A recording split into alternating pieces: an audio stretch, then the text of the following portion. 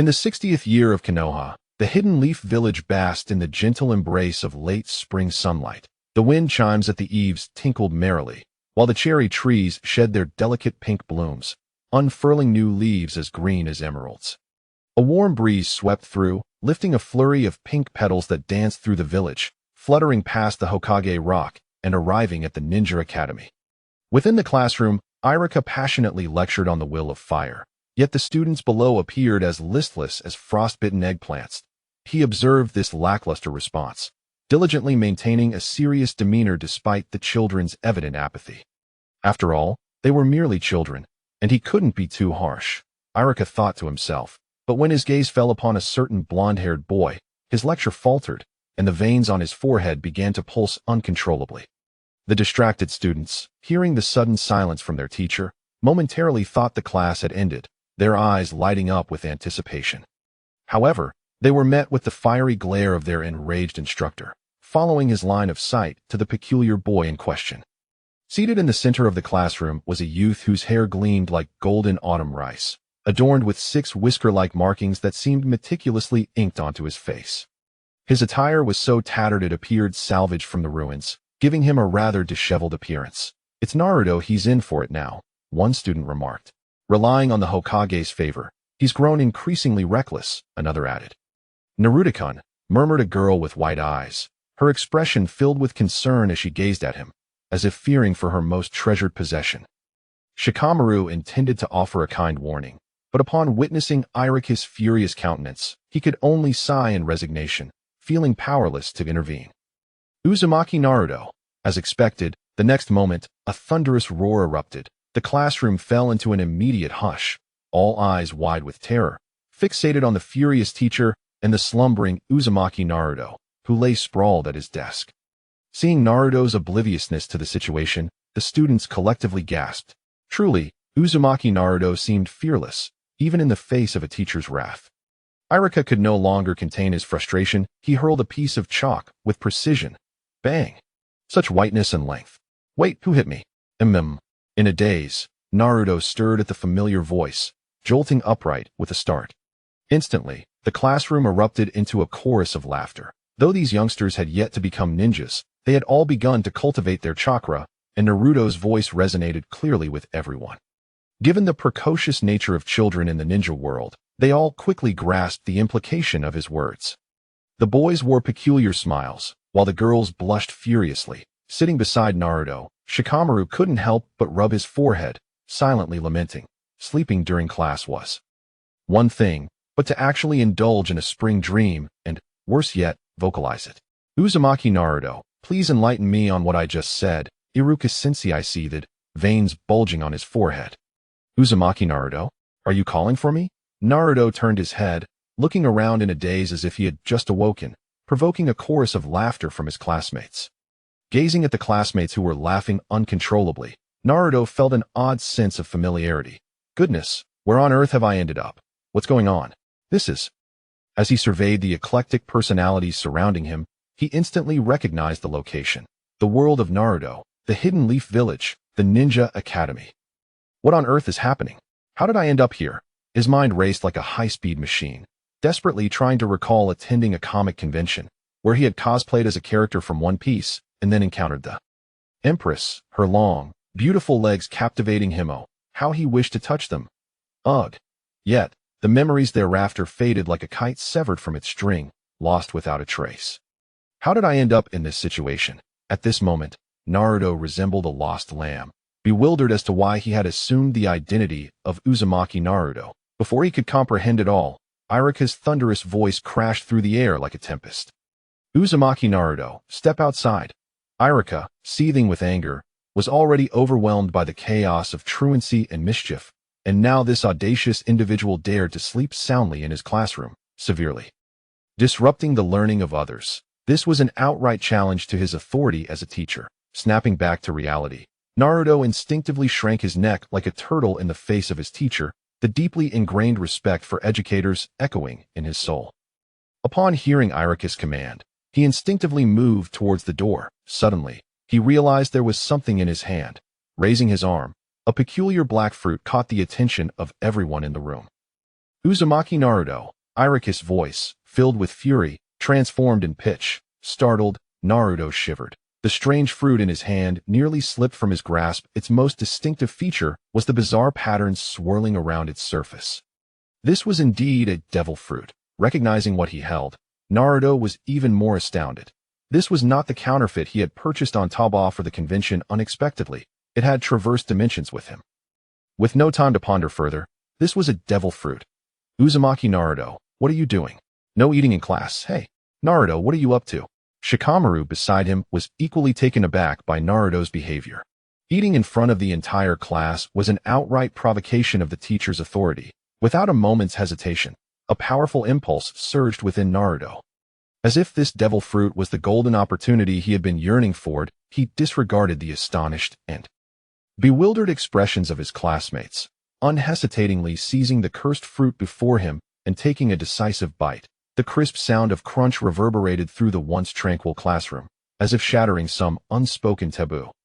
In that fleeting moment, the flesh of the fruit flooded his mouth with an inexplicable flavor, surging forth like a mighty wave, swiftly enveloping Naruto's entire palate. This taste was extraordinarily unique, one that Naruto had never encountered before. He struggled to recall the myriad of foods he had tasted, yet none bore any resemblance to this peculiar flavor. If one were to attempt a description, it bore a faint resemblance to the flavor of old Beijing's fermented mung bean juice, yet it seemed far more intense and bizarre. Despite the overwhelming wave of nausea threatening to overtake him, Naruto forced himself to swallow the cursed fruit. However, in the next instant, an uncontrollable wave of retching erupted from his throat. Ugh! The sound echoed throughout the classroom, provoking even greater unrest and astonishment among his peers. Naruto, Uzumaki. Accompanied by a furious shout, the teacher's roar resonated through the entire classroom building, drawing the attention of students from other classes. Naruto obediently stood outside the classroom door, listening to the lecture within, his eyes vacant as they gazed into the distance, as if his soul had drifted away. How did I end up in this world? Though he had become the protagonist of Naruto, the suddenness of his transportation left him somewhat disoriented, especially since he was not an orphan. He had family and friends that how exactly did I cross over? This uncertainty became his greatest source of frustration. Had no idea how he had come to be here. Nearby, a girl with white eyes covertly observed Naruto. Why does Naruto seem so strange today? Is he unwell? After what felt like an eternity, Naruto began to accept his new reality. Being Naruto Uzumaki isn't too bad after all. He is a protagonist in his own right. With this thought, he began to organize the storylines he was familiar with. As he was indeed a seasoned fan of the anime culture, he was well-versed in the plot of Naruto. Considering his current situation, Naruto quickly formed a rough impression. He had approximately 3 years left until graduation. Given that Naruto graduated at 12, he deduced that he was around 9 years old now. The ensuing plot would likely involve the massacre of the Uchiha clan, Itachi's defection, and subsequently his own graduation as he stepped onto the stage of this new world. As he mentally sorted through the narrative, he also sensed the changes within himself, having just consumed the cursed fruit. A tinge of regret flickered in his heart. Had he known he would be transported, he would have chosen a Logia-type devil fruit when acquiring his powers. Instead, he had consumed a Paramecia-type devil fruit, the shadow fruit, a capability belonging to the enigmatic Gecko Moria. While online jesters often claimed that no fruit was worthless, only the individuals who wielded them were. Given the choice, most would undoubtedly opt for the natural powers of a Logia type, with their immense destructive potential and life-preserving abilities. With a thought, Naruto felt the shadow beneath him begin to twist, yearning to rise. Naruto immediately halted, discreetly surveying his surroundings. Those familiar with the original narrative understand that Naruto's childhood was not only filled with hardship, but also subjected to the scrutiny of the Umbu. The third Hokage, that old man, would occasionally conduct surprise inspections. Should this ability be exposed, it could undoubtedly lead to complications for him.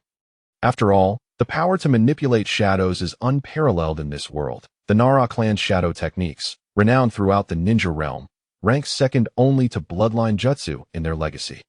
Though it is somewhat regrettable, it serves as a vital trump card for survival. He mused, exhaling involuntarily. The power of the shadow fruit is formidable, and with the precedent set by Moonlight Moria, Naruto need not fret about the path ahead.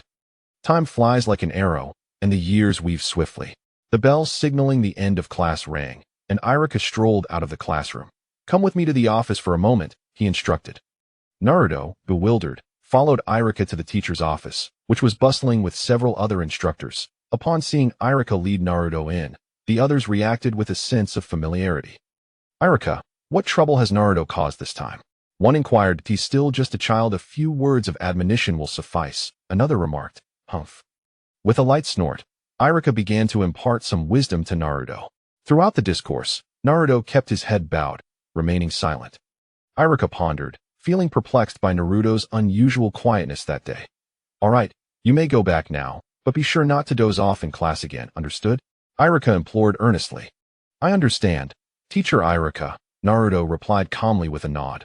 Irika furrowed his brow, questioning whether it was merely an illusion. Why was Naruto behaving so obediently today?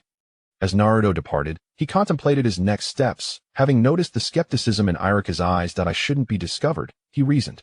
After all, this world lacks the concept of possession. A child's sudden transformation would likely not raise suspicions, as those truly concerned for Naruto are few. Moreover, possessing Naruto's memories does not equate to taking over his being. With these thoughts, Naruto relaxed and returned to the classroom. "Ugh, that loser got scolded by the teacher again," Sasuke remarked, catching sight of Naruto's entrance from the corner of his eye, unable to suppress his derision.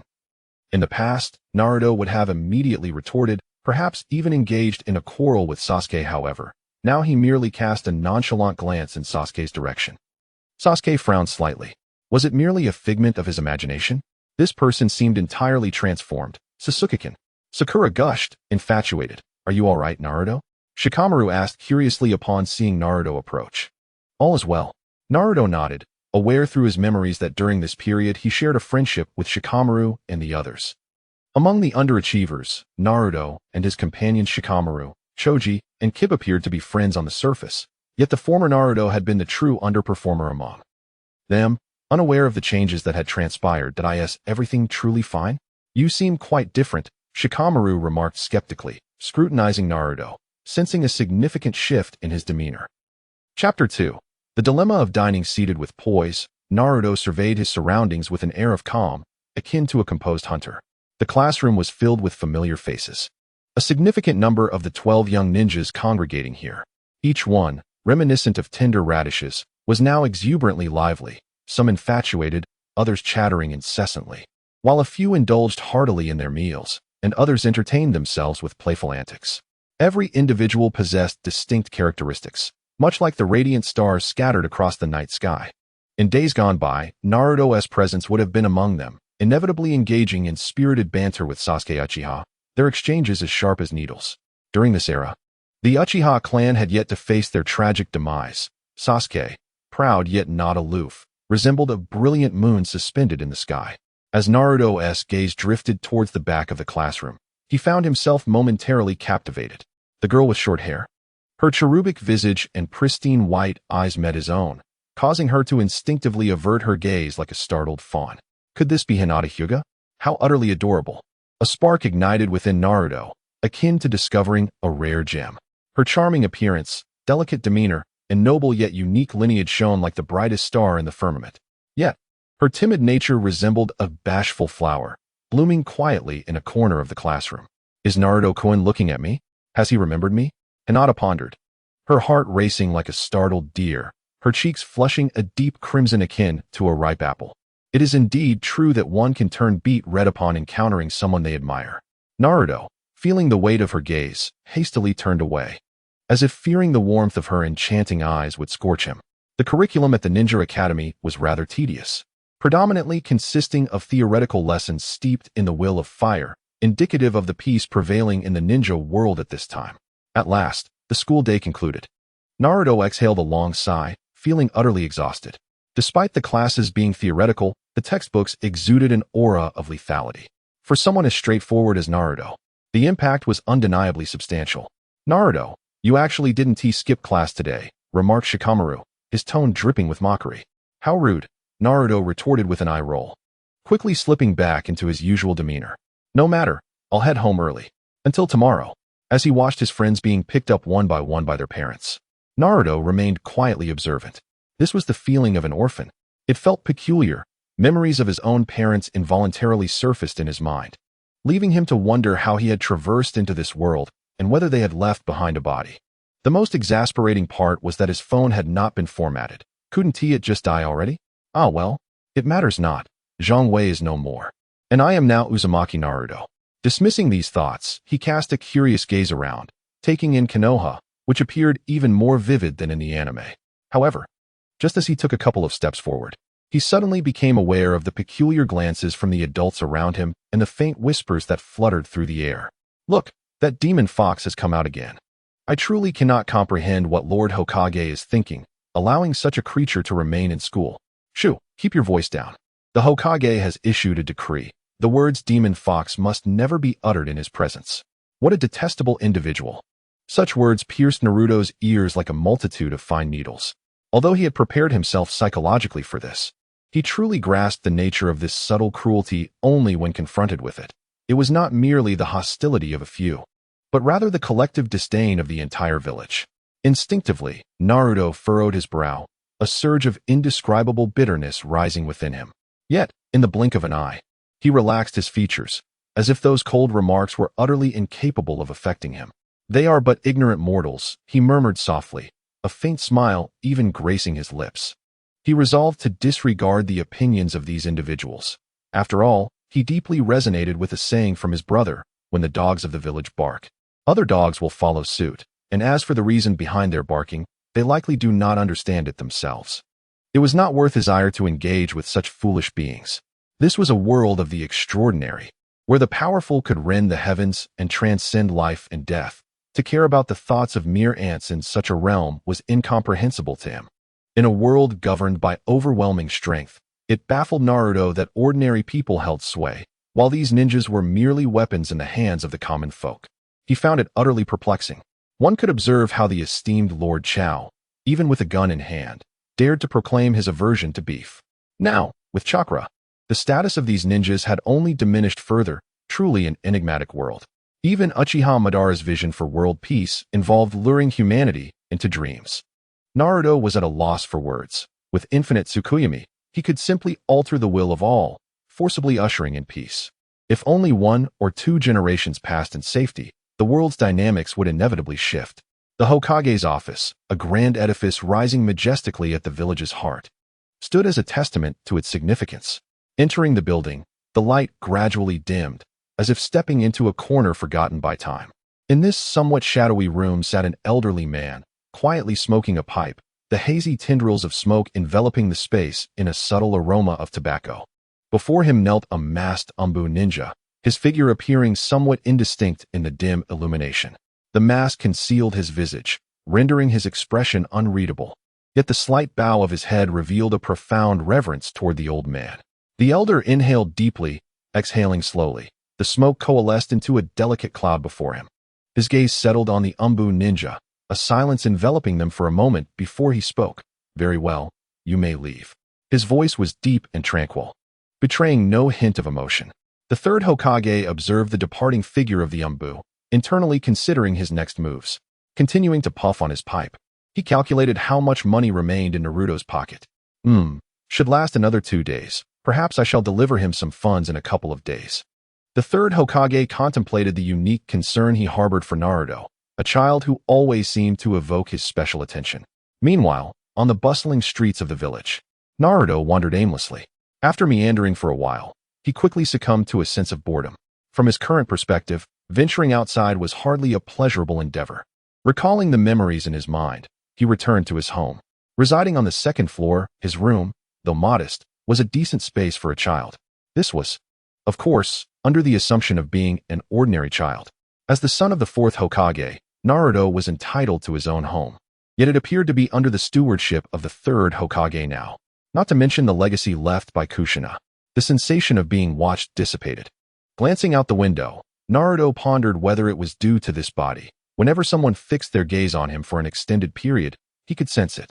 Perhaps it is a result of my mental prowess, or perhaps the devil fruit, he mused. With thoughts of the devil fruit, Naruto eagerly commenced his experimentation. With a mere thought, his shadow began to rise, transitioning from a 2-dimensional state to 3-dimensional form. A dark silhouette stood before him, appearing oddly familiar. As he beheld this shadowy figure, Naruto was reminded of supporting characters from anime, such as the little black figure from Detective Conan or the black Zetsu from Naruto. Given his current appearance, one might even mistake him for Black Zetsu. As his thoughts shifted, the shadow morphed into various forms, even transforming into that of animals. After some contemplation, Naruto seized a fruit knife from the nearby table and plunged it into the shadowy figure before him. The sensation was akin to that of striking wood. The capabilities of the devil fruit truly were extraordinary. Through this experimentation, Naruto began to grasp the preliminary understanding of his abilities. In comparison to Shikamaru's shadow imitation technique, his shadow's powers were considerably more formidable, akin to Uchiha Madara's limbo, lacking any temporal limitations or the risk of vanishing. Perhaps it was the rules of this world. Naruto discovered that in this realm, his shadow consumed chakra, and it was well known that the Uzumaki clan was characterized not by strength, but by an abundance of chakra. The consumption, however, was somewhat significant. As he continued to experiment and explore these transformations, Naruto sensed the depletion of chakra within him. Although he had yet to learn any ninjutsu, he could roughly estimate that he had expended the chakra equivalent to a mid-level jutsu. Exhaling a breath, Naruto's gaze sparkled with anticipation. In his previous life, while watching anime, he believed that one of the most powerful applications of the shadow fruit was the ability to absorb shadows into oneself. The most vivid impression was undoubtedly that of Nightmare Luffy, whose formidable power and imposing presence captivated many. The shadow seemed to embody the owner's experiences and skills. And in contrast, it felt like a waste for Gecko Moria to utilize shadows in combat, failing to harness the true potential of this fruit. With a surge of determination, Naruto envisioned his shadow slowly merging into his body. Clenching his fists, he could feel his physical prowess doubling instantaneously. Because of the influence of his shadow, Naruto found himself able to exert complete control over his own body. The human form is an extraordinarily powerful and intricate mechanism. Even a ninja cannot fully command their body, including their internal organs, hair, and tiny hairs. Yet now, with the assistance of his own shadow, he could truly master his physical being. Was this not akin to a resurrection of life? Naruto clenched his fist. Accompanied by a wave of experimentation, his stomach growled with increasing hunger. As he surveyed his surroundings, he noticed the room was stark and desolate, an unusual emptiness enveloping it. After a moment's hesitation, he resolved to open the refrigerator in search of sustenance. Upon opening the fridge, a strange odor assaulted his senses. Peering inside, he was met with a sight of moldy bread and expired milk, devoid of any other edible items. How had this person managed to survive thus far? Naruto's face involuntarily twitched, despite having harbored a foreboding sense. Confronting the reality of his home-esque condition was still difficult to accept. Was this not worse than a beggar's plight? Reluctantly, Naruto rummaged through the room, hoping to uncover some other morsels. However, apart from the expired food, he discovered merely a few packets of instant noodles. What a farce! Gazing at the instant noodles resting on the sofa, he felt a wave of helplessness wash over him. Even though his stomach was grumbling, he found little appetite for the noodles. After all, as someone with the soul of an adult, it had been many years since he had indulged in instant noodles. While lamenting, he fished a few coins from his pocket, observing the meager amount in his hand. He couldn't help but chuckle bitterly. This paltry sum couldn't even buy a bowl of ramen. Naruto felt utterly speechless. He never anticipated that upon his arrival in this new world, he would already be worrying about his next meal. Chapter 3. The goal of becoming stronger. As the sun dipped below the horizon and night enveloped the sky, the aromatic allure of dinner wafted through the home, marking a delightful moment to enjoy a meal. The streets of Konoha were saturated with the enticing scents of various foods, making one's mouth water. Within Naruto's abode, he sat helplessly on the sofa, his gaze fixed upon a cup of instant noodles. No matter how intently he stared, the noodles seemed utterly unappealing, nearly impossible to swallow. At last, his gaze drifted downward to his feet. The shadow beneath him was a pitch black, akin to ink. Suddenly, the shadow quivered slightly, as if animated, detaching from his body and transforming into a slender line that slowly extended outward. To Naruto's surprise, the first time he employed this ability was for such a trivial purpose, leaving him feeling somewhat exasperated. He shook his head, and his consciousness seamlessly shifted into the shadow. On the street, the light gradually dimmed, and street lamps flickered to life. A dark shadow slithered along the wall like a nimble serpent, moving with such speed that it was nearly imperceptible. At this moment, the barbecue restaurant was bustling with activity, alive with the sounds of patrons. In the kitchen, chefs busily prepared a variety of ingredients, creating a scene of vibrant hustle and bustle. In an unremarkable corner, a pair of obsidian eyes silently observed the surroundings.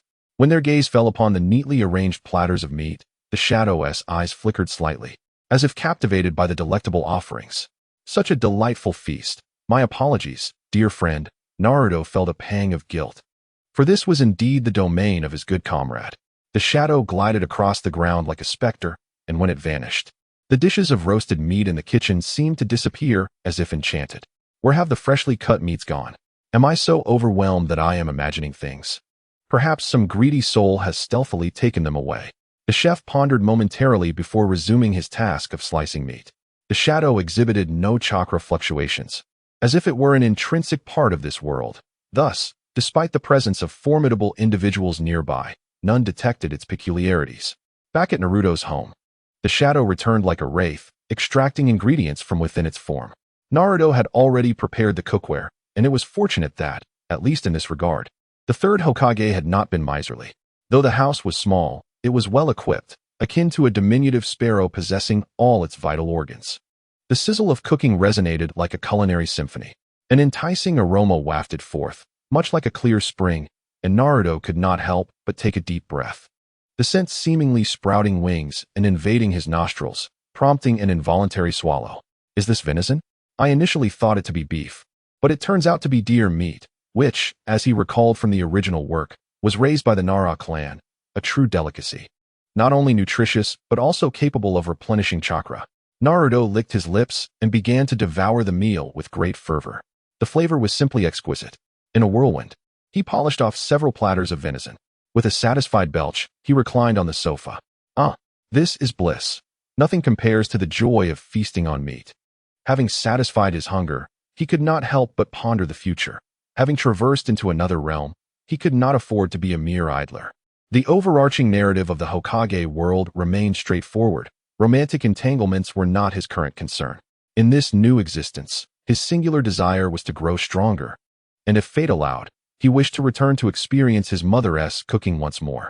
Only when venturing afar do I find myself longing for the flavors of home. Naruto murmured to himself. It is widely recognized that the essence of neon culture is inescapable, tethered to the concept of bloodlines, in narratives such as Dragon Ball, Naruto, and One Piece, where protagonists invariably revolve around this notion. In these worlds, bloodlines serve as the threshold for the strong. Without one, even the right to grow stronger is forfeited. Fortunately for Naruto, he now possessed such a qualification, a supreme bloodline, the identity of Ashura, the destined protagonist, and the formidable Nine Tails. All of this foretold that even without action, Naruto was destined to emerge as the strongest in this realm.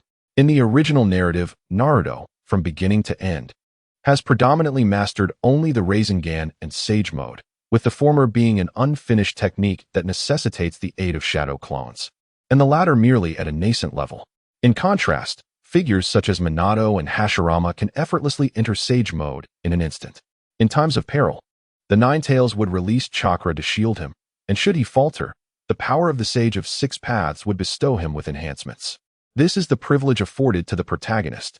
However, for modern-day transmigrators, such advantages are but a drop in the bucket. Beyond this realm, there exist even mightier beings capable of achieving true immortality. Ignorance breeds no fear, yet if one becomes aware, who would not yearn to explore such possibilities? The desire for strength is innate. Even the most unremarkable individual yearns for a chance at redemption. This is the nature of all endeavors. The beginning is invariably fraught with hardship. Yet now, he has taken his first step.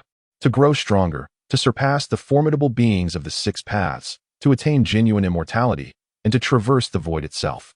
His heart is akin to a vast and tumultuous ocean, roiling with excitement, his thoughts racing like a tempest as he meticulously devises his future. In light of the current era, the path to strength manifests in three distinct avenues, with bloodline being paramount, the sole pathway on this planet. Human potential is ultimately finite.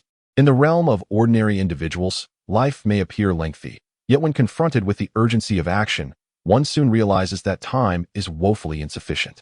This holds equally true for the time requisite for cultivation. Although ninjas have ascended to extraordinary realms, should they remain shackled by their ninja identities, the true path to immortality will forever elude them. Thus, time is a consideration that cannot be ignored. Despite the longevity of the Uzumaki clan, it is still inadequate. The origins of ninjas trace back to the Sage of Six Paths, who imparted his chakra to the progenitors of ninjutsu, ultimately leading to the lineage of the Akatsuki clan.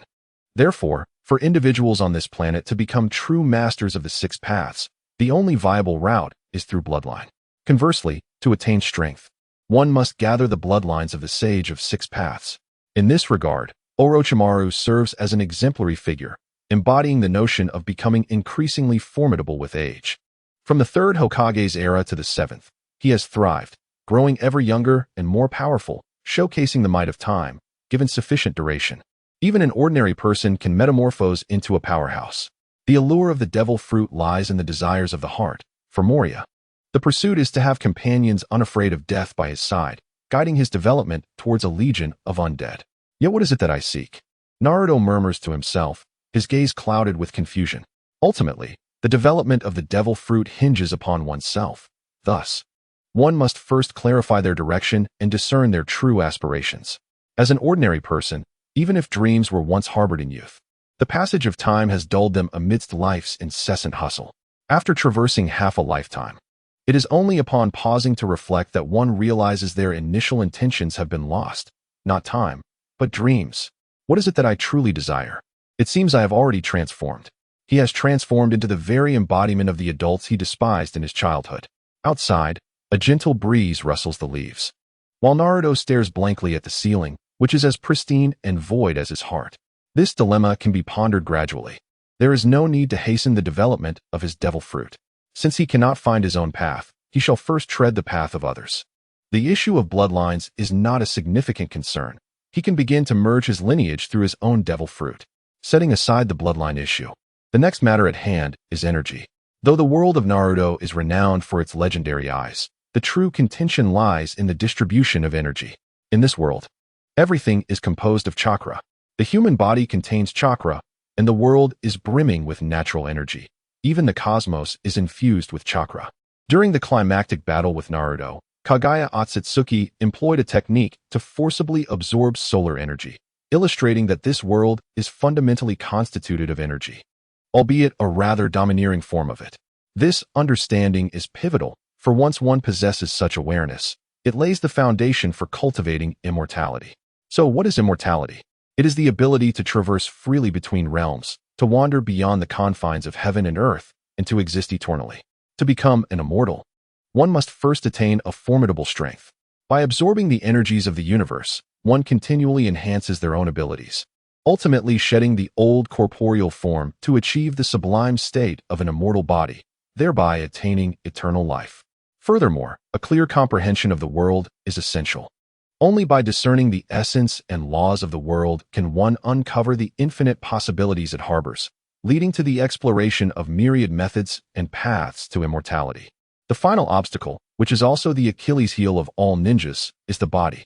Although this world boasts a plethora of physical constitutions, can one truly fathom that even top-tier powerhouses like the Five Kage or Uchiha Madara could be vanquished by a single kunai? It is a classic case of high attack but low defense, a rather grotesque system. In this regard, one must admire the third Hokage. His physique has transcended human limitations, allowing him to contend with the Eight Tails in single combat.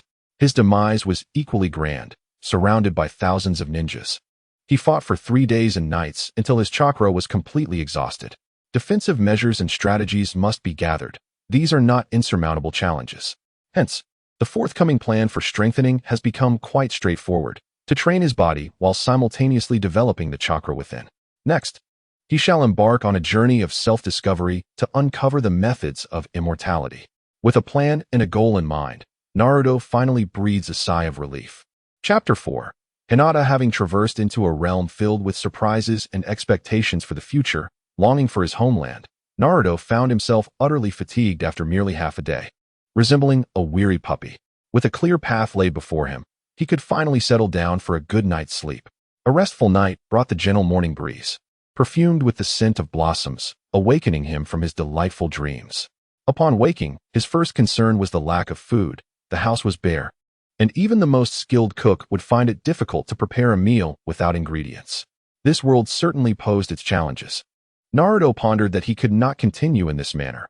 He could not resort to stealing food for every meal. However, if he refrains from theft, enduring 2 meals a day like Naruto is something he can hardly bear. Just yesterday, he had aspirations of becoming a sage, yet upon rising today, he found himself ensnared by the dilemma of hunger. With an empty stomach, Naruto felt as though his legs were made of cotton as he trudged to school. "Good morning, Naruto." Shikamaru greeted him enthusiastically as he stepped into the classroom. Yet, Naruto appeared somewhat listless, responding weakly, "Morning, Shikamaru." Observing his friend's demeanor, Shikamaru's curiosity piqued. He scrutinized Naruto's expression and, with a flash of insight, quickly deduced the cause of his current plight. "Choji," Shikamaru softly beckoned to the boy beside him, gently nudging him with his arm to draw his attention towards Naruto. Choji initially looked bewildered, but soon grasped Shikamaru's intent.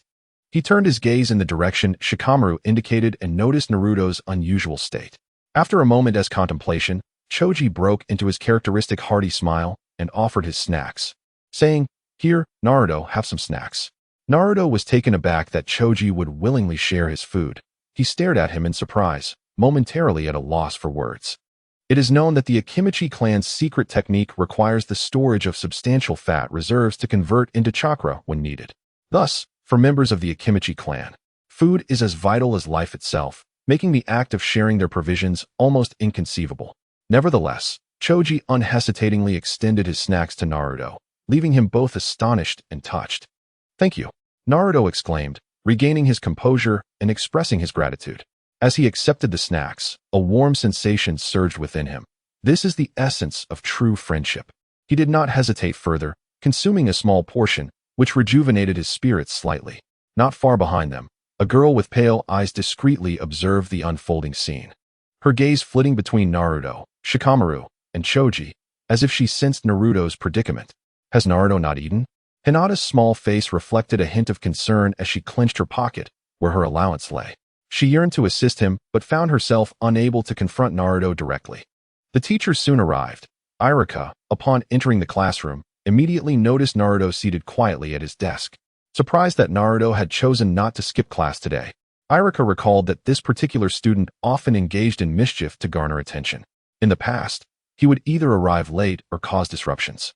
Irika held little regard for such trivial antics, as the knowledge imparted at school was often dry and theoretical, resembling a tedious script.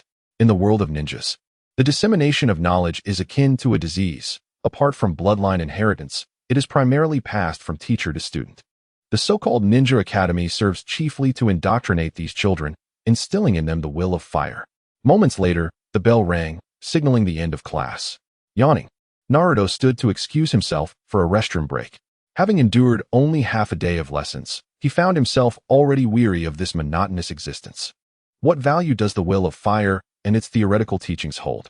They seem scarcely useful, serving merely as a form of indoctrination. What a bother! If only I could master the shadow clone technique, he mused. Naruto couldn't help but reminisce about Itachi's school days, when he would use shadow clones to attend classes in his place, allowing his real self to slack off or train. Perhaps skipping class wouldn't be such a big deal for him now. He also recalled how, in the original story, he spent most of his class time outside, playing pranks to attract attention. As he walked, he pondered these thoughts, completely unaware of a small tail following him not far behind. Hinata kept her head down, her peripheral vision catching sight of the boy ahead, her expression conflicted. One hand was buried in her pocket, gripping her pocket money tightly, causing her palm to sweat and dampen the bills within. "Come on, Hinata, you can do this. Naruto-kun needs this right now," she encouraged herself internally. Upon exiting the restroom, Naruto noticed a small head peeking out from behind a large tree. It was her. He instantly recognized her. In their childhood, she had been not only adorable, but also notably attentive to him, though her interest had often been shy and hidden, as if she were a lovesick admirer lingering in the shadows. It was no surprise that, in the original narrative, Naruto found her to be merely a peculiar figure. "Hello, Hinata. Is there something you need?" He greeted her with a warm smile. "Hello, Naruto-kun." The little girl stammered, her gaze lowered, exuding a certain cuteness. Are you waiting for me? Naruto queried, bemused. He knew her shy nature well. She had rarely spoken to him in their youth, yet here she stood before him, evidently with something to convey. Aye. Her voice was barely audible, filled with hesitation. Hinata desperately wanted to help, but felt conflicted, worried that he might misunderstand her intentions. In her nervousness, she withdrew her hand from her pocket, bending slightly to present her pocket money. The gesture resembled an apology, far from the act of borrowing money. What is this? Naruto was taken aback, initially thinking she had come to repay a debt. As he reflected, he realized they had not interacted before. The incident where he had helped her in their childhood was long forgotten by him. Had he not seen the anime, he wouldn't even have known of it. As he spoke, Hinata grew increasingly anxious, her hands trembling like leaves caught in a gust of wind. Naruto quickly regained his composure and noticed the crumpled bills in her hands, reminiscent of wilted petals. Remembering how she had been secretly watching him earlier that morning, he understood her intentions. Clearly, she had come to offer him money, sensing his hunger and lack of funds. To be honest, in that moment, Naruto felt genuinely touched. This pure sentiment was like a refreshing spring, nourishing his heart and making him, a newcomer in this unfamiliar world, feel the warmth of it. Thank you, Hinata. Since that is the case, I shall graciously accept. From this day forth, you shall be my closest friend, Hinata. Naruto accepted the other party's goodwill without hesitation, akin to receiving a precious gift. The young girl felt the cash in her hand vanish in an instant, and before she could gather her wits, she heard Naruto's words. Her eyes widened like brass bells, her heart raced, and her face flushed a deep crimson, akin to the hues of a sunset. Even her exquisitely pale ears turned a vivid scarlet. She swayed slightly, on the verge of collapsing. Naruto, taken aback, had witnessed such scenes countless times in anime, but had never encountered such a shy girl in reality. Instinctively, he reached out to steady her. Are you all right? His voice tinged with concern, while internally he felt exasperated. It was merely a few words spoken closer, and she fainted. It was no wonder that in the original story, Hinata left Naruto with the impression of being an oddball, blushing without speaking, fainting when near him. For someone who was emotionally naive, she truly was an eccentric character. I'm fine, Hinata managed to utter, suppressing the urge to faint. Well, then take a rest, Naruto suggested, understanding her condition. He positioned her beneath a large tree, giving her some space, and Hinata instantly felt much better. I still owe you my gratitude, Hinata. Once my subsidies arrive, I shall repay you, Naruto said, now calmer, awkwardly rubbing his nose. After all, he bore the soul of an adult, yet found himself in a predicament that felt akin to deceiving a young girl for money. No need. Hinata quickly waved her hands, wanting to refuse the repayment, but fearing he might misunderstand her intentions. They conversed for a while, essentially reintroducing themselves, and Naruto gained a deeper understanding of the young girl. Compared to her demeanor after graduation, Hinata had become more timid, shy, and sensitive. Her current personality was largely influenced by Naruto, embodying a blend of fragility and strength. Naruto comprehended the situation. The weight of pressure bore heavily upon her, combined with her inherently kind nature. The remedy was simple. Encouragement from those she cared about would swiftly help her character evolve. Furthermore, Hinata's Byakugan was acknowledged for its purity. Otherwise, her son Boruto would not have awakened the Jugen. Thus, in terms of bloodline potency, Hinata undoubtedly possessed the qualifications to become a formidable force. Since I have recognized you, you too must strive to become strong. With this sentiment in mind, Naruto resolved to lend a hand. Chapter 5. Cultivating Vitality Techniques. Observing Hinata, who consistently cast her gaze downward, unable to meet his eyes, Naruto understood the delicate balance of moderation. Upon returning to the classroom, as they passed by Sasuke Uchiha, he scoffed derisively. Naruto felt bewildered by this reaction and chose to disregard it rather than engage in a dispute. Both friendship and love could coexist, but passionate pursuits were better left aside.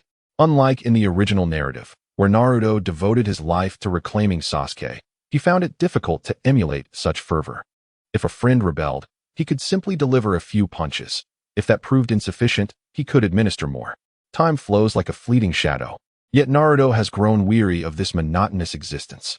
The theoretical lessons are undeniably exasperating. As the saying goes, when minds do not align, words become superfluous. At this moment, he stands as a mature adult, yet the majority of what is taught in class revolves around ideological lessons, the will of fire. This leaves Naruto somewhat speechless. to demand the youth to sacrifice themselves to protect a cadre of old men. Can this truly be termed the will of fire? The true essence of the will of fire lies in the burning of withered trees that transform into fertile soil, nurturing the growth of seeds and sheltering saplings, thereby fortifying a nation or a village. Wildfires may consume everything, but the spring breeze brings forth new life. From the most fundamental perspective, had the third Hokage sacrificed himself during the Nine-Tails incident instead of the fourth, how could Konoha have descended into its current state of decay? Let us not mention that the third Hokage was incapable of the Reaper Death Seal, for he did employ it against Orochimaru, did he not? More crucially, upon the demise of the fourth Hokage, the third eagerly reclaimed the position of Hokage.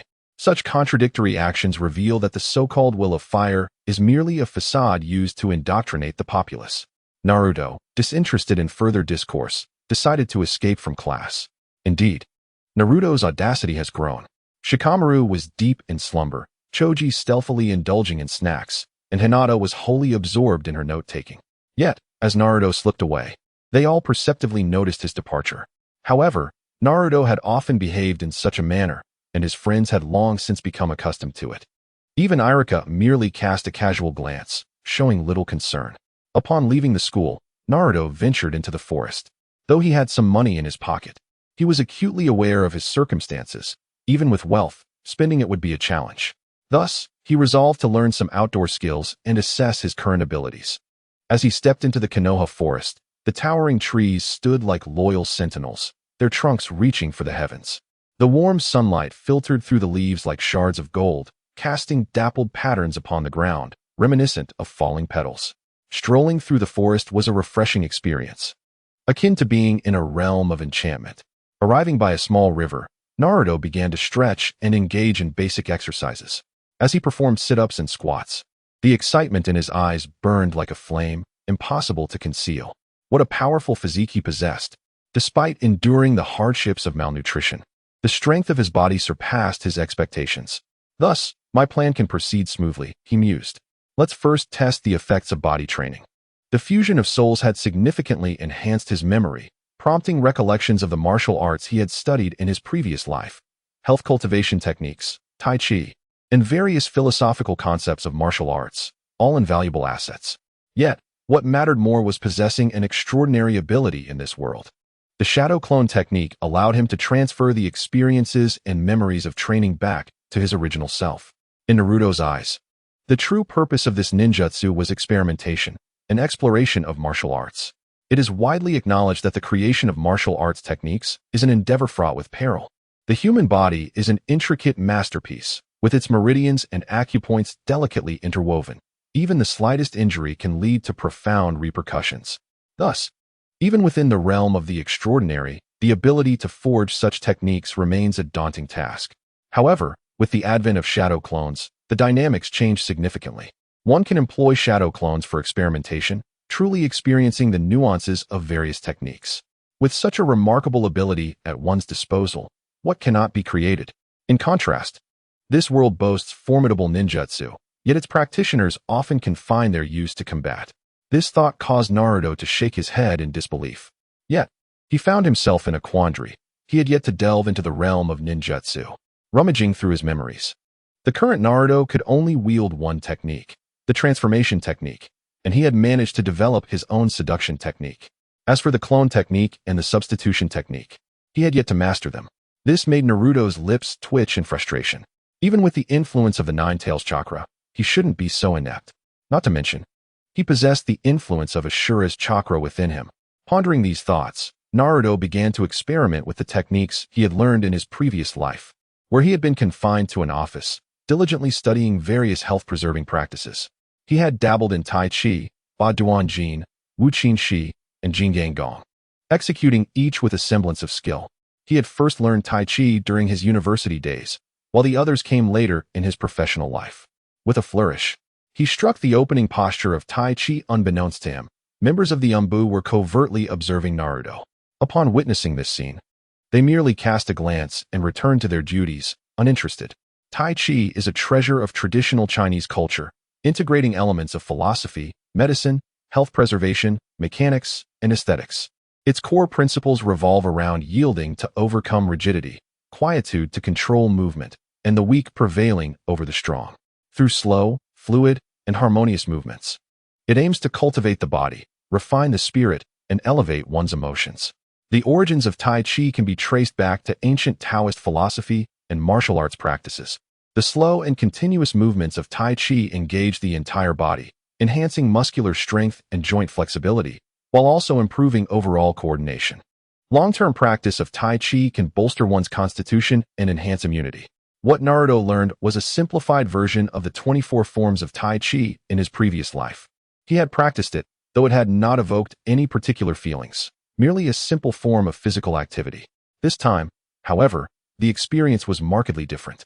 With each breath and movement, Naruto distinctly felt his chakra flowing effortlessly along his meridians, invigorating his entire being.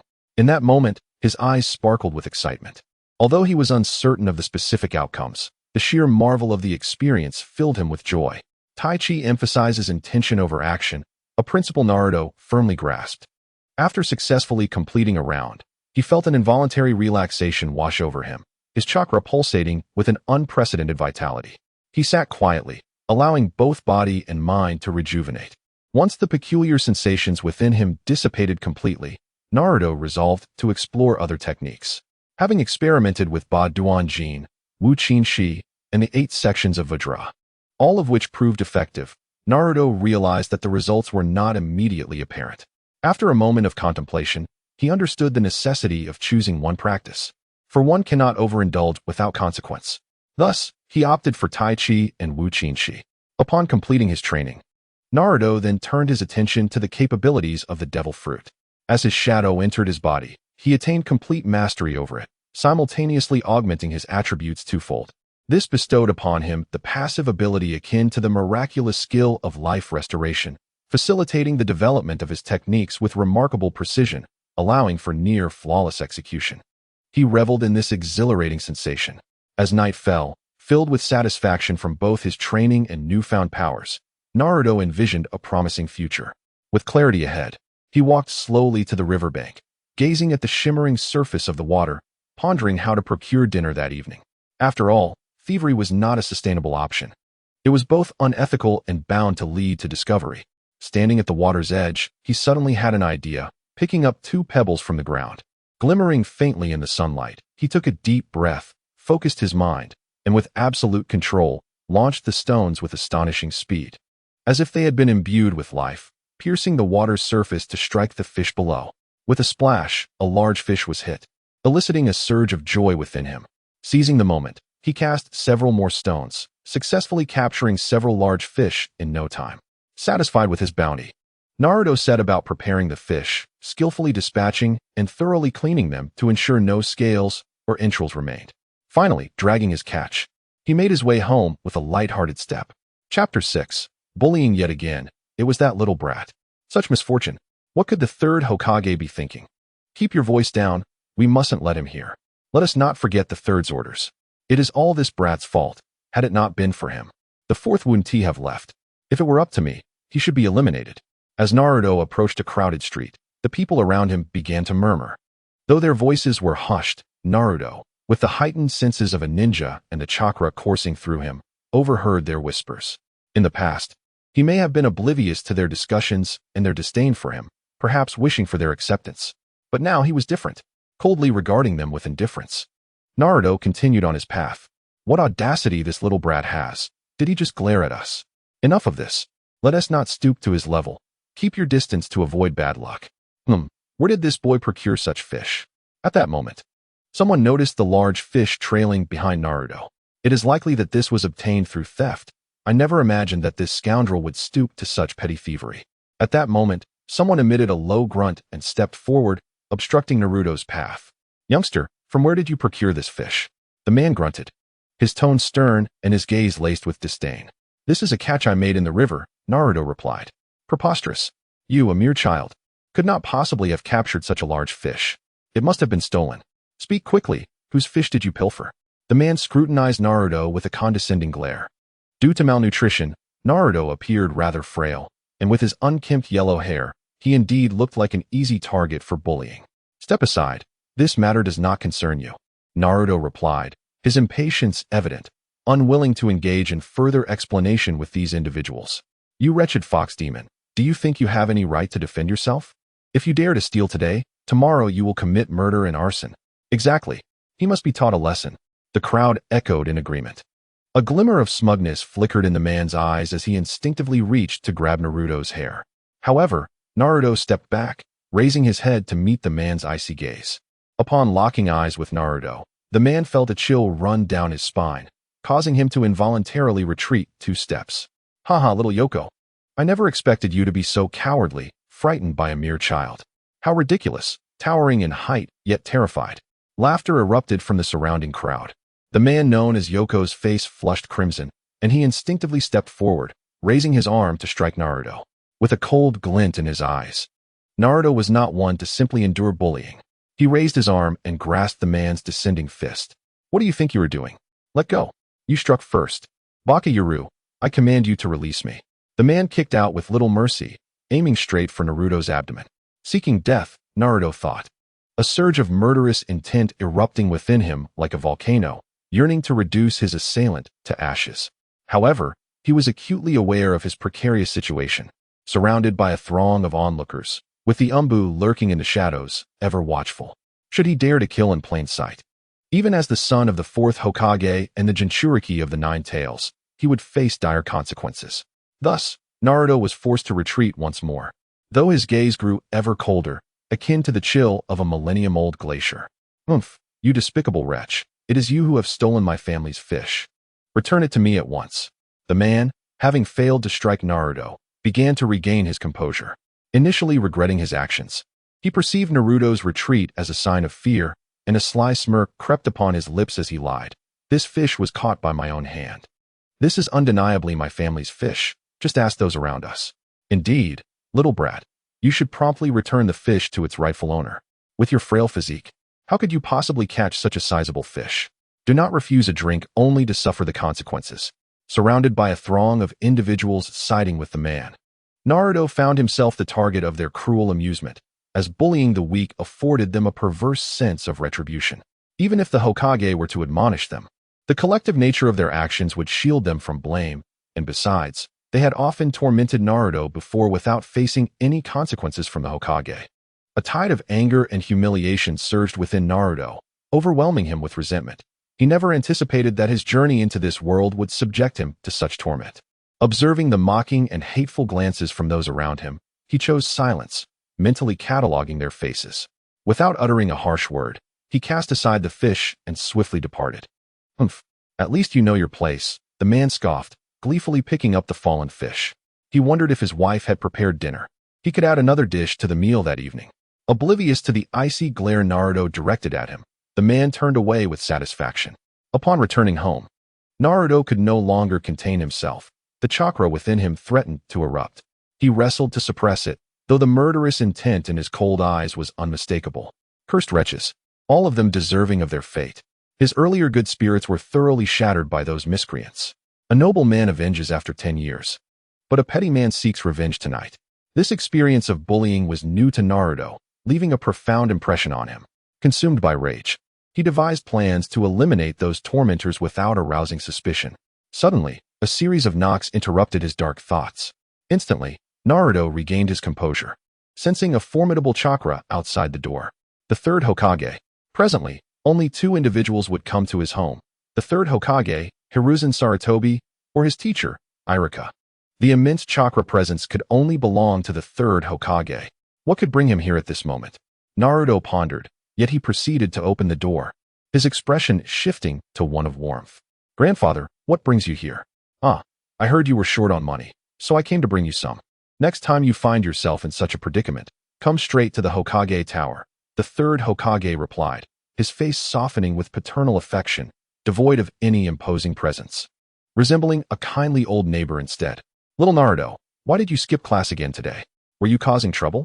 Not at all, grandfather. Someone bullied me, Naruto confessed, recounting the ordeal he had just faced.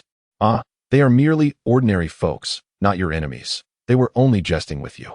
As someone destined to become Hokage, you must cultivate the heart of a leader, the 3rd Hokage remarked, seemingly dismissing the incident. He had observed the bullying from a distance earlier and now placed a hand gently on Naruto's head, imparting wisdom in a nurturing tone. After a brief lecture, the third Hokage produced a stack of money and handed it to Naruto. "Ensure you eat well, Naruto." With a smile, he took his leave. "Goodbye, grandfather." Naruto watched as the third Hokage departed, closing the door behind him, his expression instantly darkening. Forgive them. I am no saint," he murmured to himself, the murderous intent in his eyes unmistakable. On the other side of the room, a middle-aged man reclined comfortably on the sofa, a satisfied smile gracing his face. As he leisurely watched television, he eagerly anticipated the delectable fish he would soon savor. "Dear, is the fish ready yet?" he called out impatiently.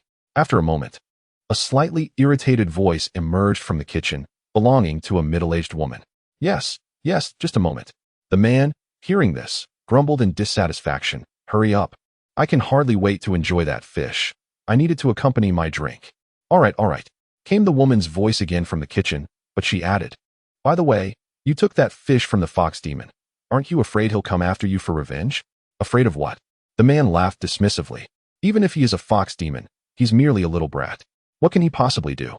His tone dripped with disdain, as if he utterly disregarded the so-called fox demon. At that moment, a sizzling sound emanated from the kitchen, followed by an enticing aroma wafting through the air.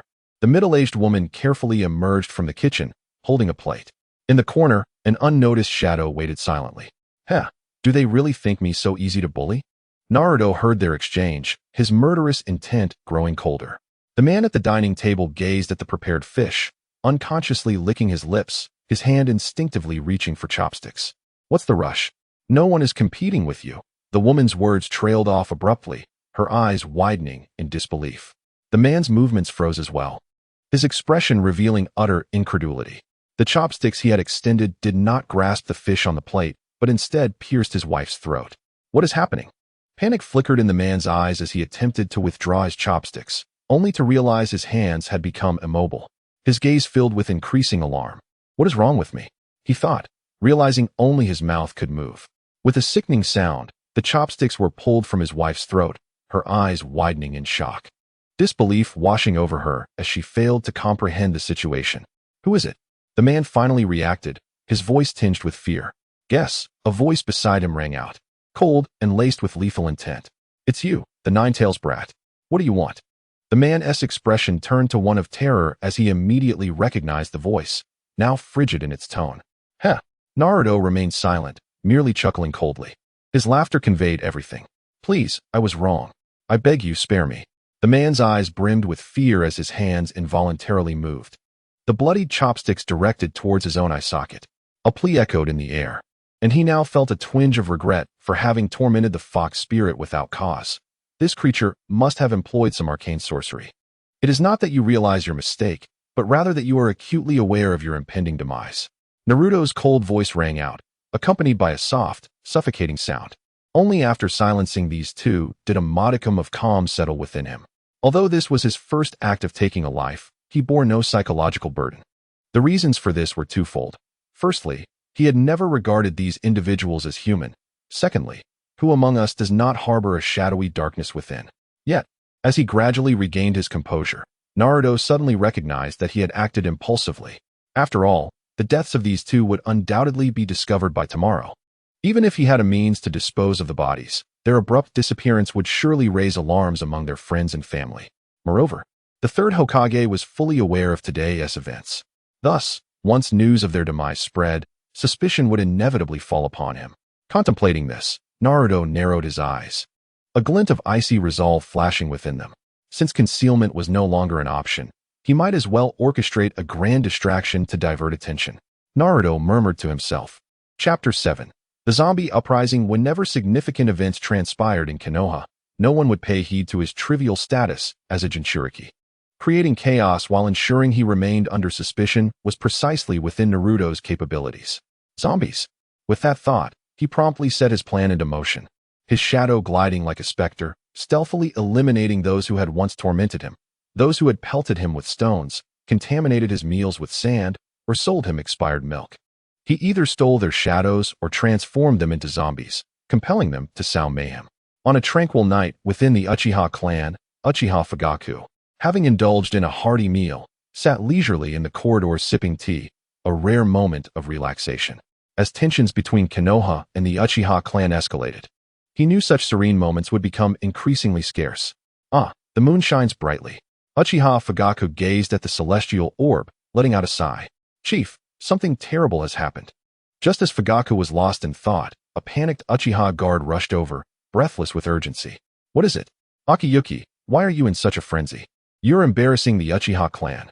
Uchiha Fugaku reprimanded, for his power granted him the composure of one who possessed the Mangeki Sharingan. Chief, it's grave news.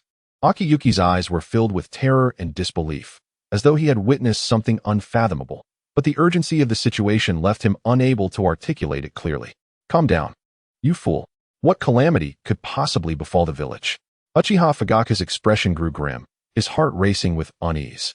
Could it be that the third Hokage and Danzo had come to confront them? Chief, there is no time. We must flee. A riot has erupted in the village. At this moment, Uchiha Akatsuki had regained his composure and hurriedly recounted the events they had encountered during their patrol. Upon hearing his account, Uchiha Fuyue's expression changed dramatically. Damn it, why was this not reported sooner? Have those individuals been subdued? As he spoke, he rose to his feet and rushed towards the scene of the chaos. Simultaneously, the commercial district of Konoha was engulfed in a maelstrom of disorder and panic. Flames soared towards the heavens. Fierce blazes licked at the structures, while thick smoke billowed, obscuring the sky. The streets were filled with the anguished cries and shouts of the populace, as if the apocalypse had descended upon them. Quick, quick, quick! Subdue him! Someone shouted in terror. Be cautious. They are merely ordinary citizens. Bind them with ropes. Yet, these villagers exhibited astonishing strength, seemingly under the thrall of some unknown force, thrashing about collectively, rendering their restraint exceedingly difficult. This is impossible. Their strength is overwhelming. Damn it, what kind of ninjutsu is this? Are they all ensnared in a jinjutsu? No, they possess awareness, yet are unable to control their own bodies. The crowd exchanged bewildered glances, none able to articulate the nature of the situation. Which village could be responsible for this? At this juncture, chaos reigned supreme, with many villagers acting as if possessed, wielding kitchen knives and various tools, attacking anyone in sight without a shred of rationality. They not only inflicted harm upon others, but also set fire to the surroundings, transforming the commercial street into a sea of flames. Initially, the community paid little heed to these aberrant behaviors, as these individuals were familiar neighbors. However, by the time they realized the gravity of the situation, it was far too late. In an instant, casualties mounted, with blood and corpses strewn across the streets. Fortunately, the patrolling team of the Uchiha clan soon detected the anomalous occurrences. They swiftly arrived on the scene, attempting to quell the insurrection. However, when they first confronted these zombie-like villagers, they suffered numerous injuries due to their negligence. The villagers' actions exceeded all expectations, catching them off guard. Once the Uchiha clan grasped the true nature of the situation, they were filled with dread, no longer daring to be complacent. They immediately reported to the higher-ups of Konoha. After all, ninjas are ninjas. Even if these zombies possessed the ability to be unyielding, they were no match for seasoned ninjas, especially those from the elite Uchiha clan. After a brief period of turmoil, all the zombies created by Naruto were successfully subdued. The once dark Konoha gradually began to illuminate, with bright faces peering out from the windows. Some curious souls glancing outside, yet hesitant to venture out. At that moment, shadows swept swiftly across the rooftops, slashing through the air. A dozen figures descended like phantoms, led by the third Hokage and his Umbu, arriving at the scene. The third Hokage's brow furrowed with deep concern, his expression gravely solemn. Having intended to rest undisturbed, he hastened to the scene upon learning of the circumstances.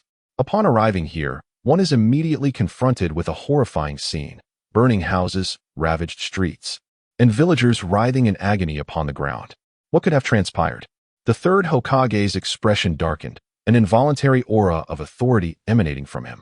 Should it have been a rogue ninja or a skirmish, his ire would not have been so provoked. Yet, witnessing the plight of ordinary villagers was an undeniable blow to his dignity as Hokage. My lord Hokage, the situation is as follows. A member of the Uchiha clan stepped forward, steeling himself to recount the events of the evening. Just then, Uchiha Fugaku hurriedly arrived, and upon witnessing the devastation, his heart sank further, compounding their misfortunes. The Uchiha clan's circumstances were already dire, and now, regardless of the instigator, the blame would inevitably fall upon them. For they served as the village's guardians. As the third Hokage listened intently, he approached the distressed villagers, scrutinizing them closely. This cannot be true. His pupils constricted, as if he had stumbled upon a most incredulous revelation. Mito Minion stepped forward, extending a hand toward a bound corpse. As his hand hovered above the lifeless figure, he seemed to touch something extraordinary, retracting his hand in an instant. How can this be? This individual is not alive. What? This discovery sent shockwaves through the assembled ninjas, who began employing their skills to examine the bodies. A collective gasp echoed as they realized the truth. What kind of technique is this? No, what kind of ninjutsu is this? These beings appear to be corpses. Could it be a puppet technique? Impossible. This is not a puppet at all. Silence. The third Hokage suddenly commanded. Fugaku was instructed to ascertain the details of this incident and to unearth the mastermind behind it. Yamashiro always sifted through the information in their minds. In a hushed tone, the third Hokage uttered a command, and a golden-haired man stepped forth. It is indeed the Hokage. While chaos reigned in the village of Konoha, Naruto remained blissfully unaffected, comfortably ensconced in his home, sound asleep. The following morning, sunlight streamed through the window, gently caressing Naruto's cheek like a warm hand. He blinked awake, stretching luxuriously, and rose leisurely to wash his face and brush his teeth. The events of the previous day seemed to have completely slipped his mind. As for the tumultuous riot, he dismissed it nonchalantly, considering it merely a byproduct of his shadow's mischief, utterly disconnected from his own reality. Besides, only such grand disturbances could divert the attention of the village's upper echelons. After freshening up, Naruto opened the refrigerator, preparing to whip up a simple yet delightful breakfast. Once his meal was finished, he stepped outside. As he reached the street, he sensed an unsettling atmosphere. The bustle of people was markedly diminished, and those who passed by wore expressions etched with panic and fear. Naruto had a sense of clarity within himself, a smile involuntarily gracing his lips. It seemed rather pleasant that no one was paying him any mind. With a cheerful heart, he entered the classroom. "Good morning, Naruto," Shikamaru greeted lazily as Naruto approached. "Good morning, Shikamaru. Would you care for a snack?" Choji offered the treats he held in his hands. "No, thank you. I've already eaten today," Naruto replied with a smile, opting not to elaborate further. His gaze then drifted towards the Byakugan girl in the back, and he offered her a gentle nod. Hinata's face flushed crimson as she lowered her head. Unable to meet Naruto's eyes, he actually greeted me first. Does he remember me? Indeed, Hinata, you are the best, she thought, her heart brimming with joy and relief at her actions from the previous day. Shikamaru noticed Naruto's cheerful demeanor and followed his gaze, looking towards the back. "When did you get to know someone from the Hyuga clan?" he inquired. "I've known her for quite some time. She is just a bit shy. So we haven't spoken much," Naruto casually explained. "Oh, have you heard about what happened yesterday?" Shikamaru, suddenly intrigued, asked. "What occurred yesterday?" Naruto feigned ignorance, knowing full well. "Well, I heard something rather terrifying. They say those people turned into corpses and still moved." Choji interjected, his curiosity piqued. "Shikamaru, you're the smartest. Have you heard of any methods to control corpses?" Ino looked at Shikamaru with interest. "Well," Shikamaru rubbed his chin thoughtfully. "Controlling corpses may seem implausible. Yet there are some means, though even if it were possible, it wouldn't account for what happened last night." After pondering deeply, he concluded that he could find no perfect solution. "Do you think this world has ghosts?" Ino asked, rubbing her arms as a shiver ran down her spine. "Enough with the fright. It could simply be some bizarre jutsu. Such matters are best left to the adults," Shikamaru said, dismissing the notion with a lazy demeanor as he rested his head on the desk. "But I heard." Ino glanced around, her expression rife with hesitation. "Heard what?" Naruto inquired, curiosity piqued. He was unafraid of revealing any secrets. Aside from the couple he had slain, the others had perished silently. Theoretically, only one person had deduced his identity. But even if they did, what of it? As long as he destroyed their brains, they could uncover nothing. As for soul-searching techniques, this world possessed them too. However, there exists a law in this realm. Once an ordinary person dies, their soul gradually dissipates. The so-called Pure Land is merely a manifestation of the Sage of Six Paths abilities. Only the strong can enter such a realm. These ordinary individuals lack chakra, and thus their souls fade away after death. This world lacks true reincarnation, so Naruto felt no need for concern. Chapter 8. The spontaneous combustion. Let me share a secret with you, but you must promise not to tell anyone. In the mountains, Konoha's Inoue darted his wide eyes around, noticing that others were similarly engaged in animated discussions about the events of yesterday. However, their knowledge was limited to the fact that a spy had infiltrated the village and caused numerous fatalities. Unlike them, the members of prominent clans possessed far deeper insights. Come on, tell us more, Dingxi exclaimed, immediately captivated, momentarily forgetting the snacks in his hands. You must have heard quite a bit about last night. But what I want to share is something that occurred this morning. As Konoha's Inoue continued, he grew increasingly cautious, instinctively glancing around before lowering his voice further. This morning, something extraordinarily bizarre transpired. Can you believe it? Ghost flames appeared in the village. Many were consumed by those white flames in an instant. A hint of terror laced his voice as he spoke of the ghost flames. Ghost flames? Shikamaru was taken aback, his expression frozen in shock. Yes. That eerie white fire could not be extinguished. I heard that many lives were lost. Konoha's Inoue whispered urgently. Inside the Hokage building, the Hokage sat upright in his designated seat, his countenance grave and solemn, exuding an aura of authority that commanded respect without anger. Below him, a group of individuals stood in perfect alignment, each bearing a serious expression, unwilling to show any sign of laxity. Seated on the sofa beside the Hokage were 3 elder advisors, also maintaining their formal posture, their gazes sharp and steady, as if they could perceive the truth behind all facades. The spacious room was filled with people, yet an eerie silence prevailed, interrupted only by the faint hissing sound of the 3rd Hokage exhaling smoke. The atmosphere was palpably tense, suffocating in its intensity. The 3rd Hokage continued to draw in smoke.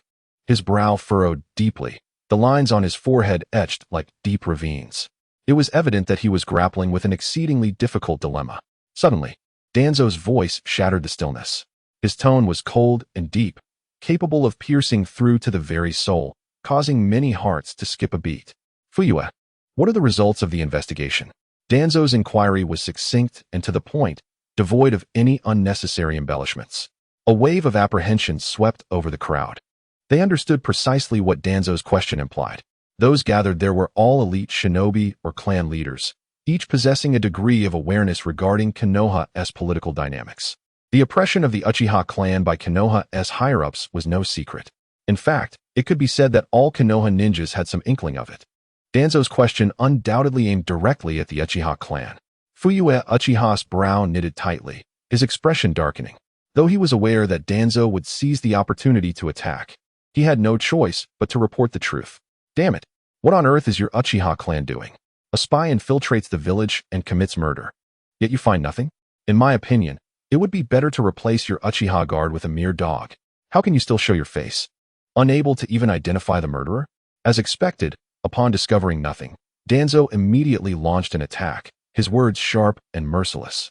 Uchiha Fugaku's face turned a deep shade of purple, yet he was rendered speechless. It was imperative for Danzo to find the culprit now. The 3rd Hokage spoke with a grave expression.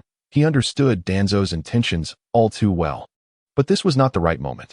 Although it presented a golden opportunity to suppress the Uchiha clan, he was far more concerned with swiftly uncovering the murderer. I suspect this is a deliberate act by the Uchiha clan. Enough, Danzo. The 3rd Hokage's expression darkened. Now, uncovering the truth is of utmost importance. Yamamoto, do you have any intelligence on your end? Mito's presence emerged to mediate, his gaze directed towards a golden-haired man standing at the front. Yamamoto, the head of the Yamamoto clan and father of Yamamoto Ino, served as the chief of Konoha's intelligence division. We have extracted the memories of all involved. They possessed no fragments of recollection at the time of their demise, having lost consciousness while in slumber. Yamamoto stepped forward, expressionless, recounting the entire situation. Upon hearing this, all present furrowed their brows in concern. What about the investigation into the special fire shield? There is no lead. Those individuals exhibited no abnormalities at the time of death. We even lack knowledge of when they were ensnared by the technique. Then what about the investigation into why they all perished simultaneously? Just then, Rika stepped forward, hesitantly surveying the crowd before voicing his speculation. The sunlight? The crowd displayed expressions of disbelief. Indeed, these individuals spontaneously combusted after exposure to sunlight. Riku nodded affirmatively. Having thoroughly investigated this aspect, it was a shared trait among all natural beings. The assembly exchanged glances, for within the ninja world, jutsu and secret arts were exceedingly diverse. Yet such peculiar occurrences were unheard of. To ignite upon sunlight exposure, what manner of jutsu could this possibly be? The group pondered deeply, ultimately directing their collective gaze towards the third Hokage, for as a scholar of the ninja world, he would undoubtedly possess greater knowledge. This must be a secret technique. Falling under the category of yang release, the third Hokage mused, his voice low and deliberate. At the Ninja Academy, upon hearing Yamamoto Ino's account, Naruto and his peers were left wide-eyed, their expressions brimming with fear. This strange jutsu indeed resembled ghostly flames. Even the most mature of children would feel a twinge of fear in such circumstances. Ghostly flames? Naruto had not anticipated their speculation to be so far-fetched. Evidently, they had yet to discern the commonality among those individuals. As for why they spontaneously ignited, well, that was because their shadows had been devoured by Naruto. Indeed, it was a consumption. In contrast, Naruto had initially developed the devil fruit's powers to enhance himself. The consumption of shadows was merely an experiment, and he had not anticipated it yielding results. However, it must be noted that the consumed shadows could only be controlled by their master until the latter was completely deceased and could not fully merge. After those individuals passed away today, Naruto felt a surge of strength within his shadow. With this newfound power in his shadow, Naruto's own body also became remarkably stronger. An extraordinary sensation as if an inexplicable energy had suddenly awakened within him, enhancing his physique involuntarily. This indicated that the ability to grow stronger by absorbing the shadows of others was indeed a viable path for development. Due to a significant event in the village, their teacher surprisingly did not attend class today, leaving them to self-study throughout the morning. However, children of such a young age lack the autonomy for self-directed learning. Asking them to study is akin to asking them to play. By noon, the ninja school did not provide lunch, compelling the children to bring their own bento from home. Even those whose homes were nearby chose not to return, instead opting to eat their packed lunches at school. Naruto had completely forgotten about this situation and found himself in a somewhat awkward position. Naruto, would you like to join me for lunch? Shikamaru seemed to sense Naruto's discomfort and extended an invitation. No, thank you. I'm in the mood for ramen, Naruto politely declined. Mindful that his companion had not brought extra food, eating alone would leave Shikamaru hungry. Meanwhile, Hinata had been attentively observing Naruto and had naturally noticed his awkwardness. She hesitated, wanting to invite him to share lunch, but felt shy about speaking in front of their classmates. Naruto was not exaggerating. As someone with experience, the quality of food was secondary to its warmth. The ultimate happiness for many in their country is simply returning home to a hot meal after a day's work. Naruto had long been curious about the taste of Ichiraku ramen. Ah, it's little Naruto. Long time no see. How have you been? At Ichiraku ramen. Perhaps due to the unusual circumstances of the day, business was slow, and the small shop was devoid of patrons at lunchtime. Come in, little Naruto. I greeted him with enthusiasm upon his arrival. Uncle Ichiraku, I'll have a bowl of ramen. Naruto said naturally as he took a seat. All right, little Naruto, just a moment. Uncle Ichiraku, with his sunny disposition, immediately headed to the kitchen to prepare the ramen. Naruto curiously surveyed the small establishment, which could only accommodate 4 diners at once, yet was adorned with a cozy decor that exuded the warmth of home. The enticing aroma of ramen wafted from the kitchen. It wasn't long before Uncle Ichiraku emerged with a large bowl of ramen, overflowing with toppings like meat rolls and fish balls. Thank you, Uncle, Naruto acknowledged, realizing he had been given special treatment. To be honest, among all of Konoha, Uncle Ichiraku was truly one of a kind, compassionate and unyielding in his care for the less fortunate, without seeking anything in return. In Naruto's most desperate moments, it was he who offered a steaming bowl of ramen, allowing Naruto to experience the delightful taste of food and the warmth of home. This is why Naruto has always regarded Uncle Ichiraku's ramen as the most delicious, and even as he grew into a hero, he still believed that Ichiraku ramen was the finest. The ramen, akin to elastic bands, is delightfully springy, and its broth is rich and flavorful, akin to celestial nectar. Without the enhancement of technology or excessive effort, it remains simple yet exquisite. The noodles exude a fragrant aroma of wheat, while the broth is as intoxicating as fine wine, ensnaring one in its allure. Truly a delectable experience. Witnessing Naruto's satisfied smile, Uncle Ichiraku's eager expression softened. The ramen here remains as delicious as ever. As Naruto indulged, he gave a thumbs up. Haha, if it's tasty, eat as much as you like. Today's meal is on me. Uncle Ichiraku beamed with joy. No need, uncle. I brought money today. Haha, little Naruto, why be so polite? You are my loyal customer. Do come by to savor it more often. Really, uncle, it's unnecessary. Chewing his food, Naruto continued to chat with Uncle Ichiraku, feeling a great delight in his company. Not only did he experience the care of a mentor, but more importantly, this was the only adult who had shown kindness to him since his arrival in this world. After a satisfying meal, Naruto dutifully paid, gaining a better understanding of the local prices. The cost of living here felt comparable to that of his previous life, giving a sense of inflation. Take the pension sent by the third Hokage yesterday. It would only cover the cost of 10 bowls of ramen for Naruto. He found himself speechless. Ichiraku ramen was already among the more affordable foods in Konoha, with only some bento boxes costing less. Chapter 9. Practicing Kunai upon returning to school, time had slipped away, and students flooded into the classroom. The room buzzed with excitement as laughter and chatter intermingled. However, Naruto remained detached, yawning lazily before collapsing onto his desk like a weary kitten, soon drifting into slumber. Time passed quietly, and before long, Naruto felt someone nudging his shoulder. Slowly raising his head and rubbing his eyes, he struggled to awaken. Naruto, class is starting. This afternoon we have practice, Shikamaru whispered beside him. Practice what? Naruto mumbled. Still disoriented, seemingly not entirely emerged from his dreams. Practicing kunai, it's certainly more comfortable than sitting in class, Shikamaru explained. How boring, Naruto complained, yearning to continue sleeping. Nevertheless, albeit reluctantly, all the students followed the teacher to the playground. In front of them, 10 meters away, stood a row of targets adorned with red circles, resembling the grinning faces of clowns. The younger students scattered about, some eagerly anticipating the practice, while others appeared somewhat lackluster. Suddenly, a wave of awe rippled through the crowd. Wow, Sasuke is so cool. Is this the Uchiha clan's throwing technique? No wonder he is Itachi Uchiha's brother. He truly is a genius. Sasuke is so cool. Following their gazes, Naruto saw Sasuke had begun his practice ahead. He stood there, expressionless, gripping several shurikens tightly in his hand.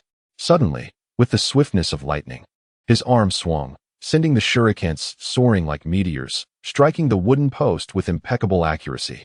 His movements were graceful, exuding an undeniable charm. In an instant, the playground erupted with enthusiastic cheers and accolades. Sasuke, feeling a swell of pride, allowed a slight smirk to grace his lips, his gaze inadvertently drifting backward. Not spotting that familiar silhouette, a frown creased his brow. In the past, Naruto Uzumaki would have already approached him, eager to provoke. Now, in the absence of Naruto's taunts, something felt amiss. It was only through Naruto's contrast that his own prowess seemed more pronounced. His peripheral vision caught a glimpse of Naruto, who, with half-closed, languid eyes, resembled Shikamaru beside him. Is it just my imagination, or has he changed significantly? Sasuke pondered inwardly. Without Naruto's provocations, he sensed a growing restlessness among the girls nearby. After a while, Naruto, feeling fatigued, leaned against a tree and sat down. Naruto, you seem to have changed a lot. What does that imply? You used to detest that arrogant Sasuke the most. Shikamaru chuckled. I still can't stand him. Naruto raised an eyebrow. You seem to have matured considerably. One has to grow. After all, Naruto realized how well he and Shikamaru were connecting. At their age, regardless of the pretensions of maturity, their essence remained childlike, evident in moments like today. Engaged in free practice with shurikens, their classmates were eager to demonstrate their abilities. Even the girls sought to impress Sasuke. Only Shikamaru and Choji, along with Naruto, remained indifferent to such displays. Choji was solely interested in food, while Shikamaru, with his maturity, understood his own needs and desires, much like Naruto. Practicing with shurikens? That's exceedingly challenging. If it came to weapons, Naruto would surely prefer swords. Lying back, Naruto and his friends shared laughter, contrasting sharply with Sasuke's diligent practice, which made him feel like a jester, extinguishing any desire to show off. This left the girls, especially Sakura, quite distressed as she noticed Sasuke's demeanor. Her gaze instinctively shifted to the lounging Naruto. Huh, is that Naruto? He seems so different. Typically, Naruto would flit around Sakura like a little sparrow, chattering incessantly to capture her attention. Yet, it seemed that the incessant chatter had vanished. At that moment, Sakura realized that Naruto had indeed changed. However, seeing everyone else practicing diligently while Naruto and his friends lounged idly stirred a sense of displeasure within her. Determined not to let her classmates remain so lackadaisical, Sakura approached the teacher nearby. Initially, during this free practice session, the teacher would not pay much attention, as only the instructor understood that these exercises were merely embellishments for some students.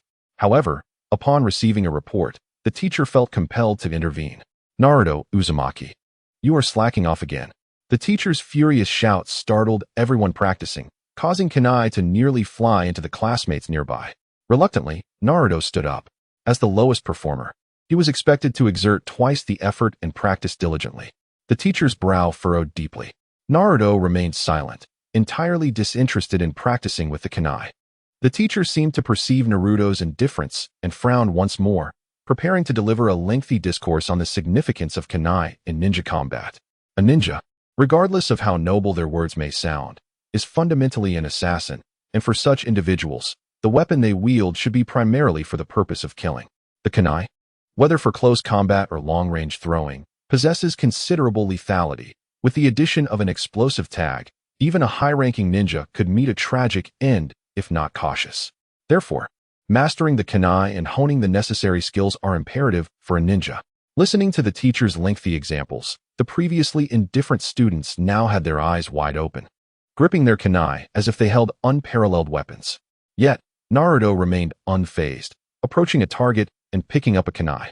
With a surge of power, he launched it. Whoosh! The kunai flew from his hand. In his mind, Naruto contemplated testing the extent of his strength. Thus, he gripped the kunai tightly and threw it with all his might. The kunai shot forth like lightning, slicing through the air with a sharp whistling sound. However, just as it was about to strike the target, an unexpected occurrence transpired. It veered off course. The kunai missed the target by a meter. Naruto couldn't help but feel a pang of frustration. He had harbored a degree of confidence in his throwing skills, having played darts in his previous life, where he could at least hit the target within 5 meters. Yet, after his reincarnation, despite inheriting Naruto's memories and skills, his body seemed uncooperative. Haha, this is hilarious. Is this fellow here to entertain us? I could throw better when I was 3. Laughter erupted from the surrounding classmates as they noticed the considerable distance between the kunai and the target, enveloping Naruto in a wave of mockery. Unfazed, Naruto focused intently on the kunai that had flown past the target. Just then, a loud crash echoed, startling everyone. Bang! They turned in astonishment to see the kunai embedded deeply into the adjacent wall, leaving only a small portion of the handle exposed. The sudden turn of events left everyone momentarily speechless. The laughter that once echoed abruptly ceased. A collective shiver ran through the crowd. Before them, embedded in the wall, was a kunai, most of its length driven deep into the surface, leaving only the tip visible. The humor evaporated, replaced by a palpable sense of dread. When had Naruto acquired such formidable strength? Shikamaru pondered. Naruto-kun. Hinata expressed her concern. Naruto seemed distracted in class, oblivious to the fact that mastery of the kunai relied on technique rather than brute force. Possessing great strength without the ability to hit a target is ultimately meaningless. The teacher's expression darkened, revealing irritation rather than indifference, reiterating that the art of the kunai lies in skill, not sheer power. With the teacher's admonition, the students regained their focus, their gazes toward Naruto now tinged with fear. How could he be so extraordinary? Sasuke Uchiha furrowed his brow. Unlike the others, he sensed a significant enhancement in Naruto's abilities through the kunai. As someone frequently challenged by Naruto, he was acutely aware of his rival's prowess. Ignoring the teacher's lecture, Naruto summoned another kunai, leaning forward as if to hurl it like a shot put. A terrifying rush of wind erupted, creating another gaping hole in the wall, crackling ominously as spiderweb-like fissures spread outward. The teacher's words faltered, his eye twitching involuntarily.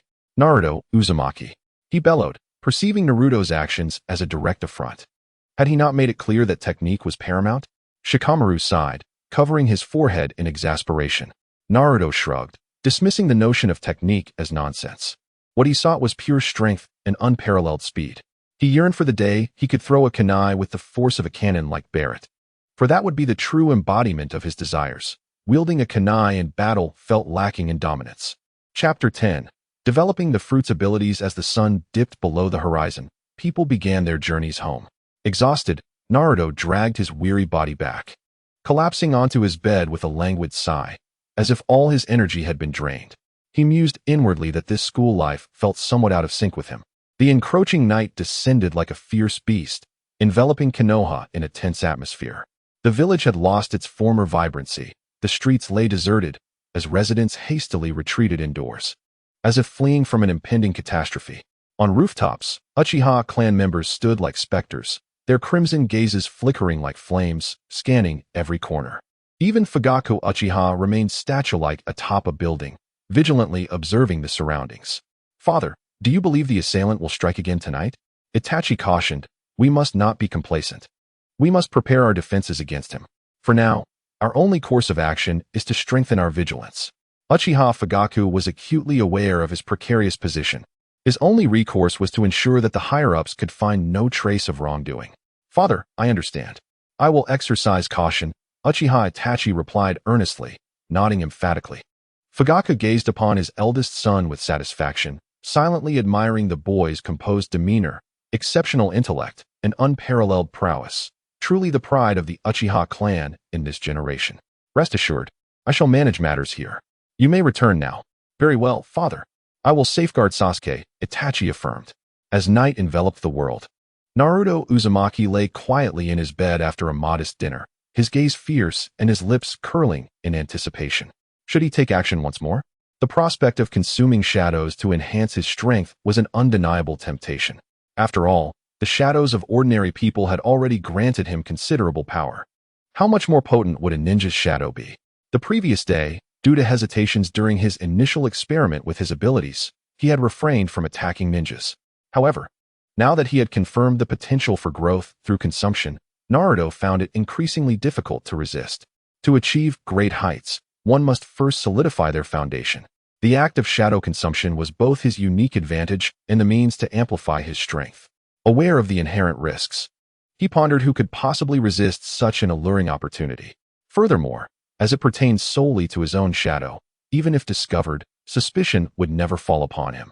With determination, Naruto's shadow began to quiver, transforming into a slender thread that swiftly detached from his form. His physical body lay with eyes closed, appearing as if in a deep slumber, while his consciousness shifted into the shadow.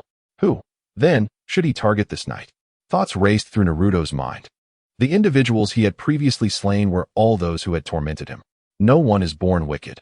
Even if he could accept the act of killing, he would not indiscriminately slay innocent people. Such behavior would be that of a madman. Thus, he needed to justify his actions with a rationale: revenge. When considering those who bore him ill will, the foremost were those who had previously bullied him, yet they had all been eliminated. Next in line were the third Hokage and Danzo Shimura, neither of whom were paragons of virtue.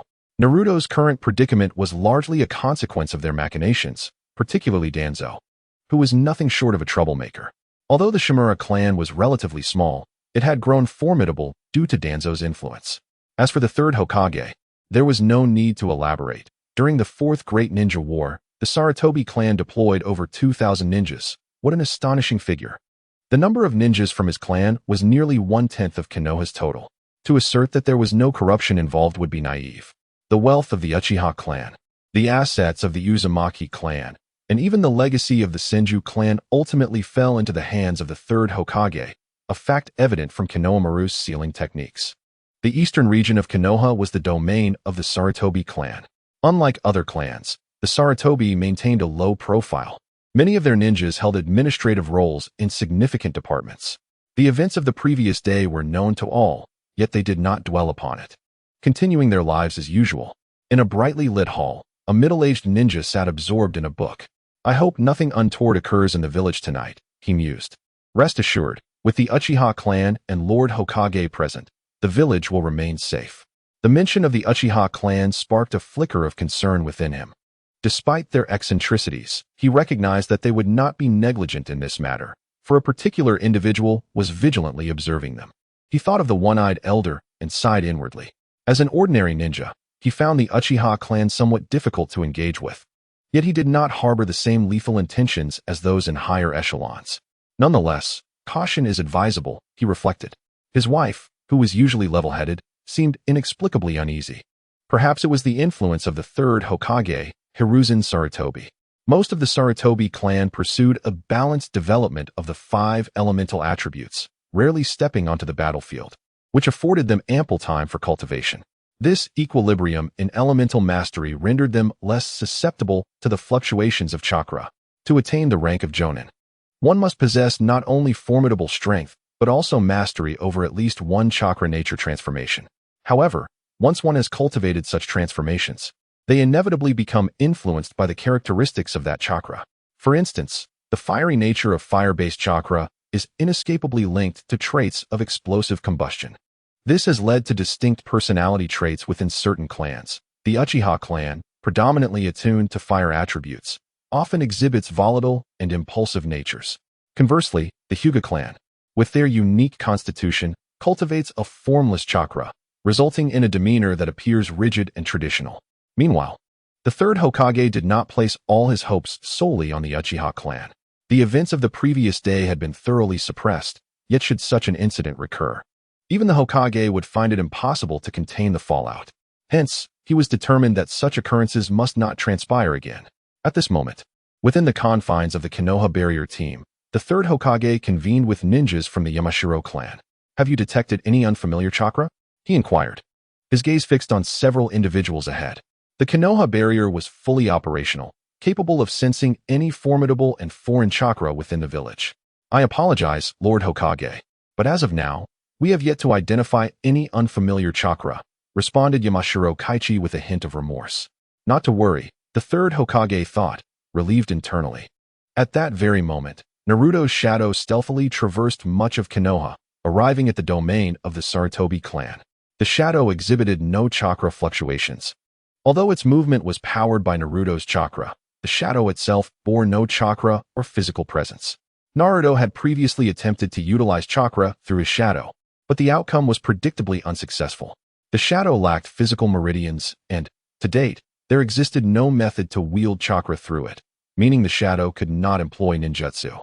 Upon reaching this location, Naruto sensed a powerful chakra emanating from within. The shadow possesses a unique perception, and within this realm, skilled individuals abound. In brief, it is a gathering of formidable masters. Naruto, utilizing his distinctive sense, swept across the area and swiftly locked onto a particular household. Hoshino felt an inexplicable sense of unease. "You are simply too anxious. Why not join me for a moment and read?" The man glanced at his wife. "Very well." The woman hesitated for a moment before approaching. Meanwhile, a shadow slithered through the crack of the door, creeping along the ground, its pitch-black eyes fixed upon the two individuals in the hall. In Naruto's perception, their strength was not particularly formidable, roughly on par with that of a ch-nin. "Let us use these two for an experiment," he mused, having never encountered them before. His choice stemmed solely from their proximity and relative weakness. Naruto stealthily approached, the dim light of night casting elongated shadows, unnoticed by the pair. Moreover, their lack of vigilance, stemming from years spent in an office, had dulled their ninja instincts. By the time they sensed something amiss, the unexpected had already transpired. An obscure figure had materialized behind them. "This is bad, who are you?" they exclaimed in unison, instinctively raising their hands to form seals. The shadow moved with remarkable speed, delivering swift strikes. Thud, thud. The muffled sounds echoed as both individuals fell unconscious. "Impressive, even for ch-nin," Naruto remarked, observing the fallen figures with surprise. He had thoroughly grasped the shadow's peculiarities. It exhibited no chakra fluctuations and could not affect the physical environment until it materialized. This meant that sounds of footsteps or air disturbances would not be produced, and without chakra presence, detection was unlikely. However, just moments before he acted, he had been noticed. It seemed he had underestimated the ninja's sixth sense, believing his own abilities to be invincible.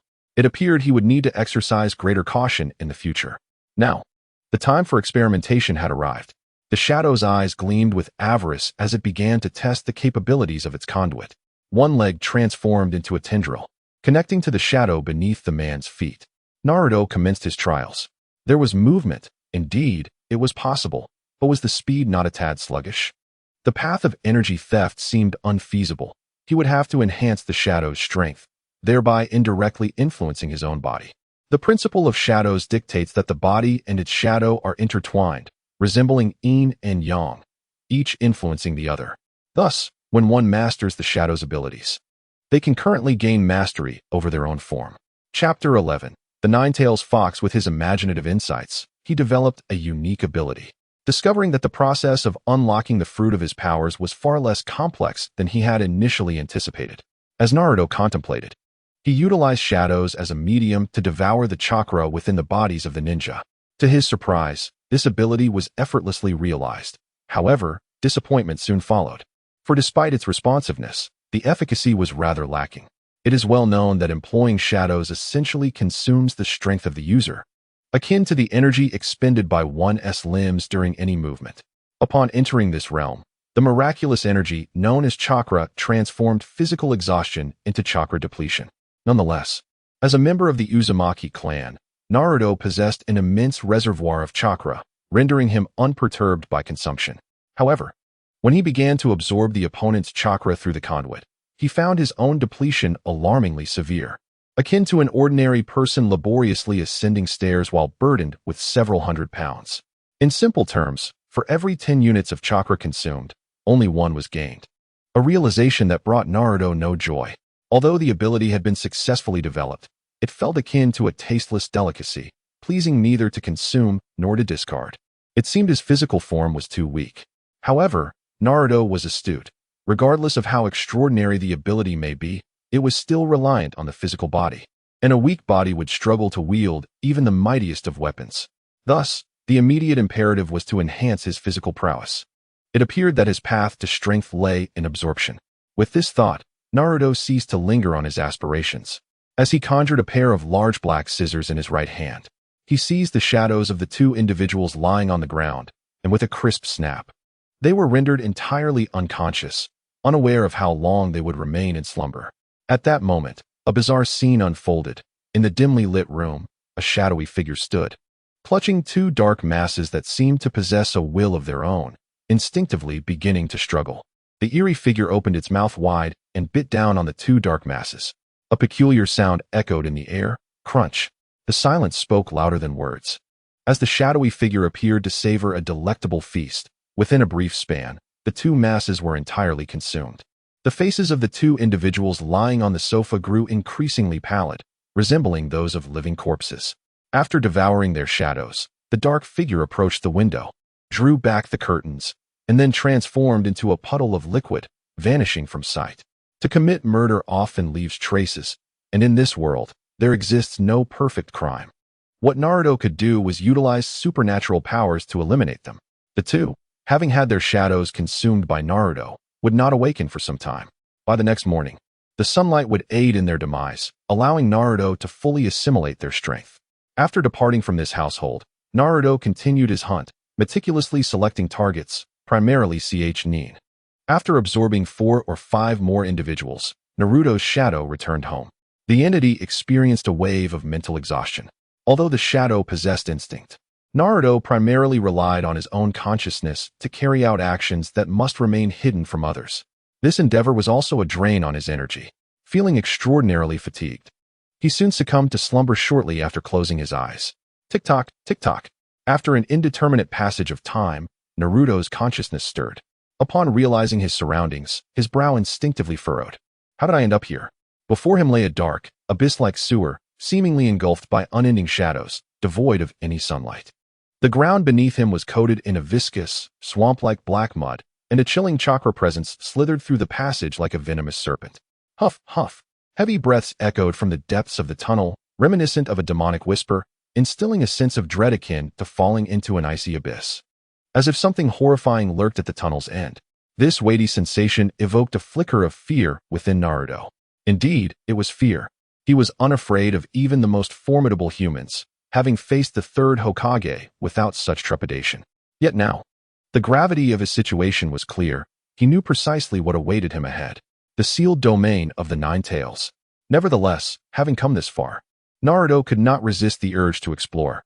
The Nine Tails, a creature of myth, was a being of legendary status, regardless of the world. Glancing down, he noticed his shadow writhe slightly, and the ability to utilize his powers here eased his apprehension. With renewed determination, he strode forward. Splash, splash. In the dimly lit sewer, droplets of water occasionally fell from above. Stepping through the shallow puddles, Naruto found this place repugnant, struggling to fathom that such a location existed within his own body. Time passed in a haze as he navigated through a mix of anxiety, excitement, and exhilaration until he finally approached the exit. The colossal steel gate loomed above him, seemingly endless, making him feel like an insignificant ant in an expansive universe. Peering beyond the gate, he could not discern what lay within, but a massive shadow lay sprawled on the ground, emanating a terrifying aura that sent shivers down his spine. The creature's breaths resonated like distant thunder, filling the air with an overwhelming sense of oppression. Suddenly, a pair of crimson eyes snapped open, resembling two blazing flames. A potent pressure, mingled with ominous chakra, surged towards Naruto from the direction of the gate, akin to a tempestuous tide. His pupils constricted sharply, upon locking eyes with those scarlet orbs. It felt as though his mind had been struck by lightning, leaving him momentarily blank. "Little brat, at last, I see you," the voice thundered, as if it emerged from the depths of the netherworld, laced with a chilling edge that sent shivers down one's spine. "The darkness within your heart has grown." The voice of the Ninetales reverberated through the air, piercing Naruto's very core like a razor-sharp blade. The Ninetales had intended to entice Naruto into tearing apart the sealing symbols on the gate, but suddenly, it noticed a change within him. As a nine-tailed fox capable of discerning good from evil, the Kyuubi immediately sensed a profound difference upon encountering Naruto. The dark aura emanated like a plague, transforming the very essence of the individual before it. It was as if Naruto had matured under the scrutiny of the Kyuubi, and indeed, this realm could be considered a reflection of Naruto's innermost world. In this unique space, Naruto's emotions mirrored clearly, like reflections in a still pond. The Kyuubi remained unaware of Naruto's tribulations and would not vigilantly observe him. During moments of ennui, it would succumb to slumber, only to awaken to a transformed environment. Previously, this realm, though shadowy like a sewer, still permitted a glimmer of sunlight. Yet upon its awakening, it had become utterly engulfed in darkness, akin to the depths of the ocean. It was at this juncture that Naruto arrived, and the Kyuubi instantly discerned an anomaly within him. The sensation of darkness enveloped him as if he had embraced it fully. Is this the legendary nine-tailed fox? At that moment, Naruto's eyes widened, devoid of any fear, replaced instead by awe, envy, and a hint of greed. The mythical creature of the nine-tailed fox is renowned across various fables for its immense power. Even from the perspective of Uzumaki Naruto's current aesthetic, the nine-tailed fox was undeniably formidable and beautiful, with its graceful form and magnificent tails that obscured the heavens. "Ah, do you desire my power? Release the seal, and I shall bestow upon you all of my strength," the Kyuubi mused. Having noticed the glint of greed in Naruto's gaze, a gaze he had witnessed far too often, these wretched humans, simultaneously fearful and covetous of his power, were no different from this impudent child. "The seal? Are you certain you wish for me to break it?" Naruto glanced upwards at the sealing symbols suspended in the air. "What do you mean, little brat? This is Konoha. Do you truly wish to escape? Just Konoha? I could obliterate them with a mere breath," the Kyuubi retorted, a hint of amusement in its tone. "Is that so? Then why are you still confined here?" Naruto scoffed, acknowledging the Kyuubi's formidable might. Yet, he understood that underestimating humanity would be folly. No matter how powerful the Kyuubi might be, it could not alter the fact that it was an energy entity, one that existed within a world harboring a unique system designed to combat such beings. Sealing techniques. The origins of these sealing techniques remain shrouded in mystery. Yet one certainty prevails. Long before the arrival of Akatsuki Kagaya on this planet, such techniques were already in existence. From their inception, sealing techniques appeared tailored to counteract these immortal beings. Whether confronting the malevolent spirits of this world or extraterrestrial entities from beyond, sealing techniques have never failed to deliver. Suddenly, the Kyuubi faltered, its embarrassment morphing into ire. An overwhelming surge of chakra erupted, seemingly attempting to mask its awkwardness. Despite the barrier of the seal, the immense chakra forced Naruto to stagger back several paces. Naruto could not help but exclaim in wonder. He was acutely aware that within him resided at most a mere half of the nine tails. Even this partial embodiment was remarkably powerful. He pondered the might of the fully realized nine tails, and the even greater strength of the 10 tails. Furthermore, there was not just one 10 tails. The Tsutsuki clan could not possibly be represented solely by Kaguya. The very thought exhilarated him. The world was vast, teeming with infinite possibilities, and the universe harbored many unknown foes that he yearned to confront. Little one, do you desire power? Release me, and all my strength shall be yours. The Ninetales noted the glint of greed in Naruto's eyes, a sight it had never encountered before. Are you certain? The third Hokage is right outside, came Naruto's retort, his expression almost mocking, as if to say, are you up for it? He's just an old man, scoffed the Ninetales, dismissing the notion with disdain. I've heard that the third Hokage is proficient in all of Konoha's ninjutsu. Suddenly, the Ninetales' pupils constricted, as if haunted by unsettling memories. The creature's demeanor shifted to one of despondency, its nine tails drooping in resignation. Observing the Ninetales' reaction, a smile involuntarily crept across Naruto's lips. If one were to contemplate the Ninetales' psychological scars, the first would undoubtedly be the Uchiha's Sharingan, particularly that of Uchiha Madara. The second would be the formidable sage of the Six Paths, thousand-handed Buddha, and the third, most indelibly etched in its memory, was Minato's dead demon-consuming seal. Just the mere thought of the third Hokage potentially employing that dreadful technique rendered the Ninetales speechless. The dead demon-consuming seal, a specialized sealing technique of the Uzumaki clan, was a jutsu that ensured mutual destruction between the caster and the target, trapping them eternally within the belly of the Shinigami, locked in a perpetual battle. This realm was a unique space, where even a creature as exceptional as the Ninetales could not perceive its other half. Chapter 12. The third Hokage's fury noticing the Ninetales' silence. Naruto felt an overwhelming sense of triumph. The Ninetales is afraid. He was well aware of the formidable nature of this jutsu, and crucially, that the third Hokage truly possessed its knowledge. As the thought of this technique loomed over them, an uneasy quiet enveloped both man and beast. The Ninetales found itself exceedingly bored, grappling with a sense of confusion. Even if it were to escape, what would it accomplish? With only half of its strength, it would still be captured, merely to be sealed by another. Contemplating this, the Ninetales lost the desire to deceive Naruto, laying down once more and closing its eyes. Naruto, however, did not mock it. Instead, his mind began to wander. He had read the original story and was mentally prepared for the existence of the Ninetales within him. Yet, encountering such a legendary creature for the first time was indeed a small shock. Unlike the denizens of this shinobi world, he did not regard the Ninetales as merely a monster. In fact, should it truly be a creature of myth, he might just be inclined to take bold actions to gain strength. As Naruto regained his composure, his mind returned to a state of rationality. The truth is, knowing something and witnessing it firsthand are entirely different experiences. Now that he had laid eyes on the Ninetales residing within him, he felt a sense of discomfort rather than elation. The notion of harboring an intelligent being within his own body was something he, as a traveler from another world, found difficult to acclimate to and accept. The Ninetales was sealed within Naruto because the fourth Hokage, aware of his impending demise, wished to leave his son with a trump card. He believed wholeheartedly that his son could tame the beast and become the perfect Jinchuriki. Even if he could not pacify the Ninetales, the bloodline of the Uzumaki clan would empower him to suppress the beast's half. However, what the fourth Hokage did not realize was that Naruto was destined to be the protagonist of this era. Even without the Ninetales, he possessed ample means of self-defense. The wood release technique was unique to Ashura. From the time of the original Ashura to Senju Hashirama, whenever faced with life-threatening situations, the chakra of Ashura would alert Naruto to impending danger, allowing him to awaken the wood release. Even if the Sage of Six Paths intervened, whether out of bias or for balance, this remained true. Now, with the powers of the Shadow Fruit, the Ninetales had lost its critical significance to Naruto. His own chakra was already vast and boundless, and with the enhancement from the shadows, he was well aware that, unlike in the original narrative, he would not be at a disadvantage. Moreover, the location of the Ninetales seal was noteworthy. The seal resided just below the navel, a position that, while lacking a specific designation in the ninja world, held particular significance for Naruto as a traveler. It represented the lower dantian.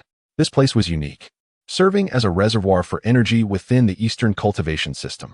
However, the ninja world did not recognize the concept of energy storage, as chakra was directly tied to the physical body and could not be easily extracted once depleted.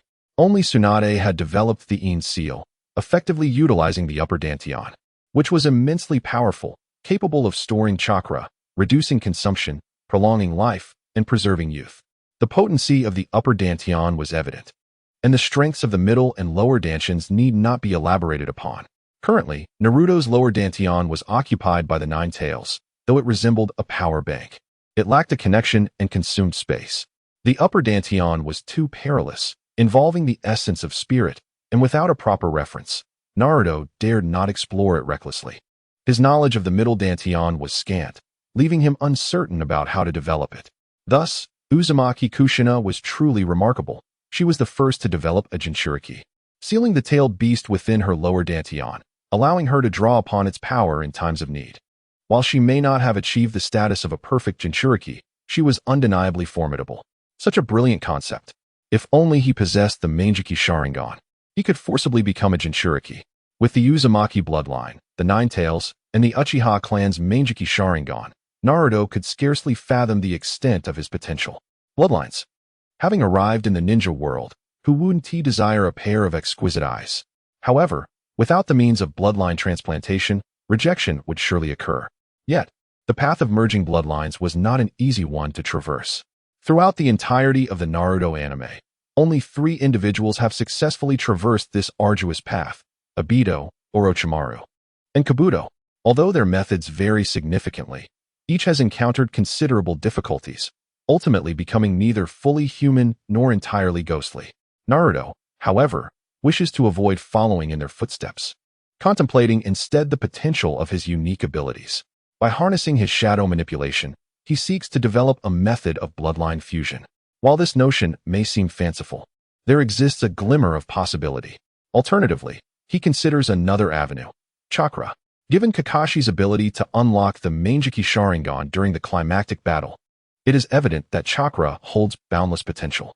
As Naruto stands lost in thought, the Nine Tails can no longer contain itself, unleashing its terrifying chakra like a volcano erupting.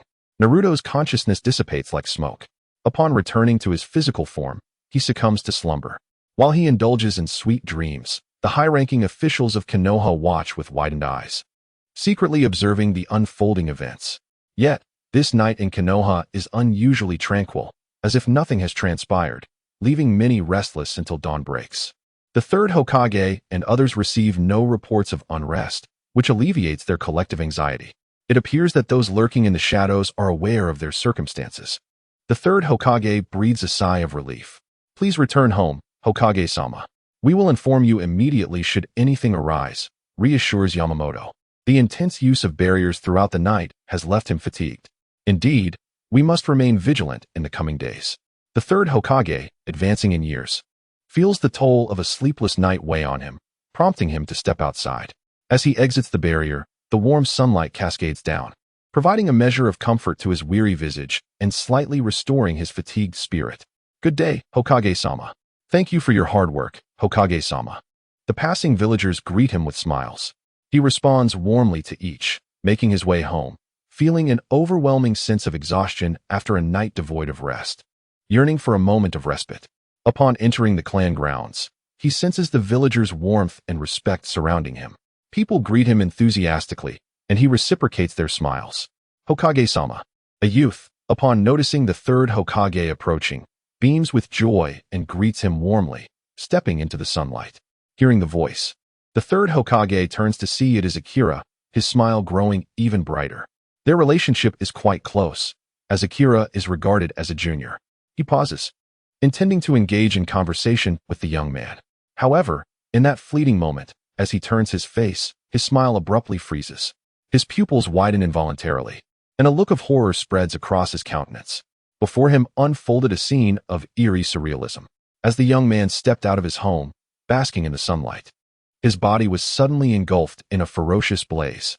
The white flames, akin to those of a demon, surged with astonishing speed, enveloping him entirely. His anguished screams shattered the air, resonating throughout the entire clan territory. The chilling sound sent shivers down the spines of all who heard it, as if he were enduring unfathomable torment. The man himself was caught off guard. In an instant, he found himself consumed by flames, and before anyone could react, His form dissipated into nothingness within mere seconds. The third Hokage stood in shock, his face betraying an expression of disbelief. How could this be possible? What in the world was happening? Why was there no fluctuation of chakra? The scene before him was too bizarre to comprehend. As the third Hokage, his prowess was well known. Despite his aging body and waning strength, witnessing a murder so close at hand without any awareness or reaction was a bitter pill to swallow. Such commotion naturally drew the attention of those nearby, who, witnessing this unprecedented occurrence, instinctively thought to protect the Hokage. In an instant, several individuals rushed forward, only to find themselves spontaneously igniting in flames. Screams of horror erupted as the fire enveloped them completely. Those present had prepared themselves psychologically. Water release, great waterfall technique. Water release, water whip. Water release, water dragon jutsu. They began forming hand seals, unleashing a barrage of water techniques. Yet, once again, an inexplicable phenomenon occurred. The white flames showed no sign of abating in the presence of these water shields. Within just a couple of breaths, those individuals vanished into wisps of white smoke. The ninjas who bore witness to this horrifying spectacle could barely conceal their astonishment. What a formidable fire technique! What on earth was happening? Why did the flames resist water techniques? Was this some form of bloodline limit? But why was there no chakra signature? The crowd grew restless, disbelief coursing through them as they pondered the nature of such a powerful fire technique. The third Hokage, having observed everything unfold, felt the weariness on his face dissipate, replaced by a countenance as grim as a stormy sky. The audacity of the enemy to slaughter his kin before his very eyes, and not just one or two, was a blatant provocation. Though he had always been benevolent, at this moment, thoughts of annihilating the foe's entire clan crossed his mind. They must be eradicated. Regardless of who wielded such dreadful jutsu, they were doomed to perish. The third Hokage's expression darkened further. He was resolute. Should he uncover the village responsible, he would avenge this blood feud, even if it meant waging war against other villages. With determination, Sarutobi Hiruzen turned and set his sights on the Hokage building. Chapter 13. Spreading rumors and slander in the early morning, sunlight streamed through the window of Naruto's home, wrapping him in a warm embrace akin to a golden veil. Slowly, he opened his eyes, releasing a grand yawn as if every cell in his body was awakening in that moment. "Ah, what splendid weather today," he murmured, stretching lazily. However, the thought of attending school soon cast a shadow over his mood. Damn it, I have to go to that boring school again. Although the curriculum was relatively light and the hours brief, Naruto found the experience utterly tedious. More importantly, he felt he was learning nothing of real value there. This sentiment gradually took root in his heart, intensifying his aversion towards schooling. I must master the shadow clone technique, Naruto suddenly resolved, speaking to himself. That way, I can use shadow clones to attend school while I pursue my own desires. With this thought, he prepared a simple breakfast, contemplating where to learn this ninjutsu. After all, the shadow clone technique was no ordinary skill. It was a jutsu of the highest caliber. Just this fact alone deterred many, as such advanced techniques typically required innate talent and strength to master. Without sufficient chakra, one could not perform this technique, as it evenly distributed chakra throughout the clones. The crux of the matter was that such high-level ninjutsu was beyond Naruto's current reach. Furthermore, such knowledge could not be stolen, as he needed to wield it himself, compelling him to seek legitimate sources. After pondering, he concluded that only the third Hokage and Hinata Hyuga might provide access to such knowledge. The third Hokage, however, would be reluctant to engage with Naruto unless absolutely necessary, leaving him with no choice but to approach Hinata. As he ate, memories of the shy girl with her bobbed hair surfaced in his mind. It's worth a try. I've truly had enough of these school days. After enjoying a delightful breakfast, Naruto swiftly packed his belongings, ready to embark on his journey to school. As he stepped onto the street, he immediately sensed a heavier atmosphere today. Passers-by hurried along, heads bowed, as if shrouded in an invisible gloom. The once bustling crowd had dwindled to a sparse few. Looking up, he caught sight of the vigilant Uchiha clan patrolling the rooftops, their crimson Sharingan scanning the surroundings, each gaze reminiscent of scrutinizing a potential spy. Meeting their piercing eyes sent a chill down his spine. Fully aware of the underlying tension, Naruto chose not to linger, quickening his pace and arriving at school with the swiftness of the wind.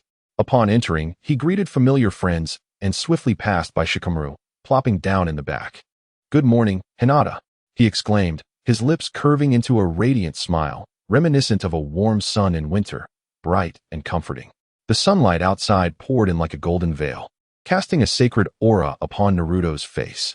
The radiance was so dazzling that the girl seated opposite him instinctively blinked, her cheeks flushing crimson like a ripe apple.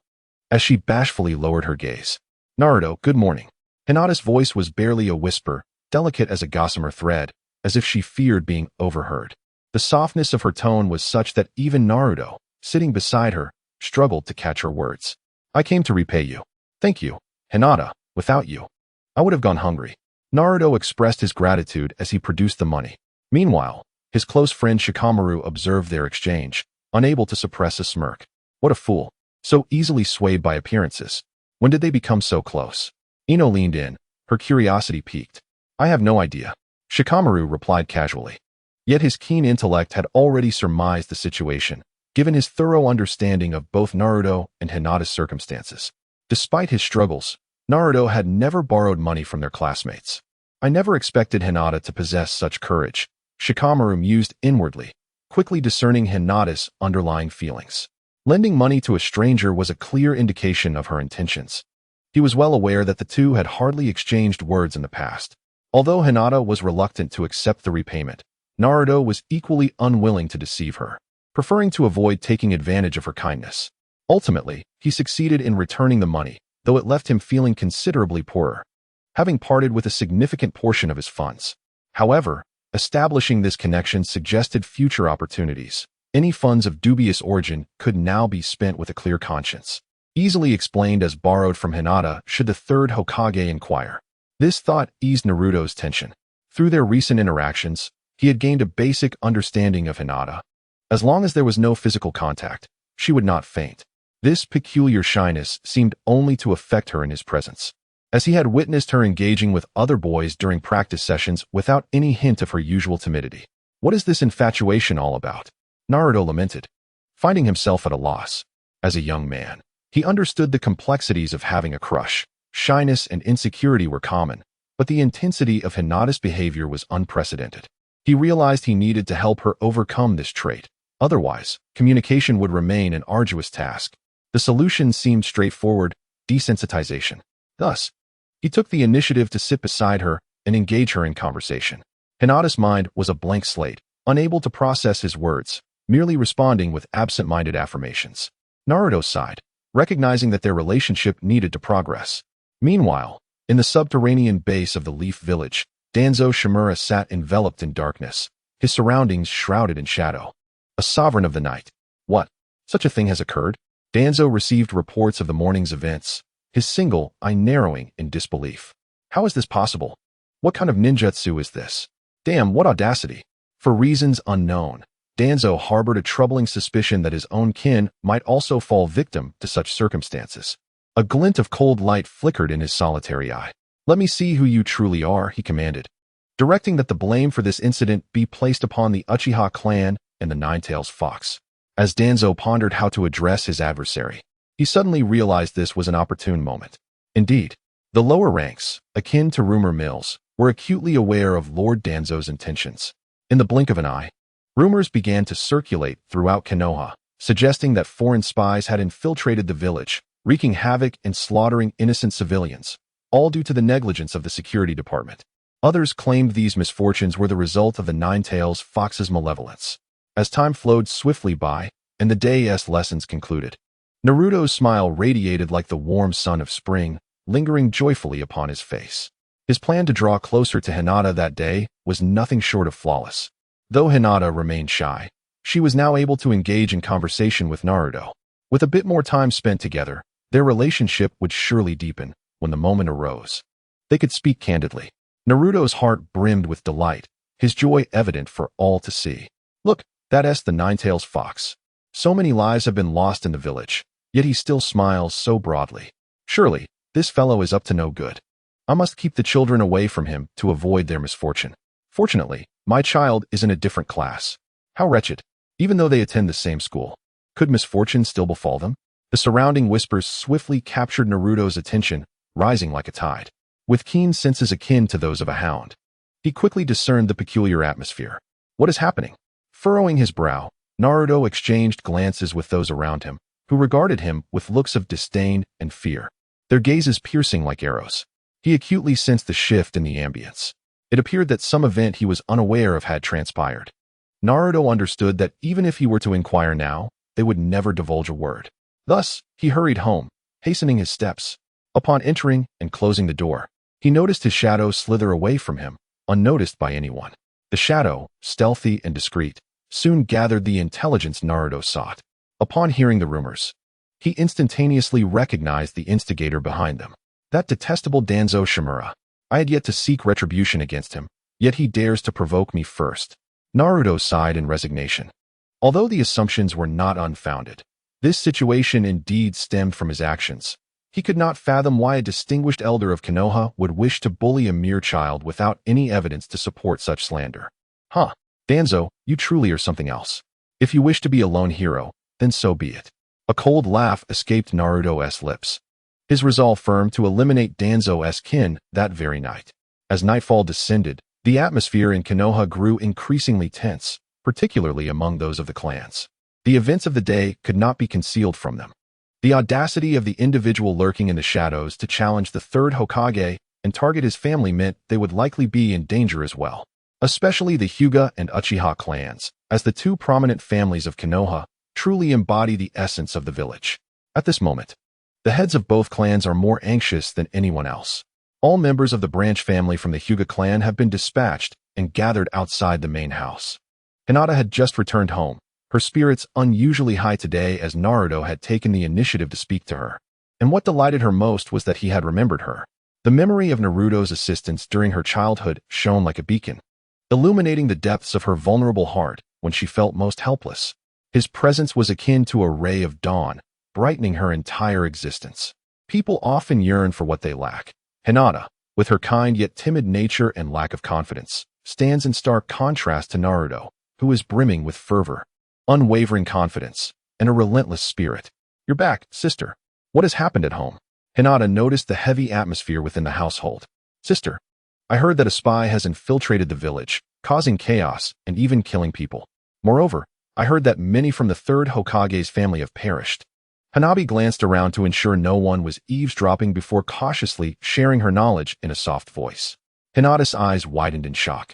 She had always been a wallflower at school, often overlooked and rarely engaging with her classmates. Although she had conversed with Naruto today, such dire matters were not something he would share with her. Thus, it was her first encounter with such grave news. Isn't this very dangerous? Don't worry, sister. Father has already dispatched many members. With the Byakugan's keen perception, it is impossible for a spy to infiltrate the Hyuga household, Hanabi assured her confidently. Meanwhile, within the Uchiha clan, Uchiha Fugaku wore a grim expression, slamming his hand upon the table. Damn it, it must be Danzo's doing. How can those people still be focused on infighting at a time like this? Fugaku had heard the rumors circulating within the village. Father, should we not clarify this rumor? Clarify? It is our duty to safeguard the village's safety. What should we do now? Uchiha Itachi furrowed his brow. Reduce the patrol personnel by 30%. Fugaku's eyes narrowed, a glint of coldness flashing within. But, father, wouldn't this be? Itachi hesitated, fully aware of his father's intentions. If they were to bear the blame, it would be more prudent to retain personnel within the clan to protect their own. Given the audacity of the perpetrator, who dared to strike even at the third Hokage, it was evident that their clan was also in peril. Rather than safeguarding the ordinary villagers, it would be wiser to ensure the protection of their own kin. If they cannot endure, do not blame us for being ruthless. If the Hokage wishes to lay blame, then let them, Uchiha Fugaku stated coldly. As the last vestiges of twilight faded away, the world was engulfed by an endless darkness, and the village of Konoha seemed to be shrouded by an invisible giant hand, sinking into a deathly silence. Everyone was acutely aware that the spy was about to make his move, yet no one knew which clan would be his target this time. After relishing a splendid meal at home, Naruto leisurely tidied his room, attending to chores with an unhurried demeanor, as if he were an utterly ordinary individual. As the night fully descended outside, he cast an expressionless glance and coldly remarked, "A moonless night, perfect for murder." He turned and approached the sofa, gradually reclining. His eyes shut tight as his consciousness delved into the shadows, which subsequently detached from his corporeal form. The Uchiha clan, in stark contrast to others, was led by Shimura Danzo, an exceedingly self-centered individual. Upon ascending to the esteemed position of elder in Konoha, he did not devote his efforts to nurturing the members of his clan. What bonds of blood and kinship? In his eyes, they paled in significance compared to the security provided by his roots in the village. Consequently, Danzo wielded his power exclusively to fortify his own faction, which was formidable enough to rival the Umbu of the third Hokage. In comparison, his clan experienced minimal growth, its numbers dwindled, and due to Danzo's influence, its members were reluctant to openly acknowledge their surname. Do not underestimate Danzo. Within the village, he was regarded as a venerable advisor, the hidden root of Konoha, a figure that instilled fear in all ninjas. His notoriety extended far beyond the village, earning him the title of the darkness of the ninja world, a master of manipulation, assassination, and ambush. He sought to involve himself in all matters. He often engaged in thankless endeavors, such as when he orchestrated a covert attack against the Akatsuki organization, driven by a mere suggestion from Hanzo, with the intent of inciting chaos in the Hidden Rain village. In the murky depths of night, a shadow flitted across the ground, swiftly arriving at an unfamiliar location, its pitch-black eyes fixed upon a room ahead. This was the residence of the Shimura clan. Apologies, but Danzo has offended me, Naruto resolved within himself, determined to eliminate everyone present. The shadow began to writhe, extracting a vial of poison from its being. This time, Naruto had come prepared. Within the wooden courtyard, a man sat, his expression fraught with anxiety. The events unfolding in Konoha had spread throughout the clans, and the man was apprehensive, fearing that such calamity might soon befall him. "Kuzukabe, are you still worried?" he inquired. "Perhaps we should hide away for a few days? Is it truly necessary? Staying here makes me feel exceedingly uneasy." The conversation between the man and his wife was abruptly interrupted as he suddenly felt drowsy. "This is bad."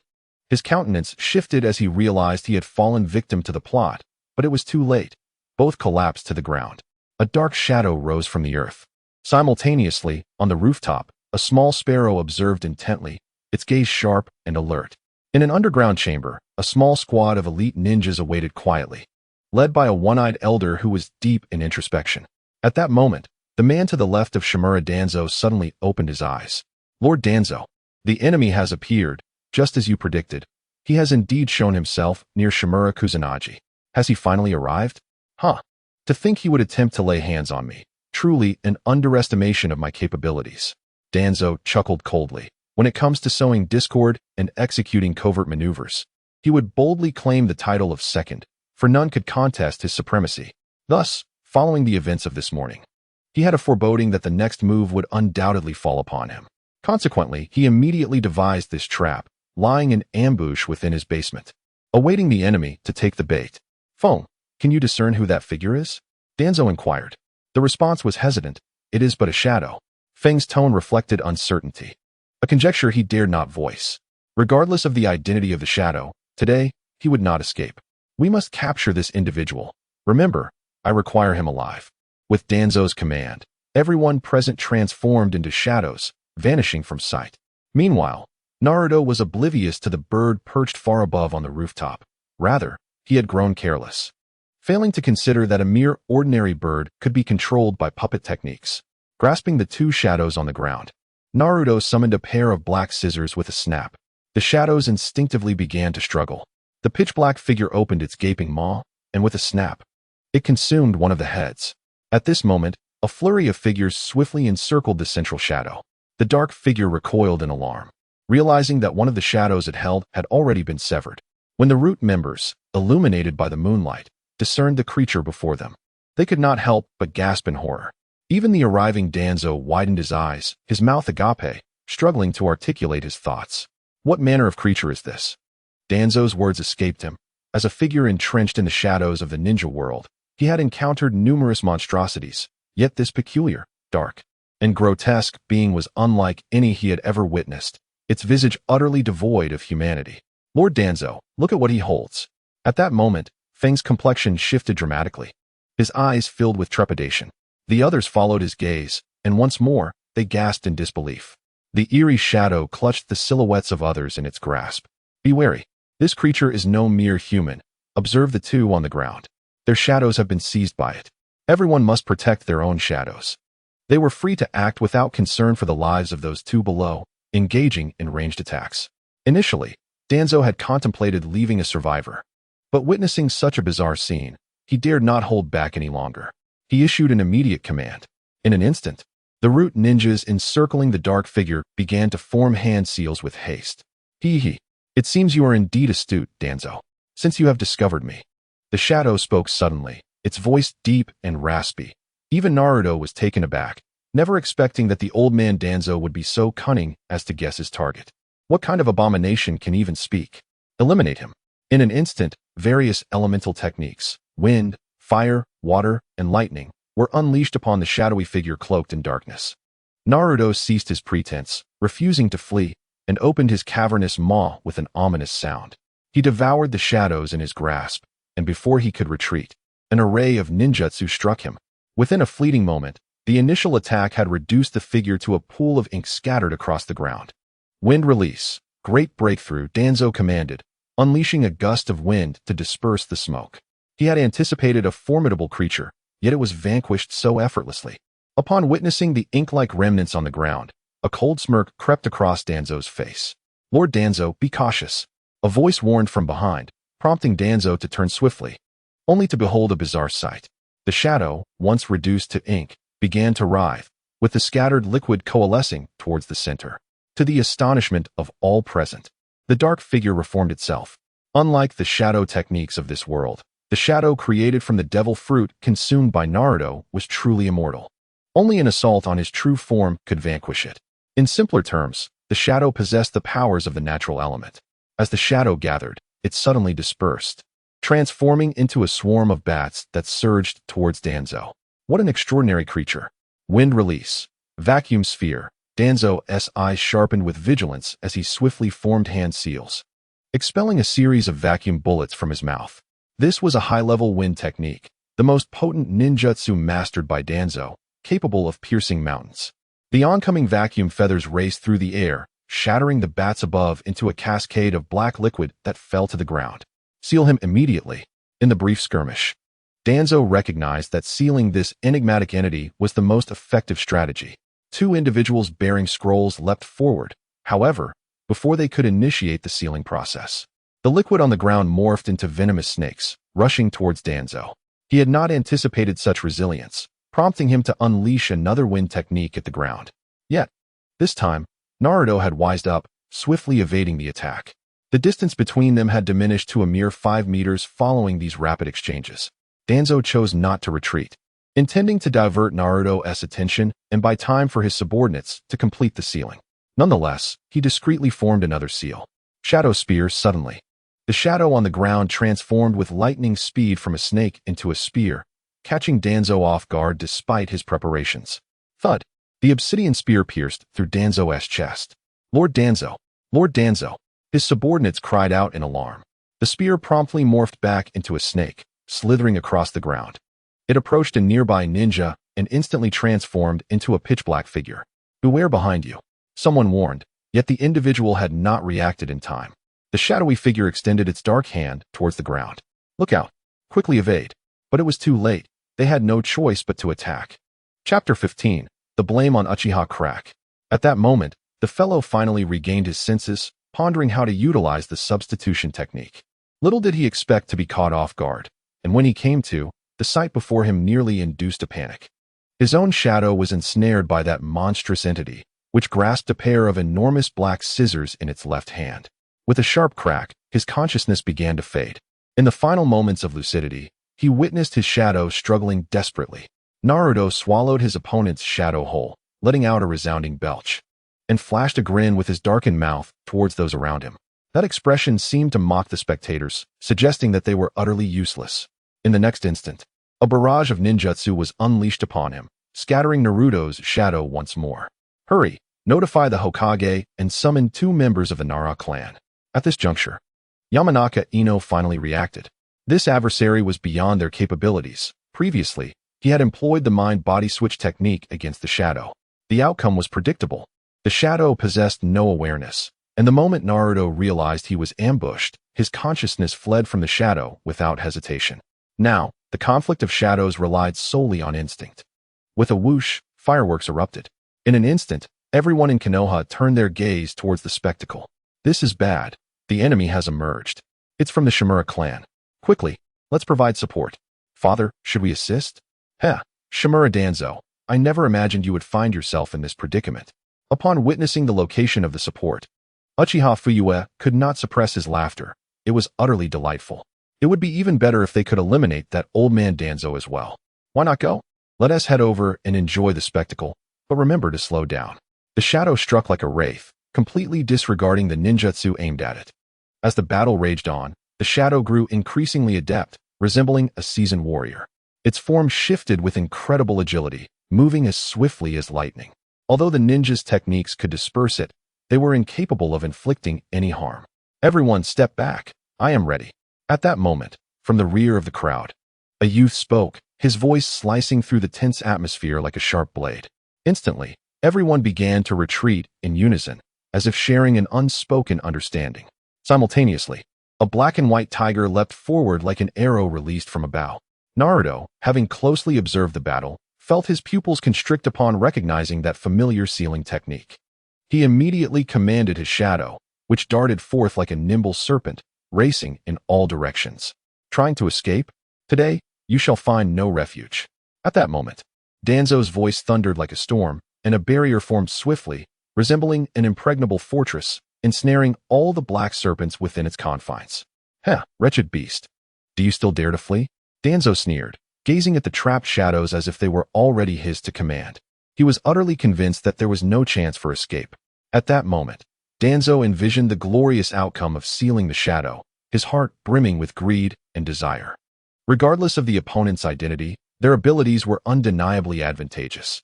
If one could master this ninjutsu, then, he could wreak havoc in the ninja world at will. With such power, unifying the ninja realm would not be an impossible feat. Just as Danzo was lost in a reverie of slaying the monkey and claiming the title of Hokage to bring the ninja world under his dominion, an unexpected turn of events transpired. All the black serpents appeared to be transforming into eggs, seemingly on the verge of vanishing from existence. How could this be? Danzo's pupils constricted. How could the opponent escape even while ensnared in a barrier? Could this individual possess time and space abilities? Seal him quickly, Danzo bellowed with urgency. Yet, time was no longer on his side. The fierce tiger descending from the sky indeed pounced into emptiness. All the shadows upon the ground had vanished. Damn it, he has escaped. What kind of ninjutsu is this, so formidable? Danzo gritted his teeth, feeling his dreams of victory shatter. He had seen the dawn of triumph, only to discover the opponent wielded such capabilities. However, at this moment, Danzo did not succumb to despair. Rather, he felt an exhilarating thrill. The potency of this shadow's abilities was overwhelmingly comprehensive. Capable of offense and defense, and possessing time and space powers, it was simply too powerful. With such prowess, one could abandon all techniques, including wood release and the Sharingan. As Danzo's face darkened like coal, members of other clans in Konoha rushed to the scene, with the third Hokage arriving first. What has transpired here, Danzo? He inquired. Nothing of significance, Danzo replied, reluctant to divulge the intelligence he had acquired. Is the mysterious figure that has appeared the one you have mentioned? The third Hokage, naturally skeptical, cast a doubtful glance at Danzo, then inadvertently surveyed the crowd present.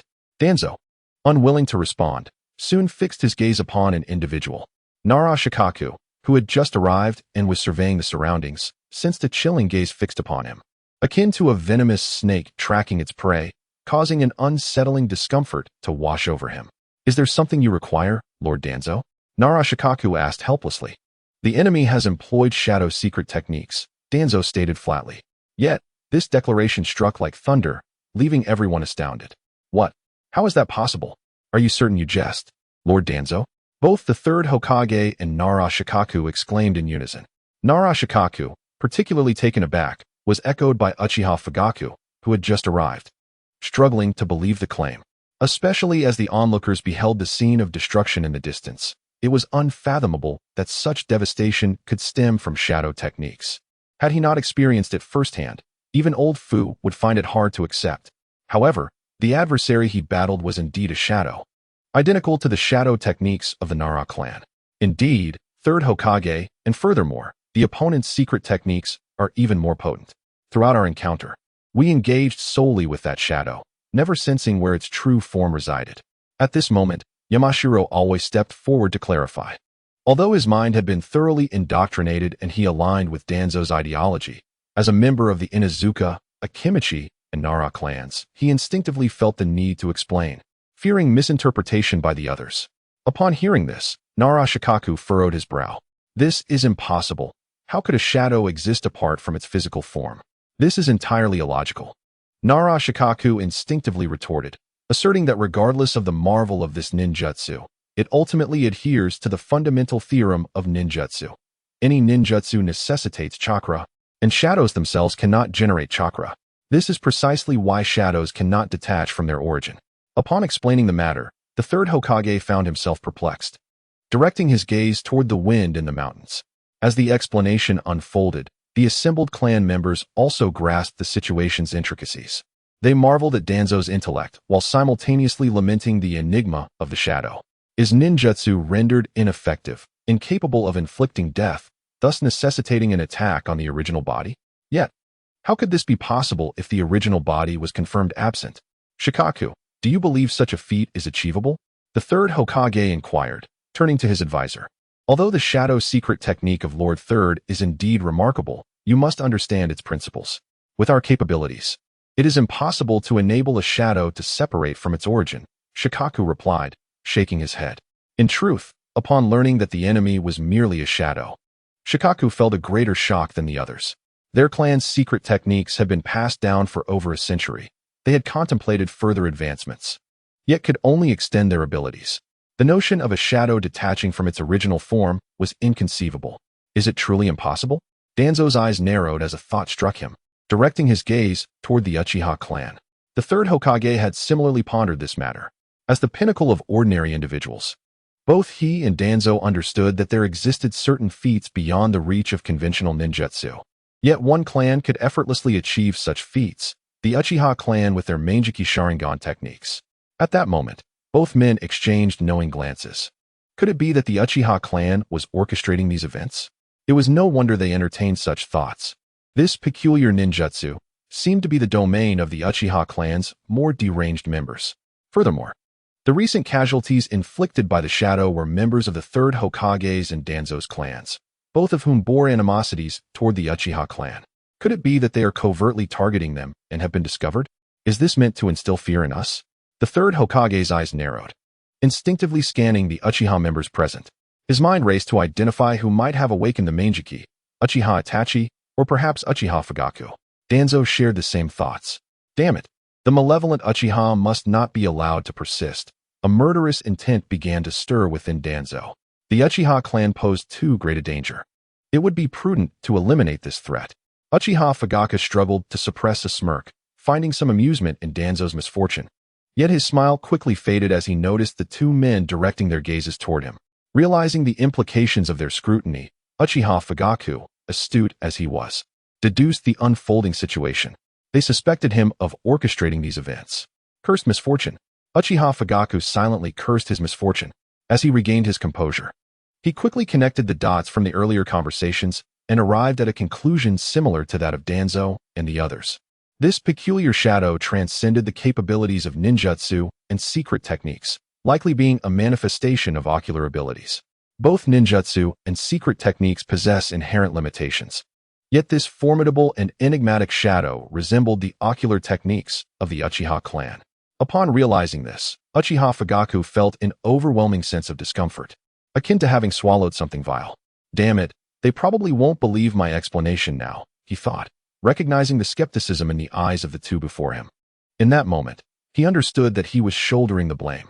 Not only did they harbor doubts, but even Fugaku himself began to question whether someone within the clan had secretly awakened the Manjiki Sharingan. Meanwhile, Naruto had dispelled the powers of the devil fruit, causing the shadow to vanish and return to his original form. This was a small trick Naruto had discovered, as he sensed his newfound strength.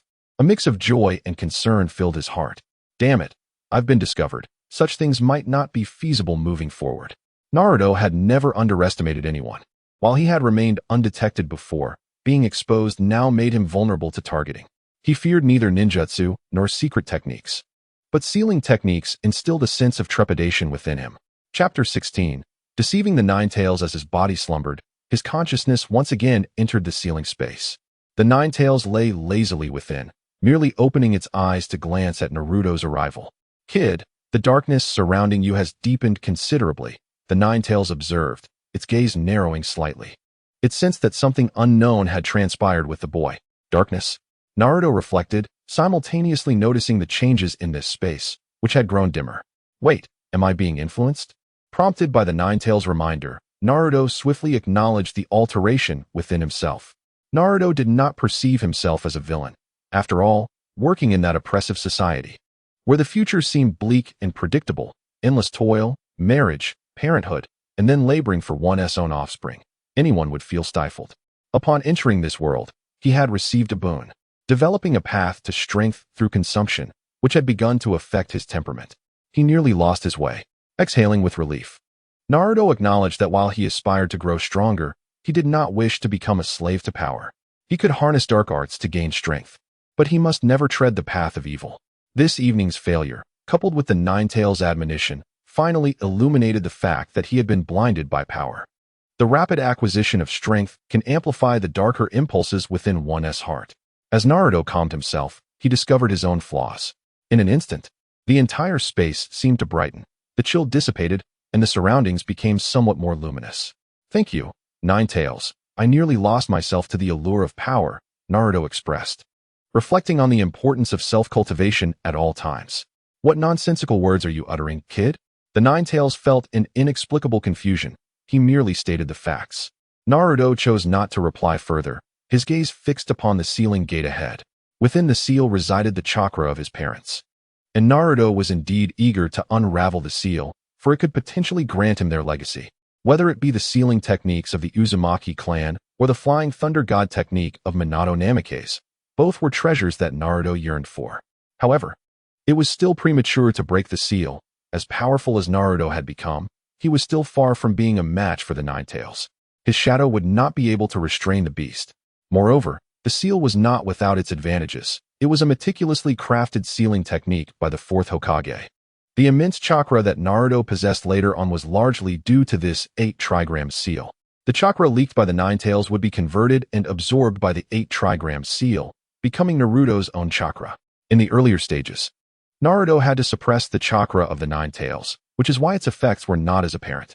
Did the Nine-Tails still wish to emerge? No. It preferred to remain where it was. The thought of the Reaper Death Seal made it feel that staying put was quite satisfactory. In truth, I do wish to release you. Naruto sat on the ground, a look of regret upon his face. "Are you mocking me, little brat?"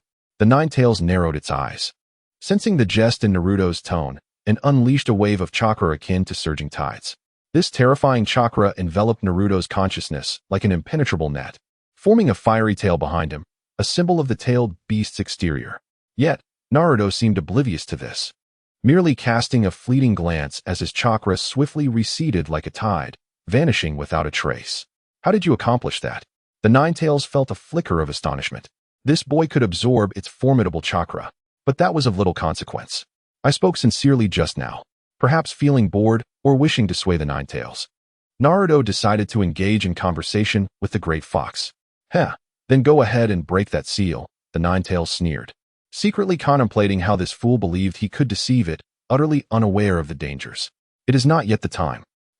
Clever human, the Nine-Tails scoffed inwardly, recognizing the inconsistency between Naruto's words and actions. "This was no jest.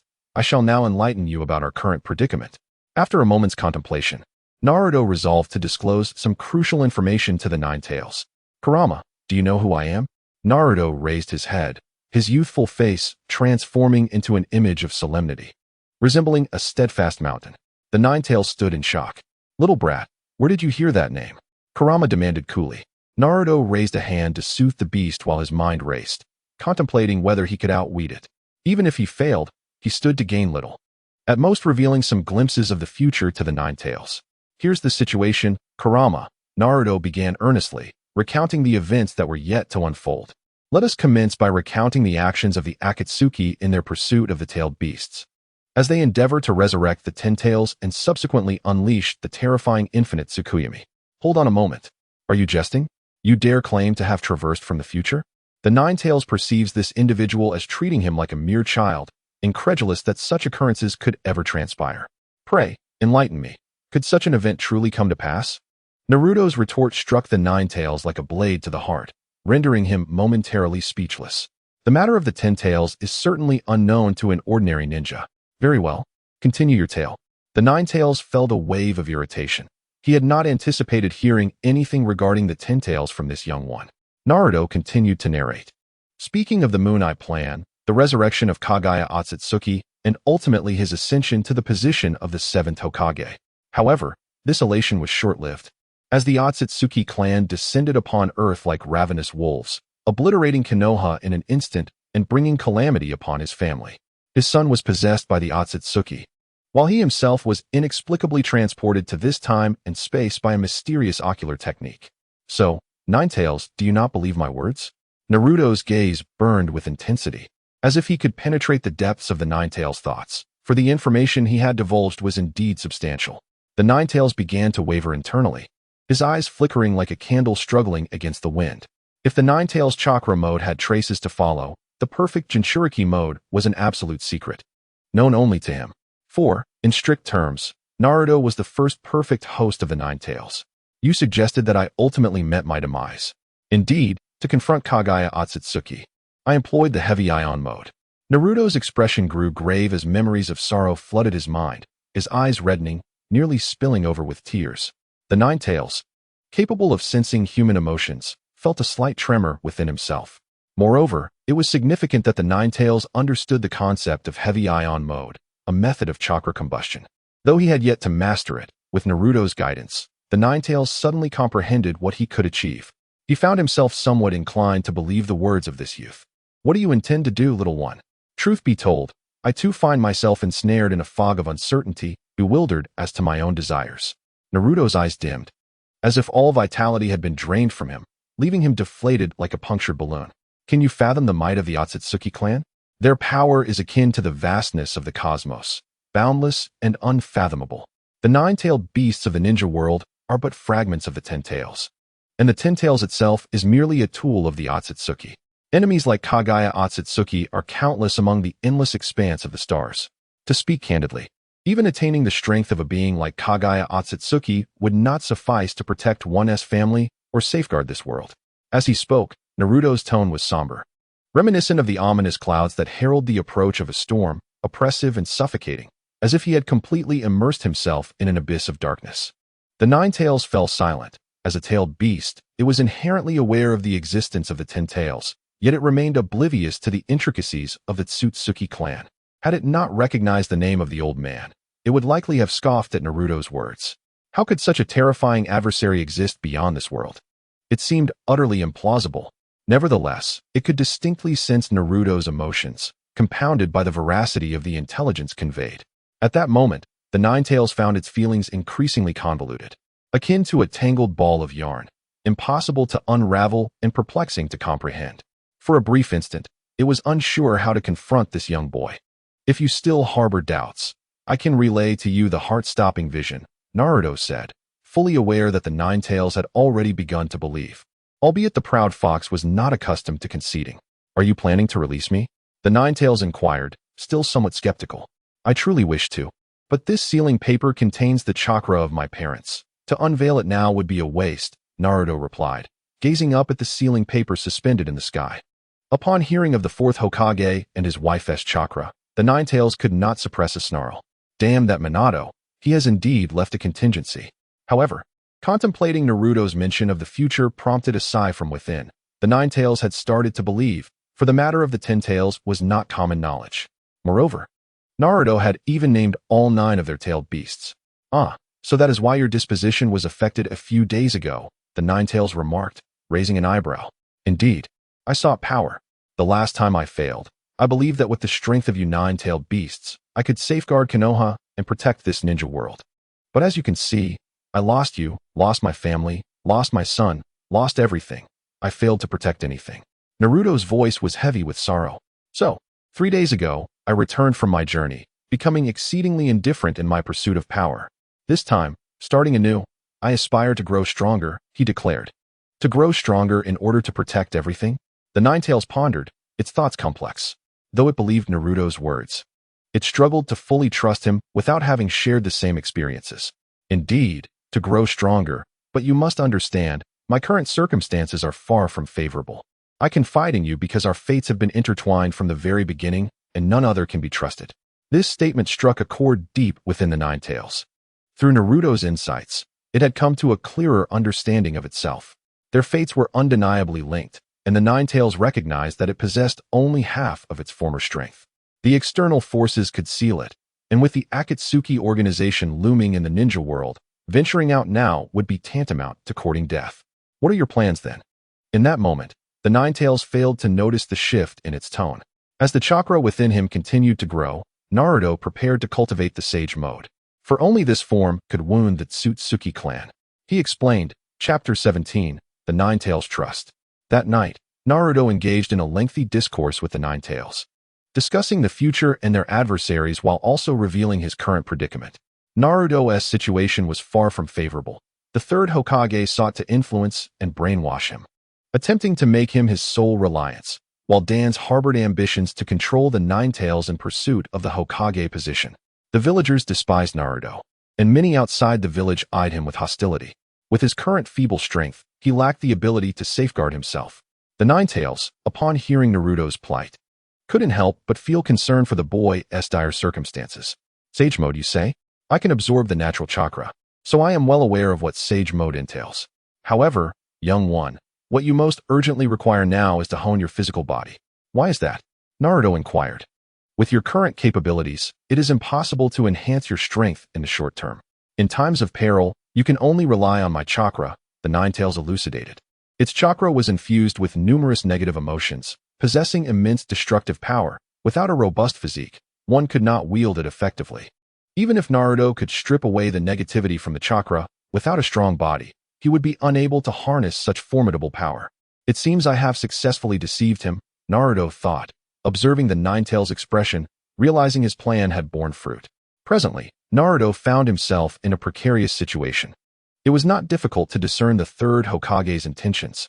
If Naruto were not a Jinchuriki, he would undoubtedly lead a far more comfortable life. However, as a Jinchuriki, he was bound to the Hokage lineage. Were he not the Ninetales' Jinchuriki, even for the sake of Minato Namikaze, the third would likely have found him a good family. Yet, the fact remains that the existence of a Jinchuriki equates to a nuclear weapon. Regardless of who occupies that position, relinquishing such power to another is unthinkable. Now, Naruto, as this metaphorical weapon, had developed his own aspirations. He did not wish to be controlled by anyone, thereby marking him as an adversary to the higher-ups. This was not merely a matter of desire, but one of inherent contradiction. As for feigning obedience, while it could be a strategy, one must remain vigilant and never entrust their life to the mercy of their enemies. Rest assured, I have considered this. Naruto nodded in agreement. Initially, he intended to absorb more shadows to enhance his own strength, but that path was currently blocked. At least for now, he could not consume them. Thus, developing a method of body refinement had become an imperative. After exchanging thoughts for a while longer, dawn began to break, and Naruto vanished from that place. Within the ceiling space, only the Ninetales remained. It lay there, not closing its eyes in slumber as usual, but rather deep in contemplation. It was impossible to say it fully trusted the boy. However, the information provided was undeniably genuine. Could the boy foretold by the old man be him? The Ninetales murmured, its gaze drifting once more to the door above. Minato Namikaze, is it? The old man truly felt a sense of displeasure. After the Ninetales spoke, it closed its eyes again, not to slumber, but to contemplate how it could grow stronger and assist the young boy in becoming powerful as well. Previously, it had never considered the notion of strengthening itself, for it was the mightiest creature in this world. As dawn broke, Naruto awoke slowly, a glimmer of confusion flickering in his eyes, much like a lamb lost in a vast, foggy expanse. That night, the winds of change had swept through, and the vicissitudes of fate were unpredictable, even to him. First, his shadow had been recognized, and then he had managed to deceive the Ninetales. All of this felt like a fleeting dream, utterly inconceivable. Now, even if he were to unveil the mysterious seal, it was unlikely that the Ninetales would resist. Not out of trust in him, but from a profound awareness of the dangers lurking outside. Within Konoha, there existed the fearsome corpse demon technique. While the outside world held the Rinnegan, leading him to believe that he could discern the pros and cons. However, this was not entirely a negative development. It had awakened him from his obsession with power. After washing up and having breakfast, he tidied his home meticulously and prepared to head to school, only to be met by a shadowy figure from the Umbu, who floated in like a wraith and informed him that classes were suspended for 3 days. With that, the Umbu vanished like a phantom, leaving Naruto no opportunity for questions. This was splendid. He finally had a reprieve from school. A wave of relief washed over him as he exhaled deeply, and regarding the reason for the school closure, no one was more aware of it than he. The shifting tides of Konoha held no interest for him. With this newfound leisure, he could devote himself to studying techniques. Turning back to his room, Naruto sat cross-legged like a monk deep in meditation and began to communicate with the nine tails within him. Kurama, I am about to embark on researching methods to strengthen my body. Please keep a watchful eye. Although his words implied trust, he was cautious, allowing his shadow to merge with his being, ensuring that he would not be troubled by any unforeseen issues. Do not worry, little one. The voice of the nine tails resonated in his mind, reflecting the improved rapport between them. Naruto commenced his study of the techniques. Meanwhile, within Konoha, all the ninjas began a thorough search for the peculiar individual. In the Hokage's office, the third Hokage and 3 elders, including Nara Shikaku, were present. Hisashi, what are you searching for? This must surely be the work of the Uchiha clan. Danzo, be mindful of your words. The truth has yet to be uncovered, and you cannot make such assertions. What other jutsu, aside from their Sharingan, could accomplish such feats? Stop deceiving yourself. Hisashi, we have all perused the teacher's notes. And indeed, such bizarre occurrences could only be attributed to the Uchiha clan's ocular techniques. I align myself with Danzo on this matter. Shikaku, what is your perspective? The third Hokage turned to the 2 Nara elders. Until the truth is ascertained, it is prudent to refrain from excessive speculation. Though Nara Shikaku was a staunch supporter of the Hokage faction, he was reluctant to hastily voice his opinions on such matters. With the discovery of their presence, the individual lurking in the shadows will likely refrain from acting again. Tobirama let out a cold snort, as a rat lurking in the sewers. He understood the mindset of those individuals all too well. He would not take action himself, for this was the most troubling aspect, having such a covert adversary. The third Hokage's words trailed off as he couldn't help but sigh. Hiruzen, you are simply too soft-hearted. I will investigate this matter and surely uncover the hidden Uchiha. Let us wait a bit longer, Danzo, he said, inhaling a puff of smoke. Although he internally suspected the Uchiha clan's involvement, he had no evidence to confront them directly. Thus, he preferred to bide his time. If nothing emerged in 3 days, he would have to entrust the matter to Danzo. Father, what does the third Hokage mean by excluding our Uchiha clan from the search? Heck, can't you see? They do not trust us. They do not consider the Uchiha as their own. They suspect that we are responsible for this. Father, could it truly be the Uchiha clan that committed this act? Itachi hesitated as he looked at his father. Fool, if you doubt your own kin, do you think such a thing is within our capabilities? Fugaku was both amused and frustrated, though he felt uncertain within. What shall we do now, father? He could only hope that the culprits would be found quickly, otherwise, the Uchiha clan would face even greater troubles. At that moment, Fugaku could no longer find humor in the situation. Just last night, he had felt elated at the thought of the murderer taking down Danzo's kin, nearly wishing to express gratitude to the assailant. Now, he felt as if he had been force-fed excrement, unable to expel it. Why was he so unfortunate? This marked the second occurrence, the last time, the Nine Tails rampaged, leading to the demise of the fourth Hokage and his wife. Everyone in Konoha had witnessed the 3-tomo Sharingan in the Nine Tails' eyes. Following that incident, the Uchiha clan was met with widespread suspicion, left speechless and at a loss for words. Any attempt at explanation seemed utterly futile. As a result, they were marginalized and forced to reside on the outskirts of the village. Now, once again, the higher-ups suspected the Uchiha clan's involvement, and even their own kin began to harbor doubts. This was the most terrifying aspect. If those in power failed to identify the true culprit, their suspicions would inevitably fall upon the Uchiha. At that point, the clan's predicament would become even more perilous. As night fell like ink, Itachi stealthily infiltrated the Hokage's office. Lord Hokage, there has been no word from the Uchiha clan, nor have I detected any of our kin awakening new Manjiki Sharingan. Itachi spoke with a frosty demeanor, devoid of expression. I am aware there are no new Manjiki. The third Hokage replied gravely, Itachi, You must remain vigilant regarding the Uchiha clan's situation. As for his true feelings, perhaps only he understood them fully.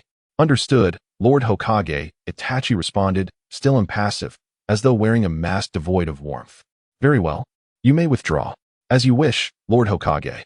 Uchiha Itachi turned and departed, his figure swiftly consumed by the encroaching darkness, leaving the third Hokage alone in the dimly lit chamber, resembling a silent sculpture. Meanwhile, within the Nara household, Nara Shikaku sat solitary, fixated on the shadow cast by the moonlight, lost in contemplation. Had his father encountered some formidable challenge?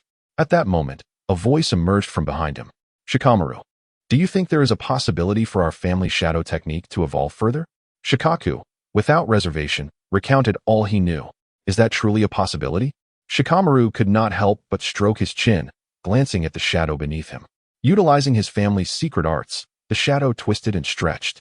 Yet no matter how he controlled it, it showed no inclination to detach from its source.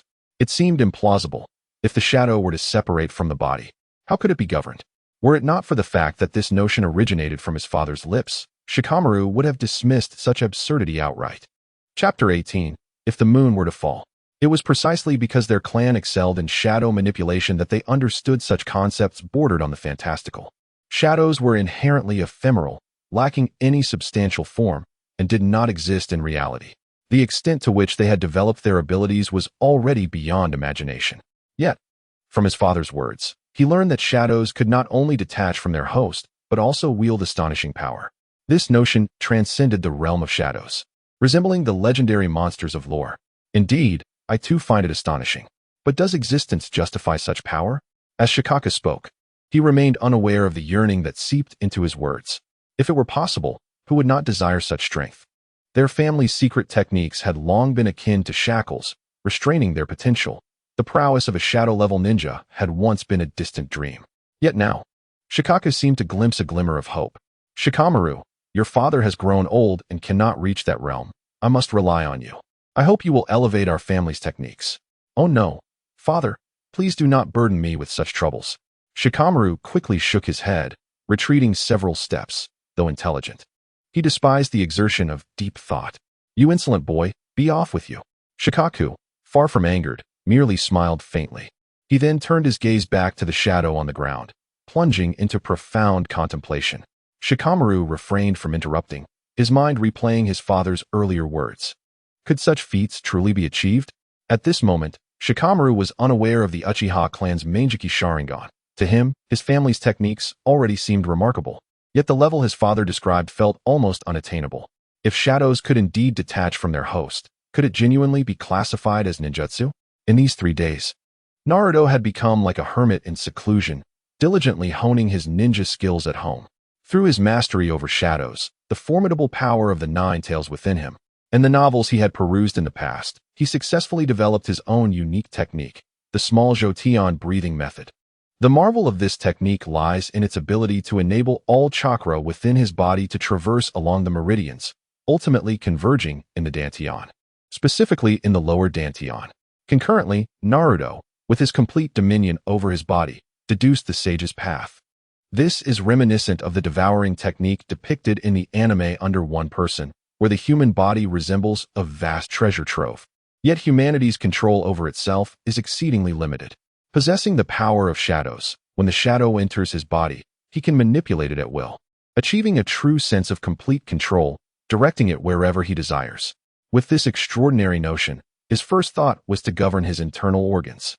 After a period of exploration, he was elated to discover that he could indeed accomplish this.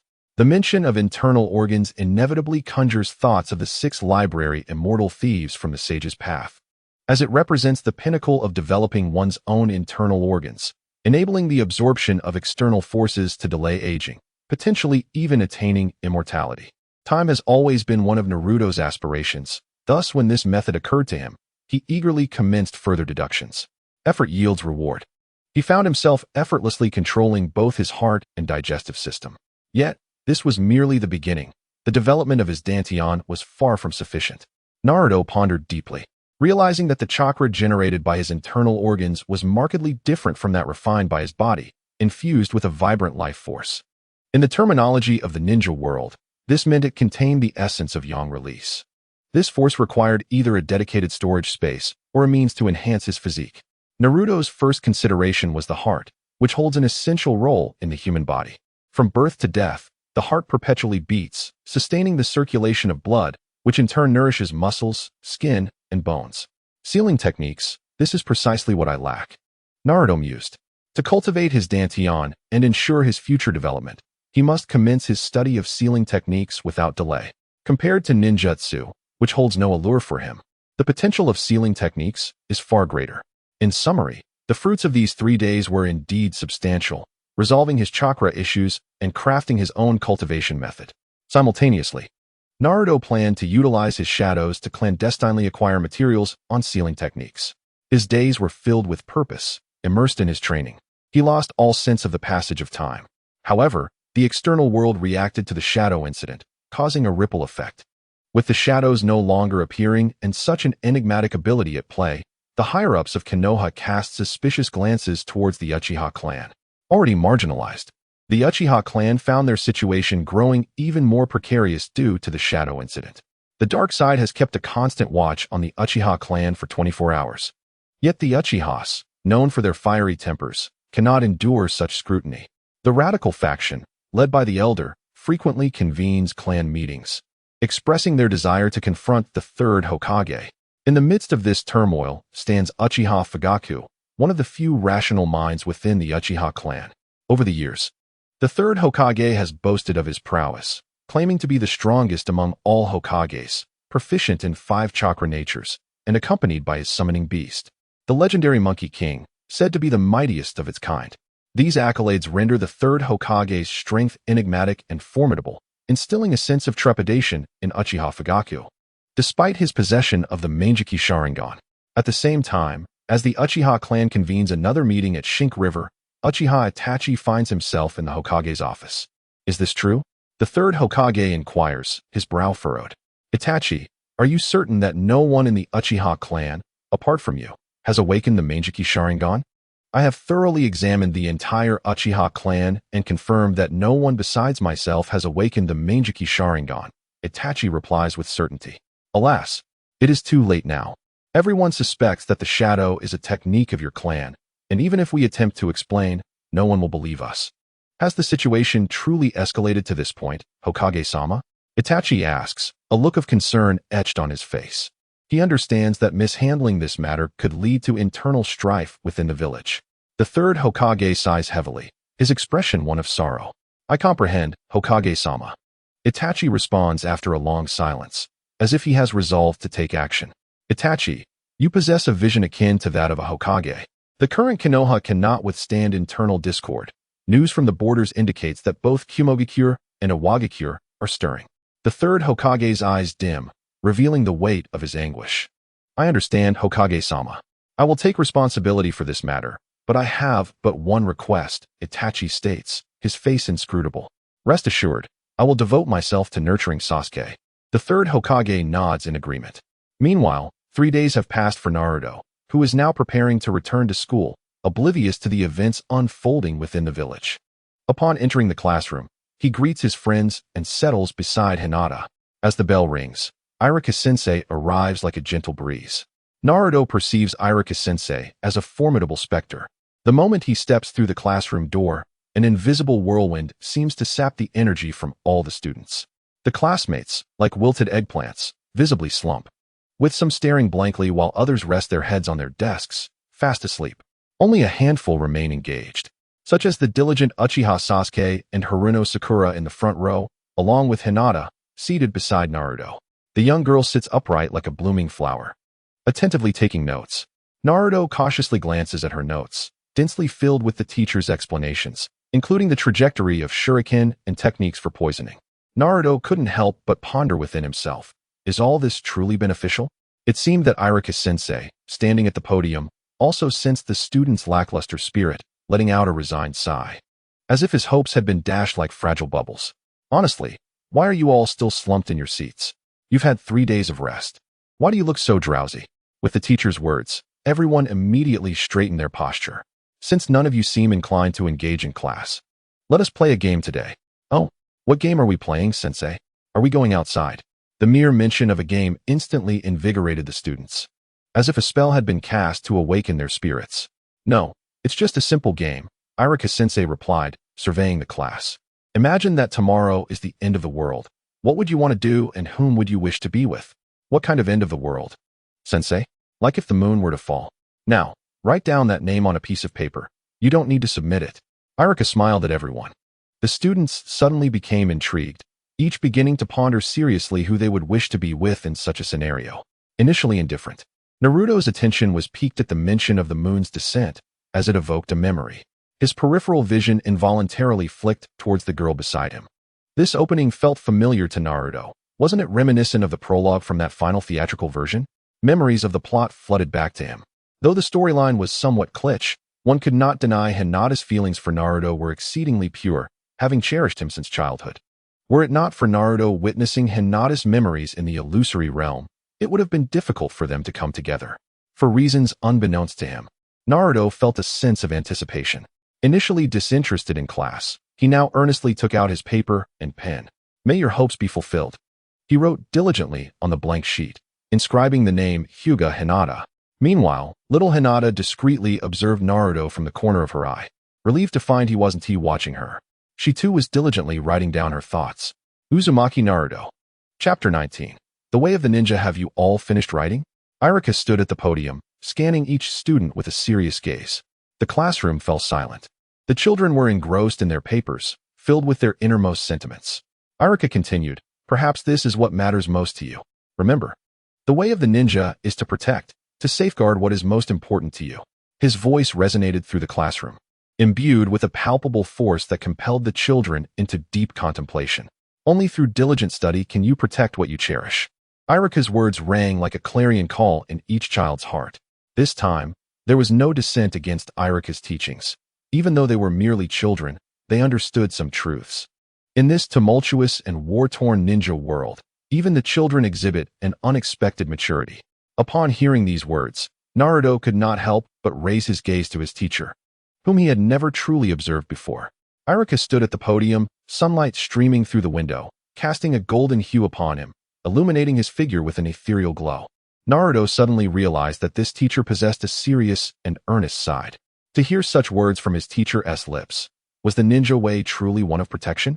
Naruto murmured to himself, and at that moment, his perception of Irika began to transform. Hinata also lifted her head, briefly meeting Naruto's gaze before quickly averting her eyes. In her hands, she clutched a piece of paper, inscribed with the most significant truths of her heart. Silently, Hinata folded the paper and carefully tucked it into her pocket, as if it were a precious treasure. Protection? She repeated this word in her mind, recalling her family and those she longed to safeguard. At this moment, all the children were touched. They began to contemplate their own ninja way, reflecting on what they wished to protect. Well then, I know you're not particularly fond of theoretical knowledge. Let us discuss something different today. How about the body replacement technique? Irika announced, seizing the perfect opportunity for learning, igniting a spark of enthusiasm among all the students. As expected, the ensuing explanation of the body replacement technique captured everyone's attention. Even those notorious for their mischief became notably earnest. For the first time, Naruto listened intently. The body replacement technique, one of the few jutsu taught at the Ninja Academy. The three jutsu imparted by the Academy, body replacement technique, shadow clone technique, and transformation technique, while fundamental, are incredibly practical.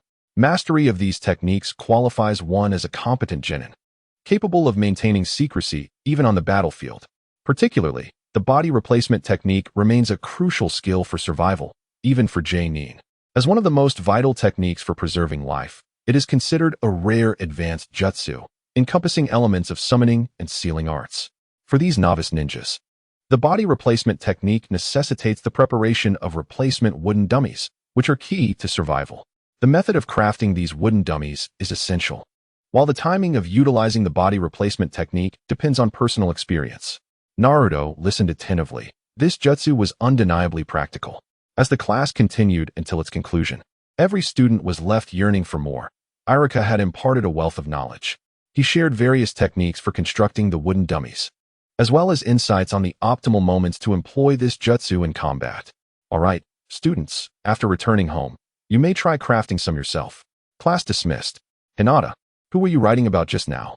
Naruto inquired, his curiosity getting the better of him, despite already having an inkling of the answer.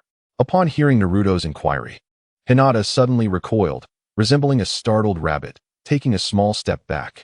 Her right hand instinctively pressed against her pocket, as if concealing some deeply guarded secret.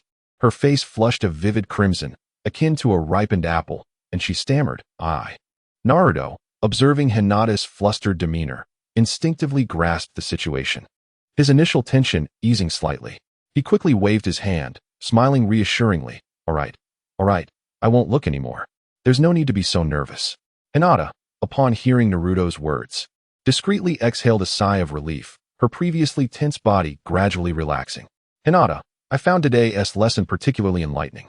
Naruto seemed unfazed by the earlier awkwardness and continued discussing the classroom content with her. Hinata nodded in agreement with Naruto's sentiment, especially the teacher's assertion that a ninja's path should be one of protection, safeguarding those they cherish. I find that notion profoundly meaningful. So, how about we train together tomorrow to grow stronger? As he spoke, he turned to Hinata, his face illuminated by a warm smile, his eyes glinting with anticipation.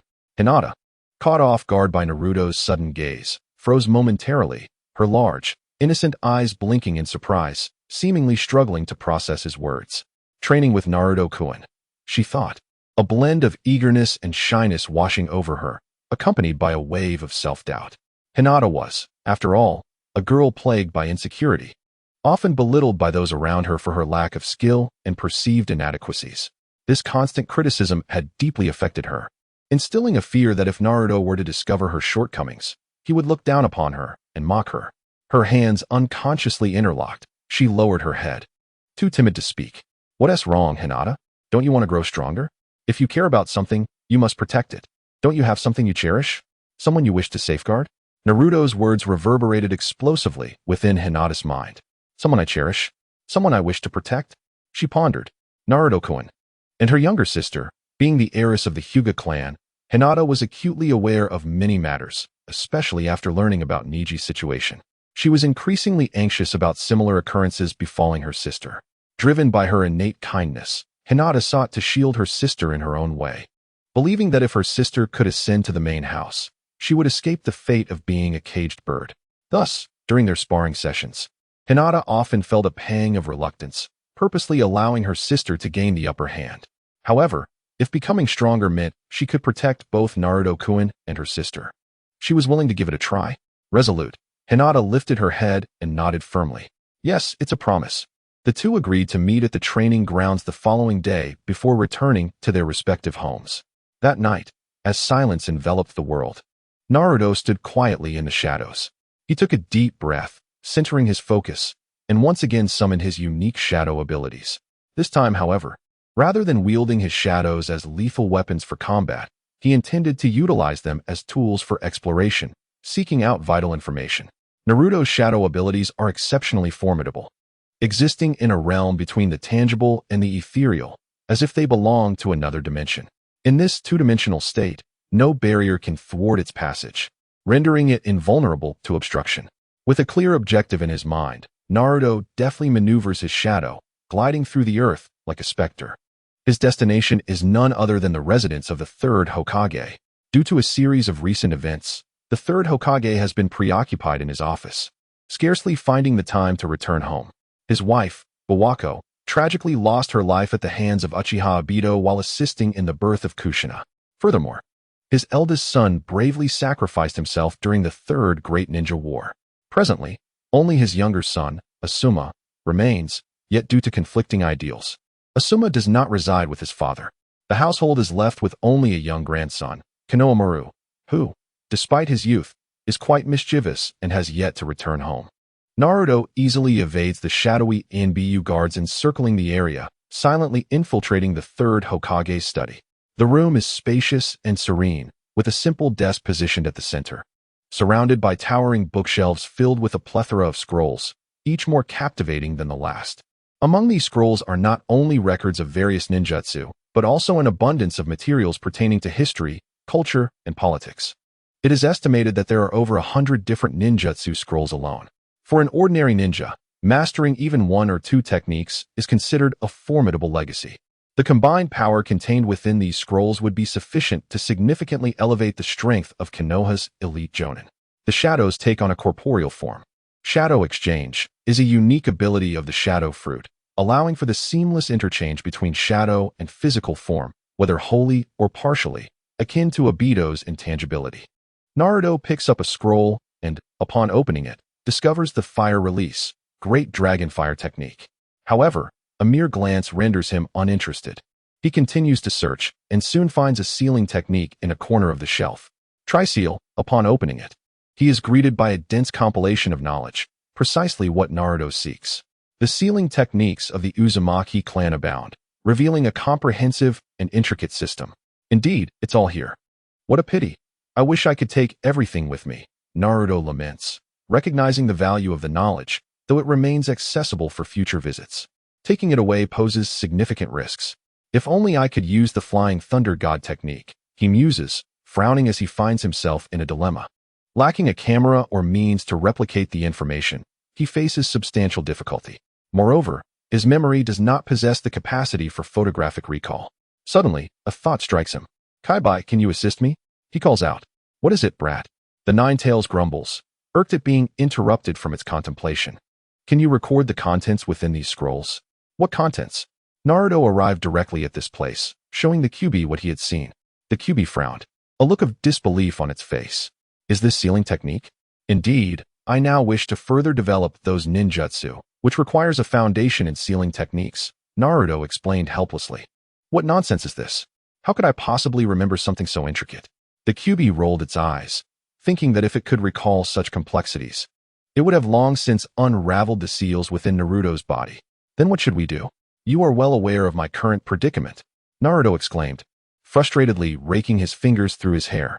This was indeed a conundrum. The Kyuubi was momentarily stumped. Naruto's circumstances had already been conveyed to it, and under such conditions, secretly growing stronger seemed exceedingly challenging. The crux of the matter was that both were acutely aware that even with the fusion of another's soul, Naruto could not instantly transform into a prodigy. Why not jot it down for now, little brat?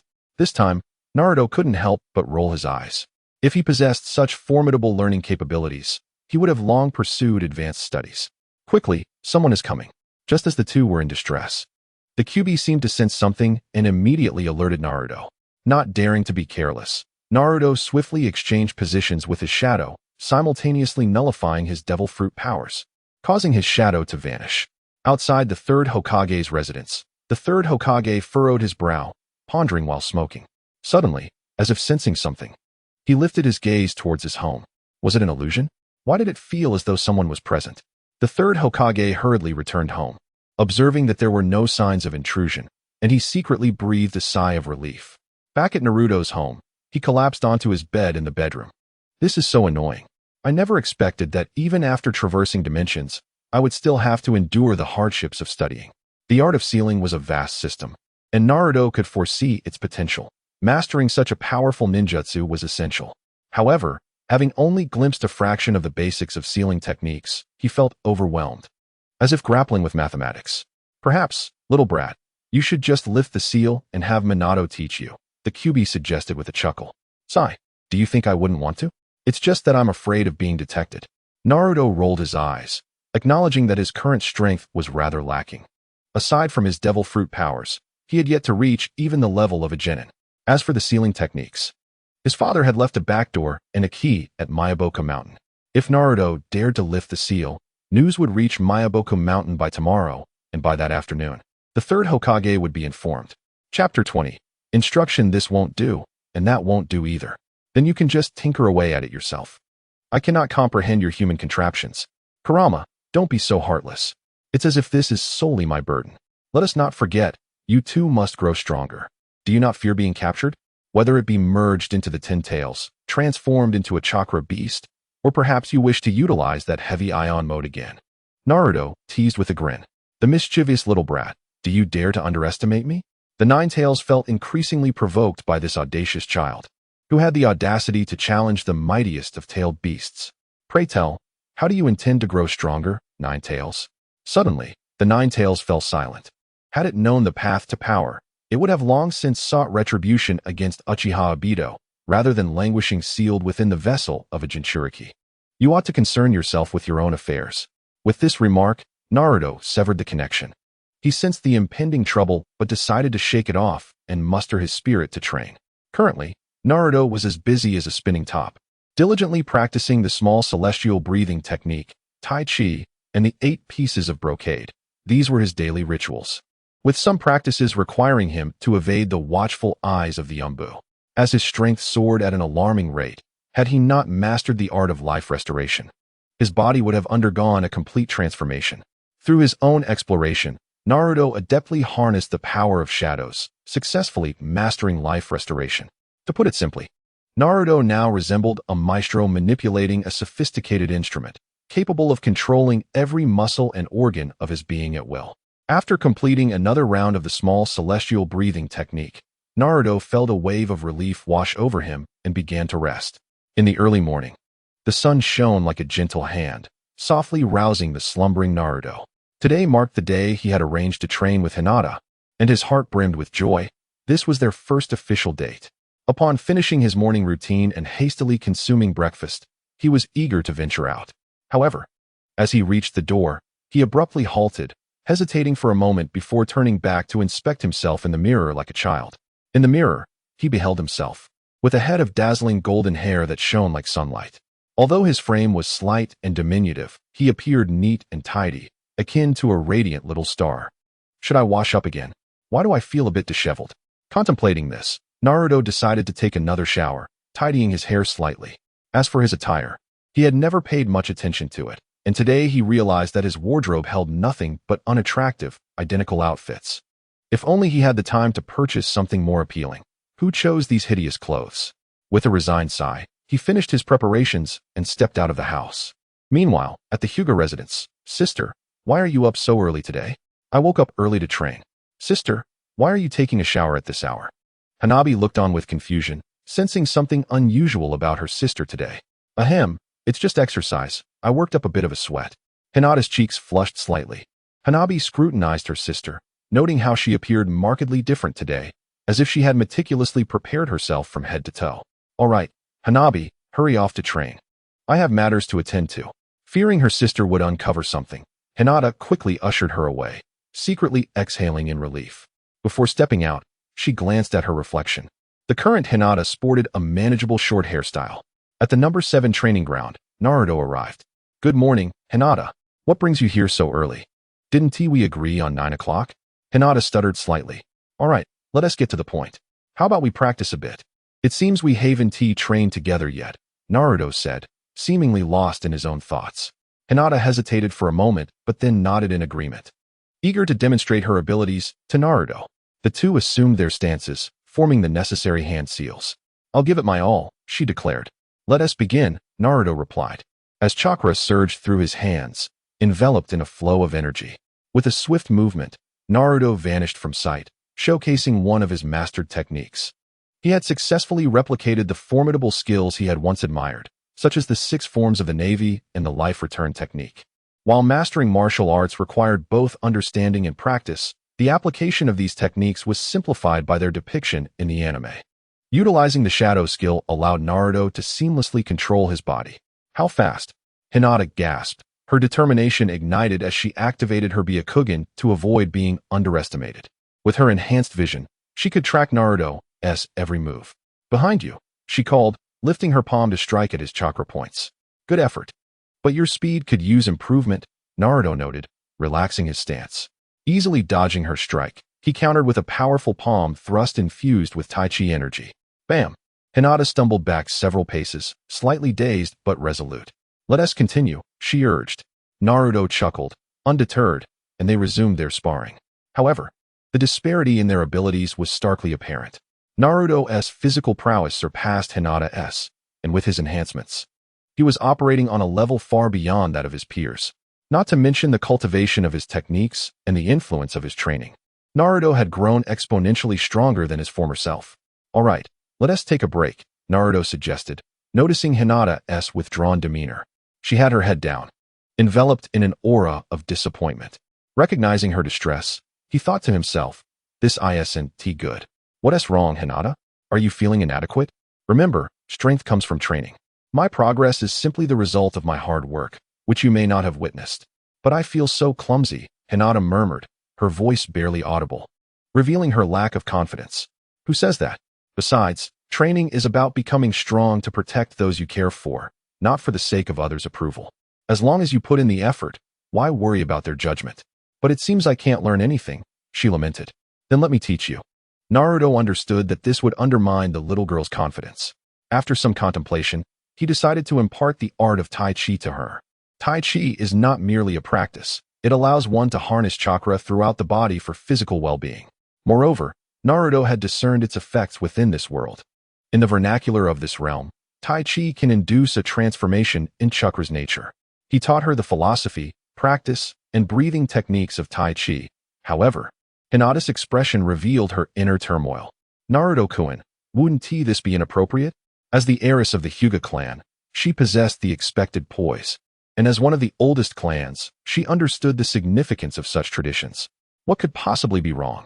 Naruto, momentarily taken aback, reflected that he had learned Tai Chi during his university years. He considered it commonplace online, and had only taken it up for health reasons. Isn't it improper for you to pass this on to me? Hinata hesitated, her face etched with conflict. Well, aren't we friends? This is something I've developed on my own. I can share it with whomever I choose, as long as you don't pass it on to others. Naruto smiled, seemingly unfazed. Yet, this statement made Hinata's heart race. Rest assured, I would never share it with anyone else. She nodded in agreement. All right, let us begin your training. I will guide you. With enthusiasm, Naruto commenced teaching her, explaining the nuances of the breathing techniques as he observed her practice. Since childhood, Hinata had been taught the ways of cultivation. Although this Tai Chi differed from traditional training, it laid a solid foundation, allowing her to grasp it swiftly. Remember to practice daily, and you can also quietly engage in the breathing exercises during your free time, Naruto advised earnestly. He feared the girl might not comprehend the technique's potency and decided to demonstrate. Let me show you the strength of this technique. Raising his hand, he executed the Tai Chi cloud hands, causing chakra to spiral within his palm, generating a pulling force. Hinata felt a sudden shift. Her body propelled forward before she could react, only to be caught by Naruto. What do you think? Impressive, isn't it? Naruto beamed with pride. He had already mastered 2 types of Tai Chi energy manipulation, and what he had just demonstrated was akin to the dragon pull. Though not as powerful as Pain's gravitational force, it could catch an opponent off guard. He awaited her praise, hoping for a compliment such as, Naruto, you are amazing. However, after a prolonged silence, he looked down to find the little girl had fainted, her face flushed. Naruto gently roused her, stepping back several paces. See, this technique is truly formidable. It can cultivate chakra to produce effects akin to attraction and repulsion, he explained. Hinata nodded in understanding. Next, I shall teach you a few physical techniques. Now that you are here, I won't hold back. I will share everything I can. And what I intend to impart now is the Marine 6 styles. Although this endeavor demands considerable physical prowess, it is not devoid of ingenious methods. In a world enriched with chakra, one can indeed take advantage of this energy, particularly among the Hyuga clan, whose unique physiology allows for the unobstructed flow of chakra. They are exceptionally suited for martial arts. This extraordinary constitution, combined with chakra, renders them particularly adept at honing their physical techniques. In Chapter 21, the manifestation of talent reveals that when physical capabilities fall short, one may compensate with chakra. Much like the Navy's 6 styles, which proves cumbersome for the average person, the Hyuga clan can unleash chakra from the soles of their feet, utilizing this reactive force to achieve similar effects. Naruto first demonstrated this technique, while Hinata observed intently with her Byakugan. How impressive! The ability to control the muscles of the legs independently is remarkable. Hinata's eyes widened in astonishment. As a practitioner of taijutsu, she had acquired considerable theoretical knowledge and understood how formidable Naruto's accomplishment was. Were she to attempt it in her current state, she would certainly fail, and even her esteemed father might struggle, as such feats in a brief span could lead to nothing but cramping. After his demonstration, Naruto candidly shared his thoughts with Hinata, explaining how the technique of chakra propulsion could accelerate movement. Is it truly possible? Hinata's eyes grew even wider, filled with admiration. as she eagerly anticipated trying it herself. Whoosh! Hinata's body fell as though a tree had been felled, and she felt a cramp in her foot. Observing this, Naruto quickly approached. "How are you? Are you hurt?" Concern etched on Naruto's face as he examined the young girl's foot. Her ninja sandals resembled delicate flip-flops, revealing toes that were round and rosy, akin to grapes, and appeared quite adorable, showing no signs of injury. Feeling the intensity of Naruto's gaze upon her toes, Hinata instinctively wiggled them, a blush creeping across her cheeks, nearly flustered to the point of embarrassment. "It's nothing, just a bit of numbness." "It's all right then. Take your time and don't rush." Naruto sighed with relief, aware that during his own practice, he had the assistance of the Nine Tails and his shadow, sparing him from injury. Suddenly, a thought struck Naruto. What if he could use his shadow to enter Hinata's body, controlling her movements for practice? This could enable her to learn instantaneously.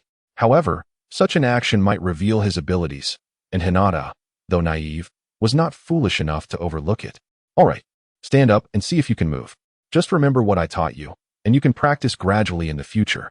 Ultimately, he hesitated, not out of doubt in Hinata's character, but from reluctance to expose himself. Given his current strength, it was prudent to remain discreet. The young girl gradually rose to her feet, though the discomfort prompted a slight furrow of her brow. "Naruto, I truly wish to assist you. Yet I fear you may faint again, leaving me helpless to do anything but watch. The technique I am about to demonstrate may prove quite useful." Once more, Naruto showcased the moon step, albeit briefly, to avoid revealing too much. Even this brief display astounded Hinata, in a world where few ninjas possessed the ability to soar. It was hard for her to believe that Naruto would impart such a technique to her. Could it be that he harbors feelings for me? Hinata thought, feeling a slight dizziness wash over her. Unbeknownst to Naruto, he began to explain the principles behind the technique. The essence of the moon step is rather straightforward. With sufficient speed and strength, one can tread upon the air and take flight. Furthermore, as a member of the Hyuga clan, she could utilize chakra to substitute for the necessary strength, which was precisely why Naruto chose to share this knowledge with her. After the demonstration, Naruto noticed that Hinata's standing legs struggled to bear weight, causing him to furrow his brow in concern. "Could it be that you're injured internally? Is it still unresponsive?" he softly inquired. Hinata nodded. It would indeed take time for her to recover. Unlike Naruto, who had mastered the art of life restoration and could control his entire being, she lacked such abilities. Even minor injuries could be swiftly healed by channeling chakra or vital energy, but she was not so fortunate. "Shall I take a look?" Naruto hesitated. Hinata, however, declined, for it was her own foot, and she found it difficult to accept another's touch. Naruto understood her discomfort, yet he worried that if her injury proved serious, it might lead to complications for him. On the surface, Hayashi Hyuga appeared as a steadfast mountain, exuding an air of solemnity. However, those familiar with the original narrative knew him to be an unabashed doting father. Niji, despite his overt disdain for Hinata, did not harbor hatred for her as a person. Rather, his aversion stemmed from his resentment towards the main family's status and his disapproval of Hinata's timid nature. Deep down, he held a profound affection for his sister. As Naruto pondered whether to reveal his own capabilities, Hinata softly murmured in affirmation. Taken aback, he nearly doubted his own hearing. Yet, little Hinata remained seated calmly, gradually extending her injured foot. Without a moment's hesitation, Naruto knelt down, gently removing the sandals from her foot. In that instant, a pair of delicate, alabaster feet emerged, reminiscent of freshly bloomed petals, tenderly exposed to the air.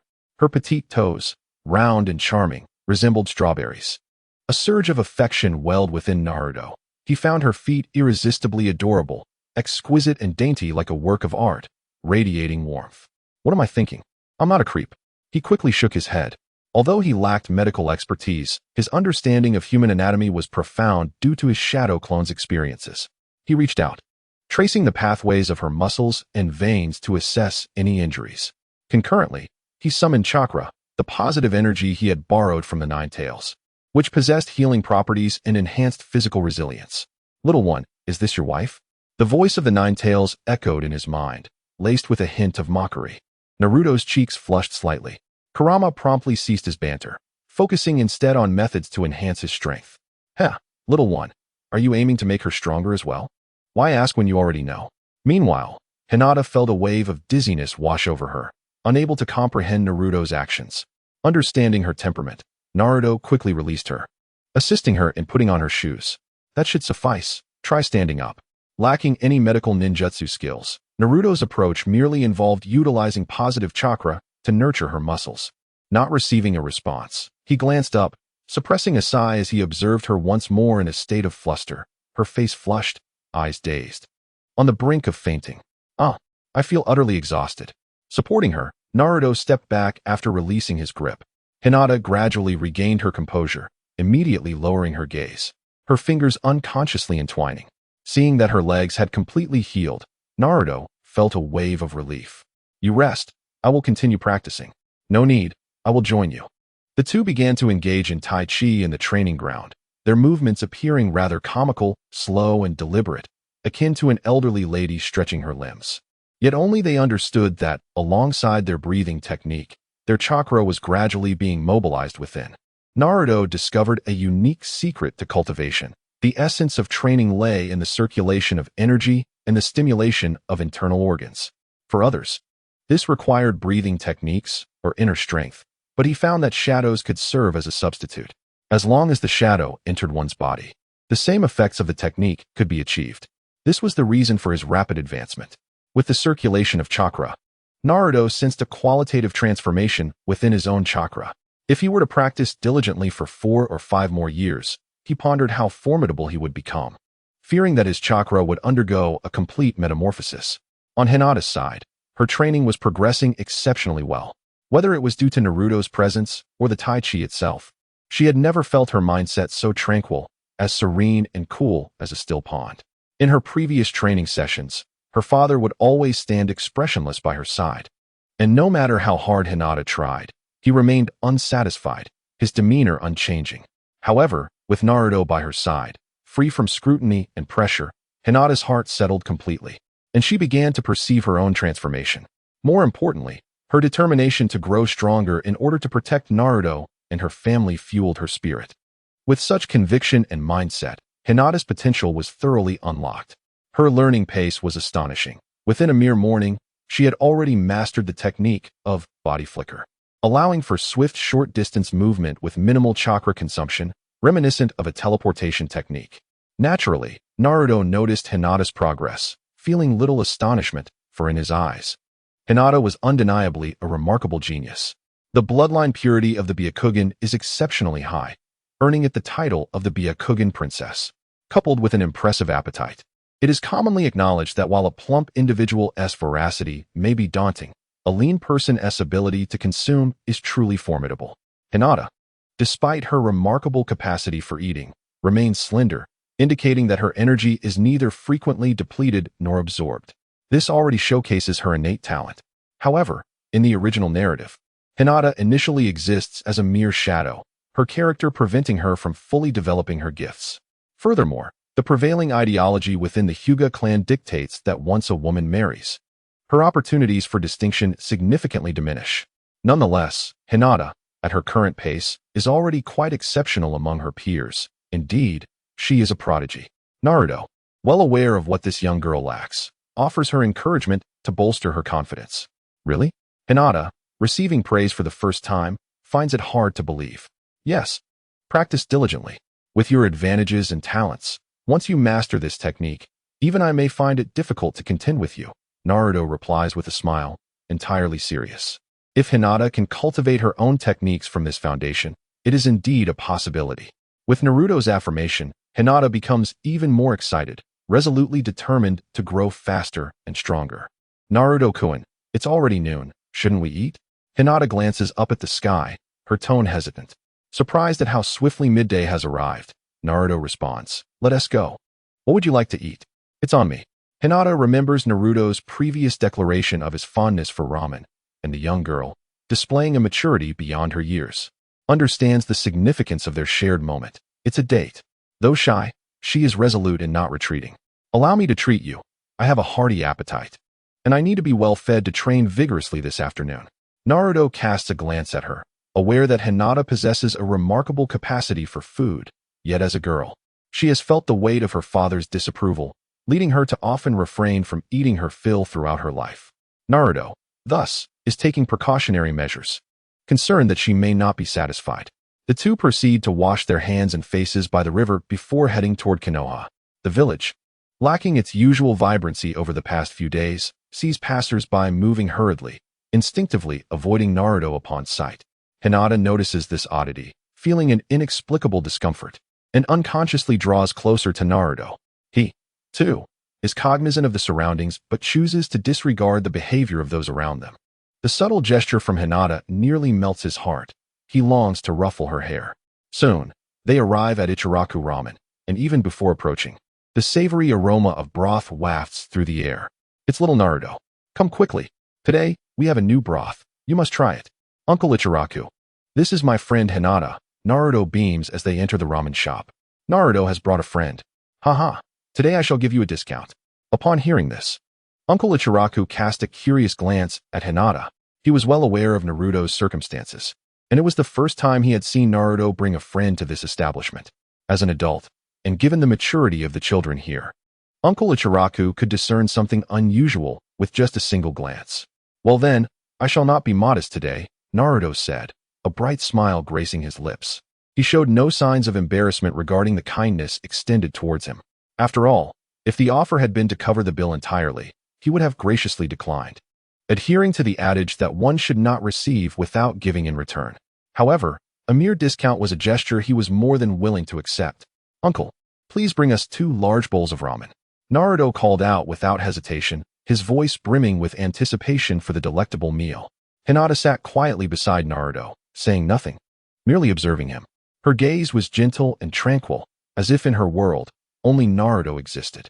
Before long, 2 steaming bowls of luxurious ramen, exuding an enticing aroma, were placed on the table. Let us dig in.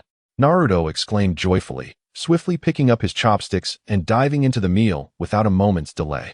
Naruto possessed a remarkable ability akin to that of a legendary sage, allowing him to eat without ever feeling full. Thus, he could indulge in the satisfaction that culinary delights brought him. With astonishing speed, he devoured a bowl of ramen, leaving not a single drop of broth behind. Uncle, this ramen is absolutely delicious. I'll have another bowl, Naruto declared, giving a satisfied thumbs up to the owner. He then turned to Hinata, gently encouraging, Hinata, you should eat quickly too. Make sure to fill up. Uncle, please bring Hinata another bowl as well.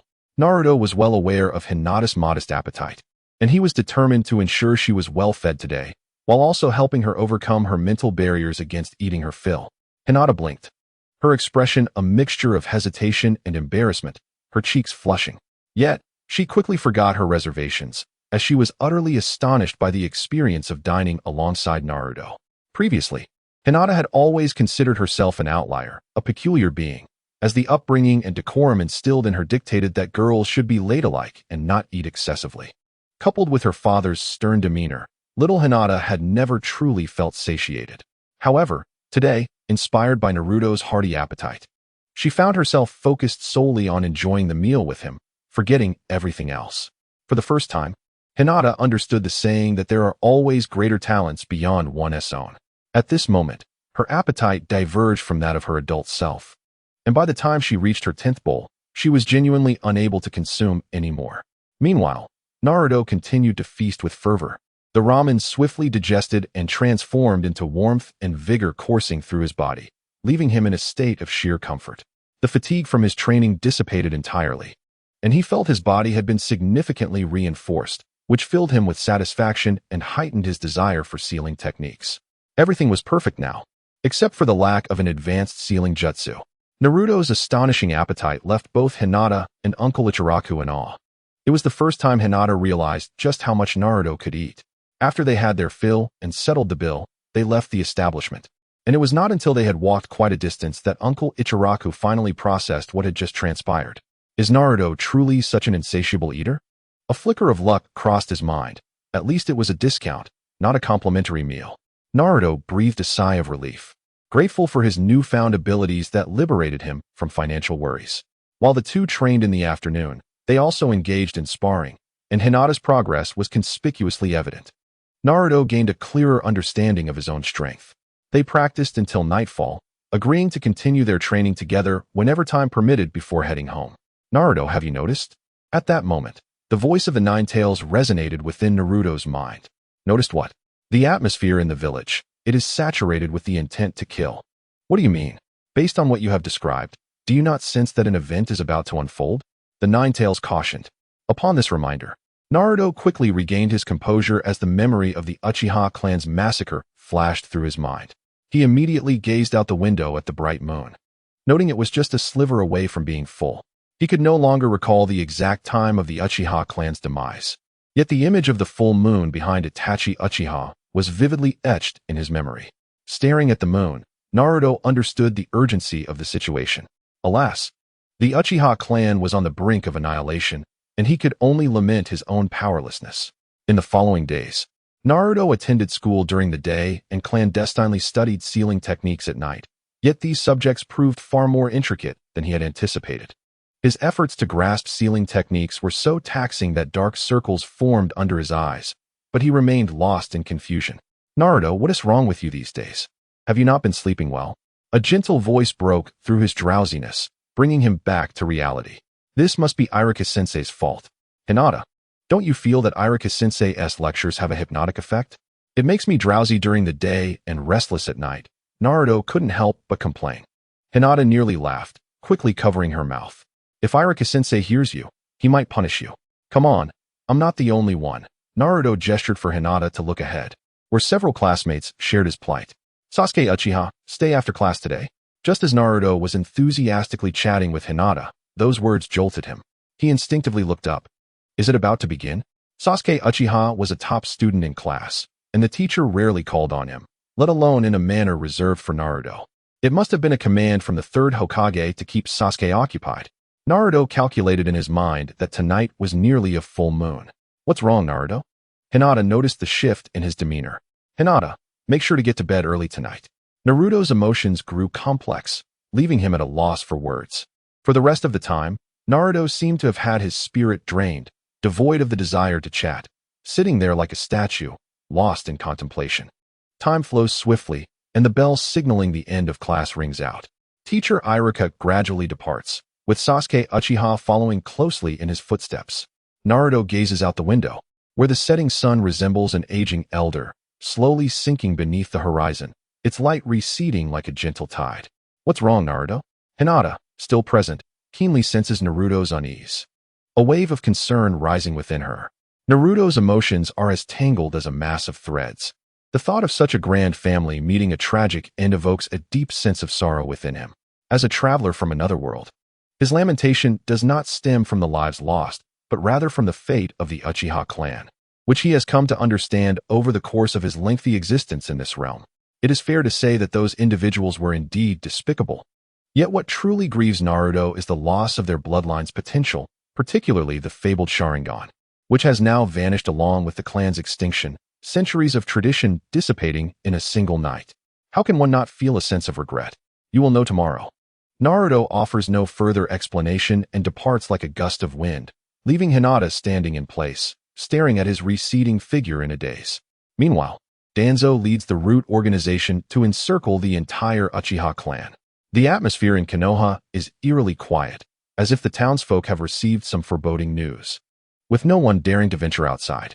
Kyubi, it must be tonight. Do you still wish to participate, little brat? I merely feel a twinge of regret. As for participation, I can discern my own limits. As night descends like ink, the moon hangs high in the sky, resembling a gem radiating an eerie crimson glow. Within the Uchiha clan, Itachi Uchiha, clad in combat attire and wielding a long blade, possesses an icy gaze that seems capable of freezing the very world around him. Itachi, you have returned. As Itachi passes through the Uchiha gates, the guards, recognizing the son of the clan leader, cannot help but step forward to greet him. I am sorry. Dawa. Uchiha Dawa, bewildered by the apology, suddenly finds himself locking eyes with Itachi's kaleidoscopic Sharingan, feeling as if he has plunged into an icy abyss.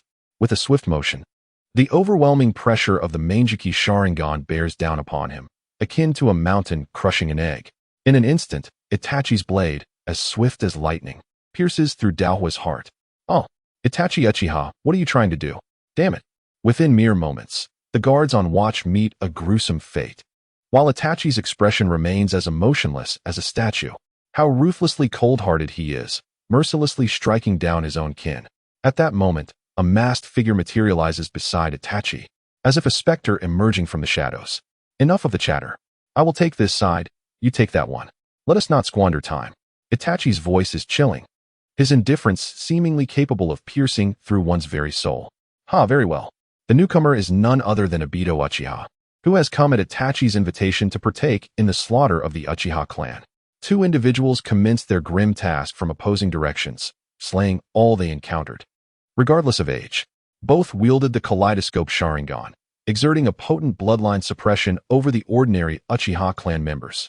Even the formidable three-tomo Sharingan faltered under the overwhelming ocular prowess of the kaleidoscope variant. Cries of agony and curses gradually filled the air. After their departure, a shadow rose from the ground, a truly distorted perspective of morality. Naruto found it difficult to comprehend the rationale behind exterminating one's kin for the sake of the village. Chapter 23, Uchiha Itachi. This was akin to destroying one's own nation in the name of world peace. Even the concept of righteousness in obliterating one's own family seemed insufficient to justify such acts. Moreover, one must consider the countless innocents caught in the crossfire. It is essential to remember that Konoha was ultimately founded by the Uchiha clan, and now, in the pursuit of peace for Konoha, the very clan is being driven to extinction. Had they merely targeted the radicals, Naruto might have found some semblance of understanding. Yet the decision was made to eradicate them all, including his own beloved parents. Despite these tumultuous thoughts, Naruto refrained from speaking further. Instead, he swiftly took action, severing the shadows of the fallen corpses. Indeed, Naruto had come to seize the opportunity, whether it be the bodies of the Uchiha, their shadows, or their eyes. He intended to gather them all. The three-tomo Sharingan, whether falling into the hands of Danzo or Obito, would undoubtedly serve as a boon to the enemy. Naruto harbored an intense aversion to aiding adversaries, and thus sought to extract those three-tomo Sharingan, severing their shadows. Upon death, shadows slowly dissipate, and Naruto aimed to consume them while the corpses still bore warmth, thereby augmenting his own strength. At that moment, a surreal scene unfolded. Two figures engaged in a bloody battle ahead, while a shadow stealthily followed behind, scavenging. Who are you and what do you seek? Who am I? I am the harbinger of your demise. Obito Uchiha gazed at the young girl ahead, a glimmer of cold light flickering in his single eye. Being a frequent visitor to Konoha, he recognized her instantly. Uchiha Izumi, the childhood companion of Uchiha Itachi. Uchiha Izumi launched 3 shurikens, her hands swiftly forming seals. Fire release, great fireball technique. However, the masked figure showed no intent to evade, passing directly through the fireball and shurikens, as well as Izumi herself. The chains trailing behind, ensnaring the girl. Obito, be cautious. A peculiar individual is attempting to seize your spoils, White Zetsu suddenly cautioned. Just as Obito prepared to strike, he instinctively activated his intangibility, allowing the chains to pass through Izumi's form. Turning to look behind, the darkness of the night could not obscure the vision granted by the kaleidoscope Sharingan. Obito discerned a shadow near a corpse, engaged in some unknown activity. Black Zetsu, Obito pondered, as the figure appeared eerily familiar. Not Lord Black Zetsu. You seek death. Obito gently set the young girl down, his figure fading from sight. On the ground, Naruto retracted the shadow of his opponent. Just as he was about to proceed, a sudden ripple of space emerged beside him, and a spectre-like figure appeared at his side with the swiftness of lightning, leaving him utterly astonished. Before Naruto could comprehend the situation, a gleaming scythe sliced through the shadow's form like a tempest. Humph, such feeble skill, daring to covet my treasure. Witnessing the shadow being cleaved in twain, Uchiha Obito's lips curled into a scornful smile. In an instant, the fallen shadow transformed into a black spear, piercing through Obito's body like a deadly arrow. How can this be? What manner of creature is this? A flicker of astonishment crossed Obito's singular eye. Had he not instinctively maintained his phasing state, he would have surely met his demise today. The ebony spear morphed back into a shadow, and both combatants, like startled birds, instinctively distanced themselves from one another. Who are you? I am an enemy of Konoha, merely a chance discoverer of something intriguing, here to join the fray, unaware of your impending doom. Fire release, storm dance, the space warped as flames twisted, locking their sights on the shadow ahead. The shadow attempted to move, only to find its body immobile. In the next moment, flames engulfed Naruto's shadow through the distorted passage of space.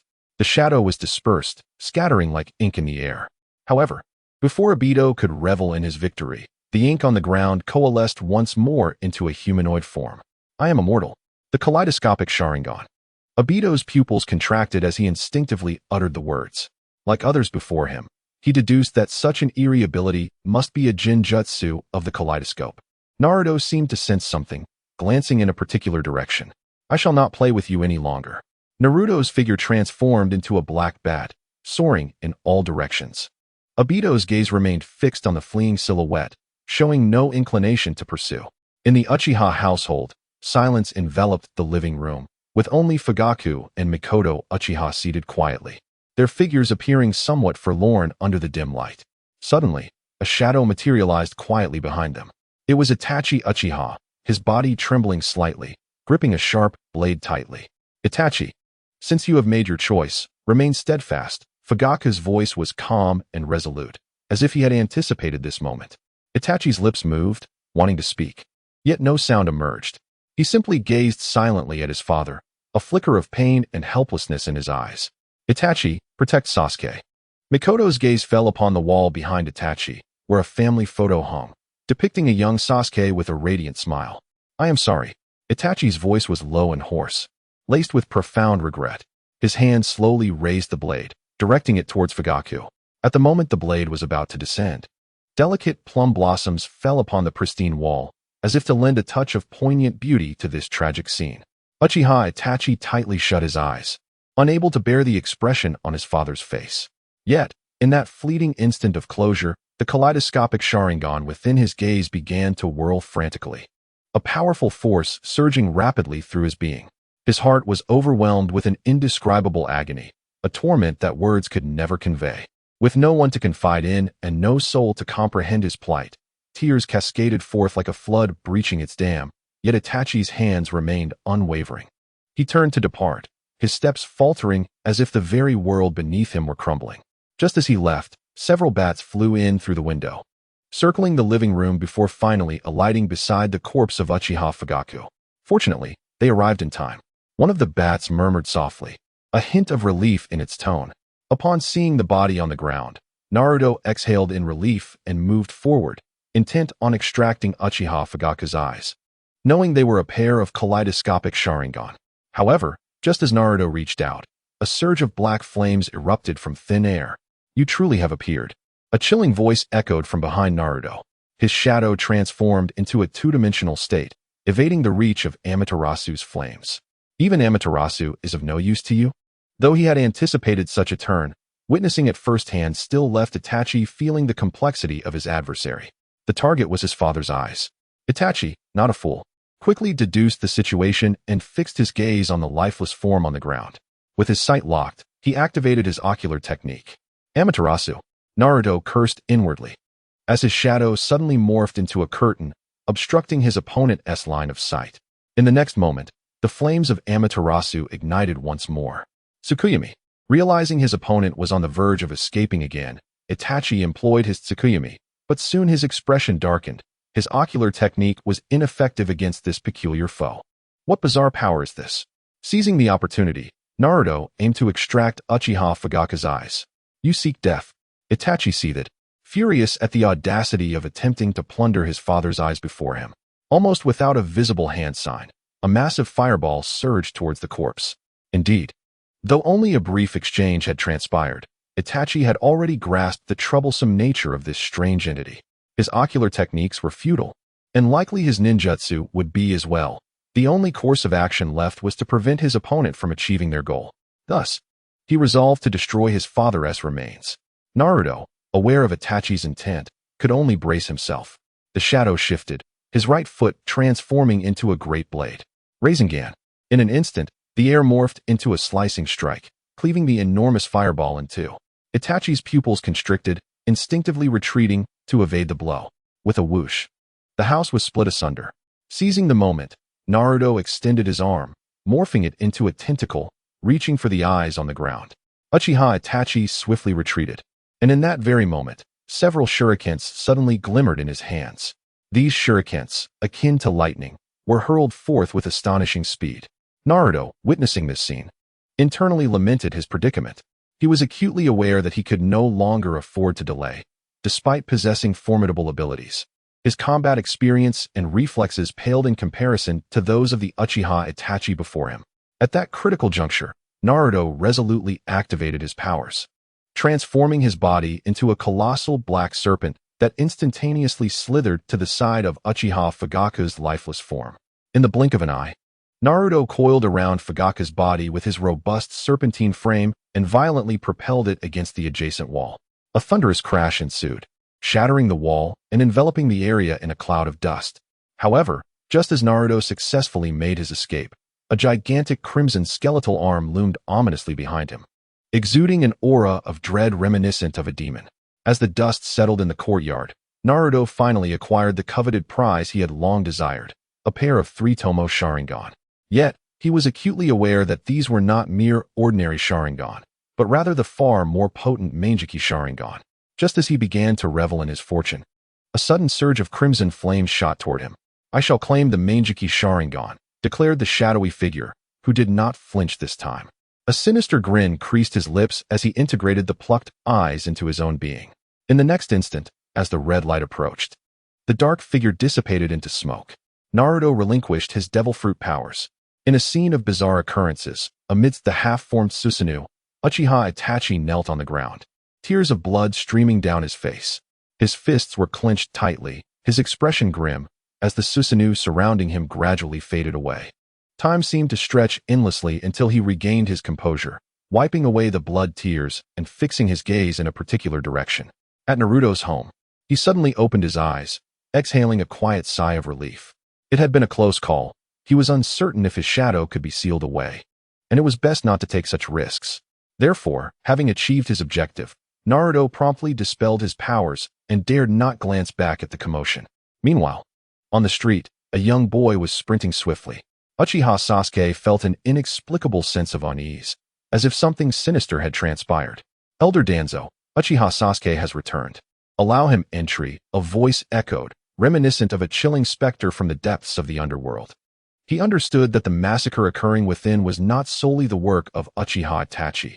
Eliminating this young boy would be the perfect solution. Only the deceased Uchihas were truly commendable. Thus, without a hint of hesitation, Danzo permitted Sasuke's entrance. Upon stepping inside, Sasuke was met with a horrific sight. The ground was littered with the lifeless bodies of the Uchiha clan, strewn about in a gruesome tableau that was utterly unbearable to behold. The villagers, who had once greeted themselves warmly in the morning, now lay scattered on the ground, a mix of elderly with silver hair and innocent children. Uchiha Sasuke felt as if his heart was being torn apart, the pain suffocating him, causing his body to collapse involuntarily to the earth. Who could it be? Why, my foolish Udu, it was undoubtedly my doing. Who else possesses such power? At that moment, a voice, familiar yet sharp as a blade, pierced his eardrums, chilling him to the bone, devoid of warmth. With great effort, Uchiha Sasuke lifted his gaze, and before him, perched upon a utility pole, was a figure he knew all too well. The crimson crescent moon behind his opponent resembled a blood-red sun, emanating an eerie, chilling light that made Uchiha Sasuke feel an unsettling strangeness, as if the person before him was no longer his older brother. Chapter 24, Sasuke. Is this truly the extent of your potential? Perhaps the stimulation is not intense enough?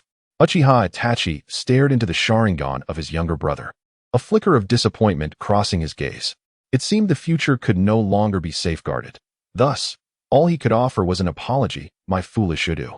In an instant, Uchiha Itachi vanished like a wraith, only to reappear abruptly at Uchiha Sasuke's side.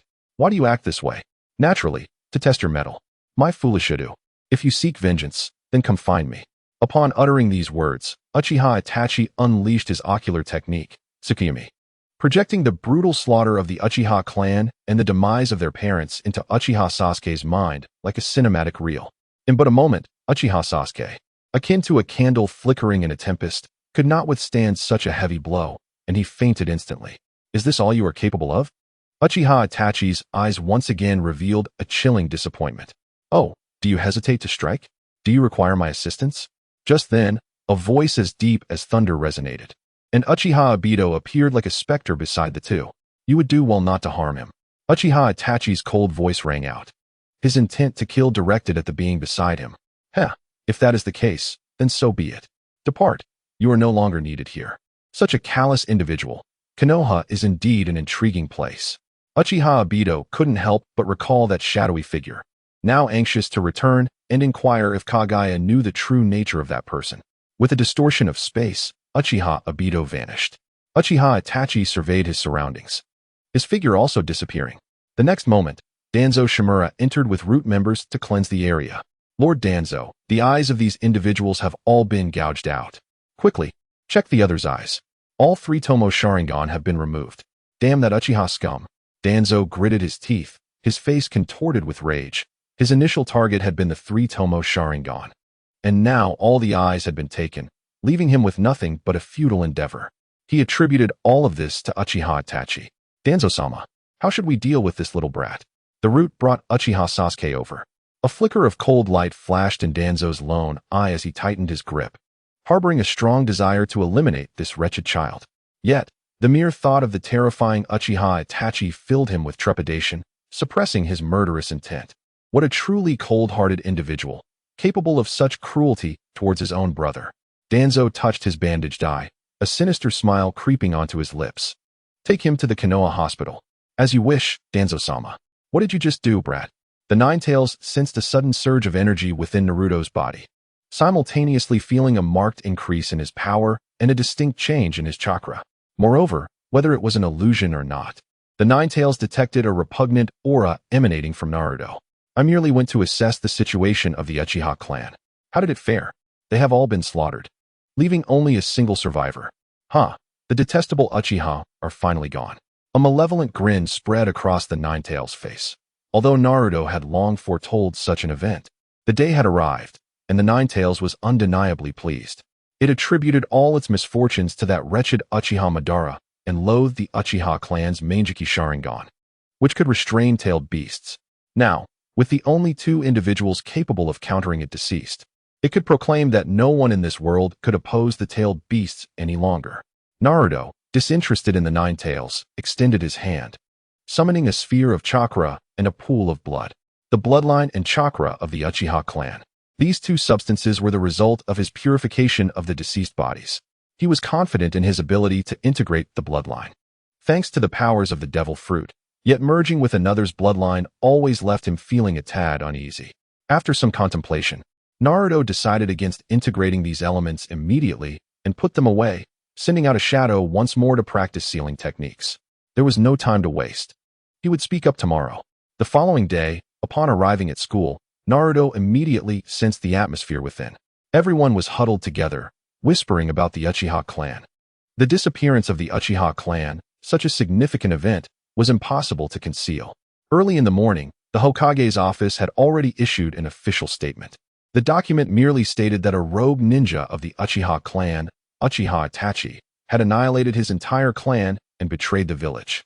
This conclusion left everyone in disbelief. They could scarcely fathom the magnitude of power necessary to single-handedly obliterate an entire clan, especially one as esteemed as the Uchiha of Konoha. Naruto, is this true? Hinata, hearing the news for the first time, found it hard to believe, and she couldn't help but recall Naruto's words from the previous day. The truth or falsehood of the matter was irrelevant. Only by becoming strong could one protect what they wished to safeguard. Naruto was reluctant to elaborate further. By the way, Hinata, could you do me a favor? After saying this, he glanced around, noticing that no one was paying attention to the 2 of them in the back row, and his voice lowered once more. Cough, I wish to learn the shadow clone technique. Hinata blinked her eyes, her expression appearing somewhat adorably dazed, but she quickly grasped the meaning behind his words. The Hyuga clan, a prestigious lineage for a millennium, may not practice ninjutsu themselves, yet their collection is undoubtedly unrivaled in the ninja world. Naruto, with his unique abilities, felt confident he could even pilfer the sealing scroll, yet in this realm, the source of one's skills holds paramount importance. Without a plausible explanation, even if he mastered the technique, he would hesitate to employ it. Hinata, contrary to being simple-minded, was quite astute. She understood the utility of the shadow clone technique and could easily discern Naruto's intentions. It was no secret that Naruto despised attending school. often opting to either slumber or skip classes. Nevertheless, Hinata found it difficult to refuse Naruto's request, nodding in agreement to provide him with this ninjutsu the following day. Thank you, Hinata-chan. Naruto clasped his hands together in gratitude, fully aware that this was a high-level technique. The sound of hurried footsteps approached, resembling a tempest, causing all the students to instinctively quiet down, their gazes fixated on the entrance. Iruka-sensei entered with a furrowed brow and a look of concern. Classmates, you have undoubtedly heard of the unfortunate events befalling Sasuke Uchiha. His voice was low and mournful, each word laden with profound sorrow. We share in the pain of his plight. As fellow students, it is our duty to extend warm comfort. At this moment, our classmate lies in a hospital bed. Iruka surveyed the room, the worry etched across his face resonating with everyone present. Naruto pondered silently. This teacher was undoubtedly a good mentor, as every expression on his face emanated genuine emotion. Teacher, there is no need for further words. Let us visit Sasuke together, Sakura exclaimed, rising eagerly, her anxious demeanor rivaling that of the teacher. Indeed, teacher, we know not of Sasuke's current condition. The chorus of agreement swelled, resonating like a powerful tide. Iruka, moved by his students' sentiments, ultimately acquiesced to their request. Thus, they followed closely behind the teacher, akin to a flock of migratory birds, making their way to the Konoha hospital. Naruto and Hinata trailed at the back. Although Hinata had little interaction with Sasuke, her innate kindness prompted a flicker of concern across her face. Within the hospital, in Sasuke's room, the third Hokage stood, unable to conceal the sorrow etched upon his features. Just the day before, Itachi Uchiha had visited the third Hokage, revealing that the mysterious shadow had reappeared and stolen his father's Sharingan. This news heightened the third Hokage's anxiety. Initially believing the shadow to be a technique of the Uchiha clan, the revelation proved otherwise. Consequently, the Uchiha clan faced annihilation, and the perpetrator had reaped the benefits, seizing many Sharingan from the clan. Furthermore, Danzo had come the previous day to report that the Sharingan had been taken from the corpses of the Uchiha clan. The shadowy figure lurked like a venomous serpent concealed in darkness, poised to strike and instilling a sense of unease in the third Hokage. A series of knocks resonated through the air, prompting the third Hokage to open the door, revealing Iruka and the students from the Ninja Academy. Please come in, but keep your voices down. Sasuke is still asleep. Lord Hokage, how is Sasuke? Iruka inquired with evident concern. Rest assured, he has suffered a minor mental trauma. A few days of slumber should suffice for his recovery. The third Hokage reassured them, viewing the injury as trivial. I have matters to attend to, so I shall take my leave. With hands clasped behind his back, the third Hokage strolled away. Upon his departure, the tension eased slightly among the group, who promptly gathered around Sasuke's bedside. There lay Sasuke, quietly resting, his brow furrowed tightly, cold sweat trickling down his forehead as his body trembled, as if ensnared in a harrowing nightmare. Naruto and Hinata approached the bed. How cruel, Naruto observed, recognizing that Sasuke was suffering the aftereffects of Tsukuyomi, likely replaying that traumatic scene in his mind. Is Sasuke going to be all right? Lord Third said he should be fine, Hinata asked anxiously. But why does he appear to be in such agony? Shoo! The girls surrounding Sasuke's bed chattered incessantly. Iruka approached to assess the situation, a flicker of worry crossing his face. Everyone, please be quiet. The patient needs rest. At that moment, the door swung open and 11 doctors entered. Observing the crowd in the room, their brows furrowed in displeasure. You've all seen enough. It's time for us to return, one of them stated curtly.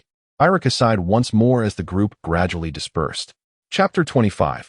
A misunderstanding of the third Hokage. Sasuke lay in slumber for a full 3 days, causing great concern among those who cared for him. Finally, on the 4th day, he slowly opened his eyes. The instant Sasuke stepped into the classroom, the previously boisterous atmosphere fell into an eerie silence. The girls' gazes converged upon him, their eyes sparkling with delight as they began to whisper excitedly. However, the boys, keenly aware of the changes in Sasuke, noticed the shift. His steps were light, yet resolute, exuding an aura of chilling and frenzied menace. This palpable intensity was reminiscent of a biting wind, sending shivers down spines. It was hard to fathom that such a young child could emanate such a terrifying presence. In Naruto, Sasuke feels so cold now, Hinata murmured, her voice tinged with sympathy. She could sense the inner turmoil and solitude that plagued Sasuke, evoking a deep sense of compassion within her. Naruto remained silent, his gaze fixed on Sasuke, equally aware of the icy malevolence surrounding him. He understood that after enduring such an ordeal, Sasuke's transformation was inevitable. After all, they were both orphans, having suffered the pain of losing loved ones. Some changes were to be expected following such experiences. Anyone who has gone through something like this would surely become like him, Naruto remarked softly. At that moment, Hinata's attention suddenly shifted to Naruto. She scrutinized Naruto carefully. Although his chakra and aura were identical to the original, Hinata's sixth sense informed her that the Naruto before her was not the true one. Naruto, have you mastered the shadow clone technique? Hinata inquired, her gaze fixed intently on him, as if seeking clues from his expression. Naruto, in a light-hearted tone, felt a sense of secret pride. Thankfully, he had resolved the troubles posed by the Nine Tails. With the absence of its interference and aided by his unique abilities, Naruto had almost instantaneously learned this ninjutsu. Moreover, it suited him remarkably well, as it required a vast amount of chakra to perform. Being of the Uzumaki lineage and bolstered by the Nine Tails within him, Naruto possessed an immense reservoir of chakra. As for the technique's side effects, they were negligible for him. As long as he did not engage in prolonged practice of this technique, it posed little to no strain on him. Once he had mastered the technique, Naruto confidently showcased it. The Umbu monitoring him promptly reported the situation to Lord Hokage. Upon receiving the report, the third Hokage said little, merely summoning Hayashi Hyuga to discuss matters privately, the content of which remained unknown. Hayashi left the Hokage building with a scowl. Meanwhile, the real Naruto was diligently training in the practice field. Within the Hokage office, the third Hokage had finally managed to resolve the mess left by the Uchiha clan. However, the matter of the ghostly figure loomed over him, robbing him of sleep and turning his hair increasingly gray, adding to his weariness. Has it concealed itself again? Who are you and what do you seek? At that moment, even as he felt the absurdity of it all, he could not help but begin to suspect the involvement of the Nara clan. Well, let's see what little Naruto is up to. The third Hokage picked up the crystal ball on his desk. The image flickered, revealing Naruto training. This is the gentle fist of the Hyuga clan. What nonsense. What use is it without the Byakugan? The third Hokage frowned. The gentle fist was renowned in the ninja world, but it was effective only in conjunction with their bloodline limit. Ah, truly, he is your son Minato. The third Hokage sighed. This rascal was indeed the spitting image of Minato. The Yellow Flash, a mere ordinary ninja, had mastered sealing techniques and the Rasengan, with much of the credit going to Kushina of the Uzumaki clan. Sealing techniques were a legacy of the Uzumaki, while the Rasengan was inspired by the tailed beast ball. Now, with Naruto mastering the shadow clone technique and practicing the gentle fist, the third Hokage found himself at a loss for words. It seemed necessary to find a teacher for Naruto. He could not allow him to continue in such reckless pursuits.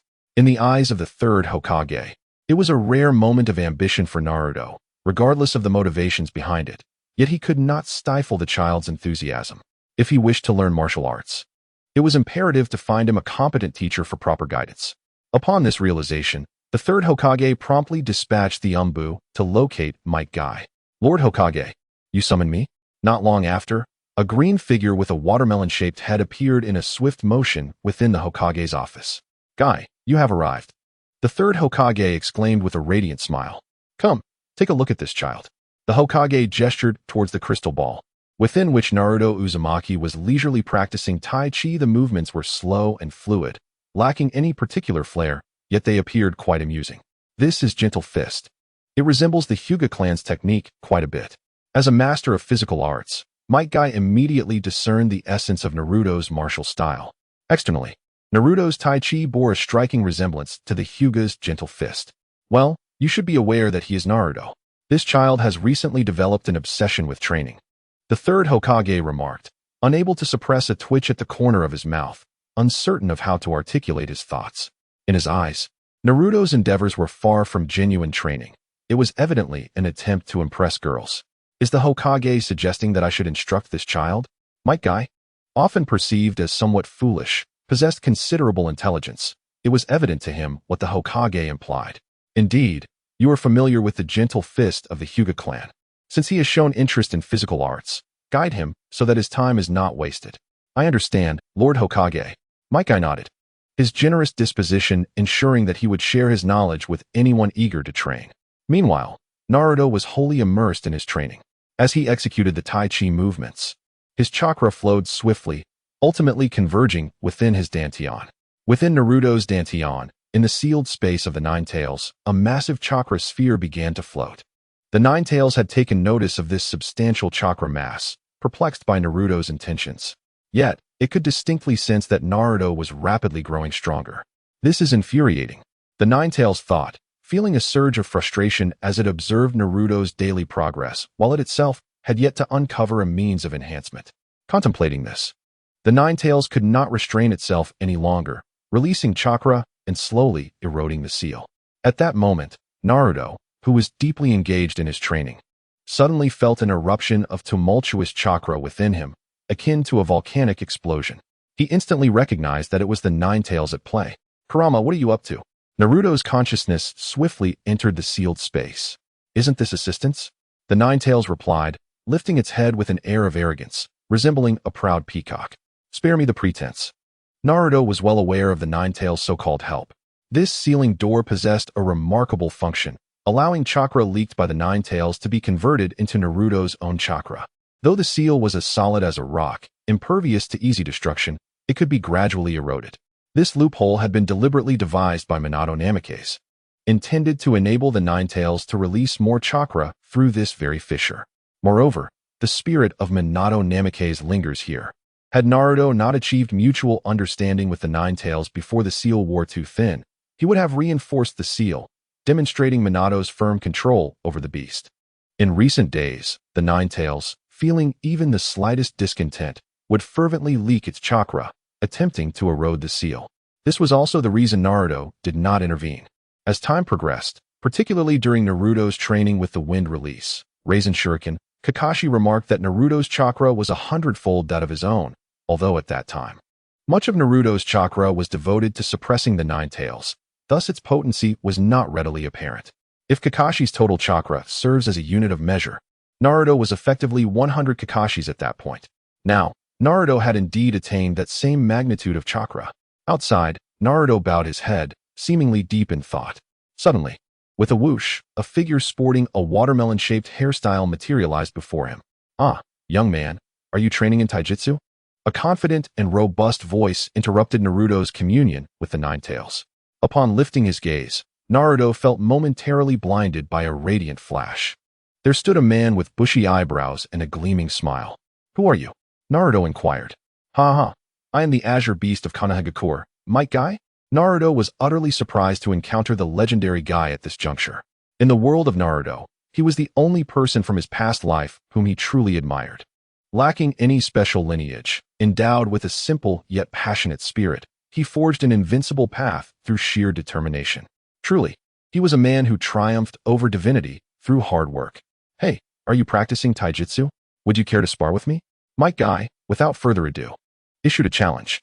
This thrilled Naruto immensely, igniting a fervor within him.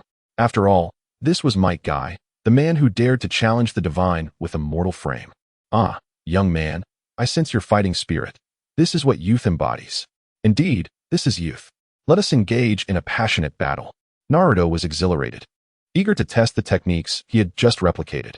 "All right, let us begin." Might Guy assumed a combat stance, and Naruto wasted no breath. Body flicker technique. His form vanished in an instant. What incredible speed. Is this the body flicker technique? Guy was taken aback, not anticipating that someone so young had already grasped such a skill. Yet, this speed could not elude his keen perception. Naruto reappeared to his left side. Iron block battle axe. One leg was raised high as he executed the technique. Naruto had mastered this sixth style to the extent of extension techniques. Well done. Might Guy raised both hands to parry Naruto's strike. The force was commendable, but youth demands even more fervor. Konoha's little whirlwind. A powerful kick surged towards Naruto. Iron block air would, attempting to evade, proved troublesome. Guy's speed exceeded Naruto's expectations. It was too swift for his body to react. Thus, he instinctively employed the iron block technique. A collision sent Naruto's body hurtling through the air. With a powerful stamp of his feet, a resounding explosion echoed in the void. Utilizing the momentum, Naruto executed several somersaults mid-air, landing gracefully on the ground. The elder's strength was remarkable. At that moment, Naruto's eyes sparkled with intensity. Every boy possesses an innate fondness for combat, and he was no exception. You are quite impressive as well, young man. Do you have any other techniques to showcase?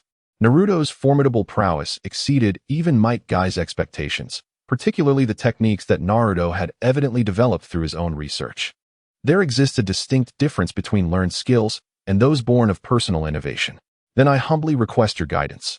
Dear Elder, Naruto replied with a smile, his eyes gleaming even brighter. Chapter 26. The Clash. Who exactly is Might Guy? Naruto felt he had some understanding of him. In his eyes, Might Guy was indeed extraordinary, with a unique personality and formidable strength. For Naruto, encountering such a formidable adversary was a dream come true, as only through battling strong opponents could his fighting spirit be truly ignited, propelling him toward continuous growth and progress. Thanks to his inherent talents and relentless effort, combined with the advantages he possessed, Naruto had mastered all replicable techniques. However, in this moment, he faced a practitioner of taijutsu. Hence he resolutely refrained from employing any techniques outside of physical combat. In a dim underground cavern, Uchiha Obito sat in silence, unaware of how much time had passed. When suddenly, a head emerged from the ground. You sought me out for something? Call me Madara. Very well, Lord Madara. What urgent matter brings you to me? Have you been keeping an eye on the situation in Konoha?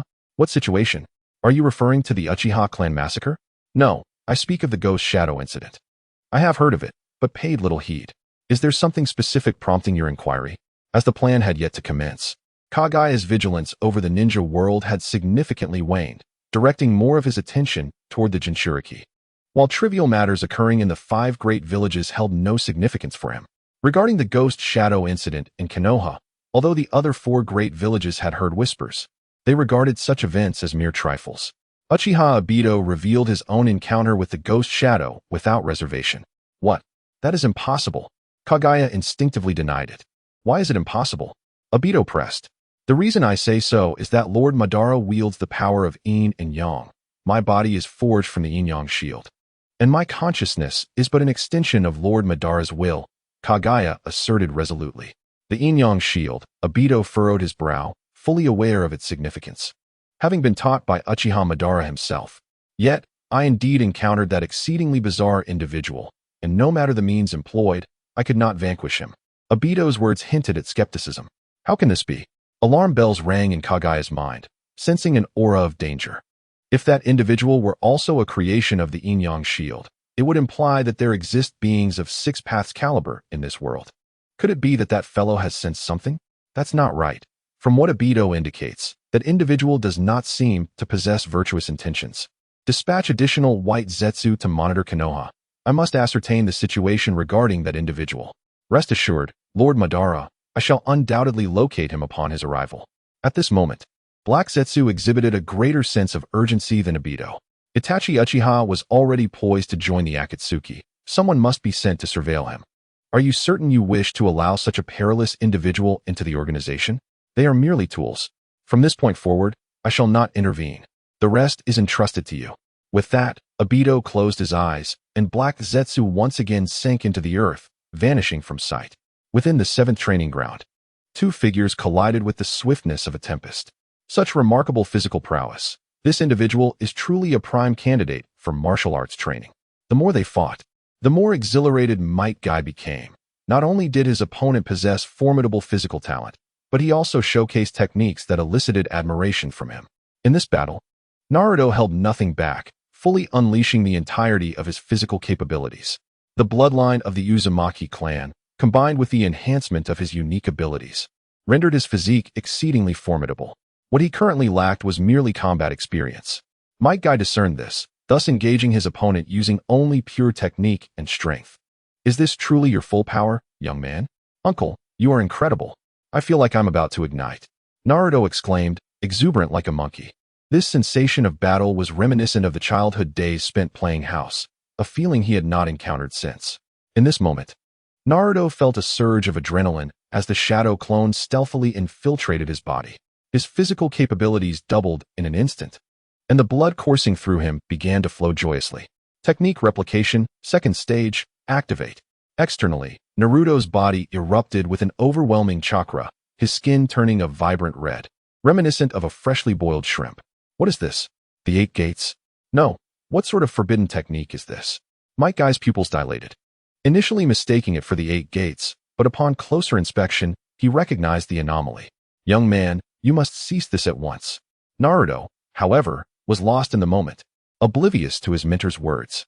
Thump, thump, thump. The sound of his heart racing reverberated throughout his body. While a typical person would have succumbed to cardiac failure at such a pace, Naruto was capable of commanding his entire being, rendering this level of heartbeat inconsequential. Moreover, with his bloodline ability and the chakra of the 9 tails, he could easily recover from such an outburst with a simple rest. Shave, Naruto vanished once more. Young man, you cannot continue this reckless behavior. Might Guy's expression turned grave. He was unaware of where the youth had acquired this forbidden technique. But such powers must not be wielded frivolously. 8th gate, open. Placing his hands upon his forehead, Might Guy's chakra erupted, his body becoming suffused with a crimson hue. In an instant, he unlocked the 5th gate, enhancing his physical attributes across the board. With a flash, he appeared before Naruto at an astonishing speed, akin to a specter. Naruto raised his hand, unleashing a powerful punch. Boom. Rest assured and take a moment to relax. Might Guy delivered a swift blow to Naruto's neck, leaving him momentarily dazed before collapsing to the ground. Ah, what a formidable youth this is, such is the essence of adolescence.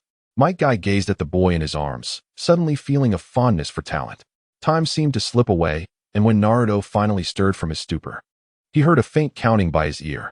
1001, 1002, 1003. Turning his head, he spotted Might Guy engaged in vigorous physical training on the training ground. Ah, little one, you are awake. Uncle, you truly are impressive. Ha ha. This is the vigor of youth. Would you like to train together? Absolutely. Without a moment's hesitation, Naruto joined him in training. His physical prowess was undeniable, allowing him to keep pace with his mentor's rigorous regimen. Yet, Naruto felt that such unarmed training lacked any real challenge. For example, in his previous life, he could manage a mere 30 push-ups, but now he could effortlessly complete 1,000 without breaking a sweat. Uncle, is this training truly effective? Unable to contain his curiosity, he glanced at Guy. Naruto found it difficult to endure such repetitive training day after day. It was not akin to cultivating inner strength, where chakra flowed through the meridians and time seemed to stand still. Upon completion, the growth of chakra was visibly apparent. However, the physical training was time-consuming and exhausting, leading to mental fatigue and self-doubt. My dear boy, physical training requires a solid foundation, Might Guy declared, his enthusiasm evident in every word. He genuinely cherished the process and approached each training session with utmost seriousness. Naruto, rather than feeling annoyed by the lecture, found himself resonating with Guy's passion and began to train earnestly. As evening approached, the two agreed to continue their training the following day, and Might Guy promised to introduce him to his own students. Upon returning home, Naruto collapsed onto his bed, utterly drained and unwilling to move. Simultaneously, his shadow clones at school dispelled themselves in an unoccupied area, flooding Naruto's mind with a wealth of knowledge. Overwhelmed by the influx, he promptly fell into a deep slumber. In the middle of the night, Naruto awoke and gazed at the luminous moon above, determinately entering his sealed space. Oh, the little one has arrived. How goes the research, Nine Tails? We shall discuss that once you break the seal. For now, enhancing your chakra is of utmost importance. The Nine Tails retorted stubbornly. A smirk crept across Naruto's face. If they could rapidly grow stronger, they would not be in their current predicament. Enhancing my power. By leaking more chakra, I can wear down the seal, while simultaneously boosting your chakra reserves, the Nine Tails said with a hint of pride. Will this have any effect on you? Not at all. For us tailed beasts, recovery is swift. Then let us begin. Naruto was aware of the Nine Tails' ability to absorb natural chakra, which alleviated his concerns. Sitting cross-legged on the ground, he observed as the malevolent chakra of the Nine Tails began to seep slowly through the cracks of its cage, resembling a viscous plasma. This chakra appeared to possess a consciousness of its own, rapidly extending towards Naruto. Instantly, he entered the Nine Tails chakra mode, manifesting 3 transparent tails behind him. Without further ado, he activated his special ability and swiftly controlled the flow of chakra within his body. The tailed beast cloak began to gradually thin and fade away. The little rascal could return. The Nine Tails' eyes gleamed at this sight. Such a meager amount of chakra was insignificant to him. However, this quantity of chakra, when released into the external world, could evoke envy even in a seasoned jonin. That night, Naruto's chakra surged rapidly, increasing from 100 to 150. If he could continue to grow at this rate daily, he would soon reach the pinnacle of his former strength. Yet, he quickly recalled that chakra levels could not increase indefinitely. The human body has its limits. Thus, he could only refine and purify it to enhance the quality of his chakra or engage in early training to alter its properties. The following day, Naruto, as usual, sent a shadow clone to school. After finishing his meal, his original self made his way to the designated training ground. At Training Ground 7, Might Guy had arrived early, accompanied by a youth who mirrored his appearance and attire. "Teacher, who is the genius you mentioned?" Lee inquired impatiently. "Patience, my young friend. He will arrive shortly." "Oh." The youth has arrived. As Guy ceased his training, his gaze shifted towards a certain direction. Following his line of sight, a frail figure ambled towards them, bathed in golden sunlight that illuminated the shimmering golden hair of the newcomer. "Hey there, you're early," Naruto greeted enthusiastically.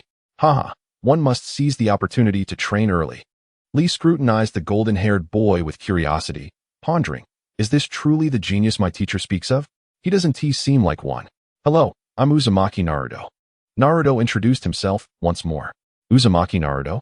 Upon hearing this name, Hyuga Niji's demeanor instantly shifted to one of hostility as he assessed Naruto from head to toe. Having trained in taijutsu, Niji was indirectly acquainted with Lee and, by extension, Might Guy.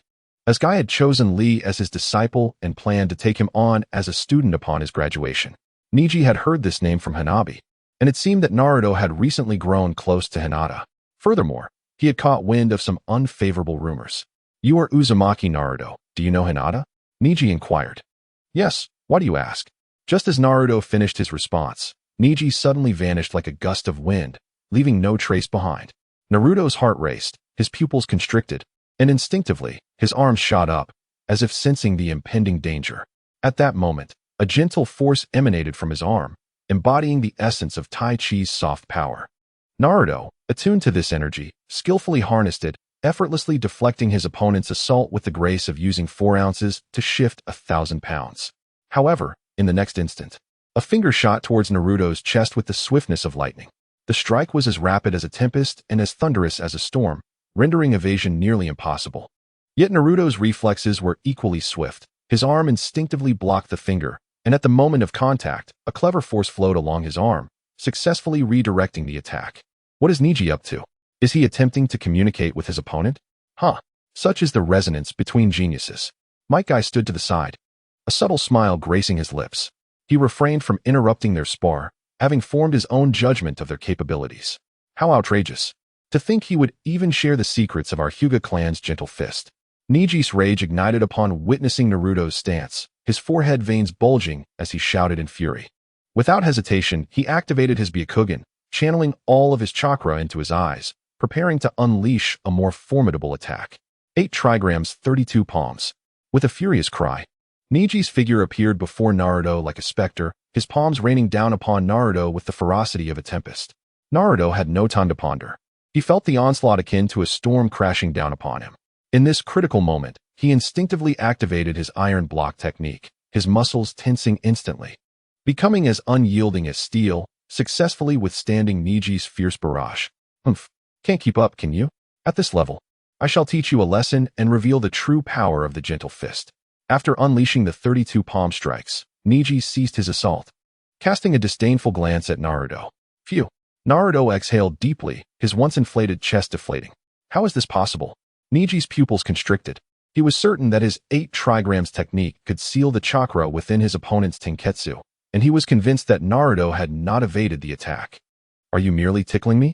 Naruto shot a provocative glance at Niji. You brat. Niji, fueled by anger, charged once more, but Naruto remained unfazed. The two resumed their fierce battle, with Niji employing every technique at his disposal. However, Naruto's strength, bolstered by the vast reservoir of chakra within him, surpassing that of elite jonin, rendered Niji's gentle fist techniques insufficiently threatening. At some point, Niji halted, breathing heavily, his complexion flushed. What in the world is this monstrosity? Clenching his fists tightly, he felt a wave of helplessness. His opponent was like an indomitable turtle, capable of enduring whatever techniques he unleashed. While harboring anger within, he attributed all the causes to Hinata's rebellion.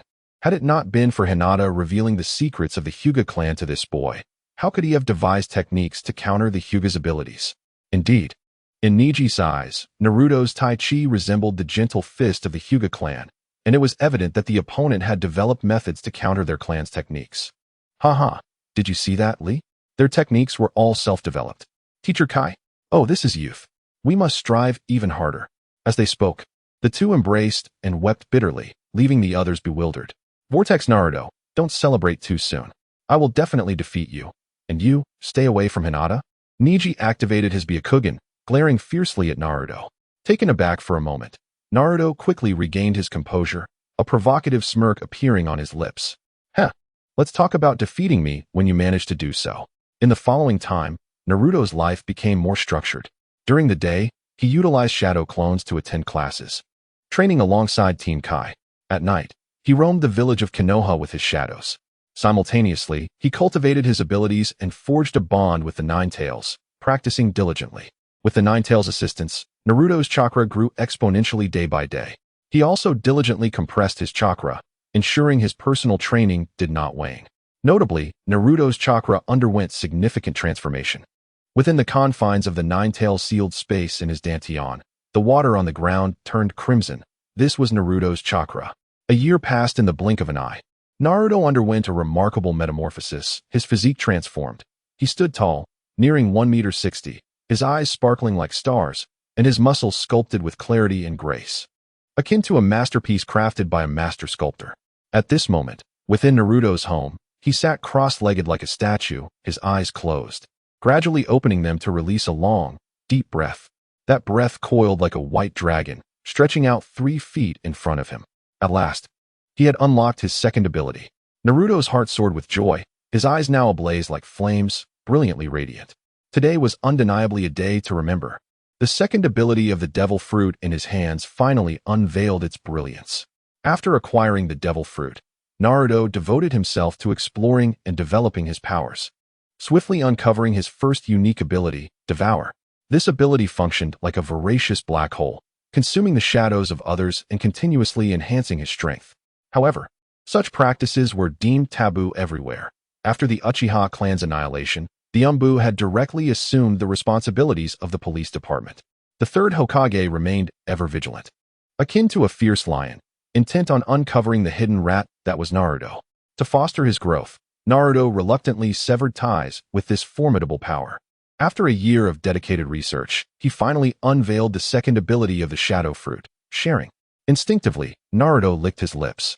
If I am not mistaken, today marks the final practice session at the ninja school before the New Year break. As the holiday approaches, the school has been diligently preparing for the upcoming evaluations, making this practice session the most crucial assessment of all. Naruto, having gathered his belongings, stepped outside, where snowflakes danced down from the sky like delicate willow fluff. The entire world appeared to be draped in a pristine veil of white, creating an ethereal atmosphere. As Naruto exhaled, a cloud of white mist gracefully dissipated into the air. Winter has indeed arrived, resplendent in its beauty. Unable to contain his excitement, Naruto extended his hand, and the snowflakes, like playful sprites, alighted gently in his palm, bringing a refreshing chill. Hurry up, Naruto. We're going to be late. A girl with striking white eyes stood elegantly at the entrance, snowflakes cascading onto her head, resembling a pure white cap. I'm coming. Naruto rushed over. Why aren't you inside on such a cold day? I just arrived a little while ago, Hinata replied, fibbing lightly. Concerned, Naruto brushed the accumulated snow off her head. Don't you have training today, Hinata? She realized that this was not a shadow clone, but Naruto himself. No, not today. Let us go. It's quite chilly outside. We should head to the classroom. With that, they quickened their pace. Over the past year, Hinata had undergone noticeable changes. She had grown significantly taller, and they would often schedule their training together during breaks. After their workouts, they would share meals. And with Naruto around, Hinata no longer suppressed her appetite, enjoying hearty meals that contributed to her physical development, surpassing that of the original narrative. In terms of strength, Hinata had excelled in Tai Chi.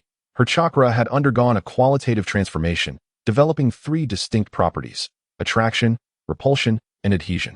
As for the 6 styles, she had mastered them all. At that moment, both of them utilized the shave, their speed surging to new heights as they arrived at school within mere breaths. The classroom buzzed with the familiar sounds of playful banter and conversations, and Naruto and Hinata quietly took their seats at the back. Naruto, it seems Sasuke has noticed your strength, Hinata remarked. And what of it? Why do you always intentionally lose when you compete with him? I don't wish to be tethered to him, he replied. Like Neji, perhaps? You know the answer to that. Aren't you also doing the same? Intentionally losing to Neji? Hinata defended. Neji doesn't harbor ill intentions. I can sense that he is merely blinded by hatred. Well, I don't blame you for that. These matters are not for you to ponder. Focus on yourself and train diligently. Seeing the self-reproach on her face made Naruto long to ruffle her hair. But he suppressed the impulse, mindful of their surroundings. At the front of the classroom, Sasuke Uchiha's peripheral vision was fixated on the back.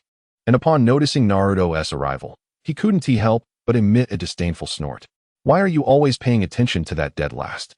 Sakura inquired curiously. Dead last? Sasuke scoffed, offering no further explanation. The essence of the ninja academy ultimately revolves around combat, thus the students frequently engage in sparring sessions. It remains uncertain whether this is a directive from the instructors or merely a twist of fate, but it seems that Uchiha Sasuke's primary sparring partner is invariably Uzumaki Naruto. Presently, Naruto harbors no interest in indulging in childish games with his opponent. Simultaneously, he wishes to conceal his true prowess, leading him to deliberately underperform in each bout. Initially, Sasuke reveled in his victories, blissfully unaware of any underlying discrepancies. However, after several encounters, a sense of dissatisfaction began to brew within him, akin to the feeling of stagnation. Consequently, during one particular match, Sasuke resolved to decisively defeat his opponent, aiming to bring Naruto to the ground. To his astonishment, an unusual spectacle unfolded. Despite employing all of his skills, including ninjutsu, he barely managed a narrow victory. At this juncture, even Sasuke, despite his usual obliviousness, recognized that something was amiss. Thus, in the subsequent battle, he summoned every ounce of strength, yet the outcome remained unchanged. In the following skirmishes, no matter how diligently Sasuke strived, he could only secure a half-hearted victory. It was at this point that even the instructors began to discern the anomaly. Enraged, Sasuke felt as though he had been toyed with, convinced that Naruto was deliberately toying with him, igniting a fierce rivalry. Chapter 28. The duel with Shikamaru. The morning classes swiftly came to a close, and by noon, Naruto arrived with a feast, courtesy of his shadow clones. On the rooftop of the classroom building, Naruto and Hinata sat beside the water tower, a serene locale with scarcely a soul in sight. Shortly thereafter, one of the shadow clones appeared, bearing fragrant dishes, and without hesitation, he unveiled the steaming meal, a cloud of savory steam wafting into the air. Naruto, you are amazing, Hinata exclaimed, swallowing hard as her pure, wide eyes gleamed like silver bells, fixated on the delectable spread before them. Let us dig in. Naruto beamed, relishing the opportunity to treat the young girl, a rare delight for him. Witnessing her joy as she savored the food filled him with immense satisfaction. Your culinary skills are truly impressive. Indeed, he replied. In his past life, he had mastered the art of cooking, and after his reincarnation, with the aid of a unique ability and the assistance of shadow clones to save time, Naruto quickly honed this skill. The result was an immediate conquest of her palate. After their hearty meal, they resumed their discussion, exchanging insights on their training. Hinata, I have cultivated a transformation in my fire-style chakra. Impressive, isn't it? Naruto extended a finger, from which chakra emanated, morphing into a flickering flame. That's incredible. I have also achieved chakra compression, as you mentioned, through a year of companionship and Naruto's deliberate guidance. Hinata had grown increasingly comfortable communicating with him, her demeanor remaining largely unchanged, still exuding the essence of an ancient noblewoman, shy and reserved. Yet, their exchanges no longer left her flushed or faint-hearted. Have you made any progress on the method I described? I've made a little headway, Hinata hesitated, contemplating revealing her abdomen to demonstrate her findings. Yet, after much hesitation, he still took no action. Such a task was simply beyond his capabilities. What do you mean? Naruto queried, somewhat perplexed. The method he referred to involved opening the lower dantian, allowing all of one's chakra to be concentrated there. This approach not only conserved chakra, but also had the effect of prolonging life. The power system in this world was rather peculiar. Those who wielded extraordinary abilities were often short-lived, as chakra was derived from the energy of one's cells. The ninjas here had little concept of longevity. The chakra they refined would be expended in the execution of jutsu, often draining their cellular energy in the process. Naruto, however, due to the presence of the Nine Tails, had already established an independent sealing space within his lower dantian, allowing him to store chakra directly. Hinata, understanding that Naruto had limited methods available, decided to explore sealing techniques on her own. However, she found the art of sealing to be exceedingly challenging, feeling as though she had only accomplished half of it. Well, there's no need to rush. I will find a way to resolve this later, Naruto reassured her, gently ruffling her hair. He himself had studied sealing techniques without interruption for the past year, yet to be honest, even sealing a mere fire was somewhat arduous for him, let alone sealing tailed beasts like his late father. Fortunately, while his progress in sealing was as slow as that of a snail, he navigated the development of devil fruits with remarkable ease, encountering no obstacles whatsoever. The devil fruit represented a confluence of human imagination, and the extent of its development was contingent upon the wielder's intellect and dreams. For instance, Nobita's meatball fruit appeared unremarkable, yet after consumption, Nobita astonished everyone by developing a conceptually extraordinary skill that inflicted damage. Perhaps fueled by Naruto's fervent aspirations, he too had birthed a similarly astonishing power. I'm sorry. Am I being foolish and disappointing you? Hinata murmured, her voice tinged with a sense of grievance, akin to petals gently falling in a spring breeze. What nonsense. Your current strength is impressive, and we haven't even graduated yet. There's no need for such urgency, Naruto said, once more tenderly stroking the young girl's head, akin to a gentle spring zephyr. At that moment, Naruto noticed that Hinata's hair had grown significantly, much like bamboo shoots after a spring rain. Was she no longer planning to keep her hair short? I intend to grow it into 2 ponytails, Hinata replied, her gaze shyly darting toward him like a timid fawn. It turned out that during a casual conversation about twin ponytails, Hinata had keenly observed his expression and resolved to adopt that hairstyle. Naruto, oblivious to her intentions, had merely mentioned twin ponytails because he found that many characters in anime sported them, which he thought looked quite lovely. Time flew like a fleeting horse, and soon it was time for class. All the students gathered neatly on the playground. Shikamaru, how about a spar today? Forget it. Spare me. Just go find Sasuke instead. Oh no, that guy is as clingy as a stubborn adhesive. Well, you could also seek out Hinata, he remarked. Hey, how could you utter such callous words? Naruto couldn't help but roll his eyes. How can you not bear to strike? Shikamaru teased. Enough of the idle chatter. I simply wish to witness your shadow techniques. Due to the butterfly effect, Shikamaru had mastered the shadow technique ahead of time. Although he found it rather cumbersome, he still kept his father's words close to heart, words that spoke of transcending the limits of their techniques to reach the level of that specter. Do you truly believe you can outpace my speed? Shikamaru's interest was piqued. One must always give it a try. This time, I shall not conceal my true strength. When have I ever hidden it? As the two bantered, exchanging playful jests, Naruto's prowess was no secret. Any observant individual could easily discern the signs. Before long, their teacher arrived, and the match officially commenced. Each student took their place, forming hand seals. At that moment, they lacked any real techniques and could only flail about with clumsy strikes. Naruto found the spectacle rather dull and mused to himself that despite being of the same age, the disparity between them was as vast as the chasm between heaven and earth. Those with lineage had laid their foundations early on, while the children of ordinary villagers remained blissfully ignorant, merely perceiving ninjas as cool and believing that once they became ninjas, they would no longer have to worry about sustenance. Soon, the matches among classmates concluded. The next pairing was Hinata Hyuga against Sakura Haruno. As the teacher called out their names, Hinata slowly lifted her gaze. Sakura, standing beside Sasuke, instinctively looked up as well. Their eyes met in the air. Be gentle, Naruto softly cautioned, fearing that Hinata might misjudge her strength and inadvertently harm her opponent. However, this reminder seemed to take on a different meaning for Hinata. She recalled how Naruto had once held a fondness for Sakura. Now, he was specifically advising her. Did he still harbor feelings for Sakura? Why not offer such advice to her instead? Those enamored often found themselves susceptible to such thoughts. Hey, I feel like you're adding fuel to the fire, Shikamaru remarked. Noticing the look in Hinata's eyes, Naruto had yet to grasp the situation. The two had completed their seals and were prepared for battle. I will not concede, Sakura declared, summoning her courage as she charged forward with kunai in hand. Hinata assumed her stance, her expression serious. 8 trigrams air palm. An invisible wave of energy surged from Hinata's hands. Sakura, rushing in, failed to react in time and was struck squarely in the chest, sending her flying backward. Teacher Irika's pupils dilated as he swiftly utilized body flicker technique to reach Sakura and catch her. Incredible. What kind of ninjutsu was that? How did Sakura fly so suddenly? This doesn't seem like ninjutsu at all. Indeed, I've heard that the Hyuga clan does not study ninjutsu.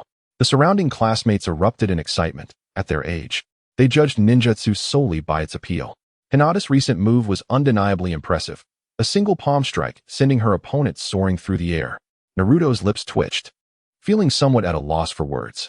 He had already told her not to exert herself so much, yet she remained so earnest. For them, mere children dabbling in the ways of the ninja, those who had mastered ninjutsu were on an entirely different plane. Thankfully, his injuries were not severe and would heal with a bit of rest. After examining him, Irika-sensei let out a sigh of relief, glad that there were no serious injuries. Merely a bump from the impact. Hinata Hyuga emerged victorious. The next match featured Naruto Uzumaki against Sasuke Uchiha. Upon hearing his name, Sasuke's eyes sparkled with anticipation. At last, it was his turn, and he was determined to defeat that insufferable rival. Wait, sensei. Naruto raised his hand to halt proceedings. What is it, Naruto? Are you facing some difficulties? Irika inquired, puzzled. Sensei, it's always me facing Sasuke, and I can never win. It's becoming rather dull. I want to challenge Shikamaru instead. As Naruto uttered these words, Irika's lips twitched. What did he mean by never winning? Could he be any more disingenuous? Sasuke gritted his teeth in frustration. Meanwhile, Shikamaru felt a vain throb on his forehead. What did Naruto mean by trying against me? It sounded oddly condescending, as if he were easy to bully. This remark directly offended all three of them. Naruto was utterly shameless. Unable to defeat Sasuke, he sought to pick on Shikamaru, who, it seemed, was a friend. Such a blatant lack of shame was astounding. The surrounding classmates erupted in chatter, unaware of Naruto's true abilities, only knowing that he consistently lost in these contests. Thus, to them, Naruto was merely the underdog. All right, enough. How do you both feel about this? Irika decided to directly inquire of the parties involved, casting his gaze towards Shikamaru and Sasuke. I have no objections, Shikamaru replied nonchalantly, having already discussed this with Naruto earlier. I disagree. What do you mean, Naruto? Are you looking down on me? To everyone's surprise, Sasuke was exceedingly irate. The other classmates were left bewildered. 2 against 1. Now it's my turn to decide. Naruto lifted his head, currently lacking interest in Sasuke Uchiha. Sasuke's forehead twitched with anger. Irika furrowed his brows in contemplation. Although he was unsure why Naruto deliberately lost to Sasuke each time, he was intrigued to see how Naruto would approach this challenge against Nara Shikamaru. Very well, Naruto Uzumaki against Nara Shikamaru. With Irika's final decision, the two stepped into the center of the arena. What are you really aiming for, Naruto? I heard from Choji that you've mastered the shadow secret arts. So is that what this is about? Shikamaru questioned, somewhat skeptical.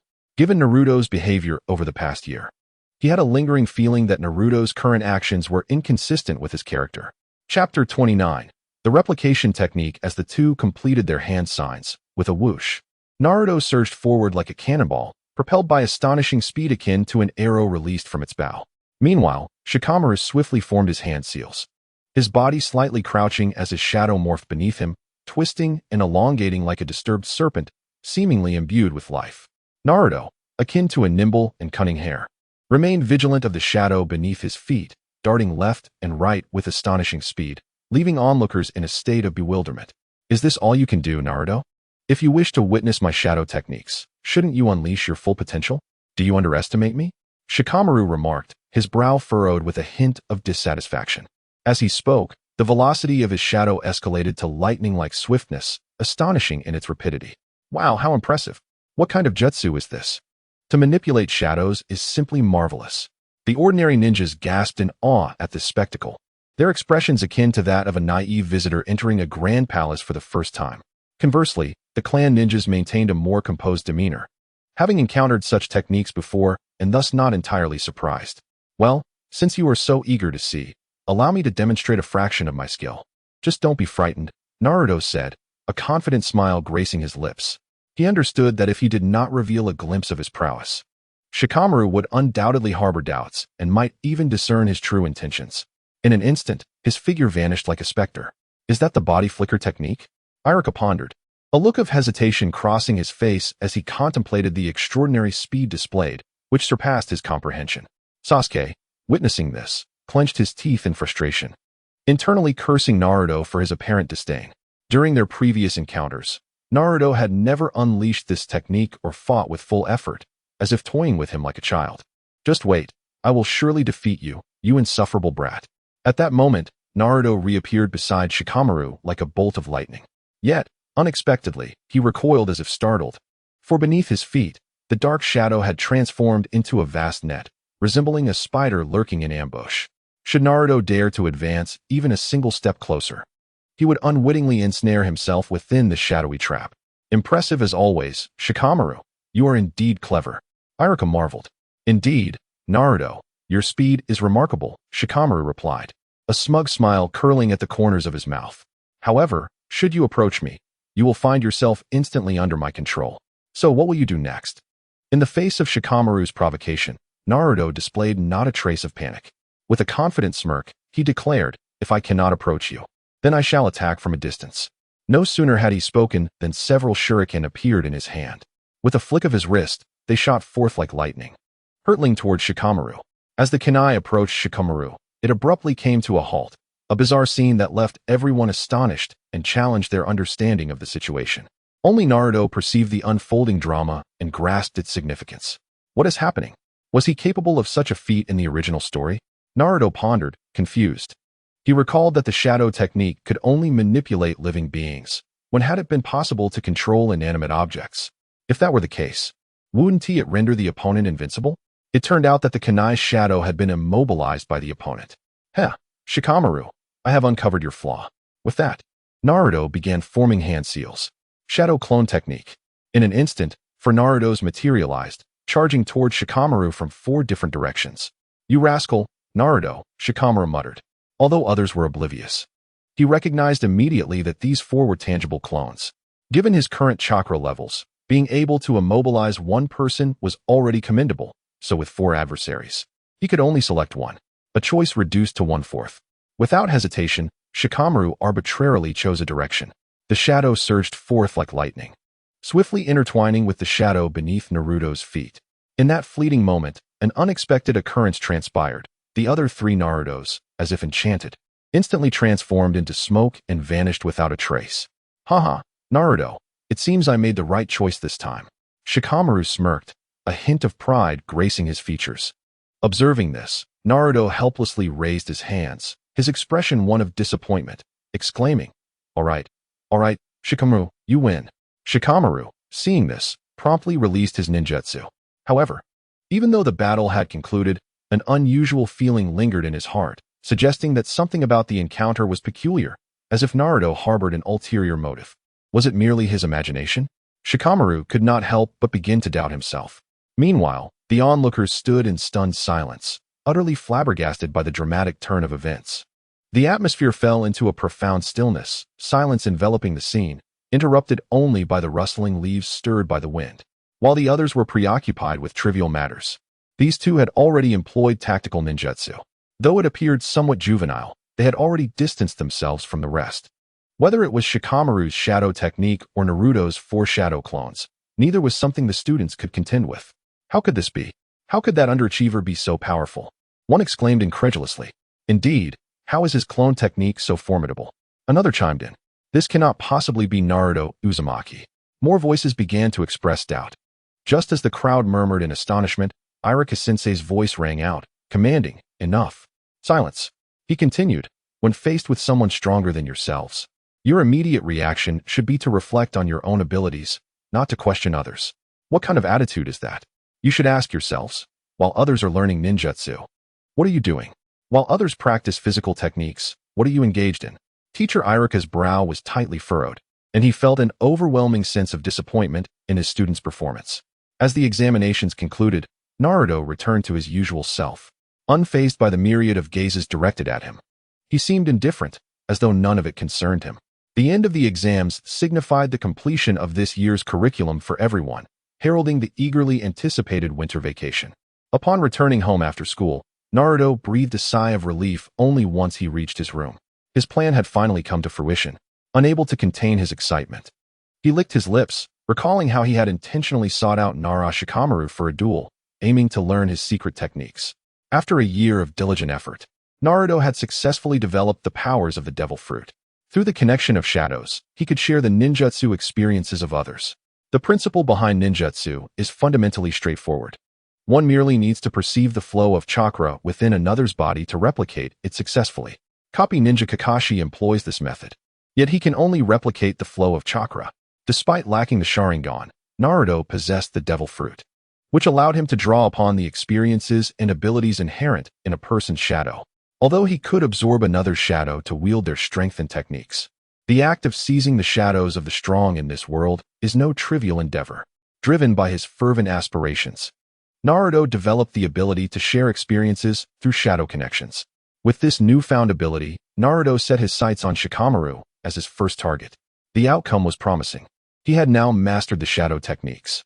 As he formed hand seals, the shadow beneath him began to twist and elongate like fine threads. With this capability, every ninjutsu within the ninja realm lay at his command. Were it not for the presence of the Umbu watching over him, Naruto might have transformed into the sinister Uchiha Madara. It is worth noting that most ninjutsu and bloodline limits within this world are replicable. Apart from special bloodline limits such as the Byakugan and Sharingan, other techniques like Ice Shield and Lava Release can indeed be copied. These bloodline limits result from the fusion of two chakra nature transformations, and with experience, Naruto could replicate them as well. As he calmed his thoughts, Naruto began to strategize, with Kakashi being the first individual that sprang to mind. If there were two individuals in Konoha whom he most desired to emulate, they would undoubtedly be Kakashi and the third Hokage. The ninjutsu they wielded was extraordinary in its breadth. However, the third Hokage still retained a degree of combat prowess. Despite Naruto's shadow being indestructible, it was somewhat apprehensive of sealing techniques. Moreover, considering the potential butterfly effect it could trigger, the third Hokage had grown increasingly paranoid following the incident with the ghostly figure. He felt as though unseen eyes were monitoring him, leading him to tirelessly study sealing techniques over the past year. His goal was to ensure that, should he encounter the ghostly figure again, he could completely seal them away. As for how Naruto was aware of this, it was simply due to the abundance of sealing techniques within the third Hokage's household. The 5-element sealing, for symbol sealing, 3-direction sealing, 8-trigram sealing, and the Vajra sealing, among others, caused Naruto to twitch his lips upon seeing them. Realizing these seals were all prepared for him, he felt a sense of speechlessness. How fearful must the third Hokage have been of him? After all, he had merely taken a few lives, and subsequently, out of fear of being discovered, he had refrained from venturing outside. Yet, despite this, Naruto felt a sense of gratitude towards him. Had it not been for the third's desire to gather these sealing techniques, he could only imagine the time and effort it would have consumed. Although Naruto had yet to master them, he had diligently committed them to memory. Chapter 30. The Emperor's Banner. As winter snowflakes gently descended, nature lay in slumber. During this frigid season, people instinctively sought refuge in their homes, savoring hot pot while watching the snowfall.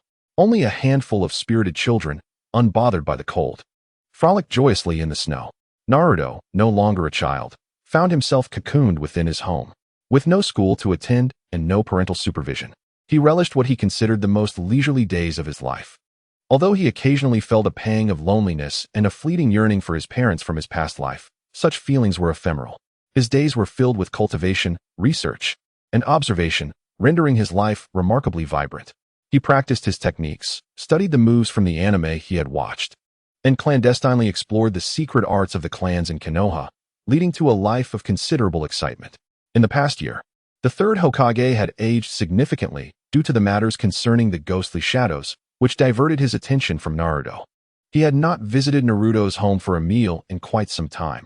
Had it not been for the memory of Naruto's stipend, he might not have seen him at all for over 20 months. Meanwhile, Danzo, the instigator, had developed a burgeoning interest in supernatural entities due to Naruto's influence. Creatures such as wraiths and the ox-headed king fell within the scope of his research.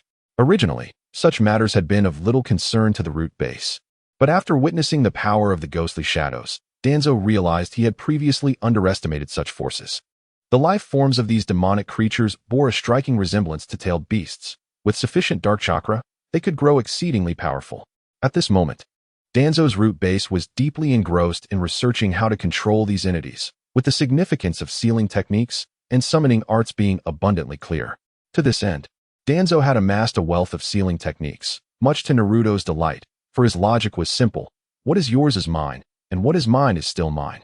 As for the barriers within Danzo's base, they were virtually meaningless to Naruto's shadows. During his idle hours, Naruto would dispatch his shadows to infiltrate and observe the progress of Danzo's research. As Naruto advanced rapidly, the nine tails within him grew increasingly agitated. Witnessing Naruto's daily improvements while feeling stagnant himself, the nine tails became more anxious. Little brat, think of a way, it urged. What can I do? Naruto pondered, realizing that anime had not provided guidance on how tailed beasts could grow stronger. How about we find a way to release your other half? Naruto suggested tentatively. Of course. How did I not think of that? The nine tails' eyes sparkled with a glimmer of excitement, nearly causing it to forget that its current strength was merely half of what it once was at its peak. If both nine tails could merge into one, it would regain its former glory. As for future enhancements, that could be contemplated later. Little one, do you know how to dispel the Shinigami seal? Indeed, he was aware, but Naruto furrowed his brow. The mention of the Shinigami seal reminded him of this formidable technique, which was tied to the Grim Reaper. Naruto had once glimpsed the Shinigami seal through his shadow, recognizing it as a forbidden technique that could lead to mutual destruction. Anyone daring enough to sacrifice their own soul could practice this jutsu without much difficulty. However, Naruto did not dwell on this. Instead, he recalled the Grim Reaper, a creation of the Uzumaki clan's faith and chakra sealing techniques, existing as a fundamental rule of the universe rather than a specific ritual. Yet, the mere mention of it evoked a sense of déjà vu. This spectral entity could consume the souls of other powerful beings, trapping them in an eternal battle. Why did this sound so familiar? The main soul of the Emperor's Banner? A peculiar smile crept onto his face. For this Grim Reaper perfectly matched the essence of that ancient artifact.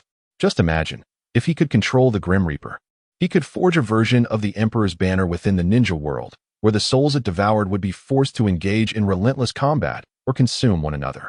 This thought filled Naruto with exhilaration. What ninjutsu, what so-called sage techniques, could compare to such power? Even the Akatsuki clan would have to reckon with their own souls. If I don't strive in my training, I'll end up as a mere brother within the Emperor's Banner. The mere contemplation sent waves of excitement through Naruto. If he could manifest this entity, he would no longer need to fear future adversaries. As he pondered further, he could hardly contain his anticipation. Hey, little one, what are you thinking about? The nine tails observed Naruto's fervor, sensing that his thoughts were far from virtuous. After spending considerable time together, particularly residing within Naruto, the nine tails could distinctly sense the darkness lurking within his heart. Hee, I've just thought of something remarkable. You're right. We must hasten the dispelling of the Shinigami seal. Naruto felt a rush of urgency. Although anyone could utilize this jutsu, the key to the Grim Reaper lay in that specific mask. With that artifact, he could entirely transform it into the Emperor's Banner. Resolute in his decision, he wasted no time. Shadows beneath his feet began to writhe and swiftly detached from him. The shadows delved into the earth, moving rapidly toward the village outskirts. As he recalled that this object was likely located near Konoha, Naruto was astute. It should be situated near the Senju clan's domain, as they were the only ones associated with such matters. Furthermore, Kushina had lived among the Senju clan during her childhood. Just as the shadows navigated swiftly underground, something seemed to dart past him, causing the shadows to halt abruptly. Naruto, sensing the disturbance from within the house, furrowed his brow and shifted his awareness. As he opened his perception, he realized it was them.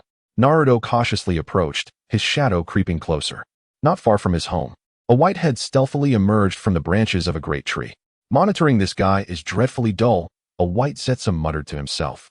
His gaze somewhat vacant as he pondered when this tiresome task would come to an end. Your mission seems rather tolerable. You have no idea what Black Zetsu has tasked me with, finding someone akin to him. I can't even fathom how I might locate such a shadowy figure. Another white Zetsu drew nearer, and the two concealed themselves within the same tree, utilizing the roots as a bridge to communicate in secrecy. Naruto's shadow glided past the roots, detecting an unusual presence, and he followed the aura to uncover the two white Zetsus. Although surprised to encounter them, he felt no particular alarm. He simply had never crossed paths with them before. What is up, kid? Have you stumbled upon something intriguing? Care to take a look? One of the white Zetsus prompted. What could possibly be so interesting? Naruto inquired. Come and see for yourself. Connected to Kurama's chakra, their visions synchronized, and the nine tails swiftly beheld the two faces perched in the tree. Is that a white Zetsu? Kurama hesitated, as it was his first encounter with such a creature. Had it not been for Naruto's idle chatter about future events, including tales of the troublesome white Zetsus during the Fourth Great Ninja War, he might not have recalled them at all. Indeed, it is a member of the Akatsuki surveillance team. Should we dispose of this wretched creature? No, let it be. It may prove useful later, Naruto decided, contemplating the situation. The white Zetsu, initially created by Kagaya Akatsuki to combat her own clan, was a blend of human and plant. Although they were deemed weak due to their incomplete creation, they possessed remarkable abilities, capable of absorbing bloodline cells, chakra, and even merging with others. Essentially, they served as formidable templates. Most importantly, they could reproduce through spores. In his haste to acquire the Death God mask, Naruto dismissed the two creatures. His shadow surged forward, traversing much of Konoha in mere breaths, until he reached the village's outskirts, home to the Senju clan. During the second Hokage's tenure, in an effort to foster unity within the village, he had fully integrated the Senju clan into the community. Following the First and Second Great Ninja Wars, the elder members of the Senju clan had all perished, thereby solidifying their place within Konoha. Now, the sole legitimate heir to this expansive territory was Tsunade. The area lay desolate, emboldening Naruto as he navigated swiftly. Soon, he arrived beyond the village's barrier, locating the sacred site of the Uzumaki clan's shrine. Upon opening the door to the underground passage, Naruto successfully discovered numerous masks affixed to the wall. In the center, the coveted demon mask awaited him, exactly what he had been fervently seeking. I found it. Naruto was instantly filled with excitement, swiftly exchanging places with his shadow, which now stood in his stead. He took 2 steps forward and seized the mask with fervor. With the object finally in his grasp, he let out a long, relieved sigh. As he caressed the mask in his hands, his mind began to wander, envisioning himself wielding the Banner of Souls, dominating all adversaries, who would become mere sustenance for his power. I feel as though I could conquer this world. He could not help but repeatedly stroke the mask, a cold smile gracing his face. If he truly succeeded in forging such a treasure, it would deliver a catastrophic blow to this world, consuming souls and refining elixirs. Ha ha ha. The mere thought of the Akatsuki clan made Naruto smirk disdainfully. With this treasure in hand, he would soon demonstrate the harsh realities of the cultivation world, devouring souls and refining bodies, never to be reborn. Now, that is true cruelty. Hey, Naruto, why do you have such a twisted smile? The Nine Tails sensed the profound darkness enveloping Naruto's heart and felt a shiver run down its spine. Ahem, just thinking about your restored power makes me somewhat excited. Naruto quickly composed his expression. You know how to undo it. Indeed, the method to lift the Shiki F gene seal is quite simple. It merely involves reversing the sequence of the sealing hand signs. However, like the seal itself, the price is one's own soul. But this challenge was not insurmountable for Naruto, as he could utilize his shadow imitation technique or directly control others through his shadow to accomplish it. Chapter 31, Breakthrough. Chakra Compression. Let us proceed with the unsealing. The Nine Tails could no longer contain its impatience. Do not rush. Allow me a moment to further research. With the object now secured, Naruto regained his composure and determined to delve deeper while inspiration still lingered. Regarding the matter of the Nine Tails, he was not overly concerned. For him now, half of the Nine Tails was not significantly different from the whole. With the object in his possession, Naruto immediately switched places with his shadow, which then placed the mask upon itself, releasing the fruit's power. Naruto appeared in his home, as if he had never moved at all. When shall we begin? Do not rush. Even if we unseal it, I still do not know how to retrieve your other half of the soul. The other half of the Nine-Tailed soul was sealed within Minato Namikaze, thus to retrieve it, he would either need to communicate with that soul or bring forth the entity through the Edo Tensei technique. In the time that followed, Naruto, amidst his training, found an additional research endeavor, the creation of the Banner of Souls. To craft this item, he needed a comprehensive understanding, which was currently limited to the Shiki F gene. In pursuit of his goals, Naruto fully unleashed himself, recklessly dispatching his shadow to the third Hokage's residence to pilfer all documents related to the Shiki F gene. However, the ramifications of this act were dire. The following day, upon discovering the theft of the documents, the third Hokage initiated a state of emergency, and the Umbu were mobilized to conduct a large-scale search operation, vowing to recover the lost items. Despite Naruto holding these research materials, they merely represent a drop in the ocean when it comes to altering the nature of the Shiki FN. However, at the very least, these documents illuminated a path for Naruto, pointing towards the creator of this jutsu, Uzumaki Ashina. Speaking of Uzumaki Ashina, he is undoubtedly a legendary figure. He not only served as the clan leader of the Uzumaki clan, but also as the grandmaster of sealing techniques, having developed many renowned jutsu. If only he could be summoned, it would greatly simplify matters. Naruto couldn't help but think this, yet he soon felt a pang of frustration. Although Uzumaki Ashina's fame is considerable, even chronicled in the historical annals of Konoha, there remains a dearth of detailed accounts regarding his ultimate demise. Thus, I must learn the Edo Tensei Jutsu myself, Naruto mused, furrowing his brow, uncertain whether Orochimaru had mastered it during this era. While he could entirely replicate the jutsu of others, it was contingent upon first locating them. After some contemplation, Naruto promptly dismissed the thought. There was no need for haste. He was still young and had ample time to learn. Moreover, graduation was just over a year away, and he could afford to wait. By then, Orochimaru would likely present himself. Having settled his thoughts, Naruto no longer felt urgency. He stored away the Death God mask, considering its significance too great to leave in an unsecured location, opting instead to conceal it within the confines of his shadow. Inside the shadow, there existed a special space, compact yet equivalent to Naruto's size. The following day, the atmosphere within the Hokage's office was tense. Suddenly, a sharp sound echoed as the third Hokage slammed his palm onto the desk, causing the entire room to tremble. Damn that ghost shadow. He is becoming increasingly audacious. The third Hokage's face was a mask of fury, his voice tinged with both anger and helplessness, as he lamented how the rogue ninja treated Konoha as his personal playground, coming and going as he pleased. Seeing this, Danzo quickly interjected, attempting to calm the situation. Hiruzen, you must remain composed. Yet, the third Hokage could not find solace. He glared at Danzo, replying sharply, how can I remain calm? This is clearly a provocation, a blatant disregard for the dignity of the Hokage. His expression grew darker, as he pondered the implications of such brazen theft. If today they dared to steal a jutsu, what would happen tomorrow? Perhaps they would seek to pilfer the sealing scrolls. And if they found him displeasing, would they attempt to assassinate him, the Hokage? The weight of these thoughts bore heavily upon the third Hokage, filling him with unease. Danzo, what have you discovered?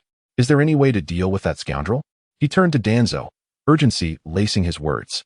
Danzo furrowed his brow, contemplating for a moment before responding. I have made some progress, but to fully eliminate the ghost shadow, we will likely need to rely on sealing techniques. Oh, have you developed a new sealing technique? A glimmer of surprise flickered in the third Hokage's eyes. I have modified it into a demon sealing technique and concurrently devised another sealing method, Danzo explained, his expression impassive. Over the years, Danzo has harbored a level of apprehension towards his adversary that rivals that of the third Hokage. Consequently, he has remained ensconced in subterranean chambers, tirelessly researching methods to counteract his opponent while simultaneously seeking to comprehend their abilities. His investment in the development and application of sealing techniques has been unwavering, with substantial financial resources devoted to this endeavor. As a result, significant breakthroughs have emerged. The enhanced evil sealing technique now boasts a formidable efficacy against dark chakra. Unperturbed by the happenings within the Hokage's office, Naruto remains oblivious, as the entirety of Konohagakure lies under his vigilant observation. On the following morning, Naruto awakens naturally, liberated from the constraints of school and solitude. His days are spent in his abode, engaging solely in training, dining, and resting, rendering him indifferent to the passage of time. He senses that today is a fortuitous day. Glancing outside, he notices the rare absence of snowfall. The sun beams down upon a clear sky, gradually melting the snow upon the ground. With a calm demeanor, Naruto rises, taking his time to wash and eat, for he feels that a breakthrough in his training is imminent. Having practiced his techniques for over a year, the chakra within him has burgeoned to an extraordinary magnitude, encompassing his own chakra, the Nine-Tails chakra, and the natural chakra absorbed during his training. He diligently compresses this energy, sensing that today it will undergo a transformative change. Surely, this breakthrough will not be accompanied by any ominous signs, he murmurs, wary of any potential disturbances that may arise from his advancement. However, he recognizes that his identity will be scrutinized should he leave his home, yet for the sake of safety, he resolves to venture outside for his breakthrough. Leaving behind a shadow clone, Naruto deftly departs from Konohagakure. In a secluded location far removed from the village, Naruto commences his training. As his chakra surges within him like a tumultuous tide, the energy flows through his meridians with the swiftness of a rushing river. Concurrently, the natural chakra in the environment appears to be drawn in by an invisible force, continuously flowing into Naruto and being rapidly refined, merging seamlessly with his chakra system. Little brat, is it time to begin? A voice resonates in Naruto's mind, laced with curiosity and anticipation. It is the Nine Tails, seemingly aware of the unfolding events within Naruto. As the words dissipate, the chakra from the Nine Tails rushes forth like a flood breaching a dam, pouring through the seal's vulnerabilities into Naruto. This powerful torrent of chakra intertwines with Naruto's own, coalescing into a colossal sphere of chakra within his dantian. This luminous orb, akin to a star in the cosmos, begins to spin and compress at an astonishing velocity. As the rotation accelerates, it ignites a tempest of chakra within the sealed space. Amidst this storm, chakra roils like turbulent waves, forming a vast vortex that engulfs everything in its vicinity. Such a remarkable transformation. The Nine Tails widened its eyes, fixated intently on the swirling chakra storm before it, a profound sense of shock surging within. Meanwhile, Naruto was entirely absorbed in the state of cultivating his energy, his focus unwaveringly directed towards the continuously compressing sphere of chakra, wholeheartedly guiding this formidable power. Time slipped by unnoticed, and at long last, a droplet of transparent chakra slowly descended from the tumultuous storm. Tick! The faint sound resonated like the tolling of a morning bell, echoing throughout the realm. In that fleeting moment, the entire world seemed to fall into a serene stillness, as if time itself paused for this single droplet of chakra. This transparent chakra, imbued with immense energy, had undergone extensive compression and refinement, transforming from a gaseous state into a liquid form, resembling a crystalline droplet that exuded a heart-stirring aura. Simultaneously, on Naruto's body, a five-element seal manifested at his chest, as the chakra within his lower dantian coursed through his meridians into the middle dantian. His exterior underwent a transformation as well, the chakra materializing into a protective cloak that enveloped his form. After an indeterminate period, feeling a wave of fatigue wash over him, Naruto opened his eyes, exhaling in relief. Upon realizing his current state, he was taken aback. He had seemingly entered a chakra mode. In this world, certain exceptional individuals, when their chakra reaches extraordinary levels, can compress it upon their body's surface, resulting in what is known as chakra mode. Jinchuriki can also harness the chakra of their tailed beasts to attain this state. Now, relying on his own chakra, Naruto too had achieved this mode, which granted him formidable defensive and offensive capabilities. At this moment, Naruto appeared remarkably striking, as though he had transcended into a golden body mode. His entire being composed of chakra, with his hair dyed an inky black by the energy. However, unlike the Nine Tails golden form, the chakra that Naruto had cultivated manifested in shades of black and white, evoking an aesthetic reminiscent of a grim reaper. He found immense satisfaction in this appearance, imbued with a sense of coldness. Now, with his striking visage, Naruto felt a surge of confidence. The chakra within him had transitioned significantly, successfully opening his middle dantian, allowing his chakra to shift into this new reservoir. After all, his chakra had some influence on the Nine Tails' living experience. Indeed, little one, I can sense your power has doubled, the Nine Tails remarked. Chakra possesses quality.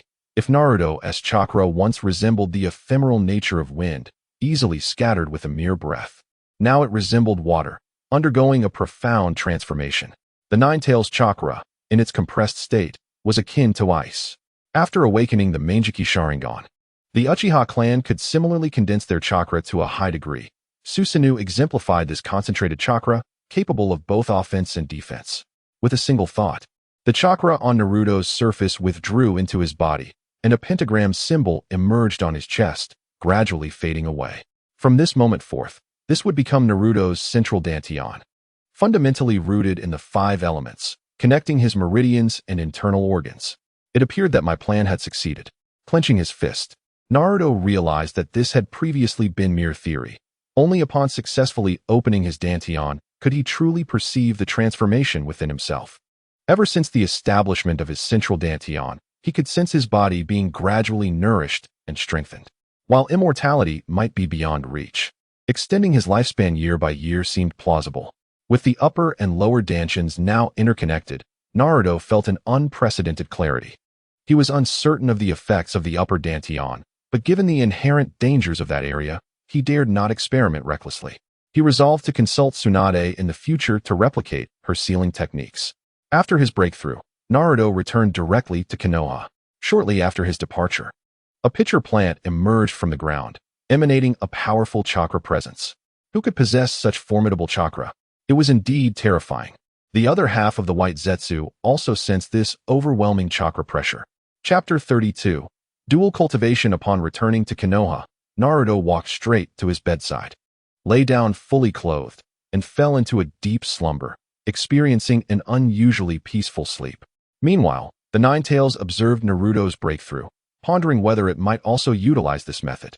However, it quickly dismissed the notion. There existed a fundamental difference between tailed beasts and humans. The Nine-Tails chakra was accumulated by absorbing external chakra, a process requiring time for growth. Though it could swiftly absorb the chakra from the outside world, it could not digest it. Any absorbed chakra would either be released through ninjutsu or return to nature. Naruto slept until the third day before gradually awakening. Upon awakening, he felt as if he had undergone a complete transformation, brimming with vitality. With every movement, he exuded an aura of destruction. This sensation must indicate a strengthening of his body. Clenching his fist tighter, Naruto confirmed that this was no mere illusion. He had indeed grown stronger. The essence of vitality, represented by the body, was intricately linked to his physical form, and this breakthrough had significantly enhanced his corporeal strength. Estimating his current capabilities, he concluded that ordinary attacks would likely fail to breach his defenses. Yet, this improvement was still insufficient. His ambition was to rival the third Hokage, a man capable of grappling with tailed beasts. Simultaneously, the qualitative transformation of his chakra had substantially amplified all aspects of his abilities. At last, he felt a semblance of security. Clenching his fists, Naruto assessed that with his current strength, he should possess a certain degree of self-protection. The next course of action was clear: to lift the seal on the Nine-Tails. However, seeking out Orochimaru at this juncture could prove challenging. A sudden thought crossed his mind. The creation of the human emperor's banner required an expert in sealing techniques from the Uzumaki clan. Even with the mastery of the impure world reincarnation technique, locating the elusive whirlpool of the land of waves remains an arduous task. But there exists the dragon vein, a conduit that could facilitate a journey back in time. At that juncture, the individual in question should still be alive, allowing for the direct replication of their ninjutsu and, serendipitously, a chance for a familial reunion. Within Naruto's mind, plans unfurled rapidly, yet the quest for the dragon vein posed its own challenges, compounded by the current scarcity of manpower. As night descended, a shadow flitted like a specter, silently infiltrating the root base and delving into the subterranean laboratory. Here, captives, individuals abducted from distant villages or spies, sat in their cells like mere husks, their gazes vacant, leaning against the walls, eyes devoid of life.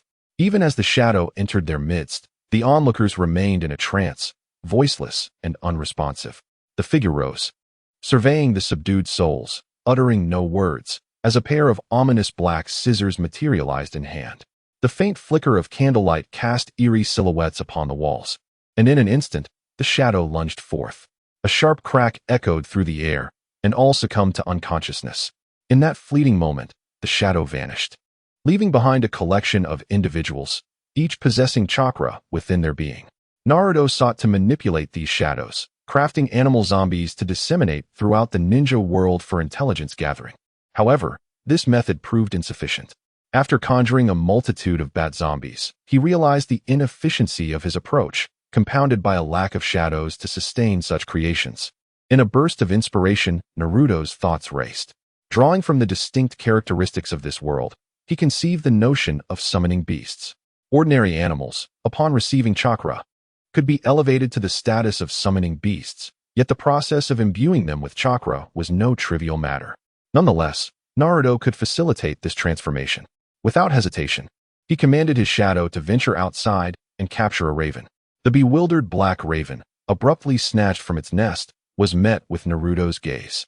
The shadow swiftly entered its form, while Naruto channeled chakra into the raven, guiding it to circulate within its being.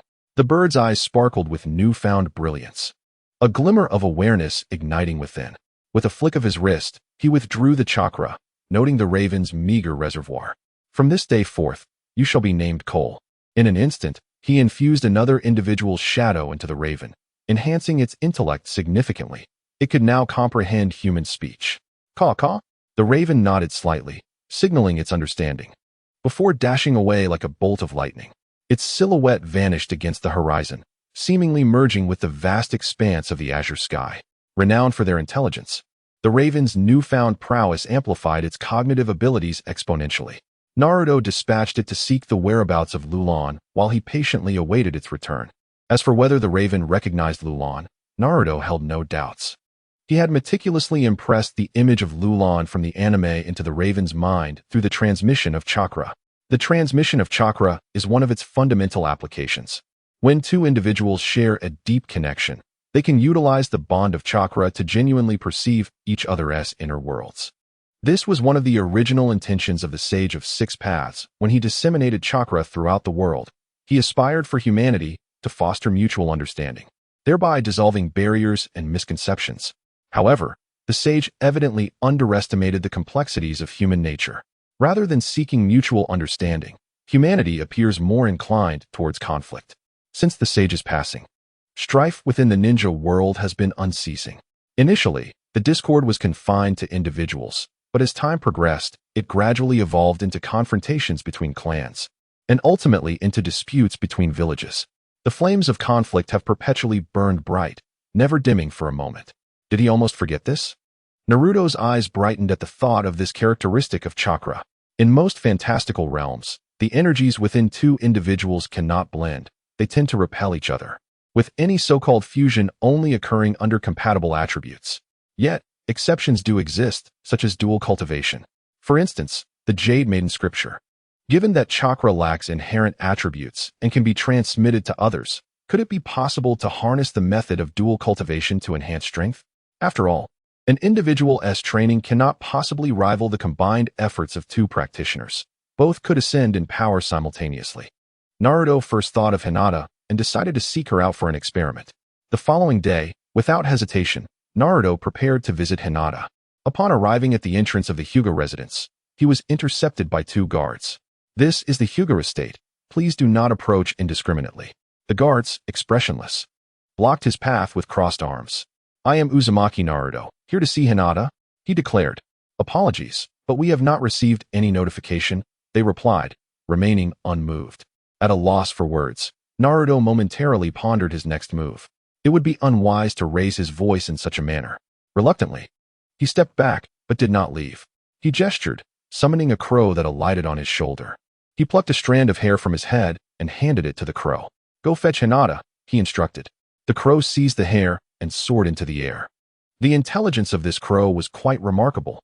If he could train all of them to become summoning beasts, it would be quite advantageous. Watching the crow disappear into the Hyuga estate, Naruto felt a sense of satisfaction. The crow was already quite clever, and he could assist them in unlocking their chakra using his shadow. The crow ventured into the expansive training room, its gaze swiftly searching for Hinata's visage. Along the way, several individuals noticed the peculiar crow but did not give it much thought. In the spacious and well-lit training area, Hinata donned a sleek black training outfit that radiated vigor. The outer layer of her uniform was fashioned from black fabric, while beneath lay a mesh-like armor reminiscent of chainmail, enhancing her defensive capabilities and lending her an air of authority. Observing from the side, Hyuga Hayashi bore a stern expression, arms crossed, his gaze fixated intently on Hinata. He felt an immense satisfaction regarding Hinata's enhanced abilities. However, upon witnessing her feeble and unthreatening demeanor as she launched her attack, he couldn't help but furrow his brow. Opposite Hinata stood Neji Hyuga, his expression grave and his gaze piercing, seemingly dissatisfied with Hinata's performance. "Is this truly the extent of your strength, Lady Hinata?" Neji's voice carried a hint of derision. Hinata refrained from retorting. Having spent time with Naruto, she had adopted his approach of disregarding the opinions of others. "You have indeed fallen. Following that guy has only made you weaker," Neji continued, his words striking Hinata's heart like a sharp blade. "That little blonde is no good. He only knows how to sweet talk." Neji mercilessly criticized Naruto, holding a decidedly unfavorable impression of him. Although he acknowledged Naruto's competence, he believed it stemmed from his ability to deceive his sister with charming words. Naruto is a good person, Hinata stubbornly murmured in defense. The Hyuga clan has no need for the weak, Neji declared, charging towards Hinata with a swift strike of the 8 trigrams air palm. Hinata moved her hands in response. Activating her Byakugan, a torrent of chakra erupted forth, swirling around her to form a protective sphere. Is this all you can muster? Neji's disappointment grew as he observed the lackluster defense. Even Hinata's father, Hayashi, watching from afar, displayed a fleeting expression of dismay. The size of Hinata's defense was indicative of her capabilities as a member of the Hyuga clan. The sphere she had conjured barely encompassed a single person, appearing fragile enough to shatter with a mere poke. Hinata chose not to explain herself. As Naruto had said, strength is meant for protection, and there was no need to prove oneself to anyone. At that moment, a raven swooped in and landed nearby, prompting Hayashi to turn his head in its direction. Such weak chakra, he noted dismissively after a brief glance. The meager energy was insufficient even to summon a spirit beast. The little raven tilted its head, gazing forward and confirming that the girl before it was indeed the one it sought. Cleverly, it refrained from intruding, remaining quietly in place. Once the battle concluded, Hinata approached and noticed the raven on the ground. At that moment, the raven took the initiative, flying onto Hinata's arm. "What is this?" Hinata remarked, noticing the tuft of yellow hair in the raven's beak. Instinctively, she recognized who was looking for her. "Father, I must take my leave for an urgent matter," she stated. Hayashi merely nodded in acknowledgement. "Master, why allow her to depart? The young lady is surely off to seek that little blonde again," Neji interjected, his brow furrowed in concern. Hayashi glanced at Neji, internally sighing. He had witnessed Neji's progress and recognized him as an exceptionally brilliant talent. Yet, ultimately, the Hyuga clan could not nurture such prodigies. The true constraints were not the visible shackles of the world, but rather the cages that resided within one's own heart. Chapter 33. The Experiment. As for Hinata's quest to find that little blonde boy, Hyuga Hayashi was undoubtedly aware of it. However, he could not help but recall the words of the third Hokage, who had summoned him to the Hokage's office a year prior. The essence of that conversation was a caution against interfering in the relationship between Uzumaki Naruto and Hinata, couched in the guise of fostering their bond. In truth, it was a ploy to instill a sense of belonging in Naruto. Hayashi was acutely aware of Naruto's identity as the son of the fourth Hokage and the host of the Nine Tails. Regardless of his status, excessive contact was inadvisable. Yet he found himself perplexed as to why the two seemed to enjoy each other's company so much. Hinata's affairs were hers to manage. With a somber expression, Hyuga Hayashi succinctly articulated his thoughts before turning away, his countenance as dark as the bottom of a pot. "That vexatious Uzumaki Naruto." Hyuga Neji scoffed softly, then turned back to his training. Hinata, unable to change her attire, hurriedly dashed towards the door. Soon, she burst through it, spotting Naruto seated beneath a tree not far ahead. With his hands clasped behind his head, he leaned lazily against the trunk, exuding an aura of relaxation. "Naruto, you were looking for me?" Hinata approached, suddenly aware of her own disheveled appearance. She struggled to steady her breath, her voice tinged with anticipation. "Ah, you just finished training. Huh." As Naruto turned to speak, he noticed her attire.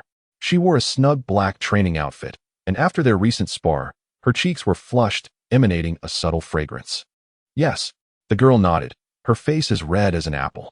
"Let's go for a walk," he suggested, sensing that this spot was not conducive for conversation. He turned towards the forest, and Hinata quickly followed suit. Enthusiastically, Naruto began to expound upon his brilliant ideas and the extraordinary experiment he intended to conduct. As they walked, one spoke animatedly while the other nodded in agreement. A scene so familiar it felt as though it had been enacted countless times, both having grown accustomed to it. Hinata seemed to grasp Naruto's intention. The exchange of chakra might even allow them to glimpse each other's memories. Suddenly, she felt a wave of trepidation. Even with Naruto, revealing her memories felt far too embarrassing. Before they knew it, they had ventured deep into the forest, arriving at a training ground. "So what do you think? Should we give it a try? Isn't this a bit too risky, Naruto?" Hinata's tone was cautious, though her heart longed to decline outright. "It won't be dangerous. It's just..." Naruto, oblivious to her hesitation, firmly took her hand and led her to a suitable spot. They settled beside a large tree, hand in hand. allowing chakra to flow through their physical connection. However, something felt amiss. It was not as it should be. Naruto was perplexed, while Hinata did indeed manifest a chakra cloak. It diverged from his expectations. Shouldn't the chakra create a loop? Instead, it appeared as though he was merely transferring his chakra to her. Hinata was enveloped in a peculiar warmth, a sensation unlike any she had previously experienced. The immense power coursing through her was a manifestation of chakra so vast that she had never felt anything quite like it before. Naruto, having transcended his previous limits, now possessed chakra levels equivalent to that of the Nine Tails. With each training session, he was able to absorb chakra from the environment, augmenting his own reserves. At this juncture, Naruto no longer needed to compress chakra from his physical form. He had, in essence, transcended the conventional boundaries of a ninja. Perhaps I should attempt it in reverse. Hinata pondered, observing Naruto's perplexed expression before hesitantly voicing her thoughts. All right, Naruto, unable to comprehend the situation fully, acquiesced. As she retracted her chakra, Hinata's own blue chakra erupted forth, gradually enveloping Naruto's form. He offered no resistance, soon finding himself enveloped in a gentle, flowing sensation that was both comforting and unique. Distinctly different from the experience of performing jutsu. This chakra was imbued with tenderness and affection, allowing Naruto to perceive Hinata's emotions through her chakra. At that moment, the connection between them felt extraordinary, as if their spirits were intricately intertwined. Naruto sensed that, should he wish to, he could delve into Hinata's memories. In an instant, he understood the reason behind his past failures. Hinata held unwavering faith in herself, while Naruto hesitated, driven by an instinctual fear of revealing his secrets, even to those closest to him. The identity of a traverser must remain concealed at all costs. This instinctual barrier was why his chakra could not merge with hers. Hinata, sensing the shift in Naruto's emotions, felt an innate urge to comfort him, her chakra radiating even more warmth and gentleness. Enough, I understand without your words. If success is within reach, let us proceed, Naruto interjected, reluctant to admit his true feelings. Under Naruto's guidance, Hinata began to experiment, directing her chakra through her meridians until it flowed into Naruto's body. He guided the chakra through his own pathways before returning it to her. The instant the chakra entered his form, Hinata perceived its distinct quality. The potency had intensified. Where her chakra had once dissipated like smoke, it now felt as solid as rope. Continue, Naruto urged, focusing on the sensations while accelerating the process. Thus far, this exchange promised to elevate Hinata's capabilities, yet Naruto sensed no enhancement in himself. This should benefit both parties, he mused, puzzled. Why am I not experiencing any changes? Could it be that my strength is simply too formidable? Undeterred, he activated his powers, summoning the shadow fruit within, keenly attuned to any transformations within himself. Finally, under the influence of the devil fruit, Naruto discerned minute alterations in his chakra, alongside his own evolving nature. Chakra is akin to a slice of pork. Once you grasp it, you are bound to get a bit of grease on your hands. Thus, it is not that Naruto has not reaped benefits, but rather that the opponent's power is too feeble for the advantages to be apparent. Upon realizing this, Naruto breathed a sigh of relief. For what he truly desired was for both parties to grow stronger. If he were to merely enhance Hinata's chakra reserves, then such a method would be entirely superfluous, as he possessed several ways to bolster her strength. I can't hold on any longer, Naruto confessed. After an indeterminate passage of time, Hinata's frail voice emerged, her body experiencing a dull ache coursing through her meridians, a sensation akin to being inflated like a balloon. You fool, why didn't you say so sooner? Naruto promptly ceased his efforts. His own robust physique rendered him impervious to such discomfort. The method proved viable, albeit its effects were not markedly discernible for the current Naruto Uzumaki. Nevertheless, he maintained faith that perseverance in training would yield results satisfactory to both. With the experiment deemed successful, Naruto, entangled with Hinata, returned her home. At the root base, inquiries were underway. What have you discovered about those individuals? How do they differ from ordinary people? Report to Danzo-sama. The examination results indicate no discernible differences. As for how their shadows vanished and why they continue to live, we have uncovered nothing. Useless. What good are you if you cannot even solve such a trivial matter? Please, Danzo-sama, do not be angered. Humph. Cursed phantom, you shall pay. I will ensure your demise. Danzo was filled with rage, having recently received alarming news that all the lab's test subjects had their shadows stolen. The existence of the Phantom had become a well-known secret among the higher echelons of Konoha. A person without a shadow is akin to a rat in darkness. Exposure to sunlight would result in immediate death. This phenomenon had been witnessed countless times, and Danzo had personally conducted experiments confirming that those devoid of shadows perished upon encountering sunlight. What progress has been made on the barrier technique? Danzo-sama. We harbor no confidence in our ability to restrain the opponent. The research team immediately bowed their heads, having not witnessed the Phantom's terror firsthand, yet were well acquainted with the records of their enigmatic methods. They lacked confidence in their capacity to confine such an adversary. All of you are worthless. What use are you to me? Please, Danzo-sama, do not be angered. The assembly could only lower their heads in acknowledgement of their shortcomings. Danzo found it exceedingly difficult to quell his fury. Danzo-sama, if these individuals are inadequate, we can seek others. At that moment, a member from the group stepped forward. What do you mean? Danzo paused, momentarily taken aback. Sir, we could reach out to Lord Orochimaru. With his research prowess, he is bound to devise a method to counter the opponent. Indeed, I almost forgot about that wretched snake. Contact him immediately, Danzo commanded, and soon, someone procured a summoning snake, preparing the message to be placed directly in its mouth. The snake then vanished in a puff of smoke. In the ensuing days leading to the new year, Naruto lived like a leisurely hermit, refraining from any unnecessary activities and relishing the tranquil moments of existence.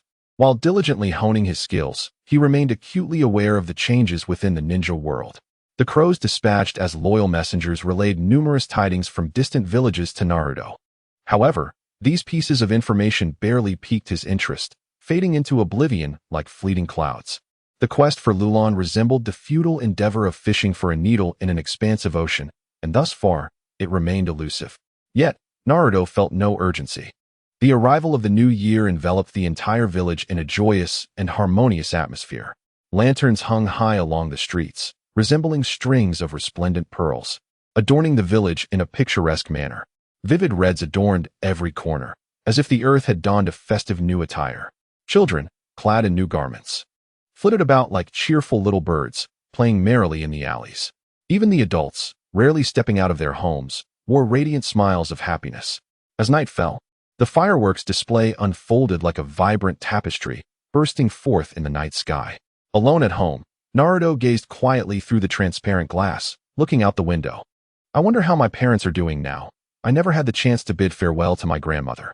He sat there in a daze, his eyes somewhat vacant, as if his soul had momentarily departed. During festive times, thoughts of loved ones intensify. At this moment, his heart brimmed with an overwhelming sense of longing and melancholy. Chapter 34. The seal is lifted. Time swiftly passed, spring returned to the earth, and the start of the new school term was upon them. The mere thought of returning to the Ninja Academy vexed Naruto. This day was universally dreaded by every child. At home, on this day of school commencement, he stood before the mirror, scrutinizing his own transformation, searching for any imperfections. His strength had grown formidable, his chakra abundant, and the cultivation techniques he practiced had dramatically altered him from within. Standing at a height of 1.65 meters, he possessed a slender yet striking physique. And with a girlfriend by his side, his taste in attire reflected sophistication, a stark contrast to the yellow-haired boy of the original tale. Yet, as he gazed at his crimson hair, a slight frown creased his brow. This was the mark of his awakened bloodline, and, to him now, it seemed overly conspicuous. With a slight exertion to control the life return technique, his red locks began to fade back to the familiar yellow. He looked considerably more pleasing to the eye. Observing his current appearance, Naruto suddenly chuckled. He bore an uncanny resemblance to Zhang Chulan, like a mouse hidden in darkness, fearing all that lay beneath the sun. Despite possessing formidable strength, he felt no inclination to showcase it. While his combat prowess might not yet be overwhelming, his destructive potential rivaled that of the Nine Tails. Nonetheless, Naruto dared not underestimate anyone. In this world, the array of strange ninjutsu was countless. While shadow-level experts might struggle against tailed beasts, they had myriad ways to deal with humans. Not to mention, this was Konoha, a place rich with sealing techniques.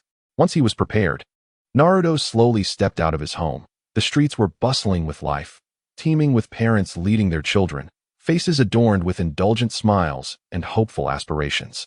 Every year, during this bustling back-to-school season, the village of Kanehagakure resembles a pot boiling over with excitement.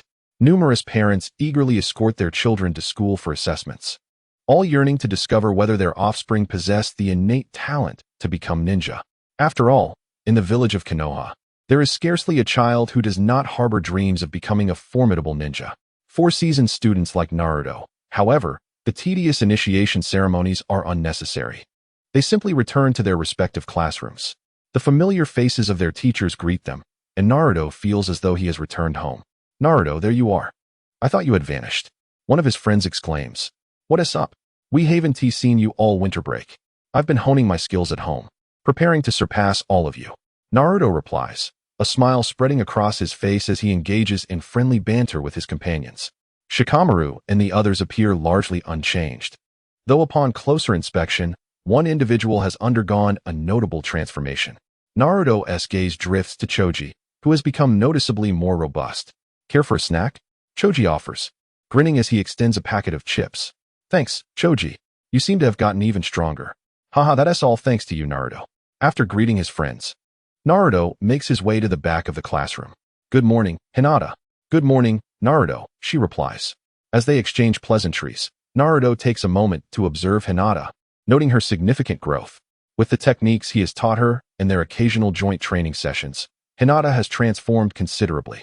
The most conspicuous change is her height, now towering over her peers by a noticeable margin. Her figure is also beginning to mature, a testament to the early development characteristic of the ninja world. As the mundane day unfolds, Naruto finds himself battling drowsiness. "When are you going to help me break this seal?" The Ninetales suddenly interjects within him. Naruto's consciousness shifts to their shared space. "What is the rush?" he questions, perplexed by the urgency. "Of course I'm anxious. I've seen you grow stronger while I've stagnated these past 2 years.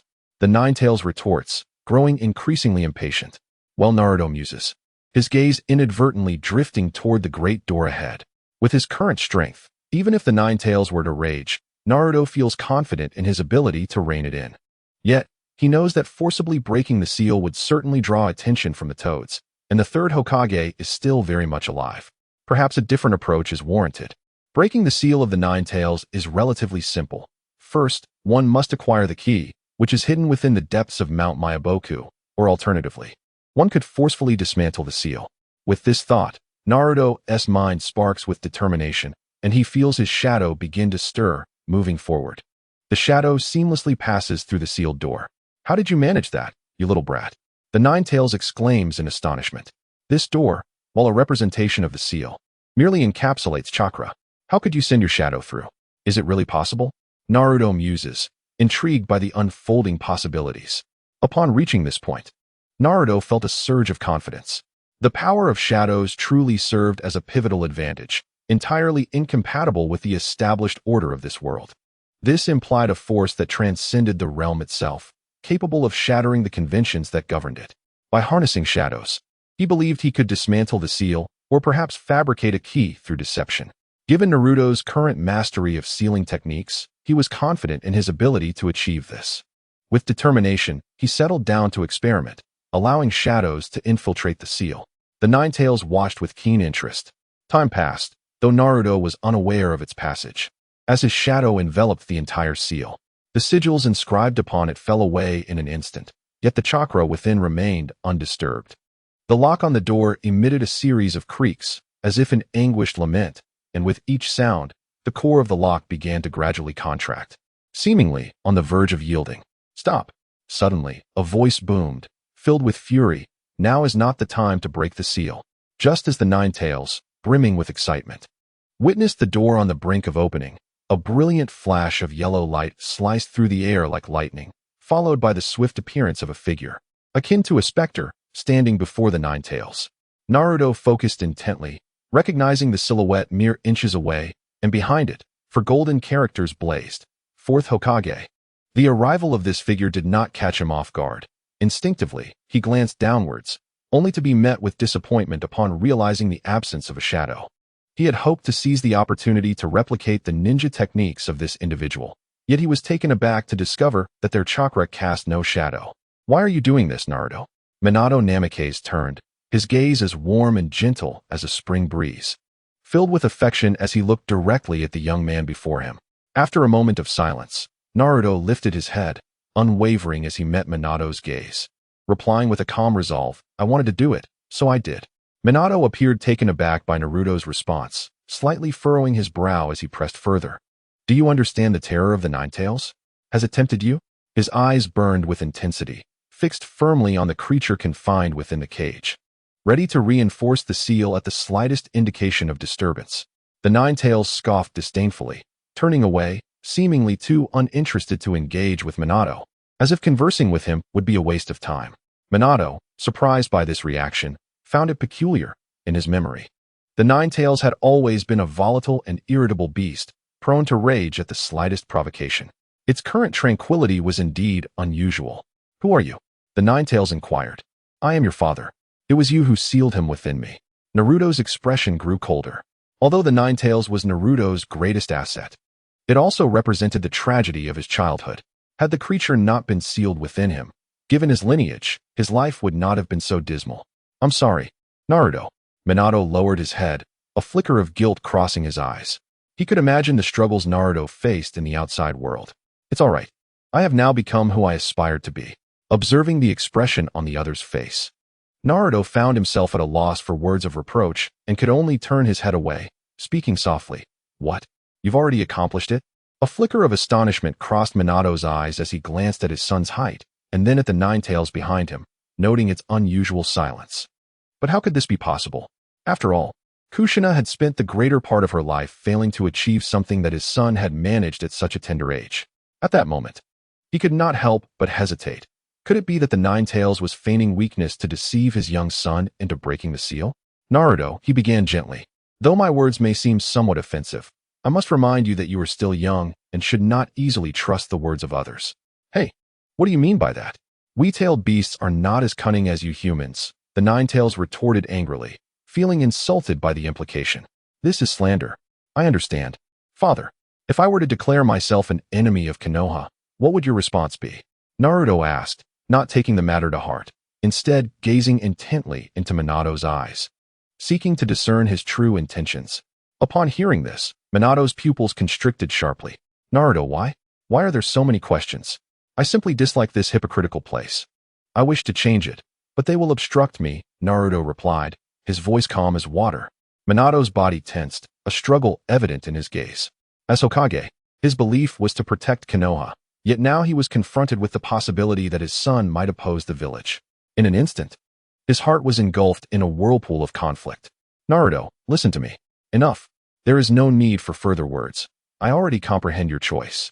Disappointment flickered within Naruto as he perceived the struggle in Minato's eyes, realizing that between the village and his son, Minato appeared to favor the village. "Naruto, you have been misled. I cannot allow you to unleash the Nine Tails.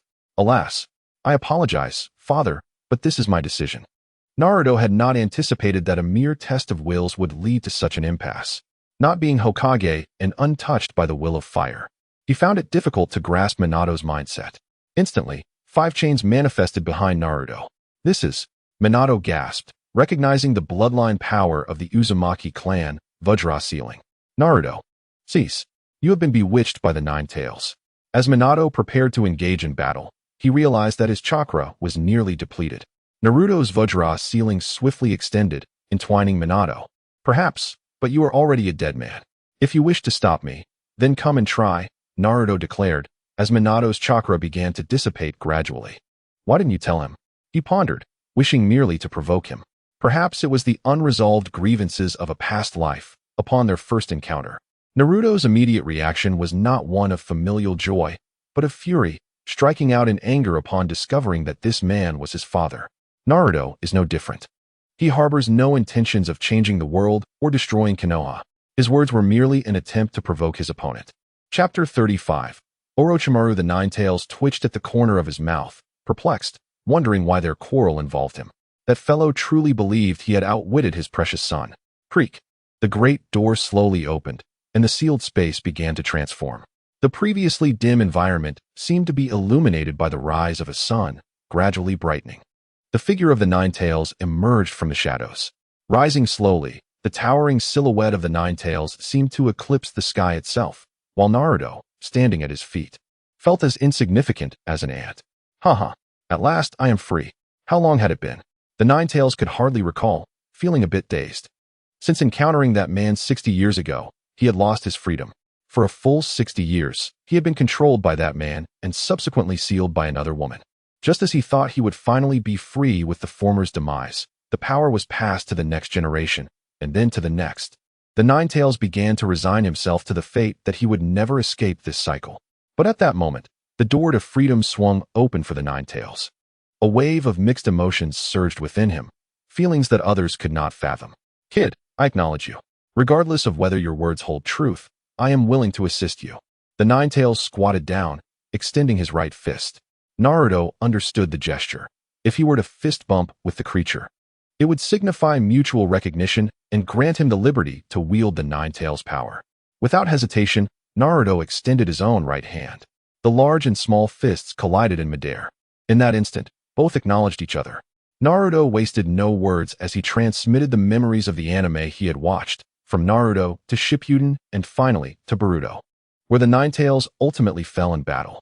The vast expanse of memories was no burden to the Nine Tails. It was akin to watching an anime from start to finish. He witnessed Naruto's journey from weakness to growth, ultimately reconciling with himself and becoming the strongest in the ninja world. Though I have long been aware of it, seeing it with my own eyes is indeed a different experience. While you can now wield my power, I still advise you to train on Turtle Island. Having absorbed Naruto's memories, the Nine Tails understood how Naruto gradually mastered his abilities. Although the training on Turtle Island may not significantly benefit either the boy or the fox at present, the true waterfall at that location would be immensely valuable for Naruto. Perhaps Naruto was unaware, but the Nine Tails, being the most unique of the tailed beasts, could distinctly sense the darkness within Naruto's heart. After witnessing Naruto's life, he comprehended the shadows that dwelled within him. Despite leading a seemingly perfect life filled with family, he had endured the most excruciating experiences at the pinnacle of his happiness. When the tailed beasts were created, they embodied inherent goodness, and under the guidance of the Sage of Six Paths, each tailed beast was as pure as a blank slate. However, as they became tainted by the negative emotions of humanity, their chakra became infused with these detrimental feelings. While such emotions posed little threat to the beasts themselves, they were lethal poison to humans, which rendered the mastery of the tailed beast's power exceedingly difficult for mankind. Why would one venture into such a place? Naruto pondered. Do you see the chakra within me? The Nine Tails inquired, simultaneously releasing a swirling mass of dark red chakra, exuding an unsettling malevolence. This is negative emotion. Indeed.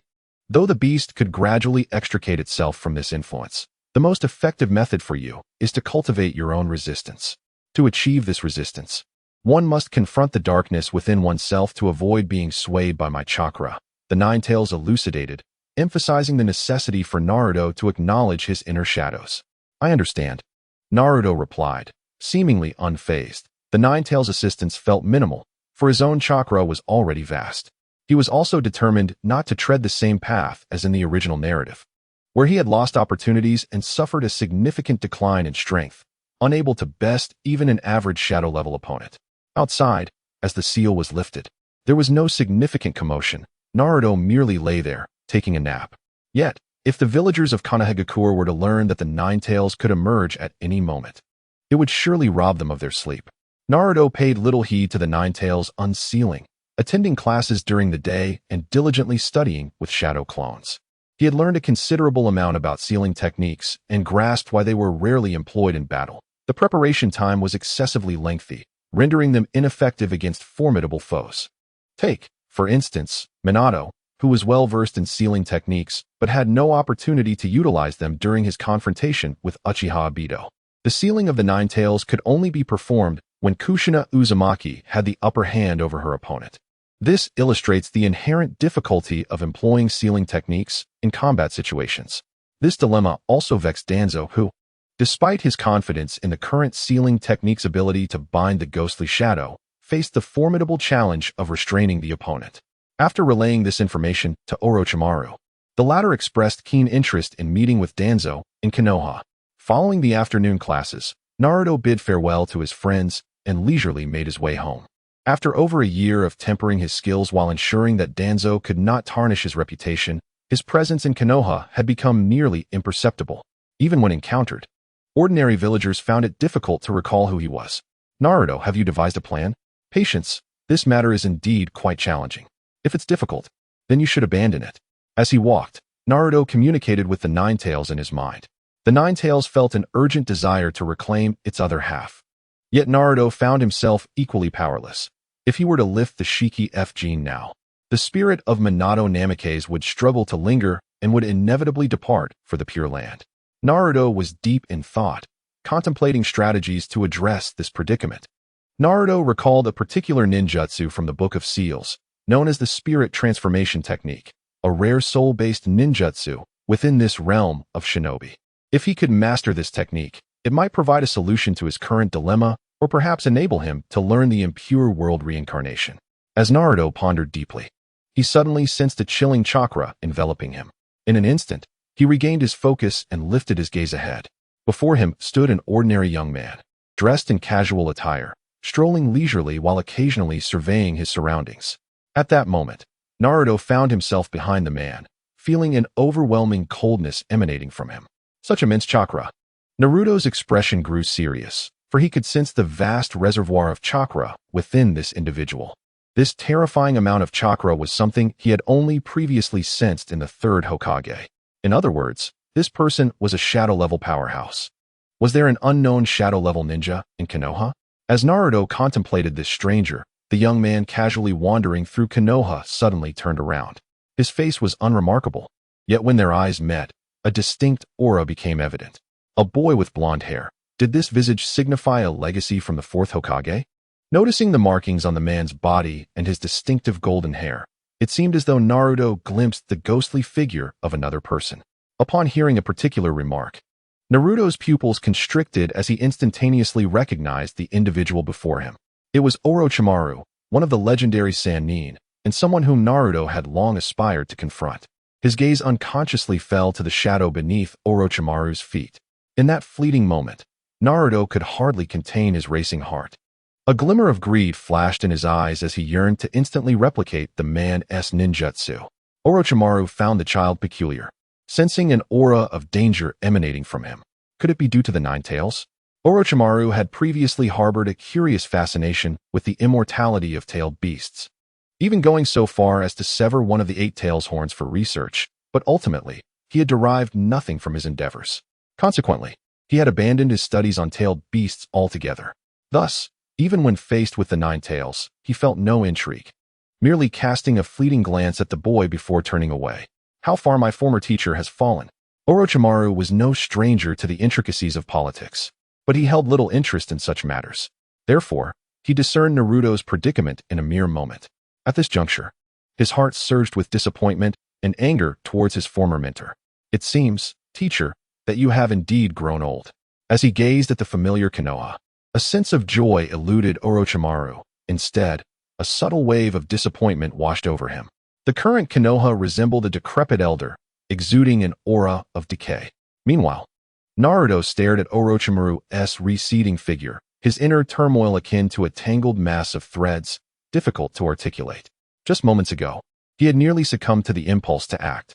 If he could seamlessly connect his shadow with that of his opponent, he could replicate the man's ninjutsu and experiences. What a priceless opportunity that would be. Orochimaru, a veritable treasure of a man, possesses an astounding mastery of numerous forbidden jutsu and ninjutsu. Were it not for the constraints of his bloodline, his accomplishments would likely rival those of the Sage of Six Paths. Who would have thought you would find yourself in Konoha now? Your presence here must surely be by divine providence. Naruto could scarcely suppress a laugh. With the mastery of the Edo Tensei, he could summon the deceased, and with his unique ability to replicate the ninjutsu and experiences of others, he might very well learn every jutsu in existence. At this moment, Naruto's foremost desire was to devise a way to create the Imperial Banner, with the crucial missing component being the Uzumaki clan's lineage. Wasting no time, he hastened homeward. Orochimaru's clandestine arrival in Konoha could only spell trouble, surely conspiring with that troublemaker Danzo. Upon returning home, Naruto felt a sense of urgency, yet glancing at the sky, he realized it was still light out. He could afford to wait a little longer. In that moment, time seemed to stretch infinitely, as he feared that Orochimaru might depart before he could act. Meanwhile, Orochimaru had arrived at the Root laboratory, where he confronted Danzo. "Where are those shadowless individuals you mentioned?" he inquired, cutting straight to the chase. "Inside," Danzo replied, gesturing for his subordinates to bring forth the shadowless beings. The hall was as bright as day, illuminated by light, with shadows cast beneath every individual. Orochimaru, like a hawk, fixed his gaze intently upon them, despite the incredulity of the situation, as he beheld the blankness beneath their feet. His expression was one of utter shock, as if struck by lightning. This experience shattered his understanding. Shadows were a natural phenomenon, a byproduct of the human form obstructing light. Even in this realm of mysterious ninjutsu, only the Nara clan could manipulate shadows, and that was merely a manifestation of Yin release. Could this truly be real? Chapter 36, Confronting Orochimaru.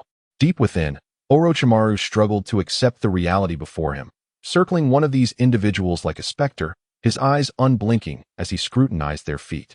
To his astonishment, he witnessed his own shadow manifest beside them like a ghost, yet could find no trace of his shadow upon the person. Even with the evidence laid bare, he questioned whether he was ensnared in an illusion. How could a person exist without a shadow? Were these beings truly human? Even inanimate objects cast shadows. How could these individuals lack them? In that moment, reality struck like a thunderclap, utterly dismantling his worldview. Even the most extraordinary ninjutsu adhered to fundamental truths. Such beings devoid of shadows were beyond Orochimaru's previous encounters, a phenomenon he had never witnessed before. Truly, it was unbelievable. Had he not seen it with his own eyes, he would have deemed it impossible. Shadows could indeed detach from the human form. What kind of jutsu was this? Orochimaru's tongue involuntarily flicked out, excitedly licking his lips. And there is something even more miraculous. Spontaneous combustion? Allow me to witness it. Both parties entered a sunlit chamber, where the shadowless individuals exhibited a peculiar numbness, being led until they neared the sunlight, at which point they instinctively resisted. However, such resistance was entirely disregarded by the Root members, who forcibly brought them into the rays of the sun. In an instant, where the sunlight touched, white flames ignited, barely discernible to the naked eye. The burning forms transformed into ethereal white smoke and vanished in a mere moment. Truly, this was artistry. Orochimaru's pupils constricted as he boldly extended his hand to touch the white flames, his expression one of incredulity. What principle could possibly govern this phenomenon? Before his astonished gaze, the individual who radiated sunlight completely disappeared from this world within just a few breaths, yet his hand remained unscathed. "What do you think, Orochimaru? Have you discerned anything?" "Nothing," he replied. "Such wondrous ninjutsu is indeed rare. Perhaps it transcends the boundaries of ordinary techniques." As a master of forbidden arts, Orochimaru had encountered and studied countless ninjutsu, most of which were confined to the realms of Yin and Yang. Yet even the techniques of the Nara clan could not achieve such miraculous feats. What do you imply? In truth, Danzo had also sensed this subtly. Indeed, a singular attribute could never accomplish such a feat. The outcome is clear. It involves two or more elements, undoubtedly touching upon Yin and Yang. Orochimaru asserted with firm conviction. Danzo exhibited little reaction to this revelation, as he had his own suspicions. "Let us speak plainly. Do you possess a method to counter the adversary?" Danzo was not inclined to squander time. "To confront them, we should employ sealing techniques," Orochimaru instinctively suggested, recognizing that such a method was most effective against this phenomenon. "I am aware of that, but I wish to know how to ensnare our opponent." "That is difficult to speculate without having seen them." Orochimaru shook his head. "Have you seen them?" Danzo fell into contemplation. "Is it feasible?" Orochimaru's eyes sparkled as he noted Danzo's expression. Could the latter have a way? "It is worth a try," Danzo responded. Naruto felt a surge of impatience within. After all, this was Orochimaru. He paced within the room, acutely aware that taking action during the day would significantly increase the chances of being discovered. Time was of the essence, and he had to act decisively. Naruto resolved to give it his all, uncertain of how long Orochimaru would linger in this place. Should he wait until nightfall for Orochimaru's departure, finding him again would likely prove exceedingly difficult. The shadow beneath him began to writhe silently, gradually detaching from Naruto's form. Meanwhile, within the Root Collective, Danzo continued to deliberate with Orochimaru on how to ensnare their opponent. Are you certain the adversary will come? Yes.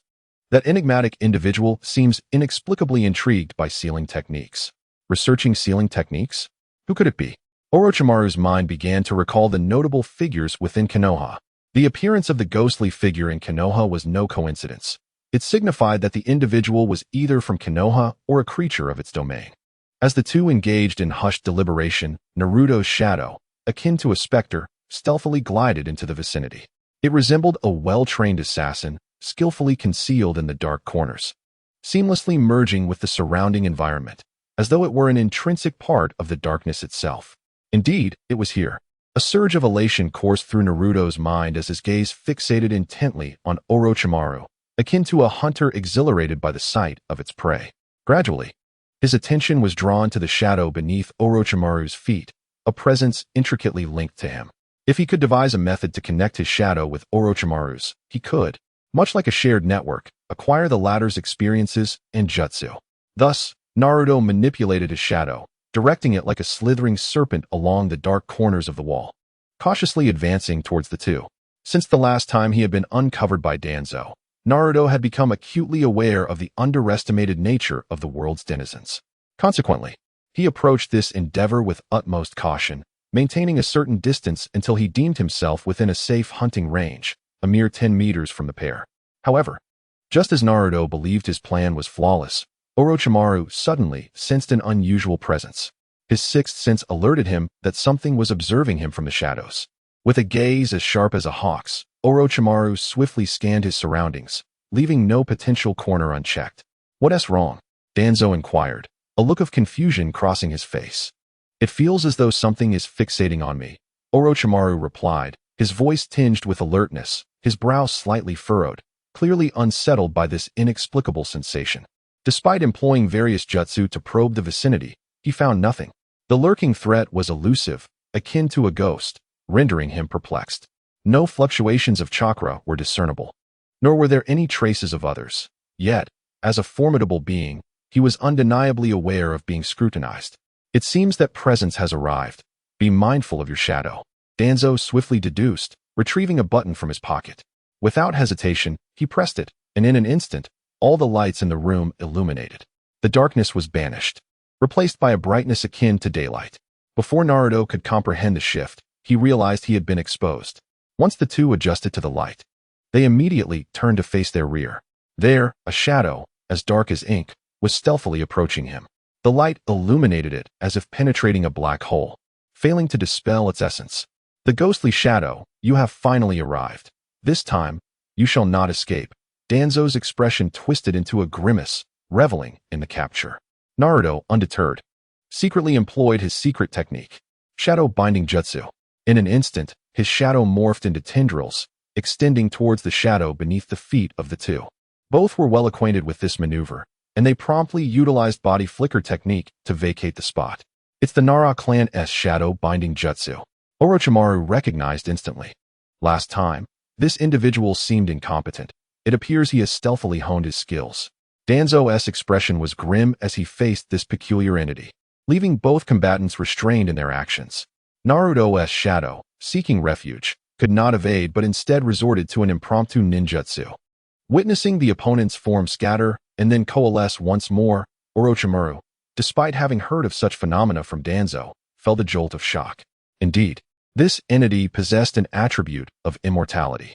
Orochimaru's eyes gleamed with intrigue. He yearned to capture it for study.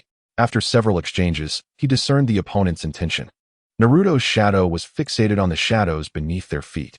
It seemed his target was my shadow, aiming to render me devoid of it as well. Orochimaru pondered. Meanwhile, Naruto on the ground grew anxious. The longer this dragged on, the more disadvantageous it became for him. Estimating the room's dimensions, he concluded it to be roughly 20 square meters. Gritting his teeth, he resolved to see where they would retreat this time. The shadow morphed into an immense net, instantly engulfing the entire floor of the room. Upon witnessing this, both their pupils constricted. "This is bad." Danzo, resolute, produced a remote control once more. The moment he pressed it, all the lights in the room extinguished, plunging it into darkness. Without a glimmer of light, they were devoid of shadows. This was Danzo's devised strategy. Indeed, it proved effective. Just as Naruto had felt he was about to make contact with Orochimaru's shadow, both their shadows abruptly vanished. Damn Danzo, I never anticipated you'd wisen up. Naruto gritted his teeth. Yet, since they wished to play, he would continue. He refused to be deterred. For the first time, Naruto's shadow rose from the ground. Although shrouded in darkness, a master of Orochimaru's caliber could still perceive faint outlines. Is sensory ninjutsu rendered useless? In this realm, chakra represents everything. While chakra can be restrained, it cannot entirely vanish, hence the emergence of sensory techniques. Yet now, for the first time, Orochimaru's sensory ninjutsu had failed. Shadows, inherently void, lack substance and chakra. To locate the opponent in darkness, one could only rely on sight, as all other senses were rendered ineffective. The shadow transformed into a spear, swiftly traversing more than half the room and piercing through Danzo's form. Cough cough. Cursed be this technique. Though Danzo had prepared, the speed of its execution was such that it required no hand seals. The moment the thought arose, the room's environment was unfavorable for a ninja battle. Despite his anticipation, Danzo could not evade fate. Orochimaru merely cast a fleeting glance, unconcerned by the team battle. Only he was aware of that individual's secrets. 5 chakra flames blazed fiercely atop his 5 fingers. With a sweeping motion, Orochimaru extended his arm, striking towards the shadow's essence. The shadow seemed unprepared to react as Orochimaru's arm successfully made contact with it. The 5 elements sealing technique unexpectedly proved ineffective. The essence of this technique lies in sealing chakra. However, the shadow before him harbored no chakra within. Its movements were fueled by Naruto's own chakra, yet it possessed none intrinsically. Upon witnessing Orochimaru utilizing the 5 elements sealing technique, a sigh of relief involuntarily escaped his lips. How could this be? As he realized the technique had failed, a multitude of thoughts flashed through Orochimaru's mind. Could it be that the opponent was indeed a monster? Even if that were the case, it could not possibly exist outside the chakra system. Why, then, had the 5 elements sealing technique failed? Orochimaru remained vigilant. Suddenly, a warning voice from behind alerted him. It was Danzo. Reacting swiftly, Orochimaru's peripheral vision caught sight of a shadow that had inexplicably connected to his own as his arm extended. How could this happen? When did a light source appear? His gaze followed the source to the ceiling of the room. Chapter 37. Impure World Reincarnation. At the top of the room, several fireflies had materialized, their faint glow barely illuminating the space below. How intriguing. It appears I have the upper hand. Though a hint of pride lingered in Naruto's heart, he maintained a composed demeanor as he spoke steadily. Darkness and light are inherently interdependent. Without darkness, there is no light, and vice versa. Naruto was acutely aware of his vulnerabilities. When engulfed in darkness, should the opponent lack a shadow, he would find himself powerless. Acknowledging this weakness, Naruto began to devise countermeasures. The first was a flashlight. Although this world possessed electricity, it still relied on chakra. The second involved light-based ninjutsu, which could be achieved through lightning release techniques. Naruto had already mastered several lightning jutsus. However, to utilize a shadow for ninjutsu, it must be operated by Naruto's physical form. To conceal his identity, he prepared a third alternative, bioluminescence. Fireflies became his chosen ally, for he had spent considerable time capturing them and used his unique abilities to modify them, enabling these small creatures to harness chakra. Though diminutive, they could be considered a form of summoning beast. Impressive. I find myself even more curious. Who is behind you? Orochimaru licked his lips, the glimmer of curiosity in his eyes betraying his nonchalance towards the potential of his demise. At that moment, he discerned that the opponent's aim was not to seize his shadow. After connecting with his own, Orochimaru realized he could no longer move. Who are you? In time, you will discover. Naruto understood that he could not hide forever, especially from such a talented individual as Orochimaru, whom he deemed essential to his plans. Wind release, vacuum sphere. Meanwhile, Danzo was growing increasingly anxious. Orochimaru was a rare talent, and losing him would be regrettable. Without hesitation, he unleashed his ninjutsu. Naruto did not evade. His body was instantly pierced by the vacuum sphere, disintegrating into black droplets that scattered upon the ground. At this moment, Orochimaru discovered his ability to move, instinctively retreating as he began to assess his condition. His body was intact, and the chakra within him was in perfect order, revealing no anomalies. Yet something was amiss. He was certain that some action had been taken against him. Orochimaru scrutinized his state with increasing caution, finding it hard to believe that his adversary would expend such considerable energy on futile endeavors. Meanwhile, Danzo once again formed seals, unleashing several wind-release techniques that extinguished the fireflies on the ceiling, plunging the room back into darkness. The two remained intensely focused, vigilant against any further ambush. However, after an interminable wait, nothing transpired. Growing increasingly impatient, Danzo retrieved a remote control and illuminated the entire room once more. Had he departed? Surely, he had achieved his objective. Though the true intention remained elusive, Orochimaru furrowed his brow, perpetually convinced that he was the target, but what had his opponent truly gained? Upon achieving his goal with Naruto, Danzo had promptly relinquished the powers of the devil fruit. Meanwhile, Naruto found himself inexplicably endowed with new abilities that he could not articulate, yet felt capable of utilizing. It seemed an opportune moment to experiment. Eagerly, he cast his gaze out the window toward an unremarkable tree. The shadow vanished. Within the tree, White Zetsu languidly slumbered. Monitoring Naruto was a tedious task. He needed no reports, only to be aware of Naruto's location and relay that information to his leader at the appropriate moment. Yet at that instant, White Zetsu sensed something amiss. What was this? By the time he registered the change, he had transformed into Black Zetsu, his entire form engulfed in darkness. Naruto's shadow infiltrated White Zetsu's being, seizing complete control over him. This sensation, Naruto suddenly became aware of something profound and began to attune himself to it. He realized he had overlooked this treasure. White Zetsu's abilities were indeed formidable. Possessing the capacity to traverse the earth at will through the Earth Flee technique, the power to mimic transformations, complete transformations, no less, and the ability to reproduce spores.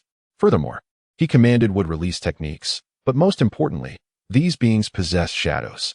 With shadows came the potential to devour, and as long as one possessed sufficient chakra, they could be birthed in abundance. It was the quintessential sustenance. The crux of the matter was that White Zetsu was remarkably simple-minded, devoid of the complex thoughts characteristic of humanity, rendering the consumption of such beings devoid of any risk of corruption. Contemplating this, Naruto could not help but lick his lips. How could he have forgotten about this? Yet there was no rush. White Zetsu came in various ranks, the ordinary ones birthed from spores, merely cannon fodder in Naruto's eyes. Embracing the sensation of control, he emerged from the ground, traversing to the Uchiha clan's shrine once more. Shadow exchange. His original self instantaneously appeared in that space, relinquishing the powers of the devil fruit once again. Naruto and his shadow manifested in that realm, and a lone White Zetsu lay on the ground. As Naruto readied himself for what was to come, the shadow of the White Zetsu, adorned with the mask of the Grim Reaper, commenced a ceremonial dance, summoning forth the deity of death. Suddenly, the Grim Reaper, brandishing a dagger, resolutely plunged it into his own abdomen, from which a wisp of soul gracefully emerged. Extending a hand, the Grim Reaper reached towards the fallen White Zetsu on the ground and, with a gentle flick, sent the fragile soul, pure white as an infant, soaring into his maw. Naruto, witnessing this scene, felt a sharp contraction in his gaze. Could it be that this plant-like entity possessed a soul? This question had never crossed Naruto's mind before. White Zetsu was born from humans transformed by the god tree a millennium ago, a humanoid weapon forged by Kagaya Tsutsuki to counter her fellow Tsutsuki. More crucially, subsequent White Zetsu were primarily birthed through the spore technique. How could such a being possess a soul? Nevertheless, what concern was it of mine? Naruto swiftly regained his composure. No longer hesitating, for another White Zetsu lay prostrate on the ground, a product of his spore technique. Reanimation Jutsu, Naruto, formed the hand seals. In an instant, the White Zetsu let out a harrowing scream, enveloped in a cloud of dust, gradually transforming into a handsome young man with golden hair. The fourth Hokage, Minato Namikaze. Naruto found himself scrutinizing him intently. At this time, the reanimation jutsu was still in its nascent stages of research by Orochimaru, and the summoned beings appeared riddled with cracks, resembling a figure composed of shattered porcelain. Where am I? Suddenly, Minato lifted his head, his eyes devoid of life, scanning his surroundings before settling on the young boy before him. Despite it being their first encounter, Minato recognized him almost instantly. Golden hair and azure eyes, bearing an uncanny resemblance to his own. You are Naruto? It has been a long time, father. Naruto's expression remained impassive. Upon seeing him again, he felt a profound tranquility, devoid of complex emotions. What is this? Minato examined his hands, marred with fissures. The reanimation jutsu, a forbidden technique of the second Hokage, Naruto replied calmly. You invoked it. Minato's brow furrowed, finally grasping the gravity of the situation. Yes, I require the nine tails within you, Naruto stated plainly, revealing his intent. Minato scrutinized his son with newfound seriousness. Though their appearances were similar, a shadowy aura surrounded Naruto, reminiscent of the Uchiha clan. Minato sensed a turbulent chakra emanating from within his son. What has happened to you, Naruto? Minato's voice softened involuntarily. It's nothing. I need the nine tails within you. Naruto reiterated. Minato's brow tightened once more. Have you been corrupted by the nine tails? That was the only explanation that came to mind. In an instant, he appeared before Naruto, employing his instantaneous technique. Even without mastering the Flying Thunder God technique, Minato's prowess was formidable. As a speed-oriented ninja, his instantaneous technique was exceptionally swift. Naruto had barely registered the shift before a figure materialized before him. Yet he did not resist. His gaze involuntarily fell upon the shadow beneath the other's feet. A shadow. Uncertain if he could share the other's talent, Naruto's mind wandered. If Might Guy was a man who had pushed taijutsu to its utmost limits, then the blonde-haired individual before him had perfected the art of speed. Whether it was reaction time or his space-time ninjutsu, Flying Thunder God, he had reached the pinnacle of the shinobi world. It is noteworthy that the other lacked any bloodline or immense chakra, yet with the Flying Thunder God technique, he could contend with beings of the Sage of Six Paths caliber. This was Minato Namikaze, a man who had refined speed to its ultimate expression. In a fleeting moment, Naruto's shadow connected with Minato's. It seemed that Minato sensed something, his gaze shifting downward. Nara clan's secret technique. His brow furrowed once more, feeling as though his son had taken a slightly misguided path. However, the most pressing concern remained, to inspect the seal of the nine tails. As chakra probed into Naruto's body, the seal appeared intact, yet a gap had formed, allowing the nine tails to traverse freely. Is that you, Minato? I didn't expect to see you again so soon. The nine tails exclaimed upon encountering Minato in the sealed space, exuding an unusual joy. Seeing him also signified the possibility of regaining its complete form. My other half is returning. With the nine tails utterance, a surge of chakra emanated from Minato, merging into Naruto's being through their physical connection. How could this be? Minato's mind momentarily faltered. The seal was unbroken. Yet the nine tails could indeed move. Had Naruto obtained the key? What exactly do you intend to do, Naruto? Minato's brow instinctively knitted together. What do I want to do? I seek power. Do you wish to stop me, father? Naruto lifted his gaze to meet the depths of those dark eyes. A tremor coursed through Minato's expression, inexplicably stirring a pang within his heart. Father, I look forward to our next encounter, Naruto suddenly uttered, words inexplicably spilling forth. Chapter 38. The gifted and the rare. The nine tails within Minato had completely merged with Naruto. Concurrently, Naruto acquired the very essence he yearned for, Minato's mastery and experience with the Flying Thunder God. Furthermore, Naruto discerned another matter. When their shadows intertwined, his shared talent would reach its zenith. In that moment, he could wholly share the other's strength and chakra. Essentially, at the connection of their shadows, he transformed into an enhanced version of Minato Namikaze. Alas, Minato had already departed. As the nine tails was drawn from within, Naruto also lifted the impure world reincarnation on Minato. Unlike Uchiha Obito, Minato lacked the strength to forcibly terminate the jutsu. Wrinkles rapidly spread across Minato's face, dust swirling in the air. Naruto, remain steadfast in your heart. Remember the significance of your name. At that moment, Minato did not reproach Naruto, but instead reached out, gently touching Naruto's head. Naruto made no attempt to resist, standing silently in place. The words of Minato Namikaze lingered in the air, yet the jutsu had ultimately failed. The spirit of the fourth Hokage gazed upon his son, opening his mouth as if to impart a myriad of unspoken sentiments, but time was no longer on their side. Thus, the figure before him vanished completely. Naruto felt little sorrow. If all went as anticipated, they would soon reunite. In the original tale, Orochimaru was unable to summon the fourth Hokage due to his presence within the belly of the death god at that time. This time, aside from the sealing technique, Naruto was confident that Orochimaru would soon uncover the truth. Upon returning home, Naruto's life resumed its normal rhythm. Meanwhile, Orochimaru, caught unawares, encountered an extraordinary phenomenon within the ninja world. He collaborated with Danzo, delving into the mysteries of the ghost shadow technique, seeking to master this power entirely. With Danzo's assistance, Orochimaru made rapid advancements in his research on ninjutsu. However, to their dismay, the ghost shadow failed to make another appearance in the subsequent year. Regardless of the traps they laid, the entity remained elusive, akin to a satiated beast fallen into slumber. Realizing he could not afford to waste time in this place, Orochimaru understood that lingering in Konoha would inevitably attract the attention of his former mentor, and thus he departed. Naruto, too, refrained from any excessive actions. As time flowed by like a gentle breeze, summer in the 63rd year of Konoha brought with it a playful wind, caressing the grand trees and infusing the air with warmth. The symphony of cicadas and birdsong resounded, while the sunlight blazed as if intent on melting the earth. Inside the classroom of the Ninja Academy, Naruto lounged like a languid kitten, sprawled across his desk. In this era of ninjas, electrical devices were scarce, and air conditioning was a rare luxury. The only refuge from the summer heat lay beneath the verdant canopies of trees. At that moment, the classroom resembled a vast steamer, where not only Naruto but also his peers wilted like sun-scorched flowers, lacking vitality and energy. With examinations looming the next day, Hinata, nearby, wore a worried expression. "Do you think we'll end up in the same class?"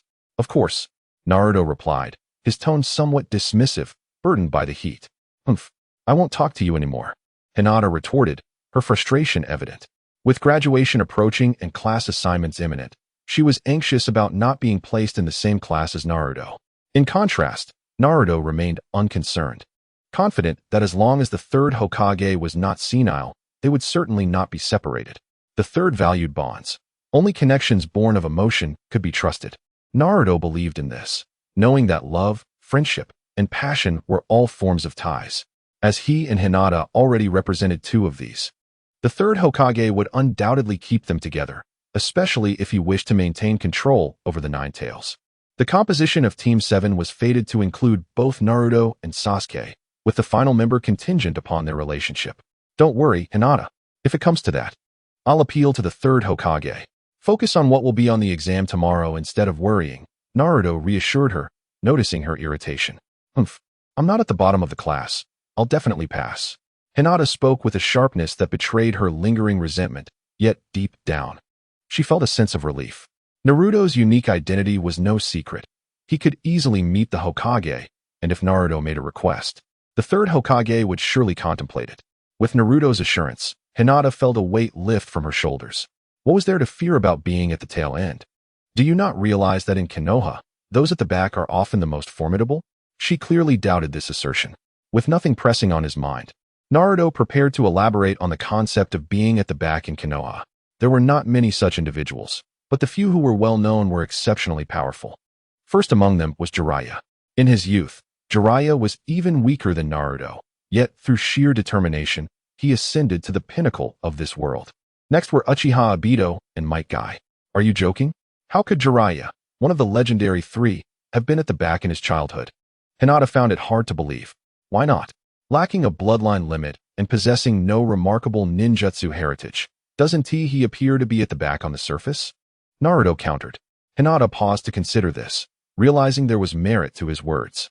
The curriculum at the Ninja Academy was limited, and in comparison to the clan ninja, the civilian ninjas often seemed like they were at the back. I've heard of Uchiha Obito, the hero of the Third Great Ninja War, even within the Uchiha clan. There are those who lag behind. What does that signify? Every group has its underdogs, Naruto casually explained, unwilling to divulge further details. But Might Guy truly is remarkable. Hinata glanced around to ensure no one was eavesdropping and lowered her voice. Given her brother Niji's connection with Naruto, she often encountered Might Guy. Memories of his humorous antics flooded her mind, his watermelon-shaped head and tight outfit, flashing a thumbs up with his dazzling white teeth. It was hard to imagine him as a powerful ninja. She recalled the image of him standing on his hands, giving a thumbs up while shouting about youthful passion. Yet, Naruto would not deceive her. He had just told her that Guy was the strongest ninja in the village. Next time you see him, observe his chakra levels, and you will understand, Naruto said. While chakra levels do not define everything, individuals with vast amounts of chakra are seldom weak. Might Guy's chakra was at a level of 10, as stated in the previous World S textbooks. To illustrate, Uchiha Sasuke's chakra level was 7. Using her Byakugan to scrutinize the chakra levels of others would be exceedingly rude, and Hinata had never done such a thing. Well then, since our teacher hasn't arrived yet, shall we practice a bit more? Naruto suggested, discreetly taking hold of her small hand beneath the surface. Hinata's cheeks flushed instantly. The more she matured, the more aware she became of the gaze of others. At her age, she was particularly sensitive to public scrutiny, and in a crowded setting. Her embarrassment was palpable. However, Naruto paid little mind to her discomfort as his chakra flowed through his arm into her body. Feeling the potent chakra flowing into her body, Hinata dared not indulge in further thoughts. She immediately began to circulate her energy according to the established technique, completing a full cycle before returning to Naruto's body. This practice significantly enhanced the quality of chakra within both of them. Simultaneously, the prolonged rest had subtly transformed the chakra within Naruto, rendering it less turbulent than before. His eyes appeared to shine with a newfound brightness. After completing 2 cycles, Naruto voluntarily released his grip, as the chakra within him had grown to a magnitude that the average human body could scarcely withstand. Hinata, have your eyes changed in any way? Naruto suddenly turned to gaze into Hinata's eyes. Instinctively, she lowered her head before raising it again. In her pure white eyes, a flicker of light glimmered. Is there? Recently, I feel as though my vision has strengthened, enabling me to see much farther. Hinata tilted her head in contemplation. What is your current range of vision? Approximately 50 kilometers. I suppose. Hinata had not exerted her full power, but estimated the distance nonetheless. Impressive. See, I told you it was beneficial. You should practice more when you have the time, Naruto chuckled. The teacher is here. Hinata quickly composed herself, while Naruto remained in his usual relaxed demeanor. After the class concluded, Naruto ambled back home. The house was meticulously tidy, with various plants adorning the windowsill, cherry tomatoes, watermelons, and even an apple tree, all thriving splendidly. As he walked past, Naruto plucked an apple, taking a hearty bite. It contained a hint of chakra. It seems the experiment was a success, he thought, narrowing his eyes as he sensed his surroundings. Apart from the Umbu monitoring him, there were no other presences, and Naruto felt a sense of relief wash over him. Since realizing the utility of white Zetsu, Naruto had captured another one and commenced experiments. He aimed to control them for reproduction or harness the chakra of the 9 tails to transform them into towering trees for plant grafting. Essentially, these plants contain the cells of white Zetsu, endowed with the ability to absorb chakra, thus rendering them much more powerful. Will this indeed lead to the cultivation of a divine tree? As he transported the plants, Naruto contemplated inwardly. Unlike animals, plants possess minimal instincts and are unlikely to actively absorb chakra from the environment. However, with the use of shadow jutsu, he could implant shadows into them and exert control. Coupled with white Zetsu cells, he could produce the mythical treasures of this world. This was a remarkable discovery that had emerged from Naruto's idle curiosity, one he never anticipated would yield such extraordinary results. Of course, the crux of this success lay in the white Zetsu cells, derived from the divine tree and possessing some of its fundamental abilities, absorbing and merging chakra. Through grafting, he had begun to create the chakra-infused treasures unique to the ninja world. It seems I can proceed to the second phase of the experiment, seeking some ginseng seeds for cultivation. In this world, such medicinal herbs did exist. However, due to the prevalence of chakra, there was no inheritance of traditional Chinese medicine. Although Naruto possesses limited knowledge, he is well versed in certain common sense. Ginseng, a herbaceous plant known for its energy-boosting properties, is relatively easy to cultivate. Fueled by a singular thought, he swiftly set off to search for ginseng. Chapter 39. The temptation of Mizuki. As dawn broke the following day, Naruto rose swiftly, filled with anticipation for his graduation from the Ninja Academy. With this milestone, he would no longer be required to report to school daily. The tasks assigned to ninjas fall into 2 categories, those undertaken for self-sufficiency and those mandated by the esteemed Hokage. In simpler terms, if one is financially secure, it suffices to accept a single mission each month. Thus, upon becoming a ninja, one could relish the joys of training without worry. Upon entering the classroom, a palpable tension hung in the air as students fretted over the impending examination and the anxiety of class placements. Amidst their hushed discussions, Irika-sensei and Mizuki-sensei entered the room, their smiles radiating warmth as they surveyed each student. Students, the examination begins now. Please maintain silence. Irika-sensei's voice echoed through the classroom, prompting the students to quiet down, their anticipation mounting for the test to commence. Clearing his throat, Irika-sensei continued. Today's examination will focus on the transformation technique. Each of you will have the opportunity to showcase your abilities, and I hope everyone can perform to the best of their capabilities. With that, he began to call out names. Nara Shikamaru. Hearing his name, Shikamaru rose with a hint of resignation. He understood that this examination posed no significant challenge for him, yet he wished for it to conclude swiftly. Following Irika-sensei, he entered a solitary room adorned with merely a table and 2 chairs, enveloped in tranquility. Mizuki-sensei sat behind the desk, smiling as he addressed Shikamaru. For your examination, I will select one technique from the transformation techniques. Your assigned technique is the body replacement technique. Shikamaru focused intently, executing the technique with fluidity and confidence, devoid of hesitation. Excellent, Shikamaru. You have passed, Mizuki-sensei remarked with satisfaction. Relieved, Shikamaru returned to the classroom, awaiting the results of his peers. One by one, students were called, successfully passing their assessments and receiving their respective Genin headbands. The atmosphere in the classroom gradually lightened, as everyone celebrated one another's achievements. Uzumaki Naruto. At last, it was Naruto's turn. Haha, it's my time, he exclaimed eagerly, rising to his feet. He cast a glance at Hinata, offering her a smile before turning to follow the teacher out of the classroom. Entering a small room, he was greeted by 2 proctors, his homeroom teacher, Irika, and the less familiar Mizuki-sensei. Upon seeing each other, Naruto's eyes narrowed slightly, contemplating whether to put on an act in hopes of acquiring the sealing scroll. However, after a moment of reflection, he dismissed the notion. His true abilities were no secret among the academy instructors, primarily because he had never intended to conceal them. Deliberately failing an exam can indeed attract attention. Naruto Uzumaki. Your examination subject is the shadow clone technique. Merely producing 1 clone is sufficient for passing. Irika-sensei drew Naruto's exam topic from a slip of paper. Is it the same as in the original? Naruto was somewhat taken aback, not expecting such a significant change, yet still drawing the shadow clone technique. This was the ninjutsu Naruto struggled with the most due to the presence of the 9 tails within him, which made it challenging to control his chakra. However, he had now mastered this technique, as it proved exceedingly practical. With his hands forming the necessary hand seals, a shadow clone materialized beside him, identical in every aspect, as if flawlessly replicated. Excellent, excellent. You have passed the exam. Congratulations, Naruto. You have become a genin.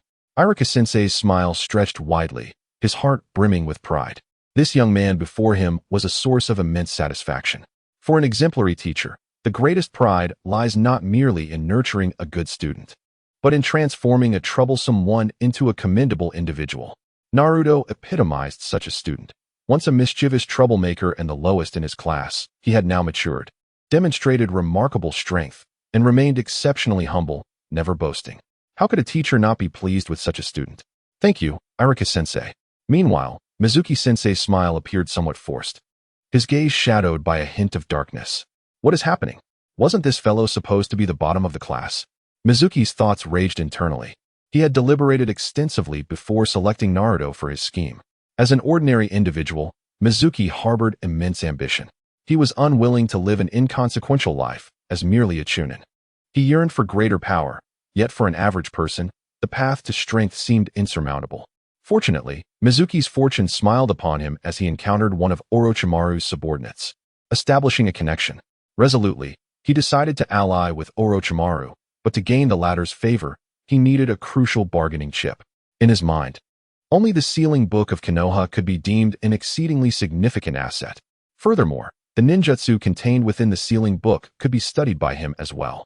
However, stealing the sealing book was no simple task. Given his status, even entering the Hokage's building seemed improbable.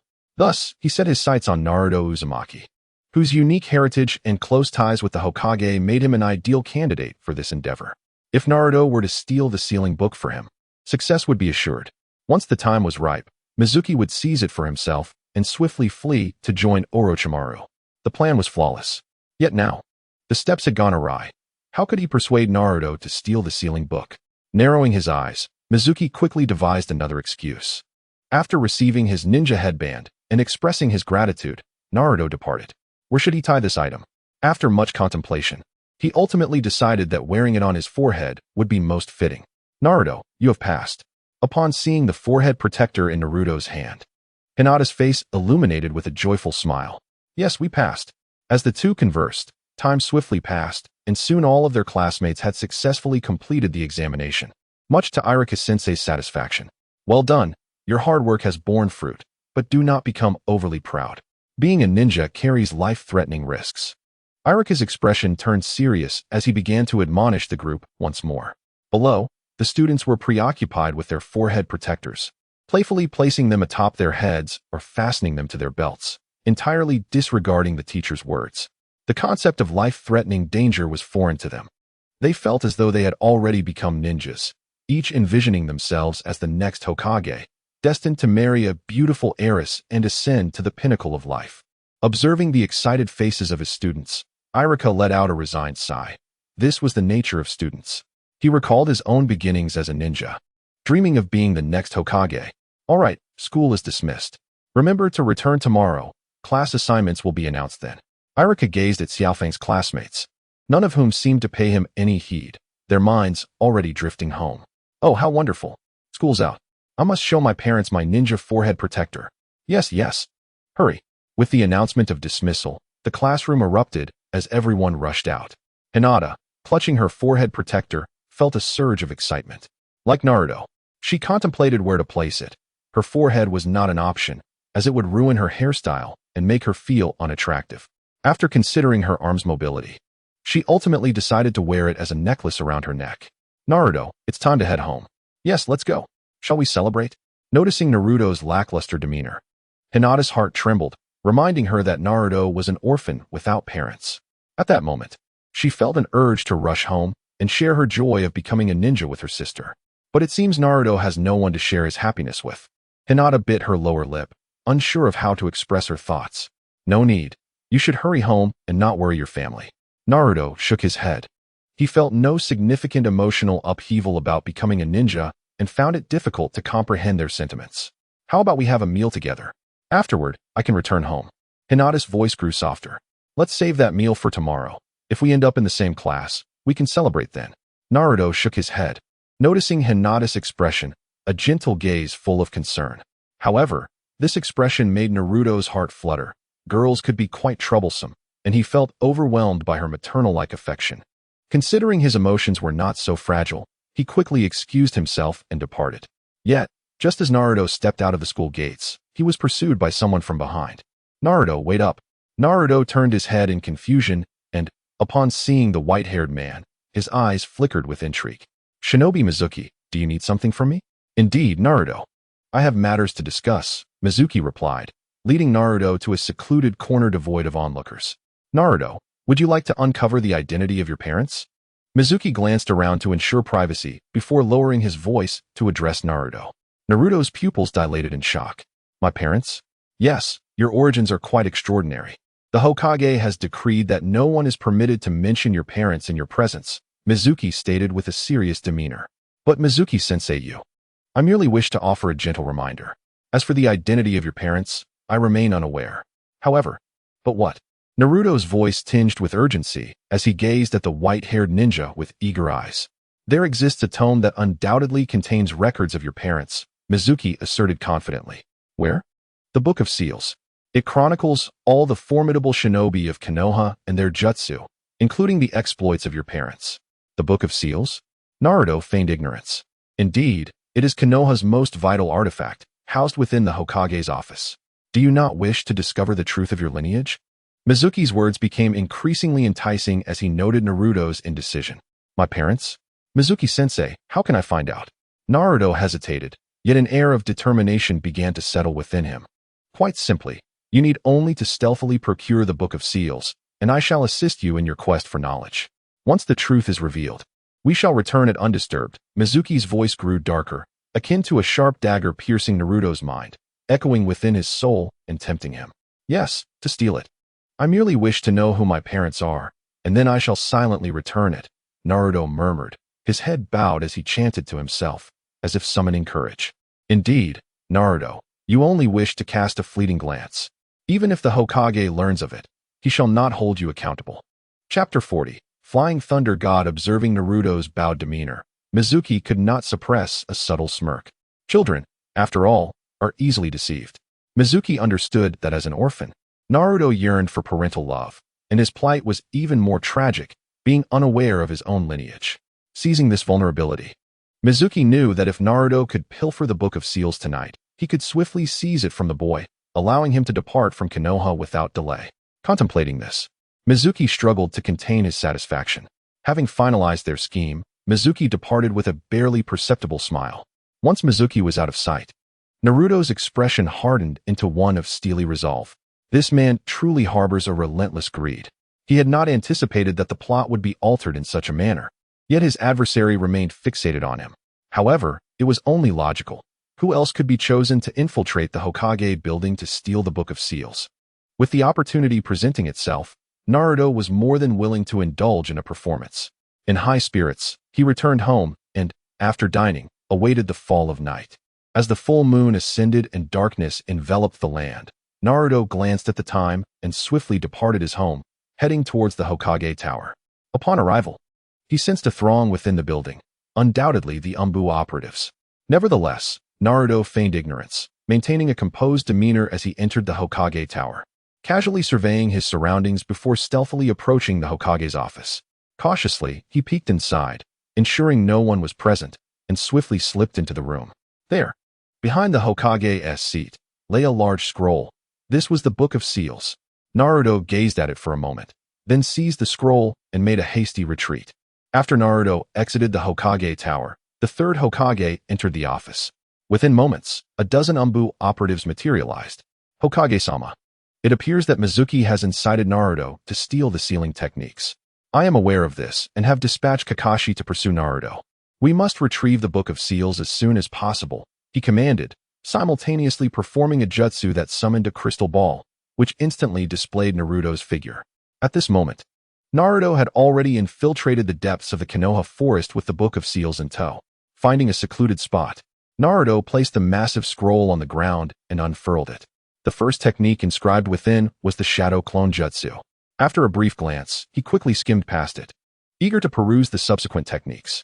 However, his expression soon darkened. The majority of the jutsu were accompanied by sealing techniques, though he could currently unravel them. Naruto was acutely aware that every move he made was under the scrutiny of the third Hokage. Reluctantly, he continued to sift through the scroll until he finally came across a technique that remained unsealed, the Flying Thunder God technique.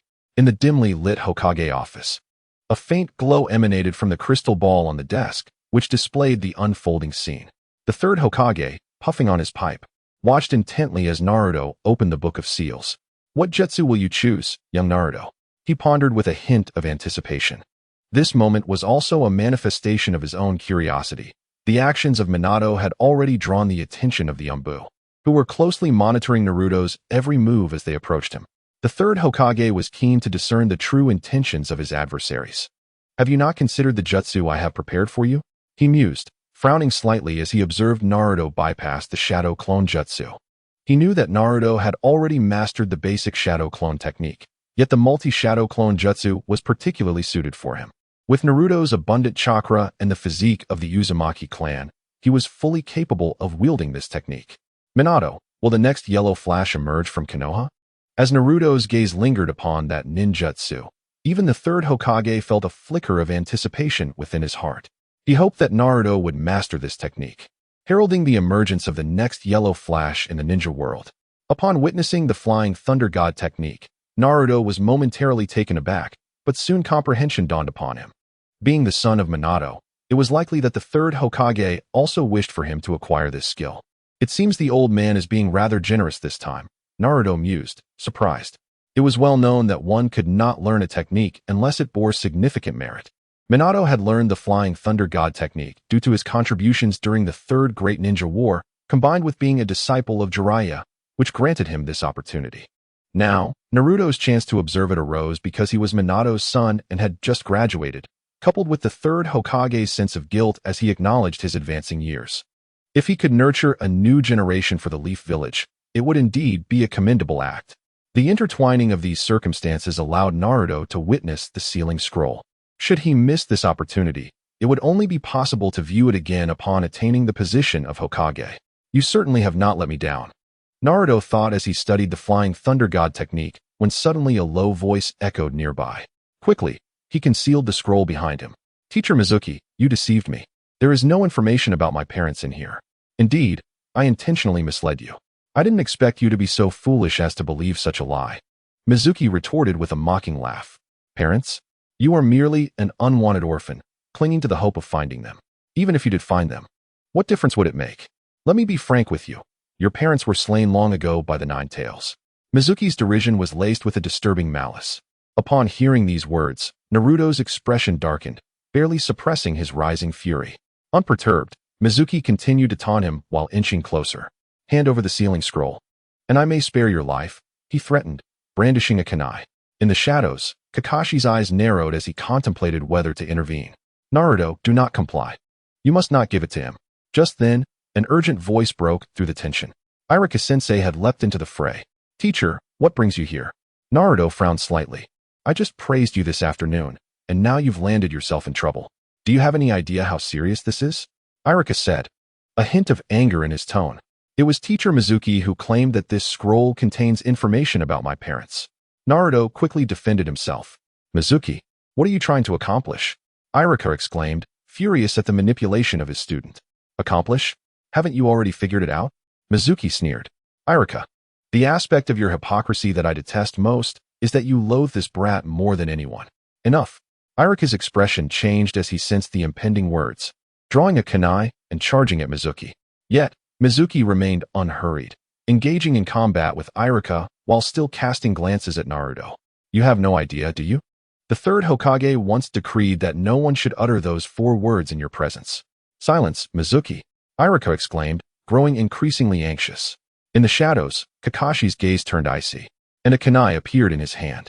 Within the confines of the third Hokage's office, the Hokage narrowed his eyes, a flicker of murderous intent flashing within their depths.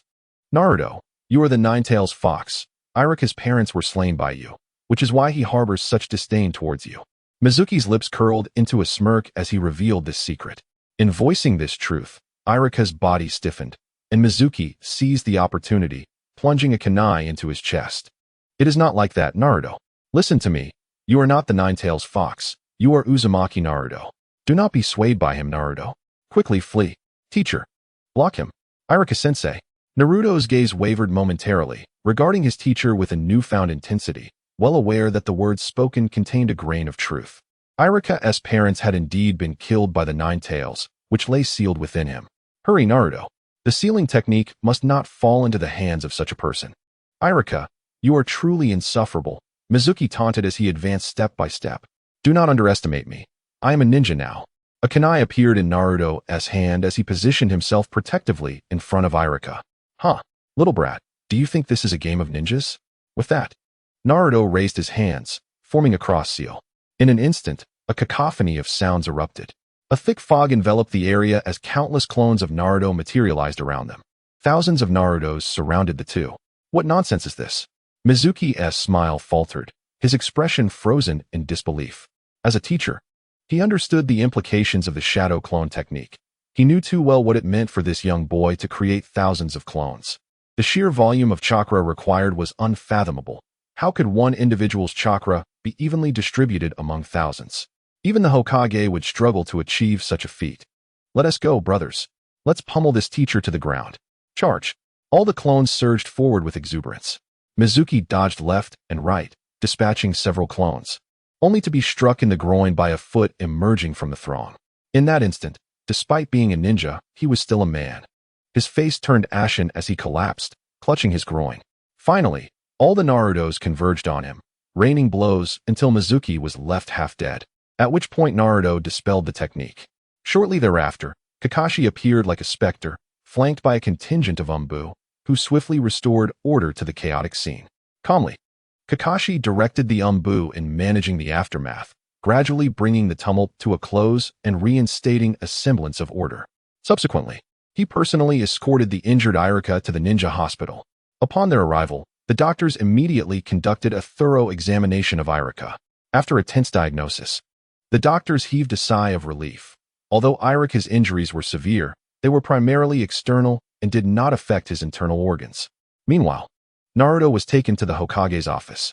Faced with the stern expression of the third Hokage, Naruto appeared somewhat uneasy. The third Hokage, gazing at this mischievous little rascal, felt a mix of anger and helplessness. He imparted a heartfelt lecture to Naruto, admonishing him against such reckless behavior in the future. With his head bowed, Naruto silently absorbed the reprimand.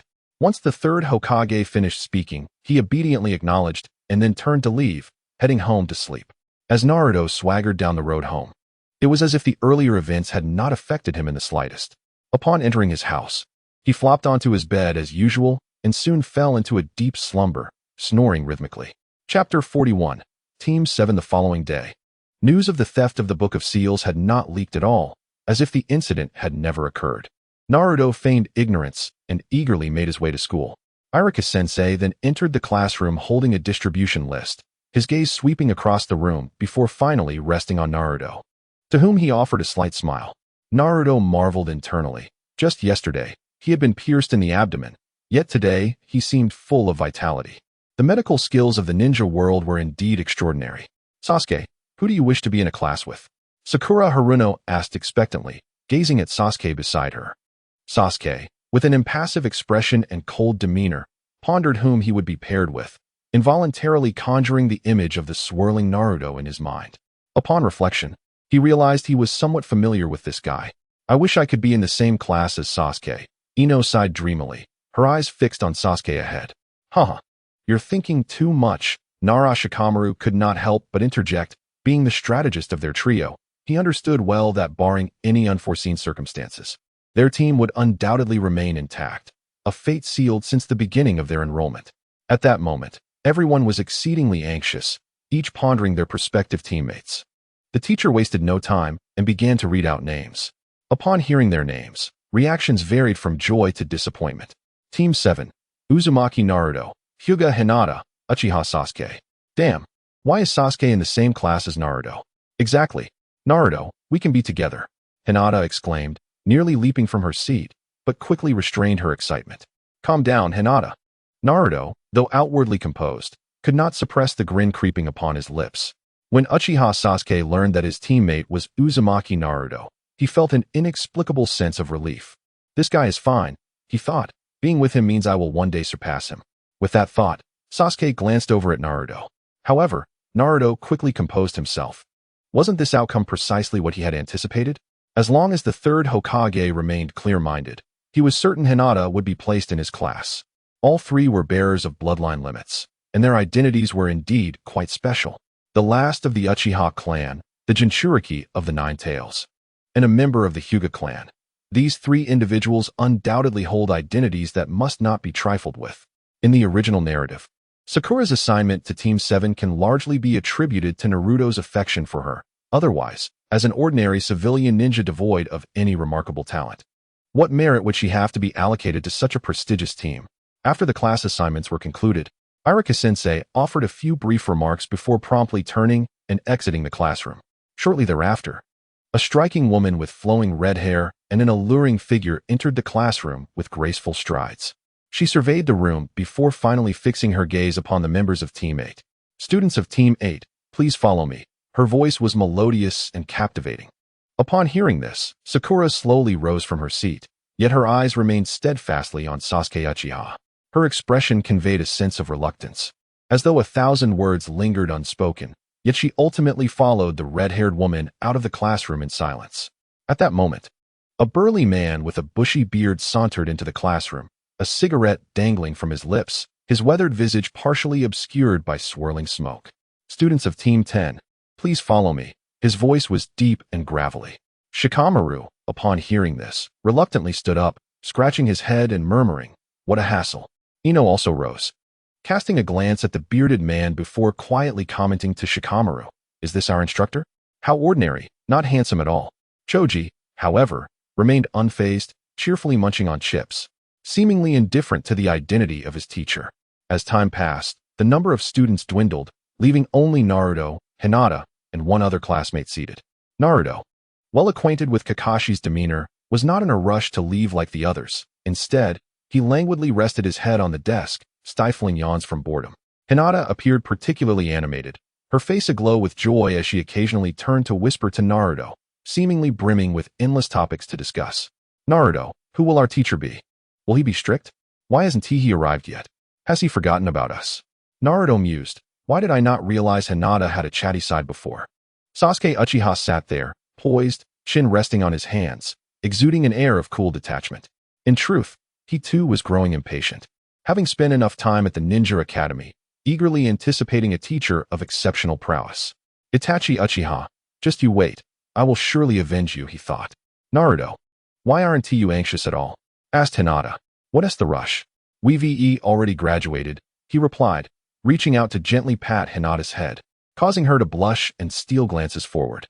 Don't worry, that guy is just a stoic, Naruto quipped. However, among the remaining teachers, only the three of them remained. With Sasuke, already weary of waiting, casting an intense glare at Naruto upon hearing his words. What is the matter? Do you wish to fight? You defeated one?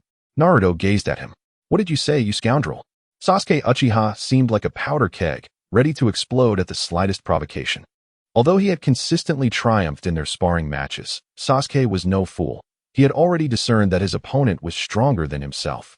Naruto, Sasuke, this is school. Fighting is not permitted, Hinata quickly interjected to stop Naruto. Oomph. Sasuke let out a cold snort. Oh, how lively it is. At that moment, a white-haired ninja entered the classroom, sporting a messy hairstyle and a mask with a pair of dead fish eyes. He walked in while holding a book. The dead fish eyes swept over the three of them.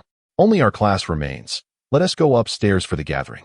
Kakashi merely stated before turning and vanishing in an instant. The three exchanged glances, then stood and headed towards the rooftop. At the water tower beside the rooftop of the teaching building, Kakashi leaned against it, his dead fish eyes fixated on the small yellow book in his hands, thoroughly engrossed. The three arrived without him noticing. Hinata curiously observed her supervising Jonin, intrigued by his unwavering focus on the book. Instinctively, she glanced over. Naruto furrowed his brow and hastily covered Hinata's eyes. That's the kind of book children shouldn't see. He feared his dear Hinata might be led astray. Quickly blocking her line of sight. Do you know what kind of book that is, Naruto? Nope. Naruto shook his head, naturally uninterested in such literature.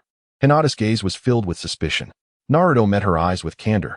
All right, let us introduce ourselves. I'll go first. Kakashi finally put away his small yellow book and glanced at the three before him, internally evaluating them. I am Kakashi Hitaki. I have no particular likes or dislikes.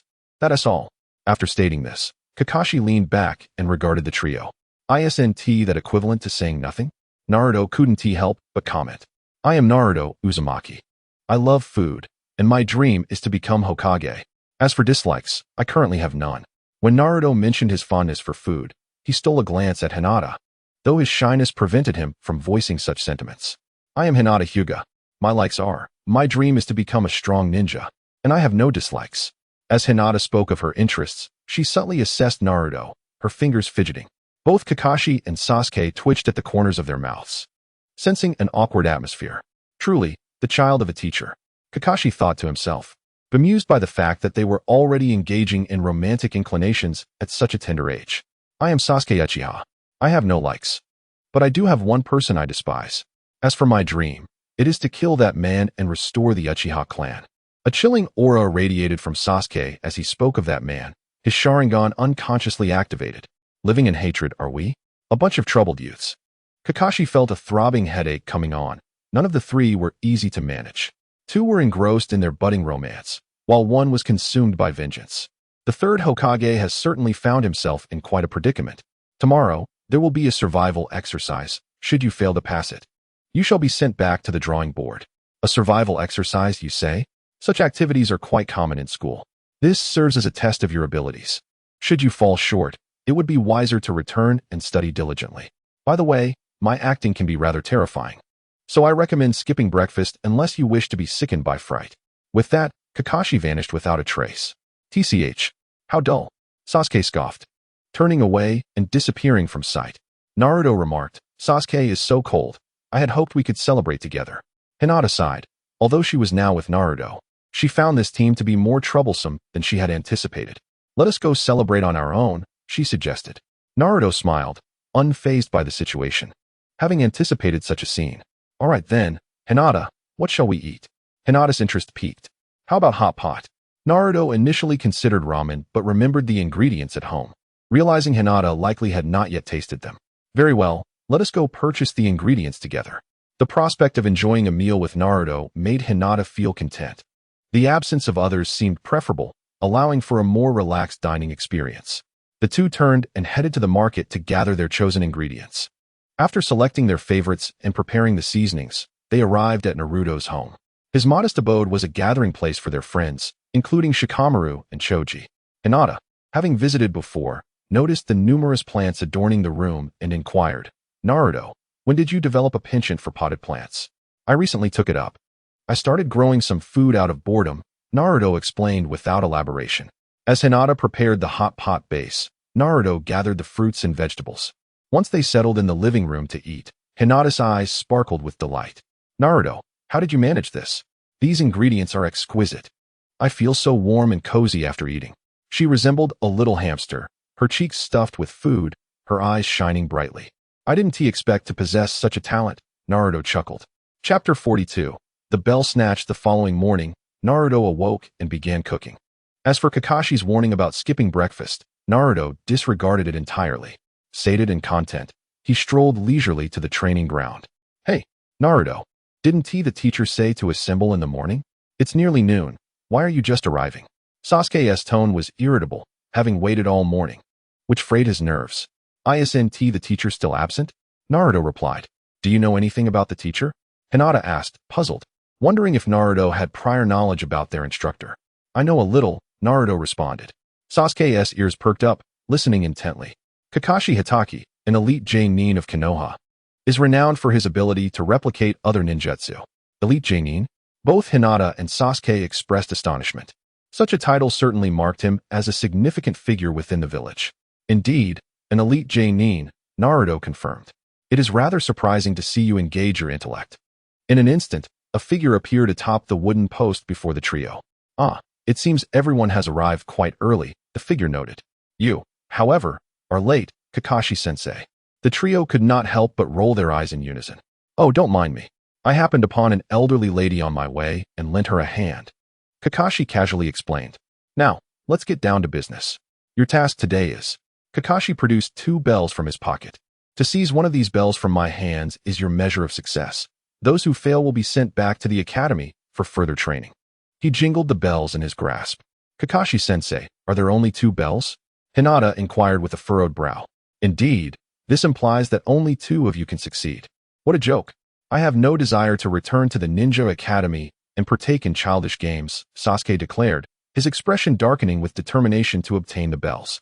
Hinata's resolve hardened. She was determined to acquire a bell, as she had finally been placed in the same class as Naruto and was adamant about not being reassigned. She cast a glance at Sasuke, silently apologizing. Meanwhile, Naruto remained unchanged, devoid of any significant emotion. Thus, before noon, those who do not acquire a bell will not only be sent back to the academy, but will also be bound to a post as a punishment for failure. Kakashi retrieved a clock, set the time, and placed it atop the wooden post. Let the challenge commence. With Kakashi's words, the atmosphere shifted dramatically. The trio remained motionless, fixated on the bells at each other's waists. Are they contemplating a direct confrontation? Kakashi felt a twinge of disappointment. The disparity in their abilities was an insurmountable chasm. And for these freshly graduated genin, traps and ambushes were their only means of victory. Without further ado, Hinata was the first to charge forward. Midway, she concentrated chakra and executed the 8 trigrams air palm. At such a young age, she has already mastered the 8 trigrams air palm, Kakashi mused, somewhat astonished. It was a technique typically reserved for the elite of the Hyuga clan, yet he noted that Hinata's application lacked potency. Even if it struck, it would not be lethal. Kakashi easily evaded the attack. However, when he turned to look for Hinata, he found she had vanished. Impressive speed, he acknowledged as he raised his left hand to block her lateral kick. 8 trigrams, 32 palms. Hinata swiftly assumed an offensive stance, her feet forming a rapidly expanding taijutsu. The 32 strikes unleashed in quick succession. With a resounding crash, Kakashi's form transformed into a wooden dummy, shattering under the force of Hinata's onslaught. The young lady possesses considerable strength, Kakashi complimented. Hinata remained silent, her hand raised in a single gesture, Byakugan activated. From a distance, Sasuke observed Hinata's prowess with surprise, his brow furrowing involuntarily as her speed and strength exceeded his expectations. Could it be due to the presence of this guy beside me? Sasuke pondered, glancing at Naruto. Hinata appeared to be completely captivated by Kakashi's words. Observing her serious demeanor, Naruto realized that she had indeed taken Kakashi's words to heart. With her Byakugan activated, the veins on Hinata's forehead bulged, granting her an expansive view of the entire training ground. In the next instant, she employed the 6 styles of the Navy, vanishing from sight and reappearing beside Kakashi. Was this a unique technique of the Hyuga clan? Kakashi was somewhat astonished by her speed, which had surpassed the capabilities of a Chunin. With a swift motion, Hinata unleashed a slicing strike. Kakashi crouched just in time, the attack narrowly missing him as it sliced through the air, toppling a large tree several meters away. Goodness, are the Genin this formidable now? Kakashi thought to himself, his eyes widening in disbelief. Naruto, witnessing this, felt a sense of urgency. He knew he had to intervene, lest Hinata blame him for the outcome once she learned the truth. Kakashi-sensei, I'm joining in, Naruto called out, and in the blink of an eye, he raised his hands. Shadow Clone Jutsu. In an instant, an army of hundreds of Naruto clones appeared, astonishing Sasuke Uchiha. Damn, how can he possess such an immense chakra?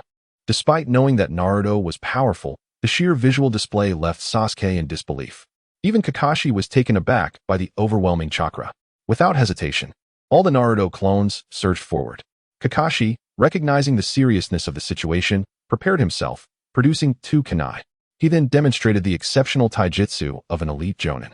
As the clones made contact with him, they were swiftly dispatched. Is this teacher truly that formidable? Hinata thought, her brow furrowing deeply.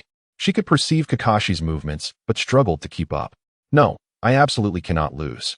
The thought of defeat loomed large in her mind, and she resolved to give her all, even if it meant revealing her full strength. After finally being with Naruto, how could I possibly separate? With determination, Hinata planted her right foot and leaped into the air. Kakashi, engaged in the battle, noticed her ascent. What does she intend to do? The Hyuga clan's gentle fist is primarily a close combat style, having developed techniques like the air palm, yet they generally lack the potency of close-range attacks.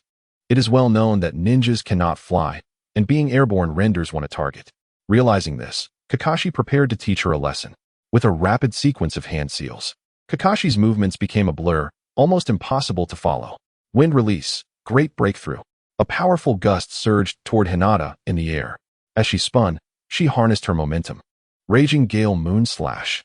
Using her body's inertia, she propelled her attack through Kakashi's wind technique, hurtling toward him. Kakashi's eyes widened in alarm. Boom! A resounding explosion echoed, sending plumes of dust soaring into the air. As the smoke dissipated, a massive chasm appeared on the ground, obliterating all of Naruto's shadow clones in close proximity. Kakashi, too, vanished from sight. Meanwhile, in the sky, Hinata remained suspended, her feet lightly tapping the air, maintaining her ethereal float. Hinata, be careful, Naruto urgently warned. At that moment, a head emerged from the ground, and simultaneously, a colossal fireball erupted from Kakashi's mouth. Fire release, great fireball technique. The fireball shot forth with remarkable swiftness, aimed directly at Hinata, who had just expended a significant amount of chakra in her last move. Instinctively, she prepared to evade the impending inferno. In the next instant, Naruto appeared beside the fireball and delivered a powerful punch, shattering the flame into oblivion. Oh, what kind of ninjutsu is this? Kakashi's voice resonated from a distance, his gaze now tinged with a newfound respect for the 2 combatants before him. Their strength was astonishing, particularly in the techniques they wielded. Naruto's eyes swiftly locked onto Kakashi, his right fist clenched tightly as he unleashed a punch. A wave of chakra surged forth, aimed at Kakashi on the ground. Kakashi leaped to evade, but Naruto's punch struck the earth, creating a deep crater. Justice Iron Fist, it was merely a fundamental technique, concentrating chakra and expelling it. But now, having absorbed the shadows of lesser ninjas, Naruto had mastered chakra properties, having undergone a metamorphosis that allowed his chakra to exist even when separated from his body. On the ground, Sasuke seized the opportunity, noticing that Kakashi's attention was diverted to the 2 above. He swiftly dashed forward, kunai in hand, targeting not Kakashi but the two bells hanging from his waist. Naruto. Hinata's expression changed, and she instinctively rushed forward, her body enveloped in a surge of chakra. Heavenly return. Truly, you are a handful, Kakashi noted, observing the movements of the two with rapid calculations in his mind, pondering how to respond without harming any of the three. The power of the trio exceeded Kakashi's expectations, especially that of Naruto and Hinata. Suspended in the air, Naruto conjured a kunai, its handle adorned with a swirling mark. Revealing this now should pose no significant issue.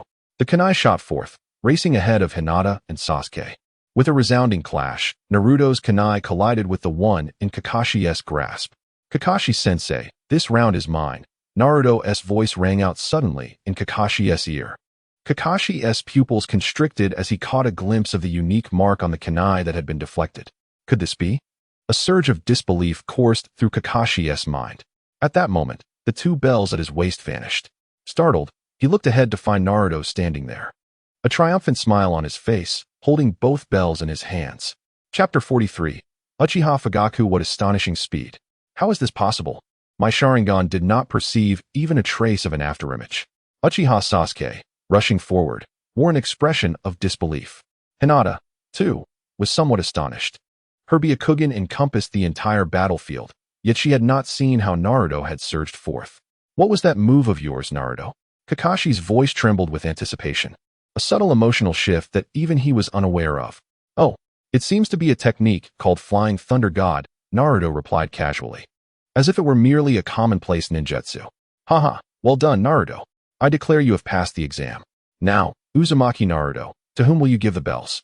Kakashi's demeanor shifted back to normal, acknowledging that Naruto had truly inherited his teacher's remarkable talents. Yet, the foremost priority remained the examination. Well, that poses quite a dilemma. Naruto scratched his head in contemplation. Hinata gazed at him with eager anticipation, while Sasuke scoffed and turned away. Never mind, I'll just return with my abilities. I can retake the exam. Suddenly, Naruto tossed the two bells in his hand. Hinata and Sasuke caught them, both momentarily stunned. Are you looking down on me? I have no need for your charity. Sasuke was the first to react, promptly discarding the bell he held, feeling it burn in his grasp. Hinata also responded. Her gaze conflicted as she looked at the bell in her hand. Where you go, I shall follow, Naruto. With that, Hinata too relinquished the bell. Now, Kakashi-sensei, what will you do? The choices of the two did not surprise Naruto. His gaze turned towards Kakashi. What troublesome little brats. Although the outcome was unexpected, I can see the bond between you all. I now declare you three qualified. Despite the twists and turns, Kakashi genuinely recognized the connection among the trio. With Naruto and Hinata, it was self-evident, while Sasuke harbored a peculiar obsession with Naruto. Furthermore, the most gratifying aspect for Kakashi today was witnessing his teacher's ninjutsu once more. Upon hearing this, Hinata quietly sighed in relief, and Sasuke too relaxed. After all, who would wish to return to school and face the embarrassment of their peers discovering such a fate? Come, let us celebrate the establishment of Team 7. Today, I shall treat you all. Kakashi's tone softened considerably. Later that evening, within the Hokage's office. Lord Hokage, this is the performance of the three today. Kakashi reported to the third Hokage, Hiruzen Sarutobi. So, Naruto has indeed mastered the Flying Thunder God technique. Indeed, this is the kunai Naruto utilized today. Kakashi produced Naruto's kunai, its spiral symbol prominently displayed. The third Hokage took the kunai, his expression complex, tinged with nostalgia and a hint of satisfaction. The legacy of Minato lives on. He murmured to himself, surprised that Naruto had truly learned the Flying Thunder God technique. Truly, he is indeed the child of Minato.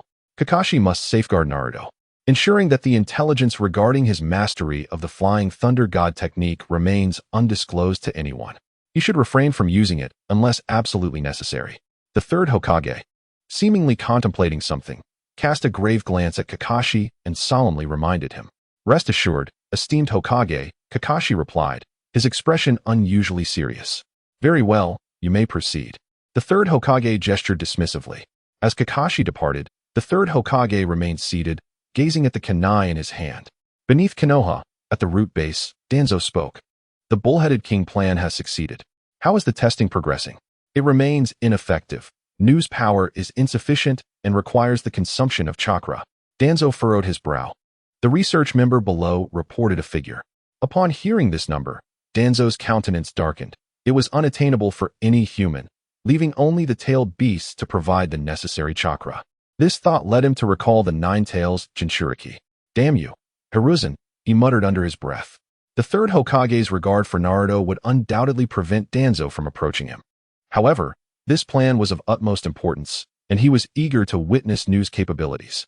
He resolved to take a risk, devising a strategy to capture the nine tails Jinchuriki, extract a small portion of the tailed beast's chakra, and then release him without anyone being the wiser.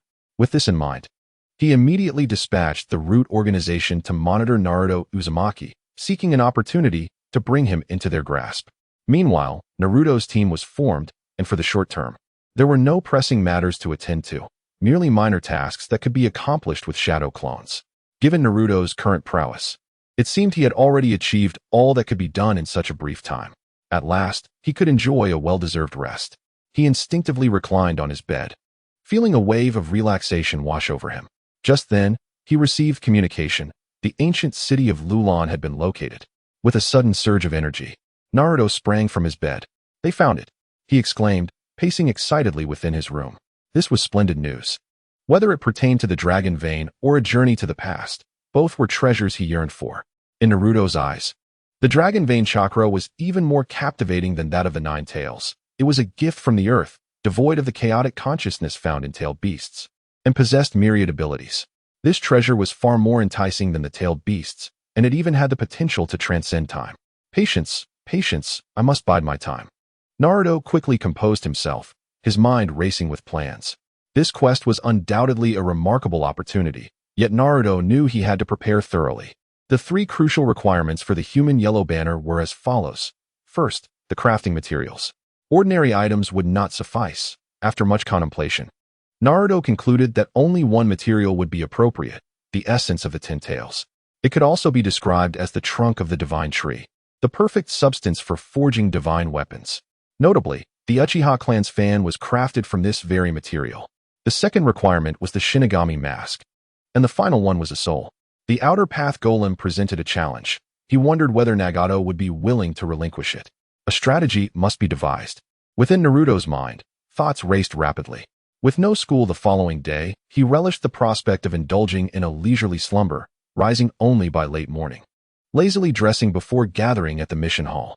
Naturally, Naruto would not attend in his true form, for he was well aware that the tasks assigned to newly appointed subordinates primarily revolved around menial errands like walking dogs or finding lost cats. At that moment, a figure cloaked in black materialized outside the village of Konohagakure. Who am I? Have I not already perished? The figure's vacant gaze belied a foggy memory. Simultaneously, he sensed something peculiar about his own body. From this moment forth, your codename shall be Death. Remember, your mission is to infiltrate the Akatsuki and draw close to their ranks. As you wish, my master, the cloaked figure replied, setting forth in the direction of the land of water, while contemplating the circumstances surrounding his revival. Who could orchestrate such a remarkable feat to bring me back to life? Eyes intact. He pondered, his fingers grazed over his eyes, where three tomos slowly spun beneath the dark fabric of his hood. Awash in the empathic power of his Sharingan, the cloaked figure was overwhelmed with astonishment. He struggled to comprehend how his master had achieved such a miracle. Feeling the flow of chakra coursing through his corporeal form, he realized that he had indeed been fully resurrected, albeit with an odd sensation. Itachi, Sasuke, how fare you both now? The figure raised his gaze, sunlight illuminating his face, a square jaw and eyes bearing the three-tomo Sharingan. Were any acquaintances present, they would undoubtedly recognize him instantly. He was none other than Uchiha Fugaku. Utilizing the abilities of the White Zetsu, Naruto had come into contact with Fugaku's chakra, transforming into his likeness, while integrating Fugaku's shadow and Sharingan into White Zetsu's body, thus creating the current living corpse. Strictly speaking, this entity could hardly be considered a living person, nor was he truly Uchiha Fugaku. After 3 days of travel, Fugaku found himself within the borders of the Land of Rain. Upon arrival, he donned a mask and stepped into the realm of the Rain Country. Renowned for the legendary Hanzo of the Salamander, the Land of Rain lay at the confluence of 4 nations, its inhabitants often revered as semi-divine beings in the ninja world. High atop a tower within the Rain village, Nagato, the true identity of pain, suddenly opened his eyes. Someone has entered Amigate here. Who could it be? A foreign chakra, exuding a chilling aura, prompted him to investigate. No need. I shall dispatch Devapath to ascertain the situation. With that, Nagato sent forth Devapath. As Fugaku entered the territory of the Rain Village, he stood still, patiently awaiting developments. Suddenly, he glanced upward toward the sky. A figure clad in a black cloak adorned with red clouds descended gracefully from above. That is the Rinnegan. Fugaku's pupils contracted. Though he had not fully inherited all of his original memories, he immediately recognized the legendary eyes. Who are you? What brings you here? Devapath inquired. Looking down from his elevated position, his gaze cold and unfeeling. Yet, upon observing the eyes of his counterpart, he was momentarily taken aback. 3 Tomo Sharingan. I did not expect to encounter such eyes in this era. I wish to join the Akatsuki. Who is the leader? I must meet the leader face to face. I am the leader. No, I wish to meet your true leader. I do not wish to repeat myself. If you desire to join our small organization, you must demonstrate your strength. Very well, let us see. Boom. Uchiha Fugaku was sent flying, caught off guard by the opponent's sudden attack. In an instant, a pitch-black half-body, Susanoo, manifested before him. Nagato was somewhat surprised, as it was his first encounter with the Susanoo. Is a battle underway outside? Conan inquired, glancing towards the commotion. A Uchiha has arrived, seeking to join us. I am currently testing his abilities, Nagato explained. Upon hearing this, Conan felt a wave of relief. Chapter 44. Meeting Nagato, the consumption had lessened. Such was the sensation. At this moment, Uchiha Fugaku covered his eyes with his hand, revealing a hint of astonishment in his gaze. In the past, when he first awakened his eyes, he too had manifested the Susanoo, a painful experience that haunted him thereafter. Having perceived the subsequent deterioration of his vision, he refrained from utilizing this ability again. Later, upon researching ancient texts, he learned of the side effects associated with this ocular technique, with solutions inscribed on the stone tablet of the Uchiha clan. Yet now, it seemed that the side effects had vanished. Though he remained uncertain of how the master had accomplished this, it left him utterly astounded. I never expected my first battle upon resurrection to be so exhilarating. At that moment, Uchiha Fugaku's heart raced with excitement. He had long wished to test this legendary divine power to its fullest. With this in mind, he felt liberated, fully activating his Manjiki Sharingan. This was the Manjiki. Devapath Pain wore a cold expression. Within the Akatsuki, there was already an Uchiha, so they remained unaware of what these eyes truly represented. Uchiha Fugaku's gaze locked onto Devapath. Amaterasu. In an instant, black flames ignited, rapidly engulfing Devapath. Devapath merely cast a cursory glance. With the activation of Shinra Tensei, the black flames were instantly repelled. How is this possible? This must be the legendary Rinnegan. Uchiha Fugaku widened his eyes. While he was not surprised that the opponent could counter Amaterasu, he was taken aback by how effortlessly it was done. In the next moment, the two engaged in fierce combat once more. Devapath fought on home turf, and with Nagato not yet weakened as he would be in the future, his ample chakra and proximity allowed him to firmly suppress Uchiha Fugaku. Even with Fugaku's ability to utilize the Manjiki without side effects, he was still no match for his opponent. Moreover, Fugaku's Manjiki techniques proved ineffective against him. Uchiha Fugaku possessed 2 ocular techniques. His left eye wielded Amaterasu, while his right eye commanded Kenjutsu, Raijin. Ultimately, Uchiha Fugaku was brought to his knees. Devapath stood above him, looking down as though observing an insignificant insect. Your strength is commendable. I recognize your potential. You may join the Akatsuki. After uttering these words, Devapath tossed him a ring before turning and vanishing from sight. Truly formidable. Although he felt a deep sense of reluctance, Uchiha Fugaku was nonetheless gratified to witness the formidable power of the Rinnegan. He donned a ring upon his finger and adjusted his mask, casting his gaze towards the village ahead. Is this the headquarters of the Akatsuki organization? Allow me to behold this place. He had not forgotten his master's task, to infiltrate the Akatsuki, locate their leader, and devise a means to broker a deal. Meanwhile, Naruto and his companions, within the span of merely 3 days, had undertaken 2 missions, one to find a missing cat and another to clear weeds. This left the trio utterly exasperated. Who could have anticipated that accomplished ninjas would be reduced to performing such trivial tasks? On yet another blazing morning, Kakashi had taken on a mission to clean the riverbank. The 3 of them scavenged for litter amidst the scorching waters, while Kakashi, reclining lazily like a contented feline beneath a large tree, was engrossed in a small yellow book. Kakashi-sensei, when will these tasks come to an end? They lamented. Aren't these tasks enjoyable, easy and profitable? Yet we are ninjas. How can we spend our days engaged in such trivialities? What else do you propose? Kakashi replied, his deadpan eyes rolling slightly. Certainly, we aspire to seek thrilling, exhilarating missions. Exactly, like escorting a merchant convoy or protecting the princess of the Land of Fire. Huh. Just wait patiently. With your current abilities, you are ill-prepared for such tasks. A collective sigh escaped the trio upon hearing this. Elsewhere, after Uchiha Fugaku joined the Akatsuki, Nagato promptly convened a meeting. In the dimly lit space above the colossal ten tails, indistinct figures loomed. What is the purpose of this assembly, leader? Is there a challenging task at hand? My time is quite precious. Kisame, you aren't fixating on another target, are you? But to confront an enemy? I must showcase my explosive artistry. In an instant, how can one speak of artistry? Only the eternal and immortal constitutes true art. I must disagree, Elder Scorpion. It is the fleeting bloom that embodies the beauty of art. Just as the two were about to engage in yet another artistic dispute, Pain made his presence known, accompanied by a masked figure. Enough, everyone. I have gathered you here to introduce a new member among us. His name is Shinigami, codename North. Hey, what is this Shinigami? How dare you disrespect the Lord of Evil? Such an audacious fellow, to name himself after death. I wonder if his strength is worthy of such a title. Upon hearing Pain's words, the members below began to stir, finding the newcomer rather arrogant. Greetings, everyone. A chilling voice resonated, accompanied by a pair of otherworldly crimson Sharingan that spun slowly. Even though none present were the original body, upon witnessing those three tomo, silence fell over the crowd. The Sharingan swept across the assembly, glancing swiftly at others, but paused involuntarily when it met another set of three tomo Sharingan. Two pairs of Sharingan locked in a silent confrontation. Uchiha Itachi's eyes were filled with bewilderment.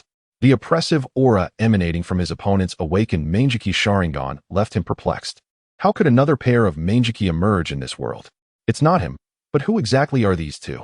He had yet to ascertain Uchiha Obito's identity. And now an additional pair of Manjiki had appeared, plunging Uchiha Itachi into a tempest of thoughts. Ah, how intriguing. It is said that the Uchiha clan was annihilated by Uchiha Itachi himself. Would these two engage in battle? Yes, let them fight. The onlookers eagerly urged for confrontation. Fyake's expression darkened upon hearing their words, and the tomo in his eyes swiftly aligned.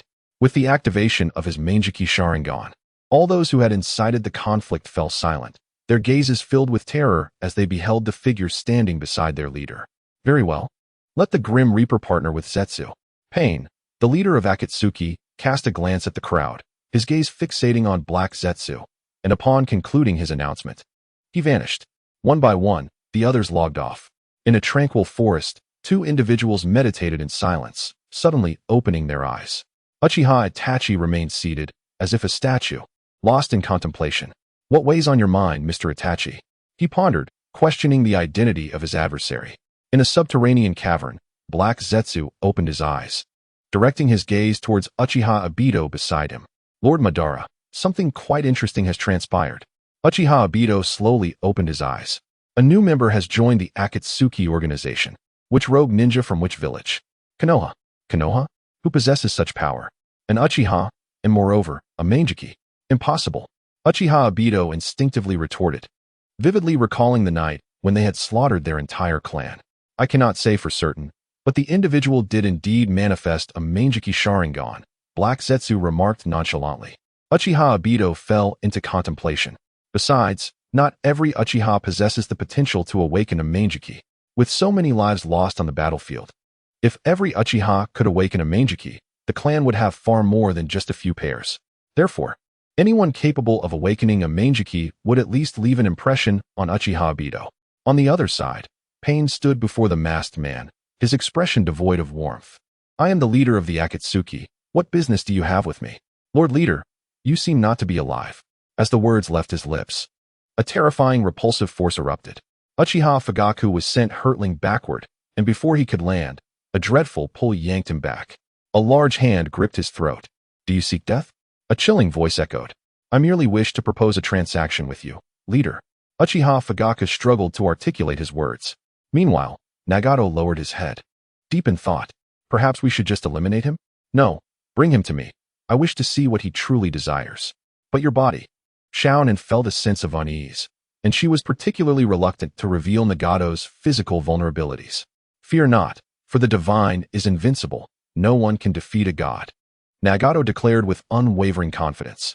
Footsteps echoed as Pain, the leader of the Akatsuki, approached alongside Uchiha Fugaku. You are my leader?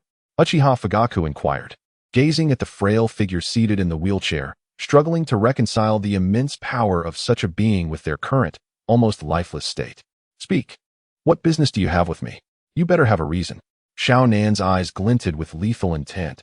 Should the visitor fail to present a satisfactory explanation, she would not hesitate to end their life.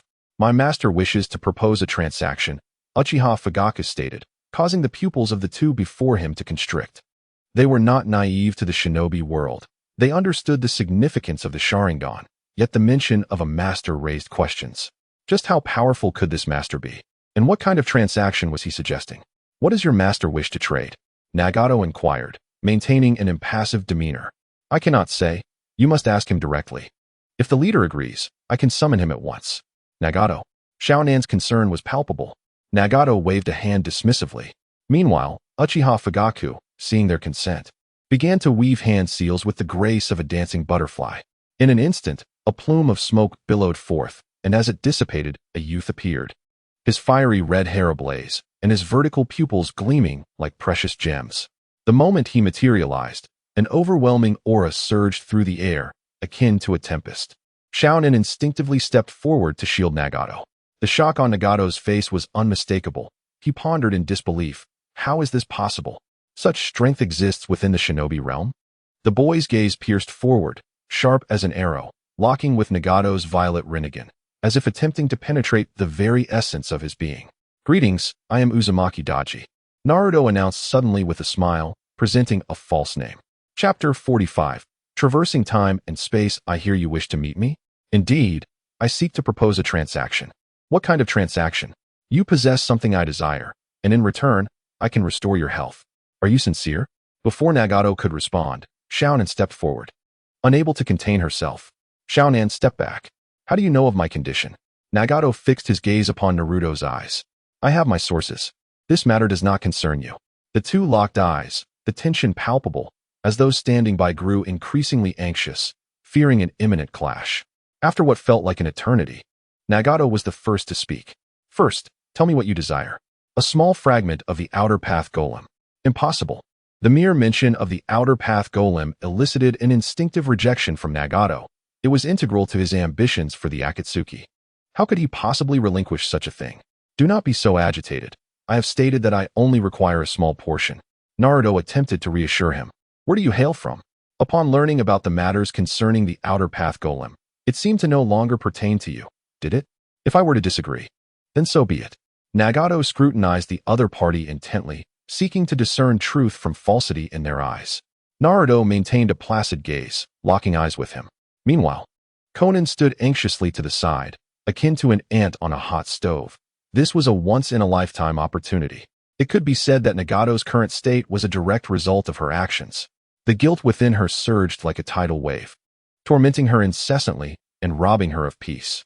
Upon hearing that the other had the power to heal Nagato, her emotions swelled like a vast ocean, so much so that she yearned to immediately agree on Nagato's behalf. The two exchanged silent glances, the air thick with unspoken words, as time appeared to stand still. Eventually, after an indeterminate duration, Nagato spoke softly. Very well, I consent. What must be done? As a member of the Uzumaki clan, it was merely a severe depletion of chakra.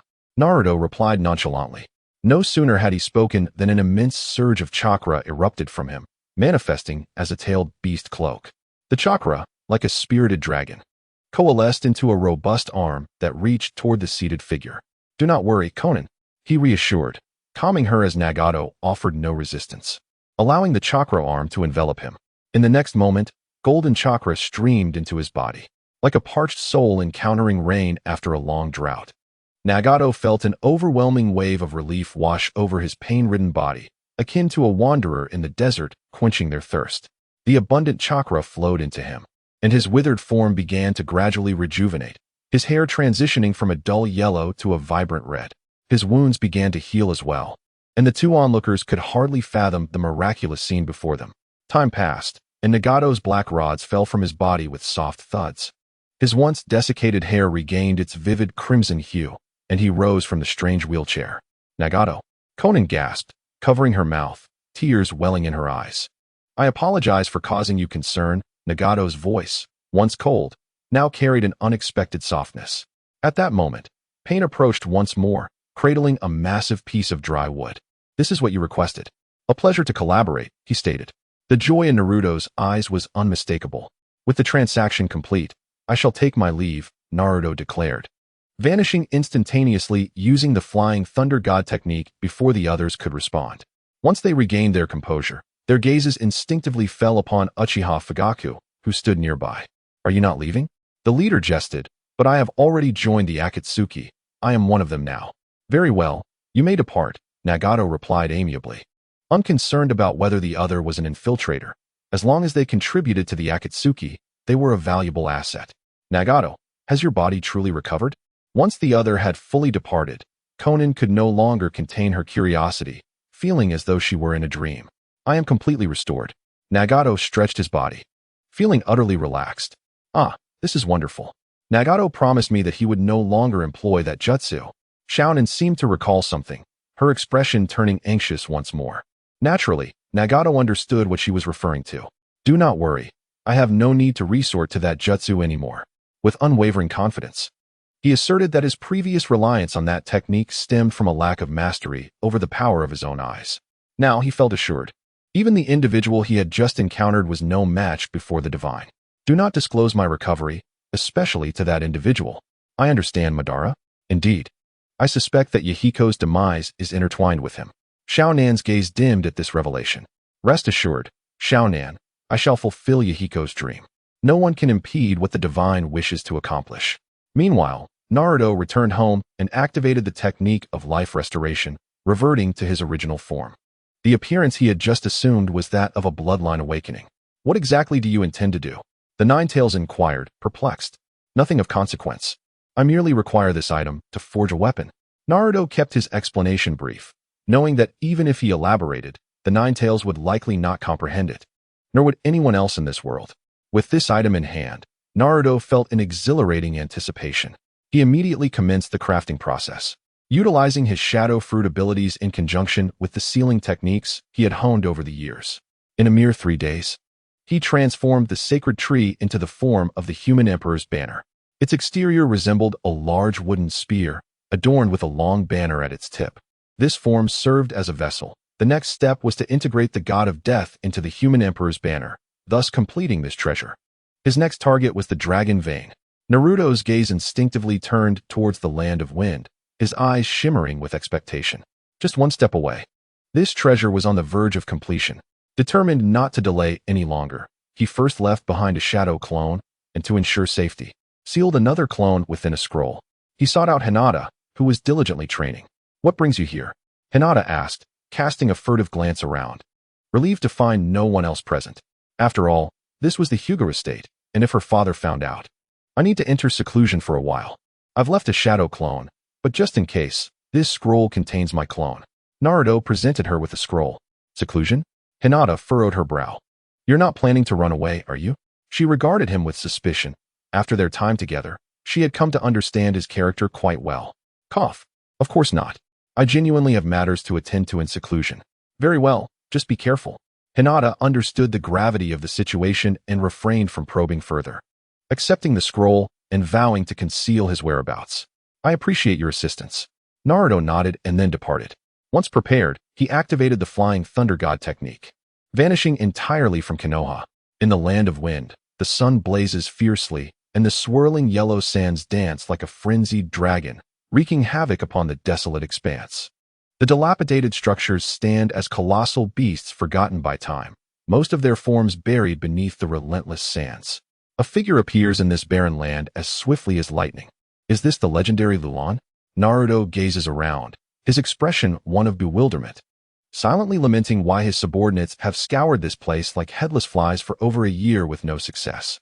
Searching for anything in this vast desert is akin to finding a needle in a haystack, and with the sands obscuring everything, locating what he seeks is nearly impossible. Employing the shadow clone technique, Naruto swiftly weaves hand signs, and in an instant, hundreds of clones materialize like mushrooms after a spring rain. Locate the altar. With that command, all the clones disperse like arrows released from a bow. Soon, one clone uncovers the altar, sealing the dragon vein hidden beneath the sands. The clone vanishes instantly, relaying the information to the original, who rushes to the altar with the speed of a gale. With the wind release, great breakthrough. Naruto unleashes a torrent of wind that sweeps away the sand, revealing a circular altar. It bears the four-symbol seal, fortuitously, a familiar sight. A sigh of relief escapes Naruto. Had it been an unknown seal, the situation would have become quite troublesome. Thankfully, he has studied this seal, and the fourth Hokage, Minato Namikaze, is also well-versed in it.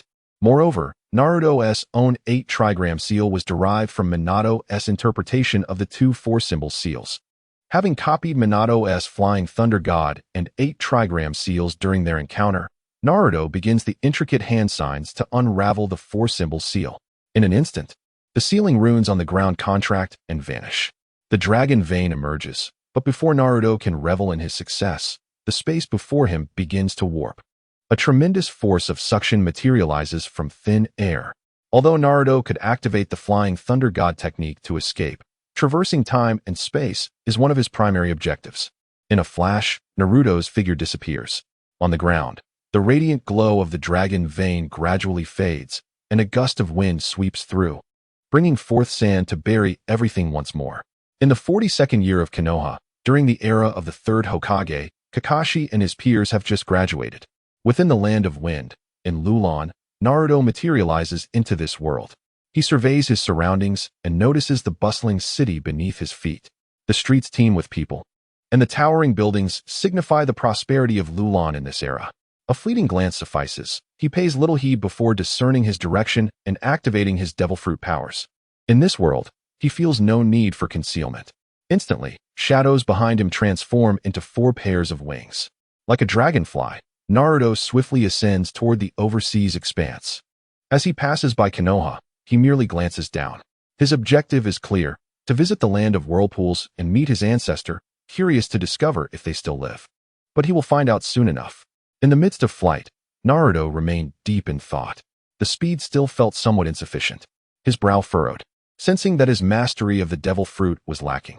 This was his unique advantage, and compared to the arduous study of ninjutsu, developing the devil fruit proved to be far more efficient. What other methods could he employ to grow stronger, aside from awakening?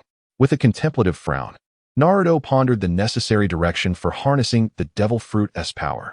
It is often said that speed is paramount in martial arts. A memorable quote from a rather pretentious old man echoed in his mind, one that had profoundly impacted him in his youth. The essence of that lesson was clear. No matter how skilled one is, a simple kitchen knife can pose a threat. Within 7 steps, a gun is both swift and precise. Yet that old man demonstrated through action that if one possesses unmatched speed, even bullets become inconsequential. The impact of that moment reignited the dreams of martial arts for many children. Who dares claim that martial prowess cannot deflect bullets? Thus, speed was imperative. Flying Thunder God was insufficient. Father, your speed was not fast enough, nor was it ruthless enough. I shall now surpass your Flying Thunder God technique. Naruto's eyes sparkled like stars, brimming with newfound vigor, as if infused with boundless energy. The Flying Thunder God, a peerless technique of the fourth Hokage, remained unmatched by those who followed, regardless of their training. Even Naruto, in the present, could not rival it, as the fourth possessed reflexes beyond the ordinary. Consequently, even if successors mastered the technique to perfection, surpassing him would remain an impossibility. Now armed with a direction for development, and in conjunction with his unique advantage, enlightenment struck Naruto like a sudden revelation. In human understanding, what speed is deemed the fastest? The answer is light. Hence, what is the speed of darkness? In contrast to light, astonishingly, it is equally swift. Thus, the conclusion arose: the speed of shadows is commensurate with that of light. Gracefully, like a bird in flight, Naruto descended, his shadow elongating like a serpent. 10, 20, 30, 50. These were the limits of his precise control, not the limits of the shadow itself. With a mere thought, his figure vanished like a bolt of lightning, covering a distance of 50 meters in an instant. Haha, I have succeeded, Naruto exclaimed, unable to contain his exuberance. Laughing maniacally, why had he not realized this sooner? This was the true essence of his shadow abilities. Lightspeed movement. No, wait. This should be termed the shadow transformation technique. Indeed, from this day forth, it shall be known as the shadow transformation technique. Naruto could not help but burst into wild laughter, for activating ninjutsu required the cooperation of chakra flowing through his body, performing hand seals to unleash the technique. However, activating the devil fruit merely required a thought, consuming a modicum of chakra to trigger instantaneously. Therefore, theoretically, Naruto's shadow transformation technique should now rival the peak prowess of the fourth Hokage. With a mere thought, Naruto shifted his form once again, soaring into the sky. At this moment, he appeared from a distance like a carefree immortal, his feet seemingly compressing the earth beneath him, each stride covering an astonishing 50 meters, surpassing even the speed of flight. Simultaneously, within the confines of Konoha, a red-haired woman hummed a tune while preparing lunch in the home of the Namikaze family. Suddenly, the nine tails within her stirred, its eyes snapping open and gazing intently in a particular direction. What is this sensation? A look of suspicion crossed the nine tails' visage, sensing something peculiar. Hey, Nine Tails, what mischief are you up to now? Kushina felt the stirring of the beast and frowned in displeasure. Humph, foolish woman, the Nine Tails retorted, uninterested in providing an explanation. Are you getting restless again? Kushina's irritation flared, tightening the chains that sealed the Nine Tails even further. Foolish woman, do not push your luck. The Nine Tails snapped, momentarily dismissing the earlier sensation. In the land of whirlpools, the village of Yuzushiobikure quietly rested upon a small island, seemingly a paradise untouched by the outside world. The inhabitants of this isle led tranquil and serene lives, free from external disturbances or threats from enemies. On the golden sands, several red-haired children frolicked like sprites, their laughter ringing out like silver bells, echoing across the beautiful island. Meanwhile, the adults, akin to brave fishermen, skillfully cast their nets into the sea, their silhouettes blending with the waves as if becoming one with the ocean. Humph. My sister will surely catch a fish larger than mine today. My elder brother will definitely reel in an even bigger one. My sister is the best fisher. My brother is the greatest. My sister dares to eat fish raw. My brother dares to eat sand. My sister would eat excrement. My brother would eat 10 pounds of it. A man and woman approached the shore, beaming with smiles as they carried their catch of the day. As they drew near, they overheard the banter of the two little ones, their expressions darkening simultaneously. Brats, do you still want dinner tonight? They scolded, each delivering a playful punch to their respective sibling. Ouch, that hurt. The woman rolled her eyes, about to retort when her peripheral vision caught a shadow darting across the distant sky. What is that? Her expression turned serious as she gazed intently. What is wrong, Hirukai? The boy noticed the shift in her demeanor and looked as well. Wow, that person seems to be flying. How incredible that someone can actually fly. The two little ones were also captivated by the sight. Above the vast ocean, a shadow swiftly approached, seemingly flickering in and out of existence, each disappearance bringing it closer to their location. Quick, alert everyone of an enemy incursion. Soon, the sound of bells echoed, and the formidable warriors of Yuzushiobikure received the urgent warning. In no time, a group of over a dozen elders gathered upon the beach, their expressions grave as they gazed into the distance. Leading them was a venerable elder with white hair. What immense chakra! The elderly man inhaled sharply, for he had only witnessed such an immense chakra emanating from one individual, Senju Hashirama, the first Hokage of Konohagakure. However, it was common knowledge that the first Hokage had long since passed away. Caution prevailed among the crowd as they braced themselves. Meanwhile, Naruto's speed of teleportation had become remarkably swift and increasingly proficient, allowing him to traverse greater distances. Now, he could cover a span of over 100 meters. Naruto also took note of the individuals gathered on the beach ahead, yet he felt no trepidation. Rather, their presence brought him a sense of reassurance. It appeared he had chosen the right moment, though he was uncertain about the old man's fate. Seeing that the nation remained intact brought a profound sigh of relief from within him, prompting him to accelerate even further. In a matter of moments, Naruto appeared on the sandy shore, leaving the onlookers in awe of his astonishing speed. What kind of ninjutsu is this?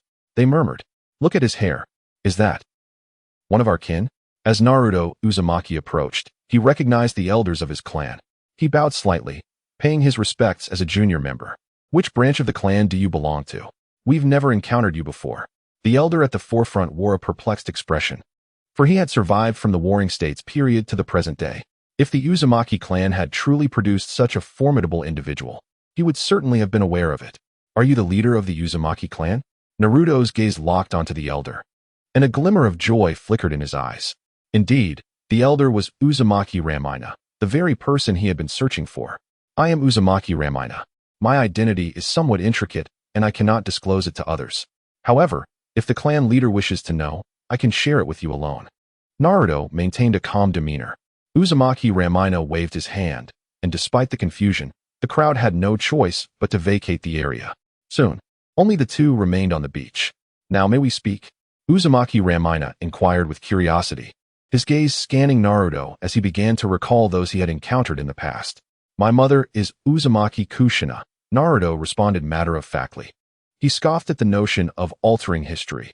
If he could traverse time, it suggested that history had already been changed, or that they existed in entirely different timelines. The elder's eyes widened in disbelief. You say your mother is who? Kushina? That is impossible. You both seem to be of similar age. I have traveled from the future. Naruto replied. In the future? Are ninjas really that powerful? Indeed, Naruto nodded. In the future, with the merging of various bloodlines, numerous individuals with exceptional talents have emerged. His thoughts drifted to figures such as Uzumaki Nagato, Uchiha Madara, and his nominal son, Uzumaki Boruto, each of whom had transcended the ordinary limits of ninjas through the amalgamation of others' bloodlines. Is it truly possible for bloodline fusion to give rise to such strong warriors?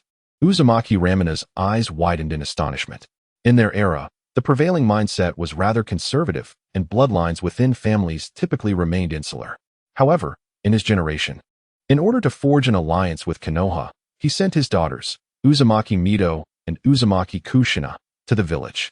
Despite being the strongest and the leader of the Uzumaki clan, he encountered considerable resistance. Uzumaki Asuka could hardly fathom how future generations managed to amalgamate various bloodlines. Were there individuals in later times who could surpass Hashirama? His curiosity was piqued once more. The most formidable ninja he had ever witnessed was Senju Hashirama. Indeed, Naruto nodded with a grin. The first Hokage, Senju Hashirama, was the mightiest being beneath the Sage of Six Paths. However, in Naruto's era, such individuals were not uncommon. Not to mention Boruto's time, where chaos reigned and the established order crumbled. The two engaged in conversation for a while, with Naruto showing little concern for revealing information about the future, firmly believing that altering the past would not affect him.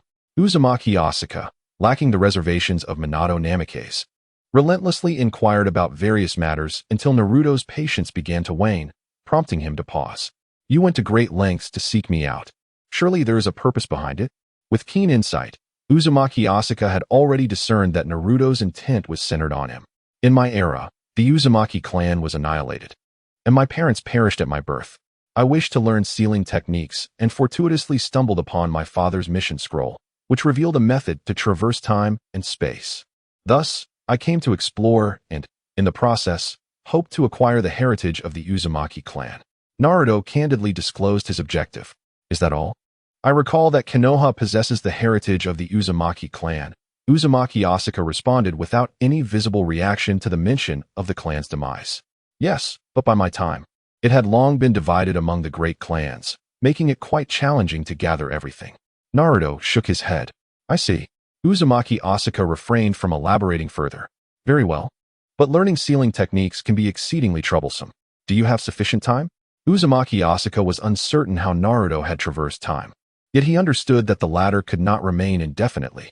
Furthermore, mastering the complex and extensive system of sealing techniques would likely require more time than Naruto had. I have already discovered a method prior to my arrival. If the clan leader does not mind, Naruto glanced at the shadow beneath Asuka's feet, aware that this individual possessed talent rivaling that of the second Hokage. The sealing techniques he created were no less impressive than the forbidden arts of the second Hokage. Naruto articulated his request.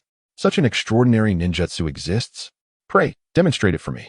Uzumaki Asuka, far from being angered, was rather eager to witness the ninjutsu Naruto had mentioned. Chapter 47. The Crisis of the Uzumaki Clan. Without further ado, Naruto formed hand seals, and the shadow beneath him twisted, connecting with Asuka's shadow. Share activate. In an instant, Naruto felt a surge of experiences flooding his mind, and his thoughts sharpened. Is this all it takes? Vortex Ashina curiously gazed at the shadow beneath his feet. This must merely be a shadow technique of the Nara clan. No, it is a far more potent shadow technique, capable of replicating everything of the opponent's abilities. Naruto did not conceal this power, but openly revealed it, as he required the cooperation of the other party in the time to come. Can it truly replicate the ninjutsu of another? Vortex Ashina scrutinized the shadow below him. Replicating another's ninjutsu is not an uncommon ability, as the Uchiha clan can achieve this. Their own Vortex clan also has ancestors who refined sensory ninjutsu to its zenith, allowing for similar feats. Very well, how long will it take? The replication is complete. However, you must still teach me well. Naruto humbly stated. Good. I happen to have time, and will share some insights with you. Vortex Ashina spoke little further and began to elucidate the sealing techniques of the Vortex clan. Having already replicated the opponent's ninjutsu, Naruto gained a deeper understanding of the shared techniques through Ashina's explanations. This lecture lasted for 3 days, beginning with the foundational sealing techniques and culminating in the advanced ones, before finally addressing Naruto's objective, the corpse demon sealing. So that is it. Naruto's eyes sparkled with enlightenment. Although he could wield this ninjutsu, his understanding of its underlying principles had been merely speculative. Thanks to the founder's elucidation and thought process, Naruto instantaneously grasped the intricacies of this technique. This ninjutsu is a last resort. I advise against its reckless use, Vortex Ashina cautioned, unable to suppress his furrowed brow at Naruto's demeanor. The principle of this technique is to inflict harm upon oneself before harming others. Only by sacrificing one's own soul can one summon the Shinigami, adhering to the principle of equivalent exchange. Rest assured, Grandpa, I am acutely aware of the gravity of this matter. Naruto nodded, and though his words conveyed understanding, his mind had already begun to strategize. Armed with Ashina's experience and knowledge of sealing techniques, he felt entirely confident in his ability to craft the Imperial Banner. The Imperial Banner now only lacked the power of the Shinigami, and Naruto felt a sense of urgency. The clan leader is in trouble. At that moment, a member of the Vortex clan rushed over, his face awash with anxiety. What has transpired? Clan leader, 3 days ago, our fishermen who set out to sea began to disappear one by one. Upon discovering this, we promptly dispatched ninjas to investigate. However, those individuals soon vanished as well. Realizing the severity of the situation, we immediately activated a large-scale sensory barrier. We have found that our land is surrounded by numerous ninjas. What? Vortex Ashina rose to his feet. Determine which ninja village those individuals belong to. Clan leader, their chakra is exceedingly chaotic, and we do not yet know which village they are from. Upon hearing this, Naruto's brow furrowed. Since it is at this moment, should we not lend a hand? Naruto, do you know what is happening? Vortex Ashina suddenly recalled the presence of someone who could foresee the future beside him and swiftly turned to look. The historical records indicate that the Uzumaki clan was annihilated by a coalition of several major villages.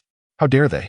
Uzumaki Namikaze was left astounded, struggling to comprehend the reality before him. It is crucial to acknowledge that the Uzumaki clan has always remained aloof from worldly conflicts, never involving themselves in the disputes of the ninja world.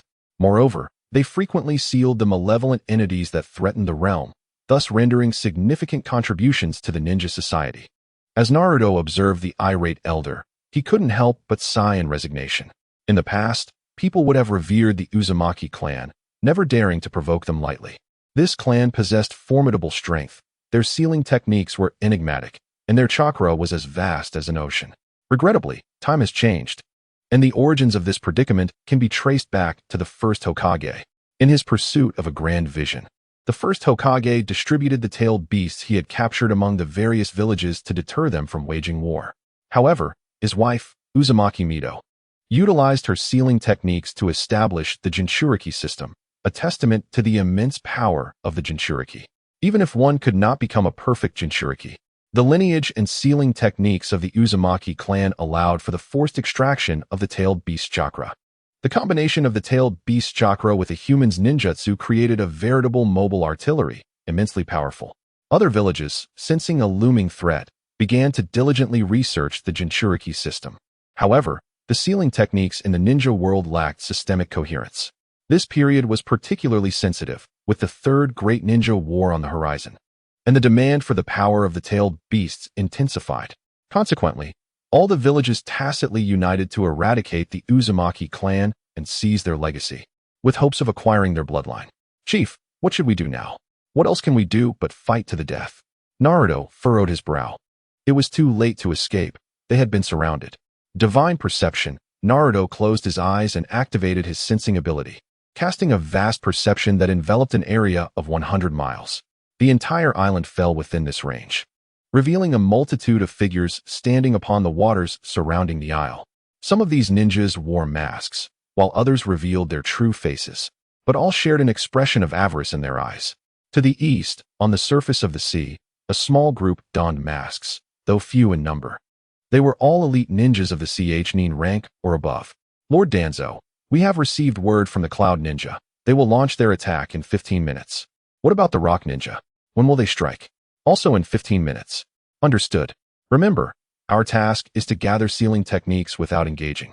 Follow behind this group and pick up the spoils. Understood, Lord Danzo.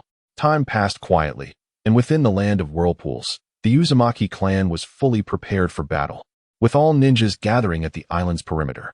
Naruto looked on in surprise. Within the land of whirlpools, there were a total of 2,000 ninjas.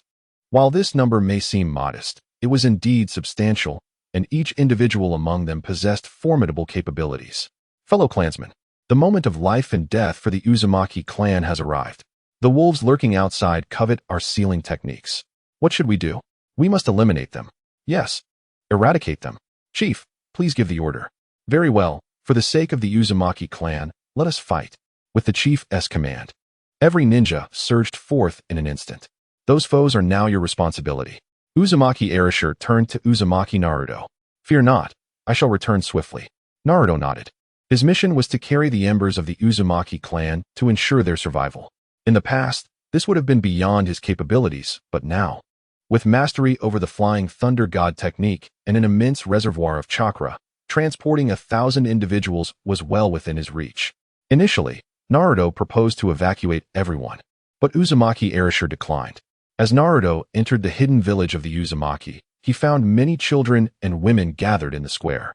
I am Uzumaki Naruto, and I command you all to hold hands. Children, grasp the hands of adults tightly. Is it true that you cannot defend the land of waves? Upon hearing these words, all gazes turned towards Uzumaki Naruto with hopeful anticipation. We can defend it, but the ensuing battle will be brutal, and it may involve you. So it is best for you to leave now. Upon hearing this, hope rekindled in their hearts, and they clasped their children tightly. Naruto's chakra spread out, enveloping everyone instantly. Such an immense amount of chakra. How can a human possess such vast chakra? Even the chief does not wield such power. The crowd was astonished by Naruto's overwhelming chakra. In the next moment, everyone vanished, leaving only the echoes of their astonishment in the square. After safely securing the others, Naruto hastened back to his original position, his gaze fixed on the battlefield not far away. There, Uzumaki Erasure was surrounded, besieged by 4 formidable shadow-level adversaries, the 3rd Raikage, the 3rd Kazekage, the 3rd Tsuchikage, and the 3rd Mizukage. Naruto couldn't help but exclaim, the 3rd Raikage, the 3rd Kazekage, the 3rd Tsuchikage, and the 3rd Mizukage. Who would have thought you would go to such lengths to acquire the legacy of the Uzumaki clan? At that moment, the atmosphere on the battlefield was exceptionally tense, with Uzumaki Erasure appearing somewhat overwhelmed by the 4 shadow-level attacks. Uzumaki Erasure, it would be wise for you to surrender your clan's sealing techniques. Perhaps we might spare a flicker of your lineage, the 3rd Kazekage spoke first, his tone laced with subtle menace. However, the 3rd Raikage seemed impatient. He bellowed, stop with the pleasantries. Just kill him, and we will divide the inheritance among ourselves. Unfazed by the 3rd Raikage's recklessness, the 3rd Kazekage merely replied, humph, he is but a brash fool. Meanwhile, high above, the 3rd Tsuchikage floated like a specter, observing the battle below. In his estimation, the greatest threat among these shadow-level warriors was the 3rd Raikage. The opponent's speed was truly astonishing. Even Naruto's proud dust release technique would struggle to keep pace with him. This guy is undoubtedly a threat to Awakens. I must find a way to eliminate him at the first opportunity. Upon arriving at the battlefield, Naruto was met with an impressive display of combat.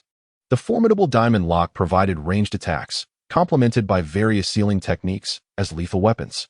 Such a configuration was befitting of the strongest clan leader of the Uzumaki lineage. As several figures clashed upon the ocean's surface, the water boiled and waves surged, with evaporating sea spray forming a thick fog that obscured the sun above. Naruto's gaze instinctively fixated on the four shadow-level powerhouses. Gulp. Naruto swallowed hard, realizing that gathering the leaders of the major villages together was nearly impossible. It was only with the emergence of foes like Uchiha Obito that the five Kage convened. Moreover, the figures before him were arguably the strongest shadow-level ninjas of history. In each village, aside from the first Hokage whose strength remained uncertain, the third Hokage was among the mightiest. I shall graciously accept your shadows. Chapter 48. Replication of Ninja Techniques. Multiple Shadow Clone Technique. In an instant, hundreds of Narutos manifested on the battlefield. All eyes were drawn to this spectacle as Naruto, in his true form, seized the opportunity to weave hand seals. Wind release. Great breakthrough. The terrifying chakra output propelled this wind technique to an extraordinary level. In the sky, Inoki furrowed his brow as he witnessed the incoming wind technique directed at him. Another powerful member of the Uzumaki clan? Did he perceive me as an easy target? The third Sasuke snorted, clasped his hands together, and then spread them apart, conjuring a transparent sphere of light. Dust release. Primitive world disintegration technique. The cylindrical light collided with the wind technique, resulting in a burst of white light. Inoki's lips curled into a smirk as he hovered midair, a mocking expression gleaming in his eyes. Is this all you've got, kid? Inoki's disdain was palpable. So, this is dust release. Quite impressive indeed. Naruto looked skyward, the blinding sunlight illuminating his face and the corner of his mouth that curled into a smile. I see now. Uzumaki Asuna noticed the shadow beneath Naruto's feet, which had already connected with the shadow of the third Sasuke, while the floating Inoki remained oblivious to this fact. The earlier wind technique had been aimed at the sky, and now the fog and clouds above had dispersed, revealing a clear blue expanse with sunlight streaming down, casting Inoki's shadow directly onto the ocean's surface. Sharing, time was of the essence. Naruto's first replication was, of course, dust release. Upon realizing he had time, he swiftly replicated other techniques as well. Muddy rock technique. Inoki, high above, noticed Naruto's smiling countenance and sensed something amiss, his years of experience sharpening his instincts. However, regardless of the strategies one might employ, they would be utterly futile in the face of absolute power. The next moment, a dust release technique surged forth. Aware of the dire consequences of a direct confrontation, Naruto unhesitatingly executed the newly comprehended technique of rainbow transformation. In a flash, his figure appeared 100 meters away, transcending the boundaries of space. At the very moment Naruto vanished, the previously tranquil surface of the sea appeared as though a patch had been excavated from its center, causing the surrounding waters to surge and fill the void, resulting in tumultuous waves. Alas, observing the scene before him, Naruto couldn't help but sigh inwardly. Indeed, one must never underestimate anyone. It is only upon encountering dust release in reality that one truly comprehends the terrifying nature of this jutsu. It surpasses the destructive power of conventional ninjutsu. However, it now belonged to him. Naruto had replicated this jutsu through sharing, and with his mastery of the 5 elemental chakra natures, he was now capable of wielding dust release. If he were to continue attempting to copy his opponent's techniques, he risked revealing his intentions, potentially plunging himself into a more perilous situation. Thus, he decisively abandoned that notion and shifted his focus to others. At that moment, Naruto suddenly sensed a piercing gaze fixated upon him. He looked up to see the figure of Inoki looming in the sky, akin to a mountain, his eyes locking onto Naruto's true form with the precision of a hawk. There was something peculiar about him. This individual was undoubtedly intriguing. I shall observe him closely. Inoki opted not to strike, but rather scrutinized Naruto's movements. Naruto's current target was the third Hokage, whose lightning release body technique was precisely what Naruto needed at this juncture. It is worth noting that this man was the only one capable of physically resisting high-level ninjutsu, engaging in direct combat with tailed beasts. A true man must fight with sheer force. The third Hokage, in that moment, resembled a frenzied bull, charging forth with brute strength, obliterating Naruto's shadow clones. At this time, The multi-shadow clone jutsu had yet to spread throughout the ninja world, and upon witnessing this technique, the third Reikage felt a surge of greed. Yet, what was merely a rampaging bull? Indeed, let him attempt to take us all down first. The shadow clones taunted in unison, each gathering chakra to form Rasengan. Come, taste our Rasengan. With a flourish, the third Reikage unleashed black lightning from his hands, and in an instant, a multitude of black bolts erupted from the surface of the sea. Naruto's clones perished upon contact, vanishing almost in the blink of an eye. You will disappear too, he shouted, launching his overlord fist at the oncoming Reikage. Boom.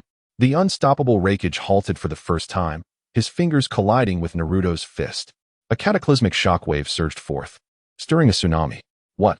He actually took that full-force blow head-on. In the sky, Inoki's pupils constricted in disbelief, as a seasoned adversary. He understood the brute's strength all too well. You are the real body. I never anticipated the Uzumaki clan had such a formidable warrior. What immense power. Truly, the third Reikage is remarkable. Naruto was equally astonished, for his current prowess was scarcely inferior to that of the Nine-Tails Naruto from the Fourth Great Ninja War, his physical strength vastly surpassing that of his former self. Yet, the living third Reikage proved to be even more formidable than he had anticipated. The chakra emanating from the third Reikage was immense, causing his hair to stand on end. Naruto's expression turned grave. Realizing that replicating his opponent's jutsu would be a daunting task, he could only attempt to ensnare his adversary. With a fierce determination, he unleashed the Hell Stab, a technique that pierced through defenses. The third Reikage surged forward once more, and Naruto's eyes sparkled with intensity. He summoned every ounce of chakra from his core, the black and white energy visible around his hands. The Tai Chi push, a technique renowned for its unparalleled ability to deflect force, was employed with full force. The strongest spear. Can you withstand it, little brat? The atmosphere thickened as Inoki, observing from the skies, narrowed his eyes, a deep apprehension flickering within them. He had witnessed the devastating power of this technique before, knowing it was beyond human capability to counter. It was evident that even a tailed beast would not emerge unscathed from such an assault. The onlookers in the battlefield turned their gaze, and a multitude of ninjas gathered at the periphery, aware that this was the third Reikage's most potent spear, a technique capable of breaching even the defenses of tailed beasts. The young ninja was doomed. They were finally witnessing the full might of the third Reikage spear. Naruto assumed the initial stance of Tai Chi, his expression grave. As the two combatants closed in, he placed one hand upon the Reikage's arm. The Tai Chi technique activated, and in a split second, he successfully altered the trajectory of the Reikage's finger. A sharp sound echoed, followed by the ominous drip of crimson blood cascading into the sea. The battlefield fell silent, all eyes transfixed on the unfolding scene. Even Inoki in the sky was left speechless. What was happening? This was inconceivable. How could it be? The third Reikage had sustained an injury, and it appeared to be self-inflicted. In that moment, disbelief permeated the crowd. The third Reikage of Kumogakure, known as the strongest spear and shield, boasting the highest defensive and offensive capabilities, had never been seen wounded in countless battles. Yet now, they were witnesses to this bizarre spectacle. The third Reikage, with his combat prowess, had his right finger piercing into his own left chest, blood trickling down into the ocean. Seemingly unable to accept the reality, he stood there, momentarily at a loss for words. Naruto stood opposite him, silently connecting his shadow to that of the Reikage beneath his feet. The ability to share power was activated. Lightning release, chakra mode. Lightning release, black lightning. Be cautious of that fellow's shadow, it seems unusual. Distance yourselves. Inoki suddenly warned, snapping the third Reikage from his daze. The Reikage, now alert, noticed his own shadow remained normal beneath him, while Naruto's shadow twisted like a serpent. Boom. The third Reikage forcefully stomped his right foot upon the surface of the sea. His body instantly propelled backward. What have you done, you little brat? Undoubtedly, the strongest contradiction indeed showcases formidable ninjutsu. Yet alas, the facts have proven that strength still prevails. The cunning and wily Inoki was not mistaken in his assessment. You truly perceive this. Naruto offered a faint smile without a response. You're courting death, child. The third Reikage formed hand seals, and in an instant, black lightning erupted from his body, transforming into a dark wolf-like creature that lunged towards Naruto, who stood resolutely. Noki, are you curious about what I have done? Allow me to show you. Naruto lifted his gaze to the sky at Noki, a smirk gracing his lips as he cupped his hands, conjuring a sphere of white light. How is this possible? Naki's pupils constricted, as if he had already foreseen what was about to transpire. Before his disbelieving eyes, Naruto employed dust release. In a heartbeat, the black lightning unleashed by the third Raikage vanished. A colossal chasm appeared upon the surface of the sea, swiftly engulfed by rushing waters, restoring tranquility to the waves once more. This is the dust release of the third Tsuchikage. How can this be? This is a bloodline limit. How did you learn it? You little brat? In the distance, the third Raikage's expression darkened. Had it not been for his swift reflexes, he would have met his demise here. Meanwhile, the ongoing battle between the third Kazekage and the third Mizukage came to an involuntary halt. If you wish to know, be patient. There are even more intriguing matters at hand, Naruto declared, as a surge of lightning erupted from his form. Lightning released chakra mode. Chakra enveloped Naruto like a cloak, shrouding him entirely. You bastard, you have copied our ninjutsu. The third Tsuchikage, Noki, finally comprehended the situation, his tone a mix of urgency and fury. Witnessing the scene before them, even the most naive would recognize the reality of the moment.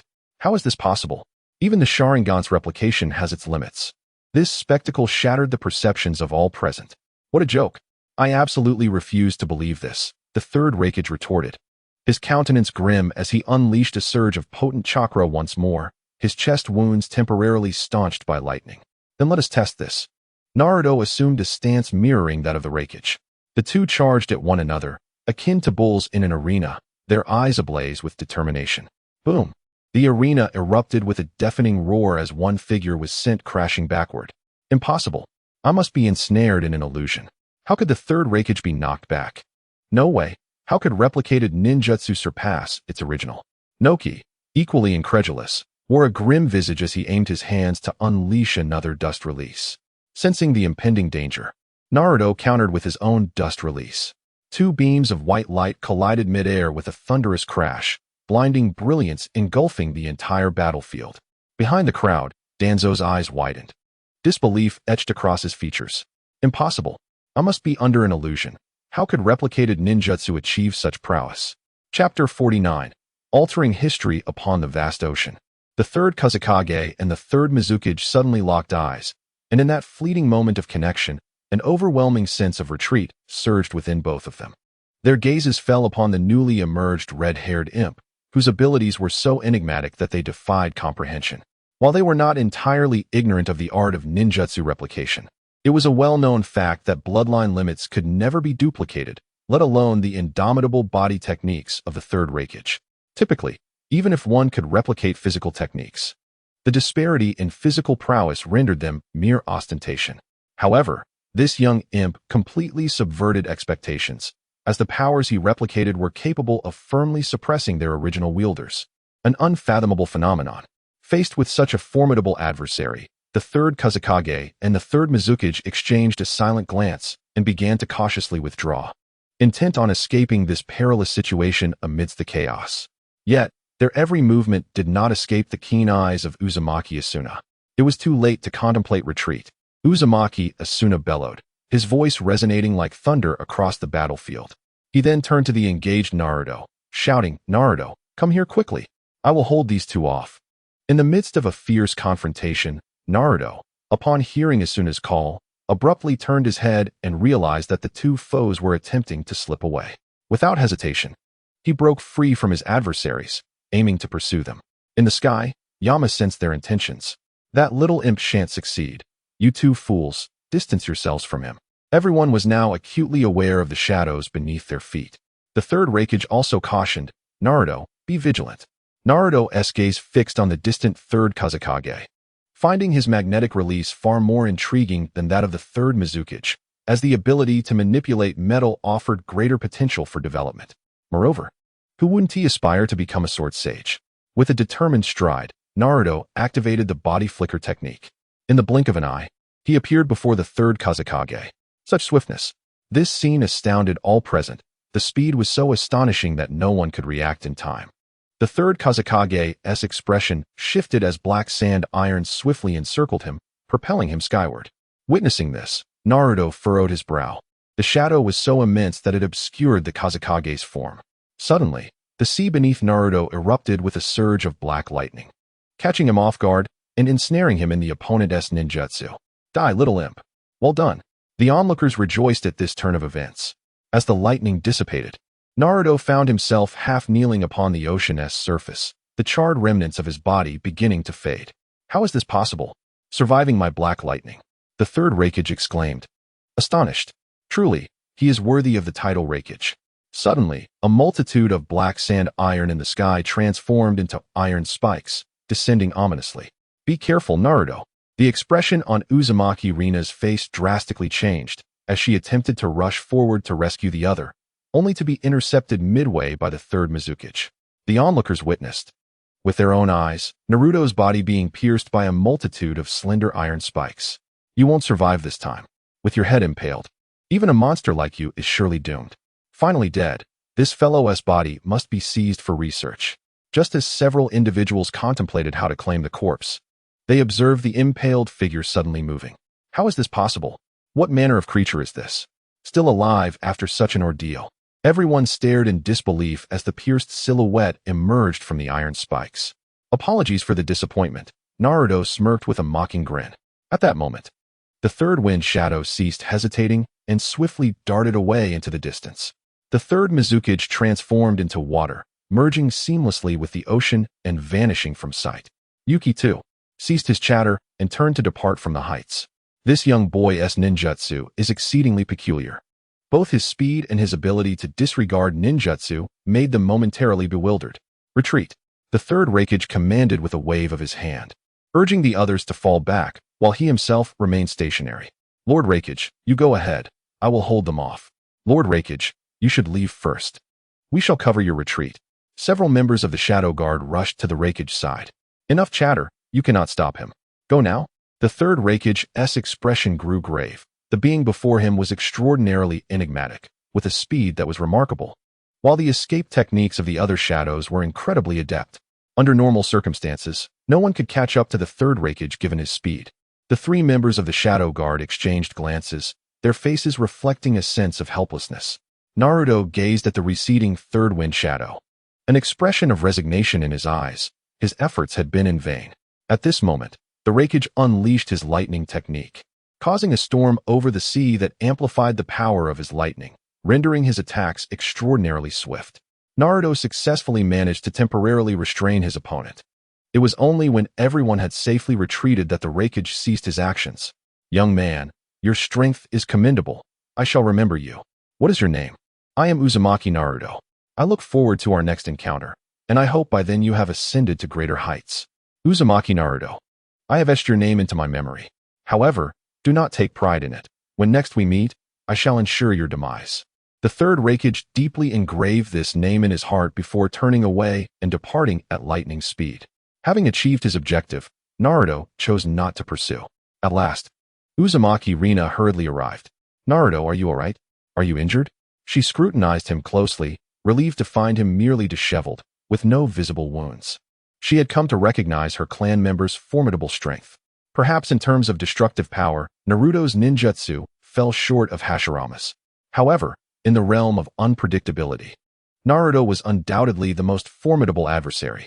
Rest assured, grandfather, an enemy of this caliber is hardly a concern for me. Naruto spoke softly, not out of arrogance, but because if he truly wished to eliminate those individuals, he possessed numerous methods to do so. Uzumaki Rina, however, remained skeptical, believing that his counterpart was merely posturing and thus refrained from retorting. Upon returning to the Uzumaki clan, both were relieved to observe the state of the village.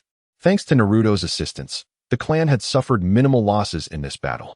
Subsequently, Naruto tirelessly welcomed back those who had been sent away and proposed several suggestions to the Uzumaki clan, such as researching formations and barriers to better safeguard their people.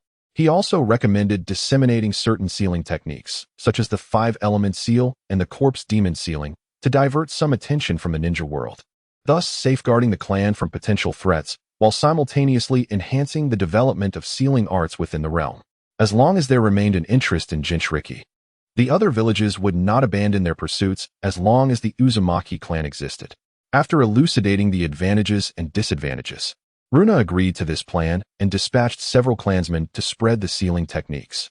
Naruto, preparing to depart from this world, contemplated on his journey home, pondering the most expedient method of collecting souls, not through personal action, but by enlisting others to do so. The simplest approach was to widely propagate the corpse demon sealing, as its accessibility was unparalleled among other jutsu. However, the cost was significantly high, yet its potential was staggering, capable of sealing even formidable entities like the Nine Tails, let alone those of shadow-level strength. Thus, should this sealing technique become widespread, it would undoubtedly incite a fervor for cultivation among all, akin to the sword techniques of exorcism. If one did not cultivate while others did, they would be left vulnerable to being sealed themselves. Chuckling to himself, Naruto thought about how the world was unfolding before him, eagerly anticipating his return to his own realm, where he would also disseminate this jutsu. A radiant smile spread across his face at the thought that each use of this technique by others would result in the addition of 2 souls to his Emperor's Banner. It was as if others were enhancing his artifact without him bearing the title of a fiend. Haha, I am truly ingenious, he mused, grinning widely. Meanwhile, the Nine Tails within him felt an unsettling chill, sensing the darkness within Naruto expanding. In arriving at this world, Naruto had gained immensely. The powerful jutsu he acquired were invaluable. Yet the completion of the Emperor's Banner was his greatest source of confidence. Eager to return and finalize this endeavor, he had initially contemplated gathering some bloodline limits from this world, particularly since the third Hokage's era boasted the richest diversity of bloodline limits, with each village typically possessing several.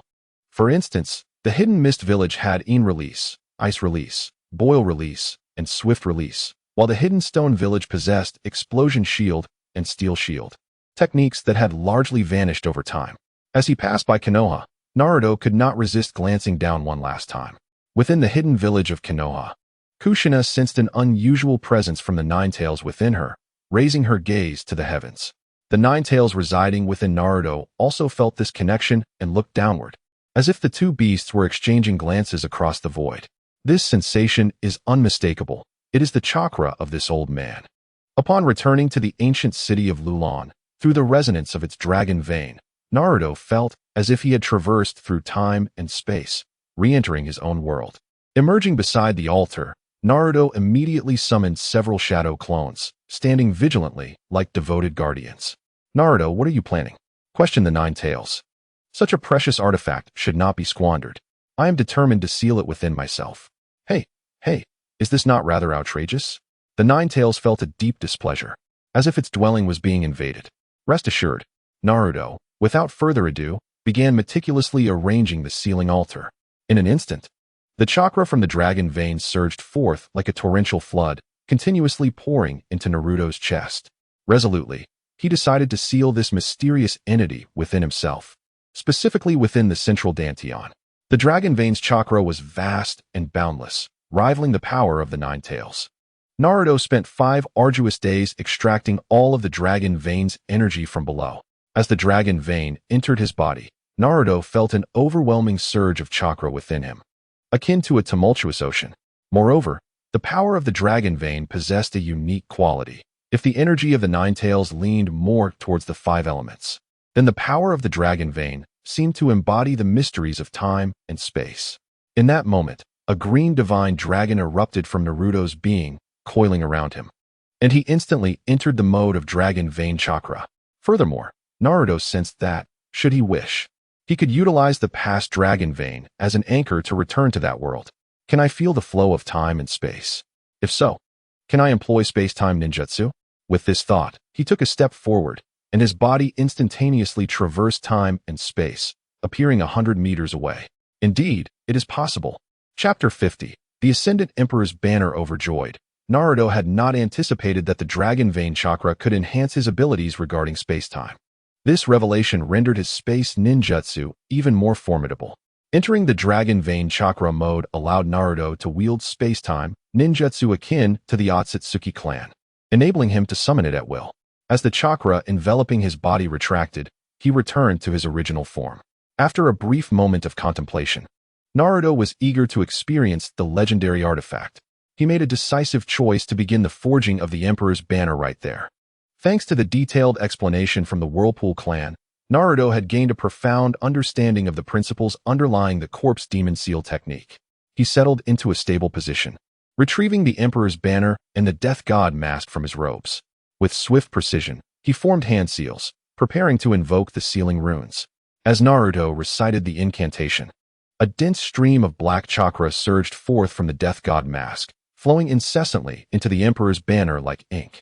In an instant, the surface of the Emperor's banner appeared to activate, revealing a multitude of intricate black runes that shimmered with a mysterious radiance, as if whispering ancient secrets. Time passed unnoticed. As Naruto immersed himself in the realm of training, entirely oblivious to the outside world, he abstained from food and drink, focusing all his energy on maintaining the operation of the sealing runes, showing not a hint of negligence. Days turned into nights, and before long, several days had elapsed. Throughout this prolonged period, Naruto maintained an unwavering concentration, his movements fluid and continuous, as if he had become one with his surroundings. Finally, on the 5th day, the death god mask on the ground suddenly emitted a crisp sound and shattered without warning. Simultaneously, the human Emperor banner underwent a remarkable transformation, its surface turning pitch black, reminiscent of ink. Success! I have triumphed. Ha ha ha. At this moment, Naruto, cradling the human Emperor banner, laughed and danced with joy. After days of relentless effort, he had finally forged the legendary artifact of the human Emperor banner. With this powerful item, dominating this world would no longer pose a challenge. It is known that few possess techniques capable of attacking the soul in this realm. At the very instant the human Emperor banner was fully formed, the Sage of Six Paths in the Pure Land suddenly shuddered. The great Toad Sage, slumped in a chair at Mount Myaboku, was abruptly roused from his slumber as a bubble of mucus burst before his nose. The sages from the other two sanctuaries also sensed an extraordinary presence, akin to an event they had only felt a millennium ago, the arrival of the Ten-Tails upon this earth. What has transpired? Could it be that the enemy foretold by my mother has arrived in this world? The Sage of Six Paths' expression darkened as he gazed through the realms of Yin and Yang toward the ninja world, yet he found nothing amiss.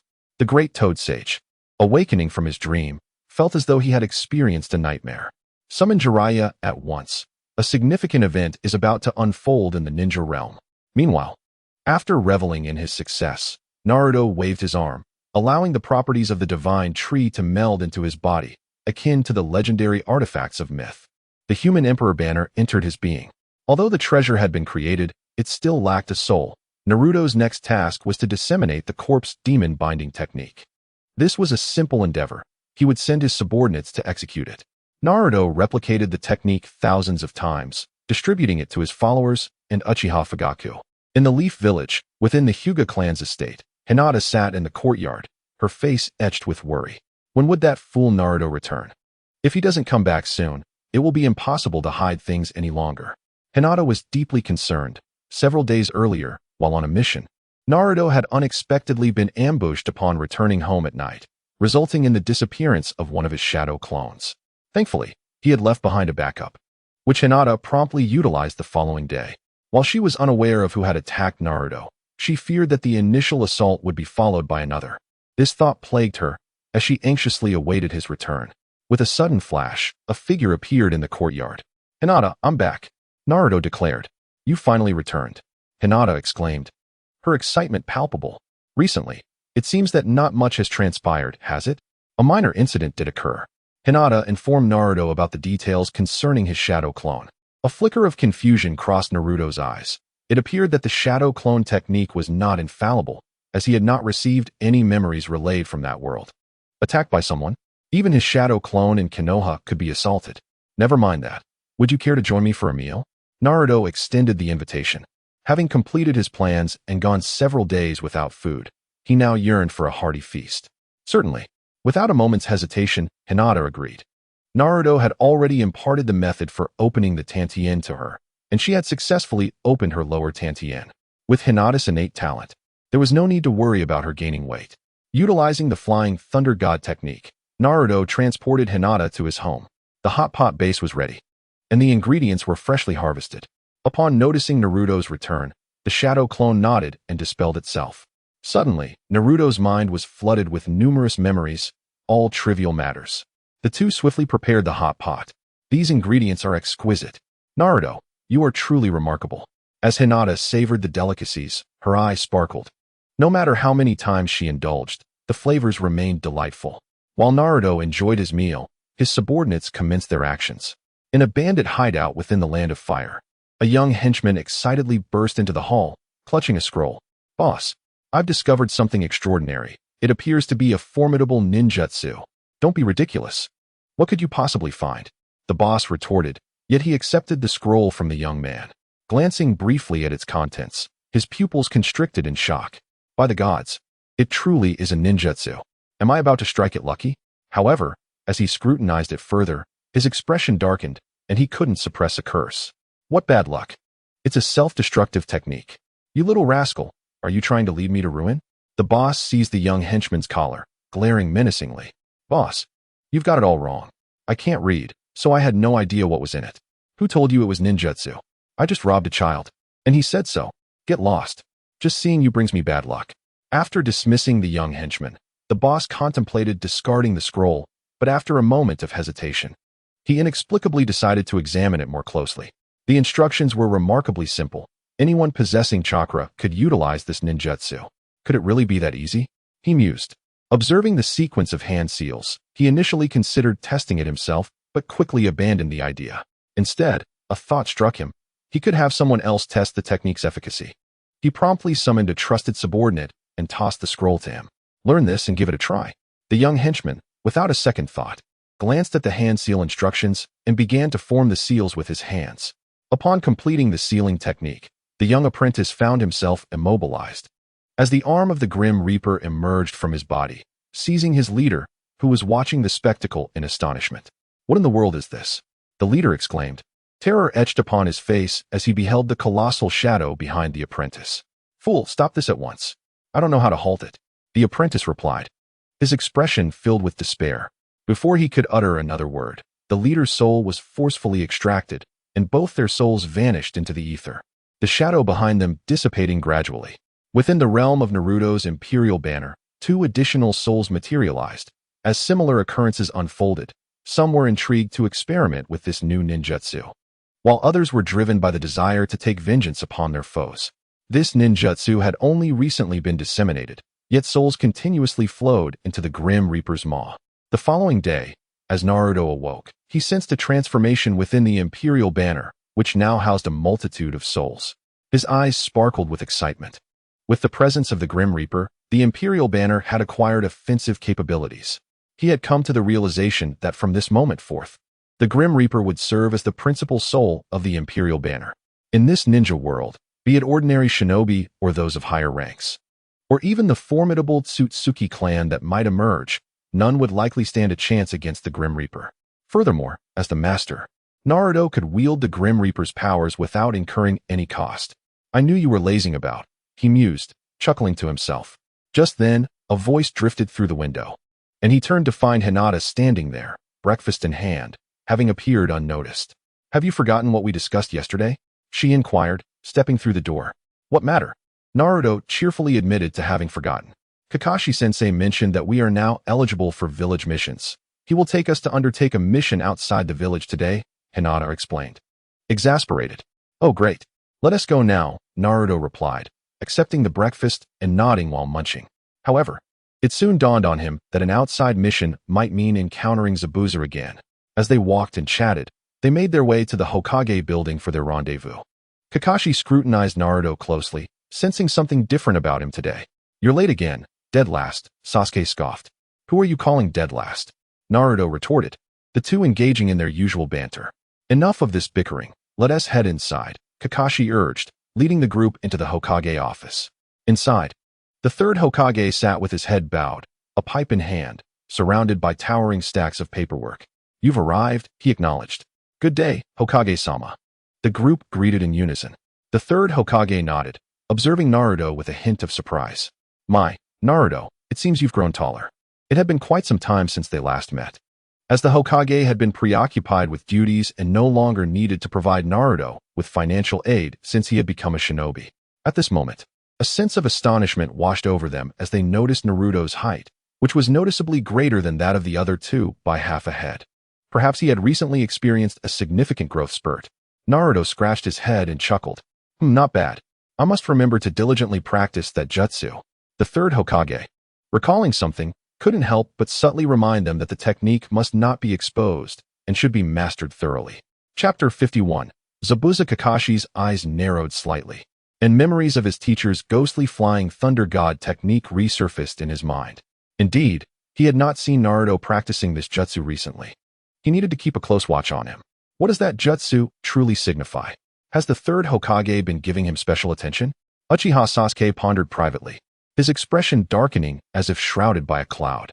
He had long heard of the unusual bond between Naruto Uzumaki and the third Hokage, dismissing it as mere nonsense at the time. However, the current signs seemed to suggest that their relationship was indeed extraordinary. Hinata was well aware that Naruto had already mastered the flying thunder god technique, so she was not overly surprised. Kakashi, this is your mission, the third Hokage said in a gentle tone, resembling a kind-hearted grandfather, as he slowly retrieved a mission list from the documents and handed it to Kakashi. An overwhelming scent of alcohol wafted through the air, causing Hinata to instinctively furrow her brow. Naruto seemed to sense something amiss as an elderly man, dressed in tattered clothing and clutching a bottle of liquor, ambled into the room. Mr. Tazuna, these are the ninjas prepared to escort you back. The third Hokage introduced Naruto and the others to the employer, completely disregarding the man's overpowering stench of alcohol. Just these little brats? Mr. Tazuna, the old drunkard, frowned upon seeing that his protectors were merely children, his eyes filled with skepticism and a clear distrust of their abilities. Old man, are you looking down on us? Naruto's first impression of the drunkard was far from favorable. It was still before noon, and the man was already swaying with a bottle in hand, clearly still suffering from a hangover. How could he possibly have a good impression of such a person? Are you sure you can protect me? There is a possibility of encountering bandits on my way back. We are Genin. Don't underestimate us, old man. Rest assured, Mr. Tazuna. This J-Nin leading the team will accompany you. The third Hokage replied to the employer's doubts without a hint of anger, cheerfully introducing Kakashi. Upon hearing that this was the renowned copy ninja Kakashi, Tazuna's eyes brightened instantly, and a satisfied expression crossed his face. TCH. Sasuke felt quite displeased. He had not expected that their first mission outside the village would involve such a character. With the mission established, the group stepped towards the entrance. After completing their registration with the two at the gate, Naruto and the others finally set foot outside the gates of Konoha. Each of them felt a surge of excitement, looking around eagerly, eager to glimpse the differences between the world beyond and that within the village. It feels no different from within the village, Hinata remarked as she surveyed her surroundings. Hehe. It is said that the towering trees both within and beyond the Leaf Village were crafted by the wood release of the first Hokage, Naruto explained to Hinata. How could that be? Sasuke retorted, gazing at the boundless forest, unable to fathom that such a terrifying expanse could be the work of human hands. Is it true, Naruto? If you doubt it, you may inquire with Kakashi-sensei. The trio's gazes converged on Kakashi. Even the drunken figure trailing behind could not help but perk up his ears. Indeed, it is true. The historical texts of the Leaf mention that the wood release of the first Hokage could instantaneously alter the landscape, Kakashi replied, lifting his eyes momentarily before once again lowering them to the small yellow book in his hands.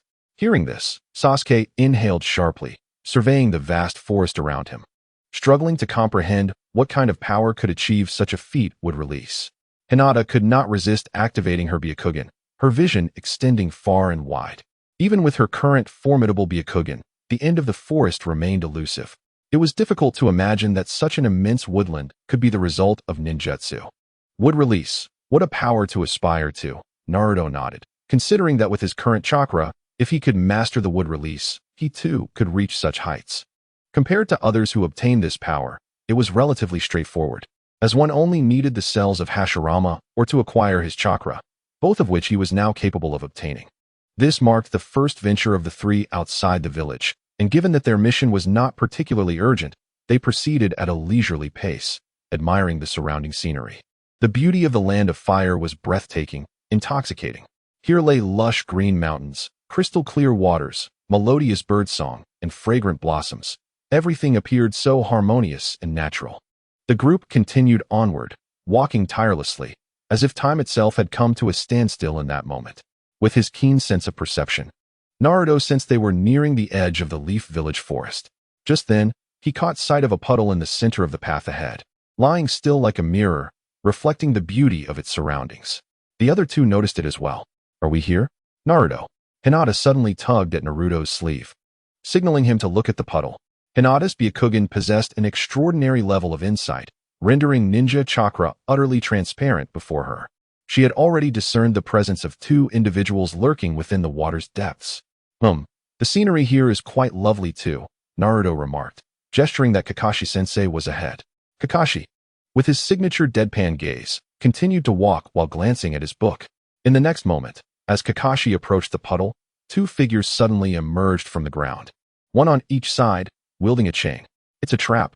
With a swift motion, Kakashi found himself ensnared by the chain, and the two figures pulled, causing him to disintegrate into fragments scattered across the ground. I didn't expect it to be so easy, one of them exclaimed. Leave these kids to me. You deal with that old man. Understood, let's finish this swiftly. After their exchange, the two parted ways to act independently. Sasuke and Naruto quickly assumed their stances, with Sasuke forming hand seals. Fire style, great fireball technique. A massive fireball was launched towards the approaching brothers of the Ghost Clan. Observing Sasuke's initiative, Naruto refrained from competing for the attack and instead remained stationary, allowing the other assailant to bypass Sasuke and charge toward the elderly man. The two children in front of him were of no concern to him whatsoever. Hinata, witnessing the scene, stepped forward and unleashed her gentle fist technique. A surge of chakra instantaneously struck the airborne brother of the Ghost Clan. Boom. The intruder was sent hurtling backward at great speed. Little brother. The elder brother's expression changed drastically. You will pay for this. I will kill you brats. Sasuke's face darkened as he finally recognized the extent of his own weakness. Unable to even handle a mere underling, Hinata wished to press on, but at that moment, Naruto appeared beside the elder brother. Clenching his right fist, he delivered a simple yet powerful punch to the opponent's abdomen. In an instant, the elder's eyes rolled back, and he spewed bile, collapsing to the ground while clutching his belly. How could he be so fast? Sasuke's pupils constricted, even with his Sharingan. He failed to comprehend how Naruto had reached the enemy so swiftly. Applause resounded as Kakashi emerged from behind a large tree. You three performed exceptionally well, he praised, unable to suppress his admiration. The trio exchanged exasperated glances. Kakashi's antics were quite irksome. What about these two, Kakashi-sensei? Sasuke inquired, glancing at the fallen men. The brothers of the Ghost Clan from the Land of Water, Kakashi prompted. Speak. What was your intention in ambushing us?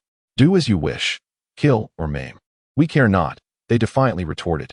Observing their bravado, Kakashi led them deeper into the forest. Naruto then turned his gaze towards the inebriated elder. Old drunkard, explain the situation. Indeed, those two were likely after you, he replied. Uchiha Sasuke's expression darkened. He despised being treated as a fool. Sai, the drunken elder, realizing he could no longer conceal the truth, recounted the circumstances surrounding the Land of Waves to the three. Hinata felt a pang of compassion. Naruto, let us assist him. Humph. Sasuke scoffed, remaining silent. He was displeased by the deception, but was unwilling to retreat now that he had encountered such an intriguing mission. Kakashi emerged from the forest at that moment.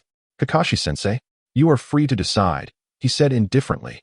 For him, the purpose of this outing was to train the trio. Please help us, Dasna implored, dropping to his knees.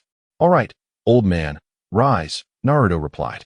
I will assist you, but only because of Hinata. A smile involuntarily appeared on Hinata's face upon hearing this. The group continued their journey, with Dasna beginning to elaborate on the situation in the Land of Waves. So, it seems this fellow named Gato may continue to dispatch ninjas to attack you. Upon hearing those words, Sasuke felt an unusual surge of excitement. The previous battle had not fully satisfied him. The mere thought of potentially engaging in combat with ninjas from other villages set his blood racing. Indeed, Kato's subordinates included wandering warriors and rogue ninjas. Dasna nodded in agreement, offering no rebuttal. The group became markedly more cautious, hastening their pace.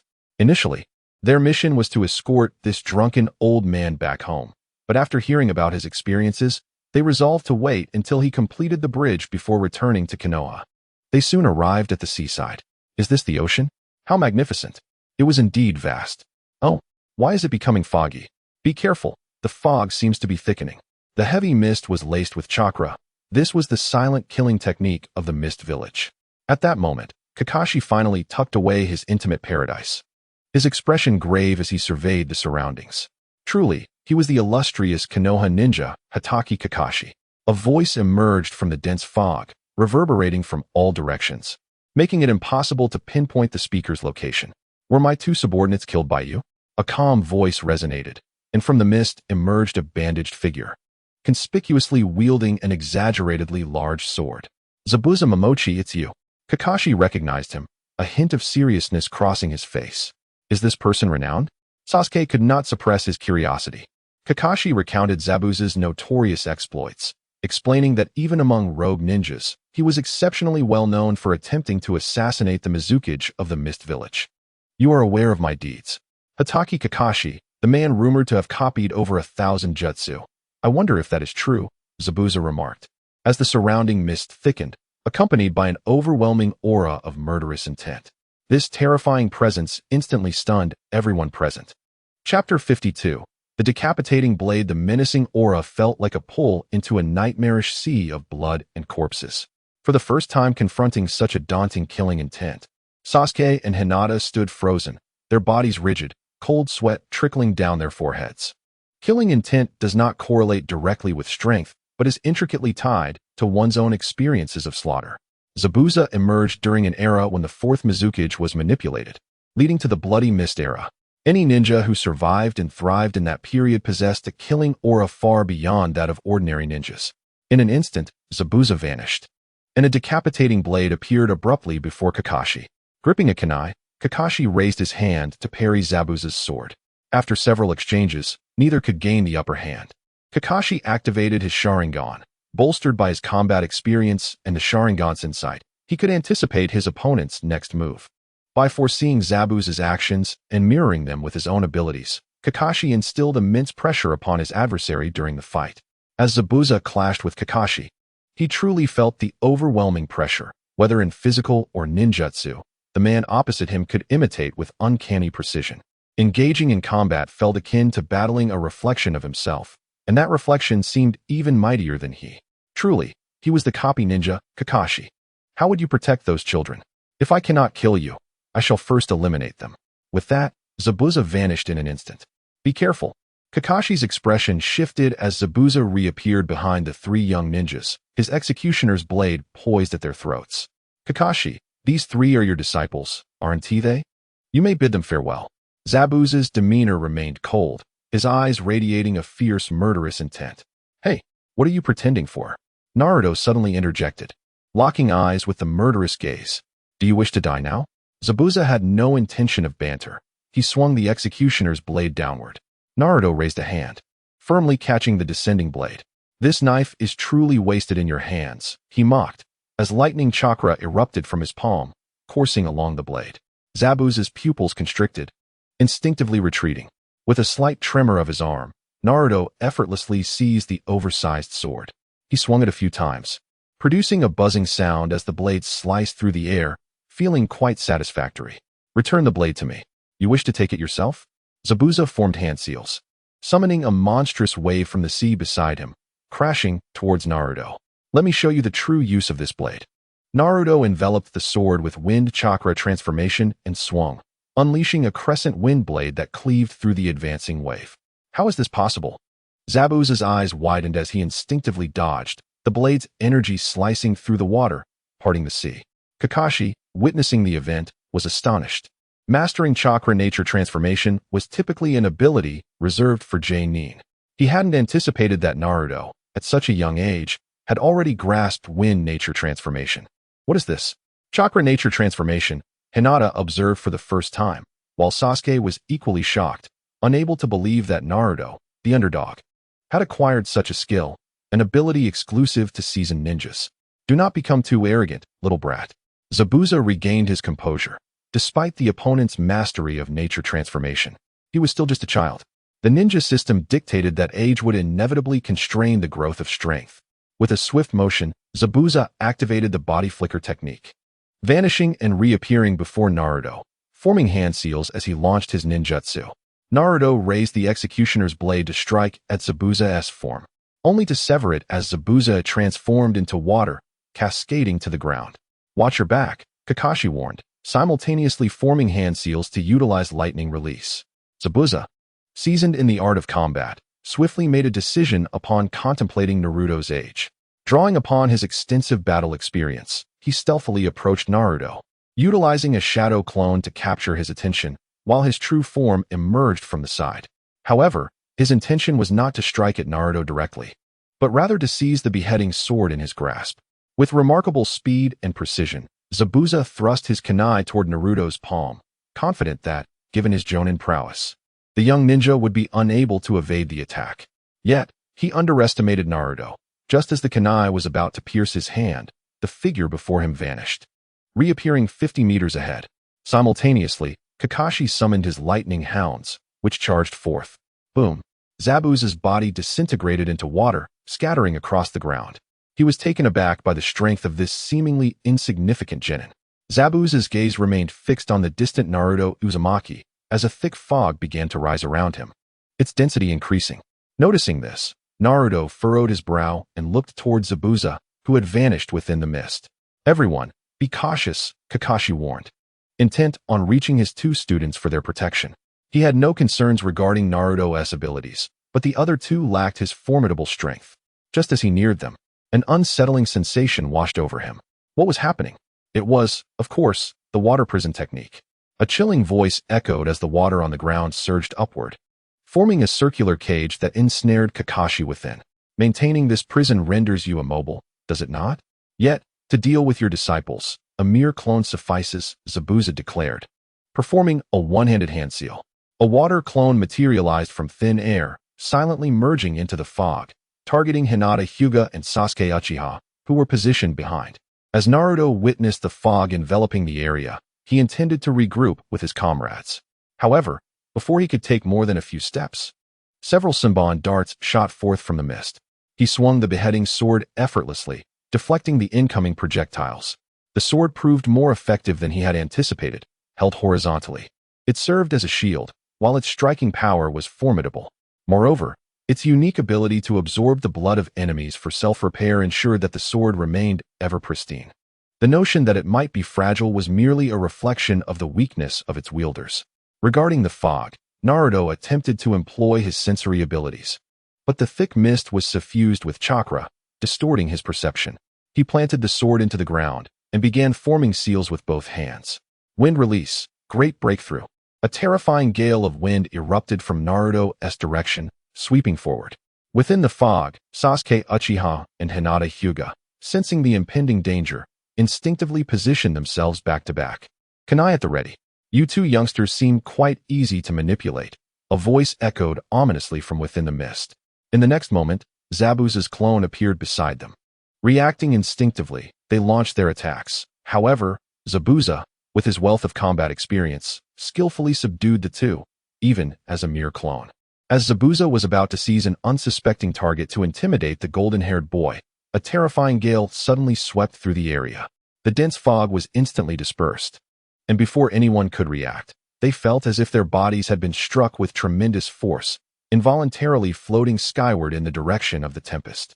When the wind subsided, the ground and trees had vanished from sight, and objects began to plummet from the heavens.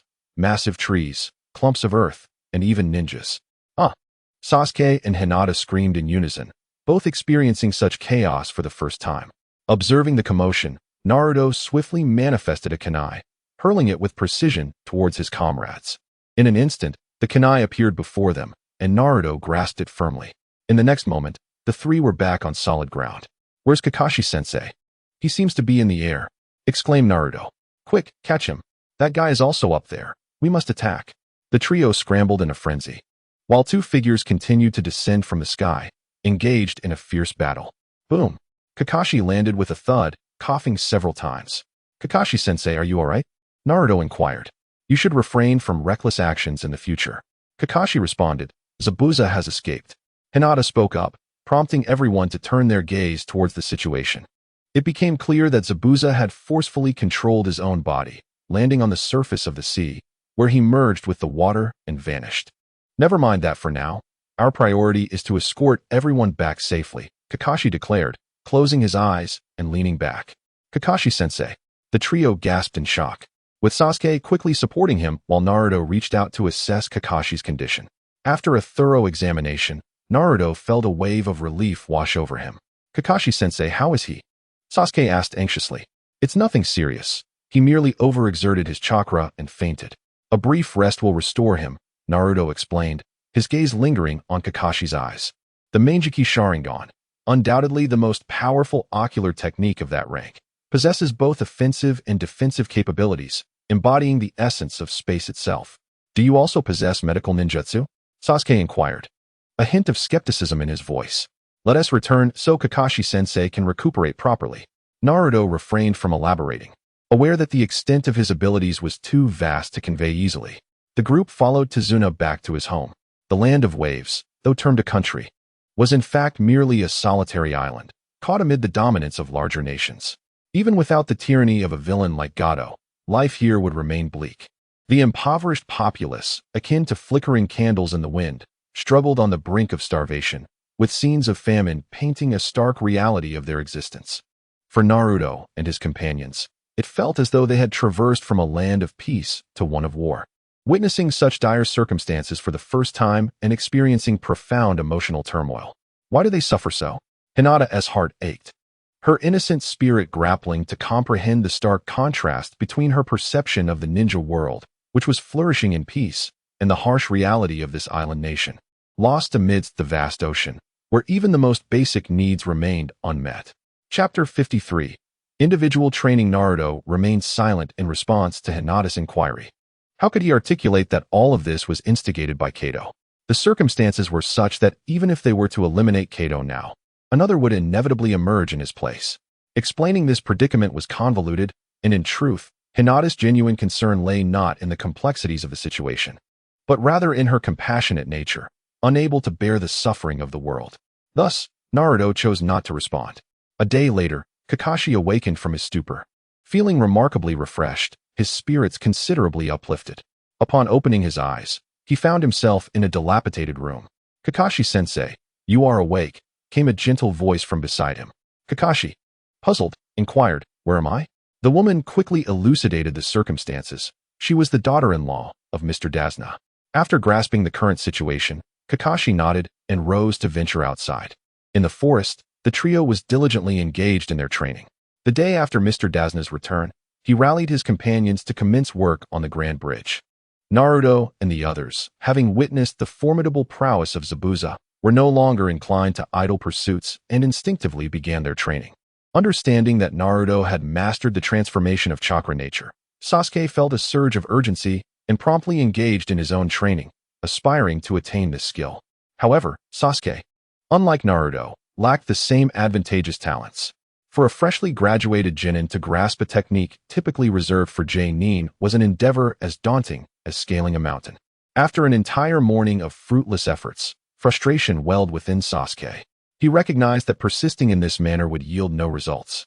Just then, from the corner of his eye, he caught sight of Naruto, diligently training in the distance. Should I seek his guidance?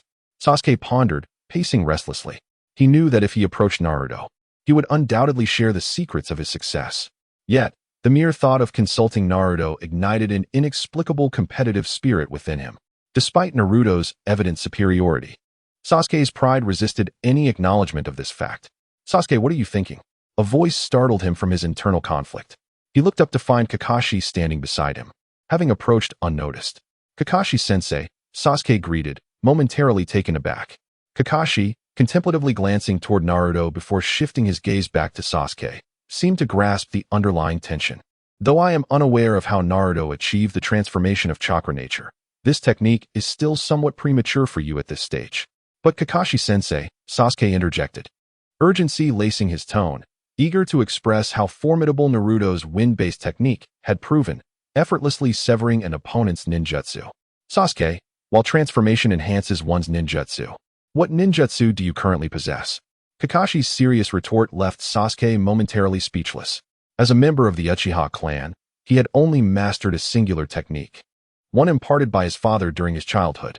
Kakashi's words directly exposed Sasuke Uchiha's wounds, seemingly mocking him, revealing that his adversary had undergone no change over the years. Clenching his fists, Sasuke could not help but reminisce about that man. Why? Sasuke, why are you so weak? What have you been doing all these years? Do you wish to witness that man gradually succumb to age? Absolutely not. He must perish by my own hand. The inner turmoil manifested as relentless questions, piercing Sasuke's heart. He yearned for power, for strength. Kakashi-sensei, please teach me how to become stronger.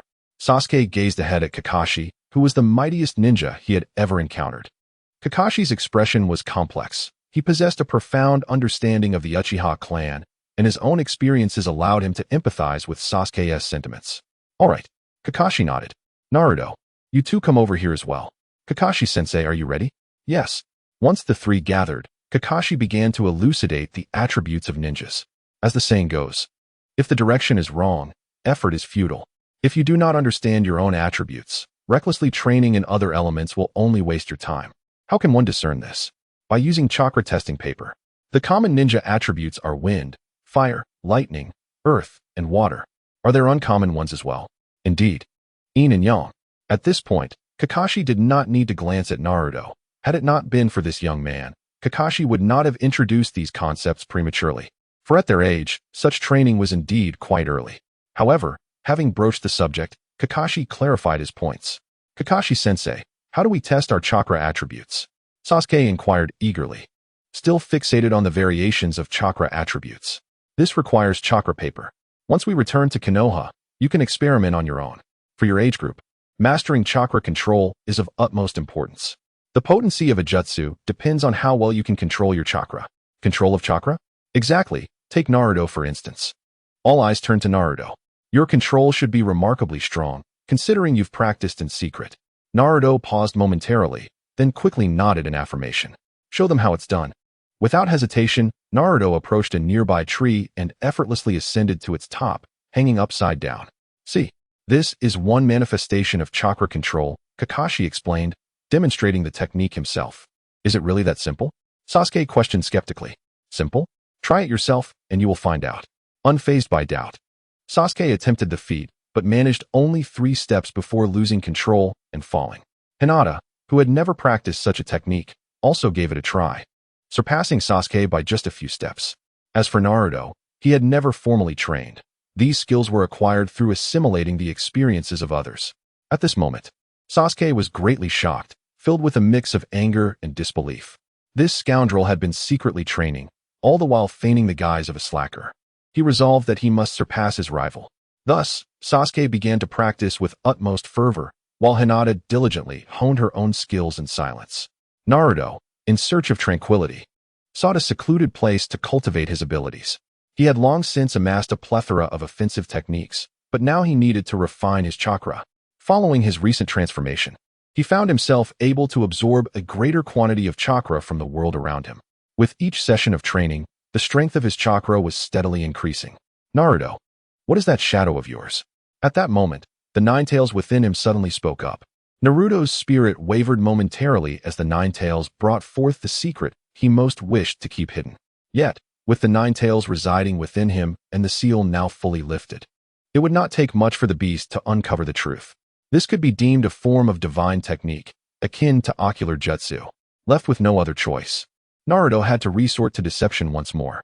Internally, he could only murmur an apology to the Nine Tails.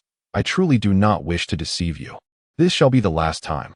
Moreover, this was not entirely a fabrication, as it contained a mix of 7 parts falsehood and 3 parts truth.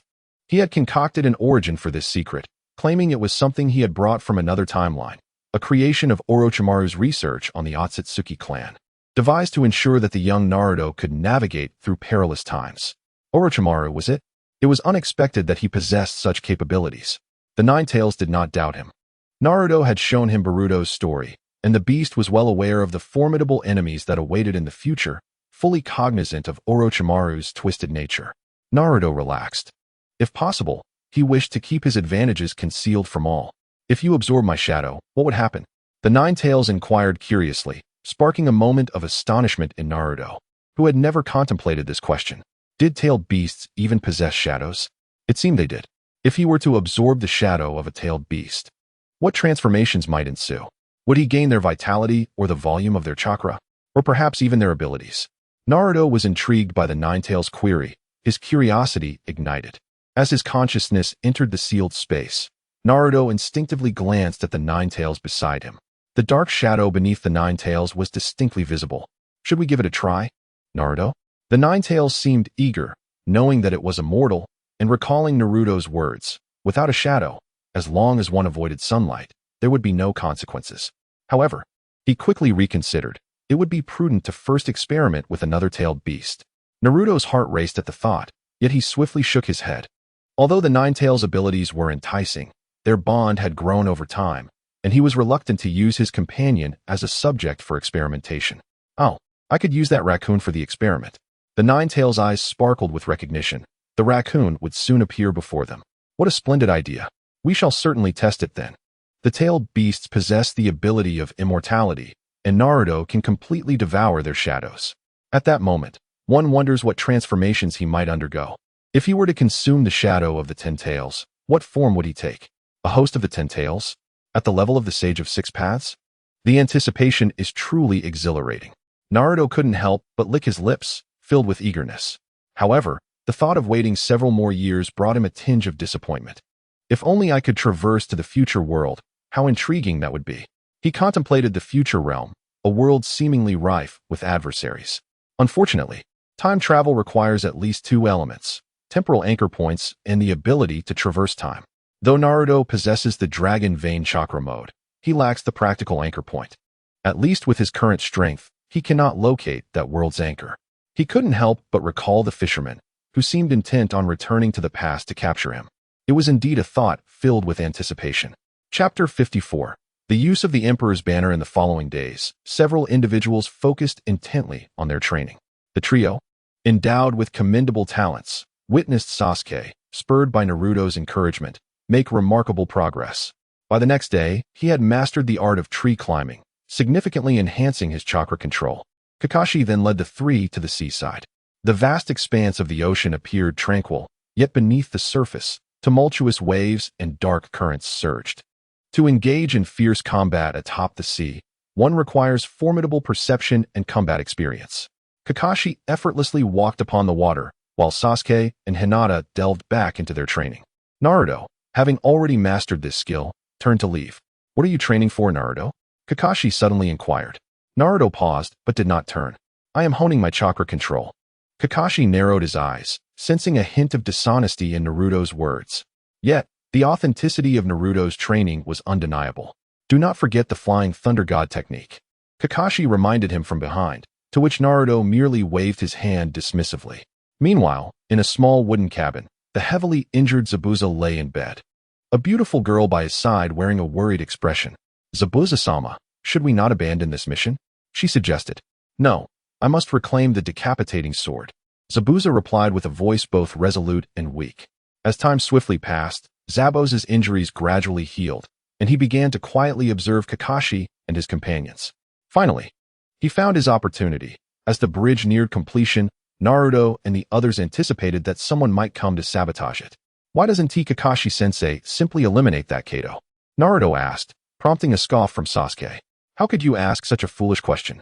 Then enlighten me, Naruto challenged. It is simply because he is not our target. Sasuke replied matter-of-factly. Naruto chose not to dispute this, as he understood the rationale. Much like one might wonder why an employee does not kill their boss to seize unpaid wages. In this world, likewise, unless there is a mission directive, directly assassinating an important figure from another nation would only lead to becoming a rogue ninja.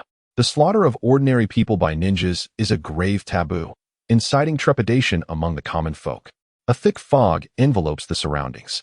Yet again, the same tactic. Can there not be a modicum of innovation? Hand over the beheading sword, and I may spare your life, young one. Amidst the mist, the voice of Zabuza resonates once more. If you desire it, come and take it yourself.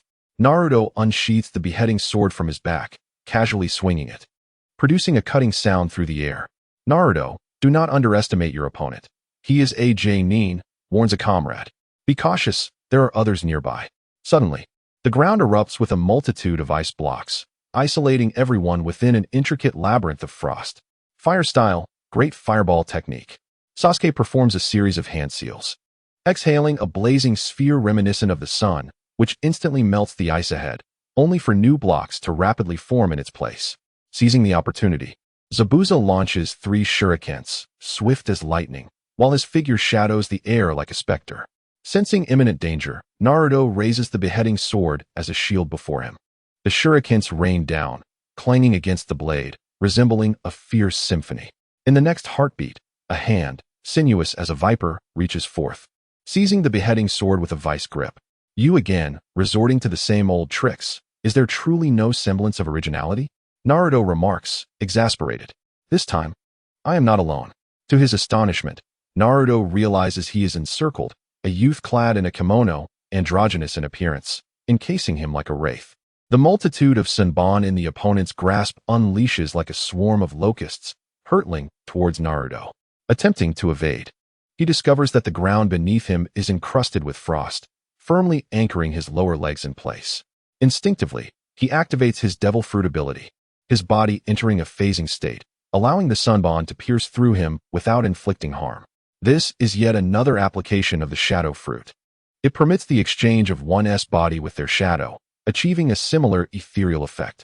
However, in that fleeting moment, Naruto relinquishes the beheading sword, and Zabuza seizes the opportunity to reclaim it.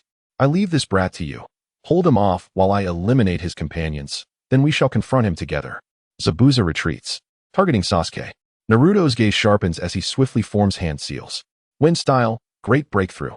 A formidable, fearsome gale disperses the white mist, revealing the battlefield once more.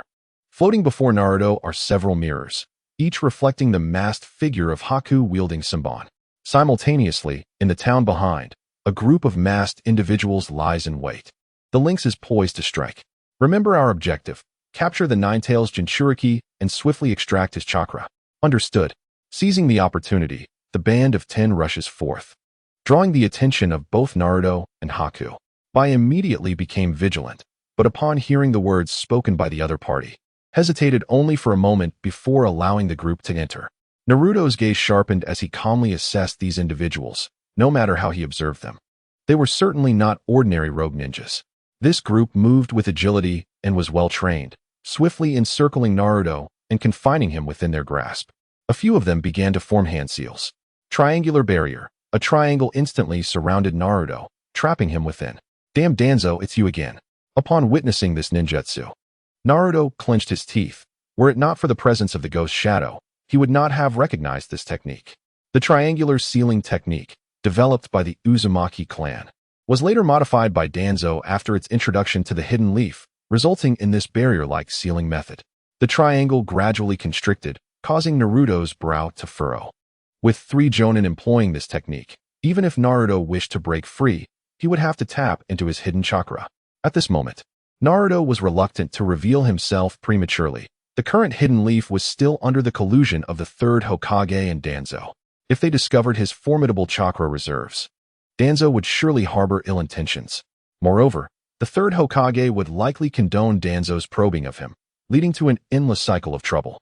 Naruto despised complications. His aspiration was to cultivate and grow stronger in due time. As Naruto hesitated, the triangle rapidly shrank, while energy chains reminiscent of a diamond lock quickly coiled around him. From the corner of his eye, he glanced back at Kakashi and Sasuke, who were engaged with Zabuza, while Hinata refrained from intervening, opting to protect Tazuna.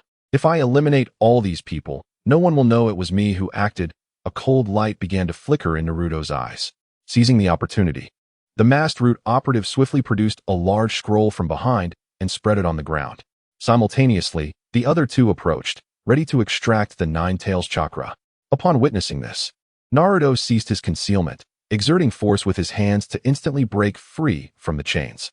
How is this possible? You shouldn't be able to utilize chakra. The 2 root members froze in place, instinctively retreating 2 steps. What are they afraid of? He is still trapped within the barrier. Let us bind him with chains again, this time sealing him more thoroughly. The masked operative displayed no sign of panic, cold words escaping his lips. Naruto nearly laughed in anger upon hearing this. He truly wished to obliterate these individuals with a single dust release, but they still held some utility for him at present. Raising one hand, a dense fog once again enveloped the surroundings, shrouding the battlefield completely. Everyone be cautious. It's the silent killing technique of the Mist Village. The elite members of Root exhibited no signs of anxiety, leaving 2 to guard against the approaching Bai, The others continued their advance. Naruto extended his right hand towards his body, drawing forth a large black banner from within. The Imperial Banner. What kind of ninjutsu is this? It feels so sinister. How could a Jinchuriki wield such a technique? Ignoring the astonishment of those around him, Naruto gently waved the black banner.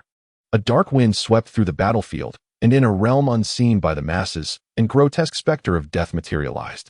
The four members, with eyes as black as night, gazed forward, feeling an icy chill envelop them, as if they were being scrutinized by an unspeakable terror.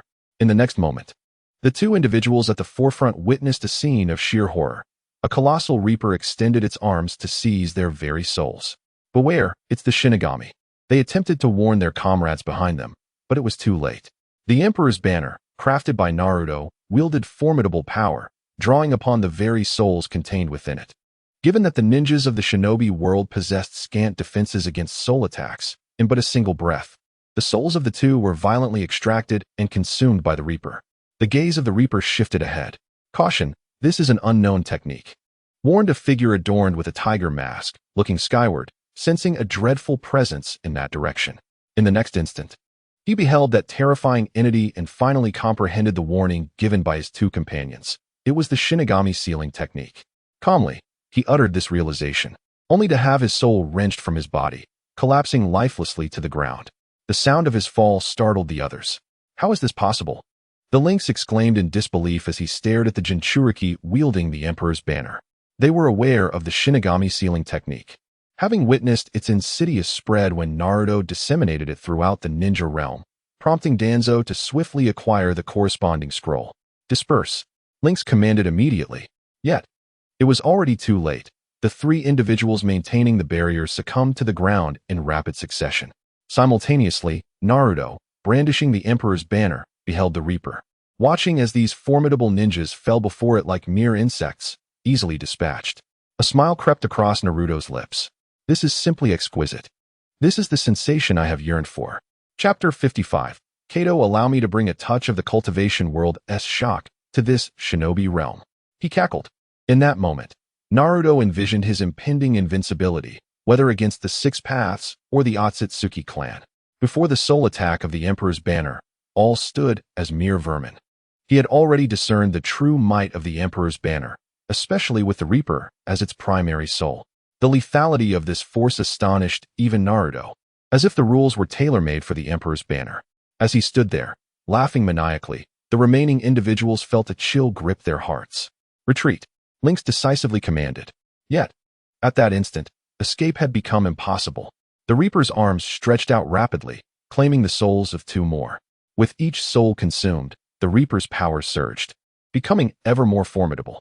Its abilities were elusive, nearly undetectable to ordinary humans. Only when one suffered an attack could the true visage of the Reaper be glimpsed. Thus, predicting its assaults became an arduous task. Ultimately, Lynx too was unable to evade the Reaper's outstretched claws, and as he was touched, he finally witnessed the true form of the Reaper. Lord Danzo, the Nine-Tails Jinchuriki will not spare you. In a moment of defiance, he could hardly fathom that a simple task would lead to his demise here. Despite being a root ninja stripped of emotion, he, as a human, still clung to the desire to live. With a resounding thud, the lifeless body collapsed. Within the grim belly of the Shinigami, yet another soul emerged. Naruto, harnessing the Shinigami's power, sensed his surroundings. With over 100 souls gathered, it could now be aptly called a 100-soul banner. Naruto felt a twinge of surprise. He was aware of the chaos in the ninja world, but he never anticipated that within mere days, so many souls would appear. It was noteworthy that these individuals possessed chakra. If this technique could be executed without chakra, he shuddered to think how many souls could be reaped in a single day. Regrettably, even Naruto could not alter this rule. Unless he personally reaped the souls, he could only wield it as a last resort technique. Twirling a kunai, Naruto shifted his gaze to the periphery. Hidden within the mirror, trembled in a corner, having witnessed the entire scene unfold. Let me help you find peace, Naruto whispered as he appeared silently before the mirror, his gaze icy and imposing as he regarded the boy crouched within. A crossdresser, favored donning a kimono, his features ambiguous. Naruto had once been moved by their bond while watching anime, yet their positions were now irrevocably altered. All he could offer was a final journey. granting the other a serene departure. In an instant, the Shinigami's phantom re-emerged, the mirror shattered, slowly melting away, and a new corpse materialized upon the ground. Naruto cast a fleeting glance before turning away, the human Emperor Banner gradually merging into his being. Why is it taking so long? Haven't you finished yet? Are you all right, Naruto? The girl, filled with concern upon hearing his voice, scrutinized him up and down, relieved to see him unharmed. Naruto, however, directed his attention to the trio still engaged in fierce battle. Kakashi-sensei, you are rather lackluster. It's taking you this long to deal with an injured foe. He spoke without lowering his voice, causing the combatants to glance over involuntarily. Zabuza's pupils constricted sharply as he caught sight of Bai's lifeless form not far away. You killed Bai, you brat. I will kill you. At that moment, Zabuza lost all restraint, abandoning Kakashi and Uchiha Sasuke, lunging directly at Naruto Uzumaki.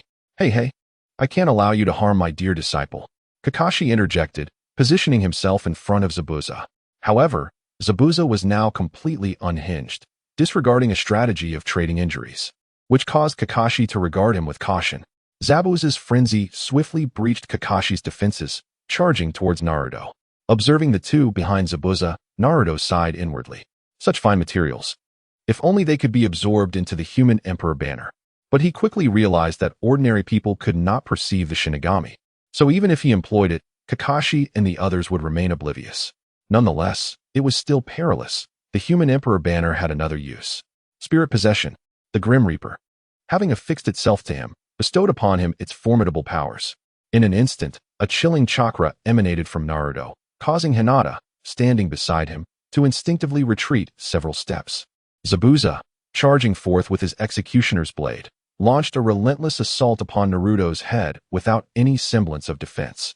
Raising his left hand, Naruto blocked the oncoming weapon, while his right hand executed a swift black tiger heart extraction aimed at Zabuza's chest. Die, little brat. Zabuza's expression twisted with malice as blue chakra surged forth from his blade. Having heeded Naruto's earlier advice, Zabuza now understood the technique of enveloping his sword with chakra through elemental transformation. The moment Naruto's hand made contact with the executioner's blade, he felt an overwhelming pressure, as if he were grasping not a mere sword but a towering mountain. His arm involuntarily bent downward as the blade threatened to strike at his neck. Naruto dodged. Hinata, witnessing the imminent danger, could no longer hold back and unleashed the 8 trigrams empty palm towards Zabuza. The two individuals behind her also employed ninjutsu in a desperate attempt to intervene. Yet, it was evident that time was of the essence. The blade was perilously close to Naruto's neck.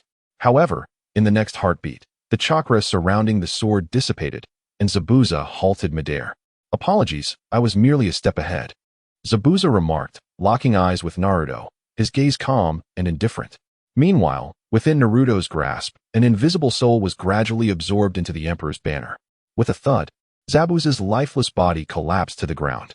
He tilted his head back, his gaze piercing through Naruto to the corpse of a young boy lying in the distance.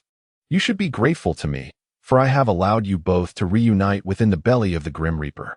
As Naruto relinquished the powers of the Grim Reaper, the aura of his tattoo reverted to its original state. Naruto, are you alright? Hinata rushed over, grasping his left hand and inspecting it anxiously. You nearly scared me to death, you little rascal, Kakashi remarked, beads of cold sweat trickling down his forehead. It's fine, no need to worry. How did you kill him?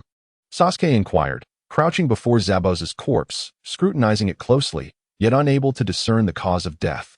Kakashi, with his Sharingan, also peered at the scene. He simply exhausted himself to death. I had no part in it. Though the group found Naruto's words hard to believe, they refrained from pressing further. Sasuke gazed deeply at Naruto, sensing an unfathomable depth within him. Despite his own growth and power, he could not shake the feeling that he remained inferior. Frustrated and unwilling to concede, Sasuke lowered his head, his Sharingan spinning rapidly. Unbeknownst to him, his eyes had evolved into the second Tomo. Naruto felt a chill in the air and turned to glance at the crouching Sasuke. Kakashi also sensed the shift and looked over. But Sasuke's bow had obscured his expression from view. Truly, what a pair of incompetents, unable to handle such a trivial matter. Yet they dare to call themselves the likes of Zabuza. Just as everyone believed the situation was resolved, a shrill voice echoed from behind. Several individuals turned their heads, and upon noticing the instinctive retreat of the opponent, Dasna found himself inadvertently collapsing to the ground. Ahead stood a short and rotund figure, swaggering confidently with a peculiar entourage of strange creatures. This portly individual approached the corpse of Bai. Displaying utter disdain, he delivered a contemptuous kick and, still unsatisfied, spat upon the lifeless body. Truly pathetic. Old man, your audacity is remarkable, daring to construct a grand bridge over my waters without my consent. This bridge now belongs to me. You have no objections, do you? Kato's gaze shifted to the elderly man seated on the ground, his expression brimming with arrogance. Completely disregarding Naruto and his companions, Kakashi furrowed his brow, his eyes narrowing as he began to devise a plan to eliminate these foes. They could not resort to overt methods of assassination. After all, they were ninjas who thrived in the shadows. Naruto stepped forward, an icy aura of murderous intent enveloping him. Who grants you the audacity? What do you intend to do, little brat? Recognize your place. Ninjas are merely tools, and I can procure as many of your kind as I desire. Kato spread his arms wide, revealing the menacing grins of the hundreds of ninjas behind him, all directed towards Naruto and his allies. In moments of profound silence, one can indeed laugh. Those behind Kato could be considered ninjas with chakra. Yet the disparity between ninjas was far greater than that between a ninja and a mere dog. Huh? With your pack of wild curs behind you, you dare to act so arrogantly? Naruto scoffed, a smirk of indignation on his face. The group behind Kato glared furiously in response. Little brat, do you seek death? Lord Kato, do not waste your breath. Give the order to eliminate him. With so many of us, it would be effortless to bully a few insignificant children. Just don't let them soil themselves in fear. Kato's confidence surged as he absorbed the shouts of his subordinates. Eliminate them, reclaim the bridge. With Kato's command, his followers surged forward in a frenzied charge. Observing this, Naruto couldn't help but let out a cold chuckle. Do you think you are worthy of dancing? With a swift motion, he grasped the decapitating sword that hovered beside Zabuza, which landed firmly in his hands. A sinister smile spread across Naruto's face. This was destined to be an unbalanced battle. Those wandering ninjas, not even worthy of being called rogue ninjas, had no comprehension of the true strength possessed by those who graduated from formal ninja academies. And as for Naruto, he was a hidden mastermind, his power beyond measure. In a mere charge, Naruto demonstrated to these worthless foes what it truly meant to be the king of the ninja realm. Chapter 56. The targeting of Danzo. Blood gushed forth, saturating the entire bridgehead, staining the newly erected structure with a vivid crimson hue. While dismembered bodies lay scattered across the ground, Kato sat amidst this ocean of blood, his body paralyzed by terror, his eyes wide and filled with fear, lips pale and unable to utter a sound. Emotionless, Naruto stepped through the blood and slowly approached Kato. In his grasp, he held the massive executioner's blade, its surface glistening with the sanguine remnants of recent carnage, as if recounting the slaughter that had just transpired. Naruto raised the blade, gently tapping Kato's face with the back of the weapon, causing Kato's body to tremble involuntarily. How dare you provoke me?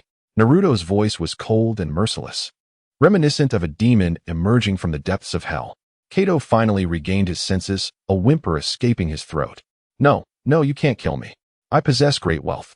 Name your price, and I will give it to you. Just spare my life.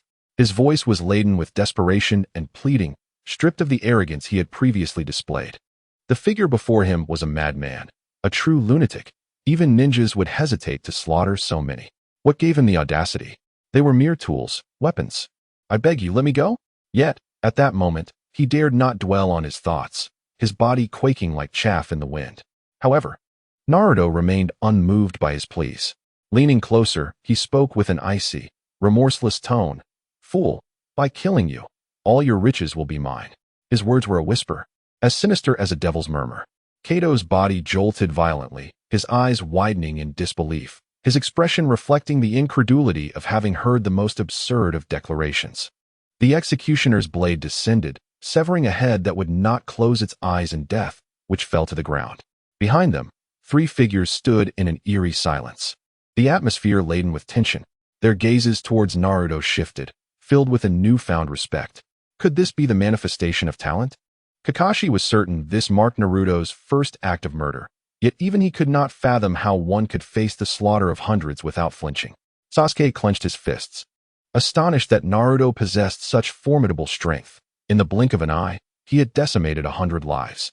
How infuriating that this scoundrel could be so powerful. The sheer prowess of his taijutsu and terrifying reflexes left Sasuke bewildered. With the bridge completed and the tyrant Kato vanquished, Tazuna expressed profound gratitude towards Naruto, naming the bridge in his honor, the Naruto Bridge.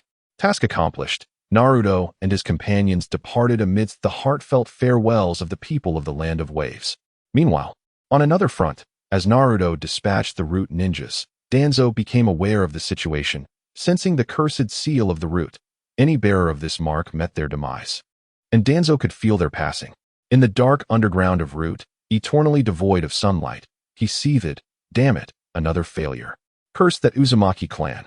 His countenance was dark, as if the world conspired against him. He merely sought a fragment of the Nine Tails chakra, yet faced continuous setbacks. His last failure stemmed from Naruto's shadow clones, and now, after finally waiting for the boy to leave the village, he was met with yet another defeat. His initial suspicion fell upon Kakashi. No, that brat with the nine tails could also be involved. Lord Danzo, news from the Land of Waves has arrived. Just as doubt began to creep into Danzo's mind, a subordinate hurried in, head bowed, cradling a report in his hands. Danzo opened the document, and upon reading its contents, a faint smile tugged at the corners of his mouth. Ha ha ha ha, the Jinchuriki, I never anticipated you possessed such depth. Above the intelligence report, the entire process of Naruto's slaughter of Kato was starkly recorded. Danzo, no longer hesitating, grasped his cane and made his way towards the Hokage building. Inside the spacious and brightly lit office of the Hokage, the third Hokage sat diligently at his desk, engrossed in managing various documents and affairs. Suddenly, with a resounding bang, the door was forcefully swung open, the abrupt noise causing a look of exasperation to cross the third Hokage's face. Without needing to think, he immediately knew who had arrived. Danzo, with an expression of indifference and a hint of a mocking smile, fixed his gaze upon the third Hokage. Danzo, what is it that you want? The third Hokage's voice carried a trace of displeasure. He had grown accustomed to Danzo's uninvited intrusions, yet he could not refrain from asking. Danzo replied curtly, Hiruzen, your plan has failed. His tone was laced with palpable sarcasm, as if he reveled in the third Hokage's misfortune. This left the third Hokage momentarily stunned. He struggled to recall which of his plans had faltered, his mind racing through various possibilities, yet none yielded a corresponding clue. As the third Hokage pondered, Danzo leisurely strolled over to the nearby sofa and settled down as though it were his own office. Observing this, the third Hokage's irritation intensified, and he furrowed his brow. Addressing Danzo, if you have nothing of importance, kindly refrain from disturbing my work. As Hokage, I do not have the luxury of your leisure. This statement evidently struck a nerve with Danzo, as his smile immediately faltered, transforming from mockery to awkwardness and anger. You think I have the time to waste, Hiruzen? Then speak quickly. What is it that you require of me? If it is a matter of funding approval, that is out of the question. The third Hokage's tone was guarded. He understood this old friend all too well. I find no need to explain myself. See for yourself. Danzo wasted no time and handed over the intelligence scroll he had received. It detailed the entirety of Naruto Uzumaki's recent mission.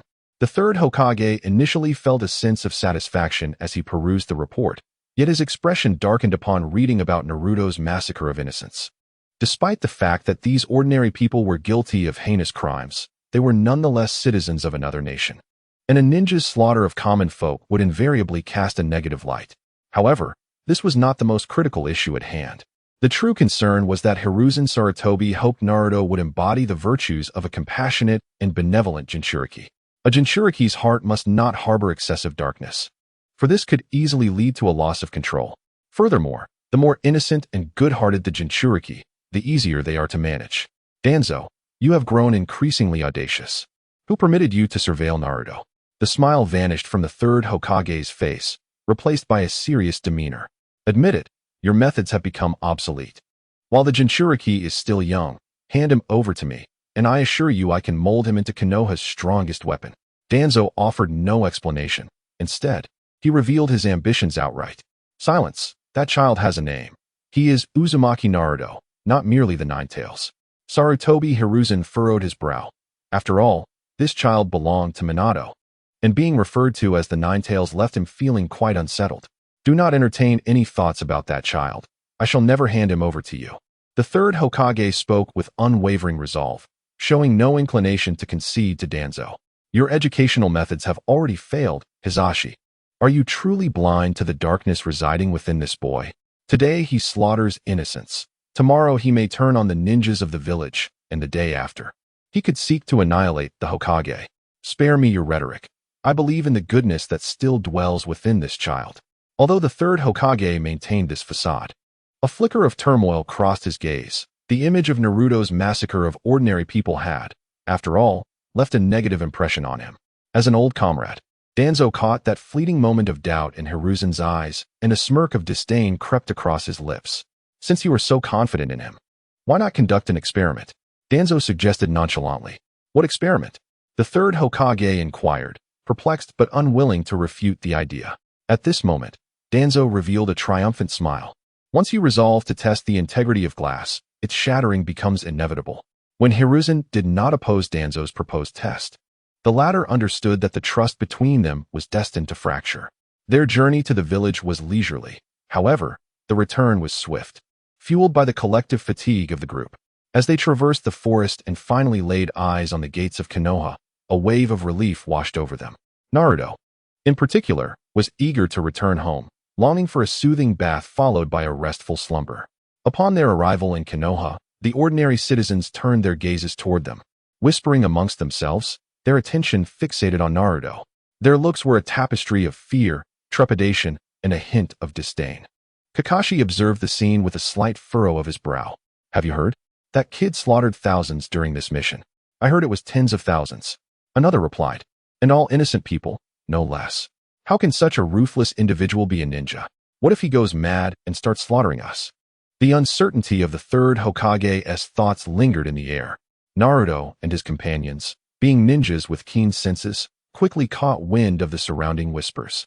Naruto's eyes narrowed, a flicker of murderous intent igniting within. Kakashi's frown deepened, a familiar sensation washing over him. Hinata also knitted her brow. What is going on? We haven't even returned yet word about Naruto has already spread. Sasuke, no fool himself, sensed that someone was targeting Naruto. Yet, he found it perplexing who would engage in such a thankless endeavor. In times of trouble, Danzo was the scapegoat, and only he would resort to such tactics. In that moment, Naruto's animosity towards Danzo peaked. This troublemaker seemed to linger wherever he went, akin to a toad that, while harmless, was thoroughly irritating. What troubled Naruto the most was why Danzo persistently set his sights on him for no apparent reason. Naruto naturally found it difficult to comprehend that all of this was attributable to him. Had it not been for Danzo's apprehensions regarding the power of the Akatsuki, he would not have initiated the study of the King of Hell plan, nor would he have sought Dark Chakra, which ultimately led him to focus his attention on Naruto. Were it not for the failure of his mission, he would not have targeted Naruto. Thus, everything stemmed from a butterfly effect, ultimately tracing back to Naruto. However, Naruto would not entertain such thoughts. He had not sought trouble with Danzo, yet Danzo persistently harassed him. Naruto had resolved to devise a plan to confront Danzo this evening, and if possible, to eliminate him entirely. Yet, Naruto was well aware that Danzo was not easily dispatched, especially now that he had equipped himself with an arm bearing the Sharingan. Strictly speaking, Naruto had already succeeded in ambushing and killing Danzo once before. Yet, while Naruto pondered how to deal with Danzo, the latter harbored the same intentions. As Naruto and his companions approached the Hokage building, 3 masked Umbu appeared ahead, blocking their path. Uzumaki Naruto, you are summoned by the Hokage, the leader intoned coldly, devoid of any discernible emotion. What do you intend to do? At that moment, Kakashi stepped forward, his expression grave, positioning himself to shield the others behind him. Having spent time in the Umbu, Kakashi quickly recognized that these individuals were not Umbu, but rather members of Root. It was likely that the Hokage they referred to was none other than Lord Danzo. Kakashi, what are you planning? One of the Root members sneered. Do not think I am unaware of your identities. As for the Hokage, I will personally escort him. You need not trouble yourselves. Do you intend to defy the Hokage's orders? The masked Root members assumed an aggressive stance. Uzumaki Naruto, it would be wise for you to comply. Naruto remained motionless, his gaze upon them akin to that of one surveying the dead. However, considering the onlookers surrounding them, he found it difficult to act decisively. Danzo, your demise is imminent tonight. Even the Sage of 6 Paths cannot save you from your fate. Naruto thought. The murderous intent within him now impossible to conceal. This despicable wretch was undoubtedly targeting him. Chapter 57. The darkness exposed within the Hokage's office. Two figures sat poised. A crystal ball situated between them, displaying the scene of Naruto and his companions. Danzo's actions seemed utterly futile. Futile or not, we shall see, he replied. If you trust that Nine-Tails brat, then observe whether he will intervene. A faint, barely perceptible smile graced Danzo's lips, for he was convinced that Naruto would indeed take action. The third Hokage furrowed his brow, his gaze fixed intently upon the image of Uzumaki Naruto. Outside, several Root members continued to advance menacingly. Kakashi glanced toward the Hokage building. Even a common person could cover that distance in 3 minutes. He found it hard to believe that the Hokage was unaware of the unfolding events outside. What are you thinking, Hokage? Kakashi pondered, struggling to grasp the Hokage's thought process. Although he sensed Naruto's murderous intent was considerable, as an experienced ninja, he also felt that those pursuing them deserved their fate. You two, restrain Kakashi while I capture Uzumaki Naruto. As the Root members issued their orders, 2 elite ninjas emerged instantaneously, ensnaring Kakashi. What do you intend to do? This is Konoha, Kakashi exclaimed in disbelief, astonished that they would dare to engage in combat within the village, especially so close to the Hokage's office. The 3 combatants exercised restraint, refraining from using ninjutsu and relying solely on taijutsu. Meanwhile, the remaining members closed in, seemingly intent on capturing Naruto Uzumaki. Naruto, do not engage, allow me, Hinata declared. Her jaw clenched as she stepped forward. Although she had yet to fully comprehend the situation, an intense premonition compelled her to prevent Naruto from intervening. It was evident that these individuals were looking for a fight. Sasuke also stepped forward, harboring a deep disdain for Naruto, yet instinctively positioned himself in front of him. Against the 2 Root members, Sasuke fought valiantly, but was swiftly sent flying after just 2 exchanges. Hinata, skilled in her own right thanks to Naruto's tutelage, held her ground even against the elite ninjas, primarily because all were engaged in physical combat. Look at that guy, he is resisting arrest. The Hokage has finally decided to execute this brat. I've always found him insufferable.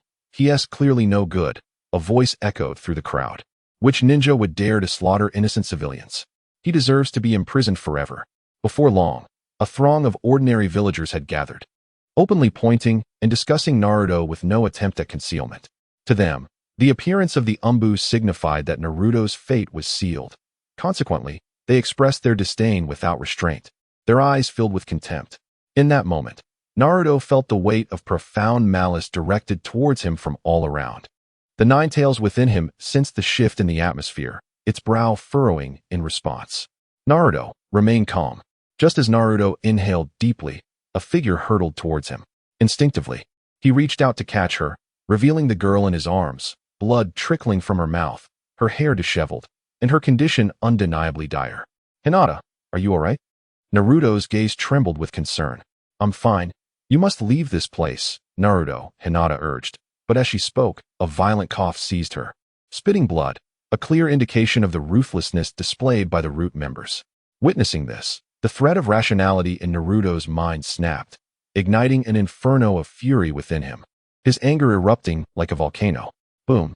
A terrifying wave of chakra surged forth, a formidable force cascading like an unstoppable torrent, shaking everything in its vicinity. The air seemed to tear apart, distorting and warping, while the earth fractured under the weight of this power. The overwhelming pressure radiated like a raging beast, roaring and expanding in all directions. The nearby Root members, who had dared to approach Naruto, were sent flying backward as if blown away by a tempest, suffering grievous injuries. Naruto, I'm fine. Please calm down. Hinata was anxious, desperately wanting to persuade Naruto. Yet at that moment, Naruto was consumed by a fury that clouded his judgment, leaving him impervious to reason. Deep within, Naruto harbored an insatiable darkness, and with his newfound strength, augmented by the divine artifact known as the Human Emperor's Banner, his confidence swelled to overwhelming proportions, as if he wielded dominion over the very world itself. However, confronted by a mere swarm of insignificant ants daring to provoke him, maintaining his composure was utterly unfeasible. Naruto lifted his gaze, his eyes ablaze like burning flames, fixated on the members of the Root organization before him. The malevolent intent radiating from him seemed capable of devouring them whole, instilling a profound chill in the hearts of these emotionless beings. Those under his scrutiny found themselves paralyzed, unable to move. Ah, help! The demon fox is going to kill us. Run! The ordinary villagers, having never encountered such intimidation, erupted into frantic cries, scattering in all directions. Within Naruto, a conflagration of rage simmered, yearning for release. Calm down. What do you intend to do? Naruto, do you aspire to become a rogue ninja? Kakashi attempted to approach and reason with Naruto, but the overwhelming pressure of his chakra made it exceedingly difficult to draw near. Suddenly, the third Hokage arrived with the Umbu, clad in battle attire, his expression grave as he observed Naruto. Naruto, calm yourself. I am your third grandfather. What is this madness? It's futile. This brat has lost control. It is evident he is not a suitable Jinchuriki, Danzo interjected, his provocations unabated, although the smirk on his lips was impossible to conceal. Upon hearing those familiar words, Naruto's anger flared, his gaze snapping towards the source of his torment with a murderous intensity that was no longer concealed. All of this turmoil was caused by that old dog. As a rat in the gutter, how dare he challenge the tyrant of the land? In that instant, Naruto dismissed all thoughts of planning or the future. With such terrifying power, he could not tolerate the insolence of a mere rodent. Shadow transformation, rainbow technique. He struck with lethal intent. In a flash, Naruto appeared before Danzo, who was caught completely off guard. With a sickening sound, he felt something pierce his heart. Looking down in disbelief, he saw Naruto's arm embedded within his chest. Blood dripped from Naruto's fingertips, pooling on the ground below. What are you doing, Naruto? A furious roar erupted from the side, accompanied by the approach of aged fists. A powerful punch landed squarely on Naruto's face. He did not evade. The force sent him hurtling backwards, crashing into a nearby building. The wooden structure collapsed instantly, clouds of dust billowing into the air. Danzo, the third Hokage's expression, filled with sorrow, had yet to ignite with anger. His countenance froze as he witnessed Danzo's body slowly vanishing, only to reappear in the distance. You. The third Hokage pointed at Danzo, his eyes ablaze with incredulous rage, poised to speak, yet silenced by the weight of the gazes surrounding him. Danzo offered no explanation. His expression grave. Once a seasoned jonin, his instincts for danger remained sharp. Despite his resurrection, the chilling sensation of death still clung to him. Is this your trump card?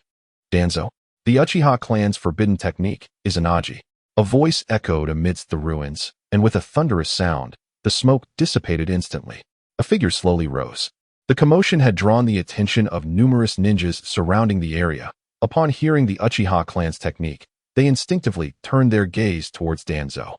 In that moment, an overwhelming chill ran down everyone's spines, goosebumps erupting across their skin. It became apparent that the fabric covering Danzo's arm had vanished, revealing a multitude of Sharingan densely clustered on his arm, each eye swiveling as if observing the onlookers. The scene was extraordinarily eerie, particularly as the eyes seemed to meet the gazes of those who looked upon them. What manner of creature is this? How grotesque! That being is truly human? The murmurs from the crowd reached Danzo's ears, and as he looked down, he realized that the seals on his arm had inexplicably disappeared. He had employed numerous seals to conceal this arm, rendering it undetectable even to the Byakugan. Yet, somehow, they had vanished. Even the third Hokage felt a pang of dread upon seeing Danzo's arm. What have you done, you bastard? Ah, I will kill you. Sasuke Uchiha, lying nearby, lost all reason upon witnessing the multitude of Sharingan, charging forward with kunai in hand. Kakashi instantly appeared beside Sasuke, restraining him and without hesitation, knocked him unconscious with a swift strike. Resurrected, huh? Let us see how many times you can die. Naruto, no longer concealing his intent, resolved to kill Danzo today, even if it meant becoming a rogue ninja. As his words fell, his figure vanished in an instant. Danzo prepared himself for an imminent attack. However, he underestimated Naruto's speed. Now, Naruto's velocity was dictated solely by his reaction time, devoid of any delay. Suddenly, with a swift thrust, a hand transformed into a blade, piercing through the heart. A chilling stab. How is this speed even possible? What kind of ninjutsu is this? Could it be the Flying Thunder God technique? No one in attendance could react in time, not even the third Hokage. Danzo's figure gradually faded, reappearing in the distance as he began to form hand seals. Wind release. Vacuum sphere. Can you resurrect 4 times? Huh. Naruto disregarded Danzo's ninjutsu, fixating his gaze on the Sharingan adorning Danzo's arm. Given the Uchiha clan massacre, with Obito and Naruto, two cunning individuals present, Danzo had no opportunity to gather more Sharingan. This resulted in his insufficient stock, leaving him with only 6 Sharingan. Following Naruto's cue, the surrounding ninjas also took notice of the Sharingan on Danzo's arm. In an instant, it became clear that a single Sharingan could grant resurrection once. Naruto, halting Tobi's transgressions, would ensure that justice was served by Konoha. As Hokage, he felt compelled to intervene and prevent the clash between the two. However, at that moment, neither Tobi nor Naruto paid heed to one another. With the situation having escalated to this extent, there was no turning back. As long as I capture the Nine Tails and extract its chakra, the Bull King plan will succeed. With the power of the owl, I shall ascend to the position of Hokage. Once I claim that title, no one shall know of today's events. Chapter 58. The brutal execution of Tobi. Naruto realized that following this incident, he would have to leave Konoha, but even so, he was determined to eliminate Tobi today, ensuring that this insidious troublemaker would vanish from the world entirely. In the blink of an eye, Naruto disappeared once more. Tobi attempted to flee. Yet with Naruto unleashing his ninjutsu, escape was not an option. With a swift motion, Naruto's hand pierced through Tobi's chest, revealing a heart behind him. With a sickening squelch, he clenched his fist, reducing the heart to a bloody pulp, allowing blood to drip from his palm. Tobi faced death once again. Stop this, Naruto. The third Hokage's face darkened, and without further ado, he summoned Enma, transforming him into the Rui Jingu Bang. The staff expanded and struck towards Naruto, who stood unwavering. Without turning his head, Naruto raised his left hand, and with a resounding thud, he firmly caught the massive staff. How is this possible? The third Hokage's expression shifted dramatically. The force of that strike should have sent the Nine Tails reeling. Although the blow had not been delivered with full strength, it was inconceivable that Naruto could intercept it with one hand. Ignoring the third Hokage's interference, Naruto's gaze remained fixed on the location where Tobi would revive. As Tobi resurrected, Naruto vanished once again. Impudent brat, do not underestimate me. Tobi seethed with rage, resembling a foolish clown, being thoroughly beaten by a mere child in front of onlookers. A torrent of wind-based chakra surged ominously around him, as he attempted to use this indiscriminate assault to thwart Naruto's advance. Yet, he had underestimated the situation. Naruto reappeared like a specter, forcefully breaking through Tobi's wind techniques with an overwhelming might. His palm, akin to a sharp dagger, plunged deeply into Tobi's body. Hell's Impale, one strike through Naruto's physical prowess was already akin to steel, further enhanced by years of training and the absorption of countless shadows. Upon mastering the signature jutsu of the third Raikage, he had become even more formidable. Now, Naruto had entirely surpassed the third Raikage, possessing the confidence to declare himself the strongest contradiction. Moreover, unlike the third Raikage, Naruto's regenerative abilities were nothing short of terrifying. Observing the inability to restrain the fierce battle between the two, and struggling to keep pace with Naruto's lightning-fast speed, the third Hokage decisively ordered the deployment of the Four Red Suns formation. For members of the Umbu leaped forth like swift birds, their hands weaving intricate seals with the rapidity of a tempest, conjuring a barrier as solid as granite, ensconcing the three within like an impenetrable fortress. Naruto, seemingly oblivious to this spectacle, maintained a vigilant gaze akin to that of a hawk, ever alert to the moment when Danzo would resurrect, poised to strike him down in an instant like lightning. Meanwhile, Danzo, having returned from death once more, bore an increasingly ominous countenance. His chances of resurrection were dwindling perilously. Others present also took note of this unfolding scene, their minds reeling in astonishment. Naruto's speed had become a universally acknowledged phenomenon. Was this the Flying Thunder God technique? How could he be so swift? They hadn't even witnessed him employing the vertical technique. The members of the fourth Hokage's Shadow Guard, astounded, were acutely aware of the formidable nature of this ninjutsu, having studied it themselves. Yet, witnessing Naruto's prowess, they could assert with certainty that he had surpassed the fourth Hokage, undoubtedly earning the title of the swiftest in the ninja world. Help me. At this moment, even Danzo felt the looming specter of death, his gaze involuntarily shifting towards Hiruzen Sarutobi. The third Hokage brandished his staff and charged forward once more, striking Naruto upon the shoulder. Naruto turned with an expression of chilling indifference, casting a fleeting glance before dismissing him entirely. In the next heartbeat, he vanished once again. "Save me." Danzo's eyes widened in terror as helpless cries escaped his lips. Repeated brushes with death had imparted upon him the grim realization that once Naruto initiated this ninjutsu, his fate was sealed. In desperation, he had exhausted every conceivable method: ninjutsu, taijutsu, sealing techniques, even jinjutsu, all to no avail, with not a shred of hope to impede his adversary. A familiar agony surged from his chest. "I'll fight you to the end." Despite knowing the futility of his actions, Danzo could not suppress the urge to unleash his final gambit. The four-symbol seal, a torrent of blood erupted from Danzo's chest, while a massive barrier expanded outward. The third Hokage, witnessing this from afar, was struck with dread. "Danzo, have you lost your mind? Everyone retreat." As the third Hokage issued his command, the staff, resembling a towering pillar, plunged into the ground, rapidly elongating as it surged outward. Naruto's expression remained stern as he unhesitatingly withdrew his hand from his chest. "You have one last chance." The chilling words pierced the air like frostbite, cutting through Danzo's fervor and plunging his heart into a frozen abyss. With that, Naruto's figure vanished once more. His speed was akin to a flash of lightning. The notion of sealing him with that ninjutsu was a fool's errand. While the third Hokage's staff successfully evaded the confines of the seal, however, the Umbu members were caught unawares, ensnared in an instant.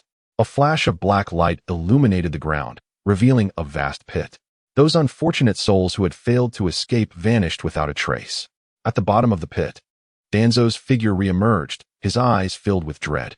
Glancing around, he noted Naruto had not immediately appeared. Without a second thought, he turned to flee. At this juncture, he had but one Sharingan remaining. "You may be aware that I could extinguish your life in an instant, yet I choose to annihilate you slowly and methodically, relishing the torment I inflict. You, a wretched creature lurking in the shadows, dare to aspire to bask in the sunlight." Naruto's gaze was as frigid as a frozen lake, materializing silently behind Danzo. Failing to eliminate me at once is the gravest mistake you shall ever make." At that moment, Danzo suddenly emitted a chilling laugh. "I await my opportunity to escape. What do you await?" Danzo sneered with cold disdain. "Escape? Within my sight, such a possibility is utterly non-existent." A familiar pain surged once more, yet this time, a smile graced Danzo's face. "Vortex Naruto, I shall remember this grudge. I will exact my revenge. And you should await your demise at my hands." A glint of icy malice flashed in Danzo's singular eye as his form began to dissipate. However, Naruto sensed something amiss. This time, Danzo did not merely fade away as he usually did. Instead, he vanished completely. No, the opponent surely retained one last chance of resurrection. Naruto's expression darkened as he raised a hand, intending to employ his sensory ninjutsu, but at that moment, his eyes fluttered with a sudden tremor. As he shifted his vision, the world around him transformed into a blank canvas of white. Unbeknownst to him, his eyes had already turned white, awakening the Byakugan. There was no time to ponder how he had awakened this power. Naruto activated the Byakugan's vision, searching for Danzo. Yet, there was no trace of Danzo's chakra within the entire hidden leaf. Danzo had escaped. It was unfathomable that he had slipped away right beneath his nose. The only feasible explanation was a space-time ninjutsu. Naruto, not lacking in intelligence, swiftly deduced how his adversary had made his escape. Given the circumstances, only one method could account for such a retreat: space-time ninjutsu. Damn it, I was careless. Naruto's expression grew grim, his fists clenched tightly. He never anticipated that he would allow that fiend to flee. "Naruto, did you eliminate Danzo?" At that moment, the third Hokage, accompanied by the Umbu, surrounded Naruto. He had not escaped after all. I underestimated him. "Naruto, surrender yourself. There is still room for negotiation." The third Hokage, relieved to learn that Danzo was not dead, felt a weight lift from his heart. Regardless of Danzo's actions, it was not for a mere ninja like him to decide his fate. As long as Danzo lived, there remained a possibility for resolution. "What do you intend to do, Naruto?" The third Hokage and the Umbu closed in on Naruto, encircling him. Yet, in the eyes of all present, there was an unmistakable wariness. Even the third Hokage lacked confidence in apprehending him. Everyone had witnessed Naruto's recent speed. He had now surpassed the fourth Hokage, and for a ninja of such swiftness, unless he desired his own demise, no one could bring him down.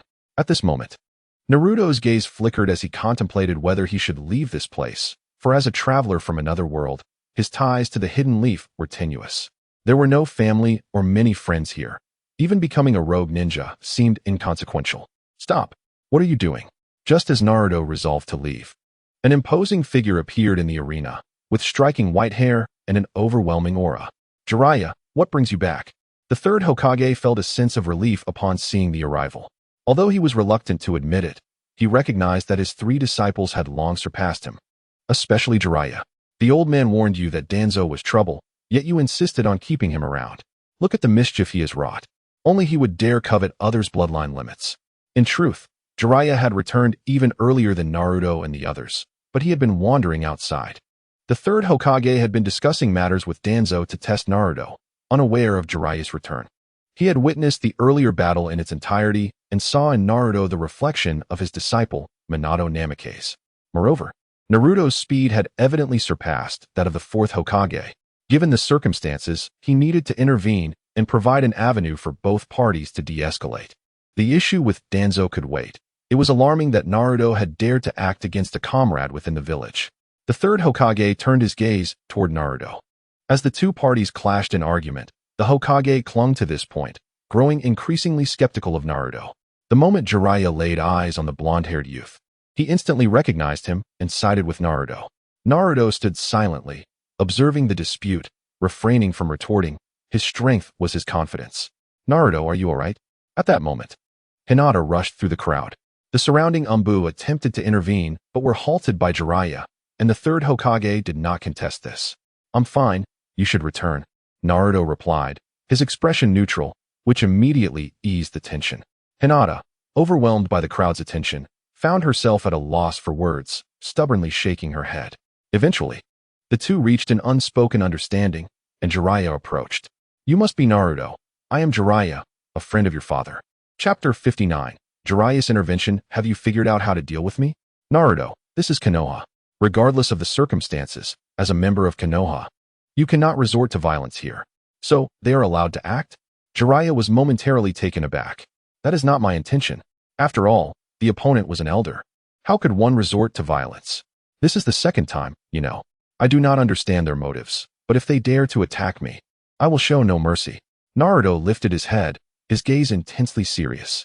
You say he attacked you? Indeed, during this mission, a group of masked individuals assaulted me. Had I not fled swiftly, I would have been eliminated. How do you know it was Elder Danzo who attacked you? Are you implying that you do not believe me? If that is the case, I have nothing more to say. Naruto was disinclined to elaborate, casting a disdainful glance around, not regarding the onlookers at all. In all of Konoha, if he chose to leave, no one could stop him now. Naruto, remain calm. This is not as grave as it seems. Everyone is aware of the actions taken by Danzo, and your culpability is minimal. Jiraiya stepped forward, lowering his voice, having discerned Naruto's intentions to leave the village. He swiftly sought to reassure him, gesturing subtly towards the girl beside them, a connection evident to anyone with sense. Indeed, the sole bond holding Naruto was her presence. Upon glancing at the young lady once more, Naruto's eyes momentarily reflected hesitation. In this second chance at life, Naruto's pursuit had always been strength. However, the arduous path of training is made more bearable with companionship, particularly when that companion is someone he deeply admires and cherishes. Hinata's affection remained unwaveringly pure. In his past life, Naruto harbored feelings for her, often contemplating how he would treasure such a girl, ensuring her affections would never be in vain. This was the very reason he actively sought her after his reincarnation. Noticing the uncertainty in Naruto's gaze, Jiraiya recognized that he had made progress. He moved closer and spoke softly to Naruto. You need not concern yourself with my feelings. Pursue your desires freely. Have you forgotten your dreams? I now possess the confidence to catch up with you. Hinata lifted her gaze, her pure white eyes filled with unwavering determination. There is truly no need for concern. Jiraiya, startled, quickly sought to clarify and intervene. It's fine. Meeting her gaze softened Naruto's heart. More importantly, he held absolute conviction that no one could impede his path if he chose to leave. Subsequently, Jiraiya waved his hand, and two Umbu stepped forward, guiding Naruto towards the dungeon. With Jiraiya's presence and the public acknowledgement of Danzo's actions, even the third Hokage had no grounds for denial. Danzo was stripped of all his positions, and it was publicly declared that he had attempted to assassinate the Hokage, branding him as a rogue ninja.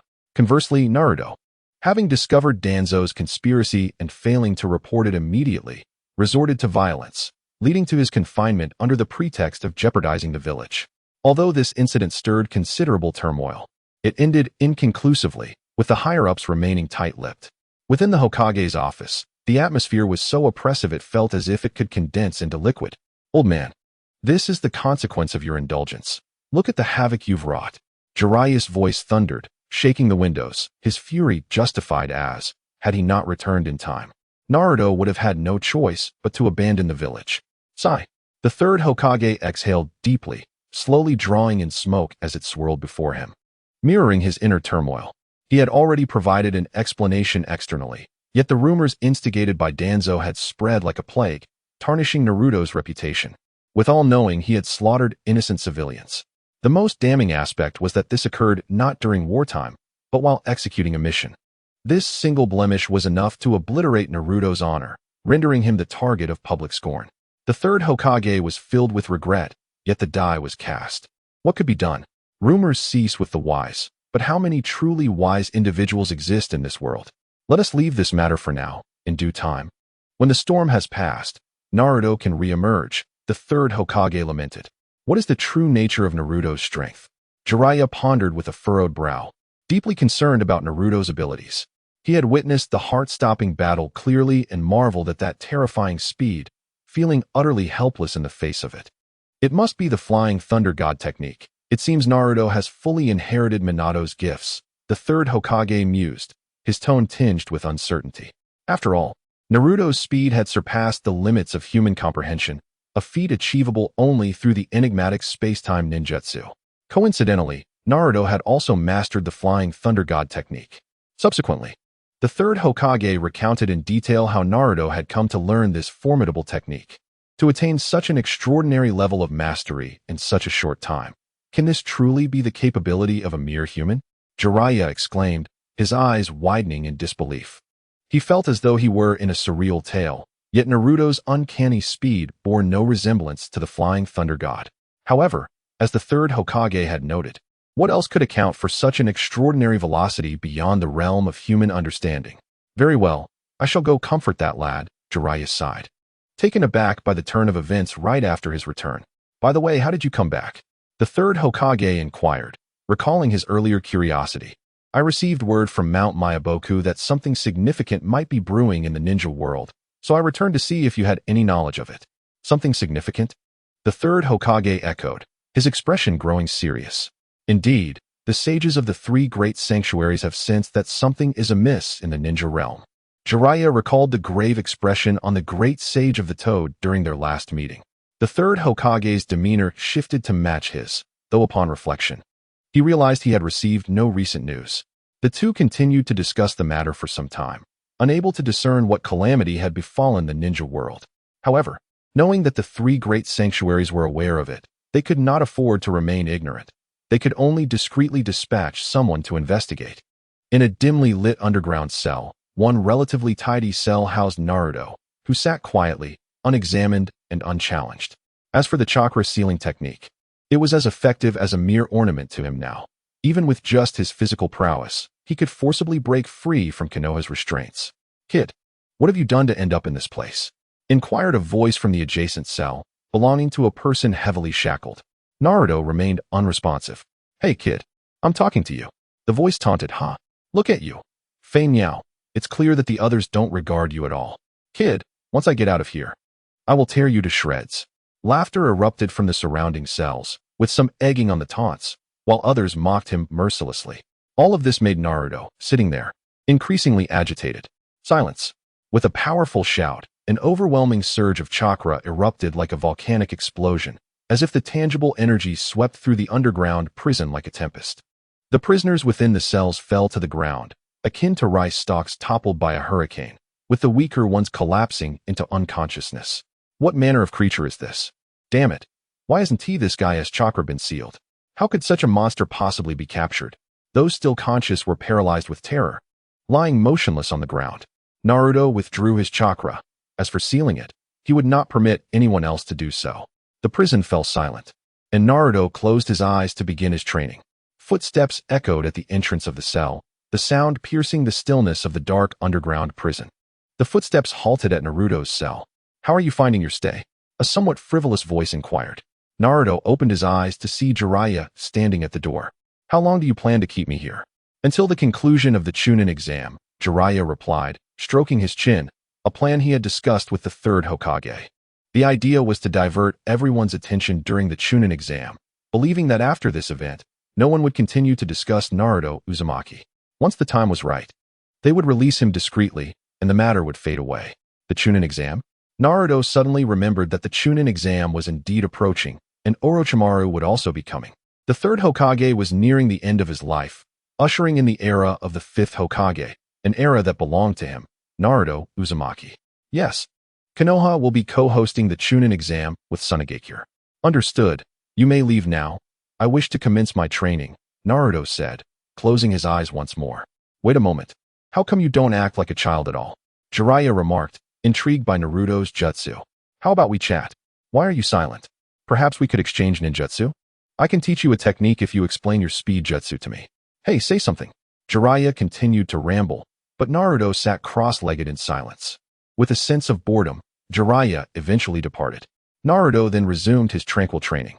In the deepest recesses of the root base, Danzo fled in disarray. "Damn that Nine-Tails Jinchuriki. How can he be so powerful?" Danzo seethed through clenched teeth. "I shall obtain the title of Hokage." Following this incident, Danzo was utterly reduced to a rat in a gutter. The Root organization had been disbanded by the third Hokage. Yet those brainwashed individuals continued to heed only Danzo's commands. Members of Root, including Sai and Yamato, were summoned by Danzo, who briefed them on the current situation following his departure. "Damn it, that Sarutobi Hiruzen. Damn that Nine-Tails Jinchuriki. I need strength." This failure made Danzo acutely aware that without power, his so-called conspiracies were merely paper tigers. Thus, the bull-headed Heavenly King meticulously planned his endeavor, determined to achieve success. Concurrently, other schemes were set in motion. He dispatched a message to Orochimaru, affirming his commitment to the plan. Indeed, it was Lord Danzo. Chapter 60. Orochimaru's Curiosity. The streets of Konoha bustled with life, teeming with people. The events of a few days prior seemed to have faded from public consciousness, largely due to the Hokage's decree prohibiting any private discourse on the matter.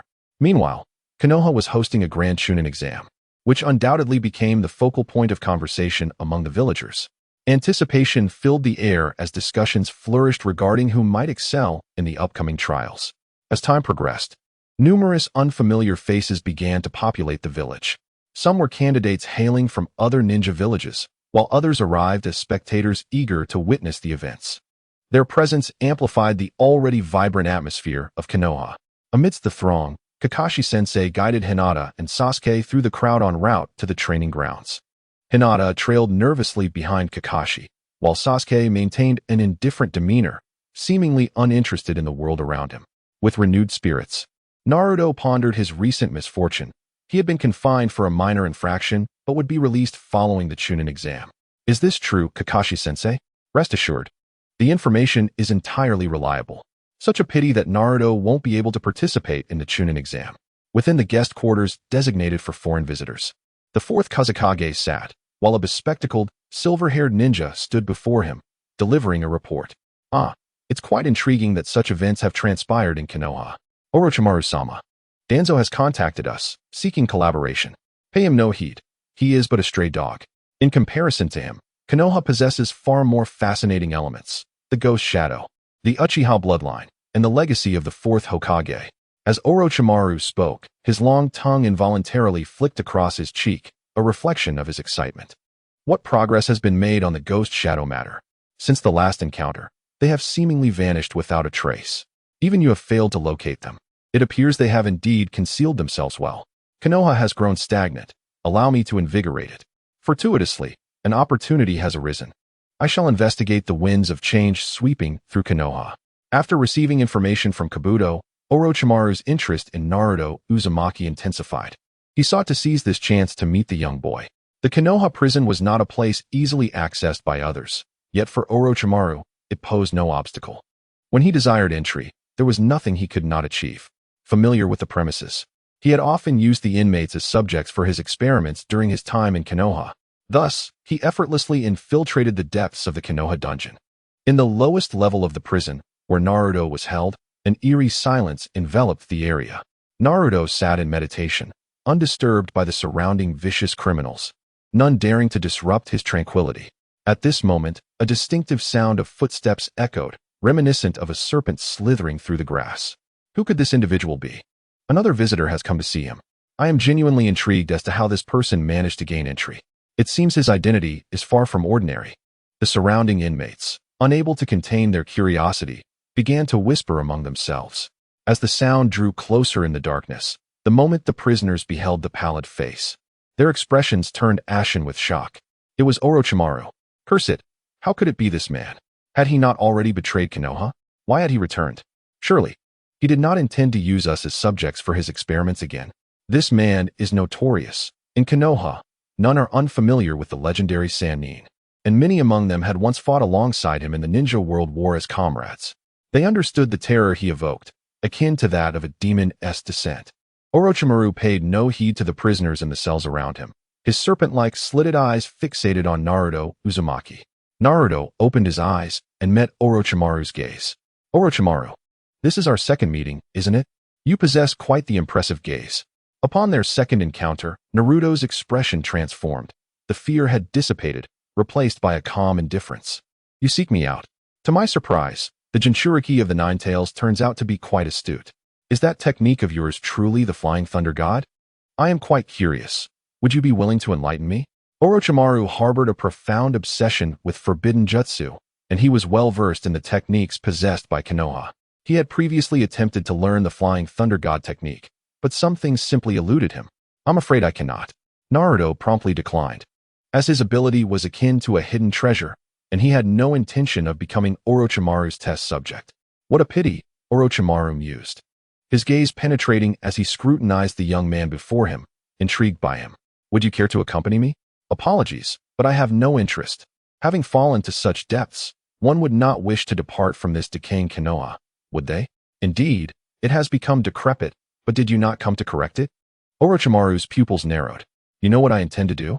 I wholeheartedly agree with your perspective. Regrettably, you are far more suited to undertake this task. Are you not afraid I might kill you?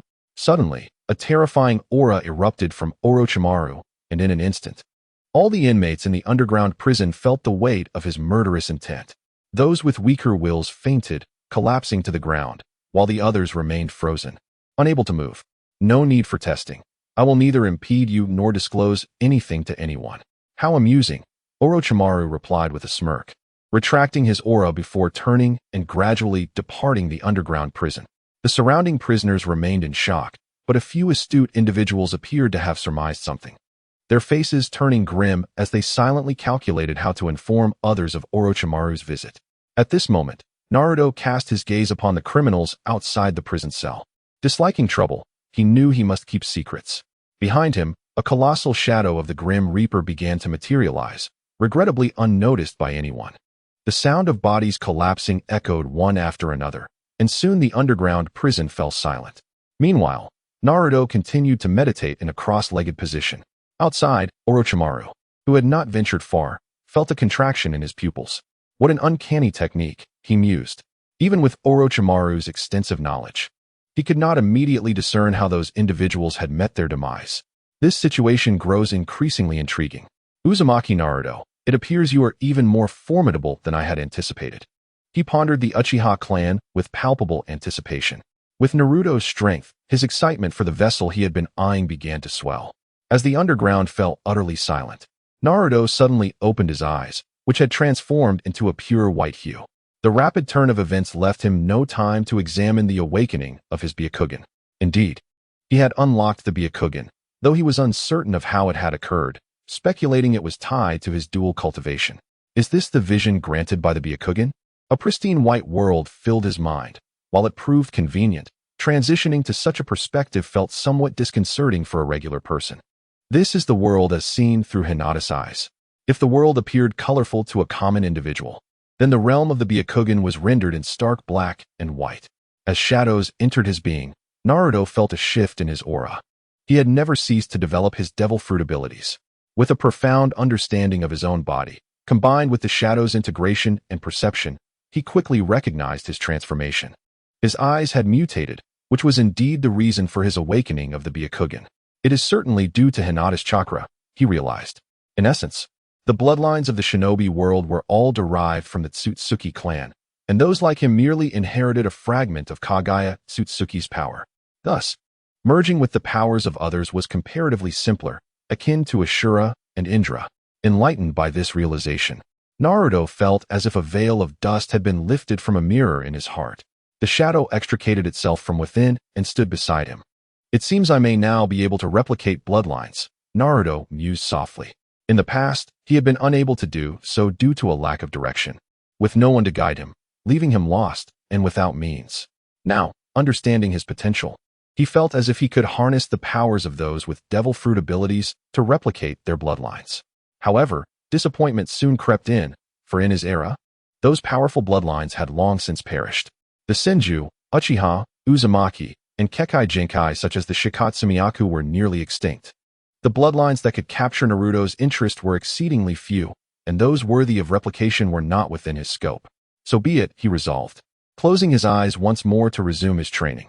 Within him lay the Dragon Vein, a power he had yet to fully develop, strictly speaking. The Dragon Vein was indeed a form of natural energy. With the blessing of the Dragon Vein, Naruto is able to perceive the natural energy present on the earth. The Sage Mode is the very ability Naruto is currently delving into. Sage Mode, without a doubt, amplifies the power of ninjutsu across the board. Whether it be physical techniques, illusionary arts, or ninjutsu, the infusion of Sage Chakra can enhance their potency tenfold. Moreover, due to his rigorous training, Naruto's body already harbors the energy of the natural world, which accounts for the tremendous power of his ninjutsu. Now, with the Dragon Vein, his understanding of the cultivation knowledge has become increasingly fluid. His chakra is undergoing a second transformation. Meanwhile, he has not forsaken his research on the human Emperor Banner, constantly pondering how to augment its power. Kaibai, channel all your negative emotions into this, Naruto instructed, holding the human Emperor Banner as he gazed at the Nine Tails in the ceiling space. This is the aura of death. The Nine Tails, having dwelled within the belly of death itself, is all too familiar with this presence. He scrutinizes Naruto with a skeptical gaze.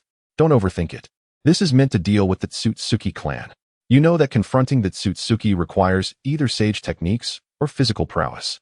This artifact constitutes a soul attack. Naruto elucidated. Fine.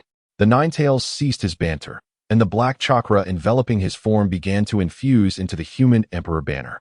In an instant, the aura of this artifact transformed dramatically, emanating a terrifying presence that could drive an ordinary person to madness with just a glance. Chapter 61. Hinata's Strength. Moreover, the spear of the human Emperor Banner, crafted with divine precision from the God Tree, seemed to trigger a breathtaking chemical reaction upon the infusion of Nine Tails chakra, as if the entire God Tree had been bestowed with life, vibrant and animated. While Naruto immersed himself in the pursuit of strength, the Ch-Nin exams outside continued to unfold in a rhythmic sequence, adhering to the original storyline. The first exam tested the ninja's ability to gather intelligence. The second exam took place within the Forest of Death, rife with unknown dangers and challenges, assessing the survival capabilities of the ninjas. They needed to locate food and water, fend off various wild animals, and complete specific tasks amidst the vast expanse of the forest. The third exam, however, was the true centerpiece. A personal exhibition that stood as the most significant event of the entire examination. Not only the local populace gathered to witness, but officials and wealthy merchants from the land of fire and the land of wind also came drawn by curiosity. Inside the arena, Hinata and Neji stood face to face, poised for an intense battle. What about Naruto Uzumaki? Surely he hasn't been eliminated already. Or perhaps he lacks the courage to show up.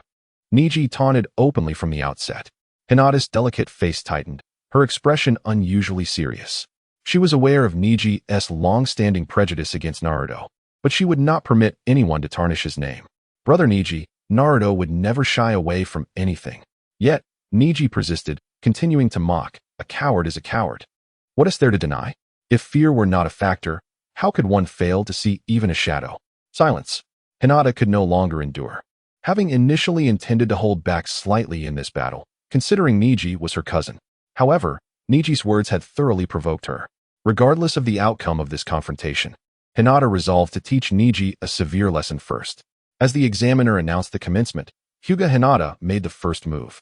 With a burst of chakra beneath her feet, her figure vanished in an instant, only to reappear beside Hyuga Niji, executing the 8 trigrams palm. Niji raised his hand to block, inwardly astonished by her speed. Even with his Byakugan attuned to her direction, his body could not keep pace, leaving him only able to defend. With a powerful strike, he unleashed a forceful blow. Feeling as if he had been struck by a rampaging bull, his body propelled backwards. At the same time, an unusual chakra surged into his body, inflicting internal damage, prompting him to involuntarily spit out blood. How formidable! The 12 young ninjas observing were taken aback. Hinata's timid and low-profile demeanor made it difficult for them to recall her identity were it not for her familial connection. Yet, this seemingly inconspicuous girl astonished everyone with her display of skill. Dreadful, why can't I replicate this taijutsu? Sasuke clenched his fist. He had witnessed this taijutsu before and recognized it as a technique created by Naruto. Previously, he believed he could not replicate it due to the limitations of his Sharingan. Yet today, he still found himself unable to do so. The 6 styles of the Navy place utmost importance on physical prowess, and it seems that in this ninja realm, only those who have honed their physical skills, like Guy and the 3rd Raikage, could utilize the Navy's 6 styles without relying on chakra. Although Naruto's modifications could lower the requirements, they still necessitated chakra techniques in tandem. Such techniques could only be mastered through gradual practice, and it seemed that at least Uchiha Sasuke was not yet capable of mimicking them. Hinata, unleashing her full potential, displayed terrifying strength that astonished everyone, rendering the so-called genius of the Hyuga clan, Niji, to merely be on the receiving end of her assault. Why? Is it that the branch family cannot surpass the main family? Niji's eyes bulged with veins, his entire being radiating immense chakra. Yet, regardless of the techniques he employed, Hinata could suppress him with her superior speed. No, Niji, it has nothing to do with the main family. As Naruto has said, it is about belief. Naruto, that spiky-haired brat. Merely mentioning him seemed to infuriate Niji even more. Perhaps he himself was unaware of the source of his anger. Since you claim it is not so, then let us see if you can break through this technique. With a surge of chakra, Niji's body began to spin, swiftly forming a chakra sphere. This secret technique could only be learned by the main family of the Hyuga clan, yet Niji, through his talent and diligence, had mastered this ninjutsu at such a young age. It was, thus far, the most powerful ninjutsu in his repertoire. Hinata hesitated for a brief moment, then steeled her resolve. Raising her right hand to form a palm, she vanished in an instant, reappearing before the returning heaven technique, her right palm aimed directly at it. The 2 figures collided with each other, yet surprisingly, neither was sent flying. What kind of ninjutsu is this, teacher? This technique, known as rebirth, is a high-speed maneuver employed by the esteemed Hyuga clan, renowned for its absolute defense. Hinata, with great determination, struck, her hand piercing through the rebirth technique as if a balloon had been punctured, landing a decisive blow on Niji's chest. A forceful repulsion erupted, sending him crashing against the wall, where he lingered for several moments. The scene was eerily silent, akin to an artwork hung in stillness, particularly among the elite jounin, who gazed in astonishment at the young girl in the arena. This girl had breached what was deemed the Hyuga clan's impenetrable defense. I'm sorry, Niji brother, Hinata murmured as Niji succumbed to unconsciousness, declaring her victory. As the referee announced the results, cheers erupted throughout the arena. The battle continued, with the eventual victor mirroring the original storyline, albeit this time without Naruto. The final examination would take place in a few days. Within the bright confines of the Hokage building, the 3rd Hokage stood at the window, observing the bustling life of Konoha. What could be so urgent that you summoned me? Old man, you know I have my own pressing matters. There has been an incident in the underground prison. What? Has Naruto escaped? Jiraiya's expression shifted, and he turned to leave. No, allow me to finish, the Hokage interjected. Jiraiya sighed. Old man, please don't speak in half measures. It's infuriating. If Naruto hasn't escaped, what could be so dire? He plopped down onto the sofa. All the prisoners, save for Naruto, have perished. What? Jiraiya sputtered, choking on the water he had just sipped. It has been verified. They are all dead. Who was responsible? Was it Naruto? What could he possibly be up to? Jiraiya's face darkened. The third Hokage merely shook his head in silence, taking a couple of puffs from his pipe. The smoke obscured his face, concealing the complex emotions swirling in his eyes. If you have something to say, then say it. Don't dawdle, or I shall take my leave, Jiraiya announced, standing up as if to depart. Naruto claims it was Orochimaru's doing. When did Orochimaru come to Konoha? What could he possibly want? And why would he seek out Naruto? Jiraiya's anxiety mounted as he resolved to confront Naruto for clarity. Observing Jiraiya's hasty departure, the third Hokage refrained from intervening, instead casting his gaze out toward Konoha. What is your intention in returning now, Orochimaru? His thoughts deepened, conjuring memories of his most exceptional disciple. Orochimaru, a ninja of humble origins, possessed extraordinary talent. The Sarutobi clan lacked potent secret techniques and bloodline legacies. It was Sarutobi Hiruzen's innate gifts and his natural affinity for the 5 elemental natures that earned him the esteemed title of Doctor of the Ninja World. Indeed, individuals born with all 5 elemental attributes are exceedingly rare. While ninjas may learn other attributes through study, few ever pursue such endeavors. Time serves as their greatest impediment. However, Orochimaru stands apart. He is one of the few individuals capable of mastering the 5 elemental natures, akin to Sarutobi Hiruzen, and his innate talent rivals that of his mentor. Among Hiruzen's 3 disciples, Tsunade hails from a prestigious bloodline, while Jiraiya was initially a lackluster student who later, despite opportunities, found his studies to be nearly unrelated to Hiruzen's teachings. Only Orochimaru demonstrated extraordinary intelligence from a young age, swiftly grasping any ninjutsu he endeavored to learn, thus earning Hiruzen's favor. Even before the emergence of Minato, Orochimaru was regarded as the prime candidate for the next Hokage. Despite Orochimaru's subsequent transgressions, Hiruzen could never summon the resolve to turn against him. Meanwhile, Naruto had ventured into the dungeon, which had already been purged by the Umbu. He now found himself alone within its confines. Where is that Orochimaru fellow now? Jiraiya asked impatiently upon his arrival. I don't know, Naruto replied, opening his eyes in resignation. How could you not know? By the way, what did he come to discuss with you? Listen, Naruto, that guy is no good. Don't let him deceive you. Fine, I understand. If you have nothing else to say, please let me rest, Naruto replied, finding Jiraiya excessively dull. All right then. If Orochimaru comes looking for you again, remember to inform me. Sensing Naruto's impatience, Jiraiya turned to leave, but then seemed to recall something. Naruto, are you bored staying here? Would you like to accompany me for a stroll? I must tell you, Konoha has been quite lively lately, and many beautiful women have arrived. At this remark, a lewd grin spread across Jiraiya's face. Naruto twitched at the corner of his eye. No, thank you. I'm perfectly fine here. I don't wish to go out right now.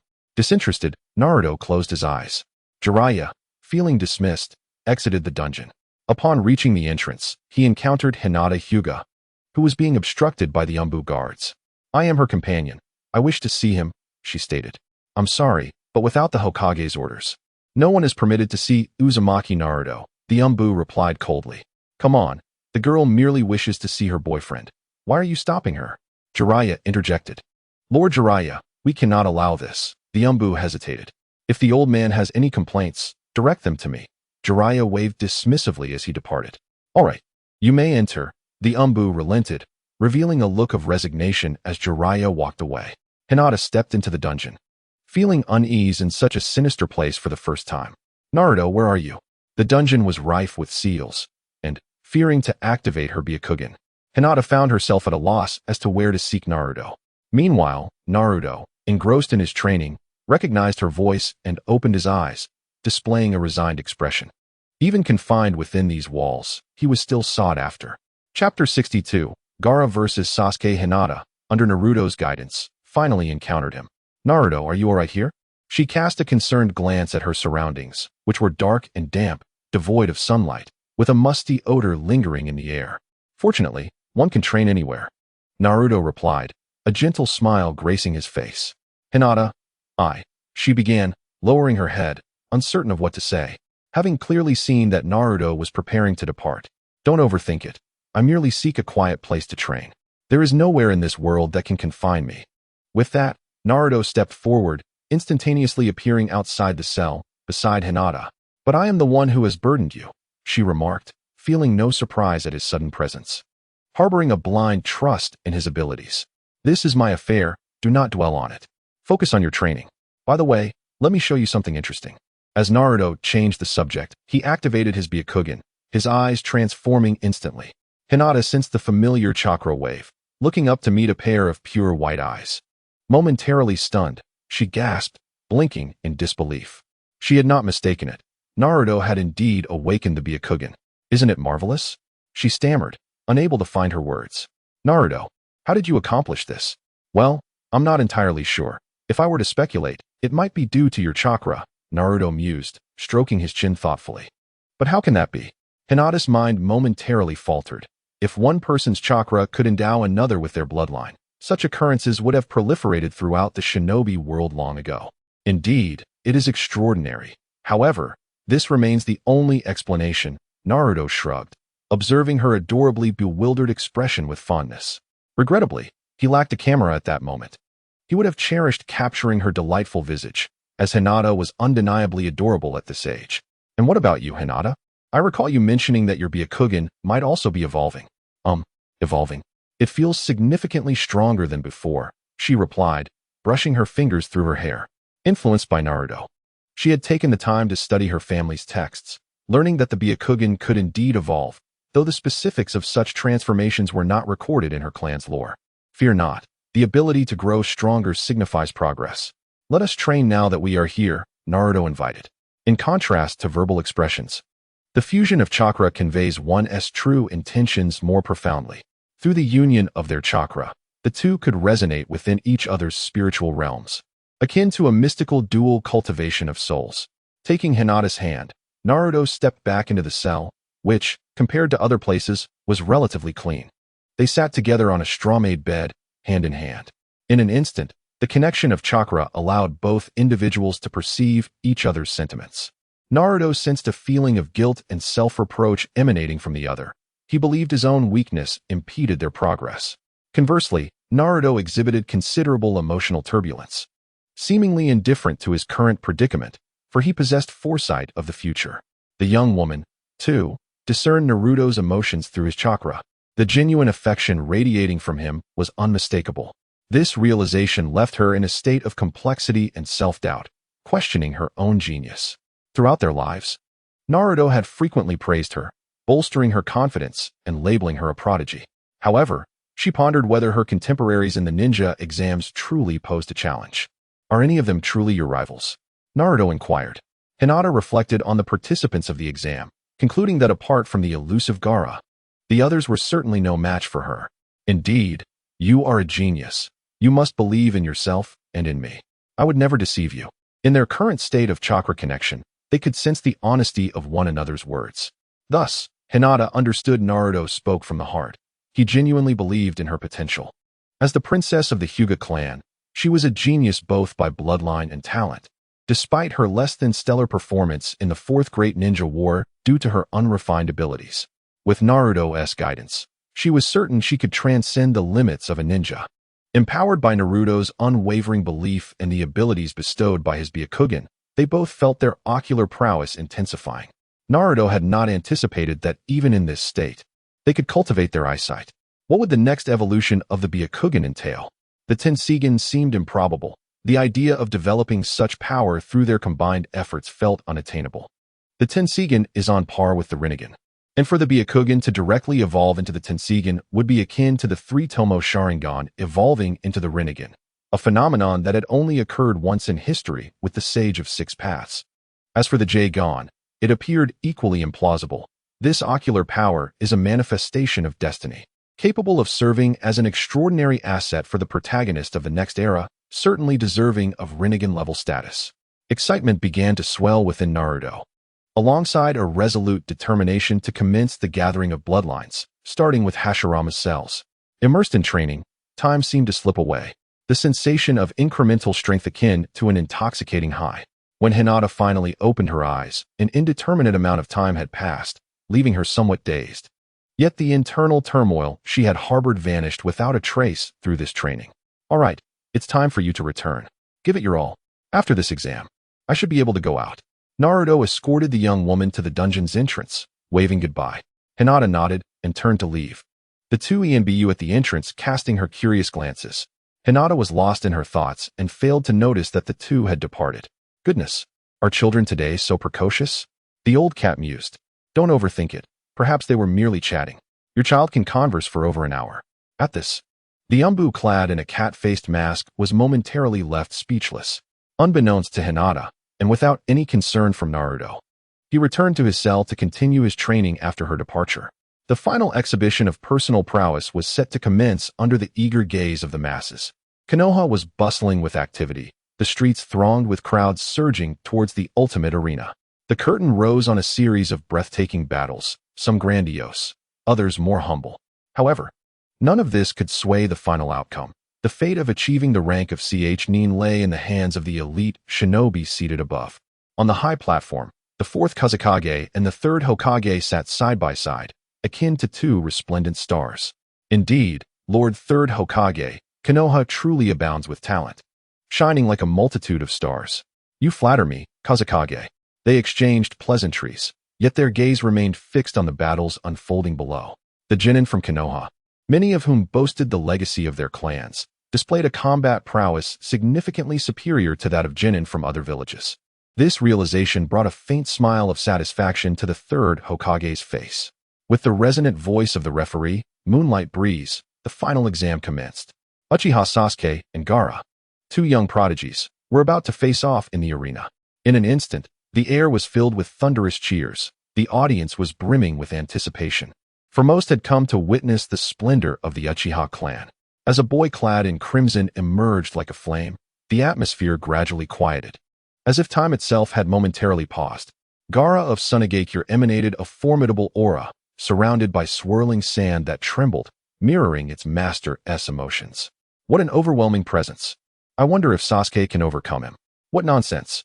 Sasuke is the strongest. He will surely defeat this arrogant foe. The Konoha genin, having witnessed Gara's terrifying prowess, felt a twinge of concern for Uchiha Sasuke upon seeing Gara's fearsome demeanor. In the stands, Hinata quietly cheered, "Go, Sasuke. Don't worry, I won T lose." Sasuke replied without lifting his gaze. As he descended towards the arena, his mind not on Gara, but rather on Naruto Uzumaki. How wonderful it would be if Naruto could participate in this match, allowing him to gauge the extent of their differences. Having been knocked out by Kakashi during the previous encounter, Sasuke had missed witnessing Naruto's subsequent display of prowess. He had only heard others discuss it upon waking, lacking a true understanding, which intensified his desire to battle Naruto once more. He was acutely aware that the illustrious Naruto Uzumaki surpassed him in strength, yet as contemporaries, he yearned to ascertain the extent of their disparity. As for the individual below, Sasuke Uchiha dismissed him entirely.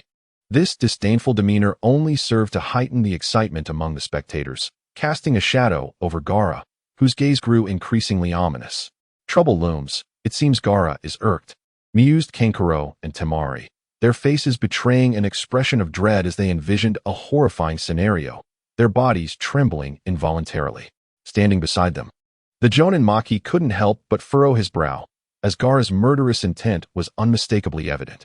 The plan must be expedited, Maki thought, casting a glance towards the Kazekage on the stage. As Sasuke descended to commence battle, both combatants eschewed any preliminary probing and launched into a fierce confrontation. Gara aimed directly for Sasuke's life, while Sasuke, confident in his abilities, acknowledged privately that he might not stand a chance against Naruto. Yet he held no regard for anyone else. Chapter 63, Shikaku, the One-Tail. This must be the last scion of the Uchiha clan. His prowess appears commendable, mused Orochimaru.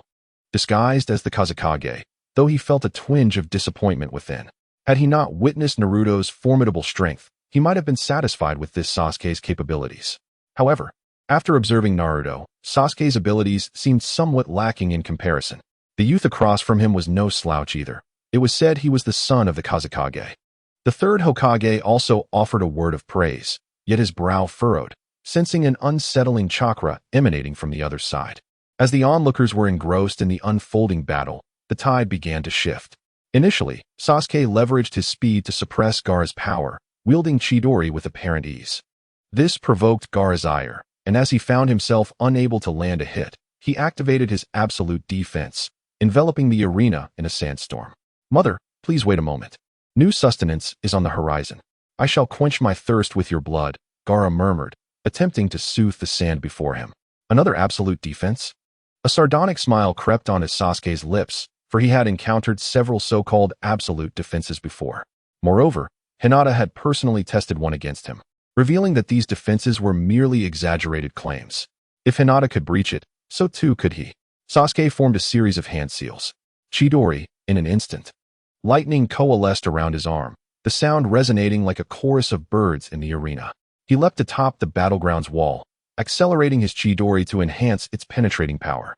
One defended, the other attacked. All eyes in the stand strained forward, curious to witness which would prevail, the absolute defense or Kakashi's Chidori. Boom. Under the scrutinizing gaze of all, Sasuke's arm plunged into the sphere of sand.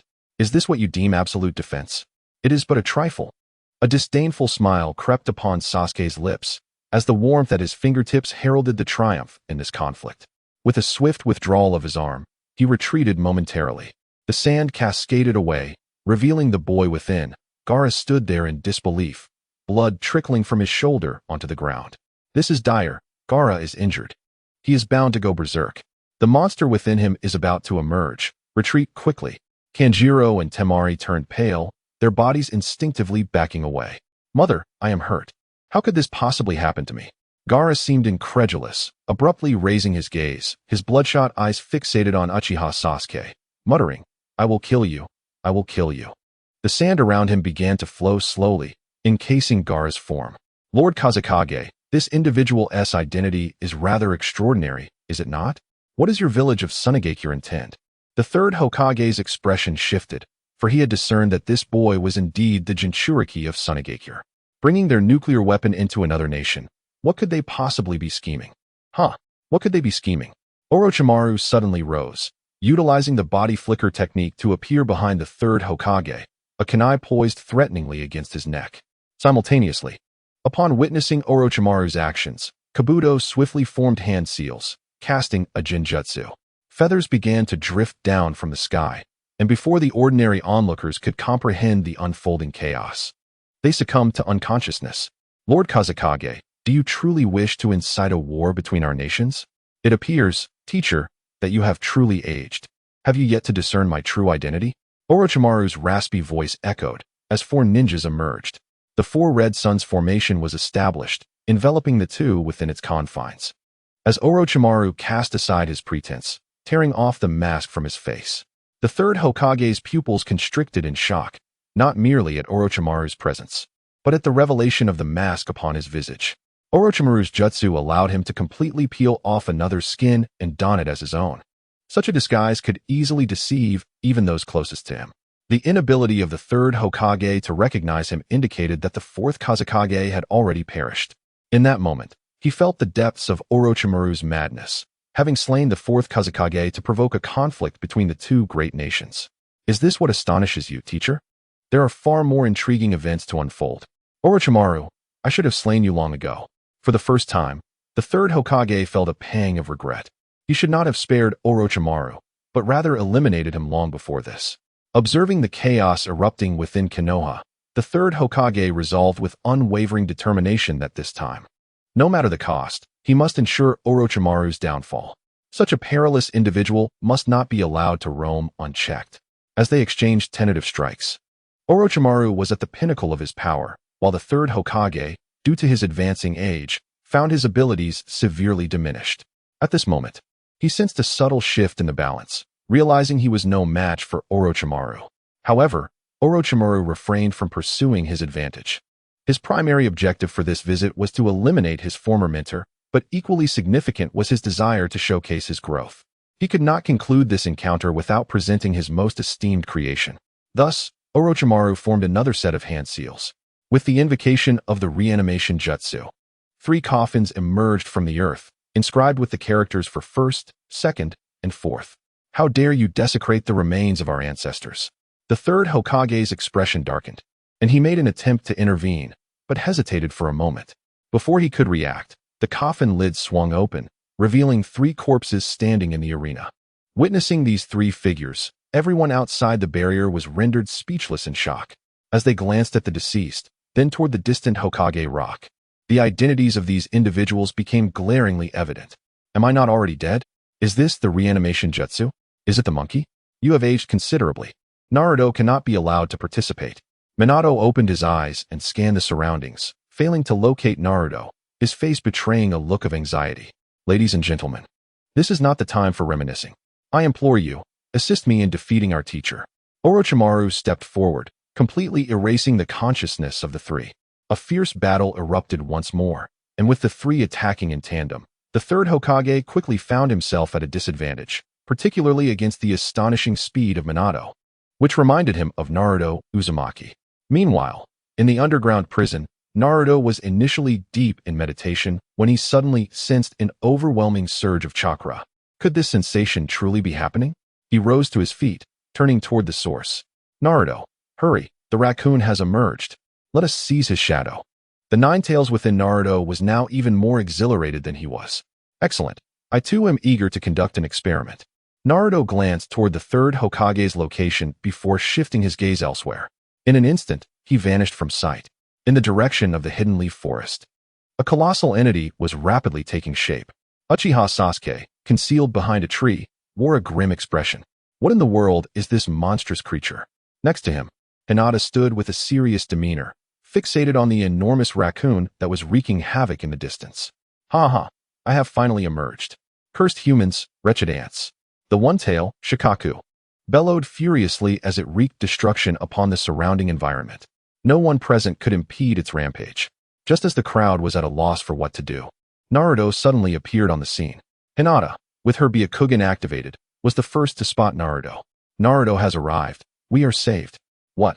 Shikamaru, who had been deep in thought, lifted his head upon hearing the familiar name, also catching sight of Naruto Uzumaki hovering in midair.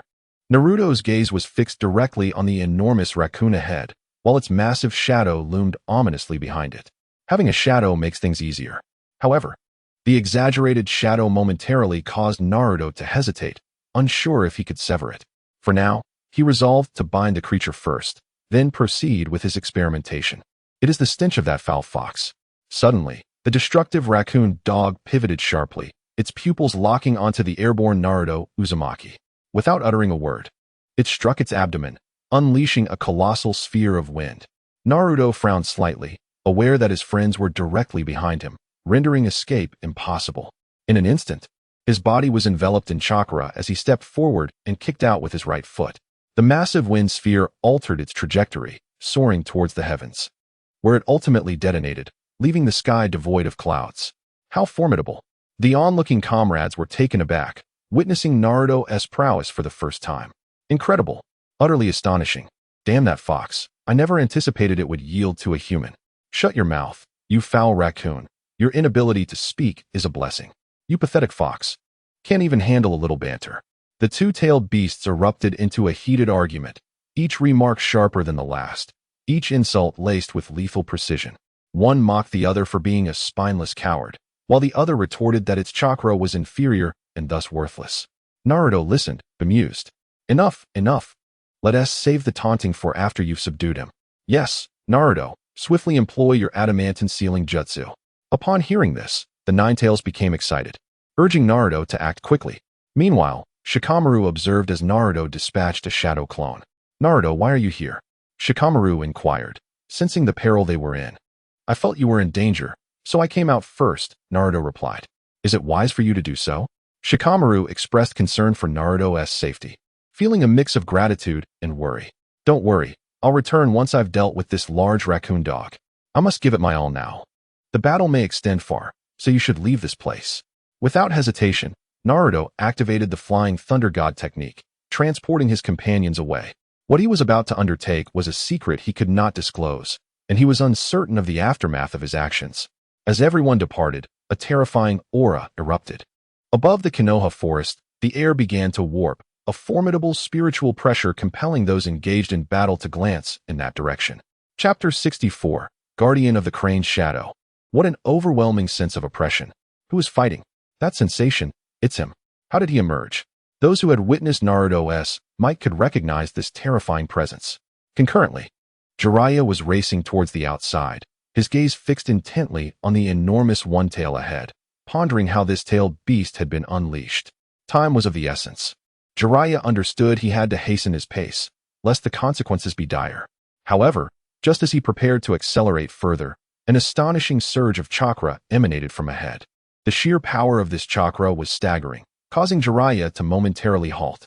He turned in astonishment, spotting the familiar silhouette of Naruto not far off, radiating an aura of terrifying chakra. It's that kid Naruto. A wave of relief washed over Jiraiya as his previously taut nerves slackened slightly, with Naruto in the fray. He felt a measure of reassurance. However, Jiraiya's attention was swiftly diverted to another direction. His gaze fell upon the entrance of Konoha, where a peculiar creature resembling a black cat was wreaking havoc all around. What manner of monster was this?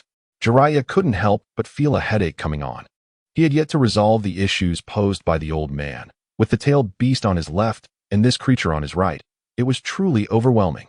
After a brief moment of contemplation, Jiraiya made a decisive choice. He first glanced towards the direction of the third Hokage, then cast his eyes over to Naruto, before resolutely turning and dashing towards the monster. At that moment, Naruto also keenly sensed a surge of dark chakra rampaging from the direction of the Konoha gates. Was this the owl? Had Danzo's plan succeeded? What are you looking at, you brat? Came the sharp voice of Shikaku, the One Tail, as a massive wind bullet hurtled towards Naruto. This has nothing to do with me. I'll deal with you first. You shall serve as a fine experiment. Naruto clasped his hands together. Diamond lock. In an instant, four golden chains erupted from Naruto's back, extending rapidly. In the blink of an eye, they had encircled Shikaku, tightening and ensnaring the creature's body. You think the same methods you used against the fox will work on me? I'm not like that stinky fox. The raccoon cat cackled mockingly, its laughter resonating through the air. This scene ignited the fury of the Nine Tails within Naruto. I'll beat you to a pulp. Let me show you who the real boss is. All right, calm down. Naruto soothed the Nine Tails, while outside, Shikaku's form disintegrated into ordinary sand, cascading to the ground. The One Tail's body slipped free from the seal. This spectacle left Naruto somewhat astonished. After all, the Uzumaki clan's diamond lock held absolute suppressive power over tailed beasts. Even the Nine Tails had no choice but to be subdued by this technique. To his surprise, it had proven ineffective against the One Tail. This was indeed the unique ability of Shikaku. Each tailed beast possessed its own distinctive power, and the true ability of the One Tail was sand manipulation, while its magnetic and wind techniques were merely learned skills. In this regard, Shikaku's ambition was unmatched among the tailed beasts. Vacuum sphere. The moment the One Tail escaped the seal, it unleashed its wind technique once more. Naruto, undeterred by the wind assault, retaliated, sending the creature soaring into the sky. The terrifying aftermath resonated throughout Konoha, drawing the attention of all those engaged in battle below. As the wind technique proved ineffective against Naruto, Shikaku resorted to its magnetic ability. The sand transformed into two colossal hands, reaching for Naruto suspended in midair. As Naruto evaded the sand's grasp, he noticed that the shadow beneath him had vanished without a trace. Behind Shikaku, a massive silhouette loomed over the ground, and beside it, shadowy figures began to take form, resembling ants in comparison to the mountain-like shadow.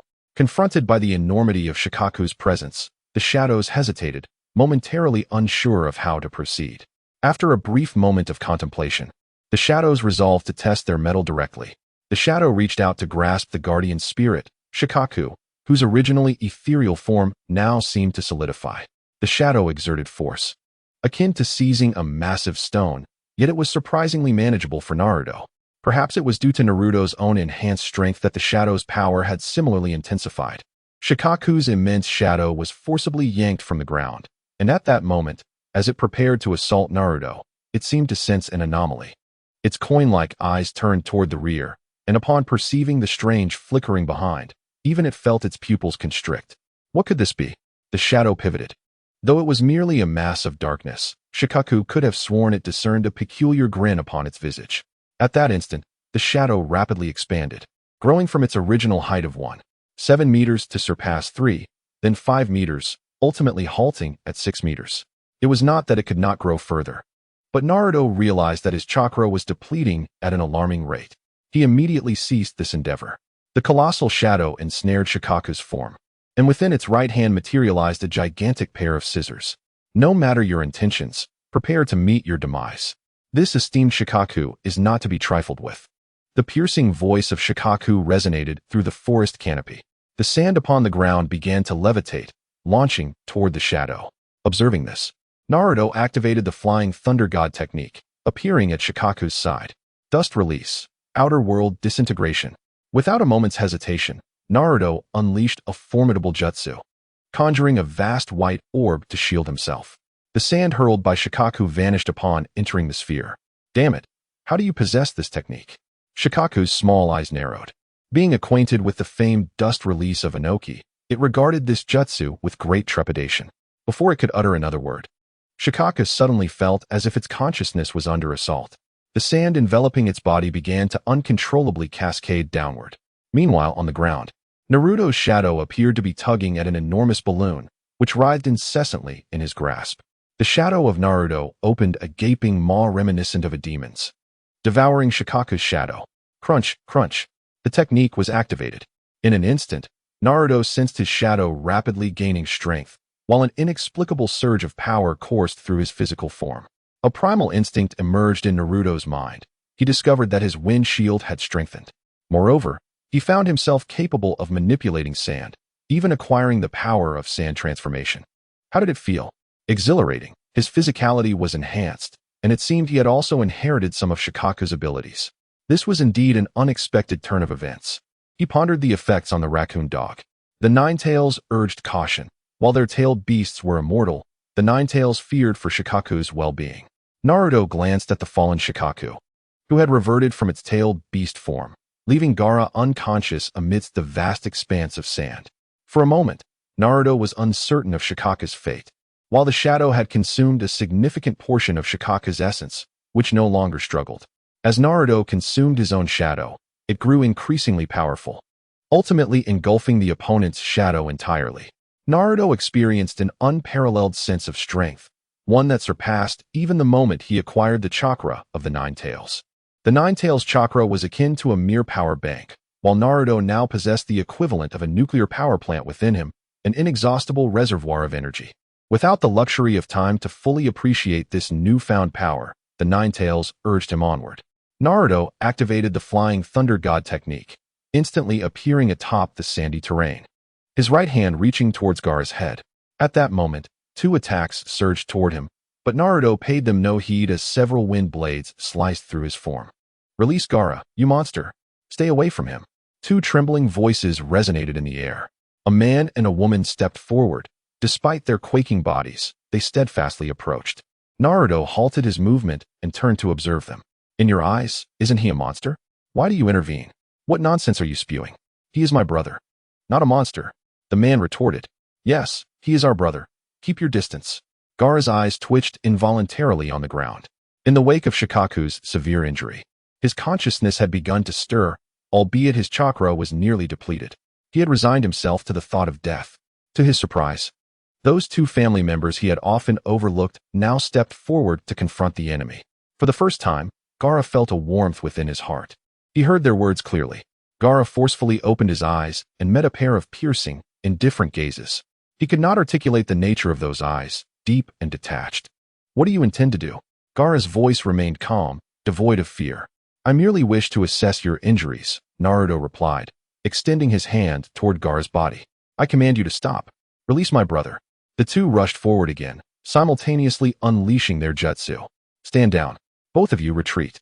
Gara's weak voice echoed. "But Gara," they protested, "you are no match for him. Retreat. Besides, he means you no harm." Naruto disregarded the commotion around him and sensed Shikaku's condition within Gara. The consciousness of Shikaku had slipped into a state of unconsciousness. However, that was not the most critical issue. The crucial matter was that Shikaku's body had shrunk by half, resulting in a significant depletion of chakra. It appeared that there was indeed an impact. Naruto pondered thoughtfully. A regular person would undoubtedly perish without a shadow, yet it seemed that tailed beasts were different. Shikaku appeared gravely wounded, indicating that the shadow held significant importance for him as well. The Ninetales observed Shikaku's condition and, noting that he was merely injured and not gravely harmed, let out a quiet sigh of relief. "What is your assessment, Ninetales?" Naruto inquired. "A portion of the original essence has been lost, but it is still recoverable," the Ninetales responded.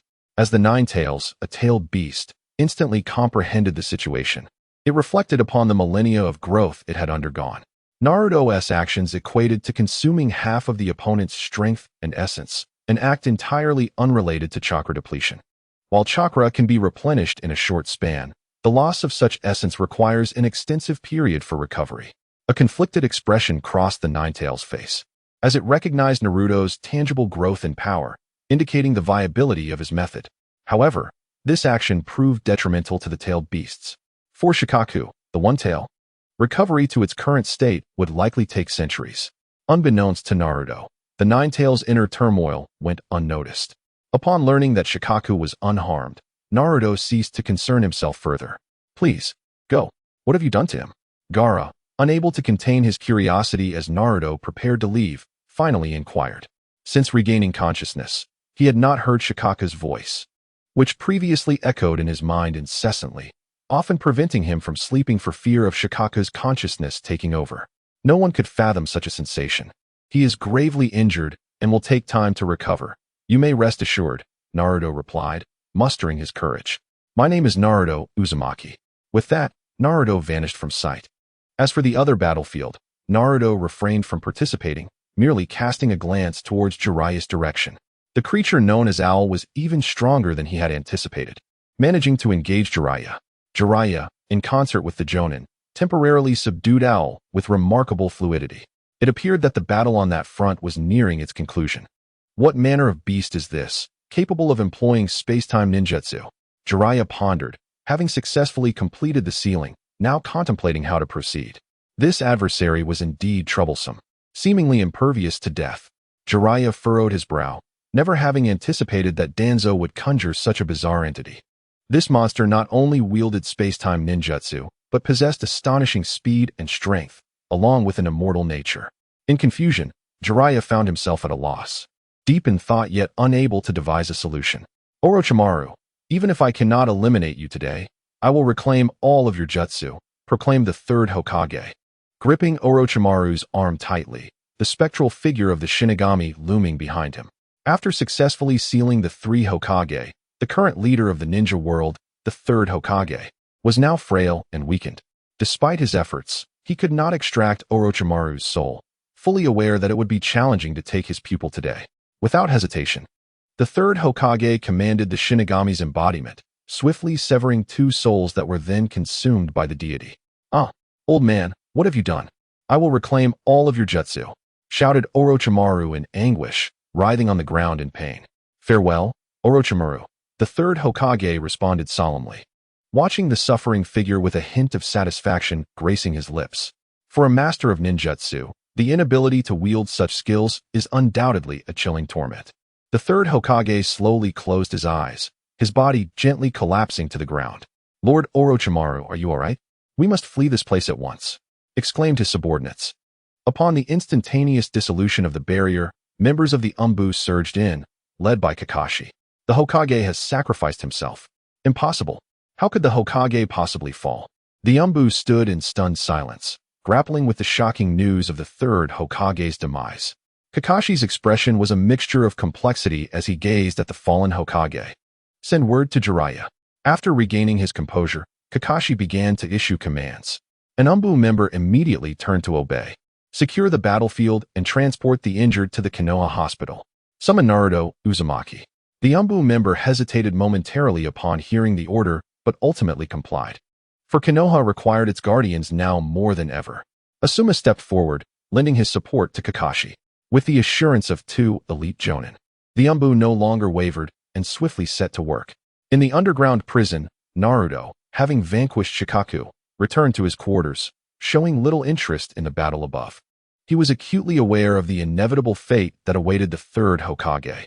At the moment of his passing, Naruto opened his eyes, directing his gaze toward the Hokage's office. Memories flooded his mind of the years since his arrival in this world, during which the third Hokage had visited him periodically, offering comfort and guidance. Even in moments of leisure, the Hokage would engage him in conversation, although Naruto understood the ulterior motive behind these gestures, to instill loyalty to the Hokage's faction. Yet, as the saying goes, to be human is to feel, and despite recognizing the Hokage's intentions, The reality of his death struck a chord of sorrow within Naruto. Farewell, Grandpa Third. Life and death are intertwined, and it was through the Hokage's protection that Naruto had grown to this point. A swift gust of wind heralded the arrival of an Umbu agent at the prison door. Naruto Uzumaki, come with me. The third Hokage has fallen, and Konoha needs you. Unlike the Root, the Umbu were not mere machines. They possessed their own emotions. Thus, he understood the significance of this summons. Let us go. The sadness on Naruto's face was genuine as he said little more, hastening to follow the agent toward the third Hokage's location.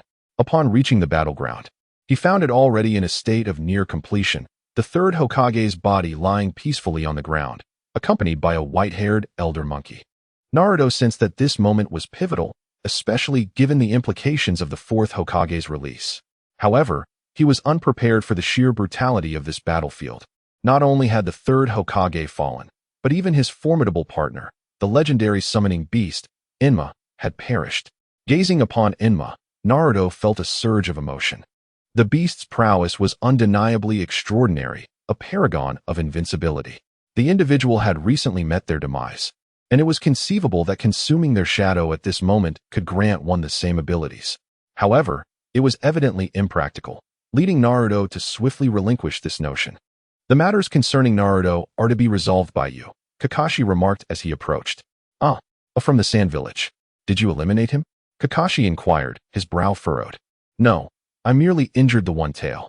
As for the Jinchuriki, I let him go, Naruto explained calmly. The surrounding individuals turned their attention toward him.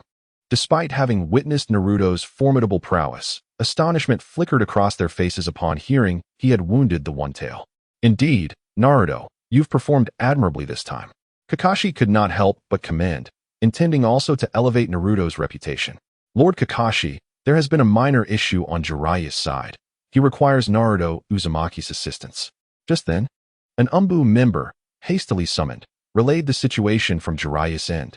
Upon hearing this, everyone furrowed their brows. Once again, it is Danzo's doing. This fellow truly cannot remain idle. I never anticipated he would join forces with Orochimaru. This is dire. If he learns of the third Hokage's demise, he will undoubtedly return to seize the Hokage position. Asuma suddenly exclaimed, realization dawning upon him. Instantly, the countenance of all present shifted. Not everyone shared Naruto's fearlessness. Danzo's notorious reputation was enough to instill dread. Given his credentials and the power of his subordinates, now unrestrained by the Hokage's authority, the possibility of him claiming the Hokage title was indeed plausible. I understand. If he dares to return. A glimmer of murderous intent flashed in Naruto's eyes. Danzo must perish. Even if he were to become a rogue ninja, he had to be eliminated this time, as long as he dares to return. The chilling aura of killing intent emanating from Naruto sent shivers down the spines of all present, drawing their gazes toward him. Upon encountering the individual in question, inexplicably, a sense of relief washed over everyone. Naruto's swiftness was evident to all. He sped towards the gates of Konoha alongside the Umbu. Midway, they beheld a colossal creature. Its body resembling that of a tiger with a serpent's tail, enveloped in a shroud of dark chakra. At this moment, the beast was ensnared within a barrier. Lord Jiraiya, what is the situation here? Finally, you've arrived, little brat. Think of a solution to deal with this creature, Jiraiya responded, not underestimating Naruto, and outlined the predicament they faced. Naruto listened intently while gazing at the enormous owl. For a moment, he found himself at a loss. Primarily because some of his techniques were not suitable for display in front of others. The creature possessed remarkable abilities, rapidly recovering and absorbing chakra, and exhibiting an uncanny mastery of spatial powers. One could say its capabilities were comprehensive, which explained Danzo's lack of confidence in defeating the apparition alone. Just as Naruto pondered how to eliminate it without revealing his true strength, another disturbance arose in Konoha, as numerous unfamiliar ninjas converged upon the village gates. Leading the charge was a one-eyed middle-aged man. Pat, pat, pat. The sound of a cane striking the ground resonated clearly in the ears of the onlookers. It was troubling. Danzo had returned. Those behind him must be Root ninjas. What should be done now? Caution was warranted as these individuals were also abnormal. Naruto, who had been contemplating how to deal with this monster, was suddenly alerted by the murmurs around him. Turning his gaze, an icy killing intent erupted from within him. Danzo, how dare you show your face again? Accompanied by this chilling declaration, Naruto vanished in the next instant. Danzo's pupils constricted. He had prepared himself for this encounter. Yet no matter how many times he faced such ninjutsu, evasion was impossible. With a familiar, painful sensation and familiar words echoing in his mind, Danzo found himself confronted by an unexpected figure, whose arm had pierced through his chest. Blood dripped down the assailant's arm. The onlookers, momentarily stunned, exchanged expressions of disbelief. Was this man devoid of honor? Did he not engage in verbal sparring before a fight? Danzo shared this sentiment. He had not anticipated that the youth of today would forego such conventions. Your teachings, Hiruzen, truly leave much to be desired, he mused internally. Chapter 66. The death of Danzo. Naruto sensed something was amiss with Danzo. His body had not dissipated. Did he not utilize his Anaji? Was he seeking his own demise? How did he dare present himself before Naruto? Danzo retreated a few steps, freeing himself from Naruto's grasp. A gaping hole was visibly present in his chest. Lord Danzo. His subordinates swiftly encircled Naruto, ready to act at any command from their leader. Stand down. Danzo waved his hand, and the wound in his chest visibly began to heal. Within mere blinks, it was as though he had never been injured, save for the tattered clothing. The onlookers gasped, their pupils narrowing. This was the heart.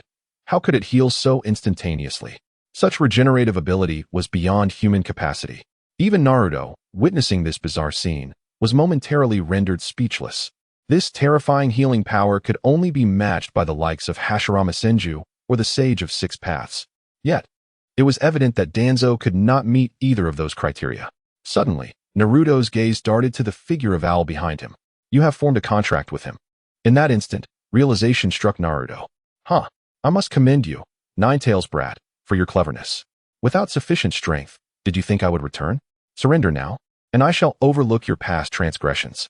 Konoha needs me. Only I can assume the mantle of Hokage to instill fear in our enemies. Danzo, moved by his own rhetoric, genuinely believed in his words. Konoha could only thrive under his leadership, and it was only he, Danzo, who could lead the village toward prosperity. Do not heed his nonsense. Danzo, you have crossed the line. As the crowd exchanged bewildered glances, unsure of how to respond, an elderly man and woman slowly approached from the rear. Although they walked with unsteady steps, they exuded an air of serene composure. The collective gaze of the assembly instinctively shifted toward them, and upon recognizing their faces, everyone involuntarily took a few steps back in a gesture of respect. It turned out that these two were none other than the remaining high-ranking officials of Konoha Village, Midogate In and T-Rin Komatsu. Midogate In was the first to speak. His voice, though soft, carried an undeniable authority. Danzo, you would do well to abandon your unrealistic aspirations. You will never become Hokage. T-Rin Komatsu promptly echoed his sentiment. Indeed, we have deliberated thoroughly and decided to appoint Jiraiya as the next Hokage. Their harmonious exchange effectively quashed any notion Danzo had of becoming Hokage. As comrades, they were acutely aware of the ramifications of Danzo's ascension. They were foolish, but not blind. Anyone could be Hokage, except for Danzo. Danzo's expression darkened instantaneously, his eyes widening in fury as he glared at Midogate Un and T-Rin Komatsu, gritting his teeth as he spat out, that idle, irresponsible Jiraiya is to be Hokage? Midogate In and T-Rin Komatsu exchanged a glance, clearly displeased with Danzo's attitude, yet they restrained their anger. Speaking in unison, this is the collective decision of all the villagers of Konoha. The villagers' decision? Danzo scoffed. This is merely the decision of you two old fools. You senile relics should have been removed long ago. His words struck like thunder, causing a stir among the crowd. They stared at Danzo in disbelief, unable to fathom his audacity. Midogate In and T-Rin Komatsu trembled with rage, their fingers quivering uncontrollably, as if they were on the brink of attacking Danzo. Since you disregard the bonds of comradeship, do not blame us for what follows. Midogate Un's face darkened. He had not anticipated Danzo's descent into madness. Naruto Uzumaki had killed him. The position of Hokage must never fall into the hands of such a man. Huh. The useless old man has obtained true immortality. No one can kill me now. As for you two old geezers, it's time to join Hiruzen. Suddenly, Danzo felt a twinge of loneliness at the thought of Hiruzen's absence. Without further ado, he charged toward his two former comrades. Stop him. Kill him. Eliminate this rogue ninja. The expression on their faces shifted dramatically as their bodies instinctively recoiled. The onlookers, no longer passive observers, sprang into action. The members of the Root organization, seeing the conflict erupt, surged forward as well. A fierce battle ensued. Danzo seemed oblivious to the onslaught directed at him, while his injuries visibly healed at an astonishing rate. Danzo, I must admit, I admire your ambition. Too bad you lack the demeanor befitting a Hokage. Suddenly, Danzo experienced that familiar pain once more. Looking down, he was astonished to find 2 hands protruding from his chest. Meanwhile, a familiar voice echoed in his ears. Danzo's eyes brightened, just as he was about to utter something. Suddenly, Naruto unleashed a stunning display of his hand-tearing technique, and in an instant, Danzo was cleaved in 2, his body flying apart in opposite directions. Such a gruesome scene was unprecedented, even for these battle-hardened ninjas. The gazes directed at Naruto Uzumaki were now tinged with a hint of dread. The old man, deemed useless, would not perish. How dare one claim he lacked the stature to become Hokage? The 2 halves of his body eerily floated, connected by strands of black chakra. Before the horrified onlookers, the corpse reassembled itself. Danzo had returned to life. This ability left everyone gasping in astonishment. Resurrection was indeed possible. Sensing the fear emanating from those around him, a twisted smile crept across Danzo's face. Once he eliminated the 2 ancient relics, no one would oppose his ascension to Hokage. With this thought, he turned his gaze toward Mito Gate Kurenai and Tika Shikamaru, both shielded by the crowd. Their expressions stiffened, betraying their fear. Immortal? A scornful smile graced Naruto's lips. The Emperor's Banner ability activated, and the Grim Reaper attached itself to Naruto's being. By wielding the power of the main soul, he could indeed inflict harm upon the spirit. His body vanished once more, causing Danzo's pupils to contract in realization. Even now, he had yet to devise a countermeasure against Naruto's troublesome ability. It was too swift, and he had no inkling of how it was initiated. Suddenly, with a swift motion, Naruto's arm pierced through, tearing the soul away. Danzo, caught off guard, found his essence dissipating into nothingness. His intact body collapsed once more, this time without rising again. How could this be? The first to sense the anomaly were the Root members, as the cursed seal upon them dissipated. Impossible. Lord Danzo had attained immortality. How could he die? You must have ensnared me in an illusion. Illusion release. Danzo was truly dead. Remarkable. How was this achieved? Indeed, the notion of immortality was a deception. No one could genuinely attain eternal life. Danzo's demise swiftly unraveled the war, compelling the Root members to surrender willingly.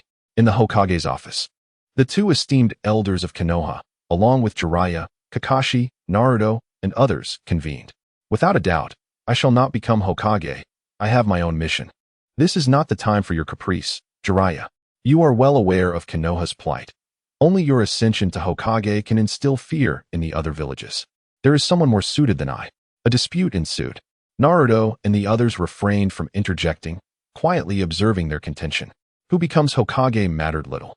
Even if Danzo were to assume the position, it was of no consequence.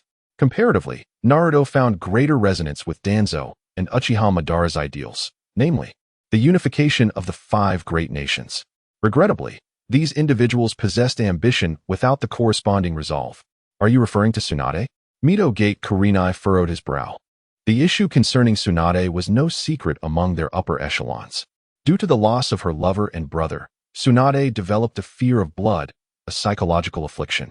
During the Third Great Ninja War, just as she was about to voice a rebuttal, she reconsidered, realizing that the Hokage need not partake in battle, but rather oversee the village.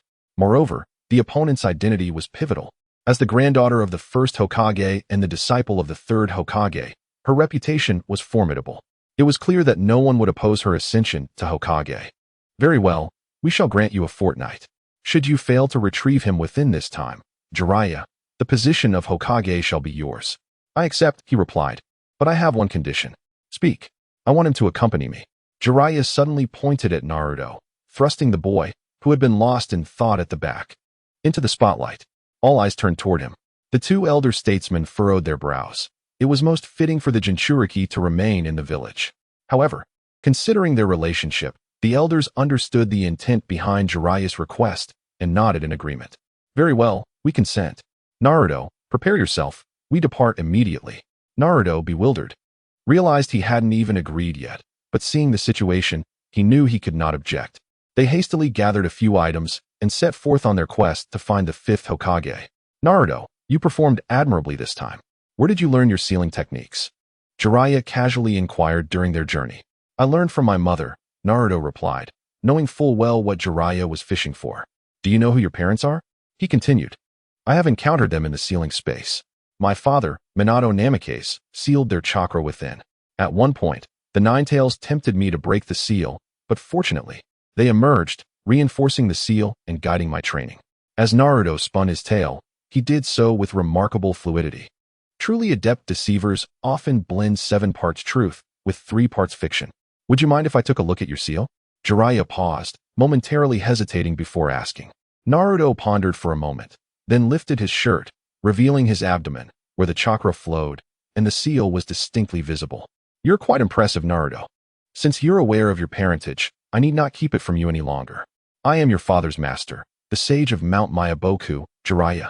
With that, Jiraiya leapt high into the air, striking an array of eccentric poses before landing gracefully and delivering his proclamation in a comical tone. Naruto thought to himself, how could he possibly execute such awkward movements with such embarrassing flair? It was something he could never replicate. Haha, are you captivated by my incredibly cool moves? Jiraiya teased. Perhaps, Naruto mused. You're quite talented. Are you not interested in training alongside me? Not interested. Since you're keen, I shall wait. What did you just say? I said I'm not interested. That can't be right. Don't you wish to become stronger? Do you not yearn to master the power that resides within you? You are referring to the Ninetales, are you not? You already know, as it must have been your father who informed you. I witnessed it with my own eyes. Do you not aspire to harness such strength? Not necessary. I believe I am formidable enough as I am. Naruto exudes an abundance of confidence. Observing Naruto's self-assured demeanor, Jiraiya helplessly rubbed his forehead. Chapter 67, Tsunade Erosenin. Where shall we seek our quarry? I am the sage of the toads. Very well, Erosenin, yet you have yet to reveal our destination. We shall venture to the land of hot water, renowned for its delightful hot springs.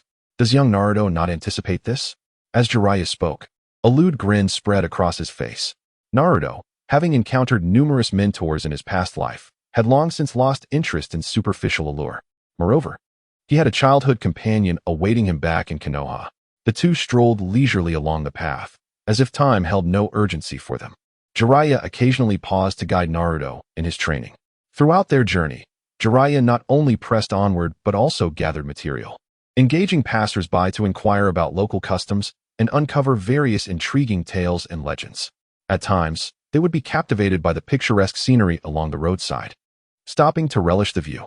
Thus, 3 days swiftly elapsed, and the pair ultimately arrived in the land of hot water. Upon entering the town, Naruto was awestruck by the vibrant spectacle before him.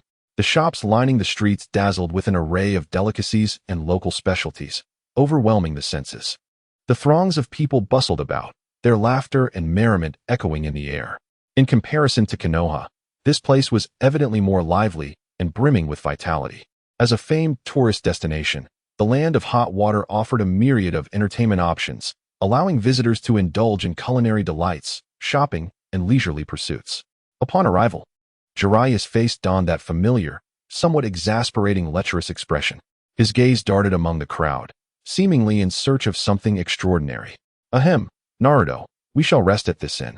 You take the time to recuperate while I venture out to gather some intel. With a cough, Jiraiya departed, his mischievous grin lingering. Meanwhile, back in Konoha, 2 elders presided over affairs, ensuring that the internal matters of the village were meticulously organized. First came the funeral of the 3rd Hokage, followed by the reconstruction of Konoha. The streets began to regain their former vibrancy, and the villagers resumed their daily lives, as though the turmoil that had befallen Konoha had never occurred. On the streets, 2 mysterious figures clad in black cloaks adorned with red clouds quietly emerged. Itachi, it appears Konoha differs from the intelligence we received. Gazing upon the still thriving village, Kisame found it hard to believe this was a place that had just lost its Hokage. Let us find somewhere to eat. The two entered a dango shop, and as Itachi beheld the familiar establishment and faces, a hint of nostalgia flickered in his eyes. In the training grounds of Konoha, Sasuke Uchiha was diligently honing his skills. Having witnessed Naruto Uzumaki's prowess, Sasuke found his heart in turmoil. Why, as a member of the Uchiha clan, do I find myself inferior to that underachiever? Atop the branches of a great tree, a figure stands quietly, seemingly merging with the surrounding environment. Is this Sasuke? Uchiha Fugaku's gaze is laden with complexity. He had believed that his demise would allow the Uchiha clan to fully integrate into Konoha. Yet now, he witnesses the clan's annihilation and his youngest son's profound suffering. In this moment, his heart wavers. Has Itachi truly acted correctly in pursuing such strength, driven by the existence of Naruto Uzumaki? Uchiha Fugaku has thoroughly investigated his son's circumstances and is aware of his son's teammate, the son of Minato Namikaze, Naruto Uzumaki. My foolish little brother. It seems you have made no progress at all. Just as Uchiha Sasuke exerts himself in relentless training, a voice he knows all too well echoes from behind him. Upon hearing it, a surge of rage bursts forth within him, and in that instant, Sasuke loses his reason. Itachi, you traitor, I will kill you. Sasuke's eyes turn crimson as he unleashes Chidori, charging forward. Observing from the tree, Uchiha Fugaku furrows his brow. Is this to provoke Sasuke into awakening his eyes? He still believes in the bond between the brothers, having witnessed how Itachi spared his younger brother even while slaying their parents. He initially seeks to intervene, but ultimately relinquishes his hand, contemplating Itachi's well-meaning intentions. Is this truly your brother, Itachi? Shall I lend a hand in teaching him a lesson? No need for my personal involvement. Crack. The sound of a broken arm reverberates. Is this the fruit of your training? Why are you still so weak? Kakashi's Chidori. Yet in your hands, it is a disgrace to his legacy. Itachi continuously provokes Sasuke's spirit, a scene that makes Kisame, standing beside him, wince in discomfort. This is truly ruthless. After all, that is his own brother. There is no mercy in his actions. Uchiha Fugaku watches with a furrowed brow, his heart aching immensely. Let go of Sasuke. At that moment, a girl with Byakugan rushes forward, her form vanishing in the next instant. 8 trigrams palm. Her body materializes before Uchiha Itachi, delivering a strike aimed at his vital points. Itachi transforms into a crow, evading the attack, while Hinata swiftly retreats with Sasuke in tow. Oh, this girl possesses remarkable skill. Kisame feels a spark of interest. Hinata's brow tightens as the chakra of both combatants distinctly imprints upon her Byakugan. Such a terrifying amount of chakra could not belong to an ordinary person. Sasuke, you must retreat. I will hold them off. No. I must kill him. Sasuke grits his teeth and rises once more. Hinata frowns slightly. Kisame charges forward, attempting to intercept Hinata. 8 trigrams field. A massive yin-yang symbol rapidly expands beneath Hinata's feet. Kisame's speed slows, as if he is sinking into a quagmire. The Hyuga clan possesses such techniques as well. Hinata's form vanished once more, moving with astonishing speed to materialize beside Kisame. With swift precision, she executed a series of gentle strikes, sealing all of Kisame's chakra points. Such remarkable agility. It was then that Itachi Uchiha appeared alongside Kisame. How are you? He inquired. All my chakra has been sealed. Let us leave this place for today, he concluded. No need, Mr. Itachi. I can break the seal myself. There's no time. We must flee, as we have already been discovered by those from Konoha. The two retreated rapidly. Itachi Uchiha, you stay behind. Sasuke charged forward once more. Sasuke, Hinata exclaimed, hastily pursuing him. Almost forgot about you, my foolish Udu. It seems your hatred for me is not yet sufficient. Itachi turned, his Sharingan spinning rapidly, the tomo intertwining. Tsukiyami. In the next instant, Sasuke, rushing forward, suddenly found himself immobilized as if bound by a spell, his body trembling uncontrollably, beads of sweat forming on his forehead. In his mind, the horrific scenes of the night of the massacre replayed incessantly, his clan, friends, and parents, one after another, brutally slain by Itachi. Grasping his head, Sasuke screamed in anguish, eventually succumbing to unconsciousness. Sasuke, Hinata frantically supported him. Whoosh. A figure darted in with the speed of lightning. Hinata, what happened? 2 strange individuals attacked us. Hinata hurriedly recounted the events. Itachi Uchiha. Kakashi's expression turned grave. Kakashi, should we pursue? Mato Guy, beside him, was eager to act. Yes. We cannot allow such dangerous individuals to roam freely in Konoha. Kakashi immediately led several others in a swift pursuit. Meanwhile, Hinata hurried Sasuke towards the Konoha hospital. After filling his stomach, Naruto strolled leisurely out of the inn, his large eyes blinking with curiosity as he observed his surroundings. Wow, so many people. It's so lively. Taverns, gambling houses, and inns were plentiful. The throngs of individuals were predominantly ninjas, which Naruto sensed immediately, and notably, they hailed from other villages. However, none wore their ninja vests. They were all rather discreet, some even donning disguises.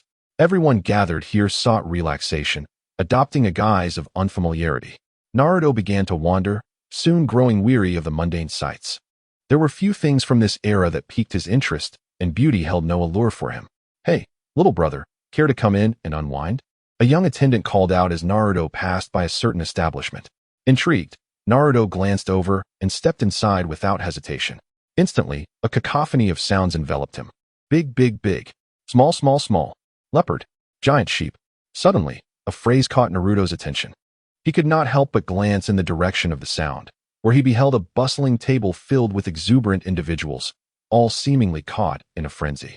At the center of this vibrant gathering stood a figure clad in green, emblazoned with a large character for gambling on her back, with golden twin ponytails and fair skin.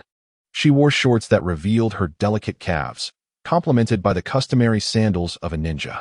This familiar visage and attire caused Naruto's eyes to widen in recognition. It was Tsunade, one of the legendary Sannin of Konoha. In reality, she was even more enchanting than her animated counterpart, though only her back was visible. Her flawless skin and figure sparked the imagination. Unable to resist the allure, Naruto edged closer. I'm placing a small bet this round. I refuse to believe that I can't win. He overheard someone exclaim. Quick, let us bet big. As the large player placed his wager, a wave of contrary bets surged from the crowd. Tsunade merely scoffed at the commotion, seemingly unfazed. As Naruto caught a glimpse of her face, he noticed her golden hair cascading into two ponytails, her features exquisitely perfect, reminiscent of a youthful maiden. Her radiant, porcelain skin concealed her true age. Yet, it was her prominent bosom that captured the attention of all, its exaggerated allure making it difficult to look away, bouncing rhythmically with her movements. With a blend of a youthful face and a mature figure, her bold and carefree demeanor allowed everyone to connect with her effortlessly. She was undeniably beautiful. If Hinata were likened to a green apple, then this lady was a perfectly ripe gourd. Open 3, 4, 5, 6. With the commencement of this round, Tsunade lost once more, yet she remained unperturbed, ready to place another bet. Lady Tsunade, the time has come to stop. If this continues, tomorrow.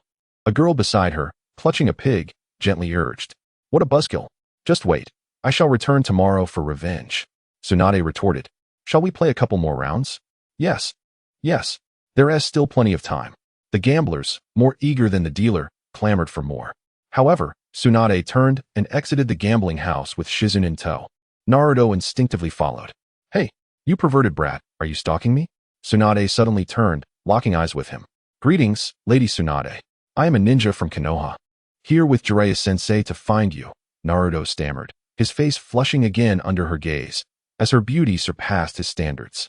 He couldn't help but notice her feet, which made his heart race. Hey, kid, where are you looking? Tsunade challenged. You must be Jiraiya's new apprentice, just like that old lecher. She clenched her fist, a look of disdain crossing her face, contemplating whether to strike, yet hesitating, concerned that her strength might overwhelm his smaller frame. Ahem, Lady Tsunade. We truly have urgent matters to discuss, Naruto interjected, aware of her misunderstanding, but unsure how to clarify that his attention had been on her silhouette, not her feet. What urgent matters could you possibly have? And besides, it wouldn't matter what you need from me. As Tsunade finished speaking, she turned and strode away with a fierce determination, exuding the commanding aura of a formidable underworld figure, despite her appearance as a beautiful young woman. Naruto promptly followed her. Tsunade, accompanied by Shizune, sauntered into a quaint tavern, ordered several small dishes, and requested a pot of sake. Hey, kid, you certainly have some guts, Tsunade remarked, narrowing her eyes and subtly releasing a hint of her imposing presence. Yet Naruto, unfazed, plopped down directly across from her. I've already sent a shadow clone to find the perverted sage. You're quite amusing. What is your name? Tsunade inquired. I'm Uzumaki Naruto. Oh, so you're from the Uzumaki clan, Tsunade realized, connecting the dots that this boy was the child of Kushina. Meanwhile, Jiraiya, who was drinking in the same tavern, glanced up and caught sight of Naruto's disdainful expression. What are you doing here? This isn't a place for children, he admonished. Perverted sage. I ran into Lady Tsunade outside.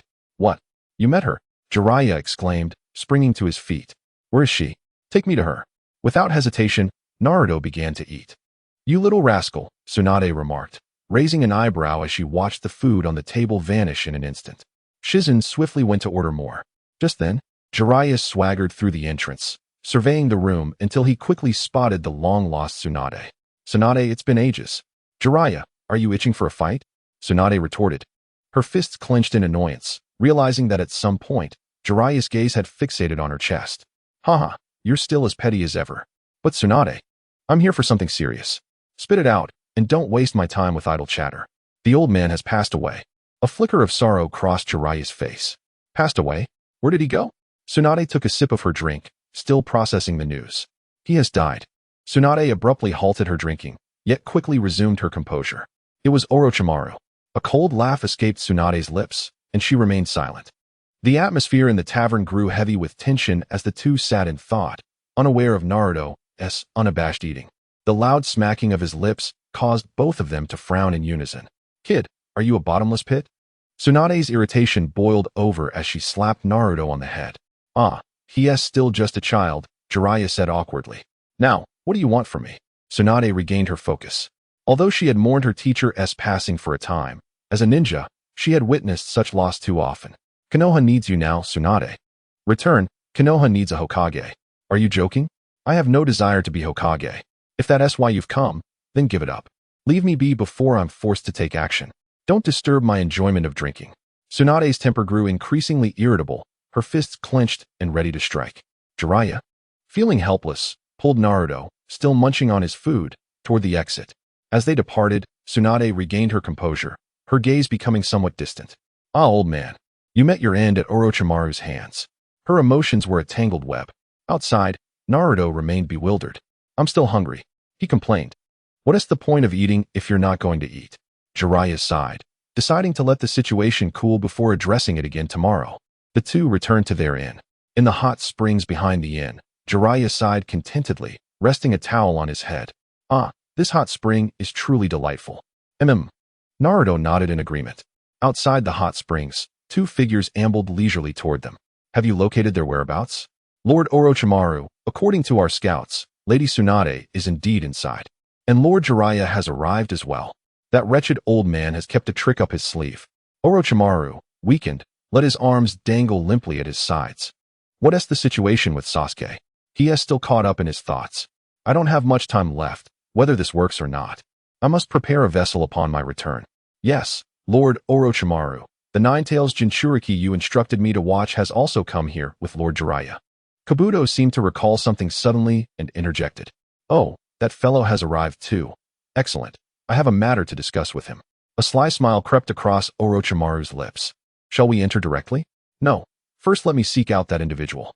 A small white snake slithered from Orochimaru's body, flicking its tongue before swiftly darting in a particular direction. Naruto, would you care to come over? I have a spot available for you.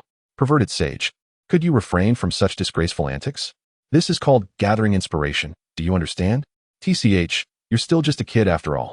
Nearby, a figure wrapped in a towel, with a rather pronounced backside, was lewdly crouched, peeking at Jiraiya while encouraging Naruto to join in. Naruto, filled with disdain, found no appreciation for such proclivities. Watching the figure's incessantly swaying posterior, he felt an urge to deliver a swift kick. Just as Naruto stood up, preparing to make his escape, a hissing sound caught his attention. He turned to find a small white snake flicking its tongue at him. It's Orochimaru. Why is he here seeking me instead of Tsunade?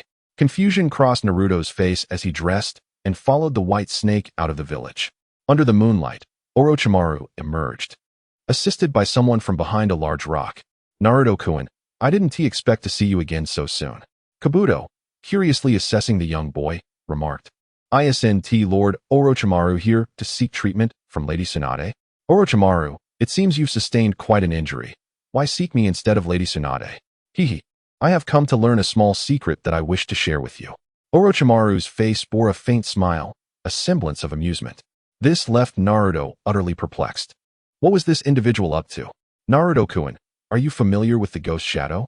Orochimaru inquired, his gaze intensely fixated on the shadow beneath Naruto's feet. Upon hearing this, Naruto's pupils constricted. Haha, it seems I was correct. The ghost shadow is indeed you. How astonishing. How did you manage this? Is it a secret technique of the Nara clan, or perhaps some ancestral bloodline? I am quite eager to study it. Orochimaru's eyes remained glued to Naruto's shadow as he licked his lips. How did you come to know? Naruto's expression was calm, betraying no hint of anxiety despite being exposed. Orochimaru, surprised that Naruto did not react with anger, proceeded to elucidate his reasoning. His covert observations and bold deductions, combined with Naruto's formidable strength, inevitably led Orochimaru to harbor some doubts. Is it merely because of my strength that you question me? No, the last action of the ghost shadow was directed at me. We encountered each other during the day, and by night, the ghost shadow attacked me, which sowed seeds of doubt in my mind. This is also one of the reasons I suspect you. So, Naruto-kun, could you enlighten me? What have you gained from me? Orochimaru's gaze was unwavering. You are overthinking this. Hehe, if that is the case, would you be interested in making a deal with me? Orochimaru suddenly proposed. You want me to heal your arms? Have you misunderstood something? I am not a medical ninja. Naruto's eyes were fixed intently on Orochimaru's arms. Is there truly nothing you can do? Orochimaru's expression remained one of ambiguous amusement. These arms of mine were severed by an old man's spirit, and those souls of the individuals you dispatched in the dungeon, if I am not mistaken, were also obliterated by you. Am I correct, Uzumaki Naruto? Indeed. Naruto was somewhat taken aback. Was Orochimaru truly this astute, able to deduce so much from such scant information? Moreover, the reality was that only Orochimaru could heal his own arms, for technically, they resided within Naruto's grasp. Orochimaru's aspiration to reclaim his hands as per the original narrative was virtually impossible, as the souls consumed by the Shinigami had been seized by Naruto, and could only be released by him. Therefore, you must possess a way to heal my arms, correct? Orochimaru's tone was exceedingly confident. What do you offer in exchange? That depends on what you desire, Orochimaru countered. Naruto bowed his head in contemplation. Within this ninja world, Orochimaru was undoubtedly a talent. It was unfortunate that his loyalty was non-existent, for his allegiance lay solely with the pursuit of truth. To enlist Orochimaru's service seemed nearly impossible. However, today, Naruto held leverage over him.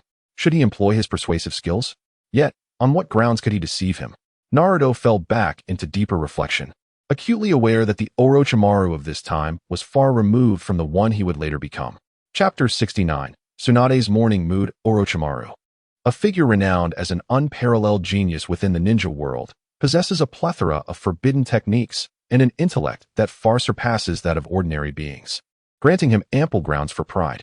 Had it not been for the emergence of numerous formidable individuals with unfathomable strength in later times, Orochimaru undoubtedly had the potential to ascend to the pinnacle of this world.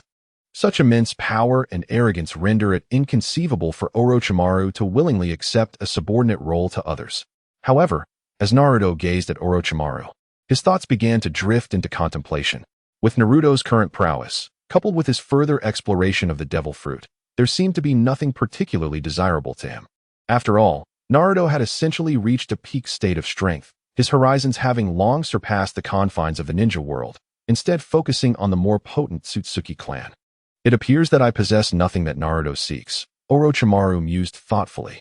His eyes narrowed, causing a heaviness to settle in his heart. This young man seems to be even more formidable than I had anticipated. What is that jutsu of his? I truly wish to study it. Yet, this poses a bit of a dilemma. Since you are aware of my secret, you must also be able to surmise my current strength. To be frank, there is not much about you that piques my interest. However, I do acknowledge your intelligence. In the realm of research, you are undoubtedly at the pinnacle of this world. And thus, I am willing to invest in you. What do you mean? Orochimaru's eyes gleamed with intrigue, the rapid turn of events momentarily leaving him dazed. In simple terms, I can heal half of your injuries. In return, you must not refuse when I require your assistance. As for the other half, you will need to present something of value to sway me. Naruto, with an indifferent expression, slowly approached. Though Kabuto did not fully grasp the exchange, he understood that the Vortex Naruto was likely far stronger than he had imagined, instinctively positioning himself before Orochimaru. Ignoring Kabuto, Naruto stepped forward to stand before Orochimaru. Now, show me your hand, he instructed, gesturing for Orochimaru to choose one. After a moment of hesitation, Orochimaru regarded his right hand. Naruto extended his own hand, conjuring a sphere of soul energy invisible to the naked eye. The essence entered Orochimaru's arm, and in an instant, he felt a sensation return to his limb. "It's restored," Orochimaru exclaimed, lifting his hand, disbelief lacing his voice. Just as his speculation came to fruition, he felt as though he were in a dream. "By the way, that Kusanagi sword in your possession appears rather impressive. Why not let me have it for a while?" Naruto suddenly halted, as if recalling something. The Kusanagi sword is a legendary artifact in this world. Each Kusanagi possesses unique abilities, yet they share a common trait: they are indestructible. Recalling Orochimaru's youthful obsession with these artifacts, Naruto couldn't help but exclaim in wonder as he pondered how tirelessly Orochimaru traversed the ninja world, fervently collecting such treasures, completely oblivious to the multitude of these relics he possessed. The Kusanagi sword, most frequently wielded by Orochimaru, boasted an astonishing hardness, capable of withstanding even the formidable Rui Jingu Bang, and possessed the remarkable ability to extend indefinitely. Since Naruto expressed such admiration, Orochimaru, after a brief hesitation, allowed a faint smile to grace his lips and, without a moment's hesitation, opened his mouth to reveal an ordinary long sword. This sword, however, was grotesquely coated in a repugnant slime, rendering it utterly revolting. Upon witnessing this, Naruto felt a sudden shiver run down his spine, his eyes involuntarily twitching. He swiftly executed a ninjutsu, summoning a water sphere that he promptly directed at the slime-covered sword. With a resounding splash, the water sphere struck the blade, powerful currents washing away the repulsive substance in an instant. Grasping the Kusanagi sword, it appeared to be merely an ordinary craft sword, 2 fingers wide and 1.5 meters long, yet upon infusing it with chakra, the blade rapidly elongated. Intrigued, Naruto mused that this weapon could serve as a spear tip, and when paired with the Rui Jingu Bang, it would transform into a versatile long spear. With the transaction complete, Orochimaru took his leave, content with the restoration of one hand, a satisfactory outcome for a master of ninjutsu, as even a single hand sufficed for performing techniques. As the two gradually vanished from sight, Orochimaru raised his hand, revealing a distinct black mark upon his arm. Despite numerous attempts, he could not erase this mark. "What is this?" "The mark of the Flying Thunder God technique." "That yellow flash technique?" Kabuto expressed disbelief. "Indeed, that young boy is more formidable than we anticipated," Orochimaru remarked with narrowed eyes. "So, what shall we do now, Lord Orochimaru?" "Let's return for now. We must expedite our actions regarding Sasuke. Prepare a container upon our return." Orochimaru fixed his gaze on the mark of the Flying Thunder God on his arm, curious to see if he could rid himself of it by switching to another body.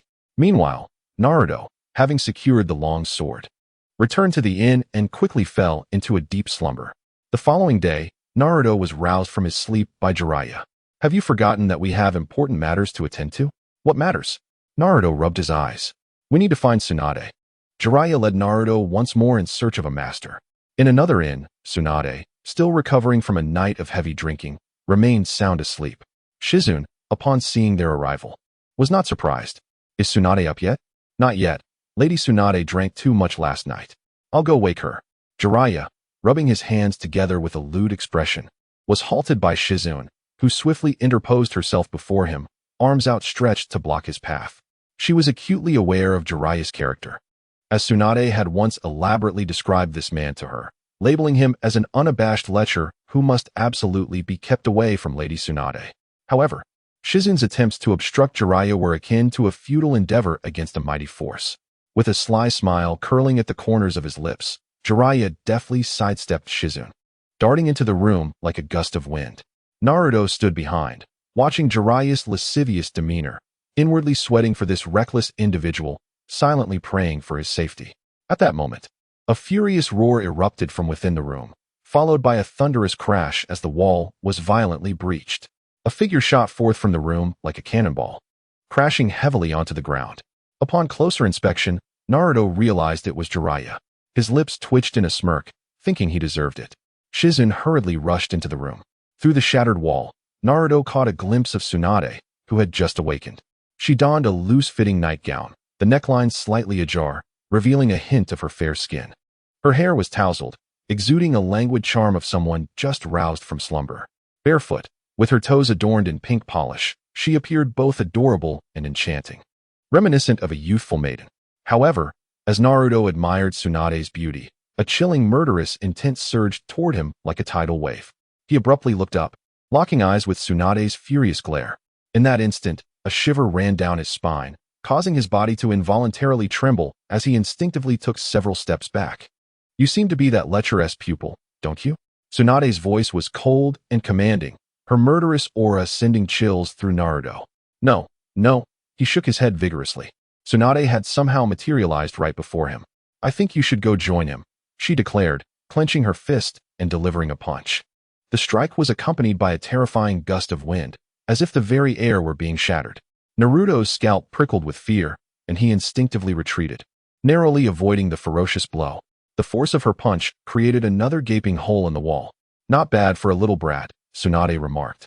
Her interest peaked as she vanished from sight once more. Naruto, leveraging his Hiraishin no Jutsu, swiftly withdrew, for no one could surpass him in speed.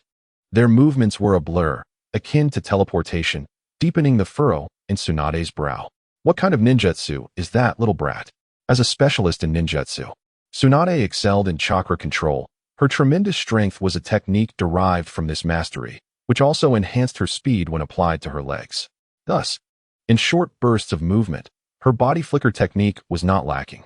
Yet, even so, she found herself unable to catch this little brat. Flying Thunder God Technique. "You think I haven't seen the Flying Thunder God Technique before? That is indeed the ninjutsu invented by my great-grandfather. The Flying Thunder God Technique requires coordinates for movement. Do you think I am blind?" Tsunade surveyed her surroundings, firmly convinced that Naruto was not utilizing the Flying Thunder God Technique. "This is my improved version." "Improved?" Tsunade's expression seemed to question whether he took her for a fool. Given the arduous nature of mastering forbidden techniques, she found it implausible that a mere child could refine such advanced space-time ninjutsu. This child is certainly abnormal. There must be something amiss. That was Tsunade's initial thought, as the speed displayed could rival that of the fourth Hokage's Flying Thunder God Technique. In terms of speed, the acknowledged pinnacle of the ninja world is the Yellow Flash. Minato Namikaze. Chapter 70. A discussion on peace after Jiraiya's earnest persuasion and friendly dialogue. Tsunade finally relented and agreed to return to Konohagakure to assume the role of Hokage. In truth, the primary reason Tsunade consented to return was her profound affection for the village. After all, Konohagakure was founded by her great-grandfather, Hashirama Senju, and the Senju clan had even disbanded their own family for the sake of the village's prosperity. However, Tsunade had departed from the village primarily due to her disapproval of her teacher, the third Hokage, and Danzo's actions. While the third Hokage did achieve some merits during his tenure, it is undeniable that under his leadership, there was a conspicuous deficiency in the village's elite combat power.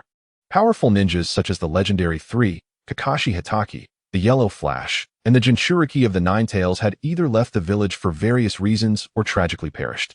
This left Konohagakure somewhat impotent in the face of external threats. "Do you wish to become Hokage, little one? With your current strength, you certainly possess the qualifications." Tsunade glanced at the boy beside her. "Hokage? Not interested. Why not?"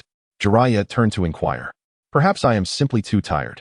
I am a person with a strong sense of responsibility, yet I do not wish to bear that burden." Naruto's words momentarily stunned both of them. They had anticipated many responses, yet never expected such a reason. Their gaze towards the boy shifted as they recognized the sincerity in his eyes. Tsunade fell silent, unable to resist patting Naruto on the shoulder. "If you truly managed to become Hokage, you would undoubtedly be an exceptional one. That may not necessarily be the case. Lady Tsunade, what do you believe must be done to achieve peace in the ninja world? You truly are worthy of being my apprentice." Jiraiya's eyes immediately lit up upon hearing this. Tsunade was also somewhat surprised. She had not anticipated that someone of such tender age would begin contemplating matters of peace in the ninja world. Mutual understanding among all, or perhaps the emergence of a figure akin to my grandfather. Tsunade had pondered this matter as well, drawing from real-world examples, and ultimately provided this answer. Jiraiya nodded in agreement, particularly favoring the latter suggestion. "No, while your proposed solution is indeed beneficial, its impact is limited. Even the first Hokage was merely an ordinary person." Let me rephrase the question. Do you believe that the Warring States period was more chaotic than the era of the ninja villages? What sort of inquiry is this, child? Tsunade furrowed her brow, while Jiraiya descended into deep contemplation. Undoubtedly, the wars during the Ninja Village era were of a grander scale compared to those of the Warring States. However, in terms of sheer disorder, one might argue that the Warring States period was indeed more tumultuous. During that time, even children were compelled to take up arms. The scale of warfare may have been smaller, yet conflict was pervasive. After a moment's reflection, Jiraiya articulated his perspective. Indeed, what insights do you glean from this juxtaposition? Both individuals were left in a state of confusion. Naruto could not help but shake his head. "Child, are you seeking a fight?" he exclaimed. "Unity. How many clans exist within the confines of Konoha? Perhaps no one remembers anymore. Yet these individuals coexist within a single village. And any conflicts can be contained within manageable bounds. Should the village's territory expand, in other words, if the ninja world were to consist solely of one nation and one village, then even in times of war, the conflict would be confined to a diminutive area, or perhaps limited to the upper echelons of power." Naruto's words struck like thunder in a clear sky. Since the dawn of recorded history, this continent has witnessed the rise of myriad nations, large and small. The notion of unity had never once graced their minds, making it difficult for them to comprehend its benefits. After all, none had witnessed such a reality, nor dared to envision it. When Naruto employed the village as an analogy to elucidate his point, both individuals swiftly grasped the essence of his words. Understanding brought about a profound sense of shock. Yet in the blink of an eye, they hastily shook their heads. The thought of unifying the entire world was far too fantastical for them to entertain. "Child, you are being overly fanciful. Such a thing is impossible." Tsunade swiftly dismissed the notion. "Indeed, and your ideology is unlikely to gain any acceptance from others." Jiraiya also shook his head in disagreement. When the founding leaders of the 5 great ninja villages established their territories, did those individuals join of their own volition? Naruto posed a counter-question, prompting both to fall silent, their faces betraying a hint of embarrassment. Even within Konoha, others were compelled by fear of the first Hokage and Uchiha Madara's power. The clans formed an alliance, while other ninja factions either withdrew from the Land of Fire or had no choice but to join. Who would dare claim they willingly joined? The circumstances in other villages were generally similar, if not more complicated than Konoha's situation. After all, the strength of the founding too was beyond measure. Thus, the first Hokage was somewhat conservative in his approach. Had he sought to unify the 5 great nations, perhaps no one would have dared to oppose him. Instead, he opted for a more secluded existence, which inadvertently led to the formation of the other 4 great nations. He even envisioned leveraging the terrifying destructive power of the tailed beasts to deter other villages from engaging in conflict. At this juncture, Naruto regretfully shook his head. The intentions of the first Hokage were undoubtedly noble, peace through nuclear deterrence. But the premise was that this nuclear weapon must possess sufficient destructive capability to ensure mutual destruction. While the tailed beasts are indeed powerful, their numerous weaknesses render them inadequate against those of the shadow level. In other words, the potency of this nuclear weapon remains insufficient. If it were the Ten Tails, it would be more acceptable, or perhaps Nagato's ideology would be more fitting. Young one, do not perceive this ninja world so simplistically. What do you think it is? Tsunade, unable to counter the argument, was somewhat vexed, particularly because her esteemed grandfather was dismissed so casually by the opponent. This greatly displeased Tsunade, causing her to pause and contemplate teaching this young one a lesson, at least to impart the notion of the vastness of the world. Others may falter, but the first Hokage and Uchiha Madara certainly could not be bested. If they refrained, then we, the successors, would surely be incapable. Konoha embodies the will of fire, while other villages possess the will of water and the will of wind. As the next Hokage, Tsunade, you should recognize the formidable strength of the will of fire. Naruto, unfazed, declared, "Today, you shall understand the might of the will of fire." Tsunade's face flushed crimson, for she inwardly acknowledged the validity of his words. At that moment, she found herself at a loss for retort. Reasoning had failed, and thus she resolved to demonstrate physical prowess instead. Tsunade struck the ground with a fist. Boom! The earth shattered, the surface cracking like broken glass, rising in shards. Having witnessed Naruto's speed, Tsunade chose not to engage closely this time, but rather to employ a strategy that would restrict his movements. Indeed, Naruto, unsteady upon the ground, had no time to unleash his transformation technique. Tsunade soared into the air, delivering a powerful punch towards Naruto's body. "Tsunade, if you can't argue, then you resort to violence. Naruto mused, rather exasperated. When reason fails, one must resort to physicality. He raised his arm slightly. The clash of fist against palm unleashed a terrifying wind pressure, sweeping outward like a tumultuous wave from their point of contact. Even though he had anticipated this encounter, the initial clash with Tsunade's formidable strength stirred a ripple of unease within Naruto. The source of his immense power lay in the blessings of his unique abilities, complemented by his mastery of various jutsu. Yet, even he could not ascertain the true extent of his physical prowess. Conversely, Tsunade's strength was wholly derived from her own skill. If he could master such techniques, Naruto was confident he could obliterate anyone with a single blow. His gaze fixated on Tsunade's feet, burning with an intensity akin to flames. He yearned to instantly replicate her capabilities. Unfortunately, he could find no opportunity. Young one, are you courting death? Tsunade's brow twitched slightly. The fervor in his gaze was akin to scorching sunlight, prompting her to unconsciously scratch her toes. Suddenly, her right leg shot up, whipping towards Naruto's body like a gale. Naruto swiftly raised his leg to block, their calves colliding like steel, producing a sharp sound.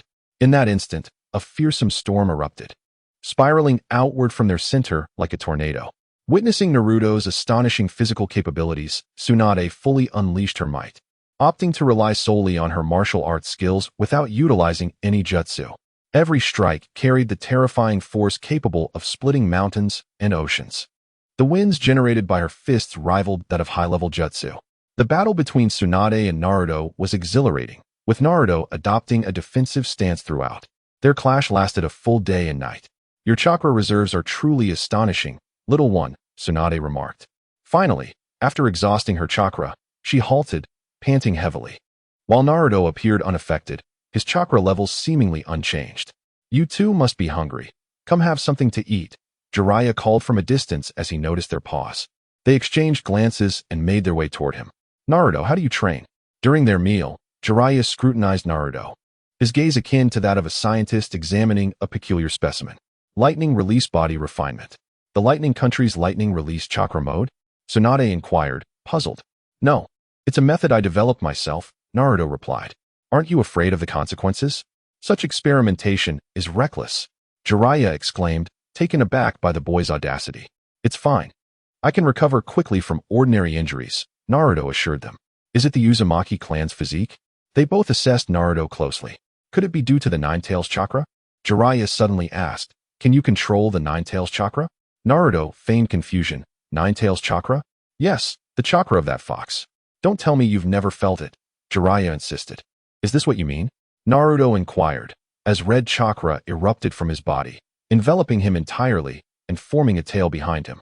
The tailed beast chakra mode, commonly referred to as the tailed beast cloak, manifested as a fox shape upon his body. Is this the state you meant? Haha, truly the son of Minato.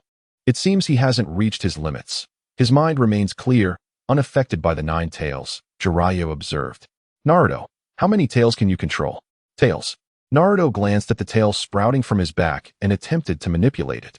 To their astonishment, it began to sway as if enchanted, and soon 4 tails emerged. Then 5, 6, 7, 8. Stop it. Cease at once. Jiraiya's expression shifted dramatically as he frantically retrieved a sealing tag from his robes, prepared for any sudden outburst from Naruto. Tsunade also readied herself for combat. What's with the fuss, pervy sage? Didn't you ask me to see how many tails I could control?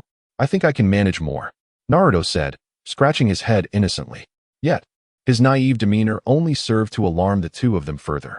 Although this is merely the initial stage of the tailed beast, the terrifying pressure of chakra has already caused beads of sweat to form on the foreheads of both individuals. It is worth noting that the chakra of the 9 tails is immensely vast, and currently, Naruto harbors the complete 9 tails within him. What should be done? Perhaps he should test his limits further. Tsunade, intrigued, urged him on. Continue, Naruto. Nodding, Naruto began to channel the chakra within him, allowing it to surge forth rapidly. In an instant, 9 tails manifested, and the next moment, the 9 tails expanded dramatically. A towering 100-meter-high figure loomed above the forest, enveloping Naruto in its immense chakra.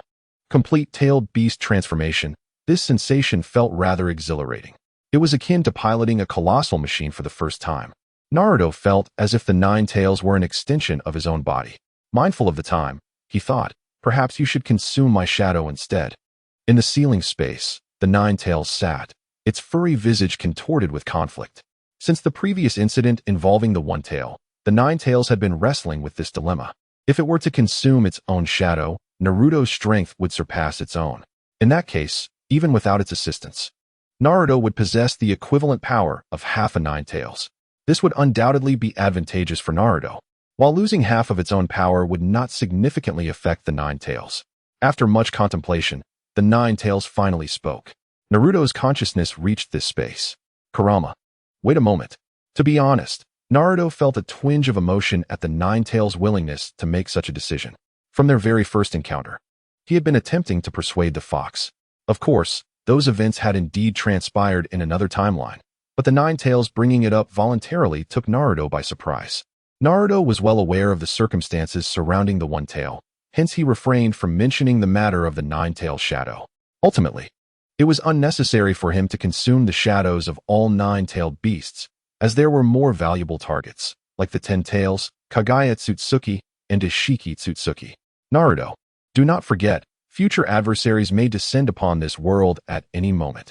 Are you referring to that fisherman? Devour my power and grow stronger, Naruto. For me, half of my power is already formidable. Such foolish words, Kurama. We are the best of comrades. I would never resort to such an act. Even without consuming you, I can still harness your strength. Do not forget our bond. As Naruto spoke, his shadow connected with that of the Nine-Tails. Shared activation. In that fleeting moment, Naruto and the Nine-Tails achieved a true unity, aided by the power of their bond. All concerns regarding chakra rejection were cast aside. This sharing was a miracle born from Naruto's desire to gain abilities without harming others. Previously, he could only share their skills, but now, everything he could comprehend, bloodline, chakra, talents, could be shared within himself. With the Nine-Tails already residing within him, the two were perpetually connected. The external world perceived a transformation within Naruto. His control over chakra had become remarkably potent, as if it were an extension of his very being. Simultaneously, the appearance of the Nine-Tails began to shift. The once colossal, golden beast stood upright, its head morphing into Naruto's likeness, and its physique resembling that of a human, with 9 tails that obscured the sky. It was as though a grander version of Naruto had manifested before them. The sensation was utterly exhilarating. Unable to contain himself, Naruto clenched his fist, his confidence surging to unprecedented heights. Could this be the epitome of a perfect Jinchuriki? How did this young one accomplish such a feat? It was astonishing that he had witnessed a perfect Jinchuriki. Minato's hypothesis had proven accurate. The three stood in awe, gazing skyward at the immense 9 tails. As Naruto dispelled the beast transformation, he gracefully descended to the ground. The trio rushed towards him. Naruto, how did you achieve this? A perfect Jinchuriki, they exclaimed. But Naruto, isn't your seal still intact? How could you possibly utilize the 9 tails chakra? All right, you inquisitive ones, Naruto replied. I'm not entirely sure about your questions. As for that great fox you mentioned, he isn't as ferocious as you portray. He was willing to collaborate and lend me his chakra. Naruto's explanation caused the two to furrow their brows, perceiving his words as fantastical. The 9 tails represented calamity. The two felt increasingly bewildered by the boy's growing mystique. The matter of the perfect Jinchuriki was of paramount importance, and all present were individuals of credibility. Tsunade had not anticipated that upon ascending to the role of Hokage, she would have a perfect Jinchuriki under her command. This was a celestial omen. It must be noted that the 9 tails was the mightiest among the tailed beasts. And here stood a perfect Jinchuriki. It was akin to wielding nuclear power upon returning to claim the throne.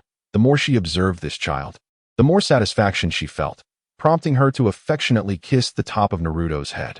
Tsunade found her path considerably lightened, moving with vigor and authority.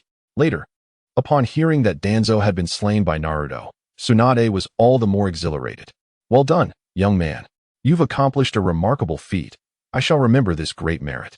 With the presence of those elderly figures offering their counsel, alongside Jiraiya and Naruto as her trump cards, the entirety of Konoha seemed to rest firmly in her grasp. Jiraiya, consumed with envy, regarded Naruto with narrowed, crimson eyes filled with a hint of hostility. In light of the numerous favorable tidings, Tsunade resolved to hasten her journey. The group, possessing extraordinary prowess, traversed swiftly, reaching Konoha in less than half a day. Upon Tsunade's return, The higher-ups of Konoha breathed a quiet sigh of relief. For the Akatsuki had wreaked havoc, leaving them acutely aware of their vulnerability without elite shinobi to safeguard them. I must see Kakashi-sensei, Naruto declared, furrowing his brow after hearing the accounts from the two elders of Konoha, and in an instant, he vanished from sight. What a devoted child he is. Indeed, Naruto is commendable. The Akatsuki's target this time was none other than Naruto himself. This posed a considerable dilemma. Even the presence of Itachi Uchiha was already problematic, as it was rumored that the organization consisted of high-level rogue ninjas. Rest assured, esteemed elders, you have already witnessed Naruto's prowess, with his strength. Even if he were to encounter rogue ninjas of that caliber, he would remain unscathed. Furthermore, I have resolved to diligently mentor Naruto following this incident. Jiraiya stepped forward, and with his assurance, the others felt a sense of relief. Although Naruto had already demonstrated his capabilities, they held greater faith in the strength of Jiraiya, one of the legendary Sannin. On the other hand, Naruto strolled leisurely towards the Konoha hospital. After inquiring briefly, he located Kakashi's hospital room. Upon pushing open the door, he found Kakashi reclining against the headboard, engrossed in a copy of Intimate Paradise, appearing utterly absorbed, quite uncharacteristic of a patient.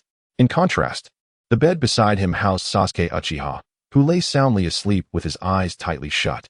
"Ah, Naruto, you've returned," Kakashi exclaimed. "Yes, Kakashi-sensei, how are you feeling?" "Nothing serious. Just a bit fatigued. A few days of rest should suffice." "Has Lady Tsunade returned?" "Indeed, she has.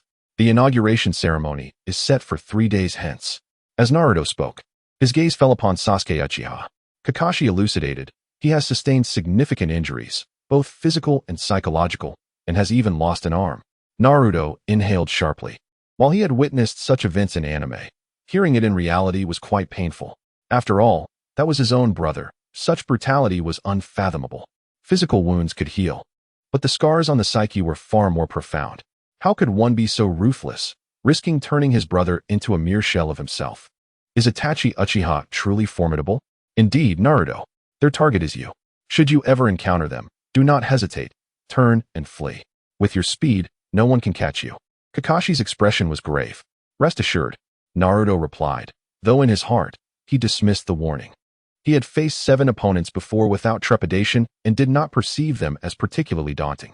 Had he not been concerned about revealing his abilities too early, eliminating them would not have been out of reach. Knock, knock, knock. As their conversation continued, the door was rapped upon, and Jiraiya and Tsunade entered. "Tsunade-sama." "It has been a while," Kakashi greeted.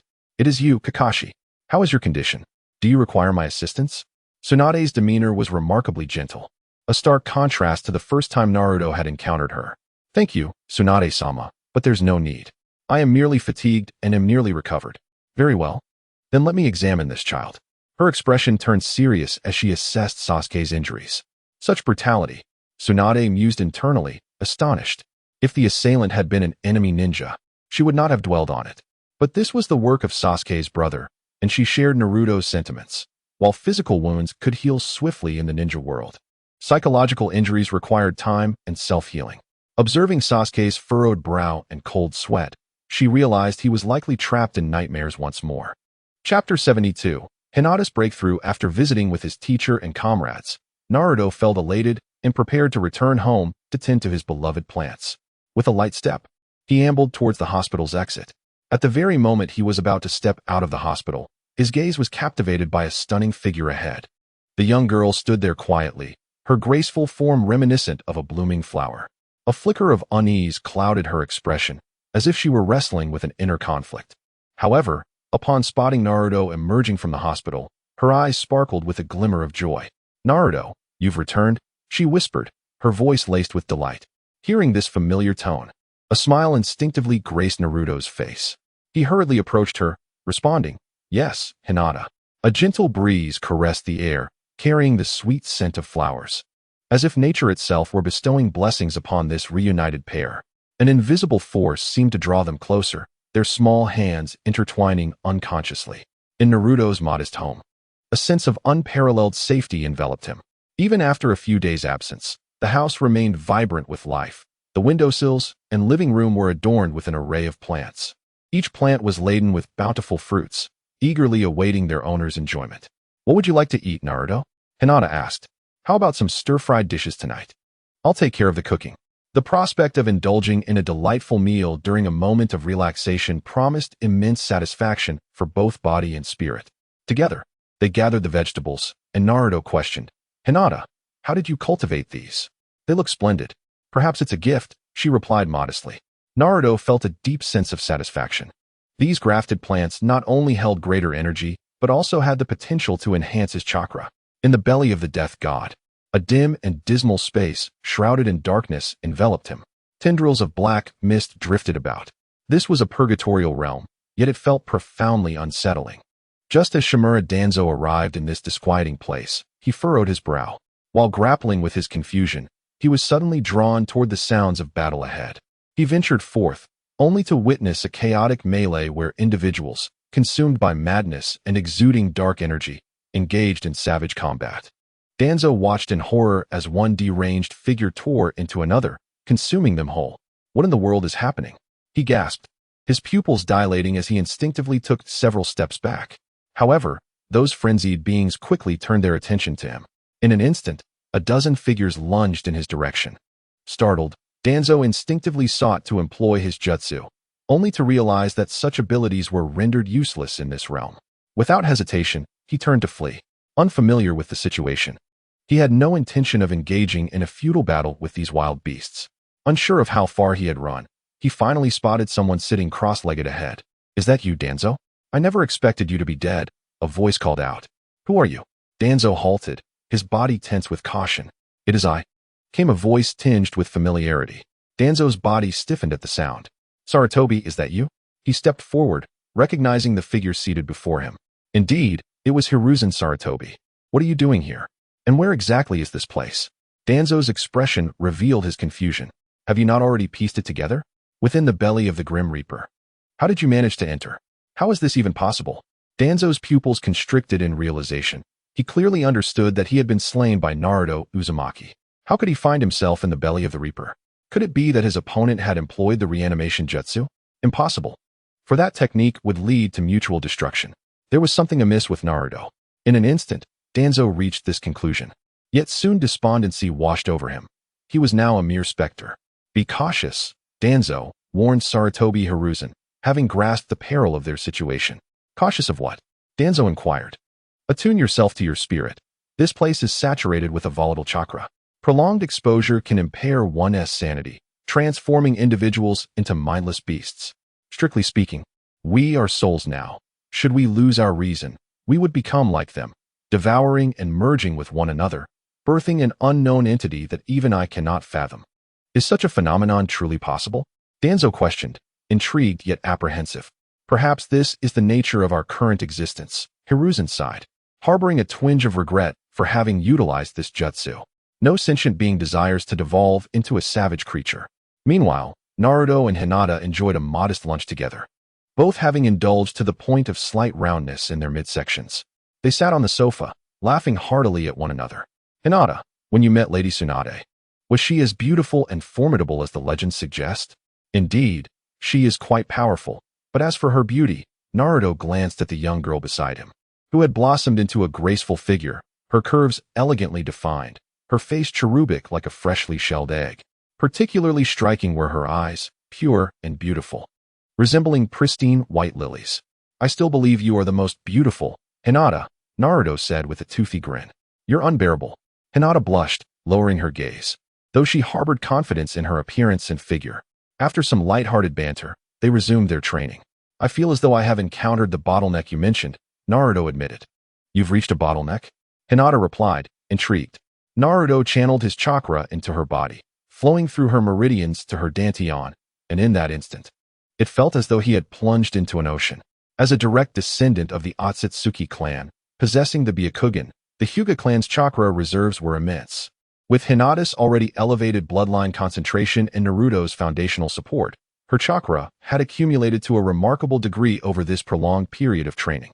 Upon further examination, Naruto confirmed that her dantian had indeed reached its capacity. You could attempt to compress your chakra, facilitating its transformation, he suggested. Then you should try, employing the method I previously shared with you to gradually compress it. Remember to give it your all. I will be here to observe. After some contemplation, Naruto deemed the current location unsafe and, accompanied by Hinata, utilized the flying thunder god technique to relocate. They found themselves in an underground laboratory. The walls pristine white and the rooms spacious.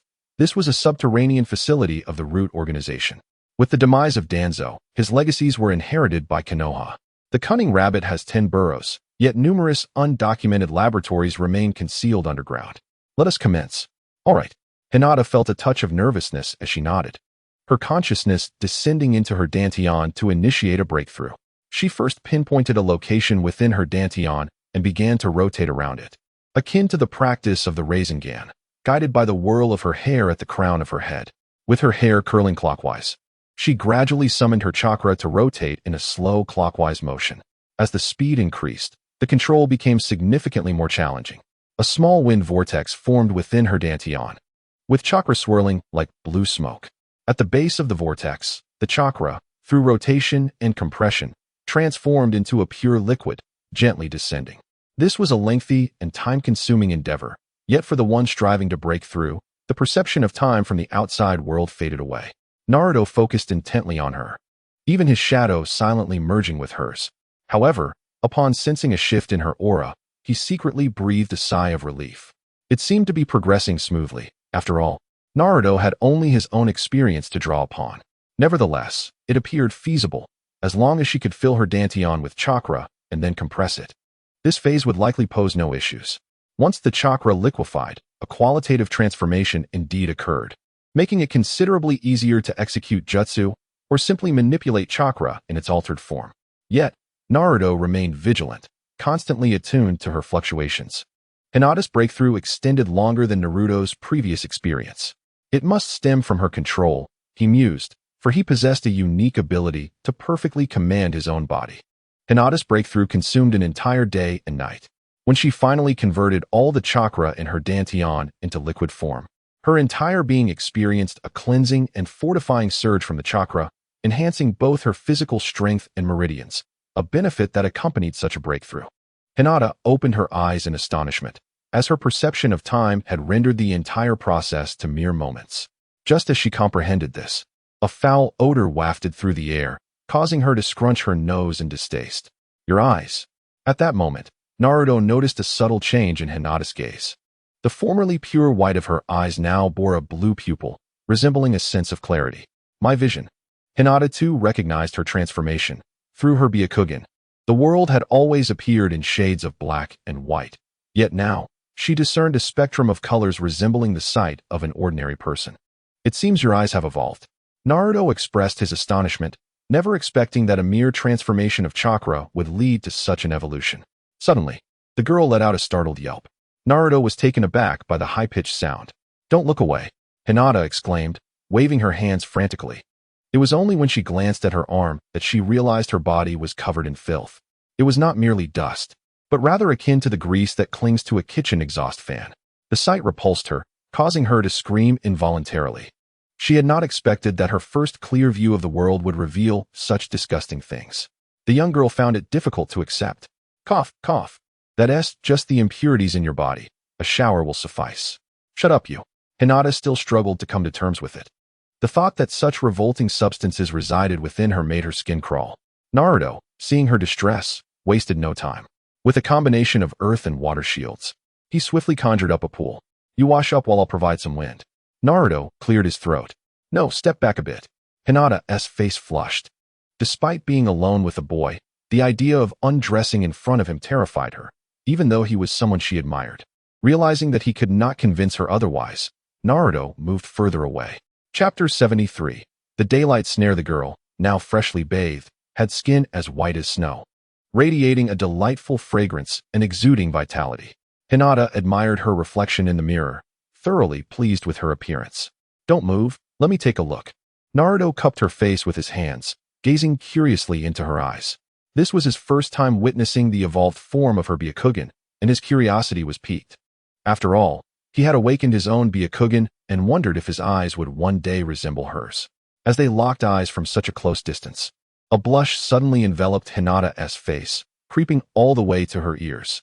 Naruto noticed her reaction but pretended not to, continuing to examine her eyes intently. Wow, They're beautiful, like the sky over a meadow, pure and pristine, imbued with a sacred essence, utterly unlike the malevolent Uchiha clan. The Byakugan truly looks innocent and lovely. Coupled with her exquisite features, Naruto found himself utterly captivated. Their faces gravitated closer together, and a warm, sweet scent wafted into Naruto's nostrils. Oh, so blushing really can elevate the temperature of one's face, he mused. Realizing she might faint, he quickly released her and stepped back a few paces. Cough, cough, Hinata. Does your evolved Byakugan grant you any abilities? He feared that if he did not shift the conversation, she would swoon.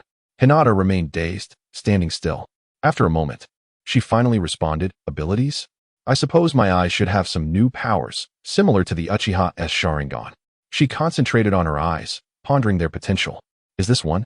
Hinata extended her right hand towards the pool, and the water, like a dragon drawing in its prey, flowed toward her hand. In the next moment, the water in his hand shot forth with the swiftness of a bullet, striking the wall and creating a large hole. Was this a manifestation of repulsion and attraction? Unlike the techniques we have honed, this was remarkably simpler to control, even achieving such an extent. Hinata understood what Naruto was contemplating, for both had trained in Tai Chi, possessing similar abilities. After Hinata spoke, she made no further movement. Her body seemed to lose gravity, slowly levitating as if a squid diving into the ocean. Within the confined space, she glided effortlessly, encircled by a protective barrier of white repulsive energy. Naruto's eyes brightened at this sight. In this realm, the forces of gravity and repulsion were essentially standard for anyone with the ocular prowess of the Rinnegan. Such foundational powers were inherent. Observing this ability, Naruto's eyes sparkled. Its fundamental nature indicated minimal weaknesses, if any. It was akin to the capabilities of the Sage of Six Paths. Through this power, he had surpassed an ordinary Kage-level ninja. He decided to test if he could deflect a jutsu. Extending his right hand, a small fireball materialized and was hurled towards Hinata. She remained still, and upon the fireball's contact with the outer barrier, it was instantly repelled. Indeed, it was possible. Was there any limitation to this technique? As long as there was sufficient chakra, it seemed there were none. Hinata sensed the energy and affirmed, explaining that her primary discipline was Tai Chi, and the force of these two energies bore little difference. Thus, when awakening this ability, there was almost no delay. Quite impressive, Hinata. With this ocular technique, you can contend with anyone. Naruto couldn't help but praise. Is that so? There's another ability that has also been enhanced, Hinata replied, her smile barely contained. She then showcased another skill, one that was inherent to the Byakugan but had not previously shown as brightly, the ability to instill dread, also known as Byakugan pressure. It emanates an invisible force that can affect the chakra within a ninja. Hinata unleashed it once. Naruto felt his chakra momentarily stall. For him, it was hardly impactful. It bore a resemblance to Conqueror's Haki, though this specifically targeted a ninja's chakra. However, for a ninja, such a momentary lapse could prove fatal, as it could disrupt the release of their jutsu. After testing the full extent of their ocular abilities, both wore expressions of uncontainable joy. Let us return and celebrate, Naruto exclaimed, elated. On the path of cultivation, what one truly needed was not mere ornamentation but a companion who could walk alongside them in their journey. Thus, Hinata's progress brought him genuine happiness. Upon returning to Naruto's home, Hinata noted the darkening sky and her expression shifted. Why is it already evening? Oh, you're unaware? Your breakthrough took an entire day and night. Tomorrow marks the day Lady Tsunade officially becomes Hokage, Naruto replied casually while preparing the ingredients. What? Why didn't you tell me sooner? Hinata's expression changed abruptly, her face paling as if she had just remembered something. What's wrong? Naruto asked, turning in confusion. I can't eat right now. I must return home first, Hinata declared before swiftly turning and running away. Naruto stood there, momentarily stunned, unable to comprehend her sudden departure. Hinata, however, was using her utmost speed. Had she not wished to conceal her ocular abilities, she would have flown back in an instant. As the heiress of the Hyuga clan, she could scarcely fathom the consequences of her father discovering that she had not returned home for an entire night. This thought propelled her to increase her pace even further. As Hinata darted through the streets of Konoha, passers-by merely felt a gust of wind and thought little of it. Accustomed to the presence of a shinobi likely engaged in a covert mission. Upon arriving at the gates of the Hyuga clan, Hinata sighed with relief, finding no familiar faces. Not even her father waiting at the entrance. Cautiously crossing the threshold, she surveyed her surroundings. The house was as quiet and desolate as usual, which momentarily eased her anxiety. With one final step, she entered her courtyard, only to freeze in place, her heart pounding, as she beheld a figure seated before her. "Father, you're back," she stammered. In the courtyard, Hayashi Hyuga sat, a cup of tea resting silently beside him, the absence of steam indicating he had been waiting for quite some time. Hinata found herself at a loss for words. "Where have you been these past few days?" Hayashi asked bluntly, cutting straight to the chase. I. Hinata stuttered, struggling to articulate her thoughts. As a member of the main branch, she was expected to inform her family if she were to undertake a mission outside the village. Thus, the pretext of a mission would clearly not suffice. Hayashi, understanding his daughter well, narrowed his eyes at her hesitance. His right hand clenched involuntarily, a flicker of menace flashing in his gaze. Damn that blonde brat, he thought, his mind spiraling into dark imaginings. Hayashi's authoritative presence loomed large in Hinata's mind, leaving her at a loss for how to explain herself. Finally, he took a deep breath.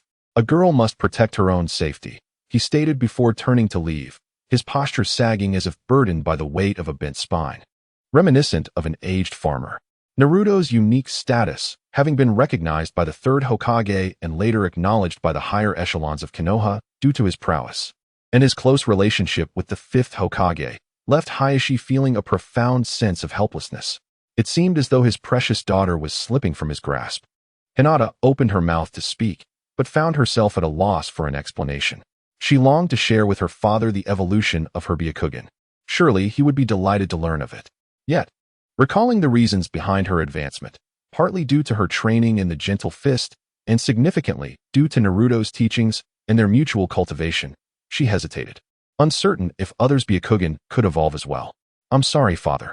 Naruto, though Hinata had already departed, still needed to prepare a meal. He began to concoct a simple dish for himself. While plucking apples from a tree, his gaze suddenly sharpened. Perched upon a branch was a small green creature, quietly observing him. Had it not been for his current prowess, he might have overlooked its presence entirely. A mutated mantis? Naruto's expression turned oddly contemplative. He sensed chakra emanating from the diminutive mantis. After a moment's thought, he extended a finger. Instantly, the small mantis assumed a battle stance, its forelimbs drawing forth with remarkable speed, creating an afterimage in the air. With a swift motion, Naruto felt a sting on his finger, a faint red line appearing. How sharp it was! Naruto was taken aback. Although he was in a relaxed state, his physical defenses were formidable, and even chakra-infused weapons struggled to pierce them. Had these plants caused its mutation? Observing closely, he noted the leaves bore signs of being nibbled upon, prompting a thoughtful expression. It appeared this creature possessed potential for cultivation. Intrigued, Naruto pondered the implications. If the greatest asset of the Akatsuki clan was the divine tree, and since that tree, regardless of its divine nature, was ultimately of the wood element, could nurturing certain insects serve to counteract it? A wave of curiosity washed over him. Strengthening the mantis would pose no challenge for Naruto, whether through direct control of its body or by embedding shadows from others into it, thus compelling it to grow stronger. After some exertion, the small mantis quickly acknowledged its superior, having received several shadows within its being. Its strength surged significantly, and Naruto realized the mantis had indeed consumed those mutated plants to attain such power. Clearly, this little creature was worthy of nurturing. As he delved into his research, time slipped away unnoticed. The following day dawned bright and cheerful. The villagers of Konoha donned their finest attire, their faces alight with smiles as they unconsciously gathered toward the Hokage building. The spacious square buzzed with life, a veritable sea of joy as people converged from every direction, exchanging laughter and conversation. Amidst the throngs, Naruto leaned against a large tree, leisurely awaiting the arrival of his companions. "Isn't that the Nine Tails?" someone murmured. "Shoo, keep your voice down. What is there to fear?" The third Hokage among the villagers, some recognized Naruto Uzumaki, and thanks to Danzo, the village buzzed with terrifying tales surrounding him. Those who identified him displayed expressions of disdain. Although Naruto was indifferent to his reputation, the idle chatter grated on his nerves, leaving him somewhat unsettled. "Lord Naruto, what brings you here? The Hokage has been looking for you."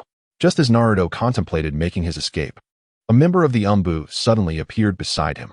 Naruto nodded and followed the Umbu, and in the blink of an eye, both vanished from sight. Those around them, having overheard their conversation, exchanged worried glances, promptly silencing their chatter.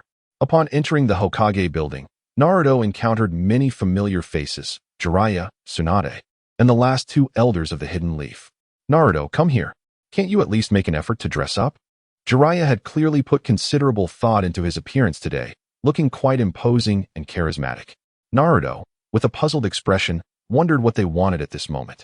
Jiraiya then conveyed to Naruto their forthcoming task, which was simply to stand behind Tsunade. On June 2nd, 65 years into the Hidden Leaf's history, at 9 a.m., Tsunade, clad in the Hokage robes and wearing a straw hat, emerged from the Hokage's office and stood atop the rooftop. The crowd below erupted in cheers upon seeing her, a testament to her immense popularity. At that moment, the Hidden Leaf reveled in the sound of applause as Tsunade proclaimed her ascension as the 5th Hokage. The cheers reached a fever pitch. As the crowd dispersed, satisfaction filled the hearts of all, the strength and beauty of Tsunade indelibly etched in their minds. Observant individuals also noted the two figures standing behind Tsunade, Jiraiya, one of the legendary Sannin, and Naruto Uzumaki, the Jinchuriki of the Nine Tails. To stand behind the Hokage signified trust and the potential to become the next Hokage. The populace was well aware of Jiraiya's status within the Hidden Leaf, but for Naruto, this marked his first significant appearance before all. The ninjas of the Hidden Leaf understood what this represented. Naruto Uzumaki, the Jinchuriki of the Nine Tails, had successfully entered the upper echelons of the village. Inside the Hokage's office, Tsunade slumped heavily into the Hokage's chair, resembling a weary meteor. Hokage-sama, here are the mountains of paperwork that have accumulated, Narashikaku said, struggling to carry a towering stack of documents, which he deposited on the Hokage's desk.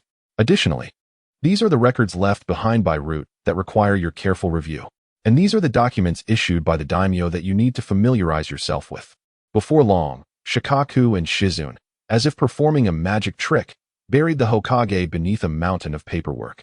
Tsunade, witnessing this, felt her eyelids twitch and her heart sink with regret. How had she been so foolish as to accept the role of Hokage? She sighed inwardly, realizing she truly ought not to have taken on this position. Naruto and Jiraiya exchanged glances, both feeling a chill run down their spines. They quietly retreated, planning to celebrate with Hinata afterward. You two rascals, halt. Tsunade's voice suddenly rang out from behind the pile of documents. These are the responsibilities of the Hokage. We cannot assist you. I have other matters to attend to, so I shall take my leave, Jiraiya said with a forced bravado. Jiraiya, do you wish to test the strength of my fist? Tsunade stood, her right hand clenched into a fist, swinging it with a whoosh that sent chills down the onlookers' spines. This is not my forte either. Jiraiya promptly chose to follow his heart. Once you finish dealing with this pile, I will let you go. Tsunade pushed aside the documents concerning Danzo. Without even glancing at them, she was well aware that they contained details that would undoubtedly nauseate her. Rather than disgust herself, she preferred to inflict that discomfort upon others. Jiraiya's expression immediately turned sour, for he knew that Danzo's arm at that time sent shivers down the spines of those who witnessed it. Countless individuals had nightmares after seeing it. Tsunade paid no heed to Jiraiya's countenance, instead turning her gaze towards Naruto, who tensed up, feeling as if a ruthless employer had set their sights on him. Especially upon seeing the documents laid out before him, Naruto felt a chill run down his spine. Tsunade-baba, I can forgo this, right? I'm still a genin. These are not meant for my eyes, he said with a stiff resolve. If you can't handle it, then just come and learn. Stand beside me and help pass the documents. Tsunade shot him a glare. Though she was not in Konoha, she was still aware of its circumstances. The village was currently in a state of disarray. Among the elite Jonin, only Kakashi could be considered a figurehead, while the others fell somewhat short. Finding someone suitable for training was a daunting task. The position of a village leader was fraught with peril, as one could meet their demise at any moment. It was evident that the third Hokage remained within the village, wary of potential threats, even from his own disciples. This illustrates the inherent danger of such a position, which is why each village leader typically cultivates a successor once in power. These individuals are required to be close at hand, either as members of the Shadow Guard or as their disciples. Tsunade did not wish to break this tradition, yet her choices were limited. After some consideration, Naruto seemed to be the most agreeable option. Additionally, Naruto's initial theory of peace had left a lasting impression on her. Although she internally acknowledged the validity of Naruto's theory, Tsunade believed that such aspirations were likely unattainable. Even resurrecting her grandfather seemed improbable. Naruto's expression fell. Although he recognized her good intentions, he truly had no desire for such goodwill. Today marked the first day of her appointment, and Naruto dared not turn away. So he complied and stood by her side, assisting with the documents while Tsunade previewed them, stamping those requiring the Hokage's signature. The completed documents were handed over to Shizune, who would be responsible for organizing and archiving them. There were numerous documents to handle, but with the assistance of others, Tsunade found the workload manageable. However, this burden fell heavily upon Jiraiya, whose face grew increasingly flushed as he examined the contents related to Danzo. His hands clenched tightly. The others exchanged glances. Their curiosity piqued regarding the contents. Even Naruto refrained from a glance. After all, Danzo was a figure of infamy, a disruptor within the ninja world. What good could possibly come from him?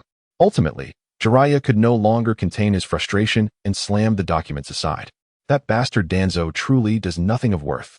This record is filled with human experimentation and assassination plots against other ninjas to incite conflict.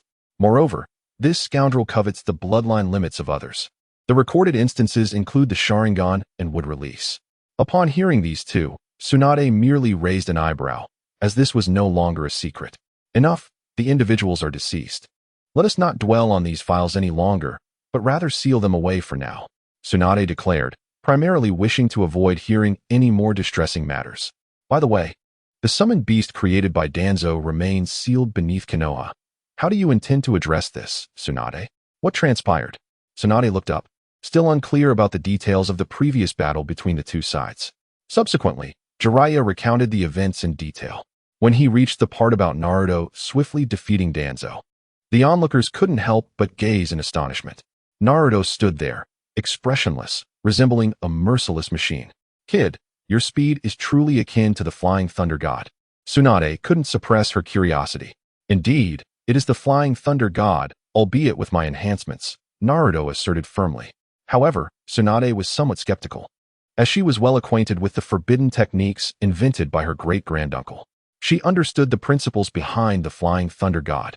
It was essentially an improved version of the summoning technique, and regardless of any modifications, the anchor points and mediums remained unchanged. You say it cannot be killed? Indeed. That monster was initially sealed by us, and attempts were made to slay it. Yet unexpectedly, even after its demise, it could still resurrect. Jiraiya's expression grew grave as he spoke. After being controlled, there were attempts to kill it, whether by decapitation or other means. Over time, it could gradually recover. Naruto, can you kill it? Tsunade pondered for a moment before looking at Naruto. Uncertain.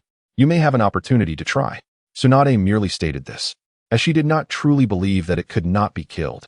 In this world, there were no enemies that could not be vanquished. With everyone's assistance, the tasks were completed within a mere morning. Tsunade couldn't help but stretch, feeling the strain in her back from sitting for so long. Her perfect silhouette was exposed to the air, causing the two nearby to inadvertently glance at her curves. Naruto snapped back to reality and quickly turned away, while Jiraiya maintained a lecherous expression. Tsunade lowered her arms, preparing to invite them out for a drink, only to meet Jiraiya's lewd gaze. You scoundrel, Jiraiya! Tsunade exclaimed, unleashing a punch that Jiraiya, caught off guard, received with his face, sending him hurtling backward. Naruto immediately adopted a concerned expression, though his face remained impassive. Let us go out and celebrate, Tsunade suggested, casting a glance at Naruto. Be sure to listen to Granny Tsunade. Naruto nodded vigorously. The group exited the Hokage building, greeting everyone they encountered along the way. They arrived at the Konoha barbecue restaurant, where Tsunade promptly ordered several small dishes and 2 jars of sake. At that moment, Jiraiya limped in and took a seat across from Tsunade. Chapter 75. Sasuke's choice. This meal was, of course, generously hosted by Jiraiya, and Naruto unabashedly showcased his prowess as a voracious eater. Naruto, young one, you mustn't overindulge lest you ruin your stomach, admonished Jiraiya. Fear not. I have barely consumed a third of my capacity, replied Naruto. A third? Jiraiya's voice soared an octave, glancing at the plates beside Naruto, his heart sinking as he anticipated the impending toll on his finances. Even Tsunade couldn't help but scrutinize Naruto with curiosity. With the life of a revived being and the insatiable appetite reminiscent of a beggar, Naruto could eat indefinitely, if he chose to. He could feast for 3 days and nights without pause. The energy he digested would be stored within his core. Ultimately, it was only the overflowing plates that compelled Naruto to cease his consumption. As the group exited the barbecue establishment, Jiraiya clutched his wallet tightly, tears silently streaming down his face, having resolved never to treat this little rascal again. "Do you know what this mark signifies?" Tsunade inquired, pointing to her forehead. "The Ine seal. You indeed know of it. This implies you possess this ninjutsu as well." Tsunade scrutinized him, failing to find the desired emblem on his brow. "I am aware. I learned of it upon accepting my parents' legacy, but I do not possess the ninjutsu you speak of. However, I have developed a similar technique." Naruto lifted his shirt, revealing the intricate sealing patterns on his chest. "5-element seal. You are quite the talent," Tsunade exclaimed, her eyes lighting up. Although she was not well versed in sealing techniques, her knowledge of the Ine seal allowed her to grasp the capabilities of Naruto's sealing technique. She couldn't help but admire Naruto's cleverness. "Praise from you, Grandma Tsunade," he responded. As their conversation unfolded, Tsunade grew increasingly fond of Naruto. Not only was he astute, but he also possessed unique insights into ninjutsu. In the afternoon, Naruto was finally free from his duties at the Hokage building. While being valued by the higher-ups was commendable, it was genuinely exhausting for someone of his disposition. He yearned to quietly cultivate his strength, engaging in research during his leisure time, which he found far more enjoyable than sifting through tedious documents. In the underground laboratory, Naruto arrived in the expansive space where a grand tree stood. Beneath its roots lay the lifeless body of a white monkey. If anyone from Konoha were to behold this monkey-esque corpse, they would instantly recognize it as the formidable summoning beast of the third Hokage, Enma. In the previous Great War, this venerable monkey perished while aiding the third Hokage in sealing the other 3 Hokages. Upon encountering the corpse, Naruto had felt a surge of excitement, but alas, the timing had been unfavorable. By the time he had the opportunity to stealthily retrieve the body, it had long been deceased, and the power within its shadow had dissipated entirely.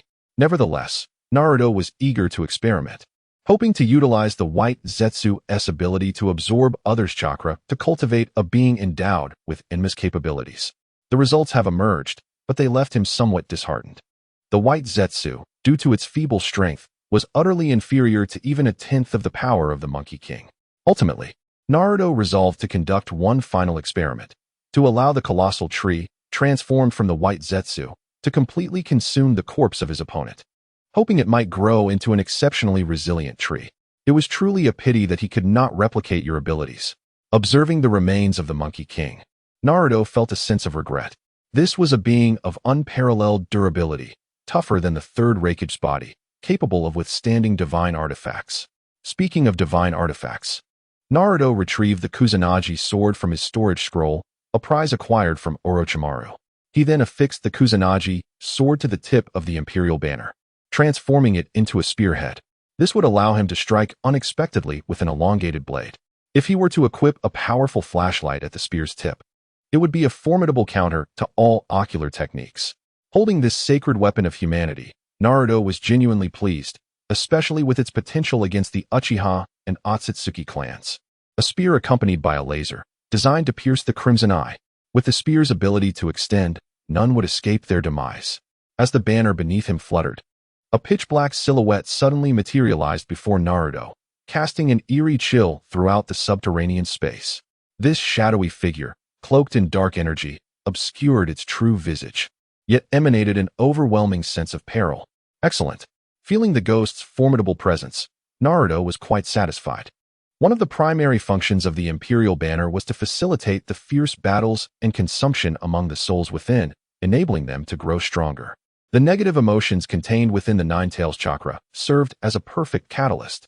For days, the Nine-Tails had infused its own negative emotions into the Imperial Banner, whether in moments of idleness or activity.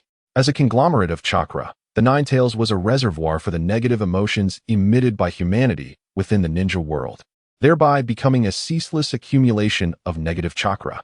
These negative emotions had little effect on the tailed beasts, and in fact, could even augment the destructive capacity of their chakra. Thus, the tailed beasts remained unfazed. The banner gently swayed, and the ghostly figure re-entered within. Meanwhile, at the Hokage building, Tsunade discovered a particularly unusual document, which she scrutinized, her brow furrowing in concern. Are you aware of this matter? Tsunade handed the document to Jiraiya, who examined it without much care. You are referring to the ghostly figure. I have heard the old man mention it, but I have never seen it myself. I even question whether the old man and Danzo are merely staging a performance. Jiraiya took the document and glanced at it, showing no interest. Shizune, please search through Danzo's records for any information regarding the ghostly figure. Shizune exhibited remarkable efficiency, quickly sifting through the extensive archives to uncover details about the ghostly figure. The more Tsunade read, the tighter her frown became. Such a dangerous entity lurked within Konoha. Compared to the third Hokage's records, Danzo's documentation was far more detailed, revealing many aspects unknown to the third. What is there to fear? Perhaps the other party has long since departed from Konoha. It has been quite some time since any news of this so-called phantom has surfaced. Jiraiya remained unfazed. Upon hearing this, Tsunade's furrowed brow gradually relaxed, yet she committed the matter to memory. When do you intend to leave? Tsunade inquired, casting a glance at Jiraiya, who she knew to be a restless spirit. In a few days, Jiraiya replied, glancing at Tsunade with a hint of concern. After all, she had just become Hokage, and he felt compelled to take Naruto Uzumaki with him. The night enveloped Konoha in a resplendent glow. In the Uchiha clan's territory, the moonlight cast shadows upon the buildings and trees, illuminating only their forms. By the lakeside sat Uchiha Sasuke, alone. After waking, he had remained silent, and upon returning home, he simply sat here in contemplation. His right hand instinctively moved to touch his neck, where 3 Tomo resided. Gazing into the lake, Sasuke's expression twisted into one of anguish as a gentle breeze ruffled the water's surface, causing the reflection of Sasuke to appear as though mocking him. Do even you mock yourself? He mused. I truly am pathetically weak. One of the legendary 3, Orochimaru, he recalled, feeling a twinge of pain in his neck. Lord Sasuke, what are your thoughts? At some point, 3 figures appeared behind him, individuals Sasuke recognized. I have agreed, he stated. Good. We shall meet you outside Konoha. The trio spoke in unison before vanishing from sight. Sasuke rose with a stoic expression, surveying his surroundings, which had transformed from the home he once knew. I have long since lost my home. All I desire is vengeance against that man. A chilling aura emanated from Sasuke as he strode toward the gates of Konoha. In the bustling streets, people moved about joyfully, discussing the new Hokage and gossiping about Naruto Uzumaki. Opinions regarding Naruto had sharply polarized. Some praised his actions, while others branded him a butcher. As Sasuke passed by, he listened to their chatter, his expression impassive. Among the crowd, Sakura, who was shopping with her friend, caught sight of Sasuke's silhouette and instinctively halted. What's wrong, Sakura? Her friend asked. I think I saw Sasuke. Where? Ino began to scan the area eagerly. Sakura's brow furrowed. A sense of foreboding washed over her, and without hesitation, she pursued him. Sakura, wait for me. Ino quickly followed suit. Sasuke navigated through the throng. Nearing the gates of Konoha, Sasuke, wait. At that moment, Sakura and Ino caught up to him. What are you planning to do? Sakura asked, her tone laced with anxiety. It's none of your concern, Sasuke replied, maintaining his stoic demeanor. As he walked, he wrestled with his own heart. Having arrived at this juncture, he had resolved to pursue his singular goal. Regardless of what lay ahead, his only objective was to eliminate that man, avenging his clan and his parents. For this purpose, he was willing to forsake everything. Sasuke, we are friends. You can confide in us, Sakura implored. What has happened to you? Ino discerned the tension. I don't need your help, and you cannot assist me. We cannot assist you. Perhaps you should seek Naruto. He has grown remarkably strong. Are you not teammates? Ino instinctively uttered. This statement instantly provoked Sasuke's ire. He lifted his gaze, his eyes swirling with the double tomo. Genjutsu. In an instant, the two stood there, entranced. Sasuke snorted coldly, turning to leave. His feelings towards Naruto were rather intricate. They shared similar backgrounds and experiences, and Sasuke genuinely regarded him as a close friend.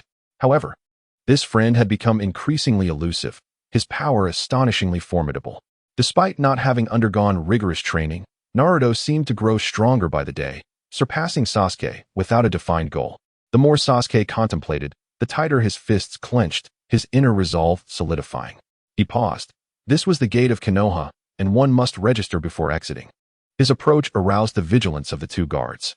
Sasuke remained silent, and as he neared them, he swiftly launched a surprise attack. The guards, caught off guard, fell to the ground in agony. By the time they regained their senses, Uchiha Sasuke had already stepped out of Konoha. Chapter 76. Sasuke's Defection. Is this how you leave? Not even a word to an old friend? Just as Sasuke exhaled in relief, a familiar voice suddenly called from behind. His body stiffened, slowly turning around. There stood a familiar figure leaning against a large tree, quietly observing him. Uzumaki Naruto. Have you come to drag me back? Sasuke retorted instead of answering. No, I merely sensed a shift in this area and came to take a look, Naruto casually explained. Sasuke's fists clenched tightly, implying that the entirety of Konoha lay within his perceptual range. Tell me, to what extent has your strength risen? Sasuke intended to turn away, yet Naruto unexpectedly appeared before him, prompting Sasuke's curiosity to surge uncontrollably. How strong are you? Naruto paused, slightly taken aback, then gazed skyward, lost in contemplation. Just how powerful was he? This posed a challenging question. After all, he had not compared himself with others nor experienced battle, and even if he articulated it, it would be difficult for Sasuke to comprehend. I am perhaps stronger than you might imagine, Naruto finally responded. Witnessing the nonchalant tone of Naruto, Sasuke could no longer restrain himself. Chakra surged within him like a volcano. The seal on his neck faltered, and intricate wrinkles spread across his body in an instant. Cursed mark mode. Do you wish to fight me? Stop underestimating me. Let me see just how powerful you truly are. With that, Sasuke brandished Chidori and charged forward. Yet Naruto made no move, effortlessly catching Sasuke's Chidori with a single hand. Sasuke's body froze, disbelief etched on his face. His most potent technique was so easily countered. Why? How can he be this strong? On what grounds? Why is he stronger than I am? It should not be like this. A fierce sense of frustration and resentment surged within his mind as the double tomo in his eyes spun rapidly. Before Naruto's astonished gaze, Sasuke transformed into a three-tomo Sharingan. What on earth? Your entire clan was annihilated, and you could only awaken a single tomo, yet now, after I provoke you, you instantly unlock three tomo. Naruto was at a loss for words. How deeply entrenched was this individual in his own obsessions? Unaware of his own peculiarities, Sasuke dissipated the lightning in his hand and turned to walk away into the distance. I will certainly defeat you, he declared suddenly, stopping without looking back. His voice as cold as ice. Then you had better put in the effort. To conquer me, you must at least surpass Uchiha Madara. Upon hearing this, Sasuke silently etched that name into his mind. As an exemplary student, he was well aware of what Uchiha Madara represented. However, the true extent of Madara's power was a concept lost on the younger generation. Yet, fueled by youthful vigor, he firmly believed he could indeed surpass Uchiha Madara. As soon as Sasuke departed, word reached the Hokage's office. Tsunade, who had just begun to relax after assuming the role of Hokage, was taken aback by the news. Just today, she had become Hokage, and already someone was trying to undermine her, defecting from Konoha at such a critical moment. That little brat is utterly outrageous. Tsunade stormed into the Hokage's office. Hokage-sama, please don't be upset. That child, Sasuke. Kakashi, having heard the commotion, approached with a sigh and recounted the entire affair concerning the Uchiha clan, particularly regarding Uchiha Sasuke. Sigh, yet another mess left behind by the old man, Tsunade remarked, her brows knitting into a frown. Not long after, Jiraiya entered, accompanied by Naruto. Oh dear, that troublesome little brat. I heard he has gone to ally himself with Orochimaru. Indeed, Orochimaru is likely interested in Sasuke's body, Tsunade mused, recalling the battle reports indicating that Orochimaru had completed his forbidden technique, the reanimation jutsu, capable of seizing another's body. We must locate that boy swiftly. If he truly ends up with Orochimaru, it would spell great trouble. He is the last scion of the Uchiha clan. With that thought, Tsunade sighed once more, realizing that if Uchiha Sasuke were to perish, it would indeed mean the extinction of the Uchiha lineage. What do you have to say as a companion, Naruto? I respect his choice, Naruto replied resolutely. Even if he walks the path of error and faces death, you won't intervene? Jiraiya's brow furrowed. Naruto's response did not satisfy him. Indeed, Naruto affirmed. Tsunade's expression also darkened. Naruto's implication was that he would not pursue Sasuke, but would instead respect his decision. If it were Hinata, would you still choose the same? Jiraiya suddenly countered. Naruto instinctively furrowed his brow. He hadn't considered that question before, but quickly dismissed the thought.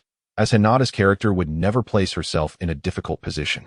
In that fleeting moment of hesitation, both men discerned the answer, feeling a mix of silent understanding and slight relief. Since he will not partake in this, I shall dispatch others to pursue him.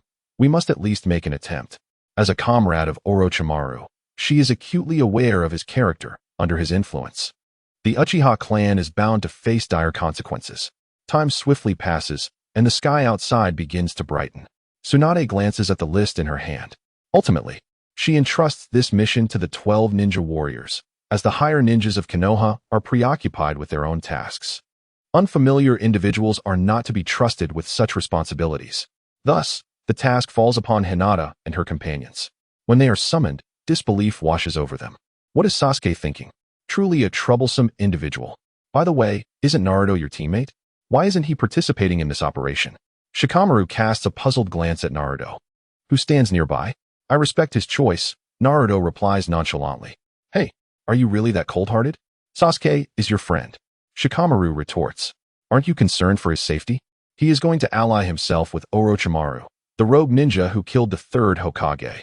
The 12 ninja warriors feel a wave of unease wash over them at his words, sensing Naruto's apparent lack of empathy. Naruto remains indifferent. Hinata furrows her brow, but given the presence of so many people, she hesitates to voice her concerns. All right, Naruto has his own matters to attend to. You all understand your mission, correct? Tsunade surveys the group. Since there are no objections, Shikamaru will lead the team. Your objective is to bring back Uchiha Sasuke. Now let us depart. With that command, the 12 ninja warriors follow Shikamaru out of Konoha. Although Naruto claims not to care, he secretly dispatches a crow to follow them. I'm heading out for a while. You should stay in Konoha and train diligently, Jiraiya informs Naruto. You're not thinking of following Sasuke to find Orochimaru, are you? Naruto asks suspiciously. Cough, cough. What are you talking about, kid? Jiraiya responds, somewhat embarrassed at being seen through by a child. Whatever, Naruto says dismissively, turning to find a place to train. Since Tsunade took office, the surveillance on the Jinchuriki has been completely lifted, and with the absence of the Root organization, Naruto finally enjoys a semblance of normalcy. Free from scrutiny, he can do as he pleases. Naruto first returns home to tend to the plants in his garden. Through experimentation with grafting and chakra infusion, he creates several shadow clones. He then heads to the training ground to practice ninjutsu. Possessing formidable strength, Naruto has not forgotten his childhood dreams of replicating the impressive techniques he admired in anime. Techniques such as Merciful Sun, Chi Yuan Slash, Marine Six Styles, Fireball Jutsu, Fire Dance Whirlwind, and Long Rainbow Piercing the Sun. Some techniques are simple to replicate, while others require careful study, all of which can be addressed by his shadow clones. Meanwhile, his original self continues to train diligently. Meanwhile, Shikamaru and the others move swiftly through the forest. Hinata, have you located Sasuke? 50 miles ahead. 3 individuals were seen carrying a jar, from which emanated the distinct chakra of Sasuke. Hinata activated her Byakugan. Her eyes, with their faint pupils, resembled ripples upon a tranquil lake, barely noticeable unless observed closely. Unlike Naruto, who would pounce upon the adversary with the fervor of a ravenous tiger, the others remained cautious. Neji, employing his own Byakugan to survey their surroundings, was struck by Hinata's words, his pupils contracting sharply, his expression akin to one struck by lightning, filled with disbelief. 50 kilometers. How could that be possible? Even with the Byakugan, such a distance could not be observed. This was nearly common knowledge. Even Shikamaru was taken aback, involuntarily turning to look. Are you certain? Yes. Hinata nodded resolutely. The others, possessing some understanding of the Byakugan, gasped in astonishment. This terrifying observational prowess transcended their comprehension. Neji scrutinized his sister closely. Despite her being of the main house, it was improbable for her to possess such formidable Byakugan. Could it be the doing of that yellow-haired brat? How could that possibly be? How did he achieve this? Neji's face betrayed a sense of unwillingness. What's the matter? Neji and I? Hinata instinctively turned as she felt his gaze linger. Their eyes met, and Neji noticed the peculiarity in Hinata's eyes. Those eyes, what immense ocular power. Neji gasped. When not directly meeting her gaze, he had been unaware, but now, in direct confrontation, he could sense the potent strength emanating from her eyes, accompanied by a subtle, yet overwhelming pressure. However, before Neji could voice his thoughts, a figure emerged ahead, blocking their path. Leave this one to me. You all continue the pursuit. Niji inhaled steadily, halting his steps with unwavering resolve as he charged toward the enemy. Shikamaru exchanged a glance, leading the others onward. Yet, as time passed, they encountered numerous foes ambushing them along the way. Shikamaru and the others could not afford to halt for their companions while simultaneously advancing. Leave this one to me. Hinata's expression turned grave as she focused on the white-haired youth obstructing their passage. The Kagaya clan, Shikatsumiyaku, Kagaya Kimimaro. Chapter 77. Shikatsumiku. Hinata's gaze was laden with gravity. From the white-haired youth opposite her, she sensed a terrifying chakra. This sensation was akin to the one she had only previously experienced from a jonin. The individual's strength was unfathomable, already having reached the jonin level. Her companions beside her were undoubtedly no match for him. All right, I shall leave this one to you. Shikamaru nodded in agreement, preparing to lead the remaining members onward. Ahem. Everyone should remain here, Orochimaru declared. The vessel chosen by Lord Orochimaru must be delivered directly to him. With that, his hands rose, bones piercing through skin, shooting forth from his fingertips, propelled by a fierce gale, aimed at all present. Upon witnessing this, Shikamaru and the others immediately halted, adopting defensive stances. Yet, Hinata moved swifter, vanishing and reappearing before her companions. A large, transparent protective shield materialized, blocking all the bones. Is this the Hyuga clan's Kaden? How powerful! Enough, let us not squander time. I shall entrust this to Hinata. Without a moment's hesitation, Shikamaru led the group away with urgency. Kumaru attempted to intervene, but was halted by Hinata. The Hyuga clan, you say? Ahem. As Kumaru spoke, he was unable to suppress a fit of coughing, blood trickling from the corner of his mouth. You are ill. This shall be my final battle for Lord Orochimaru, Kumaru murmured, his gaze lost in the heavens. I have no desire to fight you. I merely wish to reclaim my comrades. That is because Lord Orochimaru has taken an interest in the vessel.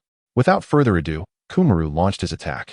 His unique bloodline limit manifested like a sharp sword, complementing their clan's distinctive martial arts, rendering Hinata as though she were grappling with a porcupine bristling with needles. In the past, Hinata would have been at a loss against such an opponent, as the Hyuga clan's martial arts necessitate close combat, while the Kagaya clan's skeletal protrusions serve as an impenetrable barrier, an absolute nemesis. However, under Naruto's meticulous training, the present Hinata exhibited extraordinary combat prowess, both in her fierce close-quarters combat and her precise ranged attacks. Particularly, her awakened ocular technique, combined with her Tai Chi, effectively countered her opponent's martial skills. The battle had scarcely begun when Hinata discerned the pattern of her adversary's moves. Her distinctive Byakugan enabled her to keenly observe Kumaru's bodily movements, anticipating his bony assaults. The Tai Chi she wielded was akin to a gentle push that could shift mountains, rendering her opponent increasingly frustrated. Observing this, Kumaru wasted no time activating his cursed seal, transforming into a furious lion.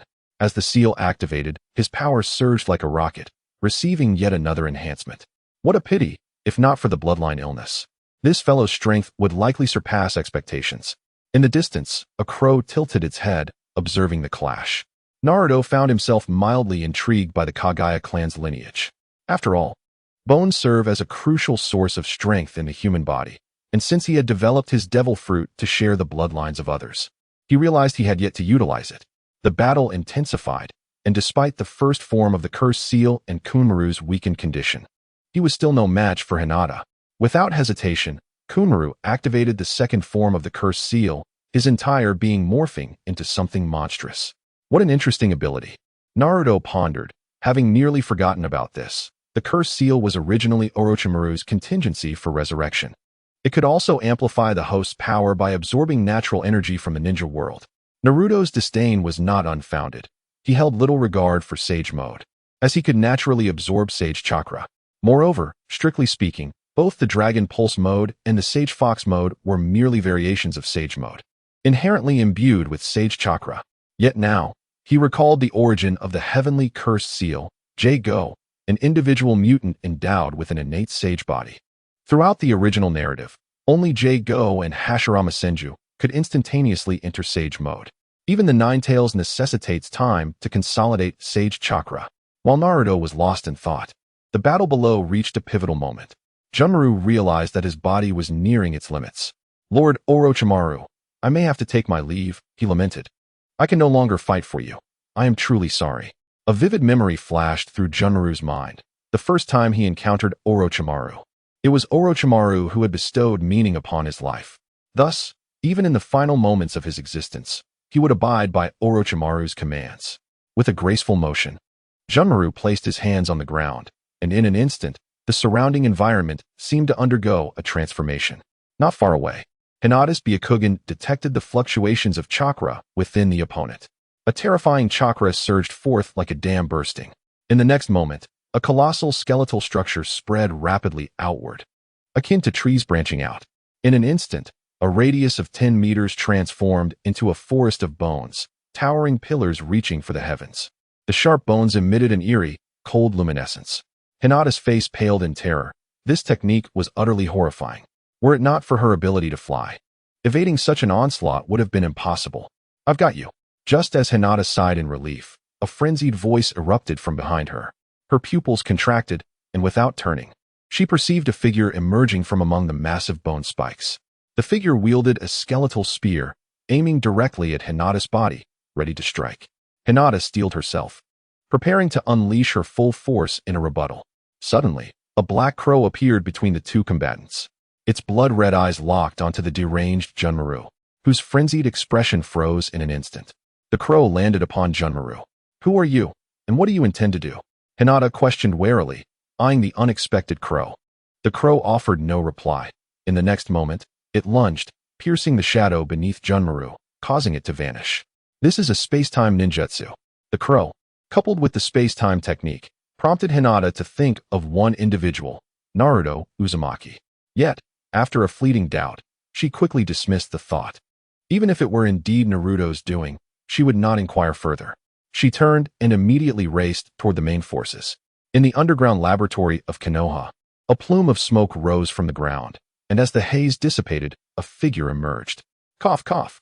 Accompanied by weak coughs, the individual revealed a frail visage, barely clinging to life. Naruto shook his head in dismay. The ninja world was about to lose yet another bloodline clan. However, perhaps it was for the best. Their lineage had fallen behind. The next era belonged to those adorned with tattoos.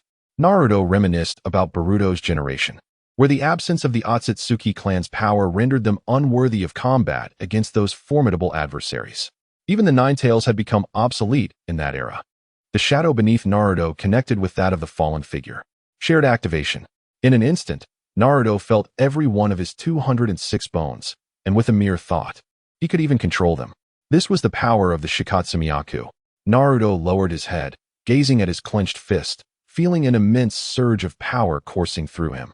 As for the opponent's method of combat, which relied on bones, Naruto could only deem it utterly inelegant. He would never resort to such tactics in his lifetime. His desire to acquire the other S abilities stemmed solely from a wish to enhance his corporeal form, having observed how cumbersome it was to refine bones in this fantastical realm. However, with this newfound ability combined with chakra, he could fortify his skeleton to its utmost limits. In gratitude for your assistance, I shall return your remains to Orochimaru, Naruto stated plainly, glancing at the nearly lifeless Kinshiki sprawled on the ground. Upon hearing these words, Kinshiki seemed to relinquish something, his breath gradually stabilizing as his vital signs began to fade. Having spent a lifetime seeking the approval of others, one must ponder, are you truly a person or merely a tool in Orochimaru's hands? Observing Kinshiki's final thoughts lingering on Orochimaru, Naruto's gaze grew complex. What is the true meaning of life? Even he found himself engulfed in confusion. Despite the turmoil within, his actions remained resolute. As the shadow beneath his feet devoured that of his adversary, strengthening his own form once more. True to his word, Naruto returned the body to Orochimaru. With the coordinates provided by Orochimaru, he activated the Flying Thunder God technique, a teleportation method developed by the fourth Hokage. Originally designed to counter large-scale ninjutsu, such as the tailed beast bomb, it now served a different purpose. In Orochimaru's lair, he had just acquired a new body and was presently scrutinizing it, only to find that he had not managed to rid himself of the mark. Impressive, indeed, is the fourth Hokage, Orochimaru mused, licking his lips. Although the Flying Thunder God was invented by the second Hokage, it had become even more formidable and troublesome after the fourth's enhancements. Particularly, The mark left by the opponent was notoriously difficult to remove once stamped, involving sealing techniques and the soul itself. In Naruto's hands, however, combined with the fourth Hokage's insights and his own mastery of sealing techniques, along with the abilities granted to him, he had further refined this mark. Now, he was confident that even if his opponent attained the power of a sage of 6 paths, erasing his mark would be impossible. Suddenly, the mark on Orochimaru's hand shimmered slightly, and a corpse materialized out of thin air. Orochimaru was taken aback, and as he discerned the body on the ground, his expression shifted subtly. Kagaya Kinshiki. Upon seeing the lifeless form of his capable subordinate, a flicker of emotion crossed Orochimaru's typically cold gaze. After all, he had nurtured this child, and to claim he felt no attachment would be disingenuous. Rest well, Kinshiki, he murmured to himself. Even he had his limitations. The bloodline disease, more a curse than an ailment, afflicted only the gifted. Once it manifested, it heralded genetic collapse, and to date, there existed no remedy, not even for Orochimaru. What has transpired? Lord Orochimaru? Kabuto rushed in, momentarily stunned by the sight of the corpse on the ground. Take him away. Orochimaru felt a tinge of melancholy upon encountering the lifeless body, an inevitable emotional fluctuation. In Chapter 78, Future Sasuke, within the underground laboratory of Konoha, Naruto gazed intently at a corpse before inserting a shadowy figure into it. In an instant, the body revived. How could I be here if I were dead? Danzo's eyes reflected confusion, as if he had forgotten much. Go on. Bring me some surprises, Naruto commanded, having added another formidable ally to his ranks. Danzo appeared bewildered as he materialized in Orochimaru's base, startling the latter, who was poised to conduct research. You are Danzo. I thought you were already deceased? Am I dead? Danzo replied, his gaze vacant. Orochimaru quickly sensed the anomaly. Danzo was enveloped in a chilling aura of death, entirely unlike a living being. Approaching, Orochimaru scrutinized him closely, confirming his non-existence as a living person. What is the meaning of this? Edo-tensei? The notion that he possessed such a method of resurrection intrigued Orochimaru profoundly, revealing yet another technique that transcended his understanding. What does he desire of you? Who? Naruto Uzumaki. A flicker of recognition crossed Danzo's eyes as he momentarily recalled the individual, the Jinchuriki of the Nine Tails. The following afternoon, Shikamaru and his companions returned to the village, their demeanor noticeably despondent, their steps heavy with the weight of failure. The disappointment etched on their faces spoke volumes of the mission's unsuccessful outcome. In the Hokage's office, Tsunade sat at her desk, her brow furrowed tightly, as if compressed by an invisible force. Her lips pursed slightly, deep in contemplation of something significant, while her right hand unconsciously moved to her mouth, gently biting her nails, a habitual action born of anxiety. With his head lowered, Shikamaru's voice was low and filled with dejection. I apologize, Hokage-sama. Our mission has failed. I could not bring back Sasuke Uchiha.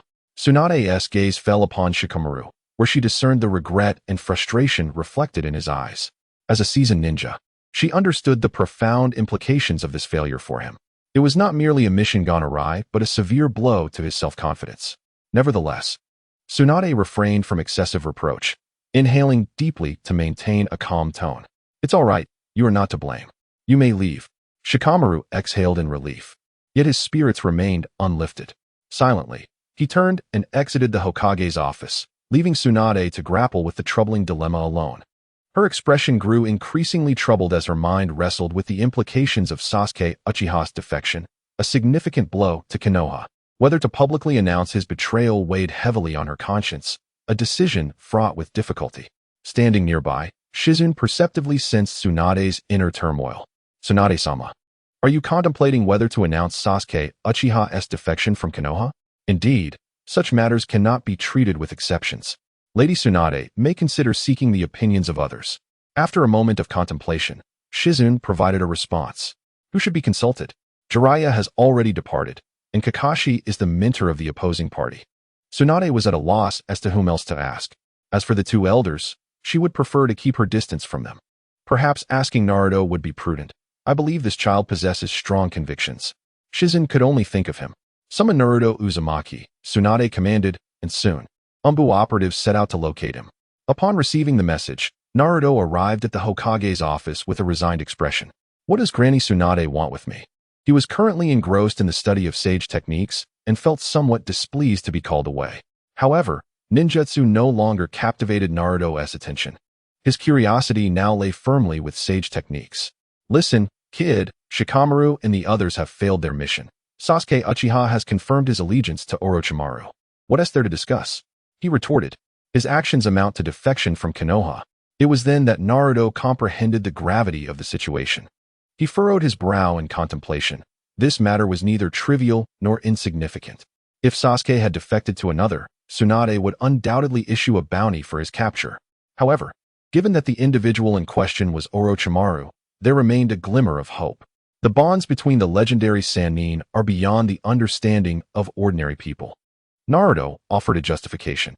It could be said that Sasuke had ventured out to explore and learn. Though this reasoning might seem implausible, certain individuals are afforded privileges. Being the last scion of the Uchiha clan, Sasuke indeed held some privileges. Are you certain that he will return? Tsunade's gaze narrowed, fixated on Naruto. She should be aware of Sasuke's objective, to eliminate his brother, the rogue ninja Itachi Uchiha. Once he accomplishes his goal, there would be no place for him other than returning to Konoha. If you remain unconvinced, I can assure you that I will bring him back when the time comes. Are you so confident, kid? Tsunade did not doubt the potential for growth inherent in the Uchiha clan. Indeed, I am. Very well, I understand. You may leave. With Naruto's assurance, she ceased to pursue the matter of Sasuke's defection. In the ensuing days, Naruto found himself with ample free time. As Tsunade had just assumed her role and was preoccupied with numerous responsibilities. Meanwhile, the Jonin were also exceedingly busy. The transition of Hokage had stirred the neighboring great nations. Eager to test the waters, the Jonin of Konoha were dispatched to guard the borders, leaving the lower-ranked ninjas idly at home without a leading Jonin. In light of Sasuke's defection, the 12 young ninjas recognized the significance of strength, and each was committed to training diligently during this precious time, hoping to enhance their abilities so that they could adeptly handle similar situations in the future. Over the course of these days, Naruto immersed himself in the study of sage techniques, realizing that the pinnacle of ninja capabilities is essentially that of a Jonin. The chakra of sage techniques can elevate a ninja's limits and amplify the potency of all ninjutsu. Naruto can now absorb the natural energy from the external world and transform it into his own power.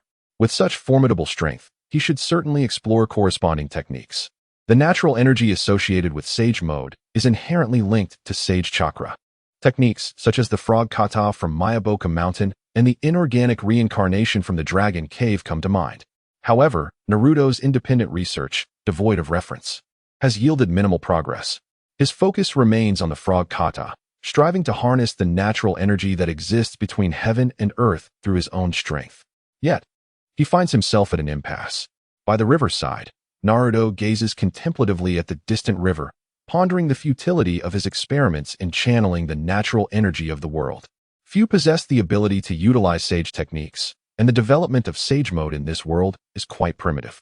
Aside from a select group of animals, others who practice sage mode do not exhibit remarkable strength, falling far short of those capable of wielding the powers of nature in his recollections. Naruto squints, lost in thought. Those depicted in the series who command the forces of nature are overwhelmingly powerful. After all, human capabilities are often limited, whereas the forces of nature are boundless. Is his methodology flawed? Time slips away as Naruto immerses himself in research and experimentation. Meanwhile, Jiraiya, accompanied by Sasuke Uchiha, has located Orochimaru's lair. The two engage in a cordial exchange, with Jiraiya hoping to persuade Orochimaru to return to the Hidden Leaf Village. However, a fierce battle ensues, forcing Orochimaru to relocate his base once again. Jiraiya finds himself once more at a loss regarding Orochimaru's whereabouts. How troublesome it is to allow him to escape. Orochimaru's prowess has indeed grown formidable. Sighing, Jiraiya prepares to return to the Hidden Leaf Village, already contemplating a journey with Naruto Uzumaki through the ninja world. Where should they venture first? Jiraiya ponders, stroking his chin. In the Hidden Leaf Village, a subtle distortion ripples through the space above Hokage Rock, revealing two figures. Is this the Hidden Leaf? More precisely, it is the past version of the village. The soil is rich, and the buildings are quite low. Strangely enough, there is no statue of my father here. Mind your tone, and remember the purpose of our visit. Do not reveal our identities, a long-haired man admonishes, his expression grave. His hair obscures one eye. He is none other than Sasuke, who has traveled from the future, accompanied by Boruto Uzumaki. Let us proceed to find your father, Sasuke states, surveying the surroundings before leading Boruto into the streets of the Hidden Leaf. At the same time, Naruto Uzumaki, engrossed in his study of sage techniques, suddenly halts, his gaze drawn to the center of the village. Such potent chakra. That sinister aura cannot be mistaken. It belongs to the Uchiha clan. The Nine Tails, which had been gathering chakra within Naruto, instantly opens its eyes upon sensing the presence it despises. The man and the fox exchange a knowing glance. The Uchiha clan, could it be him? If Naruto and the others have arrived, what about the Akatsuki? The Nine Tails expresses concern. Having developed a deep-seated wariness of the Akatsuki clan after absorbing Naruto's memories. Moreover, these fiends tend to appear in relentless succession. Do not worry, Naruto reassures. Merely a descendant of the Tsutsuki clan, Naruto had yet to fully grasp the gravity of his situation. Unlike his original counterpart, he possessed a unique advantage, having transcended the conventional chakra system. Even if formidable adversaries were to confront him, Naruto brimmed with confidence in his ability to vanquish them. It was time to experience the strength of his future rival up close. Despite knowing that Sasuke Uchiha would soon face a diminishment of power, Naruto was eager to personally gauge the extent of his might. Amidst the streets of Konohagakure, two oddly dressed individuals strolled, the blonde-haired boy curiously surveying his surroundings, while Sasuke meticulously observed the environment to ascertain the current timeline.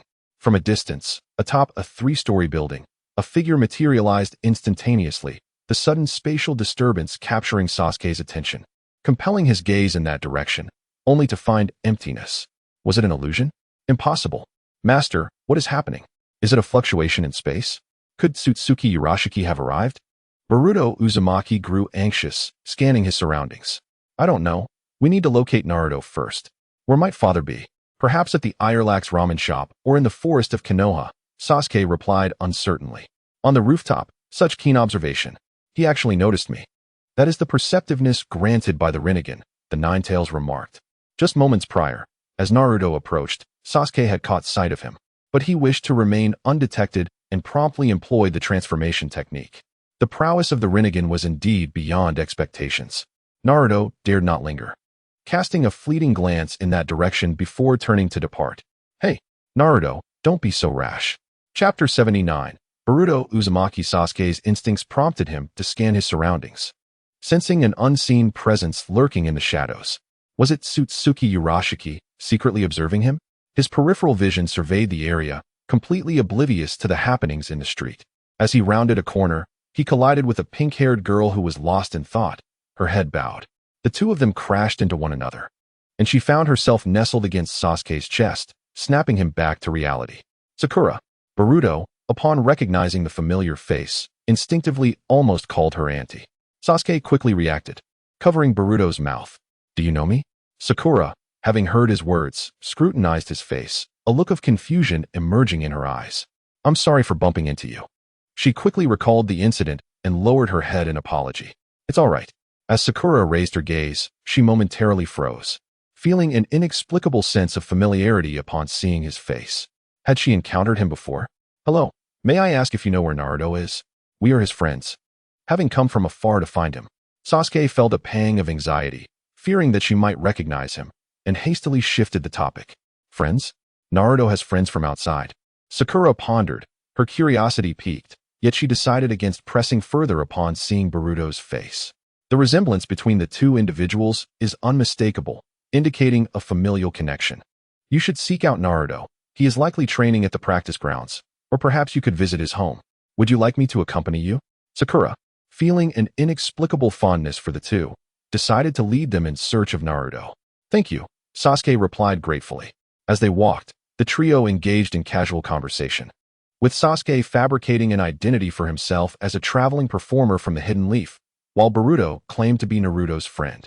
Sasuke was confident that Naruto's boisterous nature would prevent him from noticing any inconsistencies in their story. You truly do resemble Naruto, Boruto remarked. My parents have some connection with him, he added with an awkward smile. As they conversed, they arrived at Naruto's home. Sakura knocked on the door, which was promptly opened. These two are here to see you. They say they are your friends, she introduced. However, Sasuke furrowed his brow, sensing something amiss the moment he laid eyes on Naruto. This version of Naruto appeared significantly more formidable than he remembered. My friends? The shadow clone of Naruto paused, momentarily taken aback, but upon scrutinizing their faces, he felt a surge of shock. How could it be these two? Yet, after a brief mental calculation regarding the timeline, he quickly deduced that this was indeed the era of Naruto's childhood, just before he would embark on journeys with Jiraiya through the ninja world. Oh, they are indeed my friends. Thank you for your trouble, Sakura. Would you like to come in for a moment? No, thank you. My teammates are still waiting for me to train, Sakura replied, causing Sasuke's pupils to constrict once more. Wasn't Naruto supposed to be her teammate? Moreover, he should have already defected from the hidden leaf at this point in time. Sasuke swiftly recognized that something was amiss in this world. Very well. I won't keep you any longer. I owe you a meal sometime, the clone said politely as he saw Sakura off. Boruto, unfazed by the unfamiliarity, stepped into the living room, curiously surveying Naruto's home.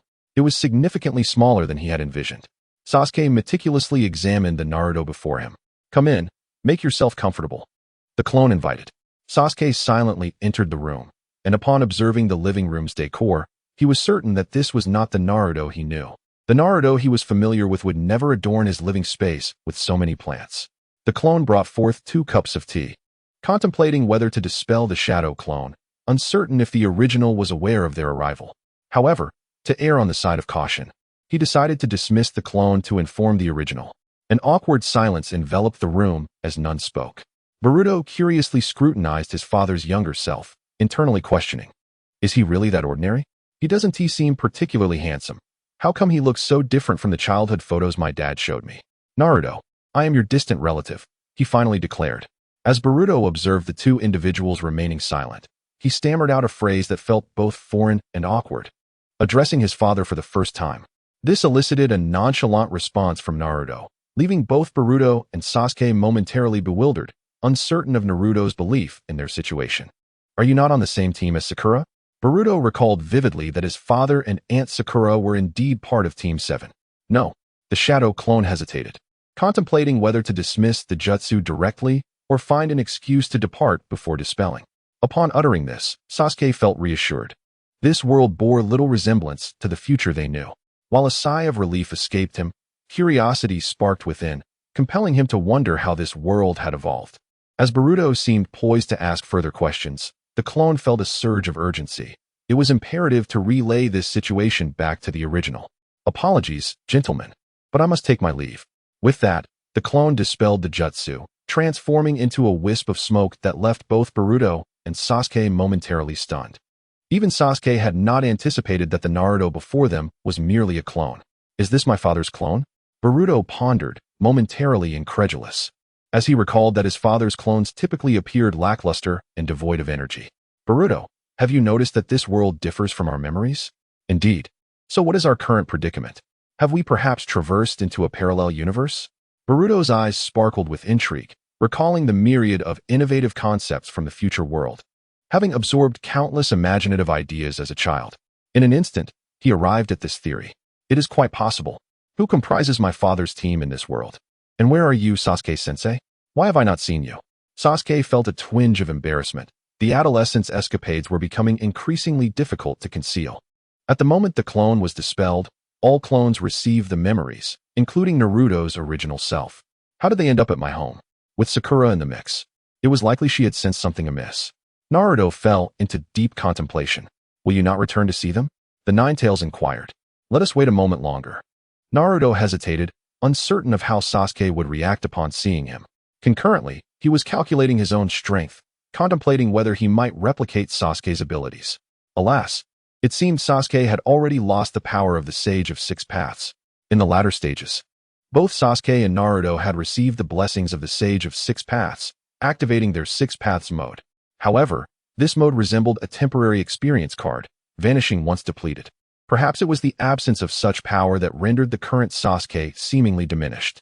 He appeared weakened, as though drained of vitality. Even a casual use of his Rinnegan felt akin to Kakashi's experience of being emptied. In that moment, Naruto was uncertain whether he could directly replicate Sasuke's Rinnegan or his lineage. It seemed imperative that he meet Sasuke face to face. regardless of the choices made. Naruto was determined to meet the other party. With this thought crystallized in his mind, he made his way home. At the entrance, he knocked on the door and pushed it open. In the living room, two pairs of eyes turned towards him simultaneously. Sasuke's gaze flickered momentarily. Is this truly Naruto? He appeared far more formidable than his recollection suggested. Though he exuded no overt aura, an undeniable sense of strength radiated from him. Greetings to both of you, he said. Who are you? Sasuke inquired hesitantly, probing with caution. I am Uzumaki Naruto, he replied. Sasuke fell silent, skepticism evident in his demeanor. Naruto took a seat across from them, his eyes briefly glimmering with a hint of greed as he assessed Sasuke. The only attribute that piqued his interest was the latter's ocular technique. Tenshiriki.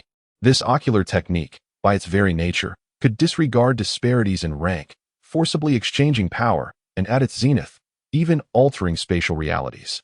It was exceedingly powerful, yet regrettably diminished after the loss of the Sage of Six-Path Strength. In the presence of this somewhat unfamiliar childhood companion, Sasuke found himself momentarily at a loss for words. I have matters to attend to. I entrust this child to your care, he stated suddenly, rising and turning to leave. Boruto, still processing the situation, barely had time to react before Sasuke vanished. Naruto, momentarily stunned, was still contemplating how to replicate Sasuke's ocular technique, astonished by his abrupt departure, leaving the two of them in a silent stare. Hello, I am Boruto, he introduced. Greetings, I am Uzumaki Naruto, he replied. Upon meeting this nominal son, Naruto felt a stir within his bloodline. The sensation was peculiar, as his body instinctively recognized this child as his own, while his mind grappled with the implications.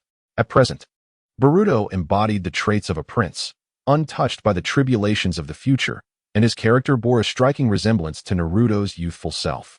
He was soon engaged in a lively conversation, peppering Naruto with questions. Upon learning that Naruto currently had a girlfriend, Boruto felt a pang of unease.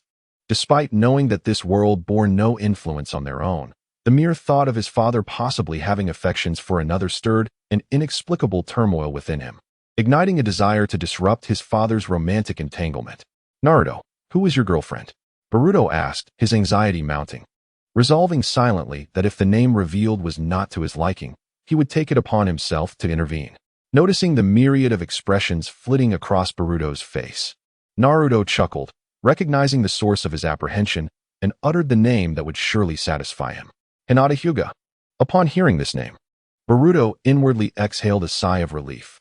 The following morning, Naruto, accompanied by Boruto, immersed themselves in rigorous training at the practice grounds. Their taijutsu was disorganized, and their ninjutsu was executed sluggishly.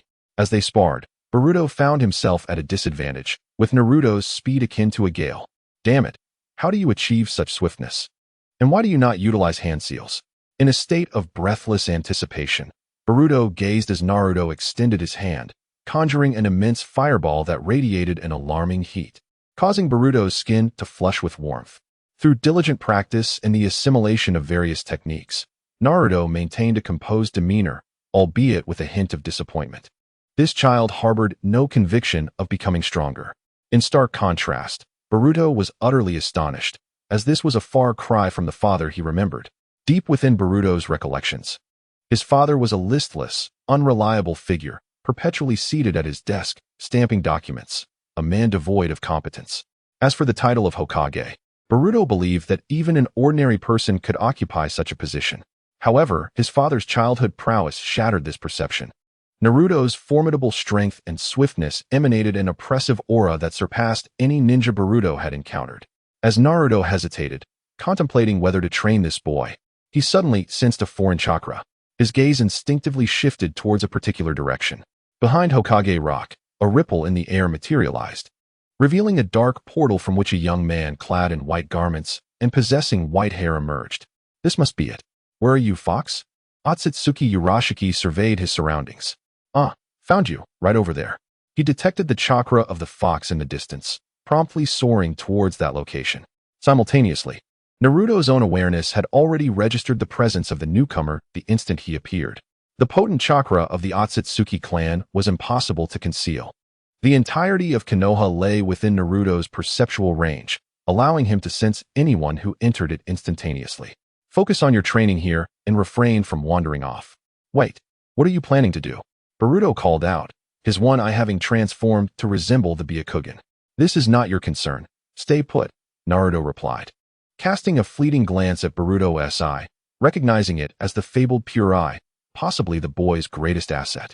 However, Naruto's interest was somewhat tepid. With that, he executed the Flying Thunder God technique, vanishing from sight. Damn it, he can use space-time ninjutsu too? Why didn't Dad mention this? Boruto's expression shifted as he recalled the terrifying capabilities of the Akatsuki clan. Though his father was formidable, he may not necessarily stand a chance against them. Unable to contain himself any longer, he dashed towards the direction he sensed. At the Valley of the End, Naruto's shadow clone remained in its tailed beast transformation, seated and gathering sage chakra. This was part of his fishing plan, originally intended for his own body to engage in fishing. However, due to matters concerning Sasuke, Naruto had to return but left a clone behind. The clone, undeterred, continued to amass chakra, which would converge into the original's body upon its dissolution. With a sudden whoosh, a red fishing hook shot down from the heavens with remarkable speed, and before the clone could react, the hook had already pierced through its chest. The crimson fishing line tautened, and a vast reservoir of chakra that had coalesced within the clone instantaneously detached. With a resounding pop, the clone vanished. The approaching Tsutsuki Urashiki paused momentarily, his expression darkening. A shadow clone. However, upon observing the substantial chakra on the fishing hook, a satisfied grin spread across his face. Truly worthy of the fox, even a mere clone possessed such an immense reservoir of chakra. At this thought, he couldn't resist licking his lips. If he could consume the fox entirely, he would no longer need to fear those from the clan. With that in mind, he deposited the chakra into his fishing basket. Just as he prepared to continue his pursuit of the fox, another Naruto materialized at the location where the clone had just stood. Upon appearing, Naruto's gaze immediately locked onto the adversary hovering in the air. This opponent seemed formidable. The Ninetales spoke gravely. The memory of the clone's disappearance had already returned to the original, making Naruto acutely aware of the enemy's strength. He decided to test the waters first. In the blink of an eye, a small, sun-like fireball erupted between Naruto's hands. Without delay, the fireball shot forth, hurtling towards the enemy in the air. Observing the approaching fireball, Tsutsuki Urashiki's lips curled into a mocking smile. Such a trivial trick. How childish, little fox. While sneering, he raised his right hand, utilizing the fundamental abilities of his Rinnegan to absorb chakra. As soon as the fireball made contact with his palm, it swiftly diminished and vanished without a trace. Instead of displaying joy at having devoured the fireball, Tsutsuki Urashiki frowned slightly. Natural energy, is it? Such volatile energy. Yet, it was merely a minuscule amount of natural energy, which he, at his level, could easily endure.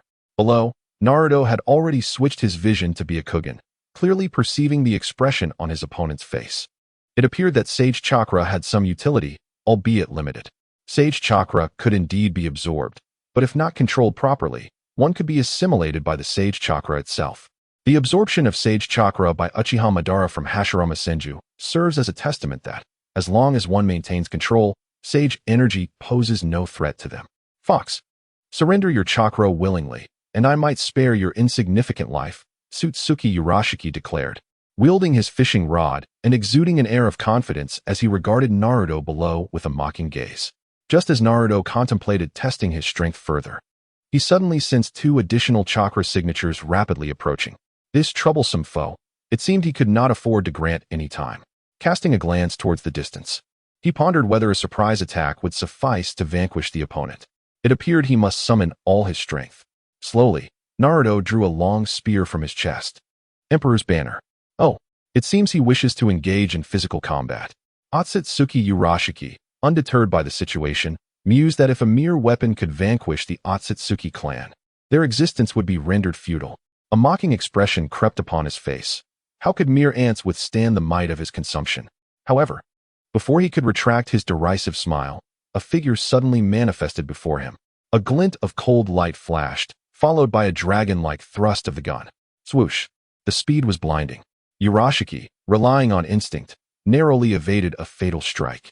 The bullet pierced through his shoulder, lifting him with such force that an arm was severed in an instant. A chilling scream echoed as Urashiki writhed in midair, consumed by unbearable agony unlike anything he had ever felt.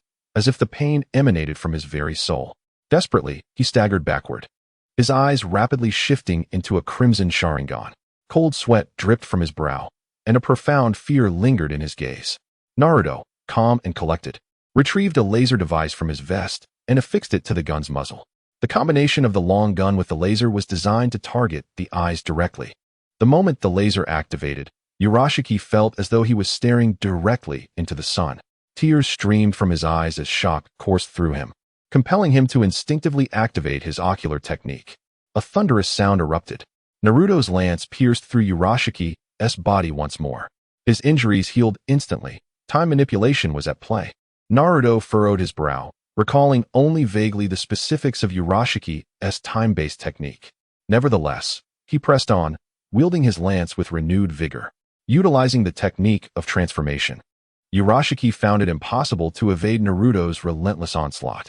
Screams of despair reverberated through the sky. Urashiki, now engulfed in terror, realized that upon opening his eyes, the world appeared akin to hell, an inferno of red, searing his vision. In his quest to confront the Akatsuki, Naruto was relentless, leveraging the advanced technology that, while not yet fully developed, existed in this world. He had approached a factory owner with specific requests, customizing this laser device. The more chakra infused, the more terrifying the emitted brightness. With an overwhelming amount of chakra at his disposal, Naruto wielded the laser as if it were a lightsaber, aiming it at Urashiki's eyes. He imagined the horror it would unleash. Like a cornered animal, Urashiki flailed desperately, attacking indiscriminately, even resorting to the universal pull technique. Yet, in those moments, Naruto activated his intangibility, switching places with his shadow, which could disregard Urashiki's assaults. Realizing that continuing this way would lead to his demise, Urashiki succumbed to desperation, consuming a chakra-infused morsel. In an instant, a tremendous surge of chakra erupted from him as he unleashed his ultimate technique, Tensabari Saimai. In an instant, a formidable surge of chakra unleashed a merciless attack. Naruto could not evade it and braced himself against the onslaught wielding the Imperial Banner. By the time he regained his senses, the adversary had vanished without a trace. A shadow loomed over Naruto's countenance as he clutched the Imperial Banner, which began to emanate a torrent of ominous black mist. You cannot escape. Naruto was acutely aware that the little turtle was now in Boruto's possession. Without it, the opponent could not flee this dimension. As long as he remained within the ninja realm, Naruto would undoubtedly find him. The Imperial Banner expanded instantaneously, its black fabric billowing in the heavens, releasing a deluge of spectral energy, from which countless dark souls emerged. In the blink of an eye, thousands of spirits filled the vast expanse of the sky. Find him!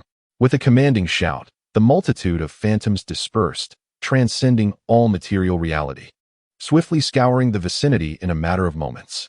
Chapter 81. Capturing Tsutsuki simultaneously, the undead minions conjured by Naruto were mobilized as well. Within the Leaf Village, the sky became darkened by a swarm of cawing crows, their cacophony instilling a deep sense of foreboding. Below, ordinary citizens and ninjas instinctively looked skyward, bewildered by the tumult. What was happening? Why were these crows in a frenzy? Their cries were chilling, sending shivers down one's spine. Tsunade sensed the disturbance as well, standing atop the Hokage's platform. Her brow furrowed as she gazed at the chaotic sky, filled with crows. Meanwhile, Jiraiya raced alongside Sasuke Uchiha towards the Valley of the End. Lord Jiraiya, just how powerful is Naruto Uzumaki? That question could only be posed to him. Perhaps even I do not possess the answer. Jiraiya was unaware of the true strength of the Tsutsuki clan, yet he held unwavering faith in Naruto. Had it not been for this so-called future Sasuke seeking him out, he would have never believed the words spoken. How had ninjas become so formidable that they could traverse time and return to the past? And the future adversaries of the ninja world, the Tsutsuki clan, originating from the cosmos. Merely hearing such revelations sent waves of anguish through his mind. As they conversed, both sensed the fierce battle erupting nearby. What a terrifying fluctuation. Could this be Naruto? It must be him. Within the leaf, no one else possessed such power. How could it be? How could Naruto wield such strength at this juncture? Sasuke and his companions were well aware of their friend's growth. Yet Naruto's greatest advantage lay in the Nine Tails. Unlike their Uchiha clan, which could undergo exponential growth simply by awakening their respective ocular powers, Naruto had become the perfect Jinchuriki. Impossible. Sasuke instinctively refuted this notion, acutely aware of the Nine-Tails' obstinacy. It was unlikely to recognize Naruto at this moment. We must hasten. Jiraiya's expression turned grave. There was no time for further explanations, and concern for Naruto gnawed at him. The two quickened their pace. Just as they neared the Valley of the End, the previously clear sky suddenly darkened ominously, as if shrouded by a heavy veil of black. The sudden shift in their surroundings enveloped both individuals in an unsettling trepidation. Almost instinctively, they lifted their gazes toward the heavens, only to behold the once azure sky now cloaked in an ominous, inky darkness that spread ominously for miles. Within this abyss, bizarre creatures surged forth like phantoms from the blackened clouds, each exuding an aura of chilling malevolence. These grotesque beings darted in all directions with lightning speed, leaving no room for reaction. Confronted by these terrifying apparitions, an indescribable fear surged within them, rendering their minds rigid as if they had lost control of their own bodies. They could only watch in horror as these spectral entities swept past them, powerless to respond in any meaningful way. The phantoms ignored their presence, soaring overhead without a glance. When they finally regained their senses and glanced skyward once more, they were astonished to find that the previous spectacle seemed but a fleeting mirage. The sky had reverted to its original clarity, adorned with blue expanses and fluffy white clouds, as if nothing had transpired. Exchanging a glance, they discerned mutual confusion and dread reflected in each other's eyes. What had just unfolded? What were those strange beings? Why had they appeared so abruptly, only to vanish just as suddenly? A myriad of questions flooded their minds, deepening their unease. What kind of sorcery was this? Those apparitions seemed almost ethereal, didn't they? Sasuke inquired, uncertainty lacing his voice. Jiraiya shook his head, confessing that this was a phenomenon he had never encountered before. As they turned their attention to the sky, they found it devoid of any human presence, save for the residual chakra left from the battle. Where is Naruto? Could he have been captured by that enemy? Impossible. Can you sense the enemy's location? I still can. Then let us pursue that adversary.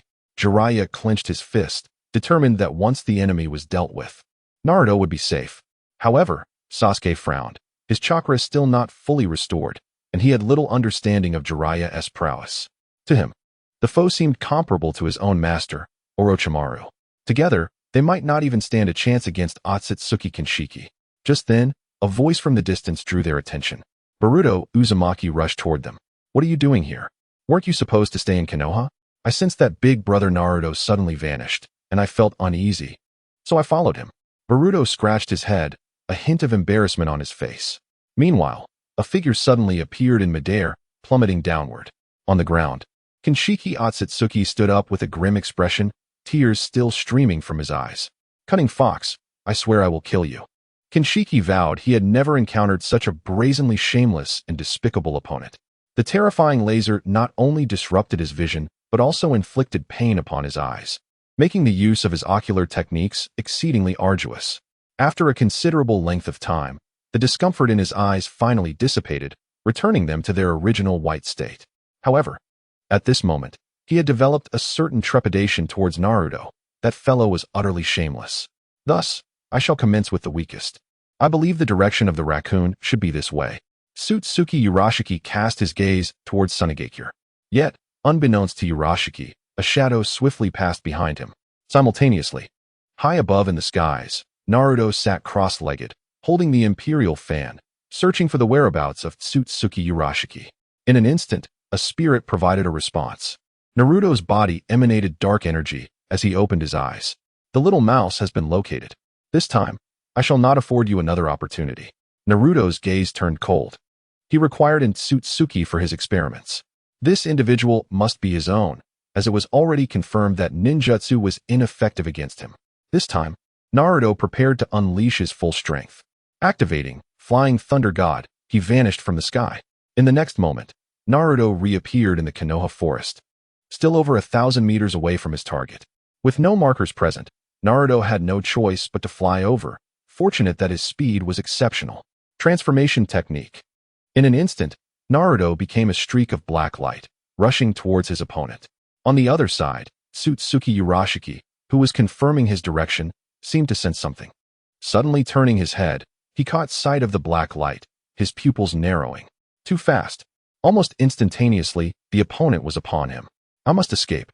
A spatial black hole materialized behind Sutsuki Urashiki, and he began to retreat into the spatial passage. Seeing this, Naruto's expression changed. He swiftly swung his spear, executing a dragon tail maneuver. The fox was swift, but still fell short when compared to time. Half of Sutsuki Urashiki's foot had already crossed into the spatial black hole, a mocking smile gracing his lips. However, the slap to his face arrived swiftly. The spear, which should have missed, elongated rapidly during its swing. In the blink of an eye, the spear's tip surpassed his body, aimed at his head. Damn, how does this guy possess such an array of bizarre abilities? Urashiki's expression shifted dramatically. He had no time and could only activate his ocular technique. In an instant, Sutsuki Urashiki's body vanished from sight, reappearing in another location. During this fleeting moment, the black light halted, and Naruto materialized before him. As Naruto appeared, his hands swiftly clasped together. Shadow binding technique. The shadows beneath him expanded instantaneously, enveloping an area of 100 meters in radius. In that moment, Sutsuki Urashiki found himself immobilized. Naruto's spear pointed menacingly at his body. In an instant, the spear elongated. With a piercing sound, the Kusanagi sword penetrated his chest. Coughing up blood, Sutsuki Urashiki gasped. The time ocular technique activated once more. The opponent's figure vanished. And when he reappeared, his injuries were completely healed. Useless fox, you cannot kill me. I am immortal. Though the words were spoken, the opponent's body quietly retreated, poised to unleash the space-time technique for an escape. Naruto furrowed his brows. It seemed that capturing this individual alive would pose a significant challenge. His gaze emanated a chilling light, akin to that of a connoisseur eyeing a delectable piece of pork belly. The actions of Akatsuki Initiative, who had been preparing to slip away, came to an abrupt halt, his expression darkening. Fox, are you courting death? Do you truly believe I cannot kill you? As a member of the Akatsuki clan, he possessed his own sense of pride, and being mocked and belittled by a native of an inferior planet ignited his fury. In that moment, he was fully prepared for a desperate fight. Naruto had not anticipated that his words would provoke such ire. However, his focus remained on how to capture the opponent alive. In an instant, an idea struck him. Sealing technique, the most troublesome and challenging ninjutsu in this world. Notoriously difficult to employ in combat. Yet, Naruto happened to possess this skill. He swiftly clasped his hands together. Vajra lock, a sealing technique infused with sage chakra. Once ensnared, even the Nine Tails could be subdued in an instant. In a heartbeat, 10 chains erupted from behind Naruto, extending at incredible angles. Simultaneously, the shadow beneath Naruto did not remain idle. It expanded rapidly, immobilizing the opponent's body once more. The 10 chains darkened the sky, transforming into a colossal cage that confined the space around them. At the moment the opponent's body became rigid, the immense cage constricted rapidly. Little brat, do not underestimate me. Akatsuki Initiative, uncertain of Naruto's intentions, was resolute in thwarting any of his endeavors. He decisively hurled his fish basket, which exploded instantaneously, unleashing the chakra within in a cataclysmic detonation. The terrifying explosion caused Naruto's expression to shift noticeably. Despite the opponent's foolish portrayal in the anime, in battle, he consistently managed to turn peril into safety. Was it possible that Naruto's strength was still insufficient? Naruto's countenance darkened. He understood that if he were to be blasted away, the opponent would undoubtedly succeed in escaping once more. As for the idea of the opponent being killed in the explosion, Naruto found it implausible. Although the explosion was formidable, annihilating a member of the Akatsuki clan was a naive notion. Moreover, the opponent's Taimai technique could indeed heal his injuries, reverting him to a state prior to harm. Since you seek death, I shall oblige. A fierce glint flashed across Naruto's face. He had initially intended to capture the individual alive for research or replication. However, it now appeared that capturing him alive was overly ambitious. Thus, he resolved to capture him dead. In that moment, Naruto's heart turned cold as his hands instinctively grasped the Imperial Banner. The next instant, a terrifying dark energy surged outward, enveloping a radius of 100 miles. The sky darkened, rendering day and night indistinguishable, as a colossal figure materialized before Naruto. It was his ultimate trump card, the Grim Reaper.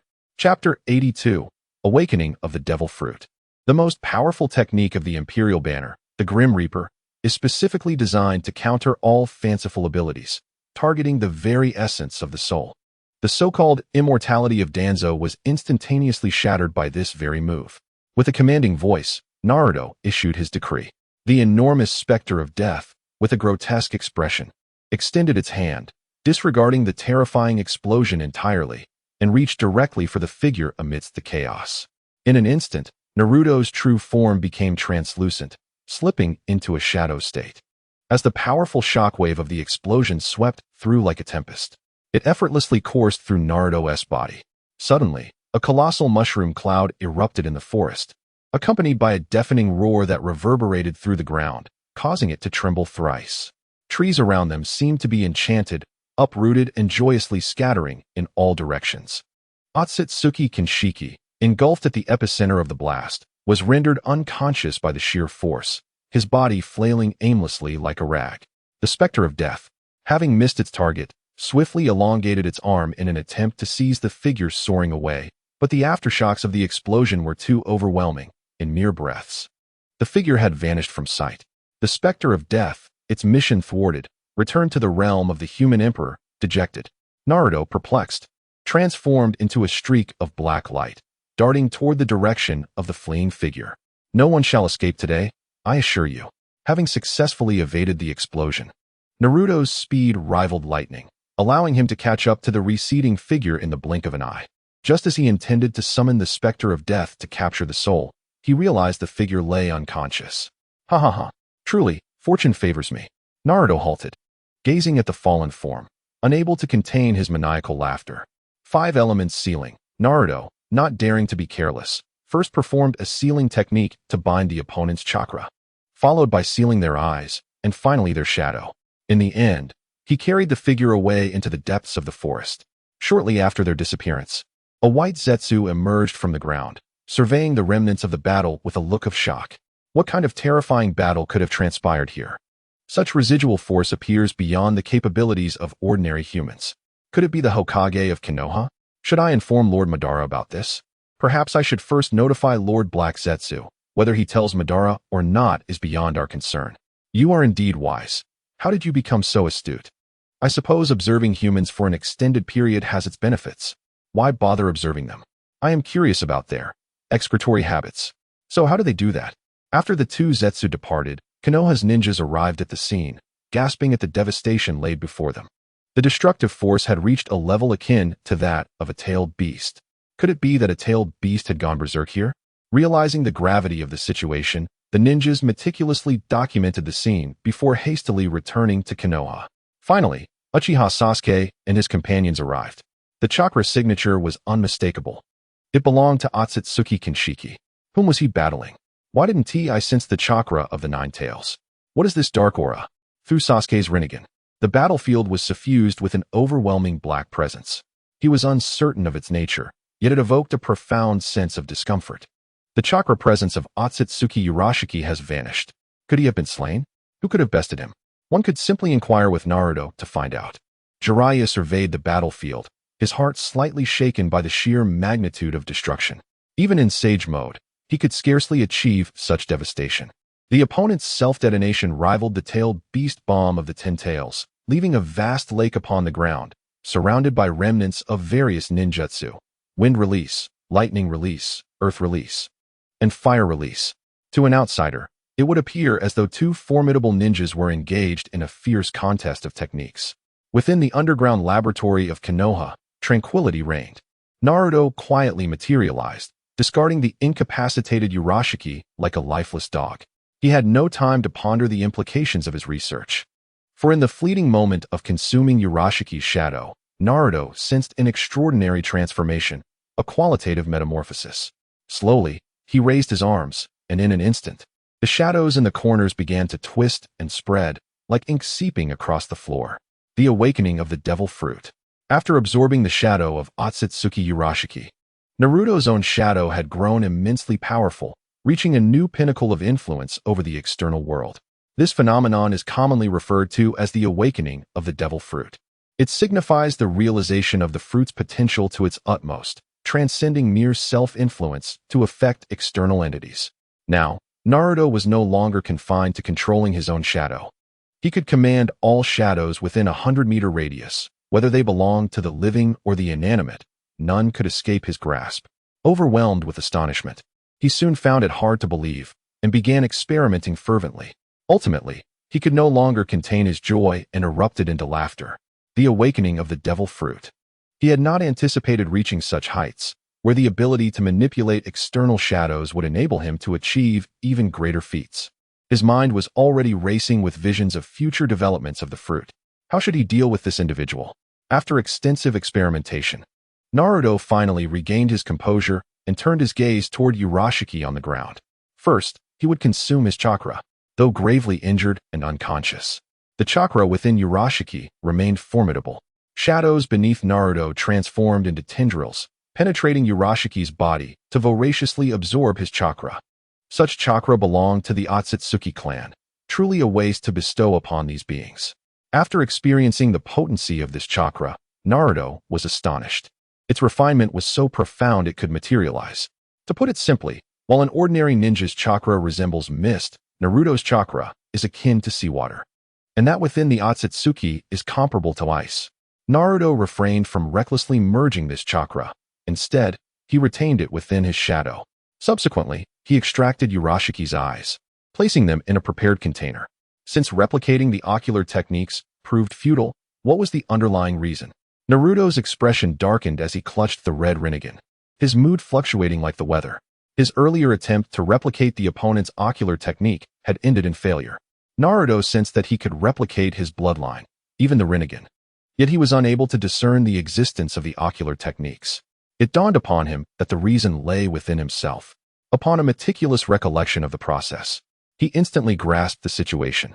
The crux of the matter was his own limitations. To replicate, one must first experience or have knowledge of the other's existence. For instance, in order to duplicate another's bloodline, Naruto already possessed a bloodline within himself. He was aware of the sensations it evoked in his body, thus enabling him to utilize the fruit's abilities to replicate the bloodlines of others. However, as for the ocular techniques, Naruto had yet to awaken them and was entirely ignorant of their forms. Consequently, he found himself in a predicament, akin to standing before a treasure trove yet being unable to seize it. This posed a significant dilemma. With the issue resolved, news of those two individuals would soon return to their own world. I still wish to replicate Sasuke's celestial power. Naruto paced anxiously, his mind racing. At this point, there were only two options: either awaken the ocular techniques within himself or undergo the transplantation of another's eyes. He gazed intently at the Rinnegan in his hand. If he possessed these eyes, he could wield the ocular techniques, perceive their essence, and potentially replicate them. Yet, while it was easy to speak of, the execution proved to be quite challenging. After all, this was the Akatsuki clan, the bearers of the Rinnegan, and the transplantation of another's eyes often led to dire consequences. The fates of Kakashi and Nagato served as stark reminders. Not to mention, the Akatsuki clan's ocular power and chakra might exert an influence on his own being. Naruto's expression fluctuated between hope and trepidation. In comparison to the transplantation of someone else's eyes, he yearned more fervently to replicate the ocular techniques themselves. The evolution of the Byakugan should stem from accumulation. Given his current prowess, why was he unable to evolve? Should he seek to experience Hinata's transformation? With thoughts of Hinata emerging, Naruto conceived a method. He departed from the underground space. Within the serene compound of the Hyuga household, Hinata was diligently practicing Tai Chi. Each movement exuded a distinct charm, and as she executed her forms, a black and white Tai Chi diagram slowly rotated beneath her feet. Since the awakening of her ocular techniques, Hinata felt an impending breakthrough in her Tai Chi practice. Though she was unaware of the changes that might ensue post-breakthrough, her anticipation grew, leading her to refrain from seeking Naruto in recent days and instead devote herself wholly to her training. This sensation felt unmistakable as she continued her practice. The intensity of her feelings surged. Simultaneously, a powerful current of energy enveloped Hinata. With her eyes closed, she recalled the words Naruto had imparted during her Tai Chi teachings. Tai Chi embodies a philosophy of harmony, a fusion of nature and self, manifested through core elements such as relaxation, tranquility, circularity, and softness. Relaxation entails releasing tension to achieve a state of ethereal calm, allowing chakra to flow freely without force. Tranquility fosters an inner peace, enabling focus on her movements while merging with the external environment. Circularity emphasizes movements that are arc-shaped, reflecting the balance of yin and yang and the cyclical nature of existence. The movement was as gentle as flowing water, a harmonious blend of softness and strength, embodying immense power. In a moment of unity between body and mind, the world around seemed transparent, as if something within Hinata had shattered. Simultaneously, the Tai Chi symbol beneath her feet expanded instantly, enveloping the entire courtyard. At that very moment, Naruto arrived via the Flying Thunder God technique, intending to speak, but in the next instant he found himself immobilized, his chakra ceasing to flow. With wide eyes, he beheld the enormous Tai Chi diagram on the ground, which continued to rotate slowly. What is this? Naruto gasped in disbelief, staring at the intricate design beneath him before shifting his gaze to Hinata, who stood before him with her eyes closed. Naruto, what brings you here? Hinata appeared before him in an instant. As the Tai Chi symbol gradually dissipated, Naruto felt the unusual sensations within himself fade away. What is this? Naruto, I believe I have broken through. I feel incredibly powerful now, Hinata exclaimed, her large eyes narrowing with excitement, a smile gracing her cheeks, which flushed with joy. You've made progress in your Tai Chi, Naruto said, astonishment etched on his face. He practiced Tai Chi daily, but had never felt such a breakthrough. Observing Hinata's transformation, it was evident she had reached a new level, acquiring newfound abilities, stirring a tinge of jealousy within him. Yes, my chakra has completely divided into two streams, black and white. Hinata eagerly shared her experience, eager to impart the changes within her. Naruto listened patiently, contemplating her words thoughtfully. Is it a shift in mindset? He pondered. He was not foolish. Rather, he was quite astute. He believed his talent was comparable to Hinata's, and though they trained together, his understanding was deeper. Yet, she had surpassed him in this breakthrough, leading him to conclude that their mental states differed. Naruto had a clear self-awareness. He was driven by ambition, relentlessly seeking absolute strength and constantly scheming to enhance his power by acquiring that of others. In contrast, Hinata's thoughts were less burdened, focusing on diligent training and keeping pace with Naruto. Her gentle and kind nature, akin to water, embodied the mindset essential for Tai Chi practice. Realizing all this, Naruto could only harbor a quiet envy. As one's mindset was intrinsically linked to personal experiences and perspectives, it was not something one could simply will into existence. By the way, Naruto, did you come to see me for something? Hinata inquired, her excitement subsiding into calmness. Generally, Naruto would not visit Hinata's home, not out of any other reason but a lingering apprehension of her parents, particularly Hayashi Hyuga, whom Naruto sensed held a significant animosity towards him. Ever since becoming the perfect Jinchuriki, he had developed a heightened perception of malicious intent. Indeed, there is something I would like to ask for your assistance with. For a moment, Naruto found himself at a loss for words. Please, whatever it may be, I will certainly help, Hinata asserted without a moment's hesitation. Then close your eyes. Naruto, however, was reluctant to reveal the secret of the devil fruit to Hinata, feeling that it was not the right time for such candor. This was Naruto's most closely guarded secret, and the fewer individuals who knew of it, the better. Is it appropriate to do this here? Hinata seemed to recall something, her face flushing crimson, her demeanor becoming somewhat bashful. It is indeed not suitable here. Let us find another place. Naruto felt that experimenting in this location was unwise. Should they be discovered, it would lead to considerable trouble, particularly with Hyuga Hisashi. The mere thought of his face sent a shiver down Naruto's spine. Without further ado, he grasped the girl's hand, and in an instant, they vanished. In the depths of the Konoha forest, they materialized in a secluded spot. Hinata's face resembled a red apple, steam almost visibly rising from her head as her thoughts began to wander. Naruto, oblivious to her flustered state, noted the absence of onlookers and eagerly unleashed his powers. The shadow beneath his feet swiftly positioned itself behind Hinata, trusting Naruto and lost in her own daydreams. She was entirely unaware of the changes occurring behind her. Just as she felt a strange presence invading her body, she instinctively thought of Naruto and, owing to her trust in him, refrained from resisting. The shadow seamlessly integrated into the girl's form, and simultaneously, Naruto's consciousness fused with that of the shadow.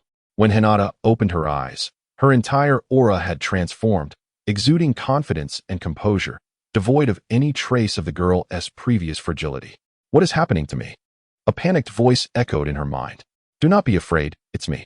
Ahem, my consciousness is currently within your body. I merely wish to experience the essence of your ocular technique, Naruto explained, his cheeks involuntarily flushing. The sensation of their consciousness coexisting within the same body was utterly extraordinary. What is this? Hinata stammered in shock, momentarily at a loss for words. Naruto raised his hands and activated the ocular technique. In an instant, a transparent protective shield enveloped the girl. This was Hinata's ocular technique. Naruto savored the experience. It was remarkably unique and somewhat reminiscent of the powers bestowed by the devil fruit. However, the ocular technique consumed ocular energy, which could gradually replenish itself. He longed to delve deeper into this experience, yet it proved unattainable. The shadow was not omnipotent, at least not at this moment, and he could not grasp the essence of the ocular technique. Disappointment settled within Naruto. With such limited understanding, replicating the ocular technique was beyond his reach. It appeared that his plan was destined to fail. What has happened to you, Naruto? Hinata sensed his disheartenment. It's nothing. I just envy you, Hinata. I too wish to awaken my own ocular technique, Naruto replied earnestly. Naruto, you are far more capable than I am. I believe you will soon awaken your own ocular technique. When that time comes, it will undoubtedly surpass mine, Hinata encouraged. The young girl hurriedly explained, her words tumbling over one another as she struggled to instill confidence in Naruto. Haha, I was just teasing you. I merely wished to experience the essence of the eye technique. Seizing a rare opportunity, she continued, Hinata, why not demonstrate your understanding of Tai Chi for me? It would allow me to appreciate it as well. Just as Naruto was about to withdraw, the thought of Tai Chi lingered in his mind. All right then.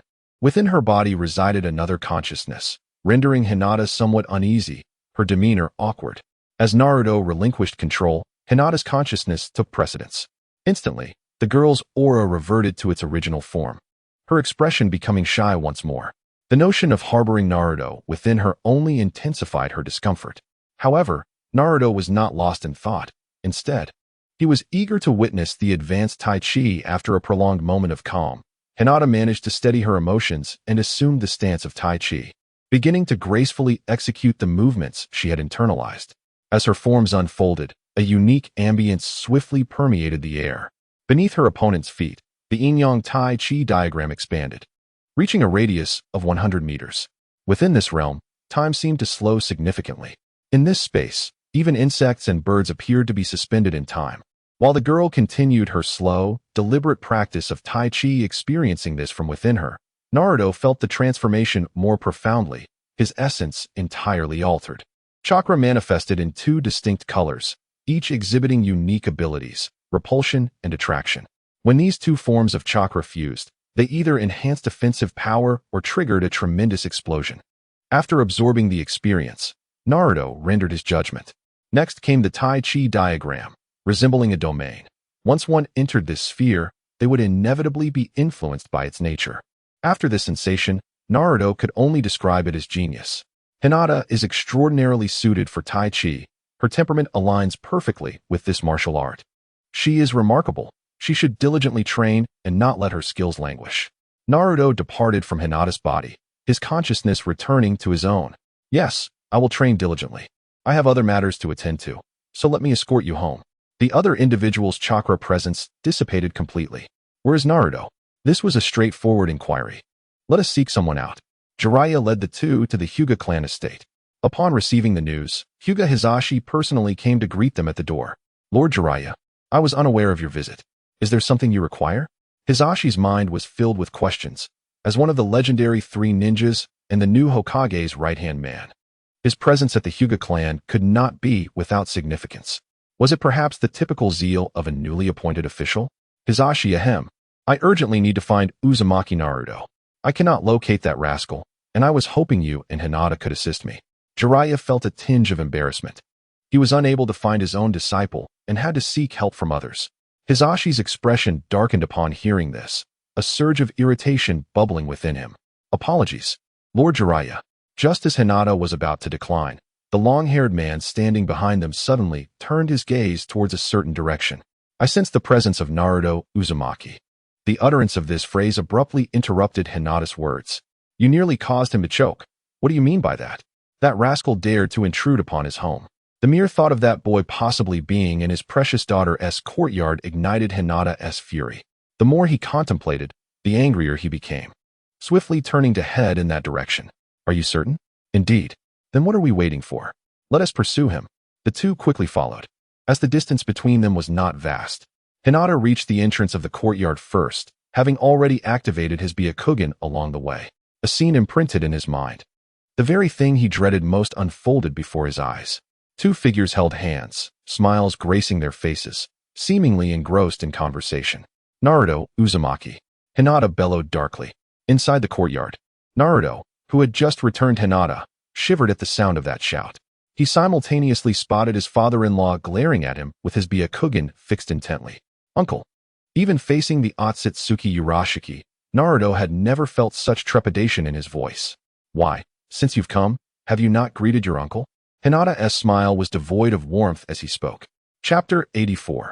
The two returned. Jiraiya and the others rushed over at breakneck speed, and upon seeing Naruto, they were left speechless, as if struck by lightning. How could grandfather have been so irritable in his youth? Following closely behind, Boruto was astonished at his grandfather's demeanor, nearly dropping his jaw. In his memory, grandfather had always embodied the benevolent old man who would embrace him and his sister, rubbing his beard against their cheeks each time they met. The scene appeared to be from a bygone era, and Boruto was witnessing his mother as a child for the first time. She looked like a blooming flower, vibrant and lovely, exuding a charm that differed greatly from his recollections of her.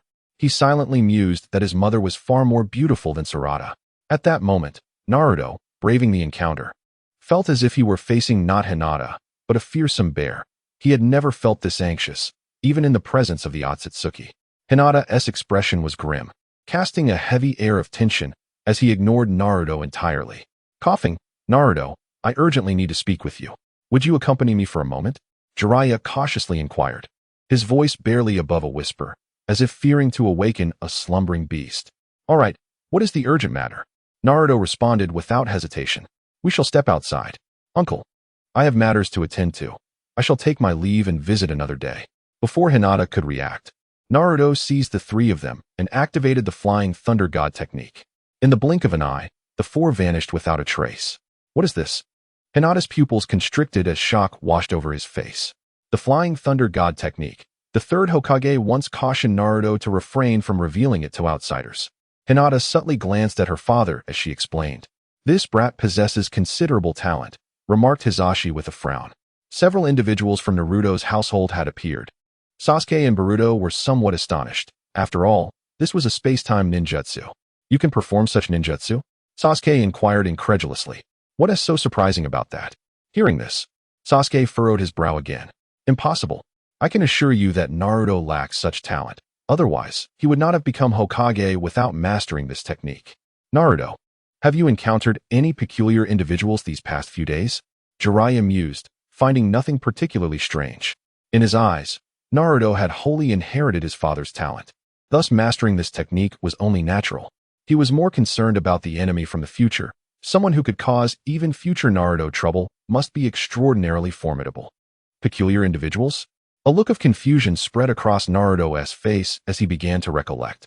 For instance, the man with the white eyes. You mean that strange fellow who was floating in midair while holding a fishing rod? Naruto exclaimed, realization dawning upon him. The other three perked up immediately. Yes, that guy? He seems to have set his sights on the Nine Tails. Are you injured, Naruto? Jiraiya scrutinized Naruto for any signs of injury. Perverted sage. How could a creature with such white eyes possibly harm me? Naruto's expression was one of incredulity, as if he were saying that such trash could never injure him. Sasuke cleared his throat, feeling somewhat offended. As long as you're unscathed, what about that person? Of course, I defeated him, but you must admit, that fellow was rather formidable. You have no idea. Ninjutsu was ineffective against him. However, what he didn't realize was that ninjutsu is merely a hobby of mine. Taijutsu is my true forte. The moment I showcased my speed, he was utterly helpless against my onslaught. I easily knocked him out and then disposed of the body. Naruto recounted his heroic exploits with great pride, embellishing his tale to the point of absurdity, as if he were a blossoming flower. The three listeners exchanged glances of disbelief. Sasuke scrutinized him skeptically. You truly believe you could defeat him with taijutsu? That seems improbable, especially considering the Akatsuki's peculiar abilities. Are you certain you actually killed him? Sasuke questioned, his concern evident. The Akatsuki clan is notoriously difficult to eliminate. If the body were destroyed, there remained the possibility of resurrection. Naruto extended his right hand, revealing a red fishing rod. Upon seeing this, Sasuke ceased to doubt him. Simultaneously, he was utterly astonished. Had Naruto of this era truly become this powerful? After all, this was the Akatsuki clan. What is that? Jiraiya inquired curiously, gazing at the peculiar object in Naruto's grasp. He had never encountered anything so unusual. Perverted sage. This is a remarkable item. Allow me to demonstrate. Naruto held a profound affection for this peculiar object, and having devoured the shadow of the Uchiha, he had mastered the art of wielding the fishing rod. Alas, it was somewhat regrettable that the fish basket had been detonated by the opponent, rendering it devoid of chakra storage capability. With remarkable proficiency, Naruto cast the rod, the hook swiftly embedding itself within Jiraiya's body, causing his chakra to vanish in an instant. A luminous orb of blue chakra, reminiscent of flames, danced upon the hook. Such a wondrous artifact, capable of siphoning human chakra. Without the need for Naruto to elucidate its powers, Jiraiya grasped its capabilities, yet struggled to reconcile the sight before him. In a heartbeat, it extracted all the chakra from the enemy's body, leaving them utterly unresponsive. This could undoubtedly be deemed a miracle. This ability rivaled that of ocular techniques, proving to be exceptionally practical, and the fishing rod could, to a significant extent, entirely disregard defenses. Naruto removed the chakra from the hook and returned it. He caressed the fishing rod as if it were a cherished treasure, for in the hands of the youth, it was indeed a most entertaining toy. Sasuke opened his mouth, initially intending to request the artifact for himself, fearing its influence on the world, but quickly abandoned the thought, recognizing their disparate realities. Naruto's safety was assured. It was time for their return, as numerous matters awaited resolution on their side. Sasuke spoke up. Are you in such a hurry? Jiraiya furrowed his brow. We have many troubles to contend with. Very well, I wish you a safe journey, Jiraiya nodded. Boruto glanced at his father, wanting to say something, yet found himself at a loss for words. It was Naruto who approached and patted his shoulder. Train diligently. Only by strengthening yourself can you protect your family from external threats. The adversaries you face may vary in severity, but to me, they seem rather feeble. Naruto smiled, discreetly leaving a mark within the shadow of his counterpart, the flying thunder god mark. Sasuke seemed to sense something, turning to look. What keen observation, Naruto remarked, maintaining his composure. After imparting a few more words, he stepped back. Vortex Boruto retrieved a small turtle from his pocket. The turtle activated, enveloping the two in chakra, and they vanished from sight. Naruto, have you already deduced who they are? Jiraiya inquired, aware that his knowledge stemmed from Sasuke's confession, while Naruto's demeanor suggested prior awareness. Indeed. I have, Naruto nodded. What are your thoughts? Jiraiya pondered. According to the traditional beliefs held by individuals like them, matters concerning the future or the past should remain untouched. Be it the future Sasuke, Jiraiya, or the fourth Hokage, Minato Namikaze, they had all chosen to seal their memories during their experiences, allowing the present to unfold naturally, unperturbed by future events. Due to Naruto's butterfly effect, Sasuke realized that this was not the time-space he belonged to. Hence he chose not to seal Jiraiya's memories, but rather granted them the freedom to make their own choices. Through Sasuke's circumstances, Jiraiya had already deduced much, such as the future Hokage being none other than Naruto Uzumaki, though he was uncertain whether he would be the 6th or 7th. Furthermore, the future world was far from peaceful, with foes emerging from beyond the stars. The way that child looked at him led Jiraiya to fear that he might not live to see the future. With a sigh, Jiraiya reflected. Who would have thought that Naruto would become Hokage? It's truly unexpected. He pondered, if this guy becomes Hokage, will he really instigate a ninja world war? He recalled Naruto's theory of peace, which seemed to imply a vision of unifying the entire world. If Naruto truly ascended to the position of Hokage, he would undoubtedly wage war against other ninja villages. His focus was solely on growing stronger, with little else on his mind. Naruto explained simply that those in power must govern. At present, he was merely an ordinary person, needing to strengthen himself to protect himself and those around him.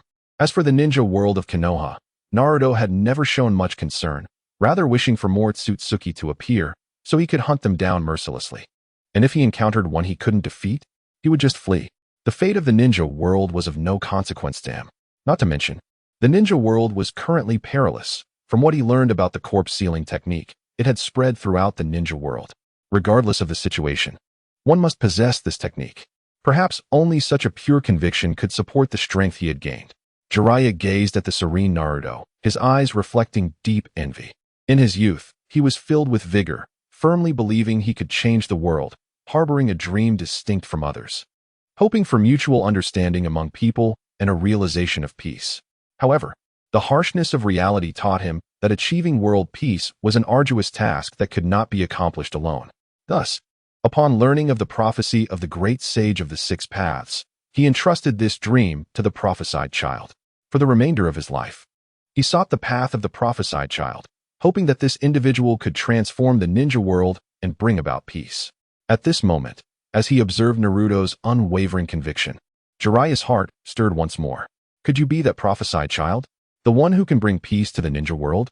If anyone could accomplish this, it would likely be you. To achieve such a feat required absolute strength. In the past, he had believed that Nagato would be the prophesied child, for he possessed the Rinnegan, the legendary eyes of the Sage of Six Paths. Unfortunately, he had ultimately perished. Later, he considered Minato Namikaze might be the prophesied child, as both his demeanor and strength seemed capable of influencing the world. Naruto, would you like to join me on a journey? I can teach you an extraordinarily powerful jutsu. Jiraiya fixed his gaze on Naruto, extending a solemn invitation. Chapter 85. The Journey Incredible Ninjutsu?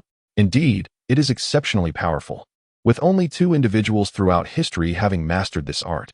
The first is the founding Hokage of Konohagakure, Senju Hashirama. The second, of course, is none other than the great Jiraiya, the Sage of the Toads.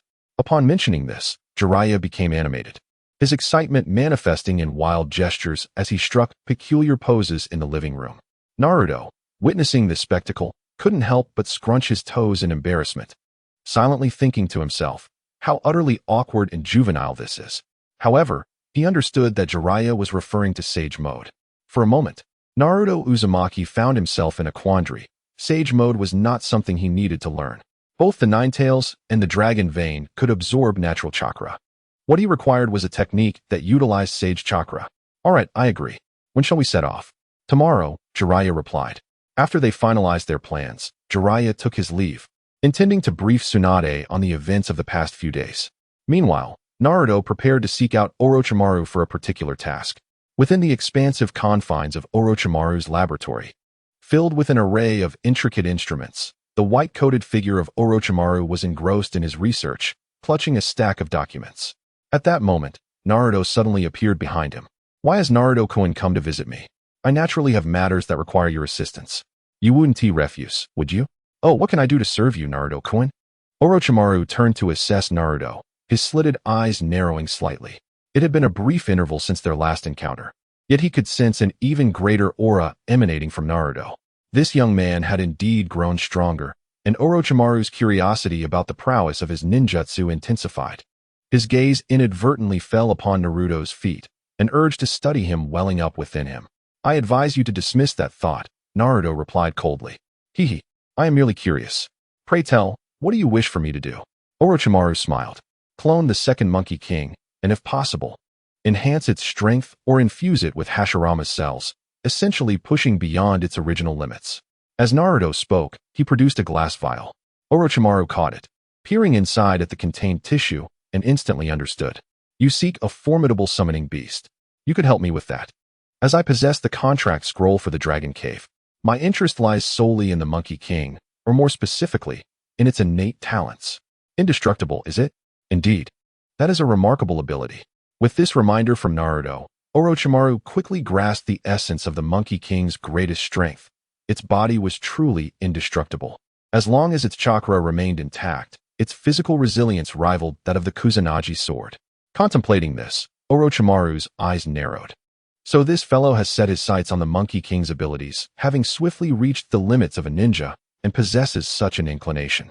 Could it be that he is capable of usurping the talents of others? In an instant, a flash of insight illuminated Orochimaru's mind. As if everything suddenly made sense.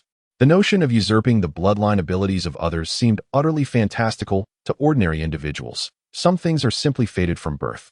Yet for Orochimaru, the impossible was within reach. His fixation on Sasuke Uchiha stemmed from his desire to acquire the bloodline and talents of the Uchiha clan. However, it appeared that Naruto's approach was far more straightforward. As a paramount force within the ninja world, Orochimaru possessed a discerning eye. Naruto's physique exhibited no alterations, perfectly harmonious and functional. Orochimaru readily acquiesced to Naruto's request, viewing it merely as an experiment with clones, an endeavor he had long since abandoned. While cloning held promise, the challenge of cellular longevity proved formidable. Clones did not endure. This limitation was precisely why Orochimaru had ceased his research in this domain. Very well. Once you have created the clones, inform me. By the way, have you ever studied the Byakugan? Naruto could not resist inquiring. The Byakugan? No, you seem interested in it. Naruto-kun, Orochimaru replied, somewhat taken aback. The legendary three great dojutsu of the ninja world, Sharingan, Byakugan, and Rinnegan, were well known, with the Sharingan being the most famed. The Rinnegan the most enigmatic, and existing almost as a mythical entity, with many within the ninja realm doubting its very existence. As for the Byakugan, it was well preserved within the Hyuga clan, with only a single specimen having leaked out. Beyond its strategic value in warfare, its contributions in other areas were rather mediocre. Thus, Orochimaru found little interest in it, as its enhancement for top-tier warriors was minimal. Naruto hesitated, ultimately refraining from disclosing his thoughts on the Byakugan. Its evolution seemed comparatively less daunting, and through scientific means, it should be achievable. However, Naruto conceived of an even simpler method. Is there information I am unaware of, Naruto-kun? Or does the Byakugan possess capabilities I do not know? Orochimaru scrutinized Naruto Uzumaki. The words that escaped his lips undoubtedly hinted at something significant. You will find out in due time. First, assist me in completing this task, Naruto replied, vanishing in an instant, leaving Orochimaru standing in contemplation. The Byakugan, one of the oldest ocular abilities. Was there something about it that eluded me? Orochimaru-sama, Kabuto Yakushi approached silently from behind. How much have you gathered regarding the matters you requested? Orochimaru-sama, I was just about to report my findings. I have come across some irregularities. Really? Orochimaru turned, a flicker of confusion crossing his features. Orochimaru-sama, while you instructed us to compile records and relics from the ninja world, we have uncovered several intriguing developments. However, these are of little consequence. We have discovered that someone appears to be systematically erasing the history of the ninja world. Many relics and documents have suffered deliberate destruction. Kabuto adjusted his glasses, his expression revealing perplexity. Such a phenomenon exists? Orochimaru's gaze narrowed. Who would engage in such a trivial pursuit? Continue the search and compile all the materials. How is Danzo faring? The opposing side has located Shinram, and it remains unclear what transaction transpired between them. Intriguing. What could Naruto possibly intend by resurrecting him? Orochimaru's interest in Naruto grows ever more profound. Meanwhile, on the side of Black Zetsu, White Zetsu is reporting the intelligence gathered from the shinobi world. Are there truly such formidable ninjas within the realm? Black Zetsu is momentarily puzzled, yet reassured upon recalling the Rinnegan, as long as his plans remain unimpeded. Other matters are of little consequence. This issue did not warrant Black Zetsu's concern, nor did he intend to inform others. What research has Orochimaru been conducting lately? Human experimentation. Has he discerned the reason behind his sudden interest in the ruins of the shinobi world? It appears he is investigating the Phantom. The Phantom again. Hasn't he already vanished? Why would Orochimaru fixate on him? It seems to be related to Danzo. Danzo once more. My lord Black Zetsu, we have uncovered a remarkable secret. It seems that Danzo has returned to life and has made contact with Orochimaru. Upon hearing this, Black Zetsu was not particularly surprised. Once Danzo's secret was made public in Konoha, other villages had inevitably received some information. Black Zetsu was privy to more details. Izanagi, perhaps? What is Danzo up to? He appears to be collaborating with the wandering ninja Shinram. They seem to be researching tailed beasts together. What tailed beasts? Black Zetsu expressed astonishment.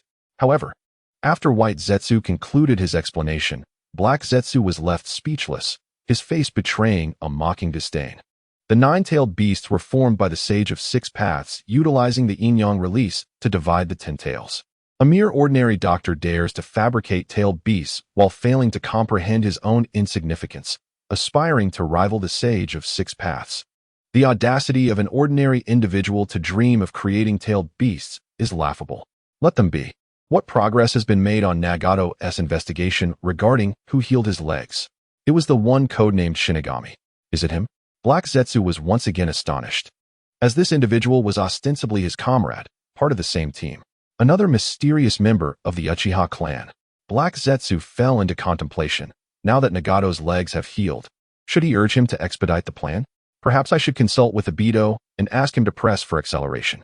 After some reflection, Black Zetsu sank into the earth, preparing to seek out Uchiha Obito. Upon returning to Konoha, Naruto sat alone in his home, gazing at the arrangement of the room. The thought of his impending long absence stirred a sense of nostalgia within him. How foolish of me. After all, I possess the Flying Thunder God technique. Should I wish to return, I can do so at any moment. The execution of the Flying Thunder God technique requires chakra, and Naruto is currently abundant in chakra. This is the ability I longed for in my previous life, traveling the world by day and returning home to rest at night. Just as Naruto contemplated whether to explain the situation to Hinata, an Umbu member arrived for a visit. Lord Naruto, the Hokage requests your presence. Very well. Naruto followed the Umbu towards the Hokage building. Upon arrival, Tsunade provided a brief explanation before handing over a somewhat weathered key. Naruto felt a sense of bewilderment. Could this possibly be the key to Tsunade's residence? Was she suggesting he enter through the back door in the dead of night? As Naruto pondered these thoughts, Tsunade clarified the situation. This was the house left behind by your parents, she explained, originally intended to be returned to you upon your coming of age. The third Hokage and the others wished to keep your lineage as Minato's child a secret for as long as possible. Now that you are aware, it is time to return these belongings to you. Naruto was taken aback. A house left by his parents? His expression became increasingly intricate.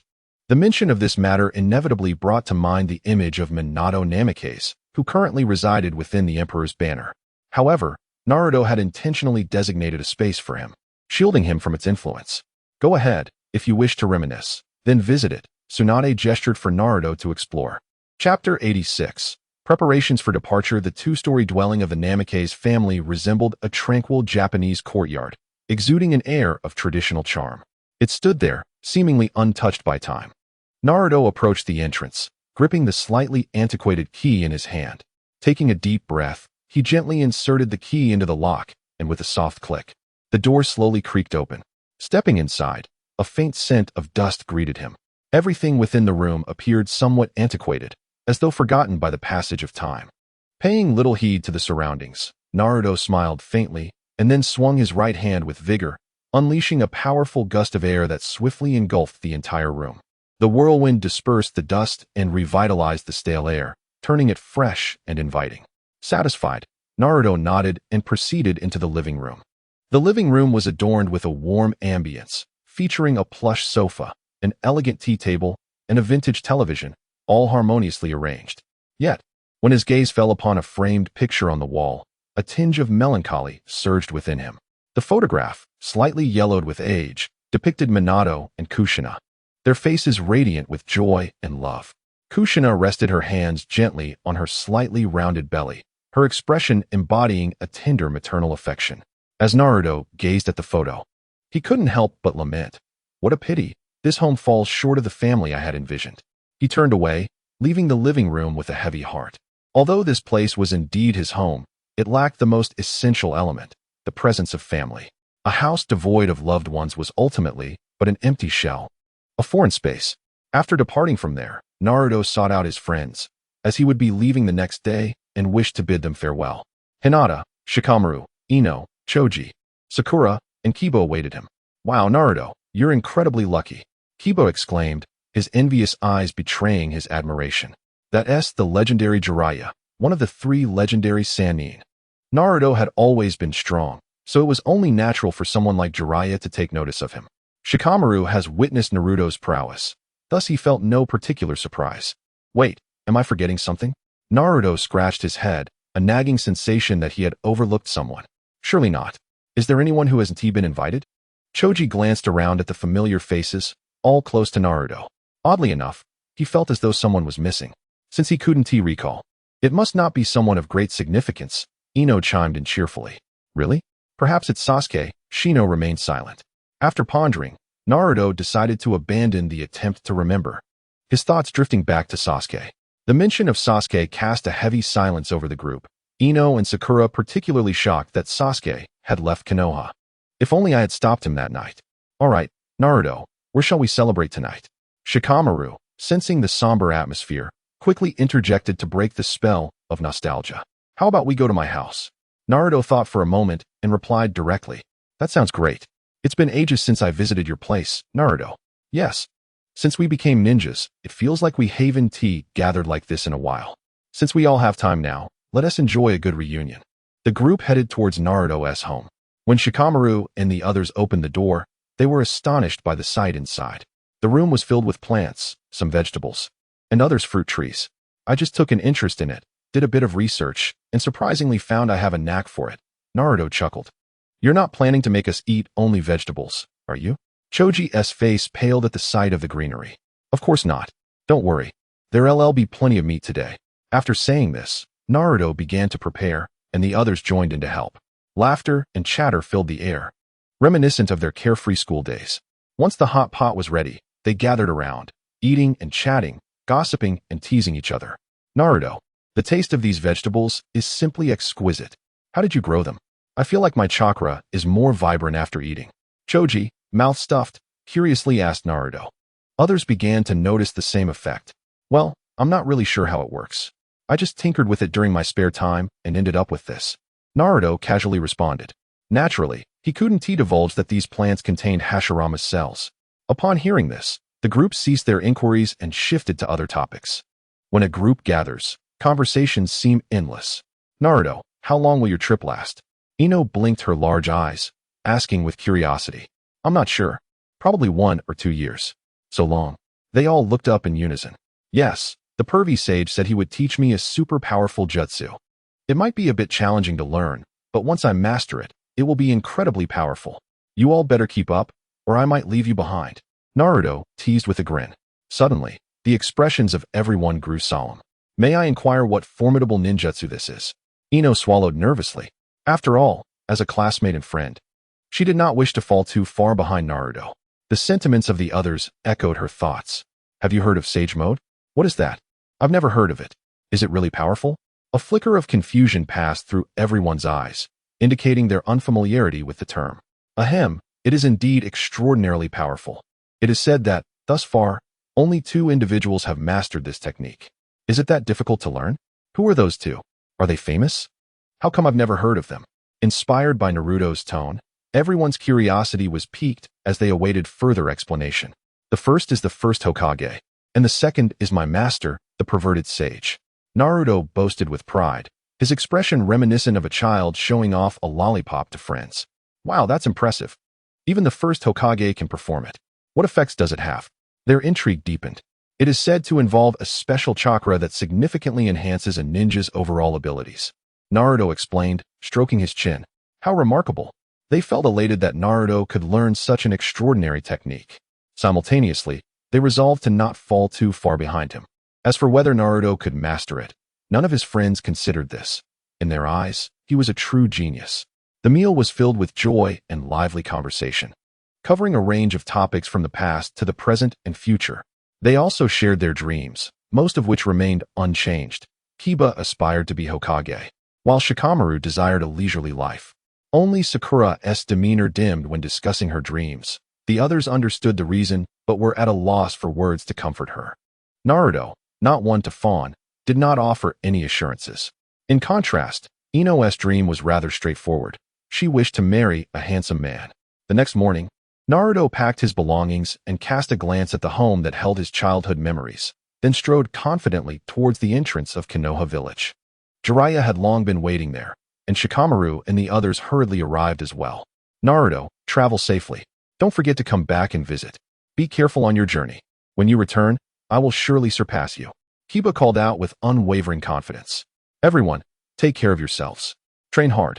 And I look forward to our next meeting when you all become Jonin. Naruto offered his best wishes. Finally, his gaze settled on a particular girl. Sensing the moment, the others discreetly retreated, creating space for the 2 to converse. Hinata looked at Naruto, momentarily speechless, unsure of what to say. Train hard. And don't forget that I can use Flying Thunder God. Naruto smiled gently, devoid of any sorrow at parting. Upon hearing this, Hinata's expression lightened, realizing that her worries had momentarily clouded her thoughts. The young girl nodded vigorously. Naruto, with a casual flair, turned around and waved his hand. Is that all we're going to discuss? Aren't you going to chat a bit more with your little girlfriend? Jiraiya teased. All right, you lecherous sage, let us be off. Naruto rolled his eyes and was the first to step out of Konoha. Jiraiya hurriedly followed suit. Shikamaru and the others stood within the village, their hearts laden with mixed emotions as they watched the two figures recede into the distance. When Naruto next appears, his strength will undoubtedly surpass your wildest imaginations. If you don't want to be left behind by your friends, you must strive to train diligently. Suddenly, a voice broke the collective reverie. The group turned to see a figure approaching, startling them. Lord Hokage. Yes, the future of Konoha belongs to you all. Work hard. Tsunade gazed at the young faces before her, envisioning the future that lay within them. Her gaze ultimately settled on Hinata. Are you interested in studying under me? Tsunade asked directly. The other's eyes widened in astonishment at her words. Hinata blinked, quickly realizing the gravity of the moment. Can I really, Lady Tsunade? Faced with the Hokage, her confidence momentarily waned. That brat Sasuke has Orochimaru as his mentor, and Naruto has Jiraiya. If you don't want to fall too far behind, then come study with me, Tsunade stated plainly. Shikamaru and the others winced at her straightforwardness. What should we do with this sudden wave of envy? They thought. Was this to be the new Sannin of Konoha? Had they not noticed this until Tsunade pointed it out? Teacher, Hinata exclaimed excitedly. Tsunade nodded in satisfaction. Unbeknownst to Naruto, who was leaving Konoha for the second time, events were unfolding back home. As he stepped out, curiosity for the world filled him. Lecherous sage, where shall we go next? Wherever the wind takes us, Jiraiya replied, contemplating their future plans. He intended to show Naruto the true face of the ninja world before introducing him to the ways of sage mode at Mayaboka Mountain. Naruto, unaware of Jiraiya's thoughts, had no objections to this plan. Now, with formidable strength and ample resources, wandering the world and experiencing the wonders of nature would undoubtedly benefit his spiritual training. Ever since vanquishing that member of the Akatsuki clan, Naruto had gained confidence, no longer fearing future adversaries. He felt less anxious about enhancing his abilities. Lecherous sage, how much do you know about chakra nature fusion? Huh, why are you interested in that, kid? I'm feeling a bit bored and am considering researching this direction. Naruto replied, demonstrating the results of his chakra training. Before them, 5 chakra natures flowed freely from his hand: wind, fire, lightning, water, and earth. You possess all attributes? Jiraiya's eyes widened in astonishment. I wouldn't quite say that. Naruto touched his nose, pondering the fact that his primary affinities were wind and earth. The other affinities he acquired over time resulted from consuming an excessive amount of shadows, gradually gaining insight into the nature transformations of chakra.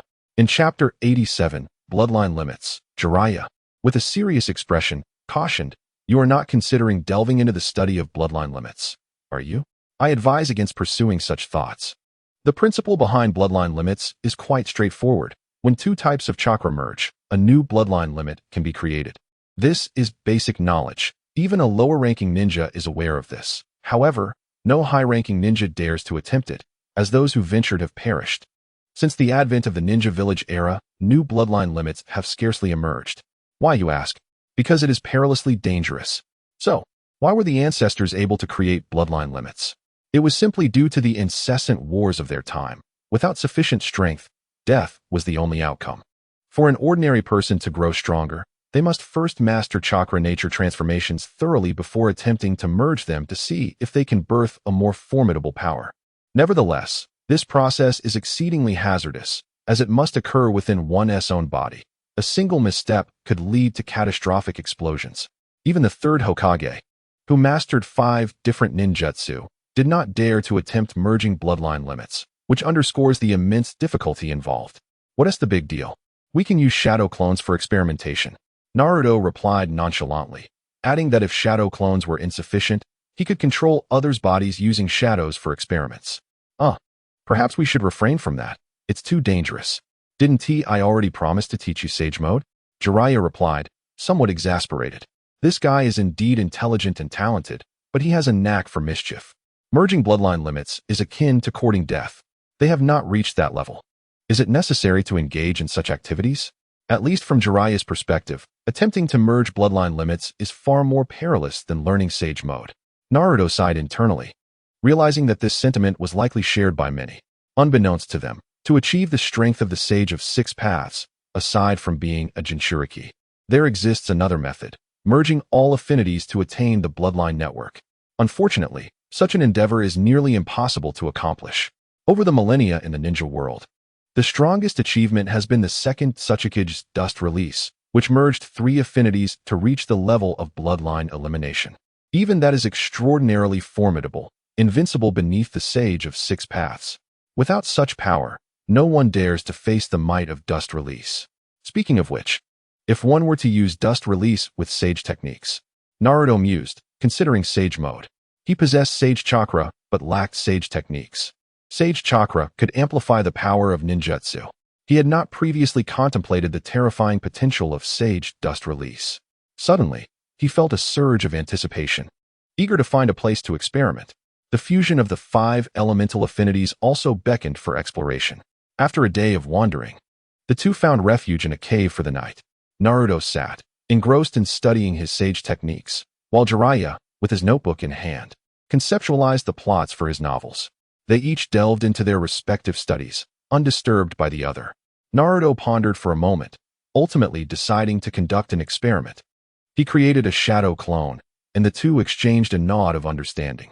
The clone felt a twinge of anxiety, realizing that if any danger arose, it must instinctively activate the Flying Thunder God technique. Naruto's own tension heightened, for although he faced merely a clone, the chakra contained within it surpassed that of an ordinary shadow-level entity. The thought of unforeseen complications made Naruto swallow hard. To be cautious, he produced 4 shuriken and casually tossed them, establishing a barrier while simultaneously summoning a crimson fishing rod. With this dual safeguard in place, Naruto found himself relaxing somewhat, though the clone became increasingly apprehensive. At last, the commotion attracted Jiraiya's attention. Setting aside his notebook, he approached Naruto. "What are you planning?" he inquired. "Aren't you attempting to experiment with the fusion of 5 chakra natures?" Jiraiya exclaimed, his concern palpable. "Are you out of your mind?" He swallowed hard, instinctively retreating a few steps. After all, Naruto now possessed tailed beast chakra, and Jiraiya regarded the clone as if it were a nuclear bomb. Should anything go awry, there would be no time to escape. "Fear not, I have set up the Flying Thunder God barrier. Any threat will be immediately transported into the sky," Naruto reassured him. "Hey, don't be so extreme. I'm your clone, not a bomb," Jiraiya protested. "Enough chatter, let's commence," Naruto declared. The clone gulped nervously before officially beginning the process. First, it attempted the fusion of 2 chakra natures, which yielded no results. Next, it combined 3 natures, again producing no effect, as Naruto had experience up to this point. Dust Release. This is the fusion of 3 chakra natures, wind, fire, and earth. As the clone approached the 4th nature, it hesitated, uncertain which attribute to employ, with lightning and water remaining. After a moment's deliberation, it steeled itself and chose lightning, integrating the lightning chakra into the Dust Release. In an instant, the Dust Release became exceedingly unstable, spiraling out of control. Externally, both Naruto and Jiraiya widened their eyes in shock, staring at the motionless clone before them. "Has it succeeded or failed?" Jiraiya asked, tension mounting. "It should have started by now," Naruto replied, equally anxious as this was his first experiment of this kind. Just as both felt their eyes beginning to dry, the clone underwent a drastic transformation. Its body trembled violently, emanating a brilliant white light. A chilling aura erupted from the clone, and terrifying white radiance spread outwards, transforming it into what resembled a colossal nuclear bomb. In that moment, both Naruto and Jiraiya sensed the looming threat of death. "Naruto!" Jiraiya shouted frantically, understanding the gravity of the situation. Naruto wasted no time and activated the Flying Thunder God technique. In an instant, he vanished from the scene. Above the vast, boundless ocean, the once tranquil surface was suddenly torn apart by a blinding flash of white light. A brilliant white light, akin to a lightning bolt, instantaneously cleaved the boundary between the sky and the sea, leaving onlookers in awe. Once the radiance faded, a colossal void emerged on the previously tranquil surface of the ocean, its diameter an astonishing kilometer. This chasm resembled an unfathomable black hole, with the surrounding seawater seemingly drawn in by an overwhelming force, beginning to flow back with wild abandon. As the tide receded, the once placid sea transformed into a tempest, waves rising like towering walls, reaching heights of 100 meters. These enormous waves collided with one another, producing a deafening roar, as if the entire ocean were in a furious uproar. Damn it, this kid will eventually frighten me to death, Jiraiya thought. Wiping the cold sweat from his forehead, having genuinely felt the threat of mortality moments earlier, he sensed a foreboding. Had he been caught in that scenario, there would have been no escape. Indeed, it was perilous. Naruto, too, breathed a sigh of relief upon the return of his memories to his body. He comprehended the situation and its inherent dangers, an instability more destructive than dust release. He pondered whether to experiment with water release or perhaps other elemental affinities. "Are you even listening to me?" Jiraiya exclaimed, incensed, yet harboring a tinge of regret. Perhaps it was best to send this boy to Mount Myoboku. Remaining near him was far too frightening. He feared that one day he might awaken to find the boy had simply vanished. With that thought, Jiraiya swallowed hard, resolving to keep his distance from Naruto in the future. In the ensuing period, Naruto immersed himself in research on the fusion of elemental affinities. He could control two types of elements. No matter what transpired, Naruto could deftly respond, utilizing a fishing rod to extract chakra from his opponent, causing his clones to dissipate naturally. Even when alone, he could clear the field with Dust Shield. His efforts bore fruit, as he explored various elemental techniques such as fire release, lava release, swift release, and steel release. These bloodline limits, if bestowed upon a ninja, would elevate their combat prowess to that of a special jonin. Alas, for Naruto, they felt rather superfluous. His formidable strength, bolstered by the Nine Tails and his innate talents, allowed him to accomplish feats that rendered these techniques less impactful. He surmised that he might not utilize them in the future. Nonetheless, the process of research was intoxicating. These techniques resembled formulas in mathematics. Once deciphered, they could be executed flawlessly, without the risk of forgetting. Half a year swiftly passed. During this time, Naruto's understanding of bloodline limits reached unprecedented heights. The fusion of two elemental affinities no longer posed a challenge for him, yet the amalgamation of three remained elusive, with no clear direction. As for dust release, it did not count among his achievements. The mere interaction of four elemental affinities could result in explosive consequences, comparable to a small nuclear detonation. His progress in training stalled here, though not without some gains. As Naruto delved into the study of sage techniques, he discovered that the enhancement of sage chakra through bloodline limits was even more formidable.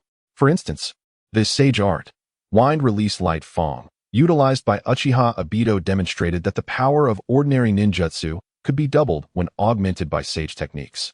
Thus, the bloodline limits, when applied to ninjutsu, proved to be even more terrifying. This realization came to Naruto after he experimented with the dust release, which involved the fusion of three chakra natures and was somewhat taxing for ninjas to wield. However, in Sage mode, the activation of dust release resembled that of a bloodline limit. The results were promising, as he finally acquired an offensive ninjutsu in his Sage mode. If ninjutsu was tailored for ordinary ninjas, then bloodline limits were decidedly more suited for Sage mode.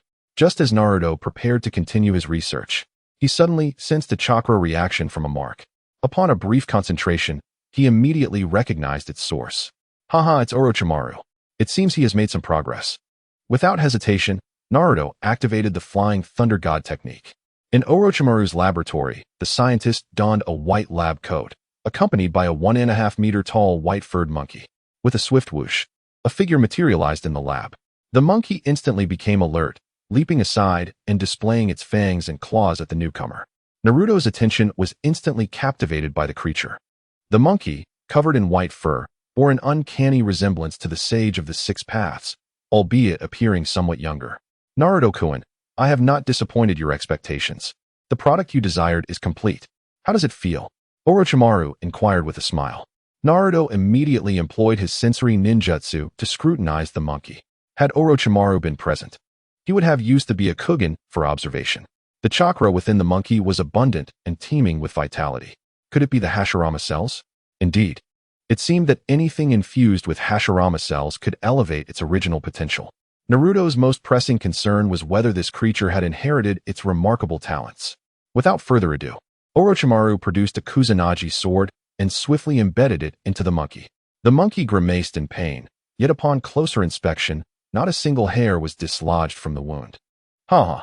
Naruto exclaimed in satisfaction. In Chapter 88, Mayaboku Mountain, Naruto felt an exhilarating thrill within.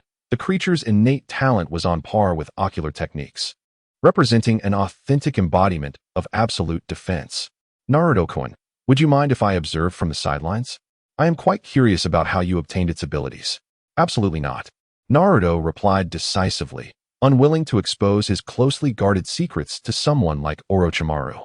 What a pity, Orochimaru mused, though he had anticipated this outcome. Nevertheless, he remained undeterred and sought another opportunity. "Then, Naruto-kun, might I have my hand back?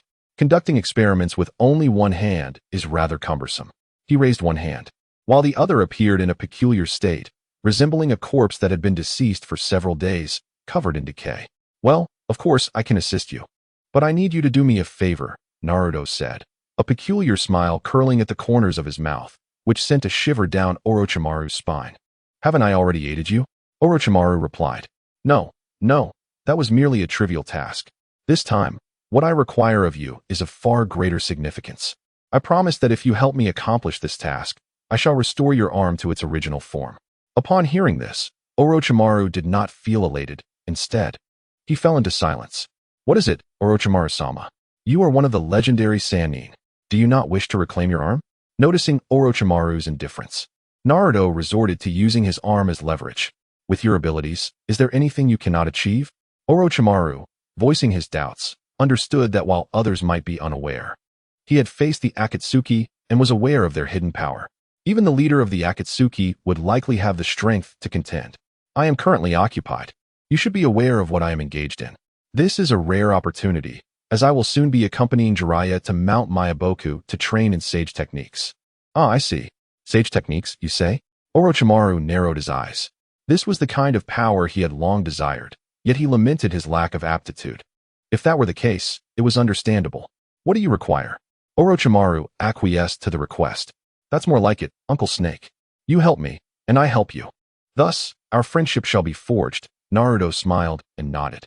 A chuckle escaped Orochimaru, momentarily taken aback by the address of Uncle Snake, yet he refrained from retorting. Curious to hear Naruto's next words. "How much do you know about the three great dojutsu?" "Why do you ask?" An ominous feeling surged within Orochimaru. Yet he ultimately decided to divulge all he knew. His research on the Sharingan was profound, from the basic tomo to the Manjiki, and he was well versed in various ocular techniques. "Seems you've gathered quite a bit of intelligence," Naruto remarked. "The pinnacle of the Sharingan is the Manjiki. I presume you've encountered the Rinnegan?" A subtle smirk danced on Naruto's lips as he glanced at Orochimaru. Orochimaru's pupils constricted sharply, unwelcomed images flashing through his mind. "You are aware of the Rinnegan? The Akatsuki, then? I see. You have encountered it. Let us not dwell on that for now. Instead, let us discuss the Byakugan," Orochimaru said, his gaze narrowing. Through this brief exchange, he had discerned Naruto's intentions.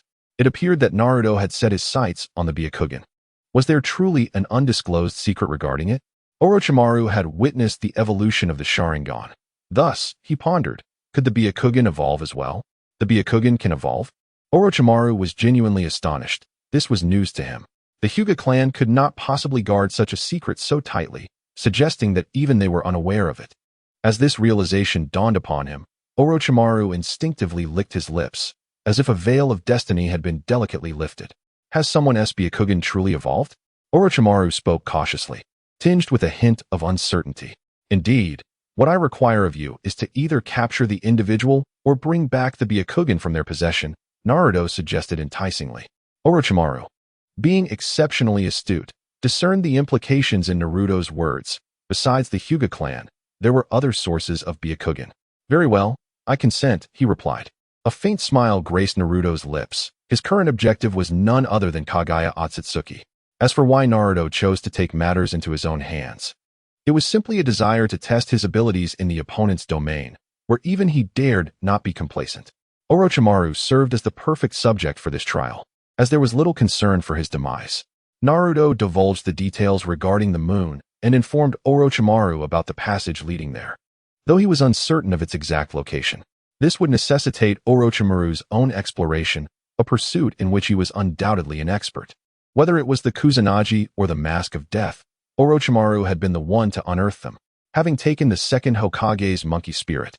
Naruto found his new companion akin to an infant, devoid of past memories and easily swayed.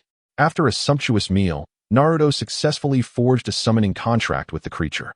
Once he departed from Orochimaru's lair, he eagerly commenced his study of the monkey's invulnerability. He first utilized Shadow Connection to share the monkey's innate abilities, carefully sensing the transformation within himself. In the following days, the monkey's cooperation accelerated Naruto's research at an astonishing pace. In this world, everything was governed by chakra, and from this perspective, Naruto swiftly deciphered the secrets of the monkey's talents. He then sought to replicate and create his own version of invulnerability. Haha, I did it. I succeeded, Naruto exclaimed, his excitement manifesting in jubilant gestures, reminiscent of a child. Hey, Naruto, what madness has taken hold of you now? Jiraiya's laughter echoed from afar, even drawing him away from his seclusion to write. Upon his appearance, he was momentarily taken aback by the sight of the second Hokage's monkey spirit, which he had encountered numerous times before and could not mistake. Naruto, what are you up to now? And what is this monkey story? It's nothing much. This little monkey is an experimental subject that escaped from Orochimaru. Naruto fabricated a tale in response to Jiraiya's inquiry, even prompting the monkey to demonstrate wood release. What? A little monkey can wield wood release? Jiraiya gasped, his jaw nearly dropping in disbelief. This was utterly absurd. The wood release that Konoha had long coveted had manifested in a monkey. A smile lingered on Naruto's lips as he reflected on the failures of Konoha's wood release experiments, which had stemmed from the original Hashirama cells, directly harvested from the first Hokage. Such cells were fraught with severe rejection reactions and were particularly perilous. However, the Hashirama cells extracted from white Zetsu differed significantly. They possessed far less aggressiveness and were considerably safer. Of course, this came with a trade-off. The wood release effects from the cells of white Zetsu were markedly inferior. Although the little monkey could utilize a wood shield, it fell short of even Yamato's proficiency. One can merely summon a few wooden vines to strike others. Naruto, did you not wish to learn the art of sagehood? Today, by chance, I find myself free and have decided to take you to Mount Myaboku. Jiraiya inhaled deeply, regaining his composure, as he felt he could no longer endure Naruto. It was imperative to send this troublesome brat away, otherwise he would be unable to sleep soundly.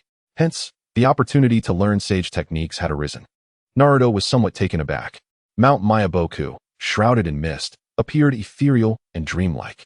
The air here was refreshingly pleasant, as if it could cleanse the soul. The floor of the mountain was extraordinarily vast, creating an otherworldly paradise. A swirl of smoke enveloped the two as they materialized in this enchanting realm.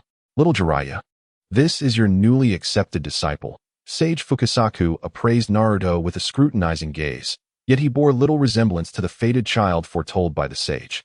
Oh, this lad is the son of Minato, having wholly inherited some remarkable genes. Hence, I intend to bring him to learn the sage mode. Upon realizing he was Minato's son, Sage Fukasaku paused, for upon closer inspection, the resemblance was indeed striking. Minato's talent was among the finest of all summoners throughout history. Alas, his origins confined his potential. The sage mode of Mount Myaboku necessitated a substantial chakra reserve, while Minato, being of ordinary lineage, possessed a limited chakra capacity. Though he had learned the sage mode, it proved impractical for him, resulting in its rare usage. Naruto curiously surveyed his surroundings, feeling the natural energy envelop him as if he had plunged into an ocean. The energy from all directions swiftly converged upon his being. He felt akin to a fish in the sea, the sensation intoxicating. Little Jiraiya, it's time for a meal. Shall we not indulge in some food first? My wife mentioned she prepared a grand feast, Sage Fukasaku cheerfully remarked. However, upon hearing this, Jiraiya's expression paled instantly, conjuring terrifying images in his mind. Gulp. That's Sage Fukasaku. I have matters to attend to. I shall take my leave. Naruto is in your capable hands, Jiraiya declared, vanishing in a puff of smoke before awaiting a reply. Naruto furrowed his brow, seemingly recalling something.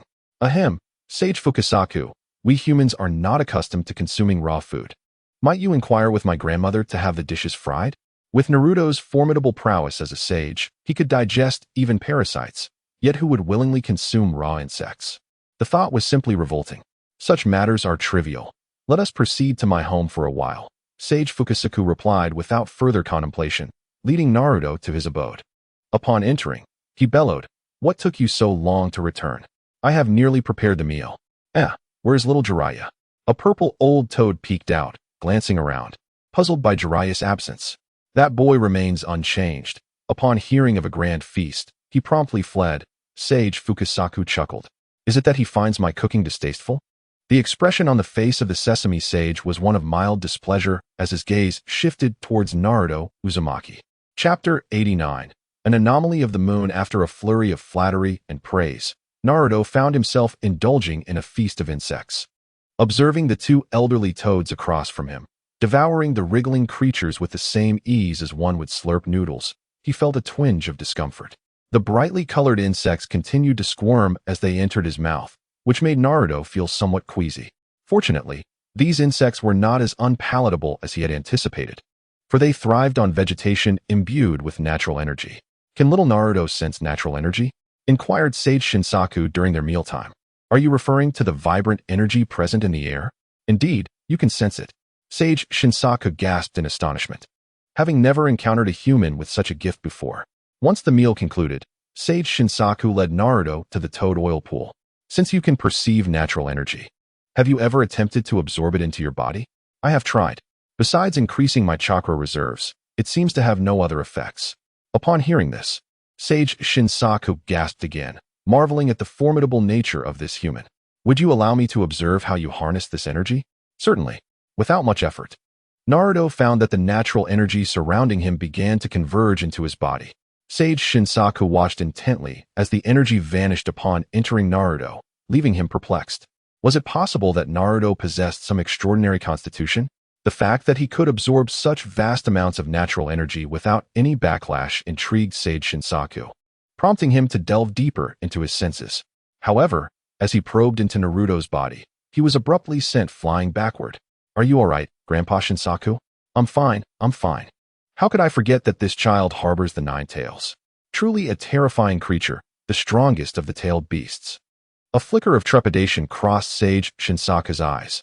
The moment he had attempted to extend his senses towards Naruto, the nine tails had reacted defensively, instantly repelling him. Naruto was well aware of this phenomenon. Since you can perceive natural energy, you've already taken the first step into Sage Mode. Now, allow me to explain the cultivation method for Sage Mode at Mayaboka Mountain. Sage Shinsaku began to elucidate the techniques for mastering Sage Mode. Naruto listened attentively. In truth, the methodology for Sage Mode at Mayaboka Mountain is quite straightforward, focusing on how to maintain it. To this end, they developed a technique reminiscent of the Jinchuriki's approach. Do you comprehend? I understand. Then give it a try. I will observe and assist you. Sage Shinsaku produced a black wooden staff. All right, I will give it a go. Naruto pressed his palms together, and in an instant, the natural chakra within a 100-mile radius seemed to be drawn into him, as if it encountered a formidable black hole. In mere moments, he forcibly absorbed it into his body. Naruto then blended his chakra with the natural chakra in accordance with the proportions that Sage Shinsaku had instructed. Thus, the unique Sage Mode of Mayabokuzen was formed. Naruto's eyes transformed into the pupils of a toad, with a faint hue appearing at the corners. How could this be possible? The staff in Sage Fukazawa's hand clattered to the ground, and the toad gaped in astonishment. Before him stood a mere child. How could this be? The natural energy was notoriously volatile, yet the opponent had instantaneously entered Sage Mode. Such a flawless Sage Mode at that. Did little Naruto not feel any discomfort? Sage Fukazawa circled around Naruto, sensing nothing amiss. Naruto clenched his fist. Frankly, this enhancement was quite comparable to his tailed beast mode. However, the singular Sage Mode held little significance for him at this stage. Wait, the chakra has changed. This sensation is. Naruto swiftly discerned the difference. If his chakra was akin to water, then now it resembled mercury. Sage Fukazawa fell into a contemplative silence. As a descendant of the great Toad Sage, he never anticipated that one day he would envy a human's innate talent. Mastering Sage Mode in mere half a day made him feel as though his century-long existence had been wasted. Nevertheless, Sage Fukazawa quickly regained his composure. What was a mere toad compared to a human? Since this lad had crossed the first threshold, they would continue. Sage Fukazawa began conducting various experiments with Naruto. such as the duration of his Sage mode and whether he could absorb natural chakra during battle. Ultimately, it was confirmed that Naruto's Sage mode was remarkably perfect, nearly attaining the legendary status of the first Hokage. Sage Fukazawa could only proceed to the next step, the training of ninjutsu. Upon hearing this, Naruto's eyes sparkled with excitement. The primary purpose of his visit was to learn the ninjutsu of Myobokuzen. Once he understood the principles, he could innovate and create techniques that perfectly suited him. In the ninja world, after Naruto's departure, Jiraiya felt an overwhelming sense of relief. He hadn't dared to close his eyes while that boy was nearby, fearing he might undertake dangerous experiments. After learning about the situation regarding the moon, Orochimaru began to prepare. He sent Kabuto to the 5 great ninja villages to seek out the corpses of powerful individuals, while also utilizing snakes to explore the waterfall within the Land of Fire. Simultaneously, Orochimaru pondered whether he should seek others to experiment with. Although Naruto had informed him that the one possessing the evolved Byakugan was still a youth of comparable strength to Hokage, Orochimaru remained skeptical. Since it concerned Naruto, he found an excellent excuse to involve Danzo as well. Who knows, if you perish this time, will your adversaries still resurrect you? Orochimaru mused, a strange smile curling at the corners of his mouth. He then set off in search of Danzo. At the Konoha base, Danzo and Shinobu were hiding there, conducting research on the tailed beasts. Both shared a similar foul ambition, the desire for immortality. Danzo felt a profound insecurity without the Sharingan. What is the status of Shinobu's results? Soon, the Zero Tails will be born. We only need dark chakra now. Once again, dark chakra. Danzo felt a surge of irritation. It seems that the research achievements of the two of you are quite impressive. Just as they were conversing, an unexpected figure appeared in the room. The two instantly became vigilant, and upon recognizing the newcomer, their brows furrowed. Orochimaru, what brings you here? I have matters to discuss with both of you. What could you possibly want from us? I have no interest in your affairs. This concerns the ocular techniques. Are you certain you're not intrigued? Hearing this, Danzo's attention was instantly piqued. His obsession from his past life as a zombie had now become his present fixation. Among Danzo's many obsessions, ocular techniques were certainly one. The mention of eyes immediately captured his interest. As a medical ninja, Shernon also felt a surge of curiosity at Orochimaru's words. Orochimaru elaborated on his purpose, and the two eagerly agreed to his request once they finished their meal. When do we depart? In half a month, Orochimaru replied confidently, believing he could locate the passage within that time frame. This half-month would also serve as preparation time for him, with the formidable warriors from the 5 great ninja villages involved. Success was assured. It was unfortunate for the Hokage of Konoha, who could no longer summon. Those souls were likely in the hands of Naruto Uzumaki. Remembering the Shinigami, a smile crept across Orochimaru's lips, almost forgetting about this element. Thanks to Naruto, many in the ninja world had mastered this forbidden technique of mutual destruction. Should they encounter any perilous adversaries, they could send some ninja to execute this jutsu. Time flew swiftly, and in the blink of an eye, half a month had passed. Orochimaru led his team, accompanied by Danzo, Sasuke Uchiha, and several comrades, to a forest in the Land of Fire. Not far ahead, a waterfall was clearly visible. As they entered the passage, although there were minor obstacles, they were merely trifles for such remarkable individuals. Upon traversing the passage, they found themselves on the moon. The ground was barren, with traces of structures visible in the distance. Wow, this is truly astonishing. I never imagined that there would be inhabitants on the moon. Naruto-kun didn't deceive me after all, Orochimaru mused, gazing skyward at the artificial sun, which shone brilliantly. The powerful being Naruto spoke of must reside there. This place is splendid. It would be ideal to establish a base here. Shernon and Danzo exchanged smiles.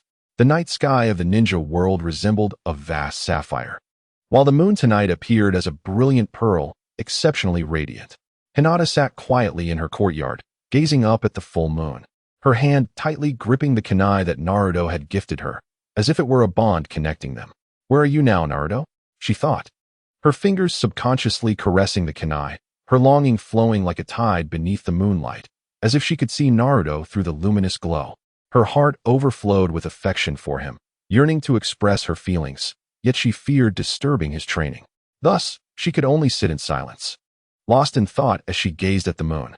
Suddenly, the moon in the sky flickered with an unexpected brightness, causing Hinata to blink in disbelief, unsure if her eyes were deceiving her.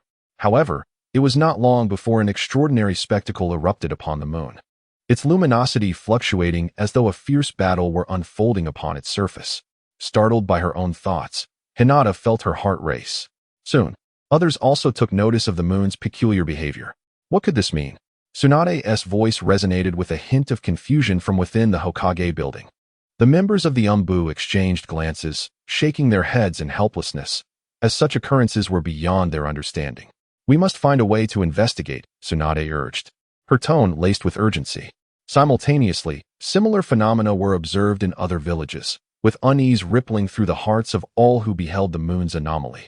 Though the ninjas possessed formidable strength, they appeared diminutive in the face of nature's calamities. Soon, a meteor shower graced the sky, with each meteor resembling a radiant arrow slicing through the night. This breathtaking sight sent shivers down the spines of all who witnessed it. While the meteor shower was enchanting, it also heralded the threat of death, akin to a warning from nature to humanity. As the meteor shower intensified, a sense of unrest overcame the populace. What in the world is happening?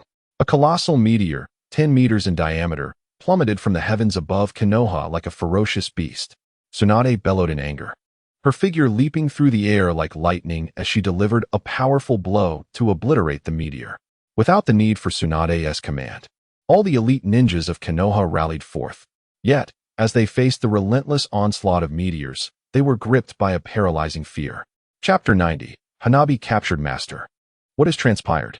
Hinata hastened to Tsunade's side, her expression grave as she gazed skyward. We are still unaware, but it is undoubtedly a calamity for the ninja world. Hokage-sama, we have observed it. It appears as though a battle rages upon the moon. What? Tsunade questioned, doubting her own hearing. At that moment, the Umbu brought forth a telescope. Tsunade moved closer, bending down to peer through the lens, and beheld the combat occurring on the moon's surface with startling clarity. This is... Tsunade hesitated, recognizing a familiar figure amidst the chaos. Damn it, could it be Edo Tensei? How could Orochimaru have achieved this? What? Master, there are combatants on the moon, one of whom seems to be Orochimaru. This is impossible. How did they reach the moon? All who heard this revelation stood agape, gazing at the moon with incredulity etched upon their faces. Enough. Our immediate priority is to intercept those meteors. We must not allow them to descend upon Konoha. As another meteor hurtled towards Konoha, Tsunade disregarded all else, focusing solely on the protection of her village. After a night of fierce battles, Orochimaru and his allies retreated from the moon in disarray. Incredible. Is this the evolution of the Byakugan? There exists that formidable Byakugan, which can indeed forge such terrifying weapons. Orochimaru was overwhelmed with excitement. The events he witnessed last night would linger in his memory for a lifetime, igniting his obsession with ocular powers. He once believed the Sharingan to be the pinnacle of prowess, only to discover that among the 3 great eye techniques, the Byakugan reigns supreme. The Hyuga clan truly are fools. It is a travesty that such a potent ability is squandered upon them. However, now is not the time for such musings. Will that fellow pursue us? Danzo's gaze was wary. The explosive power exhibited by Akatsuki Shurin had broadened their horizons. Such terrifying offensive capabilities transcended their comprehension. Had it not been for Orochimaru's clever manipulation of the second Hokage's forces to buy time, every one of them would have been left behind. Can ninjas truly reach such heights of strength? Shinong, too, found his understanding of power challenged by the adversary's might. He chuckled softly, for surely the pursuer would come. But by then, it would no longer concern them. Orochimaru smirked, momentarily sharing a thought akin to Naruto's. When the heavens fall, one must find someone tall enough to bear the weight. Should Akatsuki Shurin dare to descend upon Earth, both the 5 great nations and the Akatsuki would stand resolutely at the forefront, for they are the strongest. In the Moon Palace, Akatsuki Shurin smashed a puppet with a single strike, his face contorted in rage. How dare you? Damned Earth dwellers. He believed Sage of the 6 Paths was mistaken. Their very existence was indeed a blunder. These individuals must perish, and it appears I must hasten the completion of my mission. I am in dire need of a pair of Byakugan. Taking a deep breath, Shurin's expression darkened ominously. He had initially been diligently developing on the moon, but last night, a formidable group intruded, seeking to seize the treasures of his clan without hesitation. Naturally, Shurin was unwilling to acquiesce and dispatched puppets to engage these intruders. It is worth noting that the puppetry heritage here far surpasses that of the ninja world, requiring no chakra threads, instead utilizing mental orbs as the core for control. The Eye of Rebirth serves as the source of energy. Each puppet possessed nearly the strength of a jonin. However, the individuals who arrived were no ordinary foes. Coupled with Orochimaru's summoned army of the undead, Shuren ultimately joined the fray. Reluctantly, he activated his chakra mode, and even without the enhancement of the Rebirth Eye, his power exceeded everyone's expectations. The top-tier undead warriors appeared as mere children before him. Were it not for Orochimaru and others making a hasty retreat, they too would have been ensnared here. Yet, this affront was intolerable. Shuren was genuinely enraged at being inexplicably attacked. Initially, he had planned to wait until he matured, but he now had no choice but to expedite his Eye of Rebirth project. Accompanied by his puppets, Shuren ventured into the Moon's Passage. His objective was clear: to acquire the Byakugan of the Hyuga clan, and it must be of exceptionally high purity. With ease, Shuren infiltrated Konoha and swiftly made his way to the Hyuga estate. He seized control of a passing maid and inquired about the Hyuga clan's circumstances. Only 2 members of the clan, is it? Akatsuki Shuren pondered, stroking his chin. Given his own situation, he had no choice but to select from the younger generation. Hinata Hyuga, Hanabi Hyuga. Let us first examine the eyes of these 2. With a swagger, Shuren made his way toward Hinata's residence, completely disregarded by the passing Hyuga clansmen. In her small courtyard, Hinata had just returned from Tsunade's and was still contemplating the events of the previous day, her gaze inadvertently drifting skyward. It was broad daylight. Although the moon was not visible, she had an unsettling premonition that something ominous was about to unfold. Ah, this bloodline possesses remarkable purity, just as I desire. Suddenly, a voice echoed in Hinata's ear. Startled, she reflexively activated her Byakugan and swiftly retreated, her expression wary as she faced the source. Ah, you can actually see me? Akatsuki Shuren was initially taken aback, then noticed her eyes. The Hyuga clan indeed boasted someone like her. To Shuren's perception, her eyes transcended the ordinary Byakugan. This revelation left him utterly astounded. He was intimately familiar with the Hyuga clan's plight, knowing well that their lineage had been confined like caged birds, rendering the emergence of an evolutionary variant nearly impossible. Excellent, splendid. I have made my decision. You shall be my bride. Shuren abruptly altered his original intent. He had initially sought to assess whether her eyes met his criteria. However, upon witnessing the uniqueness of her gaze, he reconsidered. Such self-control and bloodline intensity, exploiting her eyes would be a waste. Rather, he would take her as his bride, and their offspring would undoubtedly inherit their exceptional talents. Who are you? Hinata retorted, angered by his words. Had she not sensed the strangeness about him, she would have already acted. I am Akatsuki Shuren. I wonder if your father has ever mentioned me. I am of the main lineage from the moon. Shuren revealed his origins without a hint of reservation. Hinata was initially taken aback, soon replaced by a sense of confusion. The moon harbored individuals with Byakugan? Had she not witnessed the recent battle on the moon, she would never have believed his claims. Yet, she realized she had never heard her father speak of such matters. What brings you here? I require a pair of eyes. Hinata regarded his eyes with curiosity. He had kept them closed since their encounter. In response to her bewilderment, Shuren opened his eyelids, revealing empty eye sockets that startled Hinata. Impossible. The Hyuga clan's eyes could never be compromised. You should leave at once, or I will take action. Hinata felt a surge of sympathy for him upon seeing his empty sockets, instinctively urging him to depart. You will come with me, Shuren proclaimed suddenly, and in the next instant, a puppet emerged from behind him, cradling a girl. Hanabi, what are you doing? Let go of my sister. I have already expressed my need for a pair of eyes. Do you dare?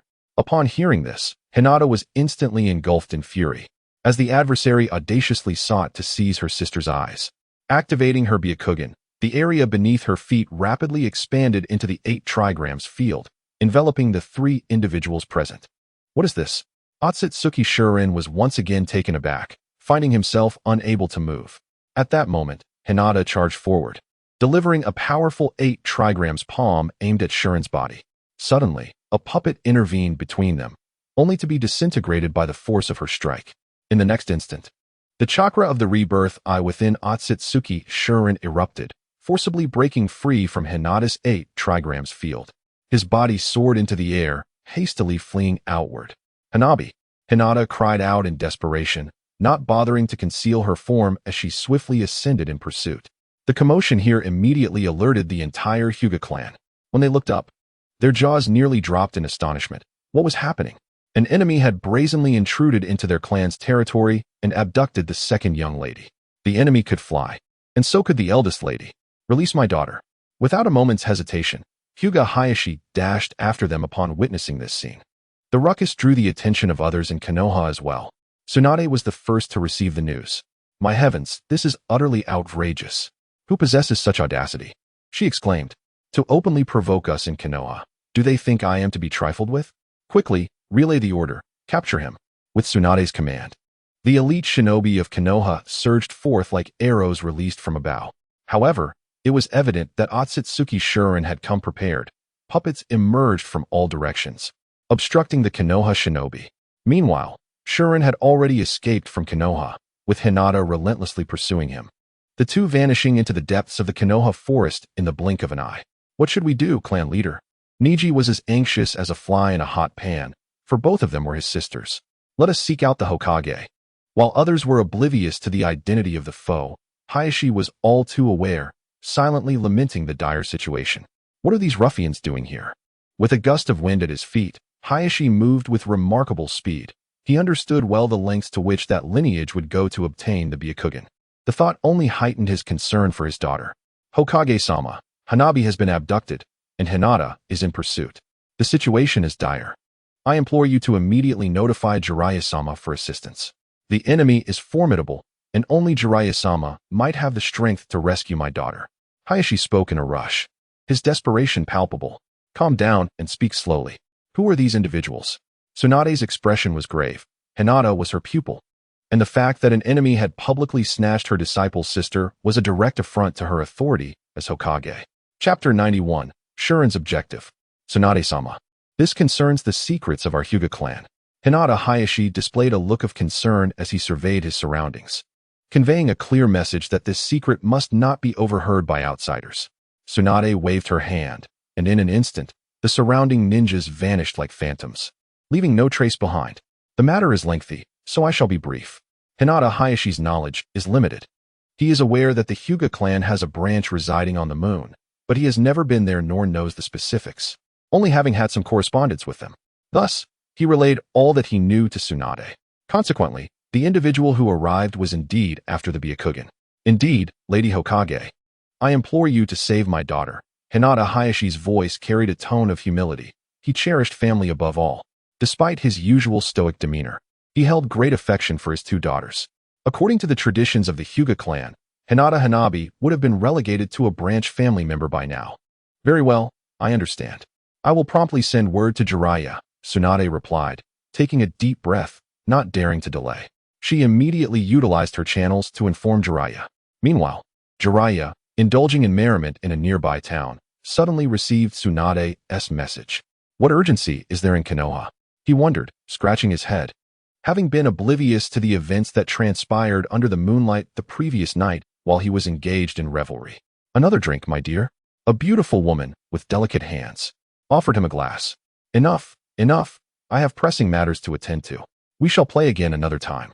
Understanding the gravity of the situation, Jiraiya settled his bill and hastily made his way back to Konoha. With all his might, he arrived at Konoha in just half a day. Upon learning the situation from Tsunade, his pupils constricted in shock. So much has transpired. Did you not witness what happened last night? Tsunade questioned, a hint of suspicion in her tone. Given the magnitude of last night's events, surely you would have heard something by now. Jiraiya, feeling a twinge of guilt, realized that in his indulgence the previous night, he had neglected to grasp the significant happenings in the shinobi world. As a teammate, Tsunade knew Jiraiya's character well and displayed a look of disdain. Ahem, Tsunade, this is crucial. You must go now. According to Hayashi, Hanabi is in grave danger. All right, I will notify Naruto first. While speaking, Jiraiya bit his finger and formed hand seals, summoning a toad to relay his message. Is Naruto currently training in Sage Mode? Indeed. How far has he progressed? Tsunade inquired, intrigued. She was familiar with Sage Mode, but had been told by the great sage that she lacked the aptitude to cultivate it. He is on the final step. At this, Jiraiya's expression became complex, as he seemed to recall something significant. The final step. Tsunade was instantly astonished. She understood the implications well, realizing that it meant he had attained Sage Mode, albeit still honing his offensive techniques. In the expansive terrain of my Boku Mountain, Naruto raised his right hand, and a colossal palm of natural energy materialized in the sky. The palm swooped down with a fierce whoosh, instantly shattering a massive rock. Is this still somewhat taxing? Naruto furrowed his brow. Prior to his arrival here, he had already mastered Sage Mode. His intention in coming was merely to learn their sage techniques, and, through understanding their principles, to forge his own unique style. Given the abundant natural energy in this place, he decided to remain and recuperate.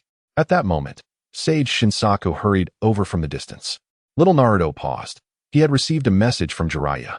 What has Grandfather Shinsaku got to say? Jiraiya instructed me to inform you that a significant incident has occurred in Konoha, and you must return immediately. In Konoha, Naruto's brow slightly furrowed. What could possibly transpire there? He had been deeply engrossed in his sage training and had hoped to delve deeper into his studies. He felt capable of replicating techniques like the 18 dragons subduing palms and the Buddha's palm. It seems there is trouble with the Hyuga clan. What? Naruto's brow furrowed further. Grandfather Shinsaku, it seems I must return. Go ahead, and once you're done, return to continue your training. Grandfather Shinsaku, I shall take my leave now. With that, Naruto activated the Flying Thunder God technique and vanished in an instant. Truly, he is indeed the son of Minato, having mastered the Flying Thunder God technique as well. Sage Shinsaku expressed his surprise. In the Hokage's office in Konoha, it wasn't too long before Naruto arrived using the Flying Thunder God mark on Jiraiya. Surveying the room, he found only 2 people remaining. Granny Tsunade, what has happened? Naruto inquired directly. Without unnecessary preamble, Tsunade succinctly recounted the events concerning the Hyuga clan.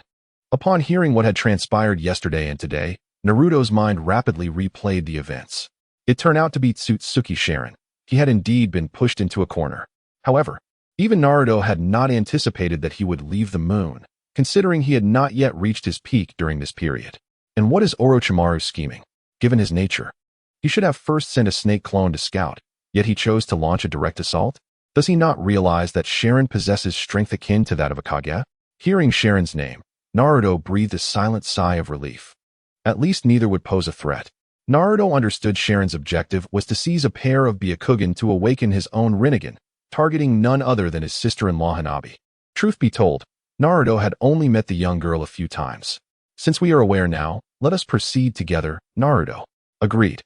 Naruto nodded and quickly followed Jiraiya towards the passage. Meanwhile, on the other side, Hinata followed the footsteps of her adversary into the moon. Upon noticing her presence, Tsutsuki Sharon revealed a satisfied smile, then turned, gripping Hanabi by the neck. If you do not wish for your sister to perish, stand there obediently. Hinata's body stiffened. Her complexion turned pale, and her expression wavered with indecision. Yet, she stood obediently in place. Sharon wore a faint smile as he lifted his hand, conjuring a glowing orb that drifted slowly toward Hinata. Upon seeing the orb, Hinata felt an urge to resist, but then she noticed Sharon's younger sister. The slight pressure from Sharon's fingers turned the little girl's face crimson, leaving her breathless. Let her go. I won't resist. Hinata clenched her fists, watching as the orb entered her body. In the next moment, her body became immobile. Indeed, I did not expect you to cooperate so willingly. Since that is the case, become my bride, and let us revitalize the Tsutsuki clan. As for your sister, fret not. I mean her no harm. I merely require her eyes for a time. Sharon was elated, having achieved his goal, with results surpassing his expectations. He led Hinata toward his palace. Meanwhile, Naruto was rushing onward, attempting to sense the markings on Hinata's body. However, the more he concentrated, the more his countenance darkened. It appeared he had not brought the kunai he gifted her. The Flying Thunder God. That foolish woman. Naruto cursed inwardly, resolving that henceforth he must place a mark on her to prevent her from acting foolishly at a critical moment. The two moved swiftly, arriving at a waterfall guarded by members of the Hyuga clan. Lord Jiraiya, the Hyuga clan members sighed in relief upon seeing him. His prowess had become legendary. What is the situation? This is the passage. Lord Hizashi has already entered. Good. You remain here while we proceed to assist. Jiraiya led Naruto directly into the water. In an instant, a fantastical passage unveiled itself before them, and they advanced through it. At that very moment, Orochimaru, Having received news of Sharon through the white snake he had stationed, chuckled, I did not expect this boy to seek out the main source. What is happening on your end? That fellow attacked Konoha and abducted members of the Hyuga main family. What? Danzo was taken aback. Is he really going to confront Konoha?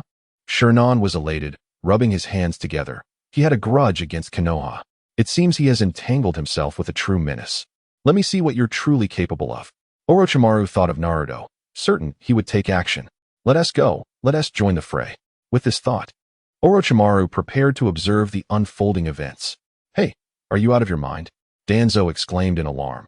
That man was an extraordinarily powerful ninja, and if a fight broke out, they would be in grave danger even just by watching. Your master will surely intervene. Such a thrilling scene is worth the risk. Orochimaru gazed at Danzo with ill intent. My master? Danzo was bewildered. He could not recall who his master was. Shinong's face displayed a look of astonishment. As a physician, he had sensed something unusual about Danzo during their first encounter. However, he did not pay it much heed at the time. Now, casting a glance at Orochimaru and then back at Danzo, it became evident that there were circumstances unknown to him. We must proceed, or we shall miss this splendid battle. Orochimaru led the two of them once more toward the passage. In the Hidden Rain village, atop the towering spire, Pain gazed into the heavens. Conan, what do you suppose is transpiring? I am unsure, yet I did not anticipate the existence of life upon the moon. Nagato, how do you think those beings ascended there? Nagato fell silent. Even though he considered himself a god, he possessed no means to soar to the lunar surface. It is said that the moon was crafted by the Sage of Six Paths. Nagato spoke with a contemplative tone, acknowledging that despite possessing the Rinnegan, he was incapable of such a feat. Chapter 92, Awakening the Rinnegan. Could the legends truly hold validity? Did the Sage of Six Paths genuinely exist? In times past, Nagato would have scoffed at such notions, even though he bore eyes akin to those of the sage. It was precisely because he possessed such eyes that he recognized the vast chasm between himself and the legendary figure. Thus, Nagato found it hard to believe in the sage's actual existence. Within Obito's stronghold, Kurizetsu inquired, have you discerned what has transpired? The details remain elusive. Deploy additional white Zetsu. We must ascertain the truth. A sense of unease stirred within Obito at the emergence of uncontrollable forces. After Kurizetsu departed, he looked skyward. Could it be the branch of the Otsutsuki clan? Given that they had yet to face annihilation, what could their intentions be? Was it related to the Ten Tails? Kurizetsu's thoughts were plagued with worries, as he had felt an unsettling apprehension when he had once tempted Uchiha Madara to summon the Ten Tails. He feared that the Otsutsuki clan from the moon had come to reclaim their legacy. For a time, when no anomalies occurred, he had assumed that the branch residing on the moon had perished and had ceased his concerns. Yet now, their sudden appearance heralded significant events, which filled Kurizetsu with trepidation. I hope they do not obstruct my plans. Inside the moon. Wow, so this is the moon. But where are the people? Jiraiya curiously scanned the surroundings, unable to spot any signs of humanity. Naruto, looking up, fixated on the artificial sun above. As expected, they must be inside. Let us sneak in stealthily. Or perhaps we should enter boldly. Without hesitation, Naruto bit his finger. Summoning technique. A colossal crow materialized before them. This was one of Naruto's earliest summoned beasts, Cole. Let's go? He leaped onto the crow's back with alacrity. Can such a small crow carry the two of us? Jiraiya expressed a hint of concern, but swiftly joined Naruto on the crow. Cole flapped its wings and soared into the air, heading straight for the sun. Upon crossing the barrier, a colossal castle materialized before them. They strode in with an air of confidence, instantly attracting the attention of the puppets on the ground. In the blink of an eye, all the puppets below beheld the two hovering above. Indeed, these were the puppets they had spoken of, and there were numerous. I will seek Hinata. You hold them off, Naruto declared, and they swiftly divided their tasks. Jiraiya leaped down from the back of a massive crow, which then carried Naruto into the depths of the castle. In an instant, the puppet army surged toward them. Summoning technique. Jiraiya bit his finger and formed a series of hand seals. A great plume of smoke erupted, revealing a large red toad in the midst. Jiraiya, what on earth is happening? Where are we? The air is so thin. The great toad felt an unsettling sensation. The gravity here was significantly weaker than on Earth. Enough chatter, just eliminate these foes. Jiraiya, with hands clasped in seals, commenced his jutsu to clear the puppets. The great toad, seeing this, unsheathed a short blade from its waist, and effortlessly swept through the ranks of puppets, dispatching several with ease. Naruto broke through a window and entered the castle. Activating his Byakugan, the entire castle came into his line of sight. He quickly located Hinata's position while his gaze inadvertently fell below. There, he spotted the immense Rinnegan. Drawn by the overwhelming chakra emanating from it, Naruto pondered, if he were to absorb that chakra, could he awaken the Rinnegan? A wave of anticipation washed over him. Just then, he noticed Hinata running towards him. They soon crossed paths in the corridor. Naruto, you've come. Please save my sister. She has been taken. Are you all right? Before Naruto could contemplate further, the girl rushed into his embrace, and instinctively, he held her tight. A flicker of struggle crossed Hinata's eyes, and suddenly, a black dagger appeared in her hand, plunging into Naruto's back. He froze, momentarily caught off guard. Huh, what a foolish monkey. I didn't expect you to be taken down so easily. I may have underestimated you. Came a light chuckle from ahead. A young man floated towards them leisurely, clad in white with striking white hair and captivating azure eyes. It was Sasuke sh10. Hinata, you are under his control. Naruto's expression darkened. I can't believe you're so naive, huh? Don't waste your energy. Just wait to perish. That dagger was left by our ancestor. Sasuke sh10 remained silent, a smile gracing his face as he quietly observed. Naruto released Hinata, only to discover her face was streaked with tears. She possessed a lucid awareness but could not command her own body. Hinata, are you okay? The voice of the Nine Tails resonated within Naruto. Even it was astonished by how easily Naruto had fallen. I'm fine. This sensation feels oddly familiar. Naruto's gaze deepened, his emotions swirling within him like a tempest of conflicting feelings. Even though it is known that Hinata was under someone else's control when she acted in such a manner, the tumultuous emotions within cannot be feigned. It is akin to the sensation of being betrayed by one's most beloved. Meanwhile, unbeknownst to Naruto, Hinata's Byakugan was rapidly shifting. Circles of rippling energy swiftly emanated from her eyes, ultimately revealing a pair of purple Rinnegan. How could this be possible? Standing across from her, Akatsuki Kinshiki witnessed the transformation with disbelief etched across his face. Naruto placed his hand atop Hinata's head, extracting a blue sphere of spiritual energy from her mind. Hinata regained control of her body. Naruto, are you all right? She asked, tears streaming down her face as she looked sorrowfully at the black dagger embedded in his back. Yearning to remove it, yet hesitating. Tears flowed uncontrollably, her pupils quivering. I'm fine, Naruto replied, his expression darkening as he reached back and pulled out the dagger. Hey, Naruto, be careful. This could very well be a chakra fruit, came the anxious voice of the Nine Tails within him. I'm all right. Naruto inhaled deeply, witnessing the wound on his back visibly healing. I see now, you are a direct descendant of the Sage of Six Paths. At that moment, Kinshiki's expression soured as he regarded Naruto's Rinnegan, unable to fathom how his opponent had awakened such power. Naruto, what has happened to your eyes? Hinata, relieved to see Naruto's injury healing, noticed the change in his eyes. Naruto too felt the transformation, his vision becoming remarkably clearer, as if some instinct had awakened within his mind. What is wrong with my eyes? Your eyes have transformed into the legendary Rinnegan. Rinnegan, you say? Naruto pondered, somewhat bewildered. Upon his arrival in this realm, he had contemplated awakening the Mangekyou Sharingan, eventually leading to the Rinnegan. After all, with Ashura's chakra within him, possessing a pair of Sharingan could potentially lead to awakening the Rinnegan. However, after training with Hinata, he awakened the Byakugan instead. Naruto had then envisioned pursuing the path of the reincarnation eye or hunting down the Akatsuki to absorb their ocular powers. His current objective was to attain the Rinnegan from the moon, absorbing their ocular prowess to awaken his own. Hinata's unexpected presence here, under someone else's control, was unforeseen by Naruto. The situation had escalated too rapidly for him to react.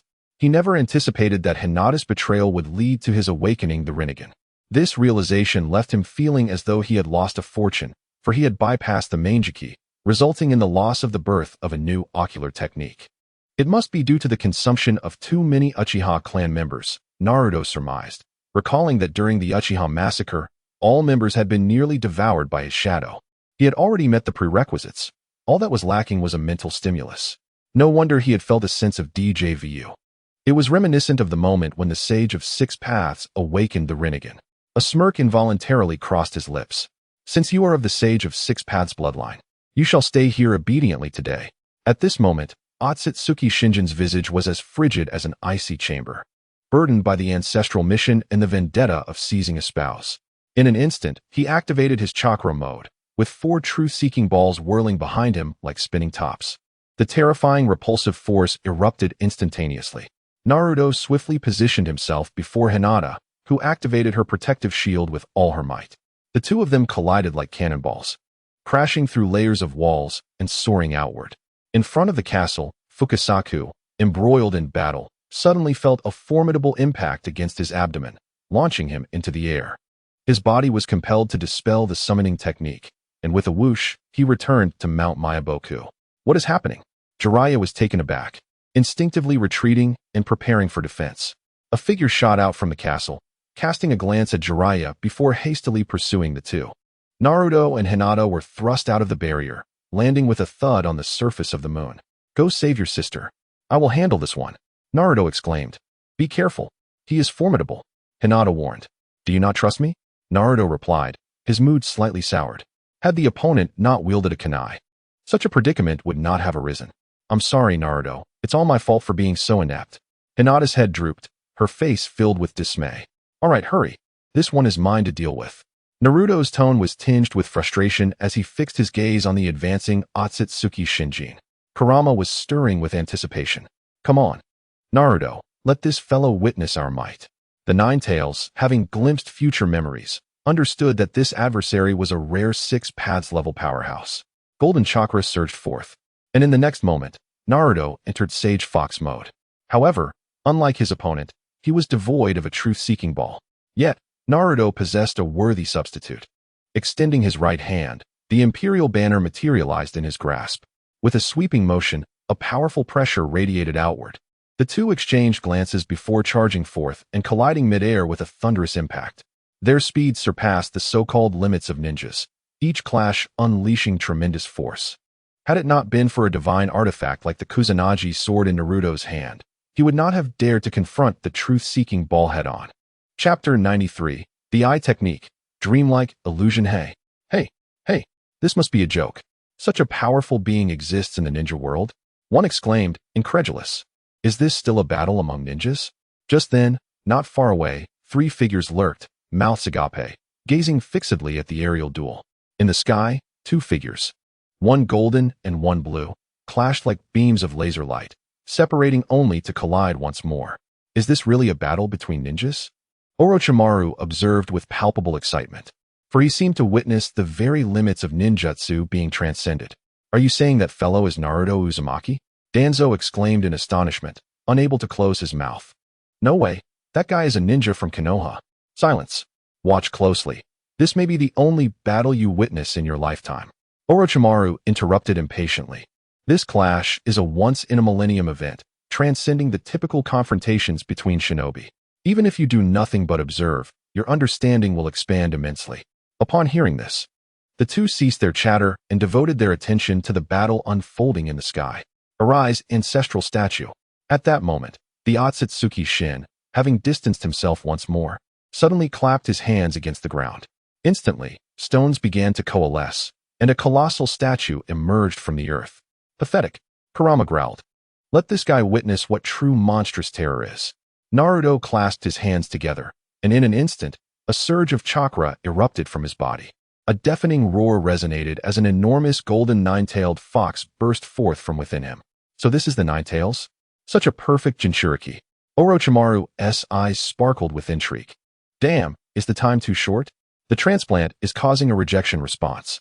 Akatsuki Shin shielded his eyes with one hand. The duration of the transplant had been insufficient for him to acclimate, and the pain rendered his chakra exceedingly unstable. He gazed at his opponent with a profound sense of trepidation. This one do. It's time to test out my new power. Observing his opponent covering his eyes, Naruto smirked with derision. Don't get cocky. This is my domain, and you have no authority here. Suddenly, Akatsuki Shin raised both hands. Here we go again. The 3 spectators in the distance narrowed their eyes, seemingly recalling some ominous imagery. The next moment, a beam of green light shot forth from the direction of the castle in the sky.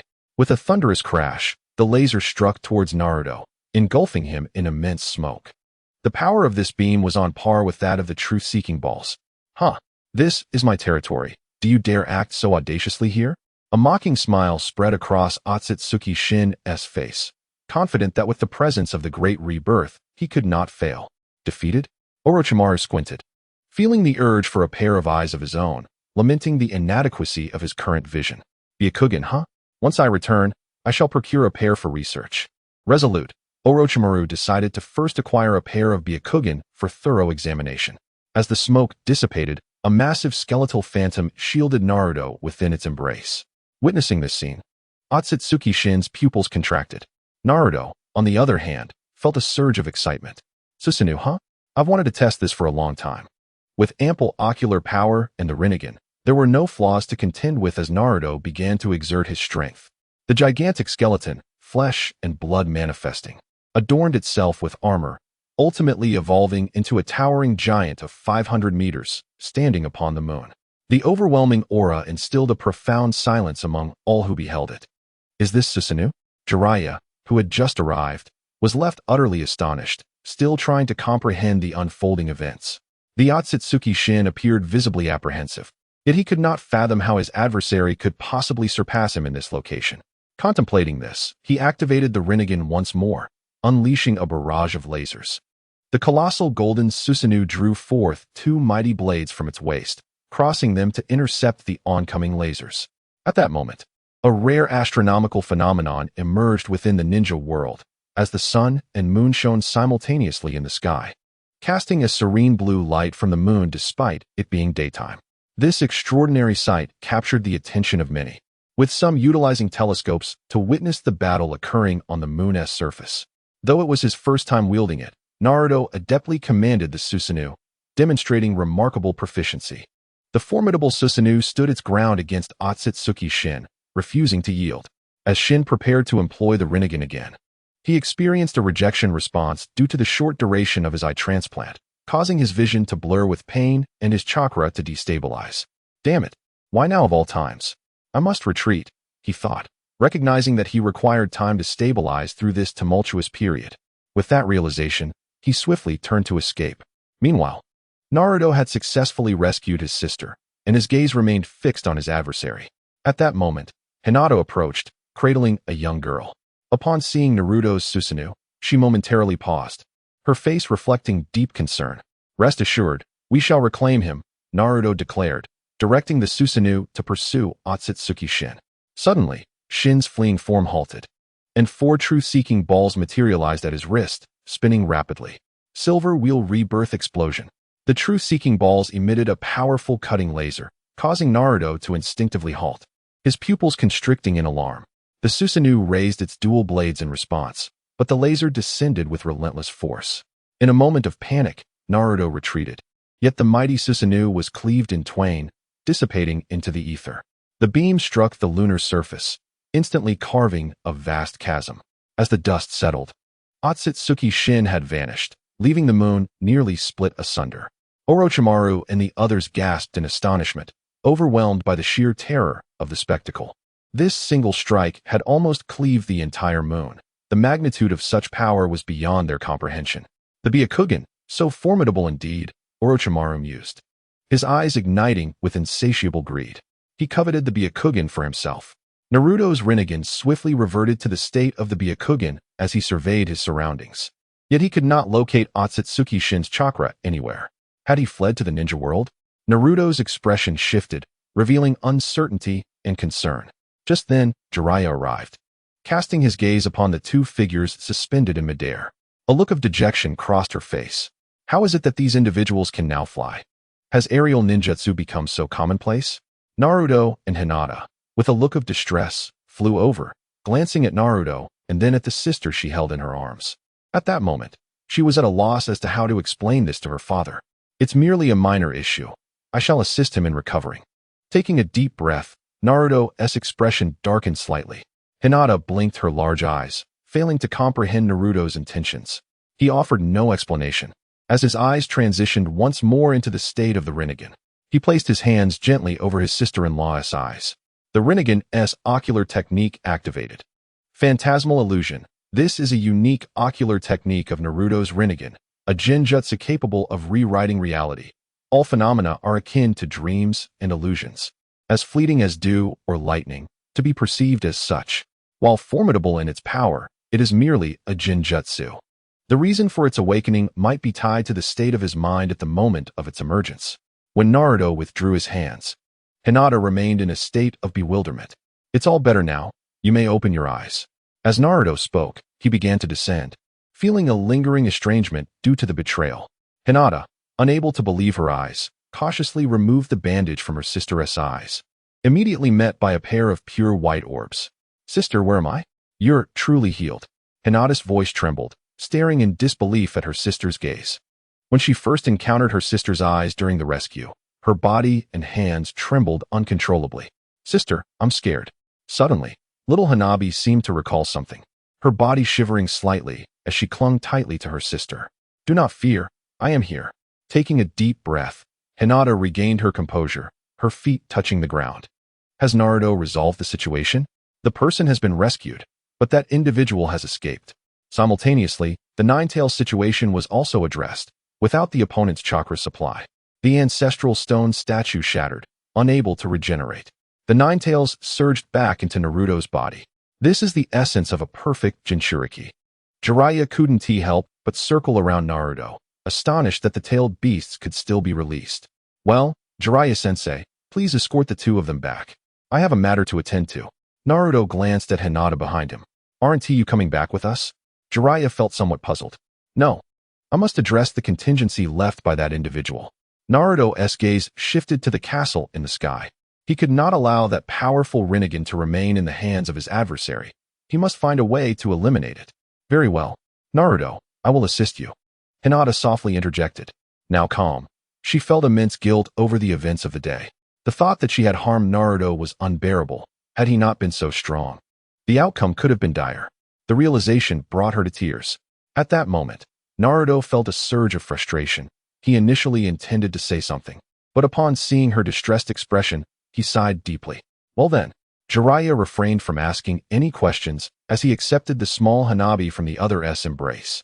I want to be with my sister, she cried out the moment she left Hinata's arms, the experience having frightened her considerably, leaving her feeling utterly insecure and unwilling to part from her sister's warmth. Jiraiya found himself at a loss for words and couldn't help but cast a helpless glance at Naruto, who was experiencing a significant headache at that moment. Let us proceed this way, Teacher Jiraiya.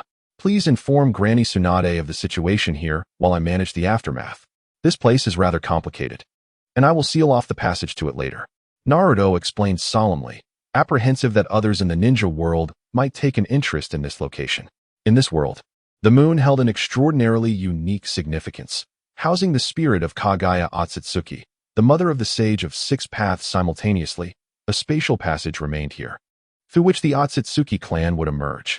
Originally, the mission of the Akatsuki clan was to seal this spatial passage to prevent their kin from encroaching upon this realm. This was also one of the reasons why Naruto had refrained from taking lethal action earlier. After all, that individual wasn't entirely malevolent, aside from coveting his wife. Jiraiya seemed to sense something in Naruto's gaze. Here, I've detected a spatial passage, Naruto whispered, audible only to Jiraiya.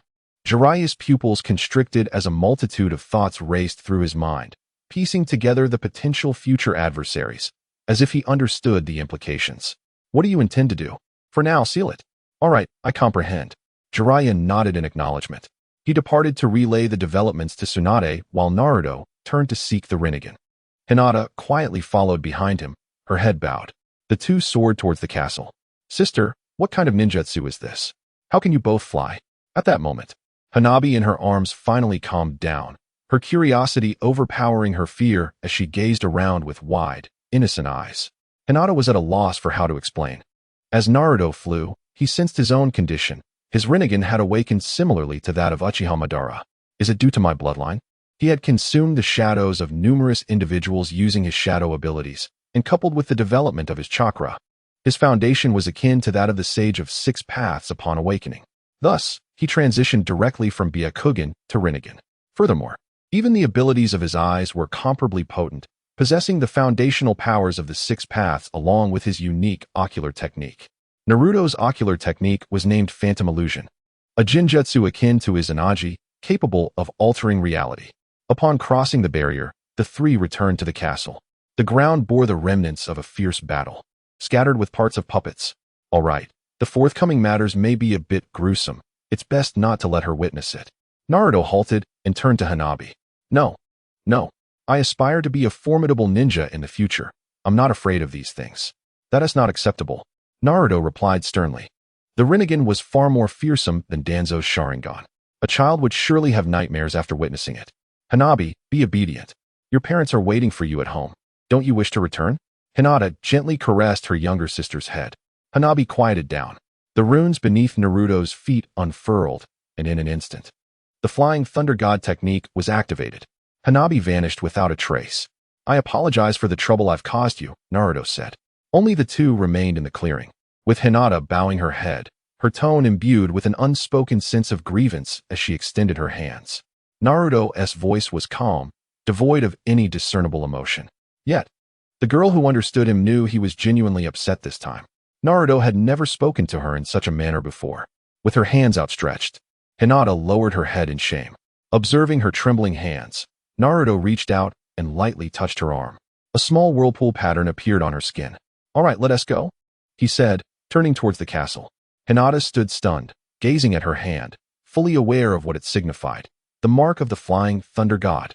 A complex expression crossed her face, particularly regarding the kunai Naruto had left behind during their frantic battle, which lay forgotten in the courtyard.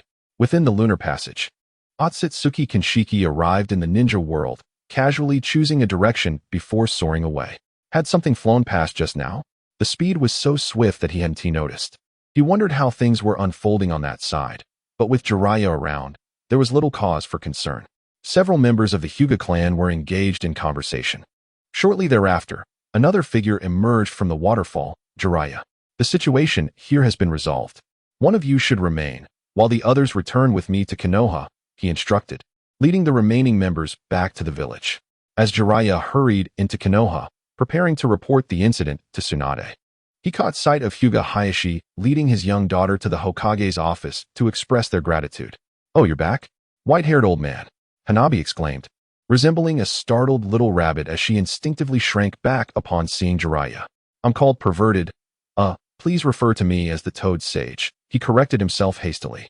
Is it the perverted sage? My brother-in-law brought me back, Hanabi replied, her lively Byakugan eyes darting as she recounted the events that transpired after Jiraiya's departure. Hayashi's expression darkened considerably, but out of respect for the Hokage's presence, he refrained from any outburst, silently vowing to educate Hanabi upon their return. That's good to hear. If you wish to express gratitude, direct it towards Naruto, Jiraiya interjected. Well then, you should head back and rest. Sensing the two had matters to discuss, Hayashi wisely excused himself. As they departed, Hanabi chirped cheerfully, recounting her sister and brother-in-law's remarkable feats to her father, oblivious to the storm brewing on his face, which seemed dark enough to drip ink. In the Hokage's office, the discussion continued. So, you suspect it is connected to future adversaries? Tsunade furrowed her brow, lost in contemplation. Indeed, the peculiar individual who had visited last time was evidently not a denizen of the ninja world. From Naruto's demeanor, it appeared he was privy to considerable inside information. What did he intend to do? Was he planning to remain stationed there? His implications seemed to suggest an attempt at sealing. Could that brat perform sealing techniques? He should manage. Very well then, I shall inquire further upon his return. That pale-eyed youth hasn't fled to the ninja world, has he? The memory of that troublesome individual resurfaced in Tsunade's mind. Such an extraordinarily powerful being resembled a ticking time bomb. Should he enter the ninja world, the situation could become exceedingly precarious. It seemed inevitable. If that were the case, things would become troublesome. What is there to fear? With Naruto on our side, the affairs of the other four nations are of no concern to us. Perhaps influenced by Naruto Uzumaki, Jiraiya had also undergone considerable change. But the crux remained his first-hand experience of the latter's immense strength. Even if he wished to worry about such matters, he would find it impossible. Very well. Let us deliberate this matter further upon Naruto's return. The two concluded their exchange. 3 days later, as Naruto and his companion emerged from the lunar passage, Naruto obliterated the pathway immediately upon stepping out. From that moment forth, one could only reach the moon by flying or with Naruto's authorization. He had tested this. He was now fully capable of utilizing the Flying Thunder God technique to traverse such vast distances. Hinata hesitated, feeling an inexplicable concern that destroying this passage might bring considerable trouble to the ninja world. However, Naruto offered no explanation. The ninja world was stagnant, and one Akatsuki member was insufficient. It was just the right time for Sharon to stir the pot. As for what Naruto had accomplished during those 3 days on the moon, only Hinata was aware. In the distant starry expanse, the Akatsuki trio simultaneously sensed the presence of Akatsuki. This aura belonged to Urashiki? Akatsuki Momoshiki, puzzled, turned to Urashiki. Hey, senior, please do not look at me with such eyes. It frightens me a bit. You sensed it too, right? It is indeed rather strange. Urashiki rubbed his chin, contemplating. Were it not for the unmistakable chakra that mirrored his own, he might even suspect that the entity before him was another version of himself. Let us go take a look. Momoshiki's interest piqued. He prepared to traverse through time to investigate the matter. This distance is rather far. It's merely 3 years. Within the confines of Konohagakure, a year had passed without their return, yet everything remained unchanged. Naruto surveyed his surroundings before making his way directly to the Hokage's office. Naruto, you rascal, you've finally returned. Tsunade's eyes brightened upon seeing Naruto enter. He had undergone a significant transformation. Not only had he grown taller, but his overall aura had also taken on an ethereal quality. Tsunade, it has been a while. Has the situation over there been resolved? It has been successfully addressed. And I've also destroyed that passage. Now, one can only reach the moon by flying. You can still use your Flying Thunder God technique. Tsunade is not easily deceived. At that moment, a thought crossed her mind, causing her brow to furrow. That troublesome individual is still within the ninja world, isn't?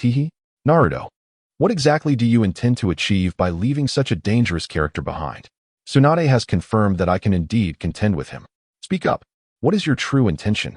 Naruto, slightly taken aback, did not expect Tsunade to have such faith in his abilities. To apply some pressure on the ninja world. You assert that this is merely a slight pressure? Tsunade's temples throbbed, from Jiraiya's recounting. She had already come to a clear understanding of just how terrifying that individual truly is. He undoubtedly surpasses even her grandfather in strength. And to place such a formidable force within the confined waters of the ninja world, are you certain this is merely a slight pressure? Naruto fell silent, his thoughts unknown to anyone. Of course, if he were to reveal to her that there are even more horrifying foes lurking among the stars, she would likely lose her peace of mind.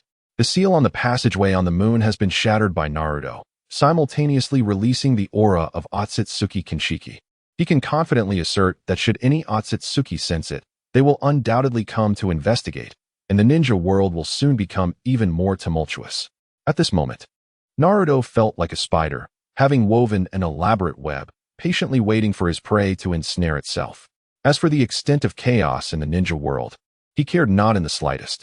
Chapter 95. Impure World Resurrection of Uchiha Fugaku. Tsunade, like a hawk, fixed her gaze intently upon Naruto's eyes, striving to penetrate the depths of the young man's soul. Upon their first encounter, Naruto reminded her of a younger Jiraiya, equally free-spirited and unrestrained. However, as Naruto demonstrated his formidable strength and became the perfect Jinchuriki, Tsunade's perception of him gradually transformed. As if she glimpsed the shadow of the fourth Hokage within him, a source of comfort and reliability, a pillar of Konoha. Yet, as time passed, Tsunade increasingly felt that this child was an enigma, his overwhelming strength evoking awe, his unique sources of information shrouded in mystery, and his thoughts as elusive as mist. Naruto, you will protect Konoha, won't you? Tsunade's voice carried a hint of anticipation. I will. Naruto's response was brief, yet resolute. That is reassuring. You may go now. Tsunade waved him off, a sense of relief washing over her, yet a peculiar weariness surged within her heart. As Naruto departed the Hokage's office, Tsunade remained, lost in thought at the doorway. The ensuing turmoil in the ninja world would likely be boundless. Tsunade murmured to herself, her eyes betraying a flicker of concern. Meanwhile, Orochimaru, utilizing the summoning technique, had also returned to the ninja world, within his base. Kabuto, find a way to acquire blood from the Hyuga clan. We shall clone the Byakugan. Lord Orochimaru, that may prove somewhat difficult. Spare no effort. Understood, Lord Orochimaru. Kabuto then departed. Orochimaru, you cannot be serious about researching the Byakugan. Such an endeavor is utterly impossible. There are numerous Byakugan within the Hyuga clan, yet none have been rumored to possess such extraordinary power. Hihi Sasuke, what do you think? Orochimaru turned to gaze at Sasuke, who stood at the back, head bowed in silence. Sasuke remained still, speechless, his spirit crushed. He had initially believed that accompanying Orochimaru was to undertake a mission. However, what he witnessed shattered his worldview. The formidable adversaries, the powerful allies. While he could comprehend the strength of Naruto Uzumaki, he could not fathom how Hinata Hyuga could be so strong. What, then, did his own betrayal signify? At this moment, Sasuke found himself at a loss as to how he could surpass these two. Thus, he stood there, enveloped in silence, unsure of what to say. It seems you have suffered a severe blow, such a fragile spirit, Orochimaru remarked with a slight smirk, his tone reminiscent of a mocking observation directed at a wounded creature. Yet, this time, all three remained silent, Danzo, Shino, and Sasuke alike, deeply shaken by the harrowing battle they had just witnessed.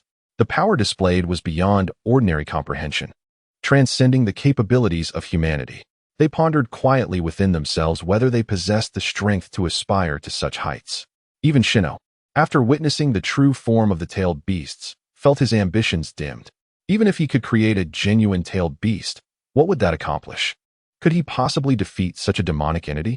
In that instant, he felt as if the meaning of life had evaporated. Orochimaru, just how formidable is Uchiha Madara? Could he possibly defeat Naruto? Sasuke suddenly lifted his head, a flicker of hope gleaming in his eyes, akin to one seeking light in the darkness. Casting his gaze toward Orochimaru, he vividly recalled Naruto's words before their parting. To keep pace with him, one must at least reach the level of Uchiha Madara. Now, having witnessed Naruto Uzumaki's true power, he truly grasped the weight of those words. He could conceive no feasible method to catch up with Naruto. But what if he pursued the footsteps of his ancestors? After all, if his forebears were capable of such feats, perhaps he could also ascend to similar heights by following their path. Uchiha Madara, you say? Orochimaru's eyes narrowed slightly, as if lost in recollection. Although he had never personally experienced Madara's might, his extensive research on the cells of Hashirama allowed him to approximate the terrifying strength of Uchiha Madara. After all, to compete with a legendary figure like Senju Hashirama signified that one was of the same caliber as such an unparalleled powerhouse. Indeed, he was immensely powerful, surpassing even the five Kage. Is it possible to summon him? Sasuke pondered. Well, that might be a bit challenging, Orochimaru replied.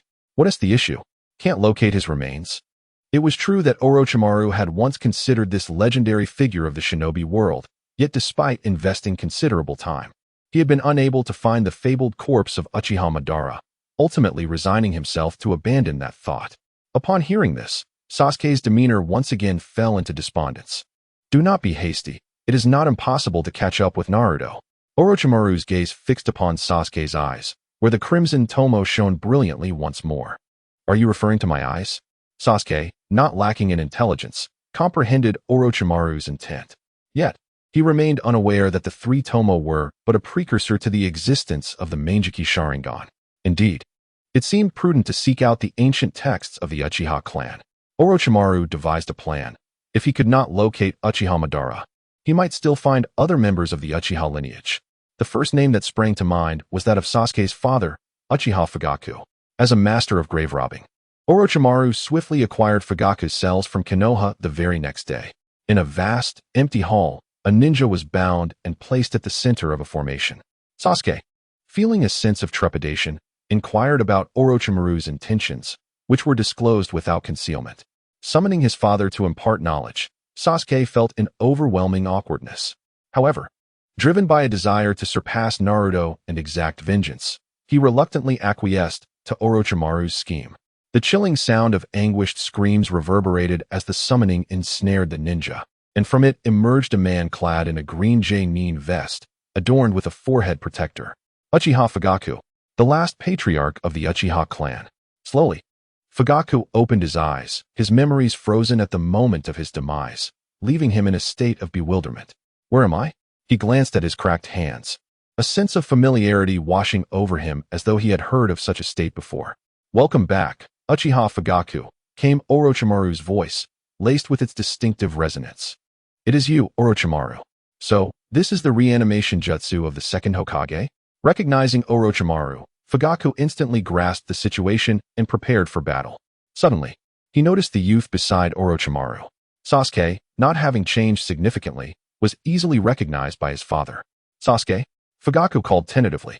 "Father," Sasuke replied, his expression a tapestry of complex emotions. "Orochimaru, what are you intending? To reunite you both? Should you not express your gratitude?" Orochimaru remarked, dismissing their tension with a wave of his hand. "Ah, never mind. You two can converse freely now," he said, exiting the room as he sensed their readiness for conflict. Fugaku turned his attention to his son. "What has transpired?" Sasuke recounted the events following the clan's massacre, revealing the deaths of the third Hokage and the betrayal by Danzo Shimura, along with Tsunade ascending to the fifth Hokage. This information rendered Fugaku feeling as if he were deciphering an intricate scroll, his expression becoming increasingly dazed. "What is this? The formidable third Hokage was slain by Orochimaru? The man who had relentlessly pursued the Uchiha clan, Danzo, had fled Konoha under pressure from the Jinchuriki. Is Konoha so feeble?" This revelation made the annihilation of their clan seem like a cruel jest. Their illustrious lineage, spanning a millennium, had been extinguished by these two foolish individuals. Fugaku's emotions at that moment were indescribably complex. "Had I known that you two could be so easily vanquished, I would have endured for a few more years. This has rendered the Uchiha clan's sacrifices seem utterly futile. Father, what troubles you?" Sasuke observed his father's expression with a hint of confusion. "It's nothing." Fugaku waved his hand, feeling somewhat weary. Simultaneously, he thought of his eldest son, Itachi Uchiha. Upon hearing of his fate, Fugaku fell silent once more. Both of his sons had abandoned Konoha. Thus, what exactly did the Uchiha clan protect? It appears both sides have become malignant tumors, ultimately leading to their mutual downfall. At that moment, Fugaku's sentiments mirrored those of Sasuke. Everything felt insipid and devoid of meaning. Sasuke, unaware of his father's true feelings due to his limited knowledge, could not grasp the depths of Fugaku's turmoil. The clan leader and father had no intention of revealing the genuine circumstances to his younger son. As the head of the family, he could vaguely surmise his eldest son's intentions, so he chose not to disrupt his plans. "So, what is your purpose in summoning me this time?" "Father, I seek vengeance for you both. I wish to grow stronger. Please, teach me. I aspire to be as formidable as our ancestor, Uchiha Madara." Sasuke looked up, the three tomo in his eyes emanating a crimson glow. "I see. You have already attained the three tomo?" Fugaku instantly comprehended Orochimaru's intentions. This child has received no guidance, and likely remains unaware of the specific secrets of the Uchiha clan's eyes. However, unlocking the Manjiki is beyond Fugaku's reach. After all, he is already deceased and cannot die again. "Uchiha Madara, from whom did you hear that name?" Fugaku furrowed his brow. The circumstances surrounding Madara were no secret to him as the clan leader. Could it be that Itachi's plans have been leaked? Without further contemplation, Sasuke shared the details concerning Naruto with his father. "What?" For the first time in his life, Fugaku displayed such a lack of composure, his gaze reflecting disbelief, as if he were witnessing the apocalypse. "A perfect Jinchuriki? How is that possible? That is the Nine Tails. A perfect Jinchuriki of the Nine Tails." Such a notion was beyond the realm of his imagination. Only a transcendent being like Uchiha Madara could accomplish such a feat. Gazing at his son, Fugaku felt a wave of exasperation wash over him. To defeat the son of Minato, it seems one must indeed possess the eternal Manjiki. "Minato, I never expected your son to have grown to such an extent." After the shock, a sense of deep appreciation filled his heart. They were not only comrades in arms, but also like-minded friends. Moreover, Mikoto was the only one who had visited Naruto after his birth, indicating a profound bond between the two families. Since he is indeed a perfect Jinchuriki, in this regard, you can be assured that he speaks the truth. Only by reaching the same realm as Uchiha Madara could one hope to compete with him. Fugaku was all too aware of what the Nine Tails represented. At this moment, his countenance was as cold as frost, and he had resolved to personally instruct his younger son. As for the Manjiki Sharingan, that responsibility would have to fall to Itachi. In the days to come, under the meticulous guidance of his father, Uchiha Sasuke's foundation became as steadfast as granite, and his mastery of the three tomo Sharingan flourished, akin to a fish gliding effortlessly through water. Chapter 96.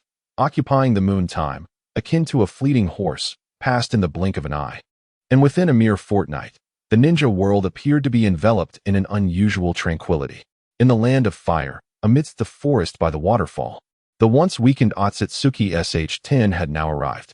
Gazing at the vanishing portal, the expression on Akatsuki Sh-10's face darkened, as if it could unleash torrents of despair. The surrounding fauna sensed an overwhelming aura of terror and swiftly took flight towards the horizon. Cursed be that Uzumaki Naruto. What course of action should I take now? Akatsuki Sh-10's gaze inadvertently drifted to the luminous moon in the sky, pondering silently whether it was feasible to soar from this place to the moon above. In an instant, an unsettling chill coursed through him. Even for one as formidable as he, uncertainty loomed large. After a brief contemplation, Sh-10 resolved to attempt it.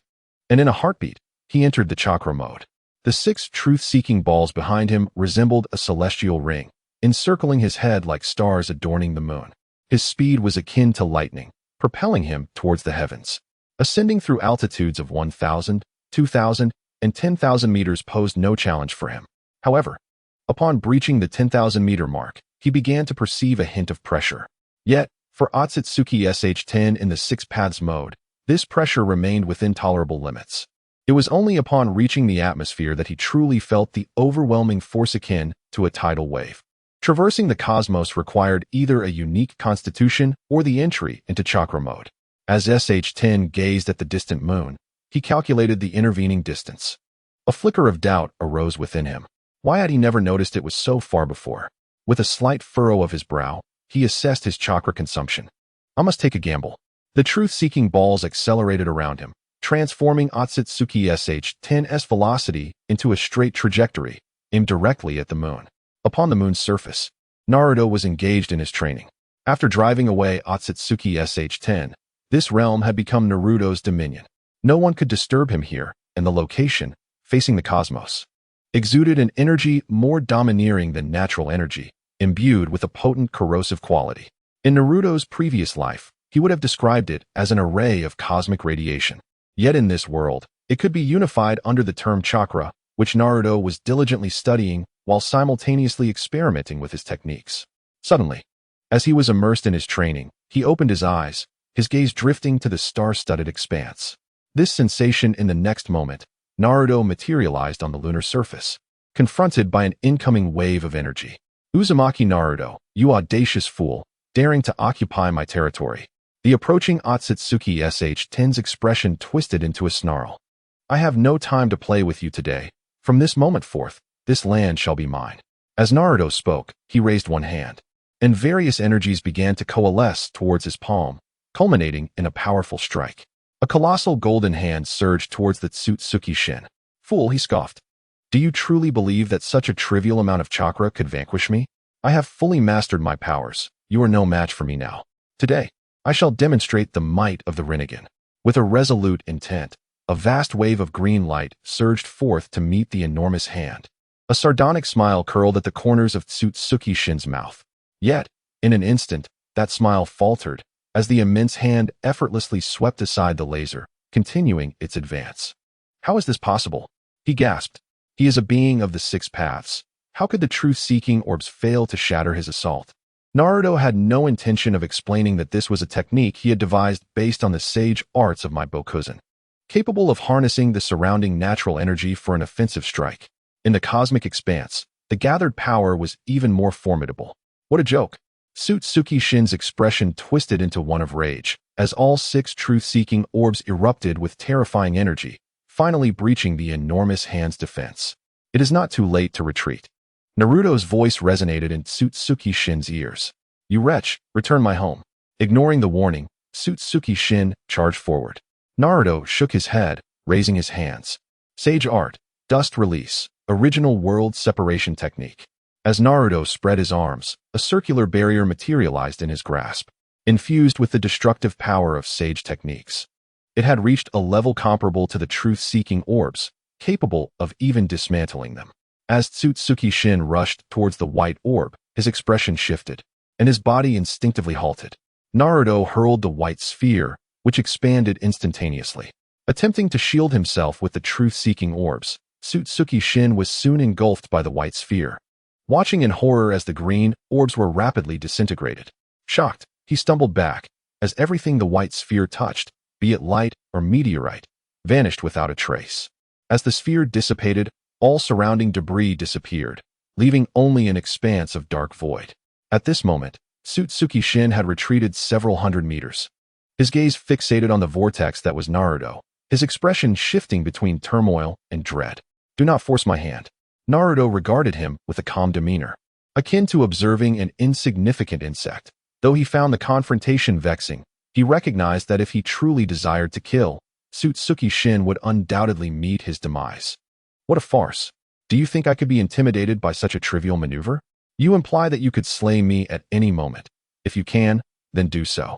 As a proud member of the Tsutsuki clan, Sutsuki Shin had fully acquired the Rinnegan and had even waited a fortnight for his body to fully adapt to its powers, firmly believing that no mere half-month could allow his opponent to overpower him. "Do not underestimate me." He charged again, his obstinacy unwavering. "I shall teach you a lesson by severing your arm." At this juncture, Naruto's patience had worn thin, his right hand raised and aimed directly at his opponent. The moment the shadow binding technique was activated through the power of the devil fruit, Akatsuki Shuren's body became momentarily rigid. His gaze was filled with disbelief, as if something unseen had ensnared him. Desperately, he channeled his chakra, striving to break free from his opponent's grasp.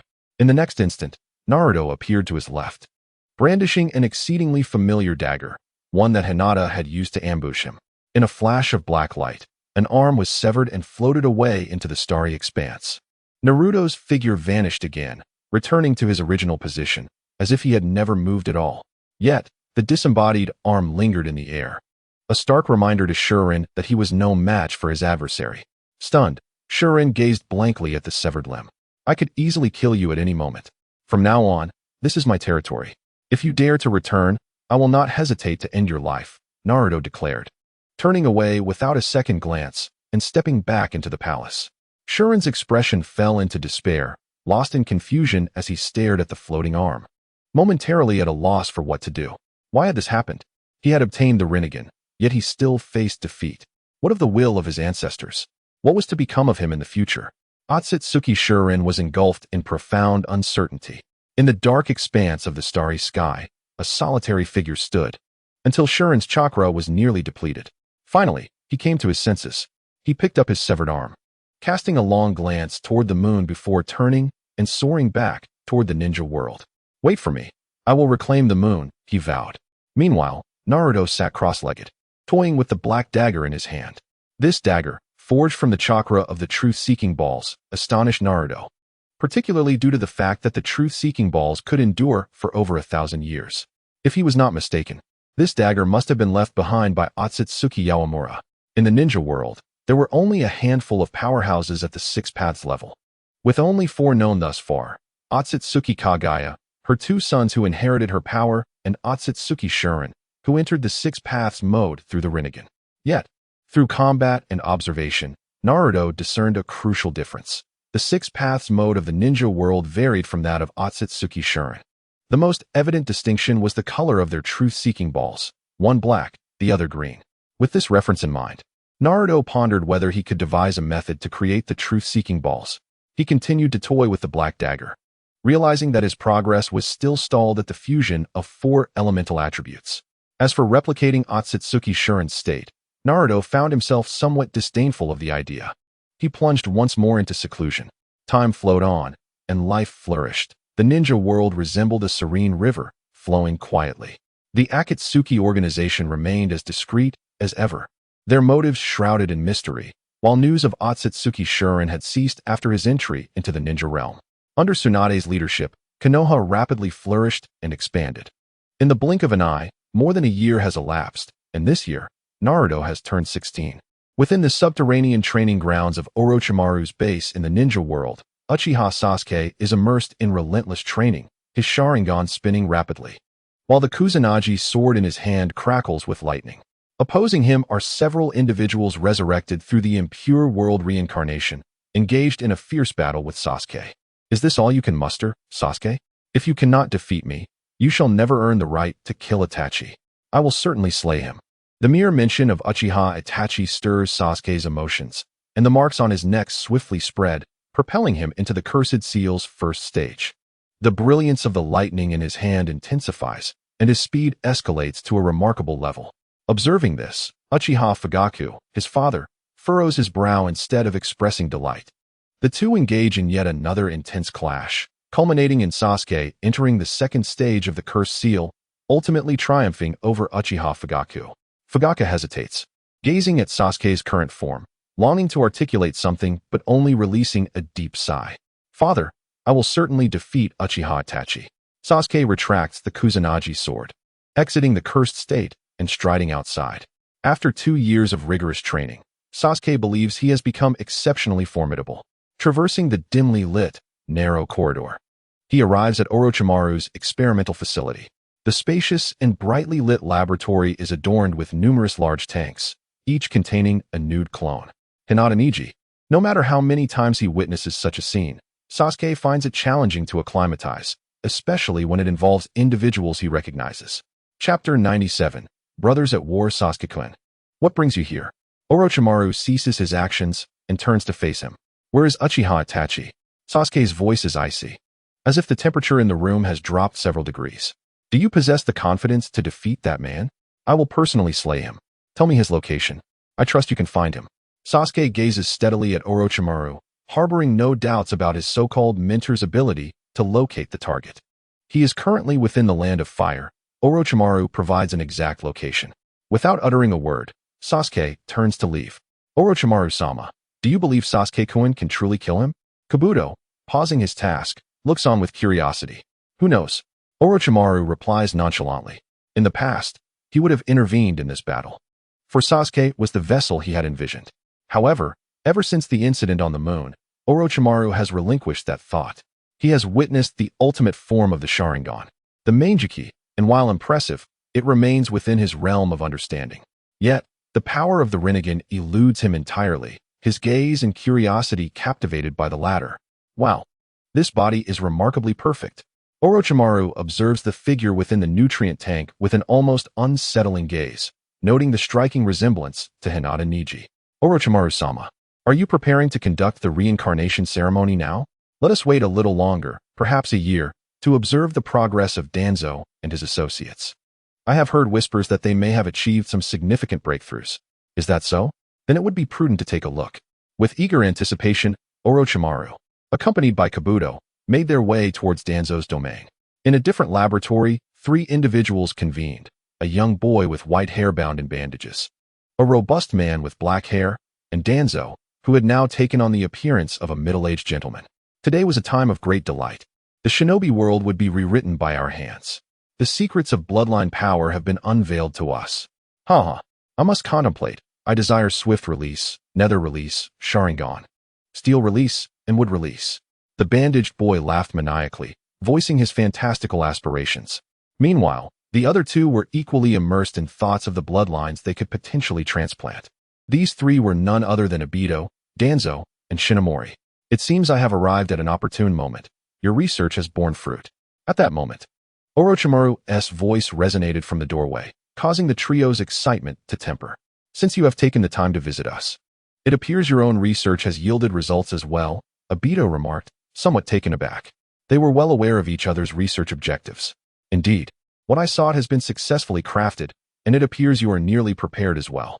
Orochimaru glanced at the glass jars behind the 3, containing a viscous black liquid akin to tar, the fruits of their labor. Are you proposing to share in our discoveries? The 3, seasoned strategists, quickly grasped Orochimaru's intent. Gentlemen, do you not wish to witness the magnitude of the results from our collaborative endeavors? The energy of the bloodlines you have researched, combined with the ocular techniques I have explored, how formidable will their combined power be? In due time, we shall stand at the pinnacle of this shinobi world. Whether it be the Nine-Tails Jinchuriki or the enigmatic members of the Hyuga clan, they shall be trodden beneath our feet. With a calm yet persuasive tone, Orochimaru painted a vivid picture of a glorious future. Moreover, his assertions were not unfounded. Both Orochimaru and the 3 others brimmed with confidence in their respective research outcomes. Your proposal is quite enticing, Obito admitted, his ambition lying in merging others' bloodlines to surpass so-called geniuses. Once achieved, one must pursue perfection. Orochimaru's smile deepened with intrigue. Let us deliberate on how to best combine our strengths to unleash even greater power. Rapid thoughts raced through Orochimaru's mind. The Hyuga clan was essential, followed by Wood Release, then the Uzumaki clan and the Uchiha clan, ultimately leading him to choose Shugo. The immense chakra and ninjutsu, complemented by ocular techniques, were, in Orochimaru's view, the epitome of perfection. As for the choices of others, he remained indifferent. Orochimaru successfully acquired the technique of Gakkyero from Obito. In return, he offered 3 pairs of Byakugan derived from his own research. Certainly, the 3 pairs of Byakugan possess a power that has ascended to the level of a kaleidoscope. This is the culmination of Orochimaru's research over the past year. After observing the battle and gathering data, he deduced a method to advance the Byakugan, enhancing its ocular prowess through the fusion of bloodline concentrations. Armed with this knowledge, Orochimaru embarked on a cloning study, ultimately mastering the technique to create Byakugan. However, he found himself hindered at the final step, as his current technology could only elevate the Byakugan to the kaleidoscope level. Nevertheless, this feat is already extraordinary. Awakening a single pair of kaleidoscope eyes is an arduous task, yet for Orochimaru, a pair of this caliber is not insurmountable. Upon returning to his laboratory, Orochimaru tirelessly began the fusion of bloodlines. Wood Release was the easiest to procure, as he already had it in his possession, while he had preserved samples of several other bloodlines. Soon, within a mere 6 months, a perfect body will be within reach, he thought with anticipation. Orochimaru could not suppress a lick of his lips as he gazed at the clone within the glass jar, his eyes betraying a grotesque obsession. Meanwhile, Uchiha Sasuke, upon receiving news from Uchiha Itachi, hastened toward the designated location.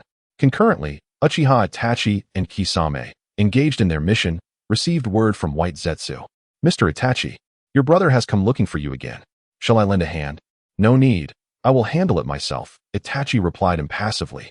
Though he alone understood the state of his own body, he could not afford to delay any longer. Regardless of Sasuke's level of advancement, he must perish here. I am sorry, my foolish little brother. This is truly the last time. Itachi gazed skyward, memories of his childhood and the happiness shared with his brother flooding his mind. Thoughts of his brother inevitably led to recollections of their parents, friends, and that girl. A profound sorrow and despair emanated from Itachi, prompting Kisame to sense the shift, his small eyes flickering before he silently distanced himself. Each of them carried their own life experiences and burdens of past anguish. Thus, they waited for 3 days, anticipating the arrival of the person they longed to see. Uchiha Sasuke stepped into the small town with a stern demeanor, his gaze piercing like that of a hawk as he surveyed the desolate landscape. His eyes locked onto the figure seated amidst the ruins. That familiar face remained unchanged in his memory, as Itachi's visage repeatedly surfaced, sometimes gentle and kind, other times fierce and menacing. I hear you seek me out, Itachi remarked, lifting his gaze to meet his now adult brother, momentarily taken aback by Sasuke's growth. You have become quite tall. It is time to return home, Sasuke. If he kills him, he could earn the merit to reclaim his place in Konoha. You deserve to die, Uchiha Itachi. Your survival thus far has inflicted upon me endless torment. Have you ever comprehended my suffering? Sasuke's expression grew increasingly ferocious, for the man before him was none other than the archenemy responsible for his father's death. My simple-minded brother, allow me to witness the progress you have made over these years. Itachi Uchiha rose to his feet, the 3 tomo in his eyes spinning rapidly. The Genjutsu was unleashed. Similarly, the tomo in Sasuke Uchiha's eyes began to whirl wildly. The two engaged in a battle of illusions, layers of Genjutsu intertwining, making it difficult to discern reality from fantasy. After enduring countless realms of illusion, Sasuke's patience wore thin. Cease your petty tricks. Do you truly believe I remain the same as before? Fire style, great fireball technique. Fire style, great dragon fire technique. The fireball and fire dragon collided midair, the overwhelming flames transforming the surroundings into a volcanic inferno. Genjutsu, ninjutsu, and taijutsu clashed, resulting in a stalemate. Itachi's heart was tinged with surprise. He had never doubted Orochimaru's strength, yet Sasuke's growth surpassed his expectations. The battle raged from afternoon into night. The dense darkness enveloped the withered leaves swirling through the forest, and Sasuke's pupils constricted violently in fury, the tomo spinning madly against a backdrop of crimson.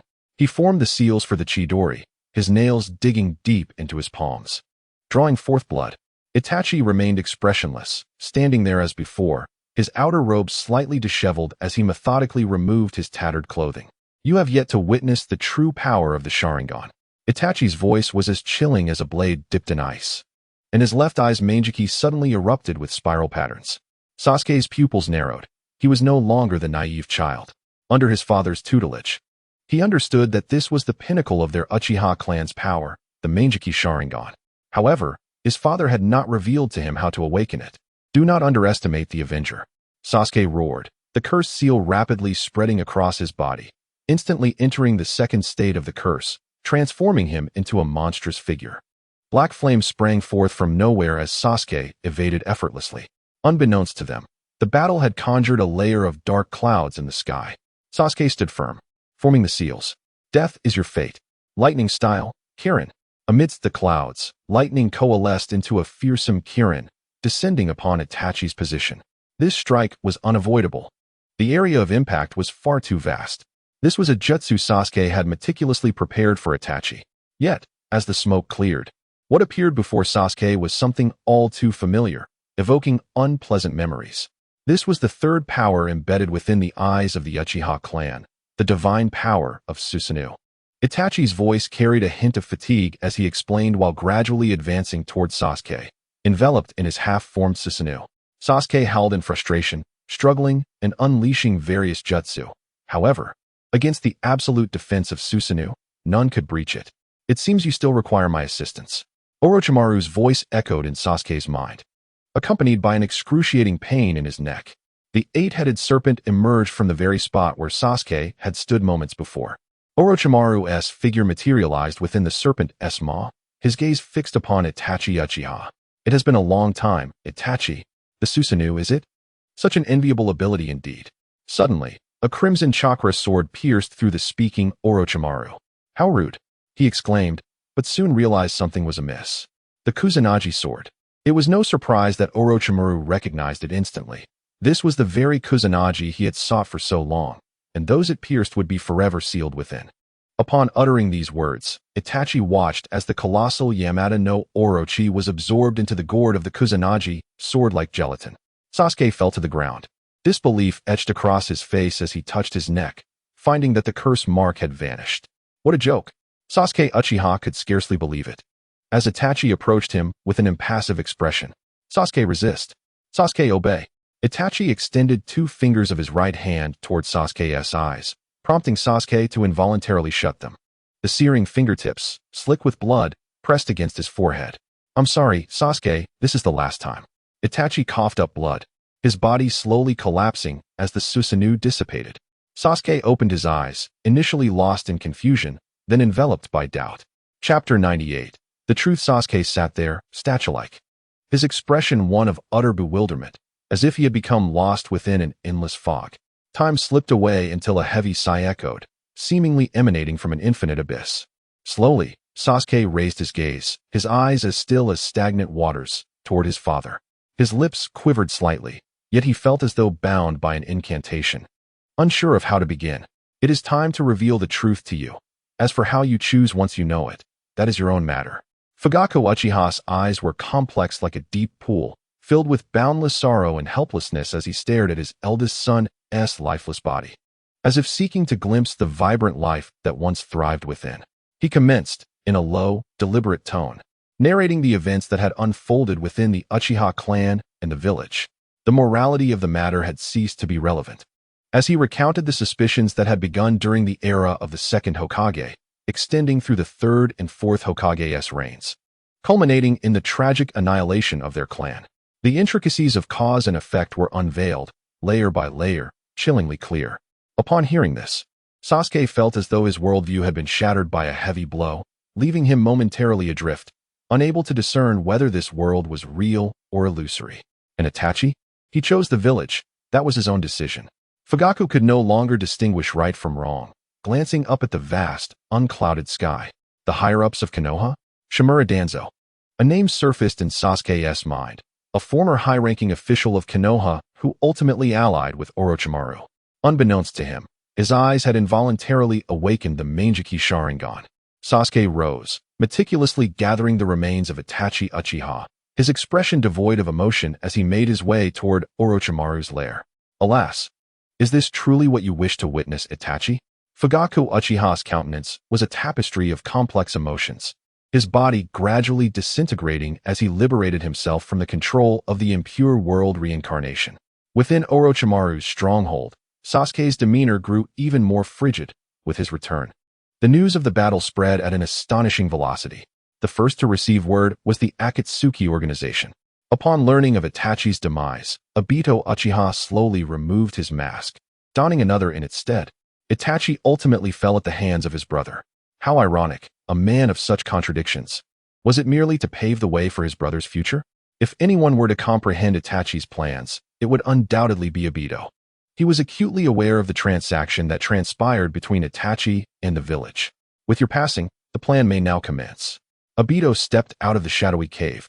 Gazing upon the bright and sunny day, he held a certain wariness towards Itachi, whose combat intelligence rivaled that of the fourth Hokage, and whose ever-evolving strategies instilled fear in Obito. However, with Itachi now gone, Obito felt no trepidation toward anyone. Within the Akatsuki's base, Nagato received news from White Zetsu. Itachi has met his end. So be it. We now have ample manpower to initiate our plan. The space distorted abruptly, and a figure materialized before him. Leader, can we commence the plan? Yes, proceed with the previous task. Since Itachi is deceased, you shall assume his role and team up with Kisame. Understood. The leader had not anticipated Nagato's swift acquiescence. With that, the figure distorted once more and vanished. Nagato, I suspect this masked man harbors ill intentions. Fear not. Any schemes pale in comparison to the divine. Nagato, brimming with confidence, now possessed a robust body, embodying a true half-step toward the Six Paths power. Whatever the mysterious individual's intentions, Nagato did not regard them as a threat. At Orochimaru's base, an explosion resounded, revealing a gaping hole in the underground facility. Was Itachi's incident orchestrated by Konoha? Ah, you have discovered the truth. Itachi would never divulge such information to you. It must have been Fugaku who informed you. That fool is truly ignorant. Could he not discern Itachi's true purpose? Knowing the truth, can you return to Konoha? Danzo's lips curled into a cold smirk, reveling in the notion that he, now a rogue ninja, would not allow his adversaries to escape unscathed. Thus, he hesitated not to disclose his schemes against the Uchiha clan. It was I who ordered Itachi to eradicate the Uchiha clan. You shall pay for this. Tears of blood slipped from Sasuke's eyes as a surge of black flames ignited. Is this your crutch? The Manjiki Sharingan? I am curious, what is your true choice? To feign ignorance and self-righteously carry your brother's severed head back to Konoha, returning to its embrace? As Tuanzong provocatively spoke, he unleashed his would-release powers, casting the inky flames that engulfed him onto the ground. You shall all perish. Tuanzong, along with the high-ranking officials of Konohagakure. None shall escape alive. The skeletal structure began to grow. Uchiha Sasuke activated his Susanoo. Hey, if you two wish to fight, could you please choose another location? Do you intend to destroy my base? Orochimaru emerged leisurely from the underground laboratory. I will kill him. Tuanzong is already dead. What you see now is merely a puppet brought back to life. Orochimaru casually revealed Tuanzang's condition. Upon hearing this, Sasuke was struck like lightning, frozen in place, while Tuanzang's expression darkened considerably. What do you mean? Sasuke turned to inquire.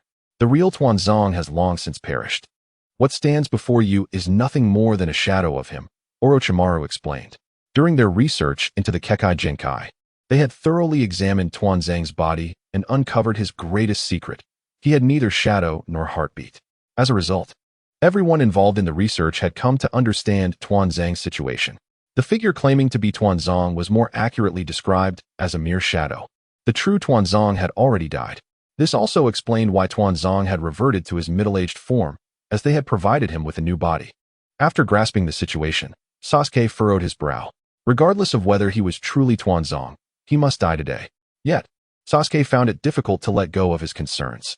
Hey, this is excessive. This guy cannot die yet. We still need him. Two more individuals emerged from below. Whoever stands in my way to kill Tuanzong shall become my enemy. Undaunted, Sasuke fervently activated his Manjiki Sharingan. The skeletal structure rapidly grew, and his half-formed Susanoo successfully materialized. Having witnessed the complete form of Susanoo before, Sasuke had intended to summon its full manifestation directly. However, the intense pain in his eyes and the sensation of his cells being devoured forced him to abandon any fantasies of achieving the complete Susanoo. Why can I accomplish this? Have I not yet surpassed Uchiha Madara? Sasuke's mind was filled with countless questions, inevitably drawing thoughts of his father. Yet, it was already too late. Shinran and Bairuhu charged forward like hungry tigers. Just in time, kid. Let's see how our current results measure up against you. Let me take the lead. Bairuhu, whose body had fused with 3 types of Kekkei Genkai, was exhilarated upon seeing the Manjiki Sharingan and was eager to test his newfound strength. Not bad, you've reached this level? The interplay of the different Kekkei Genkai was quite intriguing. Watching the battle unfold, Orochimaru was thoroughly pleased with Bairuhu's prowess. The combination of the 3 Kekkei Genkai rendered even the Manjiki Sharingan ineffective for a short time, particularly since Bairuhu's 3 types of Kekkei Genkai were all defensive in nature. He was like an impenetrable fortress, swift release, steel release, and nether release. The sight stirred a yearning within me, compelling me to join the fray. Shinong, too, could not restrain himself from entering the battle. Sasuke, straining with all his might, harnessed the full potential of his Sharingan, donning the armor of Susanoo, thereby elevating his overall prowess once more. Is the Manjiki Sharingan limited to such a degree?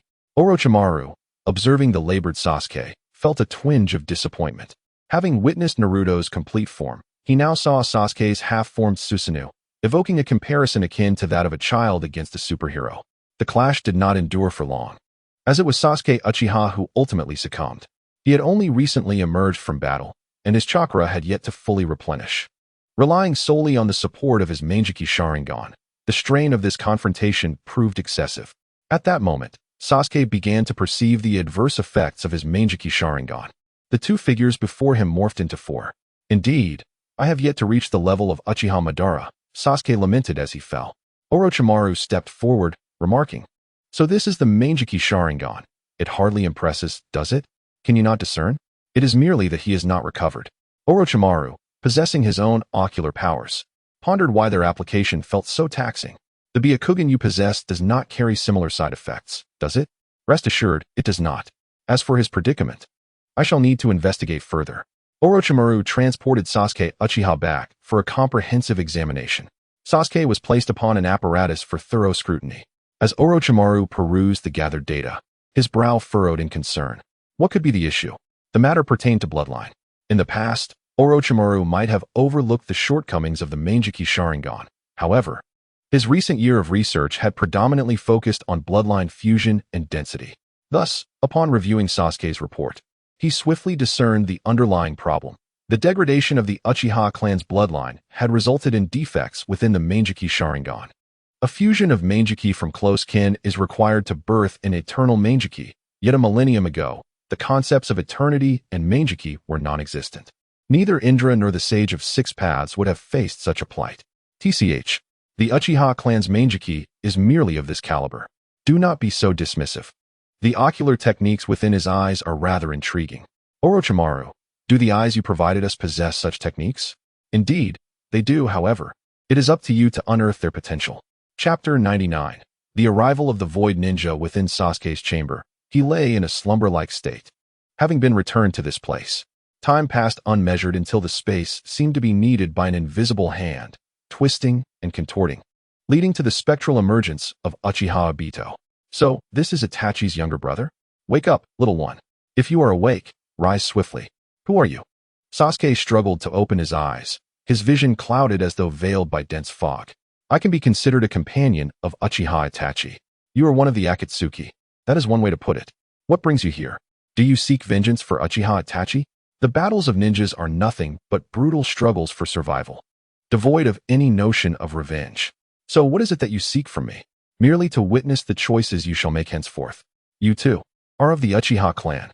At last, the discomfort in his eyes began to fade, allowing Sasuke to discern the figure before him. The first sight that met his gaze was the blood-red, Tomo-riddled Sharingan concealed beneath a mask. This caused Sasuke's pupils to constrict sharply. Are you surprised? Allow me to reintroduce myself. I am Uchiha Madara. What? You are Uchiha Madara? Surely, this must be a jest. Sasuke was taken aback by the name, yet quickly regained his composure. Oh, I did not anticipate that you were aware of my name. A look of disdain was unmistakably etched upon Sasuke's face. If Uchiha Madara were truly of such a caliber, he would feel greatly disappointed. It is not that he doubted the identity of the masked figure, but rather he trusted Naruto's words. Naruto had stated that in order to engage him, one must be of Uchiha Madara's level. Yet this figure, lurking in the shadows, presented no semblance of such power. Spare me the trivialities. What do you wish to discuss? I am here to unveil a secret. Seeing the other's disbelief, Uchiha Obito remained unfazed and proceeded to disclose the information regarding the eternal Mangekyou Sharingan. I believe you possess the body of Uchiha Itachi. Have you considered transplanting his eyes? Surely, it must be his dying wish. Sasuke was indeed taken aback. This was news that even his father had not shared with him, and he had not expected to learn it from another. Was all of this part of your scheme? He could not help but recall Uchiha Itachi. Sasuke fell silent, contemplating whether he should indeed transplant Itachi's eyes. His mind wandered back to Uchiha Itachi, and then to Naruto Uzumaki. The thought of Naruto and the colossal Susanoo he had witnessed on the moon ignited a resolve within Uchiha Sasuke. Yet he remained skeptical of the masked man before him. Compared to this individual, he held greater faith in Orochimaru. Thus, without the slightest hesitation, he rejected the offer. It appears you remain undeterred, but it matters not. Uchiha Obito was unhurried. This was merely a casual move in his grand scheme. As Obito departed, Sasuke, suppressing the discomfort in his body, rose and made his way to Orochimaru. Within Orochimaru's laboratory, upon hearing Sasuke's request, a look of realization washed over Orochimaru's face. Ah, so that is it. Orochimaru readily acquiesced to Sasuke's demand. Acquiring a new pair of eyes posed no challenge for him whatsoever. Do you wish to grow even stronger? Observing Sasuke on the operating table, a curious expression crossed Orochimaru's countenance. Speak. By merging with Hashirama's cells, while simultaneously obtaining the powers of both the god of shinobi and the Azura of the shinobi world, you may stand a chance of catching up to that individual. The person in question, of course, was Naruto Uzumaki. In Orochimaru's eyes, that individual had transcended humanity. Only by amalgamating their powers could one hope to contend with him. Only when Naruto is mentioned does Sasuke cease to think. With the death of Itachi Uchiha, Sasuke's obsession dissipated, in contrast to avenging Konoha. His greatest desire now is to surpass Naruto Uzumaki. He yearns for a fair confrontation. Thus, he is willing to do whatever it takes to enhance his strength. The experiment commenced, led by Orochimaru, with Kabuto assisting. As Sasuke's eyes were exchanged, he was injected with Hashirama's cells. Lying on the laboratory table, Sasuke felt as if his body were infested with ants, the pain emanating from his very bones, causing cold sweat to trickle down his forehead. Orochimaru meticulously observed the experiment, brimming with confidence. Such intriguing experimental notes. One cannot help but anticipate the transformation that awaits. Witnessing the contorted form of Sasuke upon the table, a maniacal grin spread across Orochimaru's face. Time passed, and in the blink of an eye, half a month had elapsed. Sasuke sat on his bed, his eyes covered by a cloth, feeling the surge of immense power coursing through him. At this moment, he truly comprehended his own strength. Naruto, where are you? I eagerly await our meeting. The mere thought of Naruto Uzumaki sent shivers of excitement through Sasuke's entire being. His resolve solidified. He would first head to Konoha, eliminate the old-timers, draw out Naruto, and engage in a battle to gauge the disparity between them. The sun shone brightly over Konoha, the sky clear and blue, an idyllic day. Yet Tsunade felt an unusual agitation. Her desk was piled high with documents. This is infuriating. Where has that rascal Jiraiya gone? And that little brat Naruto? She turned to Hinata. You, Hinata, go tell Naruto that if he doesn't return soon, he needn't bother coming back at all. Tsunade glared fiercely at the young girl beside her. At 16, Hinata had blossomed into a graceful young woman, her beauty at its zenith, her physique rivaling that of her teacher. The diamond mark on her forehead indicated that she had fully inherited her teacher's ninjutsu. Please, don't be angry, sensei. I've already informed Naruto. I trust he will return shortly. Yet Tsunade's frustration remained. The ninja world was tumultuous, with minor incidents occurring incessantly, and Konoha faced numerous troubles, requiring ample manpower. Suddenly, a thunderous explosion echoed from outside. What is happening? Hinata exclaimed, peering out the window and activating her Byakugan. This is bad, sensei. There are numerous flying ninjas above Konoha, and they are bombarding the village with explosive tags. What? Tsunade's fury ignited. Just when we were enjoying a few days of peace. Why are we beset with trouble again? With resolute determination, Tsunade strode to the balcony, surveying the chaos below. Konoha was in disarray. Civilians fled in panic while ninjas scrambled to protect them and counterattack the airborne assailants. However, the intruding ninjas, flying swiftly and from a height, suffered little harm. Damn it!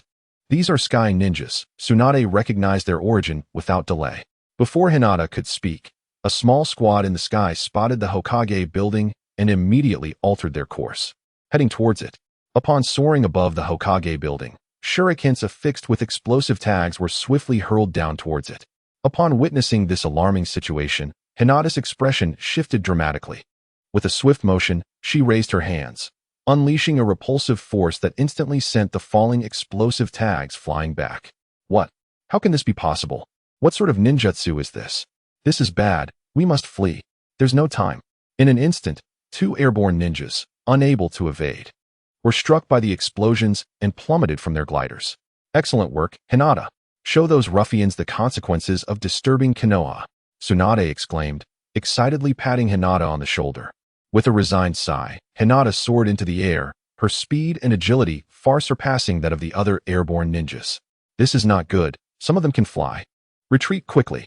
Their speed is too formidable. We have no chance. As Hinata ascended into the heights, she unleashed the 8 trigrams air palm, her gaze fixed on a distant target for a long-range assault.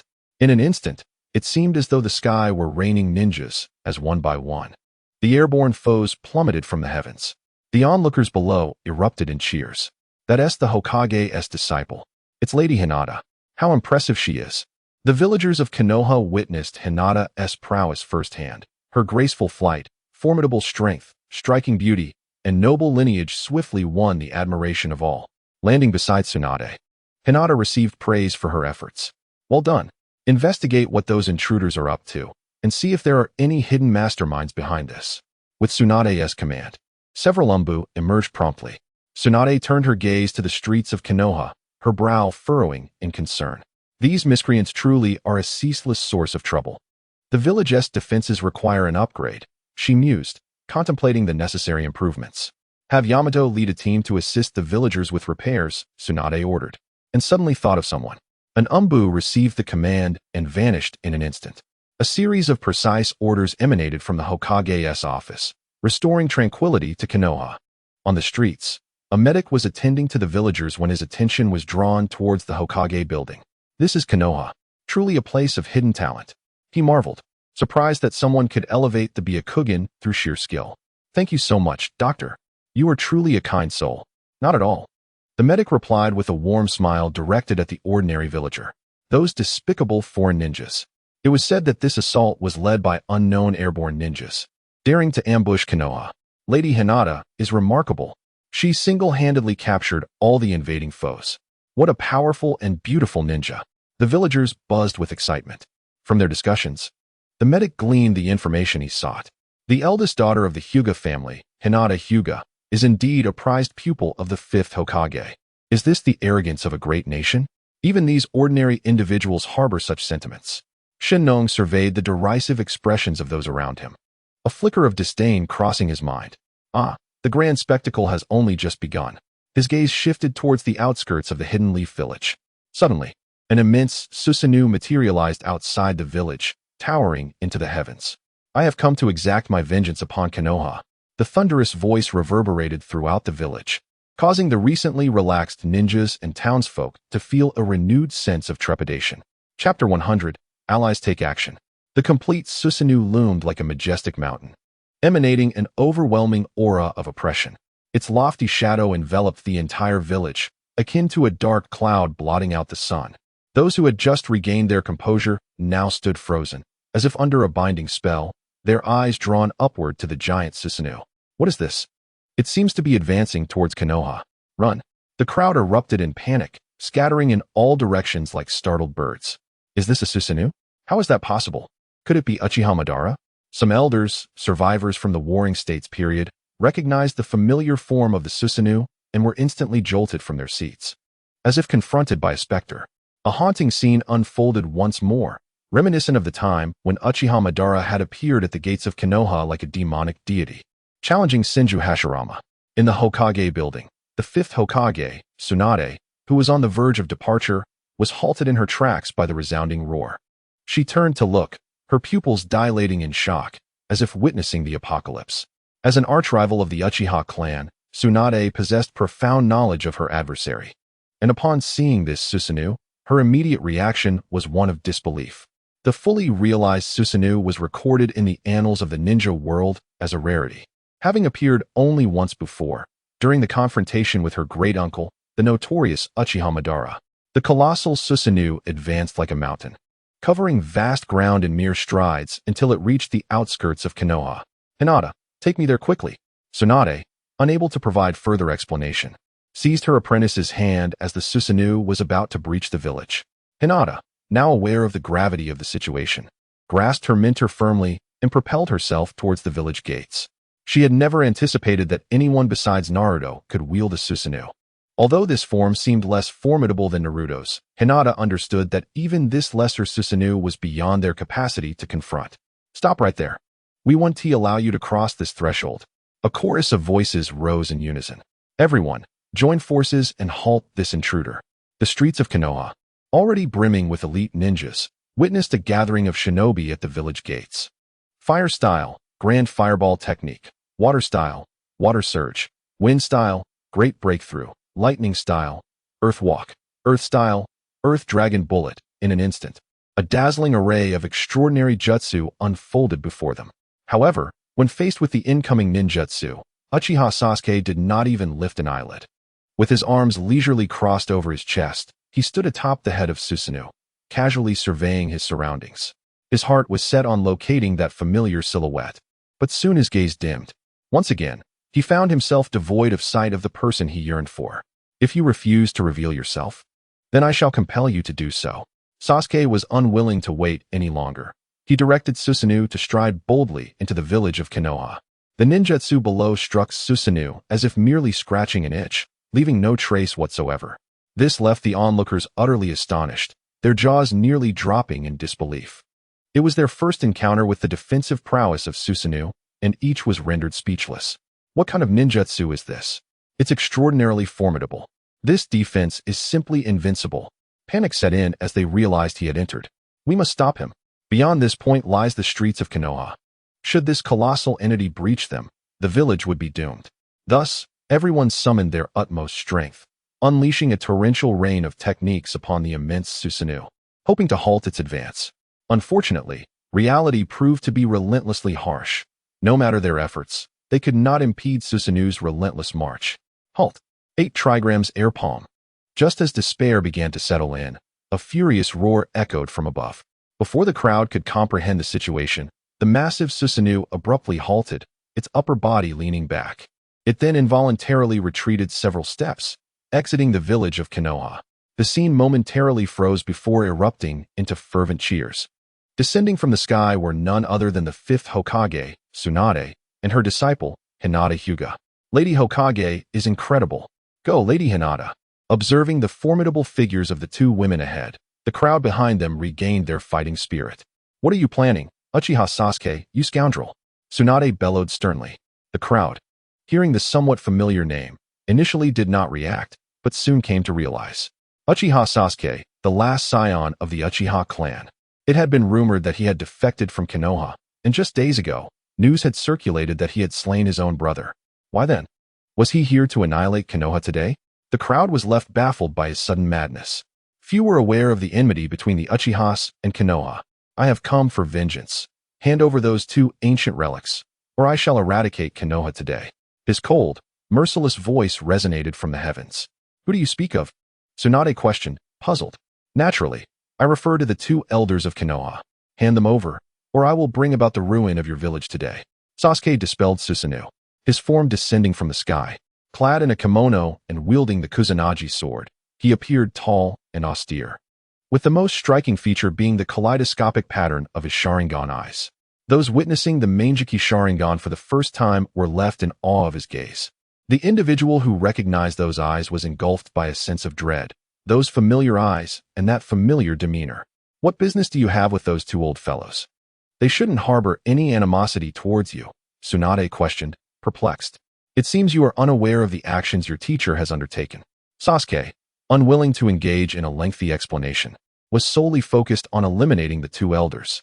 If you refuse to provide what I seek, I shall procure it myself. You insolent brat, do you dare to disregard Konoha? Tsunade's fury ignited. Do you truly believe that with your Manjiki Sharingan, you can act with impunity in Konoha? At that moment, Hinata, standing beside her, stepped forward, casting a puzzled glance at Sasuke. Sasuke, what do you intend to do? Why resort to such measures? Naruto is not in the village at the moment, is he? If you wish to stop me, you should summon him back, Sasuke retorted, and with that, the colossal Susanoo surged upwards once more. This place is not for your recklessness, Tsunade warned, cracking her knuckles as a resonant sound emanated from her fingers. With a surge of formidable chakra, she unleashed a powerful punch against Susanoo. Observing this, Hinata employed a similar technique, her small fist striking the mighty entity. The full form of Susanoo began to fracture, the left foot developing cracks that signified its impending destruction. The enormous Susanoo staggered back several paces. Sasuke, astonished, turned his gaze towards Hinata below. He had felt the impact of their combined assault, and Hinata's strength had taken him by surprise. Everyone, fall back. This adversary is ours to handle, Tsunade commanded, intercepting the ninja who attempted to rush forward. As she struck, she realized that despite her abundant chakra, she could not breach Susanoo's defenses. The earlier destruction was solely attributed to Hinata's contribution. I never imagined your prowess would advance so swiftly. Tell me, if you were to defeat me, would Naruto appear?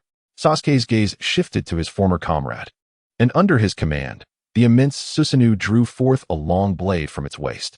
A powerful wave of cutting energy surged forth with the unsheathing of the sword, aimed directly at the villagers of Konoha. Damn it, Tsunade exclaimed, pivoting to intercept the deadly force, but it was clear she was too late. The onlookers felt a wave of despair as they realized the magnitude of the energy. It was beyond their ninjutsu capabilities to thwart. Just as hopelessness began to envelop them, Hinata made her move. With her domain activated, Hinata vanished in an instant, only to reappear before the colossal wave of energy. The intertwining forces of black and white coalesced into two gigantic hands that grasped the lethal attack, instantly redirecting its course. The energy soared into the sky, exploding amidst the clouds, and the powerful gust of wind revived the onlookers from their stupor. We're saved. That was terrifying. Lady Hinata is incredible. What was that move? So impressive. The crowd's cheers for Hinata grew louder. However, Hinata felt a surge of anger. She had not anticipated Sasuke's willingness to harm the village. Regardless of your intentions, I must stop you today. Hinata made her move, her eyes gleaming with fierce determination. A terrifying repulsive force surged forth, causing the immense Susanoo to involuntarily retreat. Undeterred, Hinata relentlessly pursued, exerting her utmost strength to showcase her formidable prowess. With overwhelming dominance, she subdued the colossal Susanoo, her petite fists unleashing power capable of shattering mountains and splitting the earth. Each strike was infused with the technique of a steel fist and the force of Tai Chi, driving the massive Susanoo back until it was forced beyond the borders of Konoha. You have underestimated me. I never imagined that someone who follows Naruto could grow to such an extent, Sasuke remarked, gazing into Hinata's eyes. As a disciple of Orochimaru, he recognized the strength within her gaze, realizing that she stood on equal footing with him. No longer dismissive, Sasuke began to exert himself, controlling the immense Susanoo to engage Hinata in a fierce battle beyond the pastures. The intensity of their conflict escalated, with each attack capable of reshaping the terrain. Before long, the battleground transformed into a vast desert. Hinata, sensing the change, took to the skies as the Susanoo spread its wings. Their confrontation transcended the ground and soared into the heavens. Every move Hinata executed released a formidable repulsive force, capable of deflecting ninjutsu and withstanding Susanoo's onslaught. Sasuke, filled with reluctance and disbelief, locked onto Hinata's position with his ocular technique. In an instant, the sky ignited with black flames engulfing Hinata's entire form. This sudden turn of events astonished her, accompanied by the searing pain of her skin being burned.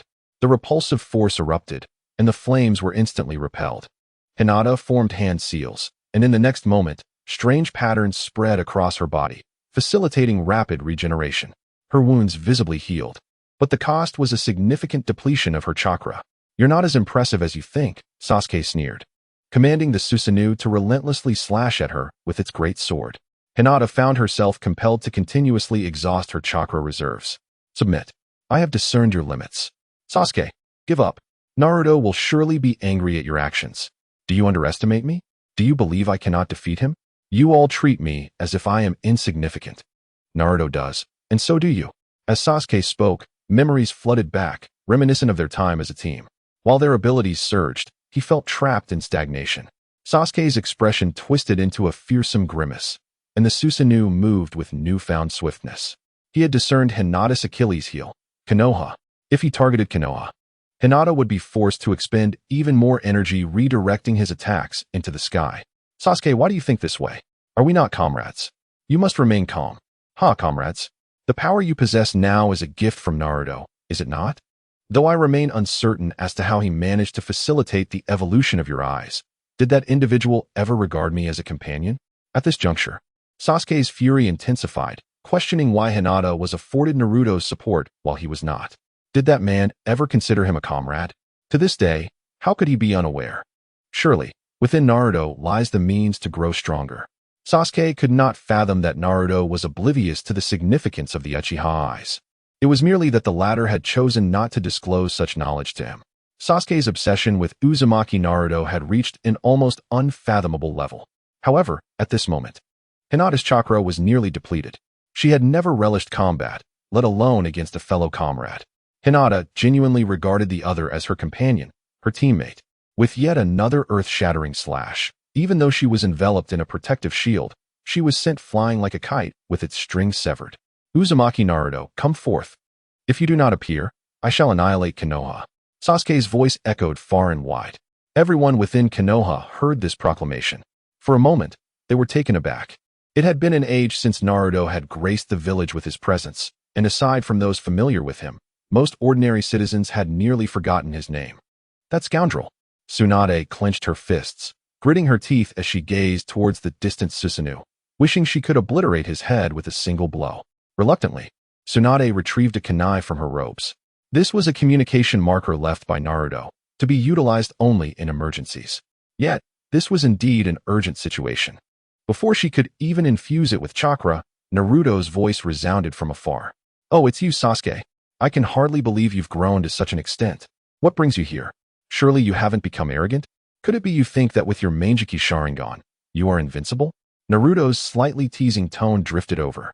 Those who heard his words were expressions of dismay. Jiraiya's teachings had evidently been rather unreliable if they had shaped Naruto in such a manner. Naruto has returned. Those familiar with him eagerly surged forward, their gazes fixed upon the direction of his presence. In an instant, a striking figure emerged, golden hair cascading down. Adorned in a fitted crimson outfit, complemented by a robe resembling that of a deity, exuding an aura of undeniable charm. A large kanji for sage emblazoned on his back proclaimed Naruto's beliefs and style. Naruto, you've finally made your appearance. Today, I shall triumph over you fair and square. Unleash your Susanoo, for I have witnessed its power. Upon seeing Uzumaki Naruto materialize, Sasuke's face instantly contorted with excitement and ferocity. It had been too long.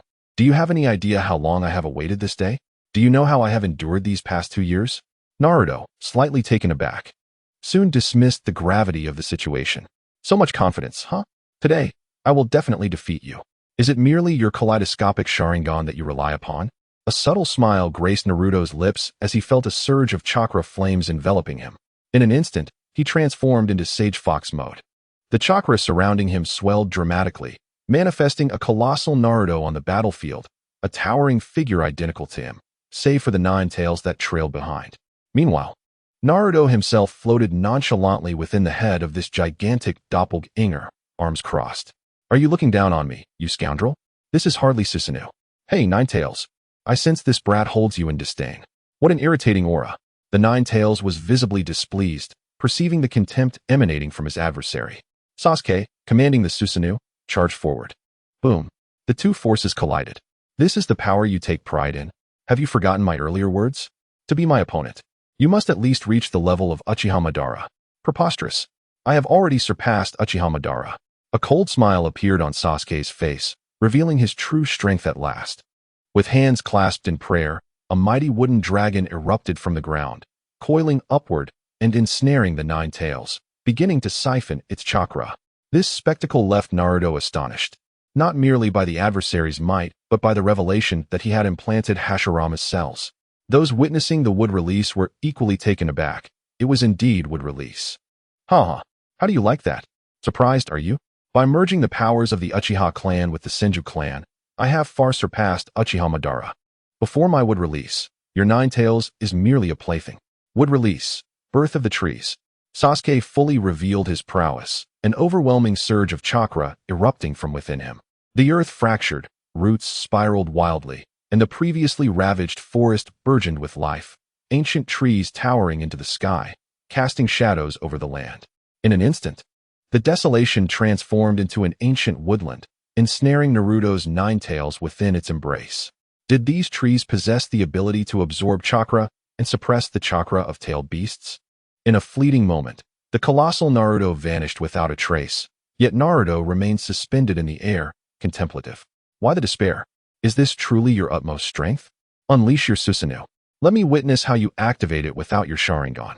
At this moment, Sasuke was filled with an overwhelming sense of satisfaction as he gazed upon Naruto's expression, his joy surpassing even that of his revenge. This very visage was the sight he had longed to behold. Astounded, the Uchiha's four-man team has arrived. His cold features twisted into a grin. What a delightful surprise. I never anticipated you would transplant Hashirama's cells. Would release, you indeed have the qualifications to battle me, but alas, it is still a touch too soon. Naruto, coming back to himself, bore an expression that Sasuke had not anticipated. Amidst a sense of solace intertwined with satisfaction, Naruto harbored no resentment towards others growing stronger. Rather, he would readily grant them an opportunity, even if they possess such ambition. I shall defeat you with the might of wood release, he proclaimed, as Sasuke, hands clasped together, summoned the power of wood release once more. How fitting for your character, Sasuke, to become arrogant over minor achievements. Naruto extended a hand, conjuring a fiery orb within his grasp. Sasuke, have you ever seen the sun? As he spoke, the fireball burgeoned rapidly, transforming into a colossal sphere, 100 meters in diameter, hovering ominously above him. What a farce. It is mere illusion, and I refuse to believe it. Sasuke bellowed, as two wooden dragons surged skyward beneath him, intent on ensnaring Naruto midair. Compassionate son, the immense fireball in Naruto's hand began its descent. The intense heat instantaneously vaporizing moisture in the air, reducing trees to charred remnants, ultimately turning them to ash. The recently risen forest was metamorphosed into a vast lake, its surface devoid of all substance, utterly melted away. Cough, cough. A rasping sound echoed from afar, revealing Sasuke in a precarious state. In a moment of desperation, he harnessed his Susanoo to propel himself forward. As he surveyed the battlefield ahead, a chill ran down his spine. However, bolstered by the powers of the Senju and Uchiha clans, he refused to concede defeat. Wood release, wood technique. Susanoo armor. A towering wooden figure erupted from the earth, clad in the magnificent armor of Susanoo. An overwhelming sense of pressure emanated from this colossal entity. The combination of wood and Susanoo was undeniably impressive, even eliciting a spark of admiration in Naruto's eyes. Impressive. If the Nine Tails has the chance, we should give it a try, he mused, though the beast's expression darkened. Haunted by unsettling memories. Do not underestimate me. Are you still holding back? Sasuke roared, as the armored giant brandished a massive blade and charged towards Naruto. I have witnessed your growth, and it is commendable. However, you still lack sufficient time. With his arms crossed, Naruto spoke as golden skeletal forms swiftly materialized around him. Flesh and sinew intertwining, culminating in armor. A 500-meter-tall Susanoo manifested before them, radiating an overwhelming aura. Compared to Sasuke's Susanoo, the disparity was stark, akin to that of a child and a parent. Susanoo, how is this possible? Isn't this technique exclusive to those with the Manjiki Sharingan? Why can Naruto wield it? At that moment, the spectators, particularly Tsunade and others who understood the significance of Susanoo, were left in bewilderment. This ability, unique to the Manjiki Sharingan, had inexplicably appeared in a member of the Uzumaki clan. In an instant, their minds faltered. Why is he so powerful? But do not underestimate me. With a thunderous roar, Sasuke charged relentlessly towards the colossal Susanoo. The earth trembled, the forest collapsed, and the sky itself seemed to shudder from the force of their clash, as if the apocalypse had descended upon them. Chapter 102. Tsunade reveals the news. The Susanoo dissipated like mist, leaving Sasuke to fall to the ground, his expression vacant, as if his very soul had been extracted. How could he have lost? He had obtained the wood release of the first Hokage, a power only achievable by Uchiha Madara himself. The combined strength of their abilities was formidable, yet he still faced defeat. Naruto gazed at the fallen Sasuke, shaking his head in resignation, his sorrow evident. Sasuke had acquired all the attributes of Uchiha Madara, possessing the potential to become the next Madara. At this moment, all that was lacking for him was time. Suddenly, a piercing sound sliced through the air, akin to an arrow in flight. Hinata Hyuga, witnessing the conclusion of the battle, rushed towards them like a swift bird. Naruto's eyes sparkled with a glimmer. The 16-year-old girl resembled a flower blooming in the morning light, radiant and enchanting, her beauty and form akin to a majestic landscape that captivated the heart. Particularly striking were her proportions, her bosom full and firm, her waist slender and graceful like a delicate willow, and her long legs straight and elongated, akin to a finely crafted masterpiece. Her toes were soft and rosy, reminiscent of translucent pearls. Her hair cascaded down her back like a waterfall, and her face was as charming as a blossoming peach flower. The mark upon her forehead shone like a star in the night sky, making Naruto's eyes widen in astonishment. The Inseal. This was the ninjutsu Naruto had longed for, and now that Hinata had mastered it, it felt as though he had achieved it himself, filling his heart with boundless joy.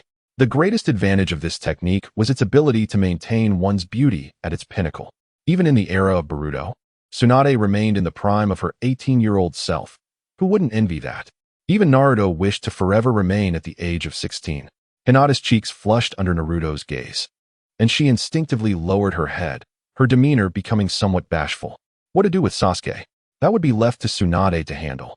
Could they let him go? Impossible. There were too many onlookers to disregard. Reluctantly, they hoisted Uchiha Sasuke and hurried back towards the Hidden Leaf Village. Outside the village, a crowd had gathered, each person craning their necks, eagerly watching the direction of the battlefield. As they saw the fighting cease, apprehension filled their hearts. Who had emerged victorious? Had Naruto won? Or had Sasuke claimed the victory? A flicker of worry crossed Tsunade's eyes.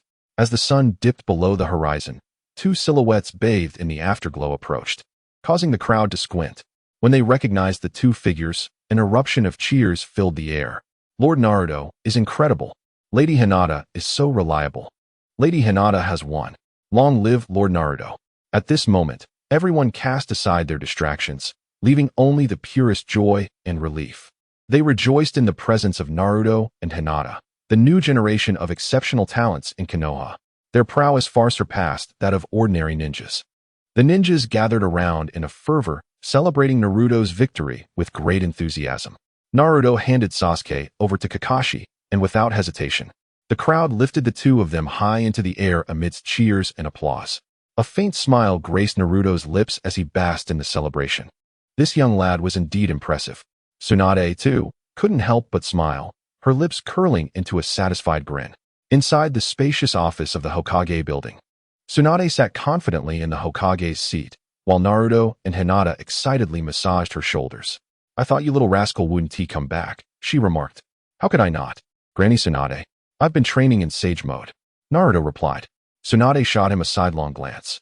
Having heard from Jiraiya that he had mastered Sage Mode over a year ago, Naruto, flustered, struggled to explain himself.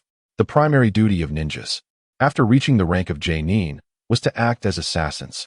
Thus, rather than seeking to enhance their strength further, they focused on preserving their abilities. The pursuit of power differed vastly, making it difficult for others to comprehend Naruto's relentless ambition for strength. "You little rascal, you don't actually want to unify the 5 great nations by force, do you?" Tsunade inquired, her gaze fixed on Naruto, well aware of his aspirations. "That may prove quite challenging," Naruto mused, likening it to Qin Shi Huang unifying the 7 states. Even with military might, achieving ideological unity would take a considerable amount of time. In the ninja world, where individuals were deeply indoctrinated, achieving such unity would require at least 3 generations. Naruto had no intention of engaging in such a laborious and thankless endeavor. After all, the more chaotic the ninja world became, the more advantageous it was for him. Currently, his soul continued to grow within the realm of the Emperor. Huh, are you still blaming my grandfather for not unifying the world? Tsunade sensed a hint of sarcasm in Naruto's words, feeling as though he was casting shadows on her ancestor. Over the years, she too had been influenced by Naruto, occasionally pondering if her grandfather and Uchiha Obito could have achieved the unification of the 5 great nations. Though reluctant to admit it, Tsunade felt it was a possibility. I didn't mean it that way. The Hokage has accomplished remarkable feats, and it is thanks to their choices that the situation in the ninja world has changed, from clans to ninja villages. Tsunade asserted. You truly don't wish to unify the ninja world? With your current strength, it is still within your reach. Tsunade, not entirely convinced, held on to the hope that if Naruto genuinely decided to unify the ninja world, she would not stand in his way, even if she disagreed with him. He would choose to abdicate in favor of Naruto, allowing him to become the 6th Hokage. No, that sounds too troublesome, Naruto replied, genuinely feeling overwhelmed. He thought it would be far more beneficial to devote his time to rigorous training. You little brat, your current strength is already unparalleled in the ninja world, you know?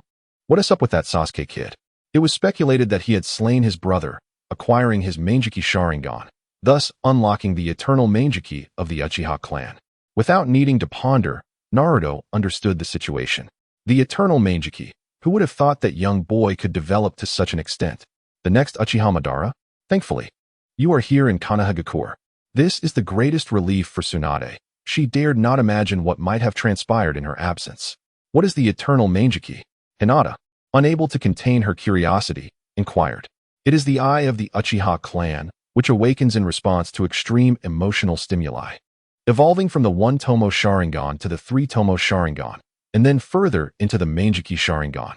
However, excessive use leads to detrimental side effects, gradually diminishing one's vision until blindness ensues.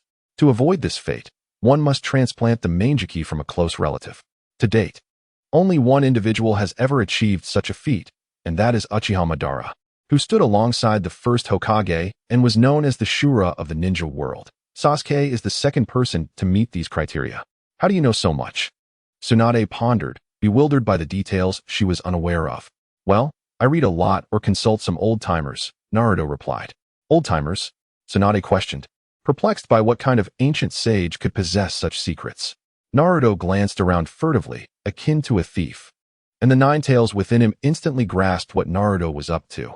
He was about to spin a tale. Ahem, Tsunade Baba, you mustn't tell anyone else, Naruto stated solemnly. Beginning to weave his story, I encountered an elderly man on the moon, he said mysteriously. Tsunade and Hinata exchanged bewildered glances. The identity of this old man is quite remarkable. He is the brother of Sage of 6 Paths, known as Tsutsuki Himura. What? You little rascal, don't speak nonsense. Tsunade exclaimed, nearly jumping in shock, her excitement causing her ample bosom to bounce. Naruto's eyes widened in disbelief, almost losing himself in her presence. He quickly swallowed and averted his gaze. I'm serious. I didn't believe it at first either, but he is indeed very enigmatic, he insisted earnestly. A soul state? Are you jesting? How could a soul possibly live for a millennium? Naruto recounted his experiences and admitted his own ignorance. He then continued to elaborate further. As Hinata listened, she too became engrossed, astonished to learn that their Hyuga clan possessed such a remarkable lineage, tracing back to the blood of the Sage of 6 Paths brother. The Byakugan descends from the brother of the Sage of 6 Paths? Tsunade felt as if she had stumbled upon a monumental revelation. It was widely known that the Hyuga clan was ancient, yet she never imagined it could be traced back a millennium. Indeed, I heard from him that both brothers possess unique bloodlines. The Sage of 6 Paths possesses the Rinnegan, while his brother wields the Byakugan. What else is there? Speak quickly. Tsunade became engrossed in the conversation, unconsciously perking up her ears, revealing her long, graceful neck, as she turned to gaze in that direction, where a deep chasm lay before her. Naruto hastily diverted his gaze, prepared to divulge more information. Do you know why the Hyuga clan split into 2 branches? Both shook their heads in unison, and seeing Naruto's amused expression, it was evident that they resembled a pair of blooming sisters when together. You have likely heard of the myth. The Sage of 6 Paths is revered as such because he is said to have defeated a monstrous entity, subsequently sharing his chakra with the people of the ninja world and founding the ninja sect. The 2 women nodded in acknowledgement, having heard fragments of this myth. The creature vanquished by the sage was sealed upon the moon. This revelation was indeed shocking, and it was the first time they had encountered such news. The sage's brother chose to guard that seal, resulting in the division of the Hyuga clan. One branch resides in the ninja realm, while the other dwells on the moon, safeguarding the seal there. But why is there no one there? Hinata, having visited, knew that only one person remained, her face reflecting confusion. Naturally, they annihilated each other. At this point, Naruto's expression turned somber. Chapter 103. Tsunade's speculations. Why? A ripple of confusion spread across Tsunade's face. She could not fathom why such a situation of mutual slaughter occurred. Naruto offered no explanation, instead directing his gaze towards Hinata. Hinata, far from being dim-witted, was remarkably perceptive. In an instant, she grasped the underlying reason, her complexion turning ashen. Could it be due to the caged bird? That is one of the reasons. What are the others? Tsunade felt an overwhelming urge to strike this half-spoken fool. Another reason lies in power. Power? Tsunade was engulfed in a fog of bewilderment, struggling to comprehend the nature of the strength that could lead to the annihilation of an entire clan. Having never encountered Akatsuki Kinshiki, Tsunade had no idea of his formidable might. Naruto shook his head in resignation. Hinata had witnessed the power of those eyes firsthand. She surely understood the implications. If the slaughter of an entire clan could grant such strength, do you think no one would be tempted? Naruto spoke with certainty, and in an instant, Hinata's delicate face turned paper white, as if enveloped by a chilling dread. Tsunade sensed the shift and quickly pulled Hinata close, gently patting her back. Must you speak so bluntly? Hinata's spirit is not as fragile as you imagine, Tsunade. As a member of a bloodline family, surely you can comprehend their actions?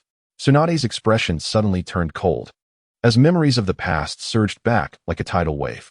In the era of the third Hokage, the primary reason for her resolute departure from home was the abhorrent actions of certain individuals who conducted inhumane experiments on her kin, solely to acquire her grandfather's would-release abilities. From what Naruto conveyed, the power possessed by that individual named Akatsuki Kinshiki was even more formidable than her grandfather's.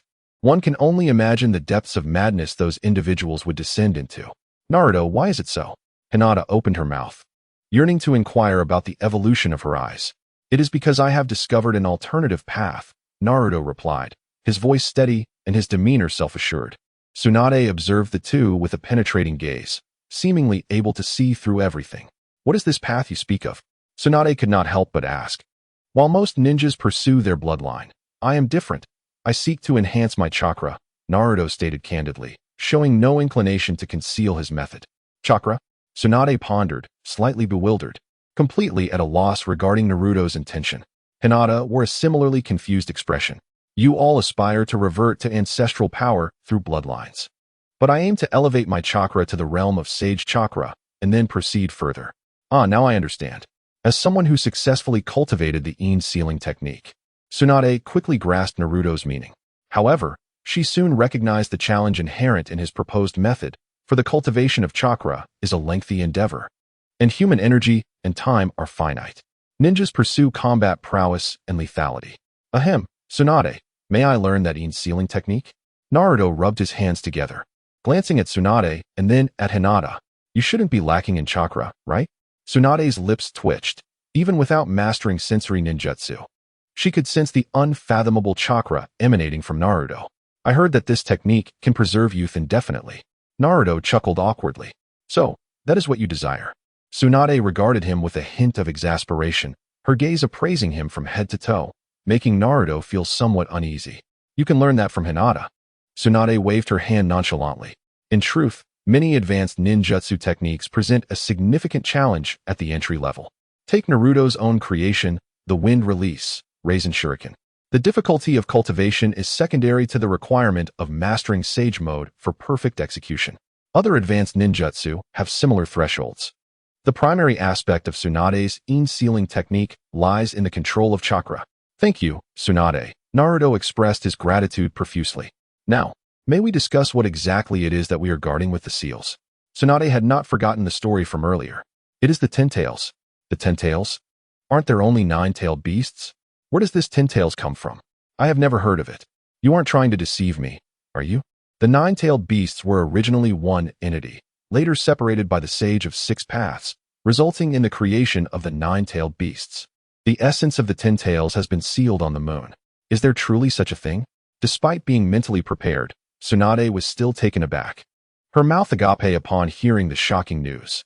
The fact that the nine-tailed beasts were one entity was a staggering revelation.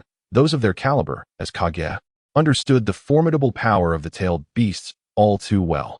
The prospect of them merging into a single entity was almost unfathomable, evoking a sense of dread that Tsunade dared not contemplate. Wait, I recall that the Akatsuki's objective was to collect the tailed beasts.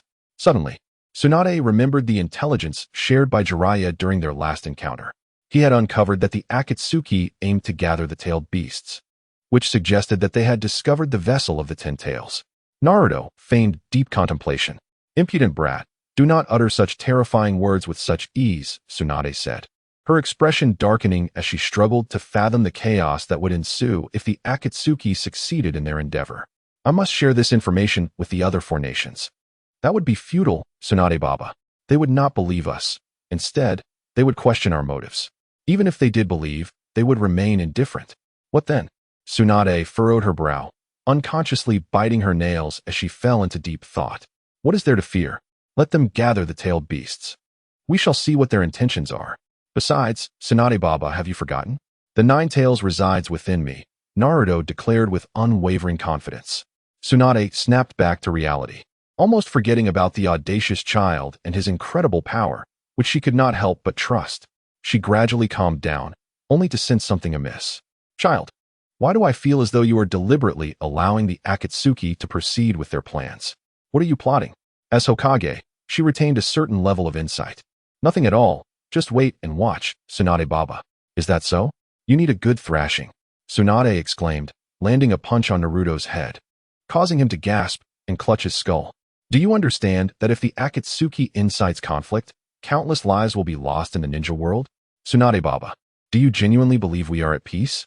Naruto's expression turned grave. The 5 great shinobi villages are merely biding their time, amassing strength. Once they are sufficiently powerful, the 4th great ninja war will erupt. Tsunade frowned but did not retort. Only when an immensely powerful enemy emerges will all villages unite. During this alliance, the tensions among the 5 great shinobi nations might finally ease.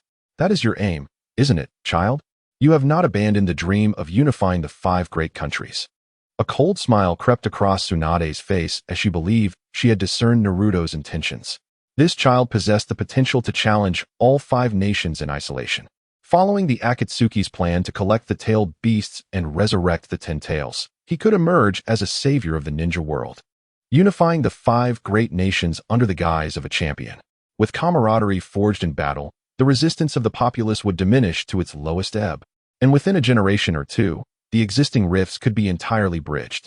Tsunade believed she had unraveled Naruto's scheme, but she was mistaken. Tsunade Baba had misjudged him entirely. Naruto remains resolute in his belief that he will not engage in endeavors that yield little reward for substantial effort. The unification of the 5 great nations is a feat he is capable of achieving, yet thus far, such thoughts have not crossed his mind. In other realms, the aspiration to unite the world may necessitate the use of force. However, in this world, such a goal can be effortlessly accomplished through illusionary techniques, particularly with the existence of a jutsu that can influence the entire globe, infinite Tsukuyami. Furthermore, during the era of Boruto, the Otsutsuki clan possesses divine techniques capable of altering the perceptions of all individuals. In summary, the ambition to unify the world, or rather unify thoughts, is remarkably attainable within the ninja world. If Naruto so desired, with his current strength, he could achieve it with ease. Tsunade, however, remained skeptical. She trusts only her own conjectures. In her perspective, such a plan for unification appears the most feasible. Very well, I shall send word to Jiraiya, instructing him to cease his investigations into the Akatsuki, Tsunade declared, waving her hand dismissively. She had already concluded that Naruto intended to utilize the Akatsuki to bring about global unification. Her only course of action was to refrain from complicating matters for him. She resolved that as long as the Akatsuki did not provoke them, he would not take action against them. Go on, Sasuke, handle this yourself. Do not allow that individual to complicate matters at this juncture, Tsunade instructed, gesturing for them to depart. Naruto and Hinata exchanged a glance before making their way outside. What about Sasuke? Hinata inquired. Let us wait and see what he does, Naruto replied as they walked side by side towards the Konoha dungeon. I wish to experience the shadow ceiling, Hinata exclaimed, her shadow swiftly merging with her own. Naruto immediately activated his ability to share abilities. In the blink of an eye, the knowledge of this jutsu's function and training methods was seamlessly transferred to Naruto. Chakra surged within him, culminating in a symbol of the ceiling appearing on his forehead. Hinata gazed at Naruto with curiosity, marveling at how swiftly he had mastered the jutsu and noting the seal upon his brow, thinking to herself, wow, how impressive. However, she was not overly surprised. In her heart, Naruto was a prodigious genius. Your seal isn't even full? Naruto remarked, somewhat astonished, contemplating, allow me to assist you.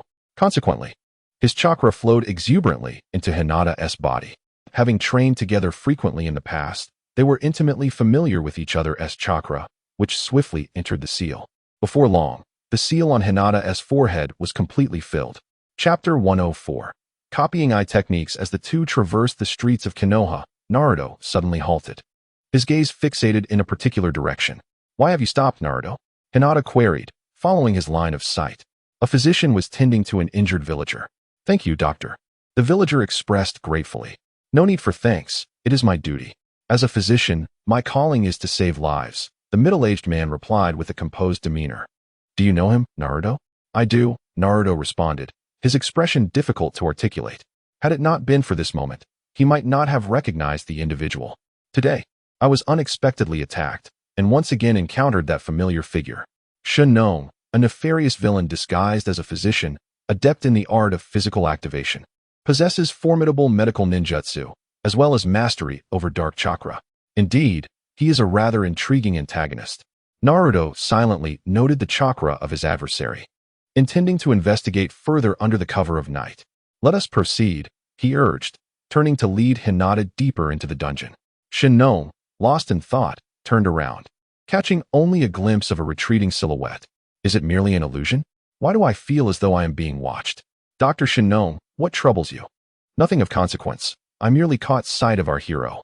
Meanwhile, within the confines of the Konoha dungeon, Sasuke sat in a daze, reeling from a setback far more severe than he had anticipated. He believed his strength had reached its zenith, endowed with the Mangekyo Sharingan, having seemingly attained his limits in all respects. Yet even so, he could not overcome his opponent. Why? At that moment, the air distorted, and Uchiha Obito materialized before him. Observing Uchiha Sasuke, who lay there like a defeated beast, his voice dripped with mockery. The might of the Nine Tails Jinchuriki truly exceeds my expectations. It's you. Sasuke looked up, his expression devoid of emotion. How could a single defeat shatter your confidence? His power is beyond your imagination. Do you seek vengeance? Join the Akatsuki. After meeting the leader, you may contemplate your next steps. Sasuke fell silent, memories of Naruto's formidable strength flooding his mind. Do you intend to remain here for eternity? Obito raised an eyebrow, somewhat surprised. He was only aware of the battle's outcome, lacking insight into its intricacies. As for the strength of the Nine Tails Jinchuriki, no matter how potent, he cared little, for his own Kimui was invincible. Fine, I agree. Sasuke hesitated momentarily, contemplating the need to escape this wretched place. Obito swaggered through the cell, approached Sasuke, placed a hand on his shoulder, and in the blink of an eye, they vanished without a trace. After some time, Kakashi led Naruto to the front of the dungeon. This is the place. Kakashi's words trailed off as he stood frozen, his single eye wide with disbelief, fixated on the empty cell. It appears he has escaped. Naruto glanced around, bewildered. How could that be? There are no signs of a struggle here. His chakra has been sealed. How could he possibly have fled? Kakashi furrowed his brow, a knot forming as he considered Sasuke's current strength, causing him a headache. Naruto, noticing his expression, remarked, Kamui, now that we have some time, I might seize the opportunity to replicate it. Having acquired the ability to copy ocular techniques, Naruto resolved to experiment upon his return. Well then, since he has escaped, there is nothing more to discuss. Naruto turned to leave. Wait. That guy is incredibly dangerous right now. Kakashi hurriedly pursued him. Relax, he would never dare return to Konoha in the immediate future. Naruto spoke with unwavering determination. Fully aware that it was Uchiha Obito who had just taken Sasuke away, indicating that the latter had returned to his former path by rejoining the Akatsuki. It appears that the Akatsuki's plans are set to unfold, presumably to capture the tailed beasts. As Naruto stepped into this unfamiliar home, a sense of discomfort lingered within him. He slowly traversed the first-floor hall and ascended to the second floor. This was originally the room left to him by Kushina and Minato, while Naruto's cherished belongings had long been relocated to the courtyard by Hinata. Parents? A truly perplexing thought. Naruto gazed at the family portrait before him, which depicted only two figures, an odd sight indeed. With his current prowess, resurrecting them would be a trivial task. Without further hesitation, Naruto retrieved a glass vessel from his dimensional space, within which a seemingly ordinary pair of Byakugan lay suspended. Suddenly, the shadow behind him stood tall. 3 minutes later, Naruto blinked, and his Byakugan swiftly transformed into the Crimson Rinnegan. A temporal ocular technique? Indeed, a rare ability, though regrettably, it could only reverse time by a few minutes. A battle lasts at least several dozen minutes, and even a brief skirmish would require more than mere moments.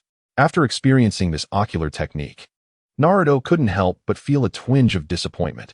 While formidable, it was somewhat impractical.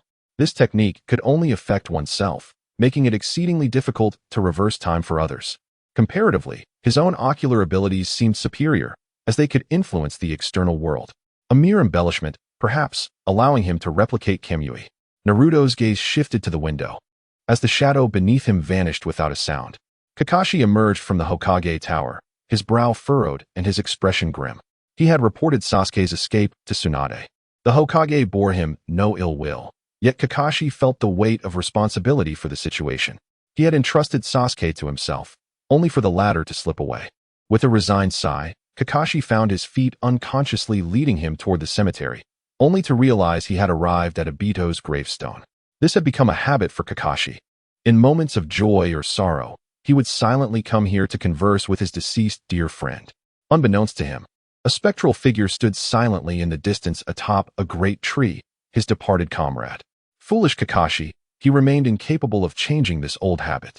Obito scoffed inwardly, his expression one of disdain. The very events Kakashi lamented were orchestrated by him. The last attack on Konoha was prompted by Kakashi revealing Kushina's due date to Uchiha Obito, who, in a whim, initiated the Nine-Tails rampage. A tiresome individual, Obito thought with a cold huff, preparing to leave Konoha for good, while still needing to manipulate Uchiha Sasuke. Just as he was about to vanish completely, his pupils constricted as he caught sight of a familiar object. The phantom. Obito's body halted, remaining in a state of intangibility. His solitary eye fixated intently on the direction ahead. Within 100 meters of Kakashi, a shadow slithered across the ground like a venomous serpent, moving with alarming swiftness. This shadow was silent, straddling the line between reality and illusion. It eluded detection by all means save for the naked eye. Thus, even Kakashi remained oblivious to the anomaly lurking behind him. Were it not for Uchiha Obito, who had encountered this spectral figure in the shadows, he would have remained unaware of its peculiar presence. It was he, the ghostly figure. How had this wretched entity resurfaced? Had it not vanished entirely? This posed a grave concern, for its target was Kakashi. In that fleeting moment, Obito's heart was a tempest of anxiety, his expression shifting like the capricious weather of June. The turmoil within Uchiha Obito felt as if a multitude of ants were gnawing at his insides, torn between the urge to warn his comrade and the dire situation unfolding before him. As the ghostly figure inched closer, Obito's urgency ignited like a flame. Just as the specter was about to merge with Kakashi's shadow, Obito could no longer restrain himself. In an instant, a pebble shot forth like a meteor, hurtling towards the oblivious Kakashi with the swiftness of lightning. As a seasoned jonin, Kakashi's vigilance was akin to that of a hunting cheetah. Although he could not perceive the shadow, he detected the incoming stone before it drew near, as if guided by an innate radar. Instantly, he grasped a kunai, adopting a defensive stance like a soldier bracing for battle, his gaze sweeping the surroundings with the keen focus of a hawk. Who goes there? Kakashi's voice resonated like a thunderclap, his eyes scrutinizing the area with a blade-like vigilance, yet he remained unaware of the shadow that had seamlessly merged with his own. From a distance, Uchiha Obito, his singular eye resembling the profound depths of the night sky, bore witness to this unfolding scene. Cursed fate. Once again, he had fallen prey to this specter. Obito's heart surged like a tumultuous ocean, a sense of foreboding enveloping him like dark clouds, a dread stemming from the boundless unknown. Meanwhile, Naruto, with closed eyes, envisioned a unique rune materializing in his mind. This was the essence of ocular techniques. By harnessing his ocular power and chakra, he could inscribe the same rune within his own eyes, thereby replicating the techniques of others. Without wasting time, Naruto commenced etching this ocular technique into his Rinnegan. As the night passed, he successfully mastered this technique.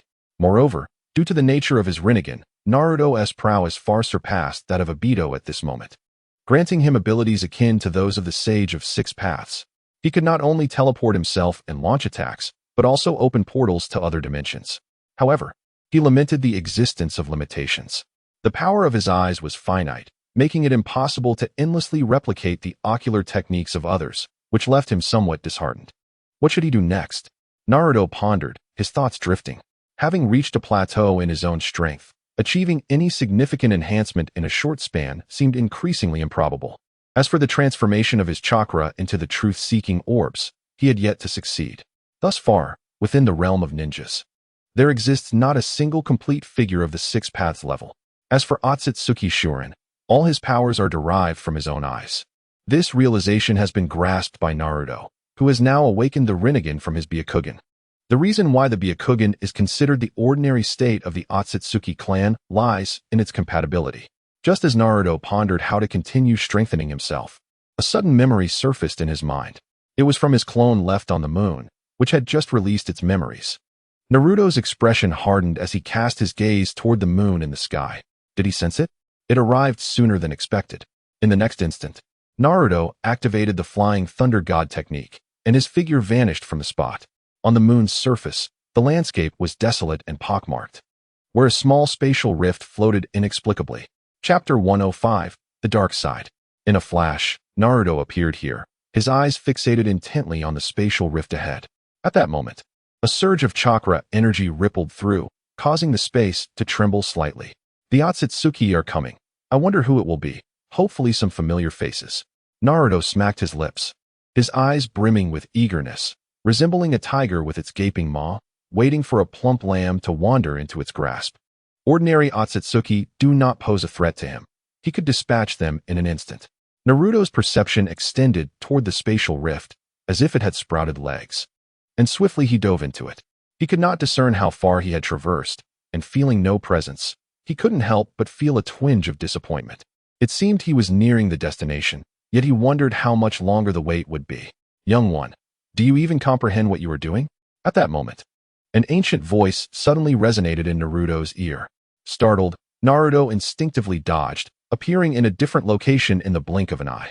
He glanced back at the spot he had just occupied, and lo and behold, a swirling mass of white spirit hovered there. The upper half of the spirit appeared as an old man, while the lower half wafted like smoke. Were it not for a closer inspection, one might mistake it for a whimsical being emerging from a magic lamp. Upon noticing the distinctive two fleshy appendages upon the spirit's forehead, Naruto squinted, immediately recognizing the individual. Hey, isn't this the ancient artifact I used to deceive Tsunade? He had been immersed in training and scheming, believing this old fellow to be absent, only to find him appearing now. I am Akatsuki Yumura, your ancestor. Naruto remained silent, merely observing him. The intent in his gaze was unmistakable. Do you believe me now? Now, back to the matter at hand. Do you know what you are doing? You have driven Shurin away, taken over his home, and consumed the energy of those Byakugan. I have not intervened, for your sparing of his life suggests you are a kind-hearted child. But do you truly understand the gravity of your actions? Do you know what lies at the other end of the passage? Are you aware of the true peril those individuals pose? If those individuals were to arrive, it is highly probable they would bring about the annihilation of this world. It is still timely to seal this passage, at the very least. It may buy us some time. Why prolong the inevitable? Do you believe I lack the strength to confront them? Tsutsuki Village shook his head in resignation, letting out a heavy sigh, as if burdened by an immense weight. He was the first to discover this passage and had once mustered the courage to explore it, encountering the terrifying Tsutsuki clan, akin to demons. After narrowly escaping, he sealed this space completely, living in fear ever since. However, the one who opened this spatial passage wielded power akin to that of a deity. Eradicating this passage entirely was an insurmountable task even for him and his brothers. Akin to an ant attempting to shake a tree. To him, this younger generation resembled a frog at the bottom of a well, ignorant of true terror. Naruto had trained here for such an extended period, and U Village was already well acquainted with his methods. It turned out that this was the reincarnation of his elder brother's son, Ashura. Yet, for reasons unknown, this generation of Ashura possessed an astonishing level of strength. He wondered how his brother's research was progressing. Observing Naruto, Sutsuki U Village felt a prickling unease and silently lamented the predicament. A mere glance would reveal everything. Do you not fear their potential to obliterate this world? Why should I concern myself with annihilation? Old man, do you truly believe I am a virtuous individual? The destruction of the world bears no relevance to me. Only those of towering stature will bear the brunt. Naruto's expression remained impassive, devoid of any emotion. You scoundrel. The intensity of the confrontation caused a tremor in the very essence of the other. Sutsuki U Village was genuinely incensed, although the two brothers held unconventional views. They were born and raised in this world, with loved ones and friends living upon this planet. Thus, they held no desire for its obliteration. After witnessing their mother's brutality, they developed a profound understanding of the Sutsuki clan. Those beings were not human. They were indifferent to the planet's extinction. Ashura, awaken. The darkness within you has overtaken your reason. Can you not see the dark chakra that resides in your heart? Sutsuki U Village felt a deep sorrow, his expression betraying no pretense. It seemed as if Naruto had fallen into the clutches of the demonic path. Naruto gazed coldly at the unfolding drama. At that moment, Sutsuki U Village, as if performing a magic trick, produced a mirror as pure as snow from his bosom. This mirror radiated a soft glow, imbued with a mysterious power. Upon witnessing this, curiosity welled up within Naruto. Although he was unsure of Sutsuki U Village's intentions with the mirror, his desire to explore the unknown compelled him to refrain from immediate evasion, opting instead to observe the situation unfold. Holding the mirror aloft, Sutsuki U Village gradually oriented its surface towards Naruto Uzumaki. As the mirror faced Naruto, an image of another Naruto Uzumaki materialized within its depths. This figure mirrored the true Naruto in every aspect, from appearance to attire, without a hint of distinction. However, what was truly chilling was that Naruto emanated a dense, ominous black aura, as if enveloped by a malevolent force. A grotesque and twisted grin contorted his face, revealing an unspeakable malice. I never expected to encounter your true selves in this manner. Suddenly, the Naruto in the mirror erupted into a bizarre laughter, a sound that resonated like the echoes from the depths of hell, sending shivers down the spine. This unexpected scene left Naruto utterly astonished, and even Akatsuki Yuin's face turned ashen with fear. He had never anticipated that this mirror would yield such a terrifying effect, and an overwhelming sense of unease surged within him. What are you? Akatsuki Yuin stammered, his voice laden with dread and confusion. Yet, the Naruto in the mirror offered no response, continuing instead with that chilling laughter. Akatsuki Yuin felt as if his heart might leap from his throat, realizing he may have ventured into perilous territory. This mirror was originally intended as a tool for Naruto to confront the darkness within himself, capable of reflecting the most genuine aspects of a person's inner self, akin to a true waterfall. However, he could never have foreseen that the dark side of this generation's Ashura Uzumaki would be so formidable, so powerful that he could not control the mirror. At that moment, even if Akatsuki Yuin wished to retract the mirror, he found himself utterly powerless. He could only watch helplessly as the Naruto in the mirror continued to wreak havoc. The Naruto within the mirror swayed slightly. I am, naturally, the darkness within your heart. I once thought I would be confined forever in that sunless realm. Yet here I am, emerging in this manner. What do you mean? Hearing this, Naruto suddenly sensed something amiss. The dark side of his heart offered no explanation, only erupting into a cold, mocking laughter. It was then that Naruto felt a strange disturbance within himself, as a powerful dark chakra surged forth. In an instant, Naruto's body went rigid, and his eyes transformed into the purple Rinnegan. Dreamlike illusion, Naruto activated his ocular technique, and a colorful bubble materialized before him, within which dark chakra began to coalesce. An arrogant, sinister version of Naruto appeared opposite his original self, exuding an aura of malevolence. What a captivating world this is, and you, a mere fool, only aspire to grow stronger in this second life. Naruto's pupils constricted, as the scene before him shattered his understanding. The dark aspect of his heart had manifested into reality. Even more shocking was the implication of the words spoken, leading him to wonder if this entity shared the same memories as he. A sense of foreboding washed over him. One world traveler was already sufficient. In an instant, a murderous intent surged within Naruto. He swiftly formed hand seals. Corpse demon binding. A colossal spectral figure of the god of death materialized behind him. Truly, it is the essence itself, exhibiting such decisive ruthlessness even in the absence of its dark side. Yet, the dark Naruto before him seemed to have caught sight of death itself, his form transforming into a wisp of black aura, swiftly retreating into the distance. The swiftness of his escape left Naruto somewhat astonished. By the time he gathered his wits, all that remained in the air were the echoes of the words spoken by his adversary. A sudden pang of unease struck Tsutsuki Yumura, his aged visage betraying a hint of embarrassment. As he noticed Naruto's gaze shift towards him, he forced a polite smile, acutely aware that he had inadvertently provoked a separation of the darkness within the other. This absurd conclusion left Tsutsuki Yumura momentarily at a loss for words. Should he claim it was unintentional? And what precisely was that absurd ocular technique of his? A torrent of frustrations brewed within him. Yet the intensity of Naruto's eyes rendered him speechless. Clearing his throat, Tsutsuki Yumura awkwardly chuckled. Do you believe me when I say it was not my intention? Naruto took a deep breath, suppressing his rising fury, genuinely contemplating the demise of this troublesome entity. This unforeseen incident had indeed taken him by surprise. Even he had not anticipated that his own ocular technique could serve such a purpose. Was his technique truly that formidable?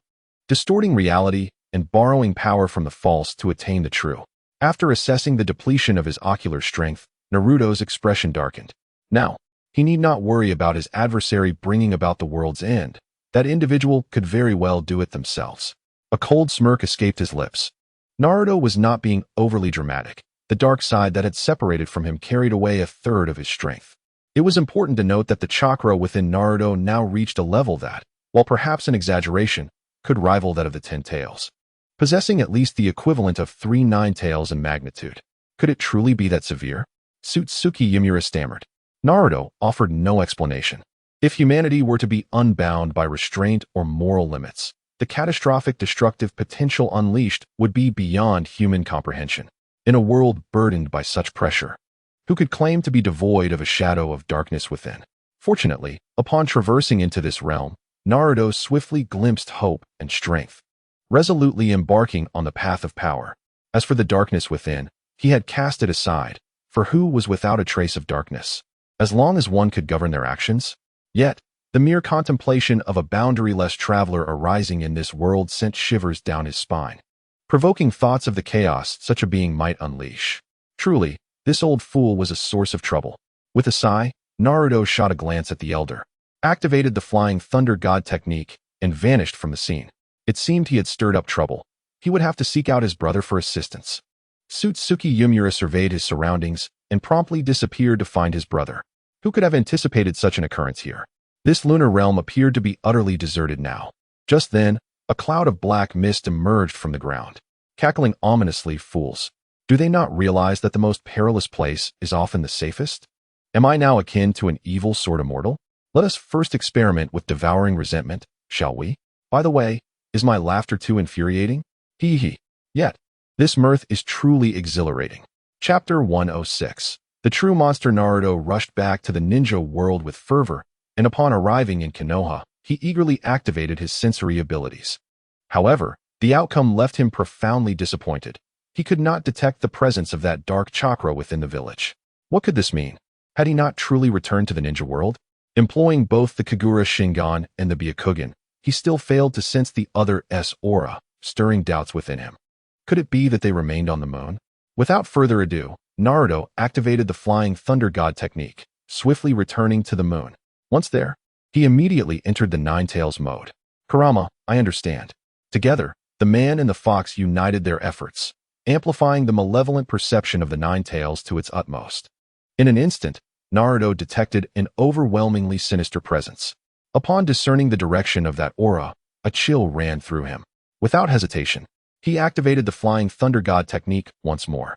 Beneath the castle, a colossal Byakugan lay ensconced, surrounded by barriers and seals, yet these proved trivial for the Dark Naruto. He effortlessly infiltrated the sanctum. Ah, this aura is intoxicating. Resentment, unwillingness, darkness, animosity, let them all become my strength. Together, we shall obliterate this world and do as we please. Dark Naruto spread his arms wide, and in that moment, the eye of the colossal Rinnegan began to tremble. Suddenly, a wondrous sight unfolded. All the eyes appeared to develop a will of their own, soaring towards Dark Naruto.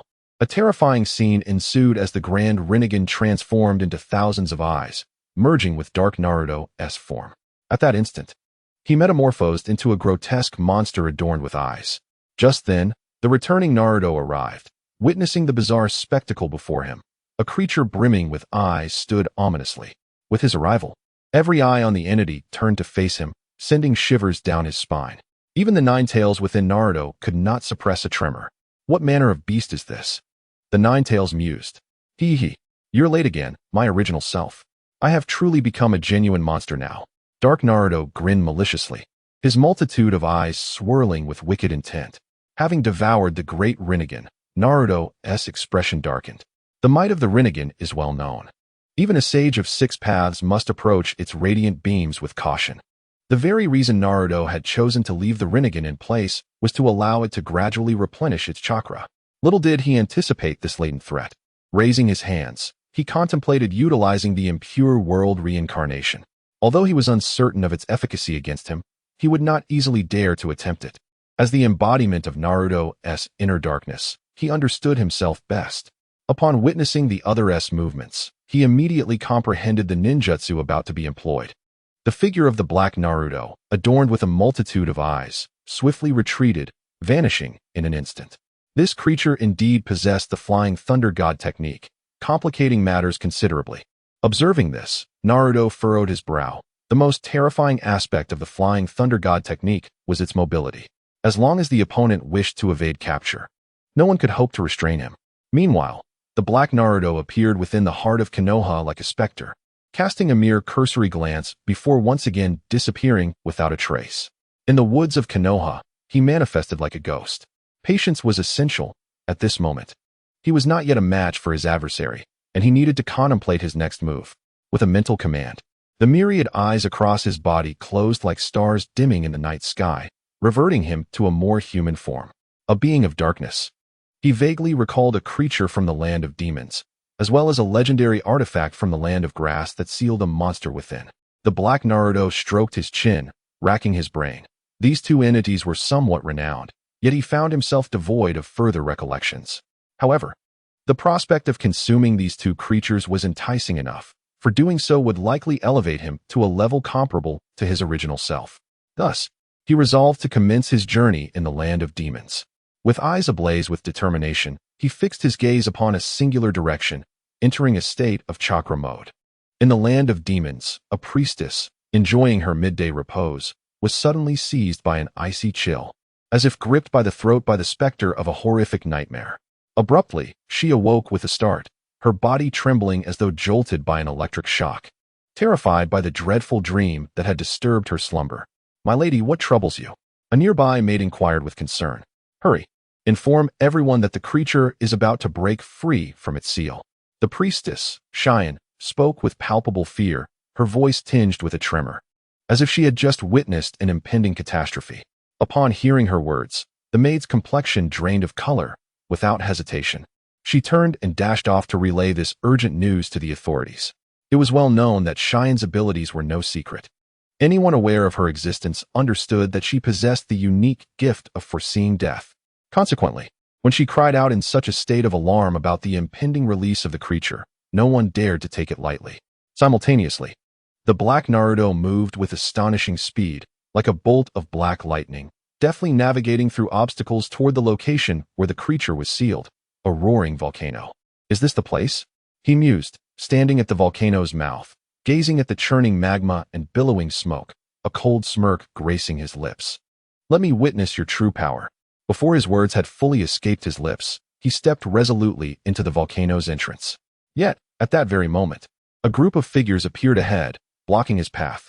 Observing the situation, The corners of the black Naruto's mouth curled into a chilling smile. To him, the concepts of slaughter and death rendered these individuals mere insects, easily extinguished at his whim. Within the cave, the priestess Ziyuan held her hands tightly together, listening to the anguished cries and wails echoing from outside. Her heart felt as if it were being struck by a heavy hammer, enduring immense torment. Your Highness, though I foresaw their demise, I am powerless to alter their fate. It could be said that I have led them to a dead end. This is entirely my fault. No, Your Highness, this is a choice we willingly embraced. Regardless of who approaches, I shall never permit them to unseal the malevolent spirits. Take care, Your Highness. The guard unsheathed his sword and strode toward the entrance of the cave. The priestess parted her lips, uncertain of how to articulate her thoughts. She desperately wished to prevent him, having already witnessed the inevitable outcome of his actions. Time seemed to stretch endlessly, and Ziyuan felt the harrowing cries abruptly cease. Her gaze dimmed in response. How foolish, she thought, to charge forth knowing one would be outmatched, only to meet death. A cold, mocking voice emerged from the depths ahead, prompting Ziyuan to glare in its direction. The figure of the black Naruto swaggered into view, his attire devoid of blood, as those insignificant insects were merely playthings to be crushed at will. As he cast his gaze upon the girl before him, he was momentarily captivated. Her long hair, as white as snow, cascaded like a waterfall down the sides of her exquisite face, gently brushing against her fair skin, akin to a celestial being descending to earth. Her features were striking, with a three-dimensional and profound allure, particularly her eyes, reminiscent of deep lakes, betraying a hint of imperceptible pride. She possessed a tall and slender figure, her proportions deemed perfect, and the elegant white gown she wore accentuated her graceful form. Beneath the hem of her skirt, her straight calves subtly revealed themselves, the lines flowing naturally, exuding a refreshing and ethereal beauty. Among the many beauties he had encountered, this maiden's appearance and demeanor undoubtedly ranked among the finest, perhaps even the very best. Indeed, this maiden surpasses even the animated portrayals. Black Naruto mused inwardly, a decision forming in his mind. Not only would he seize that power, but he would also take this enchanting beauty with him. Lost in thought, he unconsciously licked his lips, a glimmer of greed and desire flickering in his eyes. After all, he was the embodiment of Naruto's inner darkness, a convergence of bloodlust and desire. His first instinct upon encountering beauty was not to admire it, but rather to destroy it. And for that which he coveted, he would not hesitate to seize it. Hey, you there, what do you intend to do? The girl, sensing his ill intentions, questioned warily. What do I wish to do? A sinister smile curled at the corners of black Naruto's mouth. Naturally, I seek power.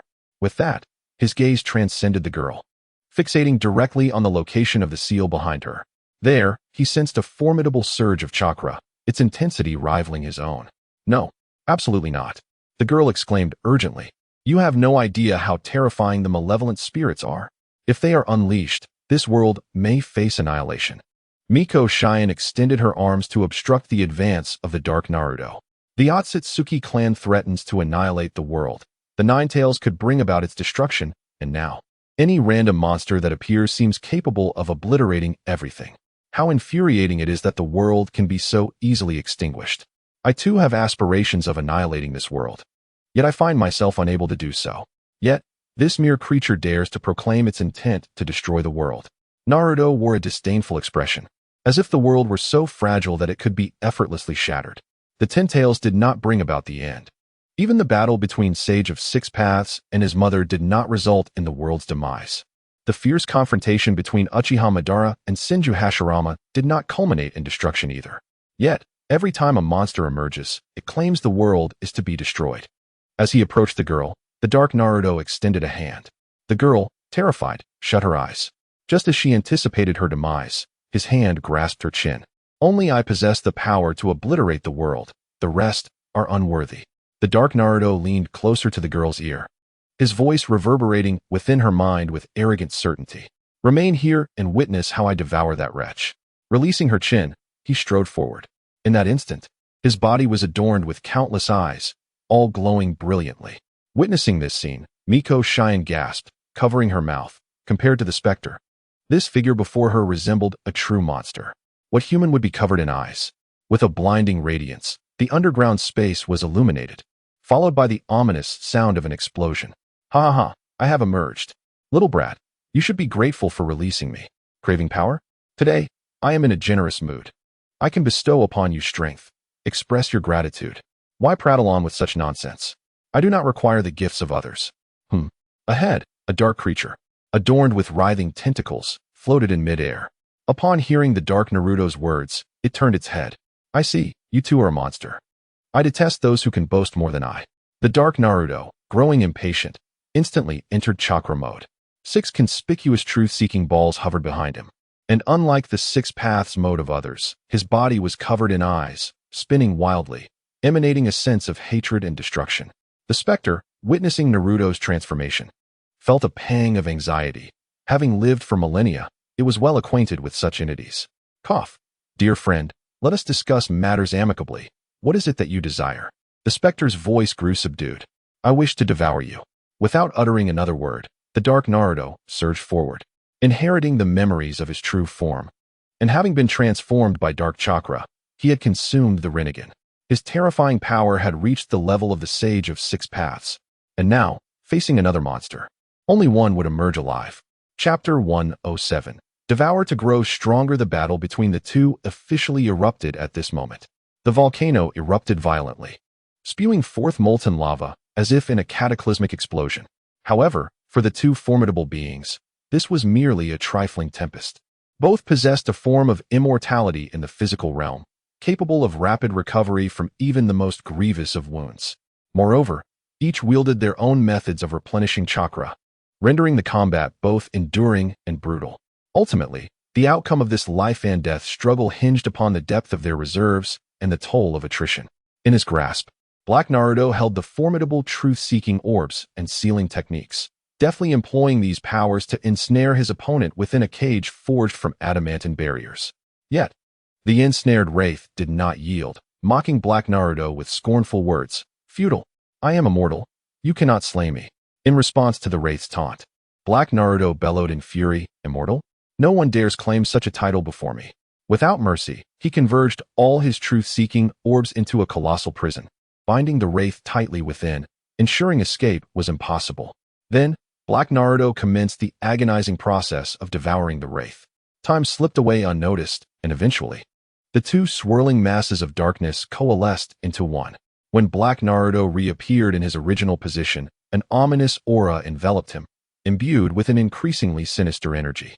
His body became adorned with grotesque markings, akin to a devil's curse, evoking an overwhelming sense of madness in anyone who beheld him. Such a sensation was intoxicating, precisely what he had yearned for. I am unparalleled, unrivaled in this world. Let not the name of Akatsuki cross my path. He cackled maniacally. Once I have consumed the power of this world and attained supremacy, I shall return and revel in my might, unifying all under my command. Unbeknownst to him, time continued to pass, and eventually, his adversary regained composure, surveying the devastated surroundings. Once a majestic volcano, the landscape was now utterly annihilated by their fierce confrontation. Black Naruto's gaze quickly fixed upon a distant maiden. Prior to the battle, he had cast a protective barrier around her, for she was the one he desired. In an instant, he materialized beside her. The shrine maiden, Cheyenne, was taken aback, instinctively retreating. It seems your power was but a fragment, for I sensed the remnants of it within her, Black Naruto mused, scrutinizing the girl before him and recognizing the familiar essence of the wraith's power within her. Though the means by which she had acquired it remained a mystery, her beauty persuaded him to spare her life. You consumed him, Cheyenne stammered, still in disbelief at the sight she had just witnessed. The creature, heralded as immortal and capable of obliterating the ninja world, had been devoured by this being before her. In that moment, she was torn between elation and terror. The monster had been vanquished, yet it seemed to have birthed something even more fearsome. Such a trifling creature dared to threaten the world, he declared. From now on, you shall accompany me to my next destination. After Black Naruto spoke, he could not comprehend the other's reaction. He abruptly embraced her and soared into the sky. An ancient scream echoed through the atmosphere. Time passed, and Miko Cheyenne realized that the situation was not as she had envisioned. Cautiously, she opened one eye, only to be startled once more. She found herself cradled in the arms of that monstrous being, both encased within a protective barrier, soaring rapidly through the sky. The scenery rushing by rendered her utterly disoriented regarding their location. Where are we headed next? Miko Cheyenne, now completely composed, reflected on her original mission to seal the malevolent spirits, a task now rendered moot by this peculiar creature. It seemed she had been granted a semblance of freedom, leaving her momentarily bewildered. To the land of grass, where there exists a creature similar to this one, Black Naruto remarked, instinctively licking his lips, his expression akin to one anticipating a delectable dessert. Another such creature? Miko Cheyenne's pupils constricted in disbelief. In a good mood, Black Naruto took the time to explain.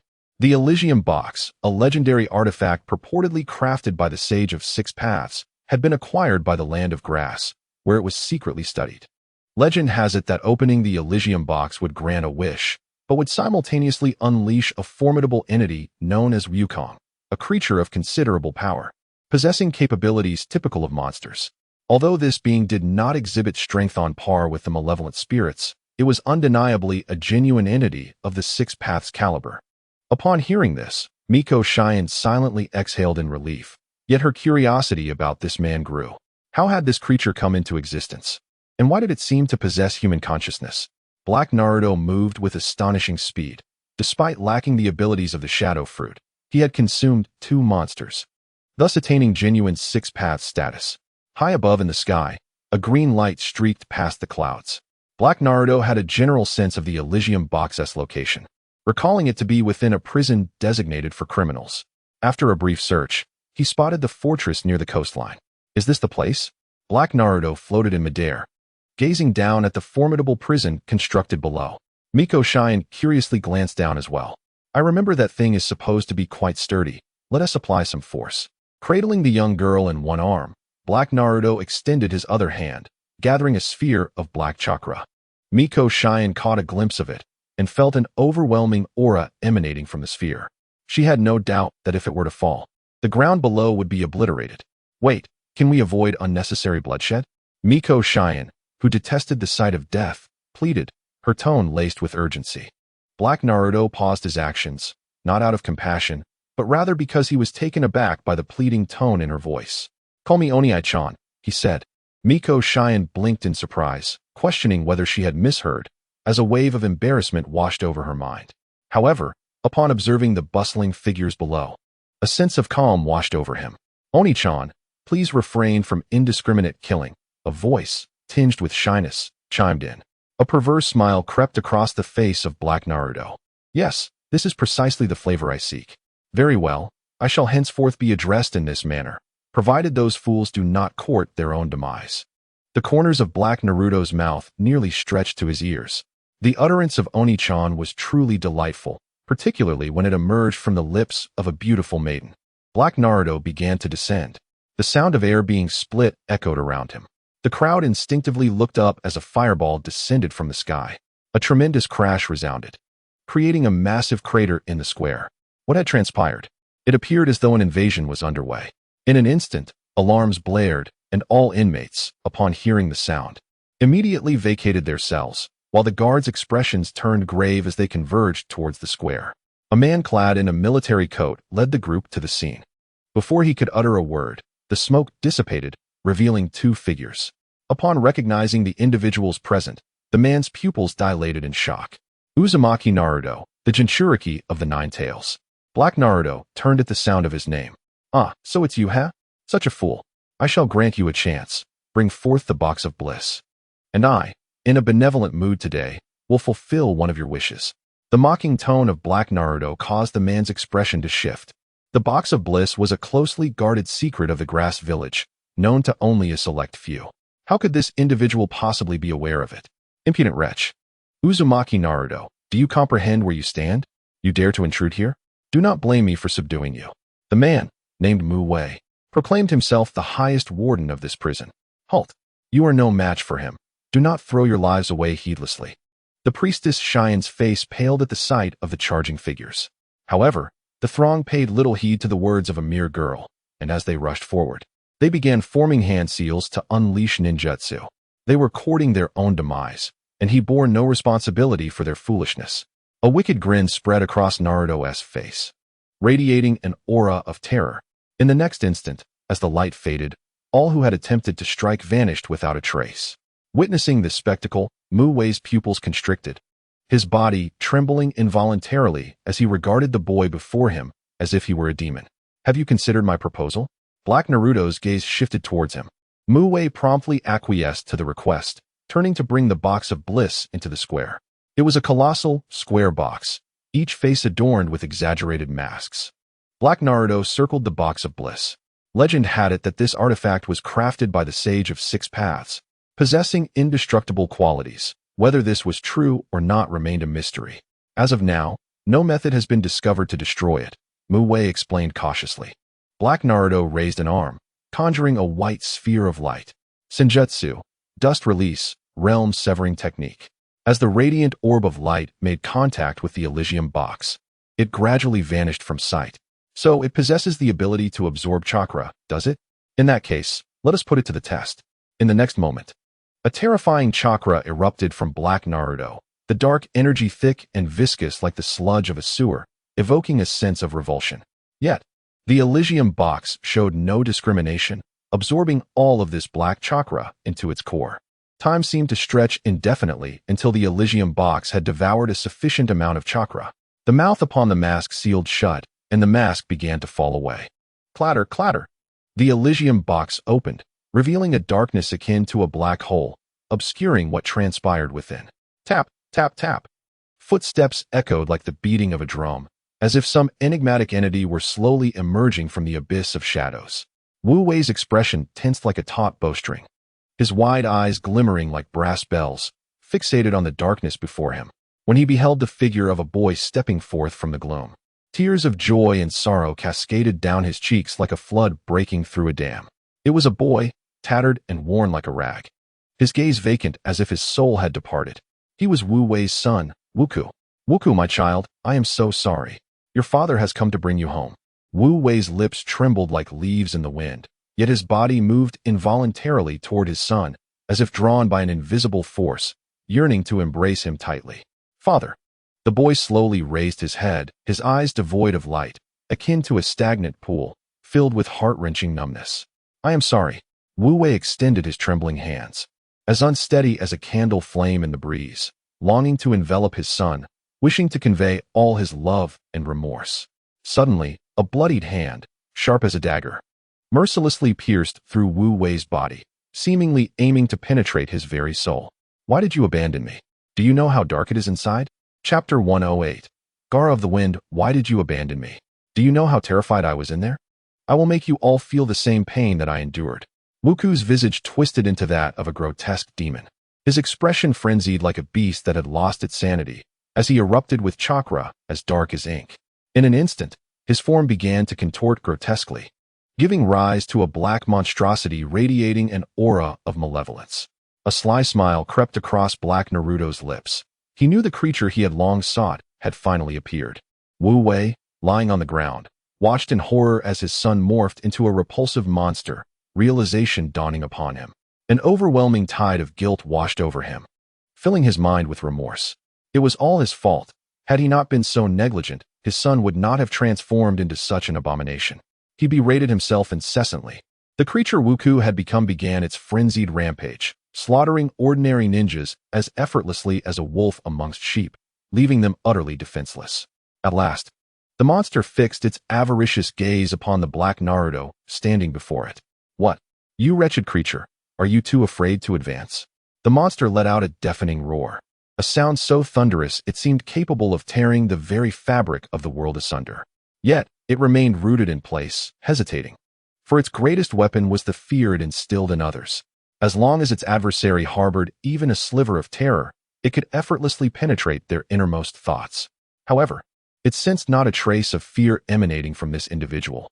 Instead, it was met with an insatiable greed akin to an unfathomable abyss. The monster was not foolish. It recognized that entangling itself with such a being was futile, and thus turned to continue its hunt for other prey. Yet, the Black Naruto was already weary of this monotonous charade. With swift precision, he formed hand seals. Senjutsu, Ranton Kga, a bolt of lightning, refined to perfection, swept forth. The monster, devoid of any fear, remained oblivious to the impending attack. In an instant, its body was cleaved in two. Ah, truly a waste of existence. But your abilities are commendable. Leave them to me, Naruto declared as he advanced towards the creature, intent on consuming it. However, at that moment, a girl emerged from seemingly nowhere, positioning herself in front of the Black Naruto.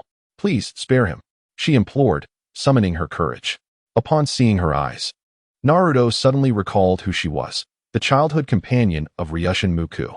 Her presence was indelibly etched in memory, not least because her eyes bore a resemblance to the Rinnegan and she possessed a forbidden technique, the art of resurrection. In the shinobi world, the ninjutsu capable of revival could be counted on one hand, and this girl commanded one such technique. Oh, so you wish to plead for this monster? Naruto's tone was tinged with amusement as his gaze lingered on the creature behind her, which had already healed itself. Such regenerative abilities were a hallmark of most monsters. The girl, undeterred, implored Naruto on behalf of the creature, yet she remained unaware that the monster had lifted its claw, poised to pierce her body. Naturally, the Black Naruto observed this, but wore a sardonic expression, showing no inclination to intervene. He appeared to be anticipating the unfolding drama. Behind him, the priestess Cheyenne had also caught sight of the scene, instinctively covering her mouth in alarm, wishing to warn her. But it was evident that time was no longer on their side. He is no longer the person you once knew. He is now an unadulterated monster. No, he is merely ensnared by illusion. I believe in him. Muku will surely return to us. We made a promise. The girl's resolute words rang out. As she spoke, the monster's claw, just inches from her body, trembled and halted. Struggle flickered across the massive face of the creature. Naruto, taken aback by the scene before him, observed with intrigue. Ryushin seemed to sense the anomaly as well and turned to look. Muku, awaken. Have you forgotten the vow we made? You are free now. Do not linger in confusion, Ryushin urged, sensing a glimmer of hope in the creature's turmoil. The body involuntarily moved forward, the tone urging to evoke the memories of the other. Ah, be quiet. My head aches terribly. Go die. All of you are villains. The monster let out a roar. Its sharp claws raised once more, striking down towards the body of Longja. Upon witnessing this scene, the light in Longja's eyes dimmed, and he showed no intention of evading. As though he had relinquished all hope, a resounding crash echoed through the air. Smoke billowed up, and Longja looked up in astonishment, believing he was already dead, fully prepared for the end. Unexpectedly, that individual had come to his rescue. Indeed, the one who intervened was none other than Black Naruto. Little girl, your courage is quite admirable, and I appreciate it. I have decided to take you under my wing. As for this monster, it will serve as a mere appetizer. Black Naruto was thoroughly pleased. The grand spectacle had entertained him greatly, prompting him to bestow a favor upon the other. Without regard for the reaction, Naruto did not hold back this time, delivering a decisive blow to the adversary. In the next instant, Black Naruto transformed into a swirling black mist, instantly engulfing the enormous creature. Upon returning to Konoha, Naruto engaged in contemplation and suddenly grasped the truth. How foolish I have been. Enlightenment has finally dawned upon me. He lightly tapped his forehead, realizing that Black Naruto, regardless of how formidable he appeared, was merely a reflection of his own inner darkness. It was solely due to his ocular technique that the other had come into existence. If he could simply see the technique exhibited again, would he not be able to eradicate it entirely? In a fleeting moment, Naruto comprehended everything. No longer anxious, he resolved to go with the flow, addressing matters as they arose. Simultaneously, this revelation enlightened Naruto, revealing that his ocular technique was far more powerful than he had previously imagined. Given this scenario, if he were to enter the realm of Tsuki-no-Mi, could he transform all its inhabitants into reality? Naruto couldn't help but think of one individual, Uzumaki Mina, the perfect template, a complete Jinchuriki, who possessed a myriad of ninjutsu from the ninja world. Were it not for the halo of the protagonist protecting him, the main character might not have triumphed over the opponent. However, Naruto merely contemplated this. Entering that world was by no means a simple task. In the days that followed, Naruto refrained from actively seeking out Black Naruto, for he had discerned the other's weaknesses. What was most crucial at this moment was his own cultivation. His eyes had evolved, but he lacked the necessary chakra. Naruto prepared to continue his seclusion for training. At that moment, Tsunade sent someone to find him. Lord Naruto, Lady Tsunade is looking for you. An Umbu appeared before Naruto. All right, I understand, he replied, making his way to the Hokage building. Upon reaching his destination, he unexpectedly encountered Shikamaru and others outside the door. The scene caused Naruto to furrow his brows, pondering, what is going on with them in such a hurry? Could something significant have occurred? Filled with suspicion, Naruto quickly inquired, what has happened? Shikamaru looked at Naruto with exasperation and replied, Naruto, do you really not know? Naruto, bewildered, scratched his head and retorted, should I know? At that moment, Kiba chimed in, hey, Naruto, we are all nin now, yet you remain a genin. Upon hearing this, Naruto felt as if he were enveloped in a dense fog, utterly perplexed. He widened his eyes and stared at Kiba, pondering inwardly, what does this have to do with being a nin? Noticing Naruto's bewilderment, Shikamaru promptly patted him on the shoulder, offering reassurance. You'll understand soon enough. With that, the group proceeded into the Hokage's office. Upon entering, Naruto found Tsunade seated at her desk. As she noticed everyone had arrived, she nodded slightly, signifying her satisfaction. Without further ado, Tsunade stated the purpose of their gathering. It is that time of year again, the nin exams. This year's exams will be jointly held with the Sunagakure. After a brief pause, she continued, as allies, our Konoha village must participate in this nin exam. Finally, Tsunade announced, the jonin leading the team is Kakashi, while the genin from your side will be led by Nara Shikamaru. As Tsunade began addressing the group, her gaze ultimately settled on Naruto. Am I required to participate too? Lady Hokage? Naruto inquired, still in a state of confusion, questioning if his current abilities warranted such involvement. You ordinarily wouldn't have to, but the Kazekage has specifically requested your presence, Tsunade explained. As allies, to enhance the friendship between our villages, I have granted this small request. She clarified that she was not archaic in her thinking.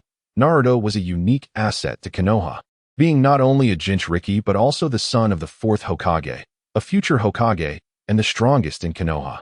Thus, Tsunade had already paved the way for Naruto's advancement. However, in light of the Kazekage's request, and to foster inter-village relations, Tsunade acquiesced. The Kazekage? Indeed.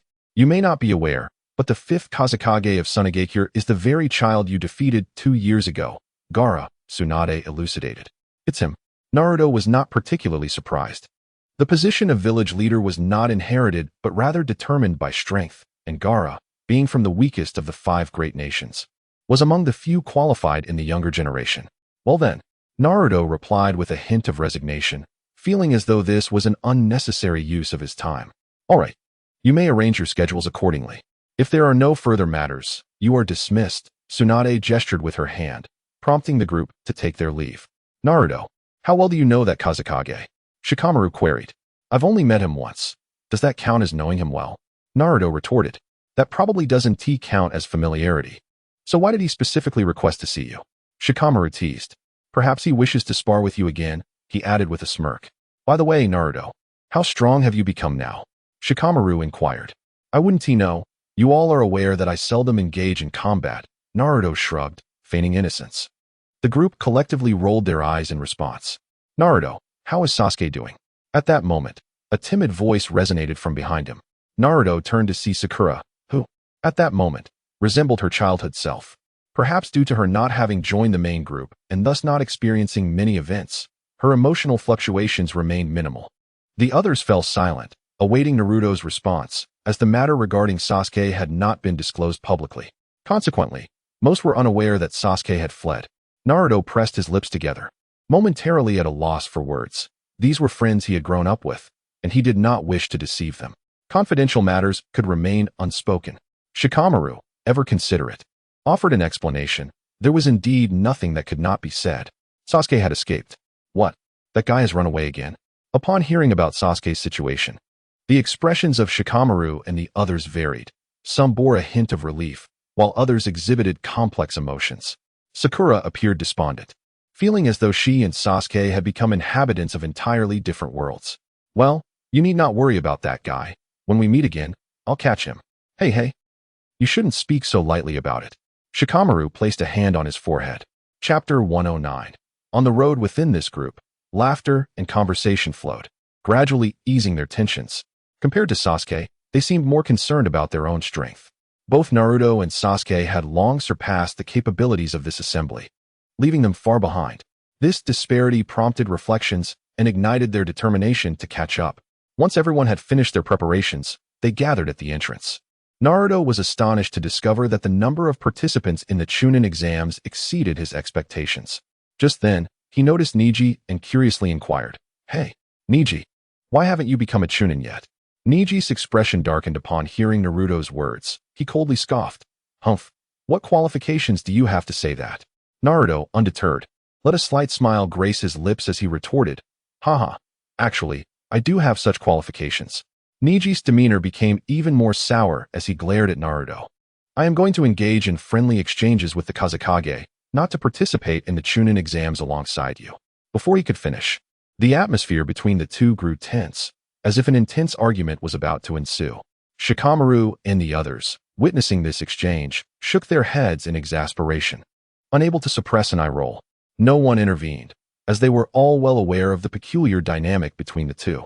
Neji was Hinata's brother, and since Hinata and Naruto were in a romantic relationship, Neji could not resist provoking Naruto whenever they met. "Let us go. Everyone is here. We can discuss it on the road," Shikamaru announced as he saw that the group was nearly complete. The group departed from Konoha, racing through the woods like the wind. Their figures danced among the branches, as if they were one with nature. Naruto experienced this ninja running style for the first time, feeling somewhat awkward and unaccustomed, especially with the motion of his hands positioned behind him, which felt particularly strange. He attempted several times, yet found it rather unnatural. Thus resolved to proceed in a manner more familiar to him, with hands tucked into his pockets and toes lightly tapping the ground. Naruto's movements were as graceful as a swallow, akin to the execution of lightness in martial arts. His actions were both ethereal and agile, starkly contrasting with those of others, capturing the attention of the crowd. "Naruto, how can you manage such an awkward posture with such ease?" Kiba nearly lost his balance and fell, unable to suppress his comment on Naruto's distinctive stance. With an expression of bemusement, Naruto silently mused, "Shouldn't that be a question for you?" He gazed curiously at the others, inquiring, "Haven't any of you encountered chakra nature transformation?" "Chakra nature transformation?" The group exchanged puzzled glances, evidently unfamiliar with the concept. Some had heard of it, while others had not. Among their small team, the majority were clan ninjas, trained in their family's secret techniques. "I've heard of that. What does it have to do with your movement?" Shikamaru inquired, knowing that his sensei, Asuma, was a mean proficient in wind release. Once you grasp the nature transformation, everything becomes considerably easier, like this. With a flicker of thought, Naruto was enveloped by a gentle breeze, effortlessly floating in midair. With a slight mental adjustment, he soared away. Hey, is that flying? What a joke. Can mean even do that? Wind attribute chakra nature transformation? Although Shikamaru felt a twinge of surprise, he instantly recognized Naruto's method. Yet, he mused that even his own sensei could not accomplish such a feat. "Hey, Naruto, that move is so cool. Can you teach me?" Ino's eyes sparkled with admiration as she hurried to Naruto's side, gazing at him in awe.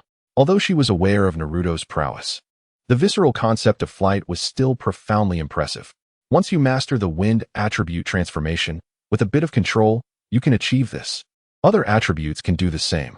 For instance, the renowned third Sasuke seemingly utilized Earth Shield to alter his weight, enabling him to float and fly. Water Shield seems to control water, and I am uncertain about lightning release. We are naturally aware of these, but I heard that only Nin can master nature transformation. Well, it's not as challenging as you think, he replied. So, you have grasped some secret. Do share. In an instant, all ears were perked up. It's quite simple, really. It involves infusing your will into the chakra. Naruto extended a hand, conjuring a Rasengan, and as he infused it with wind attribute chakra, it transformed into a wind release Rasengan. Following that, he created a fire release Rasengan, a water release Rasengan, a lightning release Rasengan, and an earth shield Rasengan. The Rasengan in Naruto's hand appeared to possess a life of its own, whimsically shifting its shape. This spectacle left all his companions speechless, as they could hardly believe their eyes. Especially those spirals infused with attributes emanate a heart-pounding energy wave, and merely casting a glance is sufficient for all to perceive the terrifying power of this ninjutsu. In unison, they swallowed hard, directing their gazes towards Naruto, their eyes reflecting the astonishment one might reserve for a monster. "Hey, could you refrain from discussing such matters so nonchalantly?" Ino finally spoke up, her lips twitching slightly, clearly taken aback by Naruto's display. Is it truly possible for someone to achieve such feats? She gazed at Naruto incredulously, seemingly unable to fathom how he accomplished all of this. Naruto, with an expression of resignation, spread his hands and remarked, "That's how I did it." His tone was casual, as though this were no great challenge. At that moment, Shikamaru stroked his chin, lost in contemplation. He began to ponder Naruto's ninjutsu techniques and the creativity he exhibited, leading him to a renewed understanding of Naruto's strength. The others also fell into thought, realizing that at this stage, most of them were still striving to learn from others' ninjutsu. While Naruto had already forged his own path, creating such a unique and powerful technique, Naruto did not interrupt their reflections. He quietly observed them as they continued on their journey in silence. Neji Hyuga, bringing up the rear, cast his gaze upon Naruto, feelings of admiration swelling within him. From a young age, he prided himself on being a genius, considering those from the main family to be worthless, believing he could learn on his own without their guidance. However, upon encountering Naruto Uzumaki, he recognized that only a true genius could comprehend the vast chasm separating him from Naruto. While he was still reveling in his own achievements, the other had already ascended to great heights. Each time he thought of him, Neji felt an overwhelming sense of inadequacy. "What's wrong with you, Neji?" Tintin noticed the change in her teammate's demeanor and asked with concern. "Nothing." Neji replied with a stoic expression. "Do you feel as though no matter how hard you try, you can never catch up to him?" Neji turned in surprise, not expecting Lee to voice such sentiments. "Teacher Guy once said that I am a diligent genius, and I believe that with effort, I could match you prodigies." Lee's voice was flat, devoid of his usual fervor. "Yet, it is only in his presence that I truly feel, no matter how hard I strive, it is utterly impossible to surpass him." "Huh, I thought I was the only one who felt this way." Neji chuckled softly. This sentiment was one only they, the so-called geniuses, could understand. "Hey, what has gotten into you two?" Tintin exclaimed, feeling exasperated and struggling to grasp their conversation. Both remained silent, continuing their journey in quietude. At last, the group departed the land of fire and entered the territory of the land of wind. However, in stark contrast to the prosperity of the land of fire, the terrain of the land of wind appeared desolate, naturally slowing their pace. "This land is indeed quite barren," someone remarked. "Indeed, it is quite disheartening," another echoed in agreement. As soon as they entered the desert, the group immediately sensed the harshness of the environment. The scorching sun beat down mercilessly, the arid air constricted their throats, and the swirling sands occasionally assaulted their eyes, rendering them nearly blind. The heat waves surged around them, threatening to engulf them entirely. How did the people of the Wind Country endure long-term residence in such a place? One wondered aloud. Merely walking here had already instilled a sense of irritation, even madness, in them. However, Naruto stood apart from the others. He floated effortlessly above the ground, completely unaffected by the wind and sand. The fine particles in the air seemed to part before him, as though an invisible barrier shielded him, preventing any touch upon his form. "Naruto, how enviable you are." Observing Naruto's nonchalant demeanor, the others cast envious glances his way. Without comparison, there is no pain. Had everyone shared the same experience, they might have merely grumbled a bit. Yet, seeing Naruto so at ease intensified their feelings of envy. Chapter 110. Deceiving Gara. A group had journeyed ceaselessly for 3 days across the desert and finally arrived at Sunagakure. The Ch-Nin exams were about to commence. The sunlight scattered like shards of gold upon the vast, searing earth of the village, while the dust danced merrily in the gentle breeze, adding a layer of mystery and tension to this gathering of ninjas.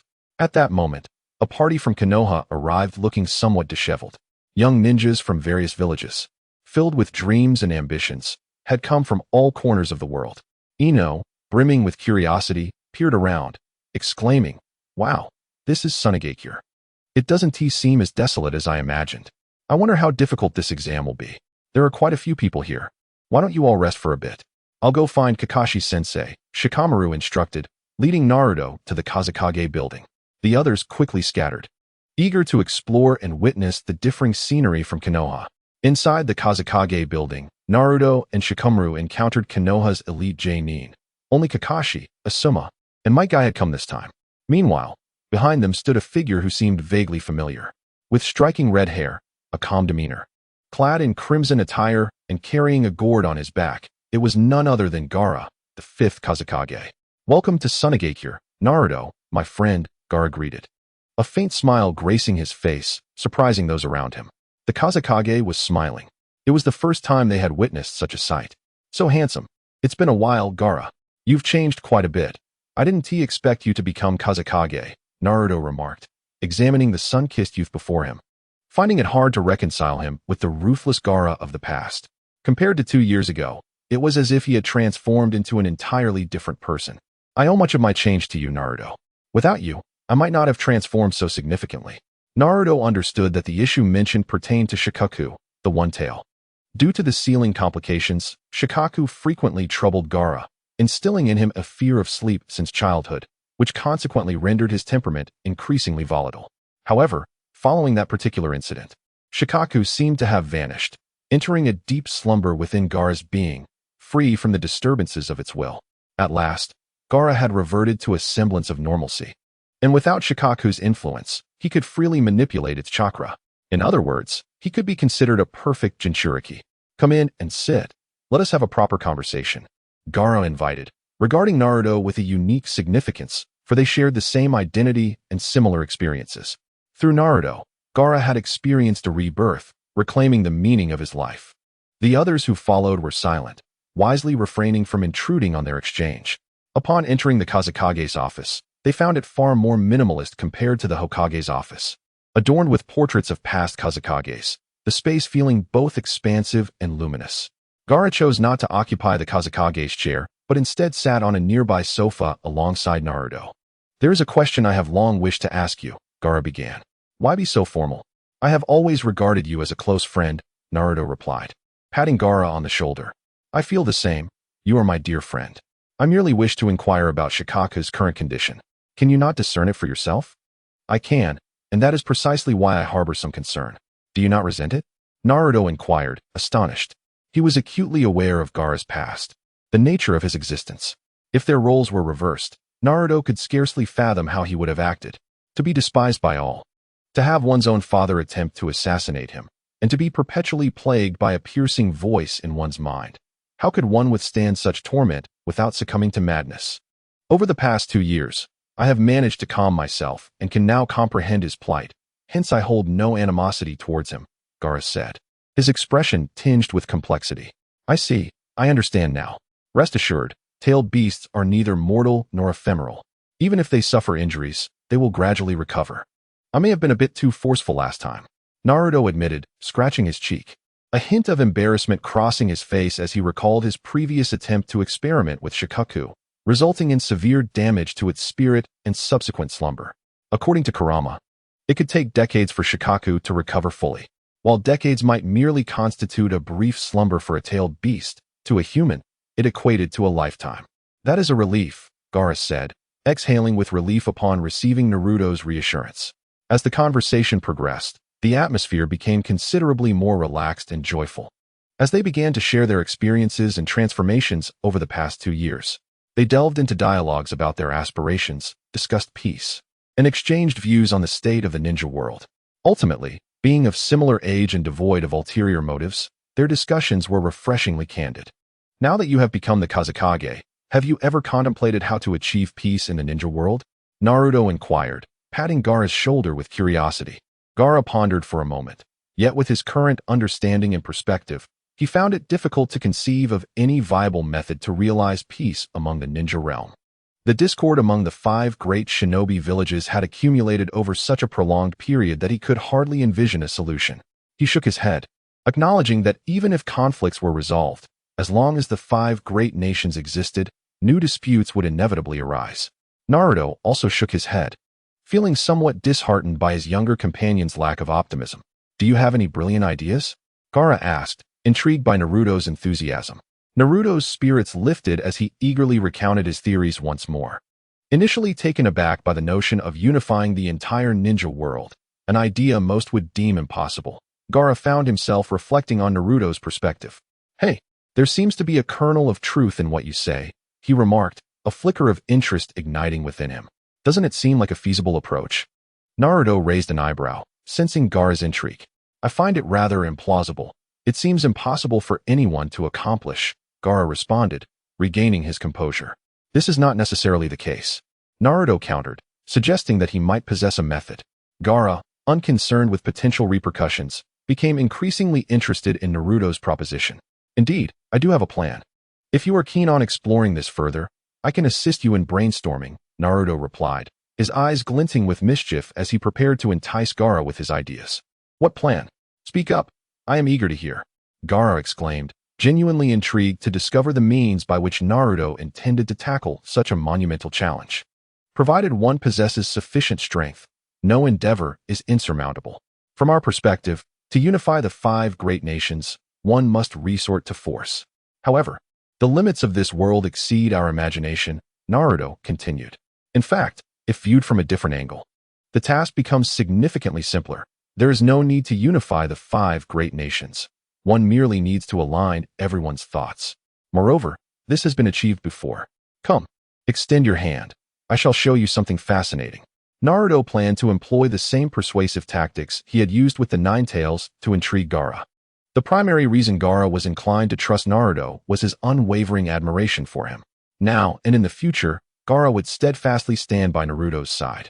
Without a moment's hesitation, Gara extended a hand. The instant their hands touched, they were transported into a realm of spiritual consciousness. Within this space, Gara was granted a glimpse of future memories. Initially, a year later, the Akatsuki made their move, and Gara's one tail was seized. As he witnessed his own demise, Gara exhibited little reaction. He had long been psychologically prepared for his death. However, he had not anticipated its occurrence to be so trivial, simply perishing upon the extraction of his tailed beast. It was not until Chiyo appeared that true shock washed over him. The resurrection jutsu. Gara's emotions became complex as he observed the unfolding scene, realizing that Chiyo had sacrificed her own life to save his. Regarding Gara, little is known. By the time he ascended to the position of Kazekage, Granny Chiyo had long since retired, enjoying a life of leisure. Subsequently, events unfolded that were largely detached from him. The Akatsuki's collection of tailed beasts, the birth of the 10 Tails, the resurrection of Uchiha Madara, and the alliance of the 5 great nations united against a common foe. The 10 Tails Jinchuriki, the infinite Tsukuyomi, the Otsutsuki clan, the pursuit of peace in the shinobi world, and the future of the ninja realm were all intertwined with divine techniques. The trials that awaited Naruto and the world to come were etched in memory. As these recollections faded, Gara stood there, dazed, grappling with an overwhelming flood of memories that rendered him restless. Was this truly the pinnacle of existence? You spoke of the infinite Tsukuyomi, a technique that alters human perception. In the future, humanity faces numerous adversaries, yet internal strife persists unabated. Even in the future, I cannot escape the clutches of death. Perhaps only through uniting the strength of all humanity and striving with unwavering determination might we stand a chance against the looming threats. How do you possess such knowledge? I have been reborn from the future, or perhaps I have acquired memories of what is to come. The specifics elude me, but perhaps this is the design of fate. Naruto's face bore a sorrowful expression, as if he had lived through those experiences himself. Gara harbored no doubts about Naruto. The intricacies of their conversation were far too profound for an outsider to comprehend. Have you contemplated your course of action? Gara turned to Naruto, and as anticipated, after learning of the future, he pondered deeply before choosing to place his trust in him. This prompted Naruto to enthusiastically begin to sketch out possibilities. Chapter 111. Gara's proposal. Do you possess a way to traverse to the future? There is indeed a method, but I have no desire to venture there. You witnessed the dire circumstances for yourself, far graver than our own. Naruto had attempted this, utilizing the flying thunder god technique left on Boruto. He could indeed traverse time and space to reach the future. Should we consult with others? Gara considered the young generation of Kages. Others, like the 4th Tsuchikage, the 5th Raikage, and the 6th Mizukage, Gara elaborated. You mean them? I haven't really thought about that. Considering their personalities, if we were to employ similar rhetoric to persuade them, the outcome is uncertain. However, that girl Karatsuchi might just be amenable. I believe it would be prudent to confer with them. Even if it doesn't yield results, there is still the infinite Tsukuyomi as a fallback. Since you've brought up this method, you must possess the capability to execute the infinite Tsukuyomi, correct? Gara's gaze fixed intently on Naruto, who had gleaned much from the future. He could not believe Naruto had not foreseen these circumstances. The growth of his strength to this level could be rationalized. Yet, How far has Naruto truly progressed? He likely has not yet reached the Sage of Six Paths level. Naruto's ascension to such heights was due to the Sage of Six Paths influence. Achieving that level through mere effort seems nearly impossible. However, the infinite Tsukuyomi might indeed be worth exploring. Naruto could not help but touch his eyes. With his current ocular prowess, the prospect of employing the infinite Tsukuyomi still held a faint possibility. The principle of the infinite Tsukuyomi is remarkably straightforward. It utilizes the moon as an amplifier to cast ocular techniques that alter the thoughts of all living beings.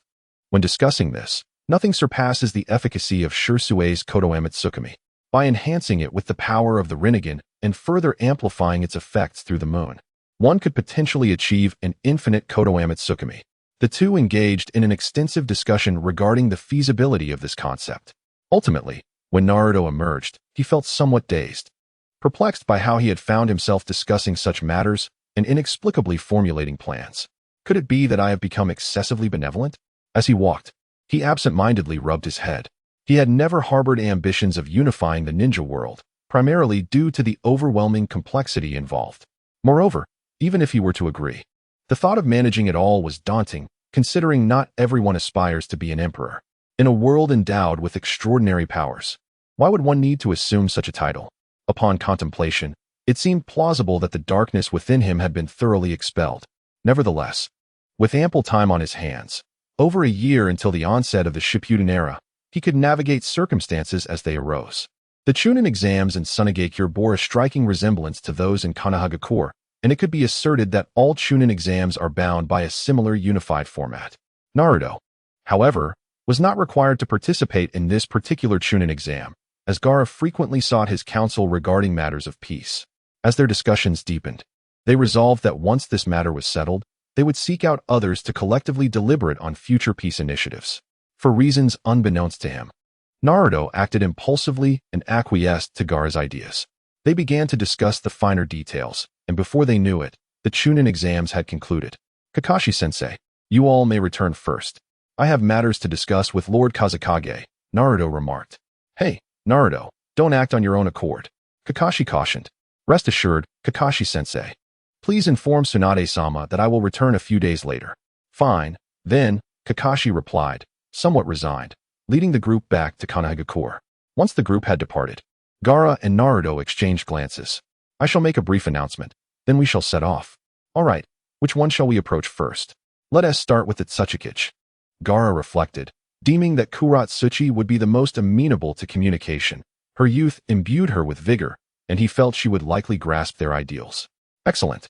Gara returned to the Kazekage's office, summoning his elder siblings and his most trusted aide, Maki. I need to step out for a while. Do not disclose this matter to anyone. I entrust the ensuing affairs to you. Is there something concerning Lord Kazekage? Maki inquired, puzzled.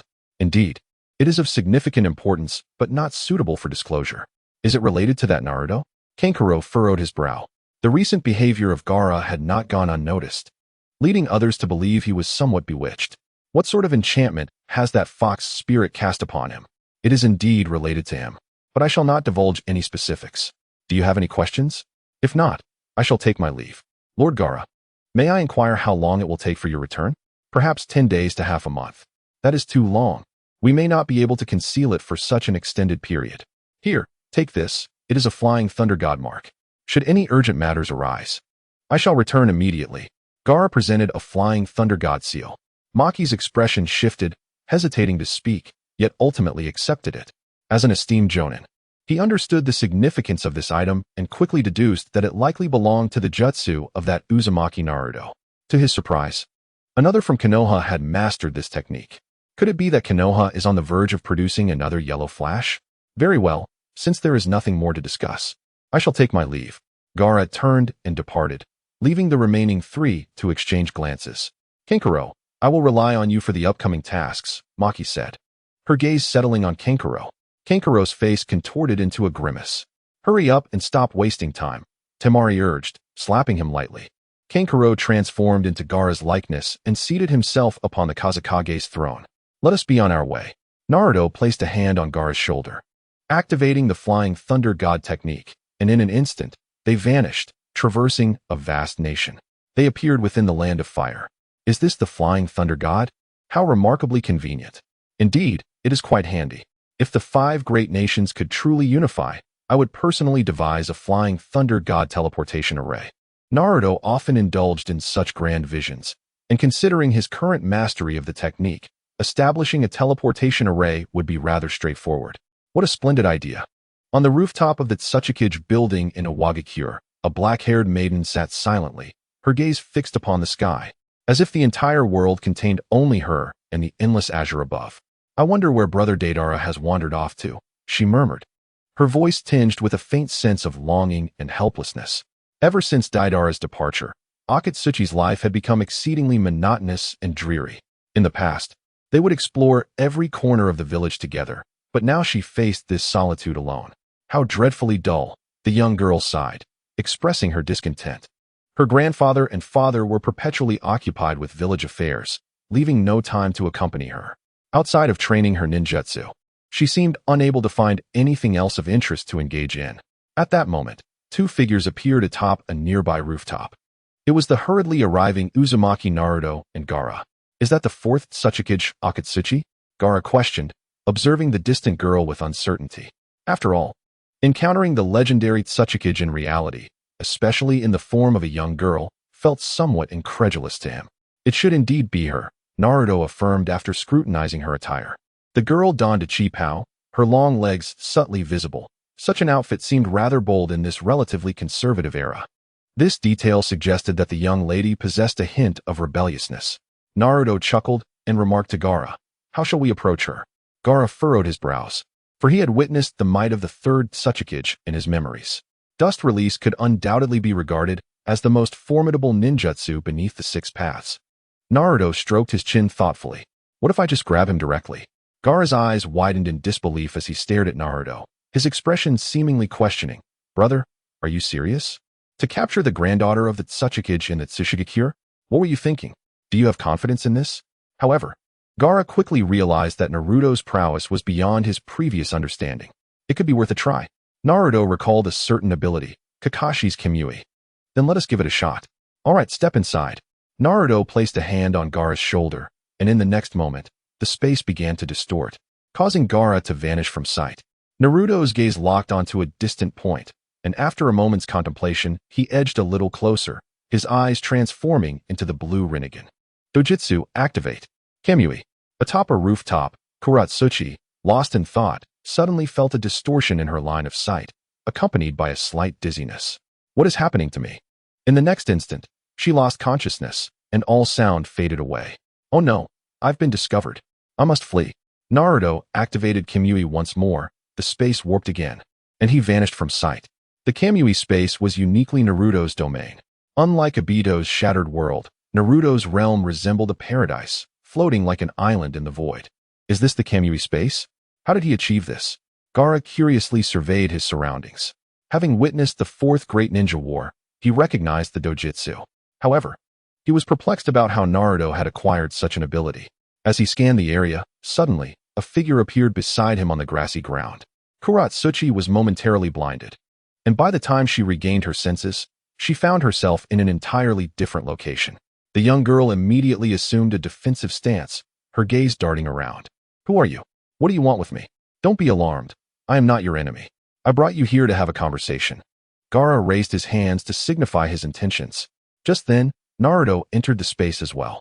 It was his first time within the Kamui realm, and he curiously observed his surroundings. It was even more beautiful than he had imagined. Perhaps he could build a home here, a refuge where no one could intrude upon him. Naruto stroked his chin thoughtfully. Naruto, come down and explain, came Gara's voice from below. Slowly, Naruto descended. The young girl readied herself for an attack. Kuratsuchi, please remain calm. We are not your enemies. We have important matters to discuss. Do you not wish to surpass your grandfather and become the greatest Tsukage? Chapter 112. Persuading Kuratsuchi, are you trying to deceive me? I won't be fooled. Kuratsuchi's eyes darted suspiciously between the two, her mind racing. After a few seconds, she suddenly formed hand seals. Lava release. A torrent of mud surged towards the two individuals across the way, akin to a relentless tide.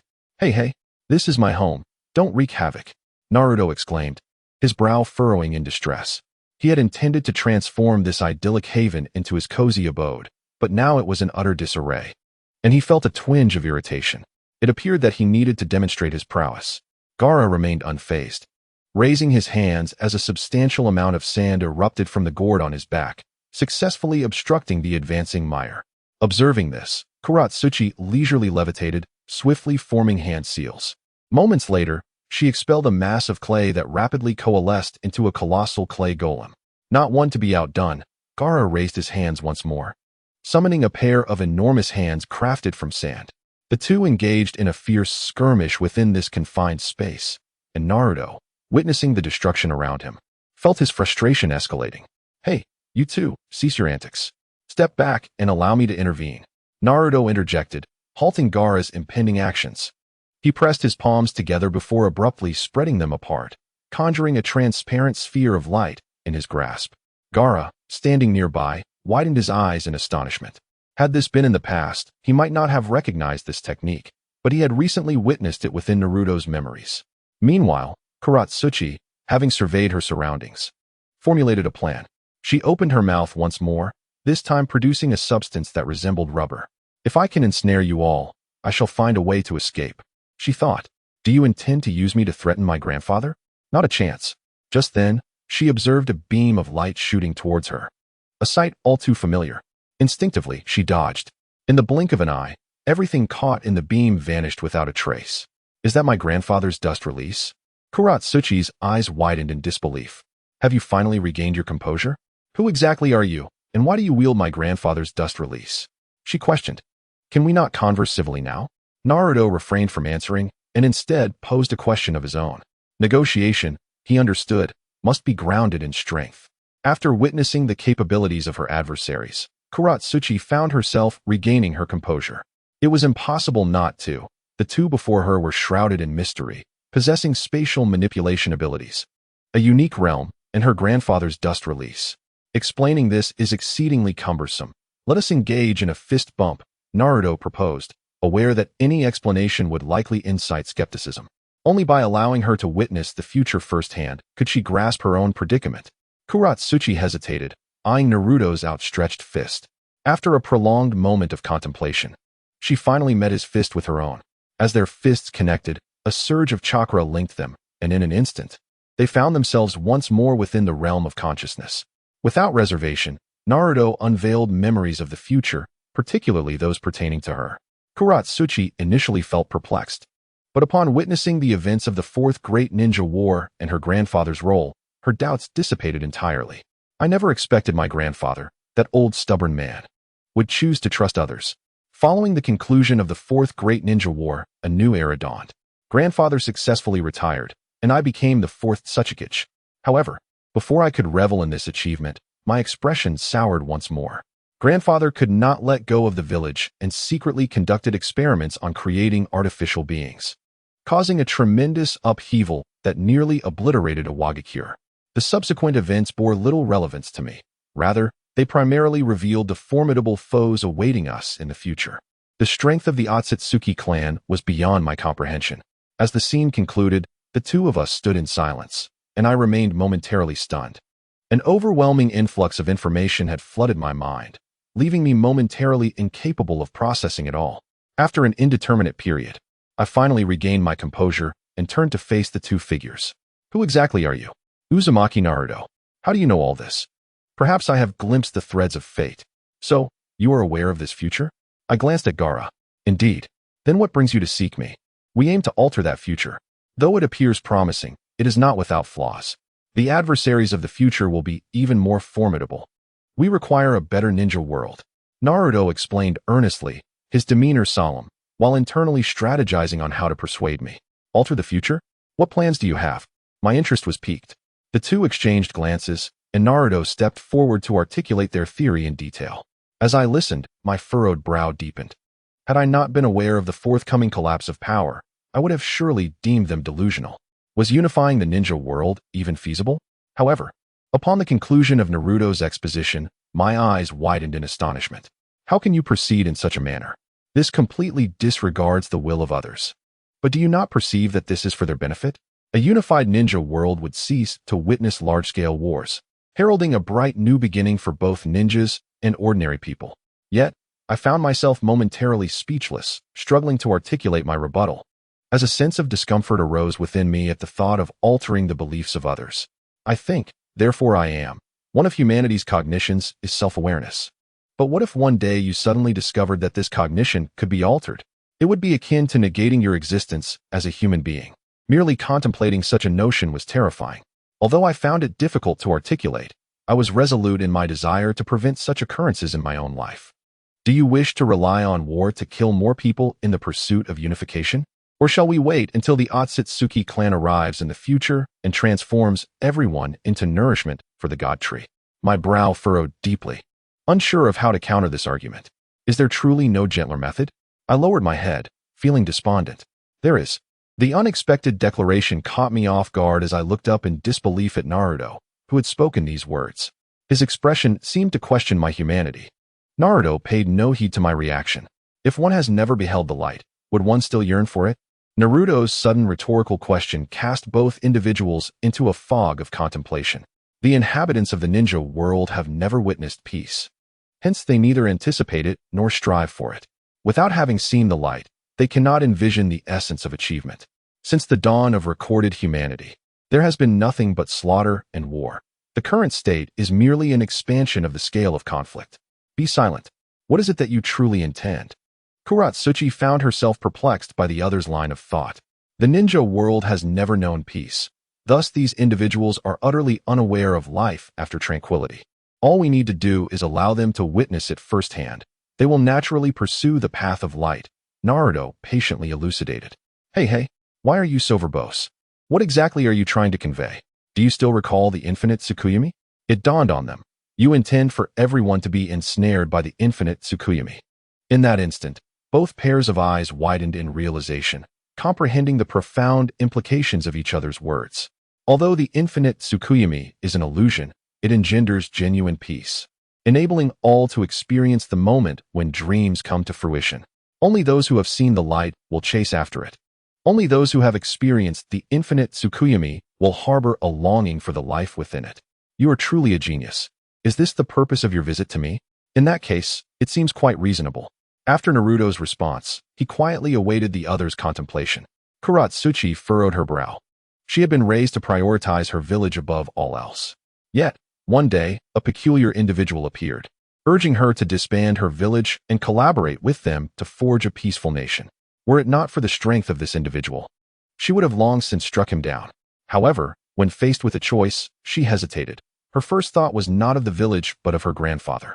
Her grandfather devoted his life to the village and, even on his deathbed, worried about its decline. To dissolve the village would be to negate her grandfather's beliefs. She knew that her grandfather's stubbornness would never allow him to understand her perspective. This meant she would have to oppose him, a notion that felt unthinkable. Was it worth it to confront her grandfather for the sake of an outsider? Yet, Kuratsuchi soon contemplated the future, the fourth great ninja war and the enemies of the new era. Were she unaware of these impending circumstances, she would have unhesitatingly rejected Naruto. Regardless of how enticing his vision appeared, reality ultimately remains unchanged. But the confrontation between reality and the future left the young woman in a quandary, uncertain of her choice. She had always aspired to mature swiftly, to succeed her grandfather, and to develop the village, ensuring it became the strongest in the ninja world under her stewardship. However, when faced with the actual decision regarding the village's future, Kuratsuchi realized how immensely challenging one choice can be. Is it truly so difficult? The establishment of a village is for the sake of safeguarding peace and ensuring continuity. Thus, for the future of the village, you must step forward. Much like the first Hokage of Konoha, observing the young woman's hesitation, Naruto understood that the matter had already progressed significantly. When one finds themselves in a state of hesitation, it signifies a pivotal moment. What is presently lacking is merely a straw to grasp. Thus, Naruto extended this very straw, for regardless of the current situation, the future holds paramount importance. As the Tsuchikage, one must possess the foresight to envision what lies ahead. How would you orchestrate the 5 great nations? The young girl lifted her gaze, her face etched with conflict, offering a veiled response. Upon hearing her answer, a subtle smile graced the faces of both individuals. The scheme had succeeded, and they had successfully entangled another. Chapter 113. The Rebirth of Orochimaru. This matter is rather straightforward. The unity I propose does not entail absorption, but rather a coalition, wherein the 5 nations unite to form a singular entity. Fusion necessitates time.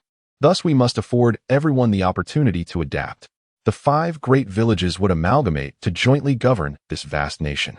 With unwavering confidence, Naruto commenced his eloquent discourse regarding the emergence of a future United Nations. His words flowed seamlessly, illustrating a vivid tableau of a perfect nation that unfolded in the minds of his listeners like a masterful painting. Ordinary people would lead tranquil and harmonious lives, free from the ravages of war. The purpose of a ninja's training would transcend mere combat, with many simple ninjutsu becoming accessible to the masses. Talents would sprout like mushrooms after rain, and the ninja realm would witness the rise of numerous formidable figures, perhaps even those surpassing the level of Kage. Basic ninjutsu would twinkle in the hands of common folk, who would effortlessly learn these arts, integrating them into the very fabric of their daily existence. The technological advancements within the ninja world would surge forth with the ferocity of a volcanic eruption.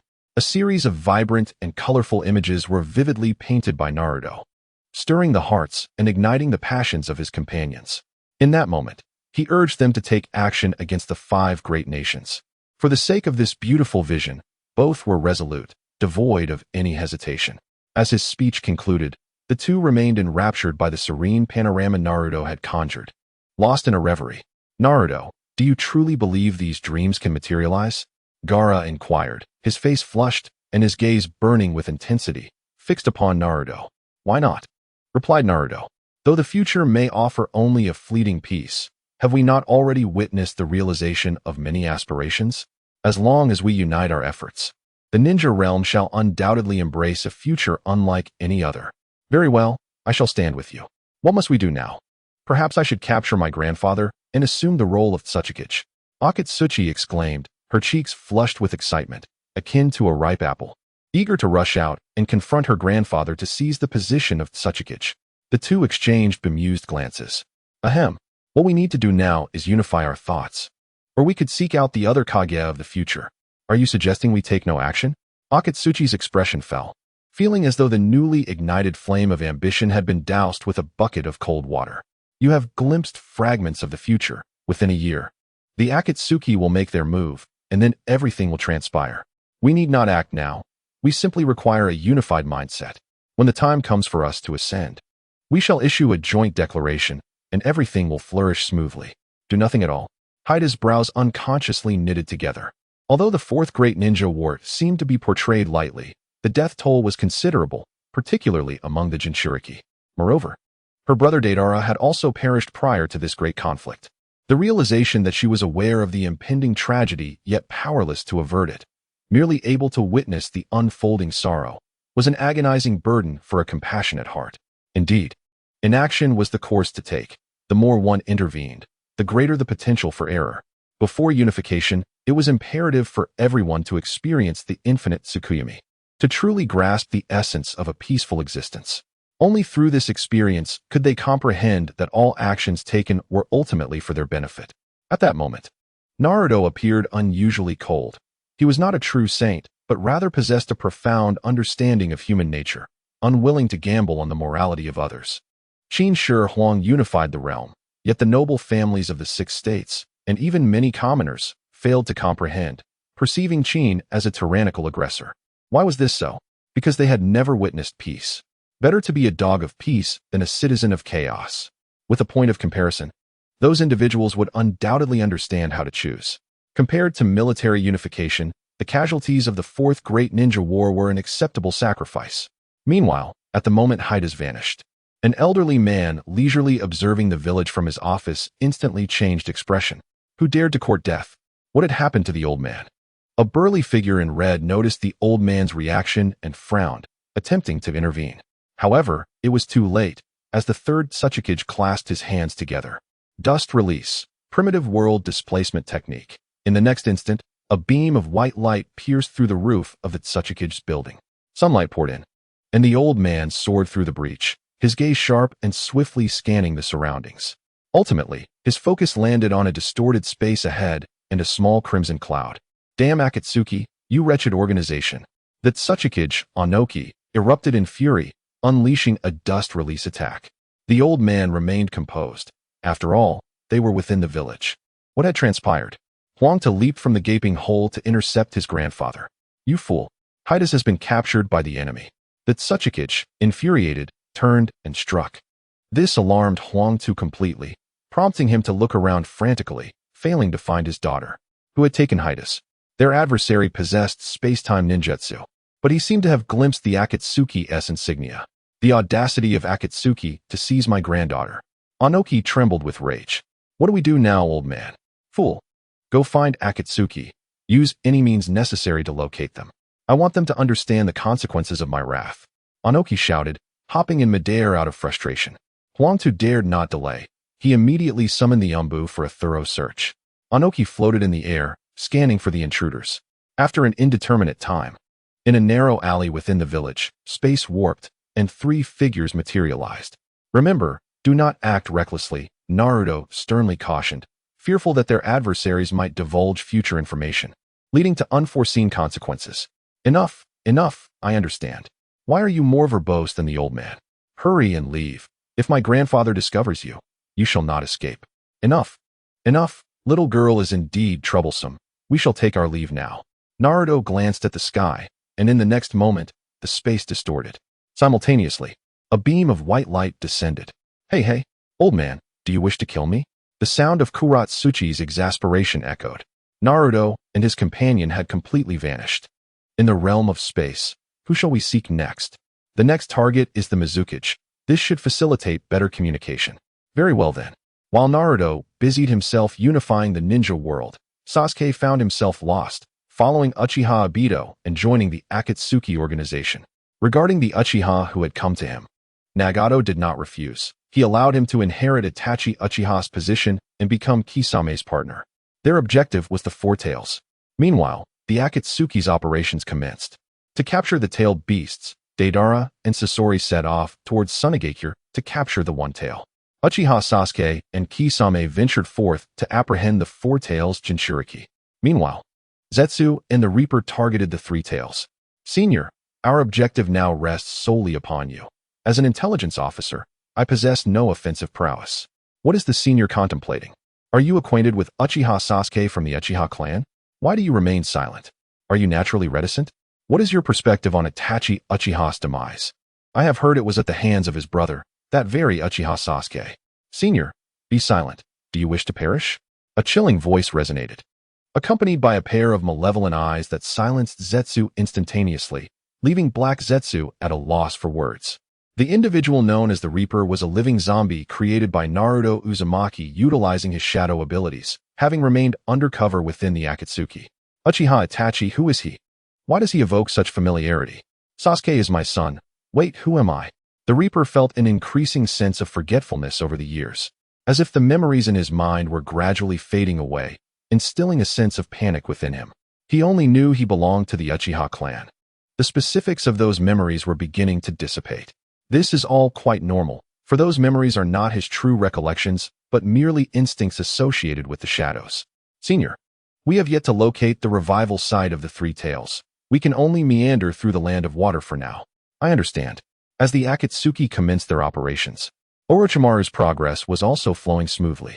In the pristine, expansive laboratory, a colossal glass vessel stood at the center, within which a boy with white eyes stood quietly, as if in slumber. Upon closer inspection, one could discern the shadow of Hyuga Niji upon him. A perfect physique. This is undoubtedly my most impeccable creation to date. Orochimaru caressed the glass with rapt fascination, his eyes glimmering with an obsession akin to a burning flame as he gazed upon the boy within, as if contemplating an unparalleled masterpiece of art. O Lord Orochimaru, the fusion of bloodlines is even more exquisite than we had anticipated. I find myself brimming with impatience. Yearning for rebirth. Orochimaru licked his lips, his eagerness reminiscent of a famished beast, filled with desire for its prey. Shall we commence, Lord Orochimaru? Kabuto Yakushi inquired, like a loyal servant, acutely aware of Orochimaru's urgency. Let us begin. I have a premonition that a tempest is about to sweep through the ninja world. Orochimaru sensed that the moment for his perfect reincarnation was nigh. Kabuto promptly initiated the ritual, his movements swift and deft. Prior to this, Orochimaru had conducted countless simulations, and this body appeared flawless in his eyes. As for any adverse reactions, only the act of reincarnation would reveal the truth. Simultaneously, several others, akin to phoenixes reborn from ashes, completed the fusion of their coveted bloodlines, acquiring powers beyond their wildest dreams. Splendid. This body is truly magnificent, and the process was smoother than I ever imagined. In a dimly lit chamber, a youth arose, his gaze fixated unervingly on his unclothed form, reveling in the sensation of his own arms.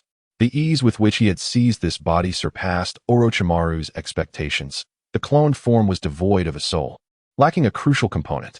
Coupled with the flawless amalgamation of various bloodlines, Orochimaru felt an exhilarating surge of strength. Such formidable power beckoned him to test it against an adversary, who, he pondered, would serve as a fitting opponent. In his mind, a name surged forth like lightning: Naruto Uzumaki. However, he quickly shook his head as if to dispel the thought, recognizing the peril it entailed. This individual was too enigmatic, his strength unfathomable, akin to an abyss with no bottom. Engaging him in combat would be tantamount to courting death. Orochimaru decisively cast aside this treacherous notion and redirected his attention to the Akatsuki organization. He held a modicum of knowledge about his former associates, aware that each member possessed extraordinary prowess. As Orochimaru contemplated which of them to target, a female ninja, like a wraith, entered the room. Lord Orochimaru, the Three Tails has been resurrected. The newcomer was Guren, one of Orochimaru's most capable subordinates, endowed with the unique bloodline limit of crystal release. Has that little brat detected the chakra of the Three Tails? Indeed, Lord Orochimaru. Yukimaru has sensed the chakra of the Three Tails gathering. It is highly probable that it is on the verge of revival. I see, Orochimaru mused, licking his lips, resembling a wolf that has caught the scent of its prey. Although he held little interest in tailed beasts, he understood that the resurrection of the Three Tails would inevitably draw the attention of many, including his former associates in the Akatsuki, who would surely not remain indifferent. Was this not an opportune moment? A perfect chance to observe who would make the first move. Orochimaru licked his lips once more, a flicker of anticipation igniting within him, yearning for this venture to yield unforeseen delights. He was eager to discern which two masters the Akatsuki would dispatch. Let us proceed and immerse ourselves in this excitement. Yes, Lord Orochimaru. Should I notify those two? Feel free to inform them. Understood. Kabuto departed to fulfill his orders. Such a significant maneuver on Orochimaru's part was akin to casting a colossal stone into a tranquil lake, swiftly rousing Jiraiya's vigilance. Like a keen-scented hound, he closely followed Orochimaru, eventually arriving in the land of water. Observing Orochimaru's intentions, Jiraiya swiftly deduced their purpose through his intelligence-gathering skills. Is the Three Tails to be resurrected? Jiraiya furrowed his brows, contemplating whether to relay this information back to Konoha. Summoning a toad for communication, he transmitted the message back to the Leaf Village. Within the Hokage's office, the atmosphere was so tense it felt as though it could drip with water. That rascal Naruto has vanished again. It's been half a month. Tsunade's fury ignited like a wildfire, threatening to incinerate the entire office. Naruto's absence, akin to a stone cast into the sea, had already infuriated Tsunade. But what incensed her further was his failure to report his actions to her, the Hokage.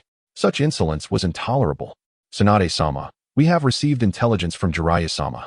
Shizen entered, bearing the freshly decrypted information. Let me see it. Tsunade took the document, and with a cursory glance, her brows twitched as if plucked by an unseen hand. The Three Tails has been resurrected? This spells trouble. The Akatsuki will surely set their sights on them. The very thought of the Akatsuki surged in her mind. Regardless of the circumstance, she could not allow the Akatsuki to acquire the tailed beasts, especially not so effortlessly. Resolutely, Tsunade summoned Kakashi and Yamato. The Three Tails is to be revived. You two must immediately investigate. If possible, seal it and bring it back. The Three Tails, you say? Kakashi pondered, involuntarily recalling past memories. His Chidori had pierced a teammate's chest, the root cause being the Three Tails. Hokage-sama, considering the Three Tails belongs to the Mist Village, would it not be inappropriate for us to take it? Yamato voiced his concerns. That is merely a matter of negotiation. We shall address it later. Tsunade replied matter-of-factly.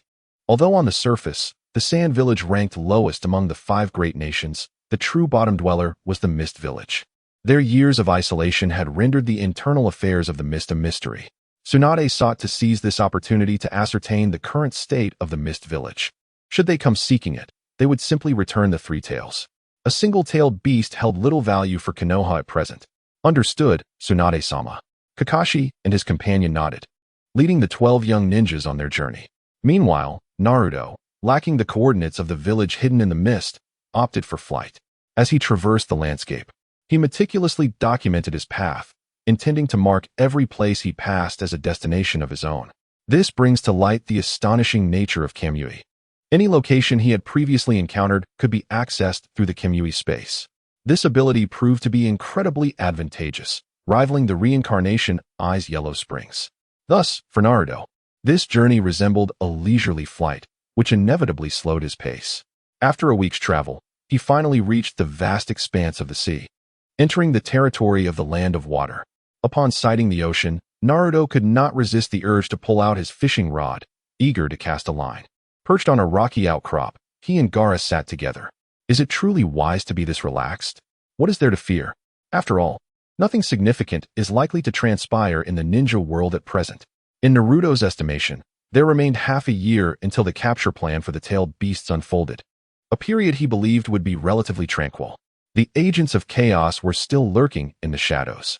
Nagato was busy gathering resources, while Sasuke had retreated into a state of self-imposed isolation, likely honing his skills in solitude. It was probable that he had already realized his eyes were gradually strengthening, with the potential to awaken the reincarnation eye. However, that transformation would take decades. As for Orochimaru, Naruto had dismissed him entirely, recognizing him as a true recluse who spent his time holed up in his laboratory. What he was researching remained a mystery. Regarding his dark clone, Naruto could only vaguely sense its location. As long as it did not seek him out, he had no intention of pursuing it. Then there was Kagaya Otsutsuki. Contemplating this, Naruto gazed skyward. If his instincts were correct, that entity had returned to the moon. The individuals capable of stirring turmoil in this world were indeed limited to these few. We cannot afford to be so leisurely, can we? Aren't you going to seek out the Mizukage? Let us eat first, then I'll go looking. Naruto remained unfazed by the urgency, and suddenly, he felt the fishing line taut, indicating a catch. He swiftly raised both hands as a large fish leapt from the water, akin to a carp breaking through the dragon gate. After satisfying their hunger, Naruto and Gara resumed their journey. Time flew by, and night descended, a gentle mist rising over the ocean. Through the thin fog, a massive island came into view. That must be the village hidden in the mist, Naruto mused. This place seems even more remote than yours. What can we do? You Leaf have claimed all the good spots. Do not worry, these matters are trivial. Once we achieve unification, we can employ wood release to enhance the environment of the ninja world. Wood release, indeed, is a possibility. You can do that, right? I have a modest understanding of it. Naruto frowned. Having absorbed white Zetsu, he could utilize wood release, but his proficiency paled in comparison to that of the first Hokage. Gara hesitated, longing to inquire how Naruto had mastered such jutsu. Both wood release and dust release were not techniques one could easily acquire through ordinary means. Konoha has spent many years in research, yielding only one individual of note, Yamato. The study of dust release has been similarly fruitless. In the future, in a bid to preserve this forbidden ninjutsu, Inoki was willing to delve into taboo practices, even creating artificial beings. Naruto, perceiving Gara's confusion, chose to remain silent about his own secrets, for he would divulge nothing to anyone. As Naruto and his companion set foot in the hidden mist village, the nine tails within him suddenly spoke up. Naruto, I sensed the presence of the three tails. Instinctively, Naruto halted his movements. What is wrong, Naruto? The three tails has revived. This revelation furrowed Naruto's brow. He distinctly recalled that the three tails was resurrected later, at least 6 months after the events of the anime. How could it have returned at this time? It seemed implausible. Could he have misremembered? He glanced at Gara beside him. If this fellow had survived, how could the three tails have come back? Gara was momentarily taken aback, but soon recalled the unfortunate fate of the three tails, which, despite its considerable strength, had been truly unlucky. Having been killed twice, first by Kakashi and then by its own allies, it could be said to be the most beleaguered of tailed beasts. So, this means the Akatsuki will be coming, Gara mused. Well, that's irrelevant to us. Let us proceed as planned. Naruto quickly dismissed the concern, understanding that the 10 tails must exist. Consequently, the Akatsuki's mission to gather tailed beasts could not be interrupted. The two continued on their way into the hidden mist village. What about my situation? Gara suddenly recalled the Akatsuki's intentions, realizing he would also face death. This was no trifling matter. If Chiyo had no compassion, he could indeed perish. Fear not, I will ensure your safety. You can revive me? Gara expressed doubt. In an instant, Naruto's eyes transformed into the violet Rinnegan. Gara found himself halting in his tracks, astounded by the familiar gaze. The legendary Rinnegan, a sight that had appeared only twice in history. You. Gara stammered, rendered speechless. This was the eye of the Sage of Six Paths. He could not fathom how Naruto had unlocked such power. Now you can be assured. Even if you do die, I can bring you back. Naruto's expression was calm, as if resurrection were a trivial matter. Gara's emotions were complex. In that moment, he thought of those dear to him, his siblings, and especially his mother. With Naruto's ability to revive, could he possibly bring back his long-lost mother? The thought stirred a profound yearning within Gara to meet her. We must tread carefully from here on. You should enter the space now. Placing a hand on Gara's shoulder, Naruto drew him into the Kamui dimension. Chapter 115. Terumi May the Water Shadow Tower, an imposing edifice, remained aglow even in the depths of night, resembling a city that never slumbers. Yet beneath this seemingly tranquil facade lay a realm of vigilance, outwardly relaxed but inwardly taut. Within the Water Shadow's office, the fifth-generation Water Shadow, Terumi May, was deeply engrossed in her work. Her desk was cluttered with files and documents, an endless sea of tasks awaiting her attention. Sigh, the nightly toil, when will it ever end? Terumi May sighed, rubbing her weary eyes as a wave of helplessness washed over her. Is it not true that women dread sleepless nights? She mused softly to herself. At this rate, will I transform into a haggard matron? If that happens, I might never find a husband. As she lamented, she stretched her arms in a grand yawn. Her graceful silhouette danced in the air, exuding a unique allure, though she remained blissfully unaware of her own charm. Her hands instinctively caressed her cheeks, releasing a profound sigh. Since assuming the role of Water Shadow, Terumi May had been plagued by such sighs. Only she truly understood the dire state of the hidden mist village, aware of how deeply it had decayed. Following the events surrounding the fourth-generation Water Shadow, the village had descended into chaos. Capable ninjas chose the path of treachery, fleeing from this realm of darkness and corruption. Those who remained were either powerless to instigate change or were blinded by power and profit, perpetuating this disarray. The once thriving bloodline limits of their clan had been decimated. It was worth noting that Hidden Mist Village had previously boasted the most diverse bloodline limits: ice, mist, oil, lava, and corpse bone techniques. Now, only a scant few remained, with her clan being the sole one of repute. The once feared 7 ninja swordsmen had either perished or fled, leaving only a single pair of twin swords, the twin blades of the flounder. What a striking beauty she is! It is rare to see such a lovely lady sighing. Suddenly, a frivolous voice echoed through the Water Shadow's office. Terumi May's pupils constricted. When had she failed to notice the presence of another in the room? In the blink of an eye, the figure vanished and reappeared at the center of the office, casting a swift glance around. Simultaneously, the Umbu, alerted by the commotion, materialized behind the Water Shadow. What has transpired, Lord Water Shadow? Has there been an intrusion? Terumi May, vigilant and sensing no immediate threat, felt her expression grow graver. Confident in her abilities as a ninja, she dismissed the notion of auditory hallucinations. There was undoubtedly an enemy lurking nearby. The Byakugan user scanned the office with his keen sight. There, at that position. Suddenly, he pointed towards the Water Shadow's seat. Everyone followed his gaze, their pupils narrowing in astonishment. At some point, a masked stranger had taken residence in the Water Shadow's chair. Ah, discovered. Is this the famed insight of the Byakugan? However, standing so brazenly before me, do you not desire to keep that Byakugan intact? The voice resonated, and in the next instant, the Byakugan user's body stiffened in place. At an indeterminate moment, a hand was placed upon his head. He failed to register the presence of the other party, and even the Mizukage standing before him seemed oblivious. How swift! The crowd's pupils constricted, their gazes filled with disbelief, yet they soon regained their composure, quickly distancing themselves from the two. Do you think I should retract this disdainful gaze of yours? Naruto's voice was calm, yet his indifferent demeanor sent a chill down Qing's spine. At this moment, he dared not move. His instincts warned him that any attempt to stir would result in the other party decapitating him without hesitation. The speed of his opponent was unfathomable. Even if he wished to flee, escape was utterly impossible. Just then, a faint white mist began to fill the room. Naruto turned his gaze toward a particular direction. Mizukichi, do you wish to forfeit the life of your subordinate? His voice was flat. Who are you, and what do you intend? Are you seeking to provoke our village of Kirigakure? The mist began to dissipate, and the occupants of the room remained on high alert, though none dared to act. For the intentions of the adversary were inscrutable, especially with Qing still in their grasp. You may all withdraw. Terumi May gestured with her hand. Mizukichi, there's no need to concern yourself with me. Very well, everyone leave. I wish to converse with this young gentleman. Terumi May waved her hand dismissively. The Umbu, left with no choice, retreated. Naruto released his grip on Qing's head. Qing clenched his teeth in frustration, ultimately retreating with a heavy heart. What brings you to my presence at such a late hour?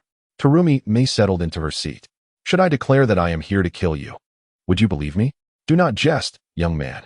It seems you do not believe. Slowly, a mask materialized in Naruto's hand, replacing his face covering with a spiral-patterned one. Does this evoke any sense of familiarity? Naruto's singular eye locked onto Terumi May, who sat upon the Mizukichi's throne. Upon seeing the familiar mask, her pupils dilated as a certain figure surfaced in her mind. The fourth Mizukichi, who had once been ensnared by a man adorned with an eye mask. When they rescued the Mizukichi, they had shared a fleeting moment of recognition. In an instant, Terumi May sprang to her feet, adopting a combative stance once more. Ah, splendid. Naruto was thoroughly pleased with her reaction. Her prior demeanor had made him feel as if he were being toyed with. This new posture was far more satisfactory. He removed his mask, revealing his true visage. Who are you truly? At this moment, Terumi May had no intention of jesting. Her gaze was fixed intently upon the youth before her. Who am I? Naruto pondered, stroking his chin, contemplating how to introduce himself in a manner that would exude authority. As Terumi May observed the boy lost in thought, her eyes suddenly sparked with realization. An opportunity. With swift precision, she formed a series of hand seals and unleashed a highly corrosive mist from her alluring lips. The two individuals were already quite close, and the room was not particularly spacious. In an instant, an intense concentration of acidic mist enveloped Naruto entirely. Everything it touched, be it the floor or the furniture, was corroded beyond recognition. Hey, you really are quite rude. However, just as the Mizukichi believed she had succeeded, a voice emerged from the mist, seemingly unaffected by the acidic haze. This caused her pupils to constrict, and in the next moment, the mist within the room dissipated. Naruto stood there unscathed. Were it not for the signs of destruction on the ground and around him, Mizukichi Terumi May might have thought her previous experience was merely a figment of her imagination. Is this the power of the dead release? Terumi May immediately recognized her clan's bloodline limit. But how could this be possible? The dead release had long been lost to the village of Kirigakure. At this moment, Naruto's mind was occupied with thoughts on how to outsmart this seasoned individual. Compared to the previous two, whether Gara or Kuratsuchi, both were relatively easier to persuade in terms of personality and status. Only the person before him would likely prove to be far more challenging to convince. As for why he had not sought out the sixth Mizukichi, it was simply because that individual was still an innocent young boy. Unlike the other two, CHJR's future was laden with uncertainty. Would you like to see something?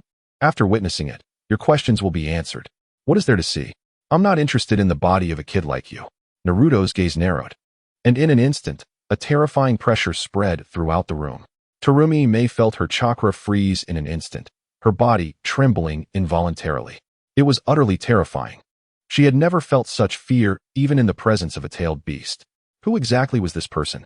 Naruto soon withdrew his oppressive aura, advancing step by step towards her. Terumi May attempted to retreat but found, to her astonishment, that her body had become immobile. Looking down, she noticed something odd. Her shadow seemed to be pinned down by an unseen force. Shadow technique. What kind of monster is this? How many jutsu has this person mastered? Terumi May felt a chill run down her spine. She had never encountered such a formidable adversary. At that moment, Naruto reached her side, placing a hand on her shoulder. However, he quickly felt embarrassed when he realized the texture was different. Her shoulder was exposed. The beautiful collarbone quivered slightly upon contact with his hand, nearly causing Naruto to lose his composure. Setting aside his distractions, Naruto released his chakra, merging it with hers. A communion of hearts. Their consciousnesses manifested in a vast, white spiritual realm. Naruto promptly projected images of the future. Don't even think about controlling me with such a trivial illusion, pretty boy. Shut up and watch closely. We will converse once the viewing is complete. Naruto was already weary of idle chatter. As Terumi contemplated further, she was swiftly captivated by a series of memories. These recollections began with the Akatsuki's collection of tailed beasts, from the one tail to the two tails and the three tails. Especially the moment she witnessed the resurrection of the three tails only for it to be captured once more by the Akatsuki. The six tails, too, fell prey to the leader of the Akatsuki. Terumi's expression shifted dramatically. Having only just assumed the mantle of Mizukage, she had yet to address the tailed beasts. And now two of them had encountered misfortune. The thought of losing the tailed beasts drained color from her face. However, her worries soon dissipated, as all the tailed beasts from other villages had been seized. Yet, her gaze drifted to her side. It turned out that this individual was the Jinchuriki of the Nine Tails. But why did he exude such an aura of terror? As she observed, realization dawned upon her. He was indeed the perfect Jinchuriki. In contrast, their fourth Mizukage could hardly be regarded as a flawless vessel, merely capable of harnessing the tailed beast's chakra for transformation, a feat attributed to the temperament of the three tails. Upon witnessing the fourth great ninja war, Terumi was left utterly speechless. The five great ninja villages had united at last, and the five Kage had conspired against a single adversary. Initially, she felt a sense of glee when she observed the scene where she mocked Uchiha Madara, claiming it was 5 against 1. Yet, as the next moment unfolded, revealing Madara's counterattack, where he manifested 25 clones, and when all of them could activate Susanoo, her lips twitched, wishing she could slap her future self for her impudent remarks. How could she have been so thoughtless? Simultaneously, she internally lamented. This was the legendary Uchiha Madara, a veritable demon of the ninja world. Was his prowess not excessively formidable? The five Kage appeared as mere children in his presence. In Chapter 116, New Objectives, Terumi's heart became tranquil as she observed that even the combined efforts of the five Kage could not compel Uchiha Madara to reveal his full strength. Ultimately, it was two young prodigies who saved the world, a revelation that profoundly impacted her. Even the Sage of Six Paths emerged in the finale, allowing the duo to unleash their potential. In an effort to make this woman confront reality, Naruto laid bare the direct connections within the ninja world. Naruto and Sasuke, strictly speaking, were the offspring of the Sage of Six Paths, just as Hashirama Senju and Uchiha Madara were. In the eyes of these individuals, the fourth great ninja war seemed but a farce, merely the result of a dispute between the two sons of the Sage of Six Paths. Terumi's gaze became vacant, momentarily rendering her speechless. Suddenly, she felt an overwhelming sense of disillusionment. The pursuits of her lifetime appeared trivial in comparison to the whims of certain individuals. The five Kage, before these heirs of powerful bloodlines, seemed to engage in childish play. The events that followed echoed those of their predecessors, revealing to them that the future threats to the ninja world were beyond their capacity to confront. Enemies from the cosmos, each one of them a formidable adversary at the level of the Sage of Six Paths, left no room for the five Kage to intervene. What are your thoughts? Naruto inquired with keen interest, observing her reaction. Terumi had grown numb, her mind vacated, oblivious to her own thoughts. At first, he believed this enigmatic figure to be a member of the Uchiha clan. However, after glimpsing Naruto's memories, he realized that this individual was none other than the Jinchuriki of the Nine Tails, a perfect vessel at that. Yet, it wasn't long before another identity was revealed, the reincarnation of Ashura, one of the two sons of the Sage of Six Paths. Who is the Sage of Six Paths? He is universally acknowledged as the progenitor of all ninjas, the one who shared chakra with everyone, thus giving rise to the entire ninja system. Although previously, many doubted the sage's existence. If he were indeed real, everyone would have to acknowledge him as the ancestor. Do you not wish to voice an opinion? What am I supposed to say? Address you as my ancestor? The background is indeed disheartening. Being the son of the Sage of Six Paths, how amusing. Naruto furrowed his brow. Having an additional father figure for no reason would hardly bring joy to anyone. I have no connection to that old man. Humph. What do you want from me? Are you merely here to flaunt your divine lineage? Kaguya scoffed, her demeanor entirely apathetic after learning of his power and background. Naruto observed her indifference, his brow furrowing further. Meanwhile, the Dark Naruto, having devoured the monstrous entity, departed with the two women. After wandering through the ninja realm for some time, he encountered various creatures. Though they paled in comparison to the previous one, this left him somewhat agitated, as the dark side of his being the essence of his true self, understood his capabilities best. Against anyone else, he was certain of victory. Only in confrontation with his original self did he feel utterly at a loss. Within a cave, the Dark Naruto sat up, exposing his chiseled arms and revealing a troubled state of mind. "What troubles you?" inquired the girl beside him, her bare torso reflecting curiosity. "I need strength. You are already quite formidable. What do you fear?" "You simply do not understand," he retorted, unwilling to elaborate. "You wish to find more monsters to devour, do you not?" However, Ziyuan, insightful as she was, discerned his intentions through his daily demeanor. "This method is too slow.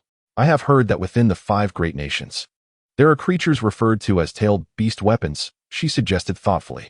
The Dark Naruto's eyes suddenly sparkled with realization. How had he forgotten about the tailed beasts? Their chakra, teeming with negative emotions, would be perfect for his consumption. If he were to absorb the chakra of all 9-tailed beasts, it would be akin to becoming the 10 tails Jinchuriki himself.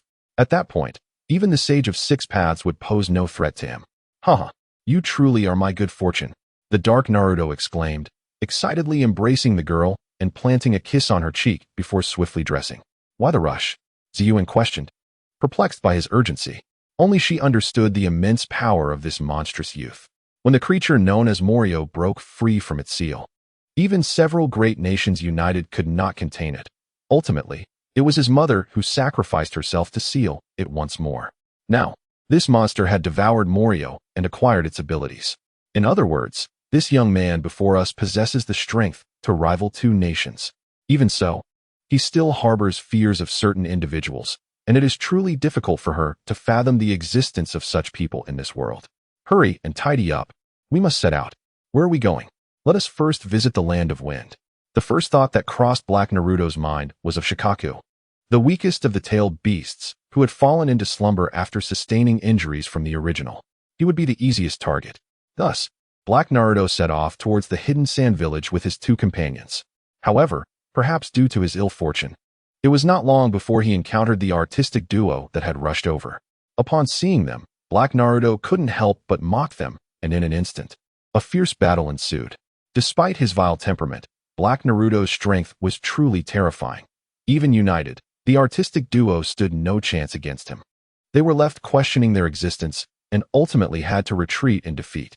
Due to Shikaku's presence, Black Naruto did not pursue them and, with his formidable power, directly breached the gates of the hidden sand village. Upon receiving the news, Maki and the others arrived at the entrance, bewildered by the situation. "Stop, Naruto, Uzumaki. What do you intend to do?" Upon recognizing Naruto, the trio was left in a state of confusion. "As long as you know who I am, let Gara come out," Naruto declared arrogantly, standing atop a Nin with an overwhelming aura that caused the ground to crack beneath him. The onlookers gazed at him in terror, questioning what manner of monster he was. His oppressive presence surpassed even that of Shikaku. "What are you planning, Naruto Uzumaki?" Temari stepped forward, her vigilance palpable. "Did I not make myself clear? I demand Gara's presence. Do you think I jest?" With a deep, resonant voice, Black Naruto's feet caused the sand beneath him to stir and rise. Before the horrified eyes of the crowd, a colossal sand golem, larger than any tailed beast, emerged. "Stop. What do you truly intend to do? Gara is not here."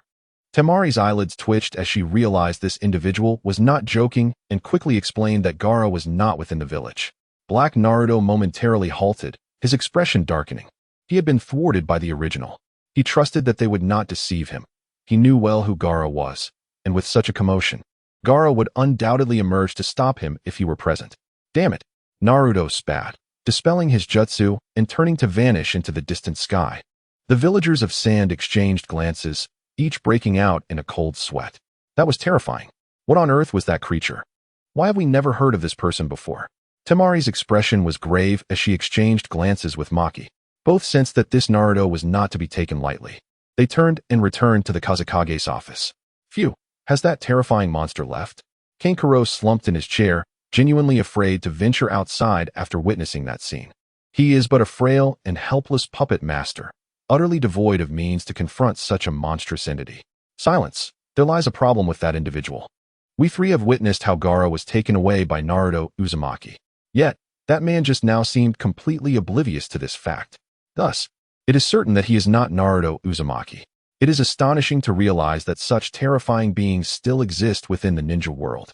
Should we inform Gara of this matter? Let us refrain from doing so for now. Since that person has departed, he is unlikely to return. Sister Zun, are we truly not going to flee? Where would we escape to? With that individual's prowess, capturing us would be a mere trifle. Let it be.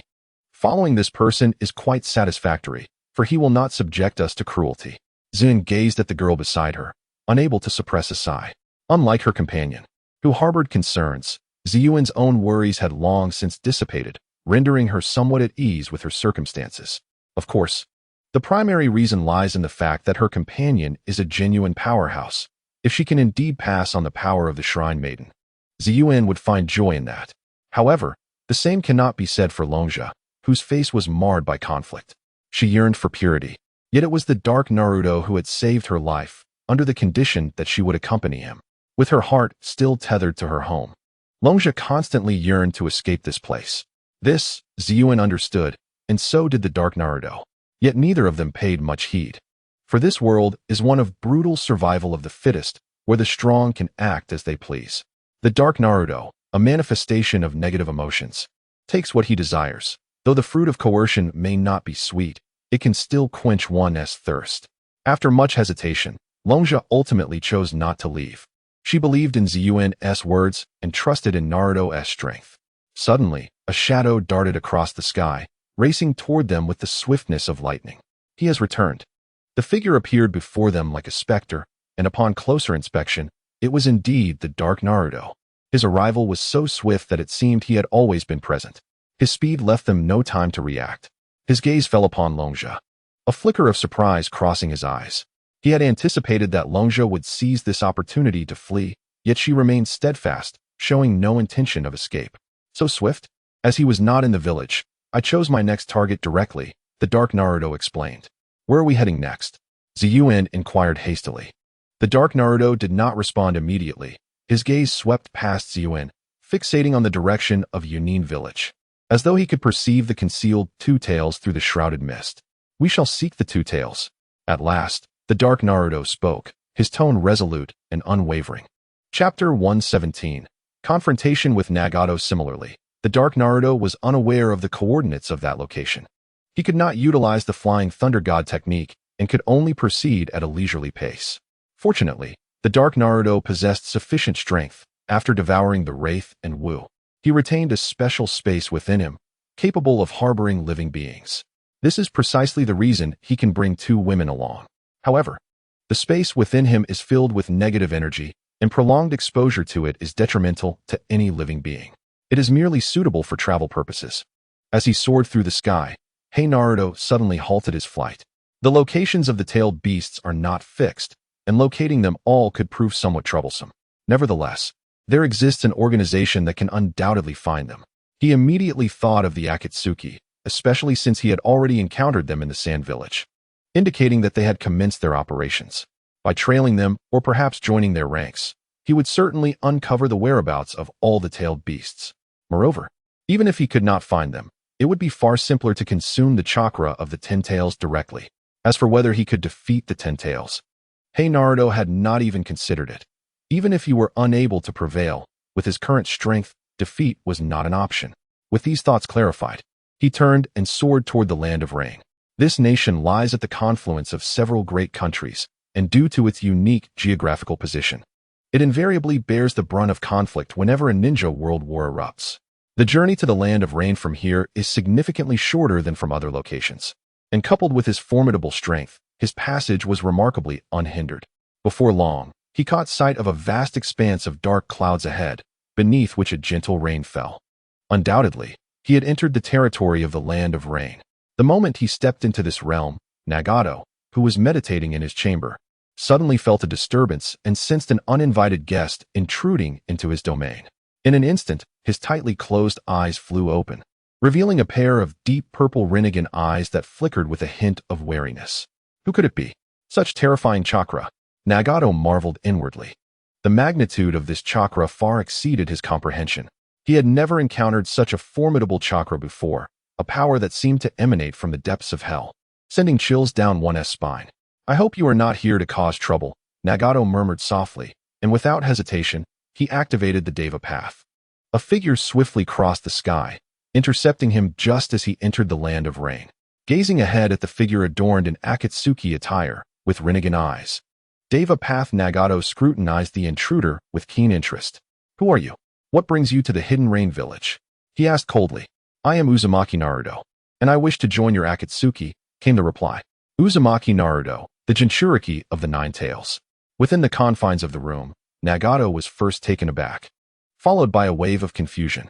As the leader of the Akatsuki, he had meticulously memorized the intelligence regarding the nine-tailed beasts and their Jinchuriki. Thus, upon hearing the name, Nagato instantly recognized the identity of the individual before him. The Jinchuriki of the Nine Tails from Konoha, reputed to be the perfect Jinchuriki, and even his junior disciple. The fact that this individual had come to express a desire to join the Akatsuki left Nagato pondering whether he was aware of the organization's true objectives. With such thoughts swirling in his mind, Nagato's expression turned peculiar, while the gaze of Deva path Nagato shifted, as if he were observing a sheep walking into the jaws of a tiger. The sealing of tailed beasts by the outer path golems lacks any particular order. It merely commenced with the weakest due to Nagato's physical limitations. However, now he possesses a fully intact and potent body. With the Nine Tails Jinchuriki conveniently presenting themselves, he sees no reason not to initiate the sealing process. Although it is unclear how you acquired knowledge of the organization, since you have come to me willingly, you shall remain. As Deva path Pain raised his hand, a terrifying repulsive force erupted instantaneously. Simultaneously, 5 figures soared in from the direction of the Rain Village. The 6 paths of Pain. How audacious to attempt to display their skills before me, thought the black-clad Naruto with disdain, as he effortlessly blocked their attack. He offered no explanation. Regardless of his intentions, it was imperative to showcase his strength to facilitate negotiations. Thus, Black Naruto also made his move, unleashing a torrent of dark chakra from his being, reminiscent of a thunderous storm. In an instant, the ominous clouds in the sky dispersed, and the structures below began to crack. The overwhelming aura compelled the 6 paths of Pain to retreat several steps. Nagato, concealed in the shadows, stood in astonishment. He understood that this body was at its peak, and the strength of the 6 paths of Pain had significantly surpassed that of the original narrative. Yet even so, he sensed the might of his adversary. Is this the power of a perfect Jinchuriki? It appears the intelligence was indeed accurate.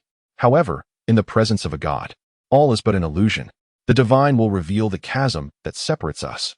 At this moment, Nagato remained in a state of youthful arrogance, firmly convinced of his divinity and the infallibility granted by his Rinnegan.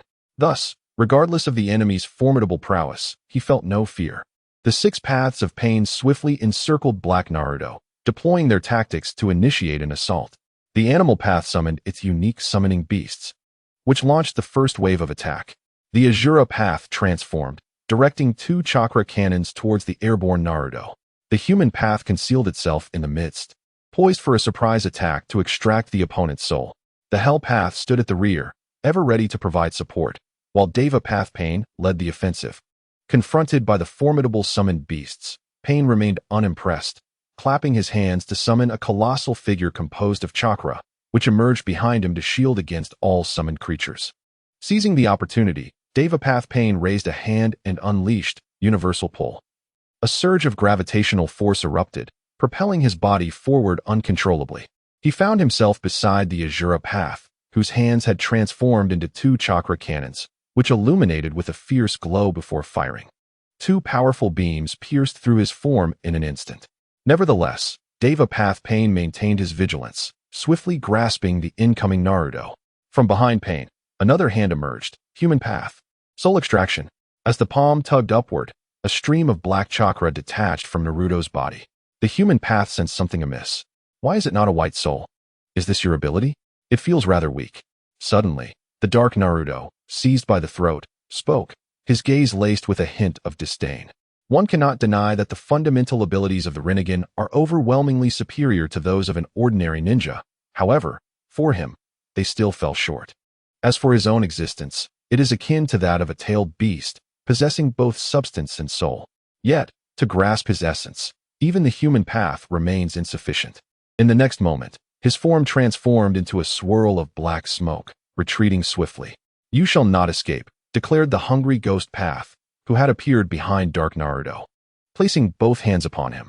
In an instant, Dark Naruto found himself immobilized.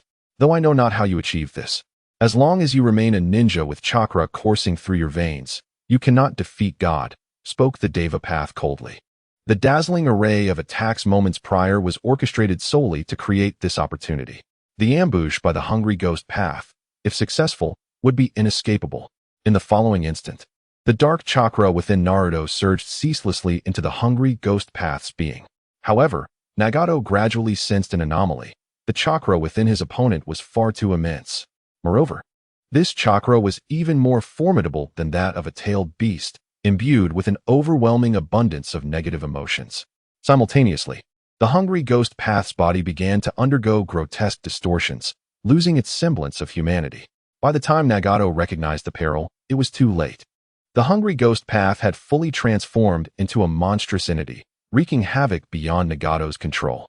"You are not the Nine-Tails Jinchuriki. What manner of creature are you?" questioned the Deva path with a grave tone, while Nagato, hidden in the shadows, resolved to intervene personally. In the dimly lit room, Nagato rose, donned the Akatsuki uniform, and stepped purposefully towards the door. "What has transpired with Nagato?" came Conan's voice from outside, having noticed the turmoil beyond the village. Any observant soul could discern the battle raging outside. However, the Rain Village placed their faith in their angel, their god, so curiosity remained absent. "A monster has invaded. I shall address it," he proclaimed. "What kind of monster necessitates your personal involvement? Is not the 6 paths of pain sufficient? Immensely powerful. I sense it rivals the outer path's Gedo Mazo," Nagato replied, his expression grave. "I shall accompany you. Then let us proceed." The duo swiftly ascended towards the battlefield. Meanwhile, Naruto wasted no time, launching a relentless flurry of attacks, first incapacitating the Azura path and subsequently eliminating the human path. His gaze fixated upon the animal path. "Little brat, do not become too complacent. Allow me to impart the terror of divinity upon you." The Deva path clasped his hands together, and in an instant, all chakra converged upon him. With his hands aimed at Naruto, he unleashed the full force of Shinra Tensei. In that moment, a terrifying repulsion was visibly unleashed. He raised his arms to shield himself, attempting to withstand the onslaught. The sound of an explosive shockwave reverberated through the air as a figure was propelled like lightning, soaring beyond the confines of the Rain Village and crashing into the vast ocean. The figure bobbed upon the water's surface for hundreds of yards before finally coming to a halt. Perhaps I underestimated you," he remarked. Black Naruto rose unscathed, brushing off the dust from his attire as he fixed his gaze upon the distant sky. 2 silhouettes soared towards him. Nagato, the leader of the Akatsuki, made his grand entrance, his expression grave as he observed the monstrous being before him. The adversary had withstood the full force of his assault, emerging entirely unscathed. At last, the true visage of a god was revealed. "I shall make you aware of the consequences of provoking divinity." Nagato raised his hand, unleashing an ability that far surpassed mere puppetry, universal pull. In an instant, Black Naruto's body was uncontrollably drawn towards him. The Azura path fired its laser cannon. A second arm sprouted from Nagato's shoulder, transforming into a cannon as an overwhelming chakra amassed. Black Naruto struggled to break free.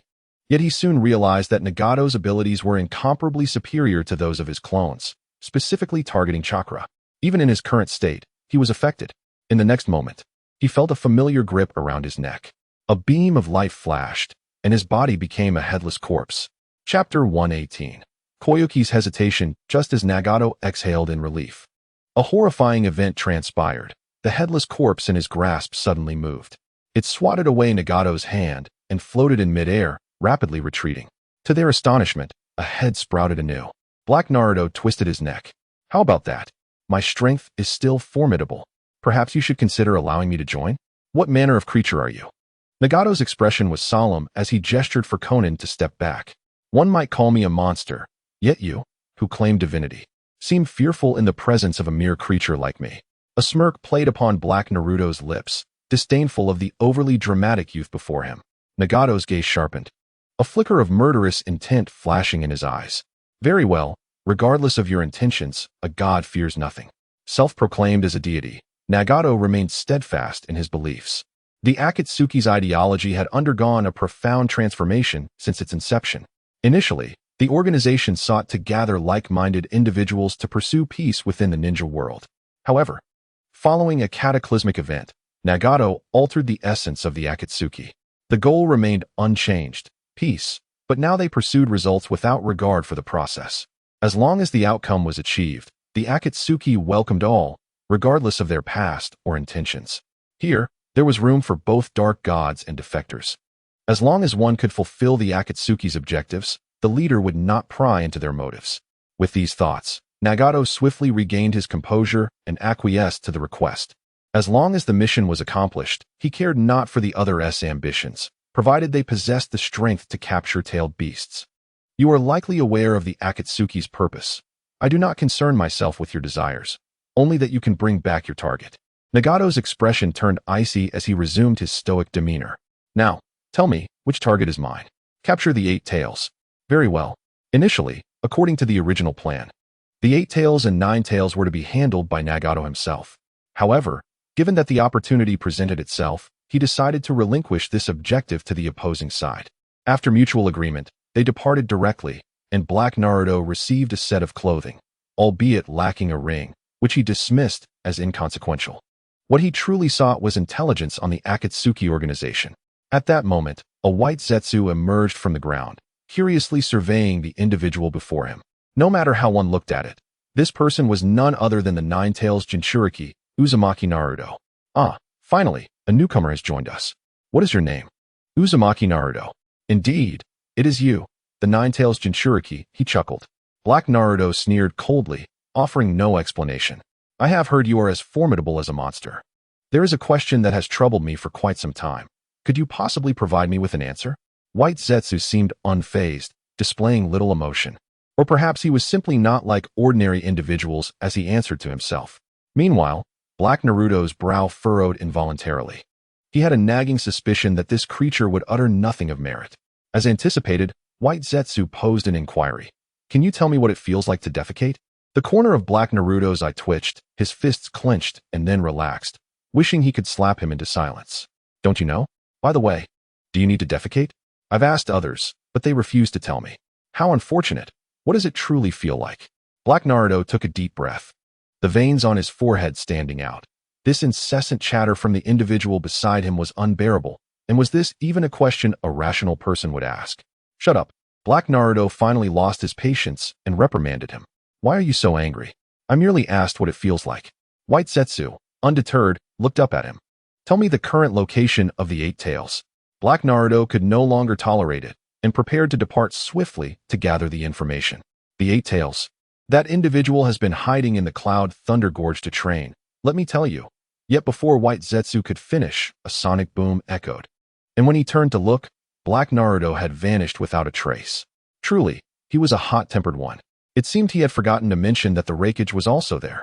Never mind, a newcomer's demise would not matter much. By the way, did he even confirm whether he was indeed the Nine-Tails Jinchuriki? Meanwhile, in the office of the Mizukage, 3 individuals sat in silence. Mizukage-sama, what are you still hesitating about? This matter pertains to the future of the ninja world, and with such a convenient method at hand, it would surely be a boon for the shinobi realm. Gara furrowed his brow, struggling to comprehend the thoughts of the others. Terumi may shot him a glance, reasoning that the vision Naruto had articulated would undoubtedly benefit the entirety of the ninja world. However, this benefit came with the grave precondition of sacrificing one's kin and dissolving one's own village. As the highest leader of the Mist Village, how could she casually agree to such a decision, which bore significant implications for her village's future, even knowing it was for the greater good of the ninja world? Making a rational choice remained an arduous task. Loyalty to family and country often places personal interests first. Humans are inherently selfish, and in moments of choice, they tend to prioritize their own well-being. Certainly, The most significant aspect lies in the memories one perceives, all of which pertain to impending calamities. Without having truly witnessed the disasters, one cannot genuinely grasp the pressure they impose. In the absence of such pressure, it is inevitable to harbor a sense of unwarranted optimism. Knowing the events of the future, one might be tempted to strive for greatness and achieve unparalleled success. Why should one align with others? What if they harbor malicious intentions that could lead to one's downfall? A myriad of factors complicates the decision-making process for Terumi Mei. Unlike Naruto and his youthful contemporaries, who are brimming with dreams and willing to gamble for a brighter future, the Mizukage is already a mature adult. Even when glimpsing the future, enacting substantial change proves to be a formidable challenge. I'm quite busy and have numerous tasks at hand. I cannot afford to waste time engaging in idle chatter, Naruto declared, standing up with impatience. Wait a moment, Naruto. Let us attempt to persuade her further, Gara interjected urgently, reaching out to halt Naruto, having anticipated his next move. Terumi Mei instantly became alert. Engaging in futile conversation was unnecessary. First, she needed to subdue him, and then they could address subsequent matters. Naruto exhibited signs of irritation. Have you considered the consequences of your actions? What will others think if they learn of this? Gara's expression shifted, and he found himself overthinking the situation. Could his own thoughts be influenced by Naruto's genjutsu? He had no doubt regarding Naruto's skills, despite never having heard of them. After all, this individual was rumored to have come from the future, possessing an unfathomable wealth of information. Moreover, with the Rinnegan already at his disposal, Gara could not ascertain the extent of Naruto's capabilities. Upon hearing this, Naruto indeed halted his movements, his brow furrowed deeply. He too contemplated the ramifications, suddenly feeling vexed, raking his fingers through his hair in frustration. This is such a troublesome matter. I should not have entertained such thoughts. Why should I concern myself with the fate of this shinobi world? It is not my dream to intervene in its destruction. Naruto lamented, feeling exasperated.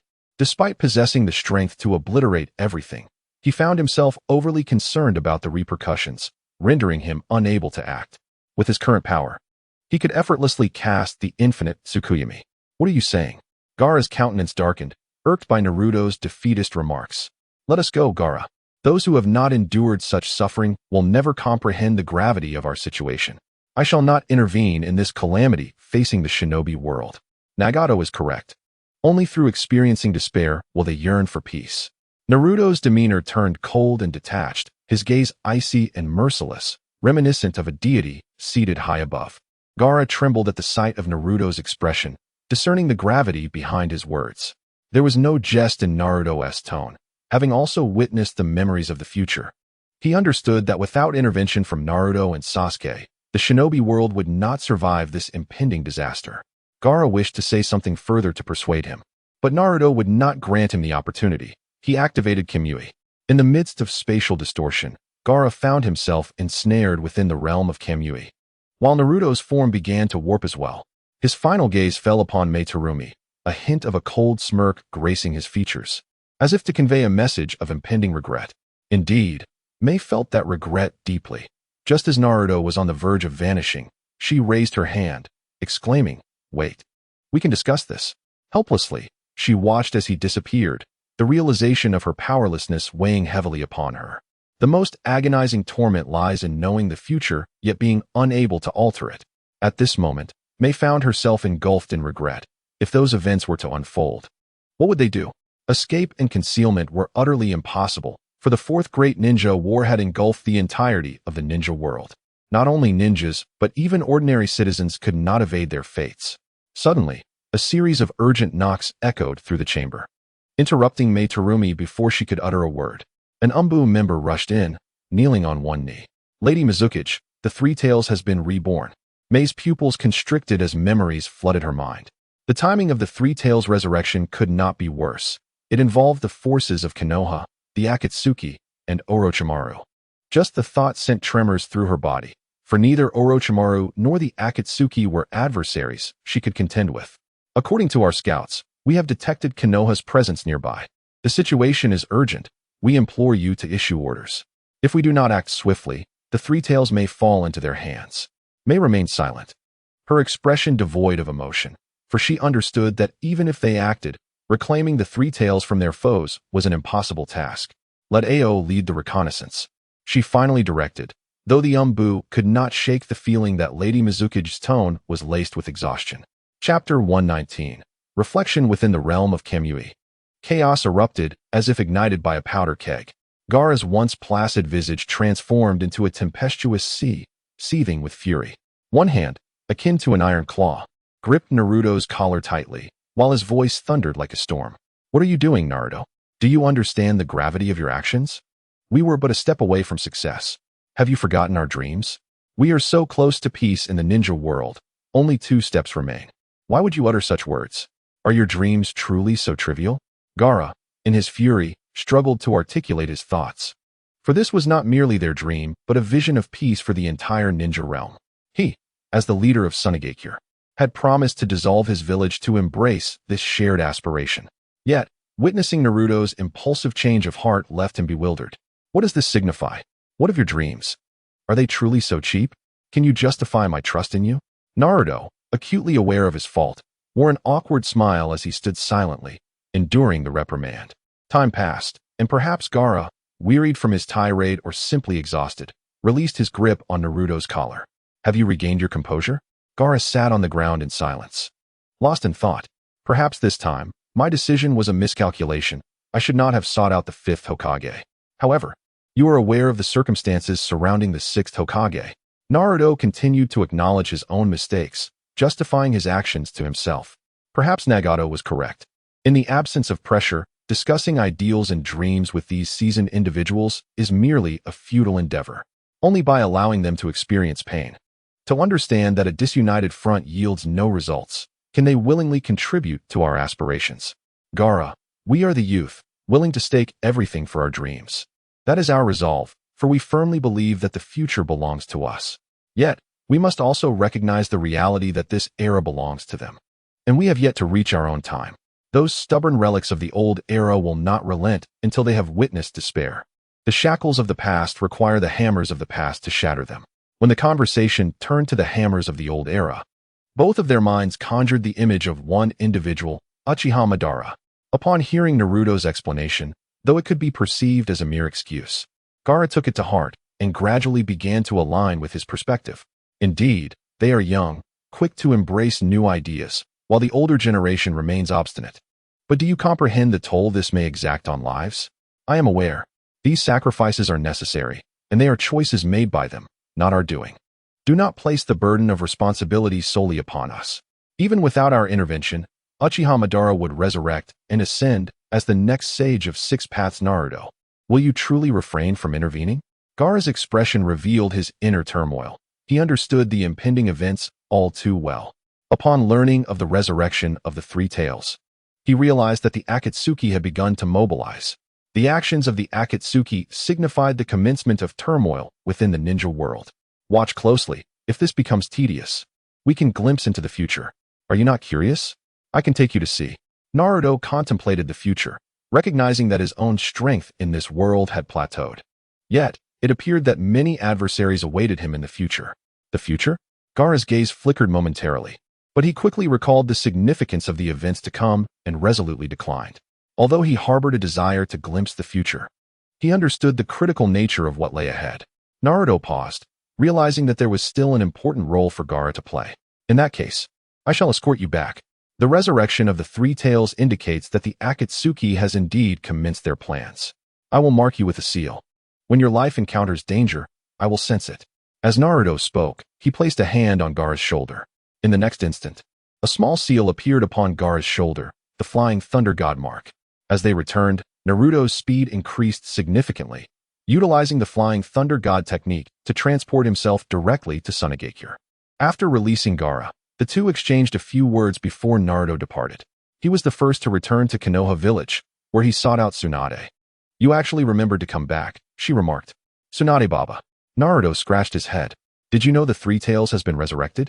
I am aware, she replied, her brow furrowed in contemplation. You seem well informed. Tsunade had initially contemplated sending him for support, but ultimately decided against it. Naruto nodded, subtly indicating that he would not be leaving the village for some time. Tsunade did not respond, tacitly granting her consent. Upon returning home, Naruto, exhausted from a lengthy absence, collapsed onto his bed, and fell into a deep slumber. Meanwhile, in the land of water, after discovering the location of the three tails, Orochimaru took the initiative, utilizing Honlin and Kigamaru to draw out the beast. At that moment, the three tails had just been revived and was still disoriented, lacking full rationality. Senior Three Tails has appeared. It's your turn to act. Be quiet. I know, Uchiha Fugaku, donned in a mask, replied with a hint of irritation. The masked figure was unfamiliar to him. Observing Uchiha Fugaku emerge, Orochimaru's expression shifted to one of intrigue. The uniform clearly indicated his identity, yet Orochimaru was certain he had never encountered this individual before. Was he a later addition? How intriguing. Orochimaru licked his lips in anticipation. Honlin, hold off the others. I shall assess this person's capabilities. His eyes gleamed with excitement as he advanced toward his opponent. Is Lord Orochimaru going to make a move? Meanwhile, on the opposite shore of the lake, a group was concealed, keenly observing the disturbances on the water's surface. When the colossal three tails emerged from the depths, astonishment swept through them. It was the first encounter with a tailed beast for the 12 young ninjas. The overwhelming presence, a terrifying figure akin to a mountain, allowed them to grasp the might of the tailed beasts and their own insignificance. Is this what a tailed beast looks like? So imposing.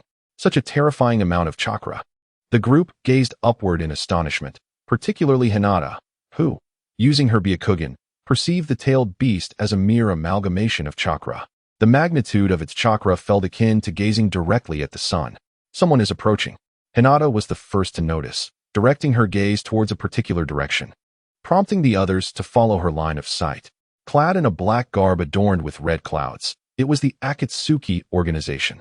Kakashi instantly recognized the attire, reminiscent of Uchiha Itachi's. Upon hearing the name Akatsuki, a grave expression settled over the group. They had familiarized themselves with the basic intelligence prior to their arrival. Akatsuki was a notorious organization within the ninja world, comprised entirely of rogue ninjas of formidable caliber.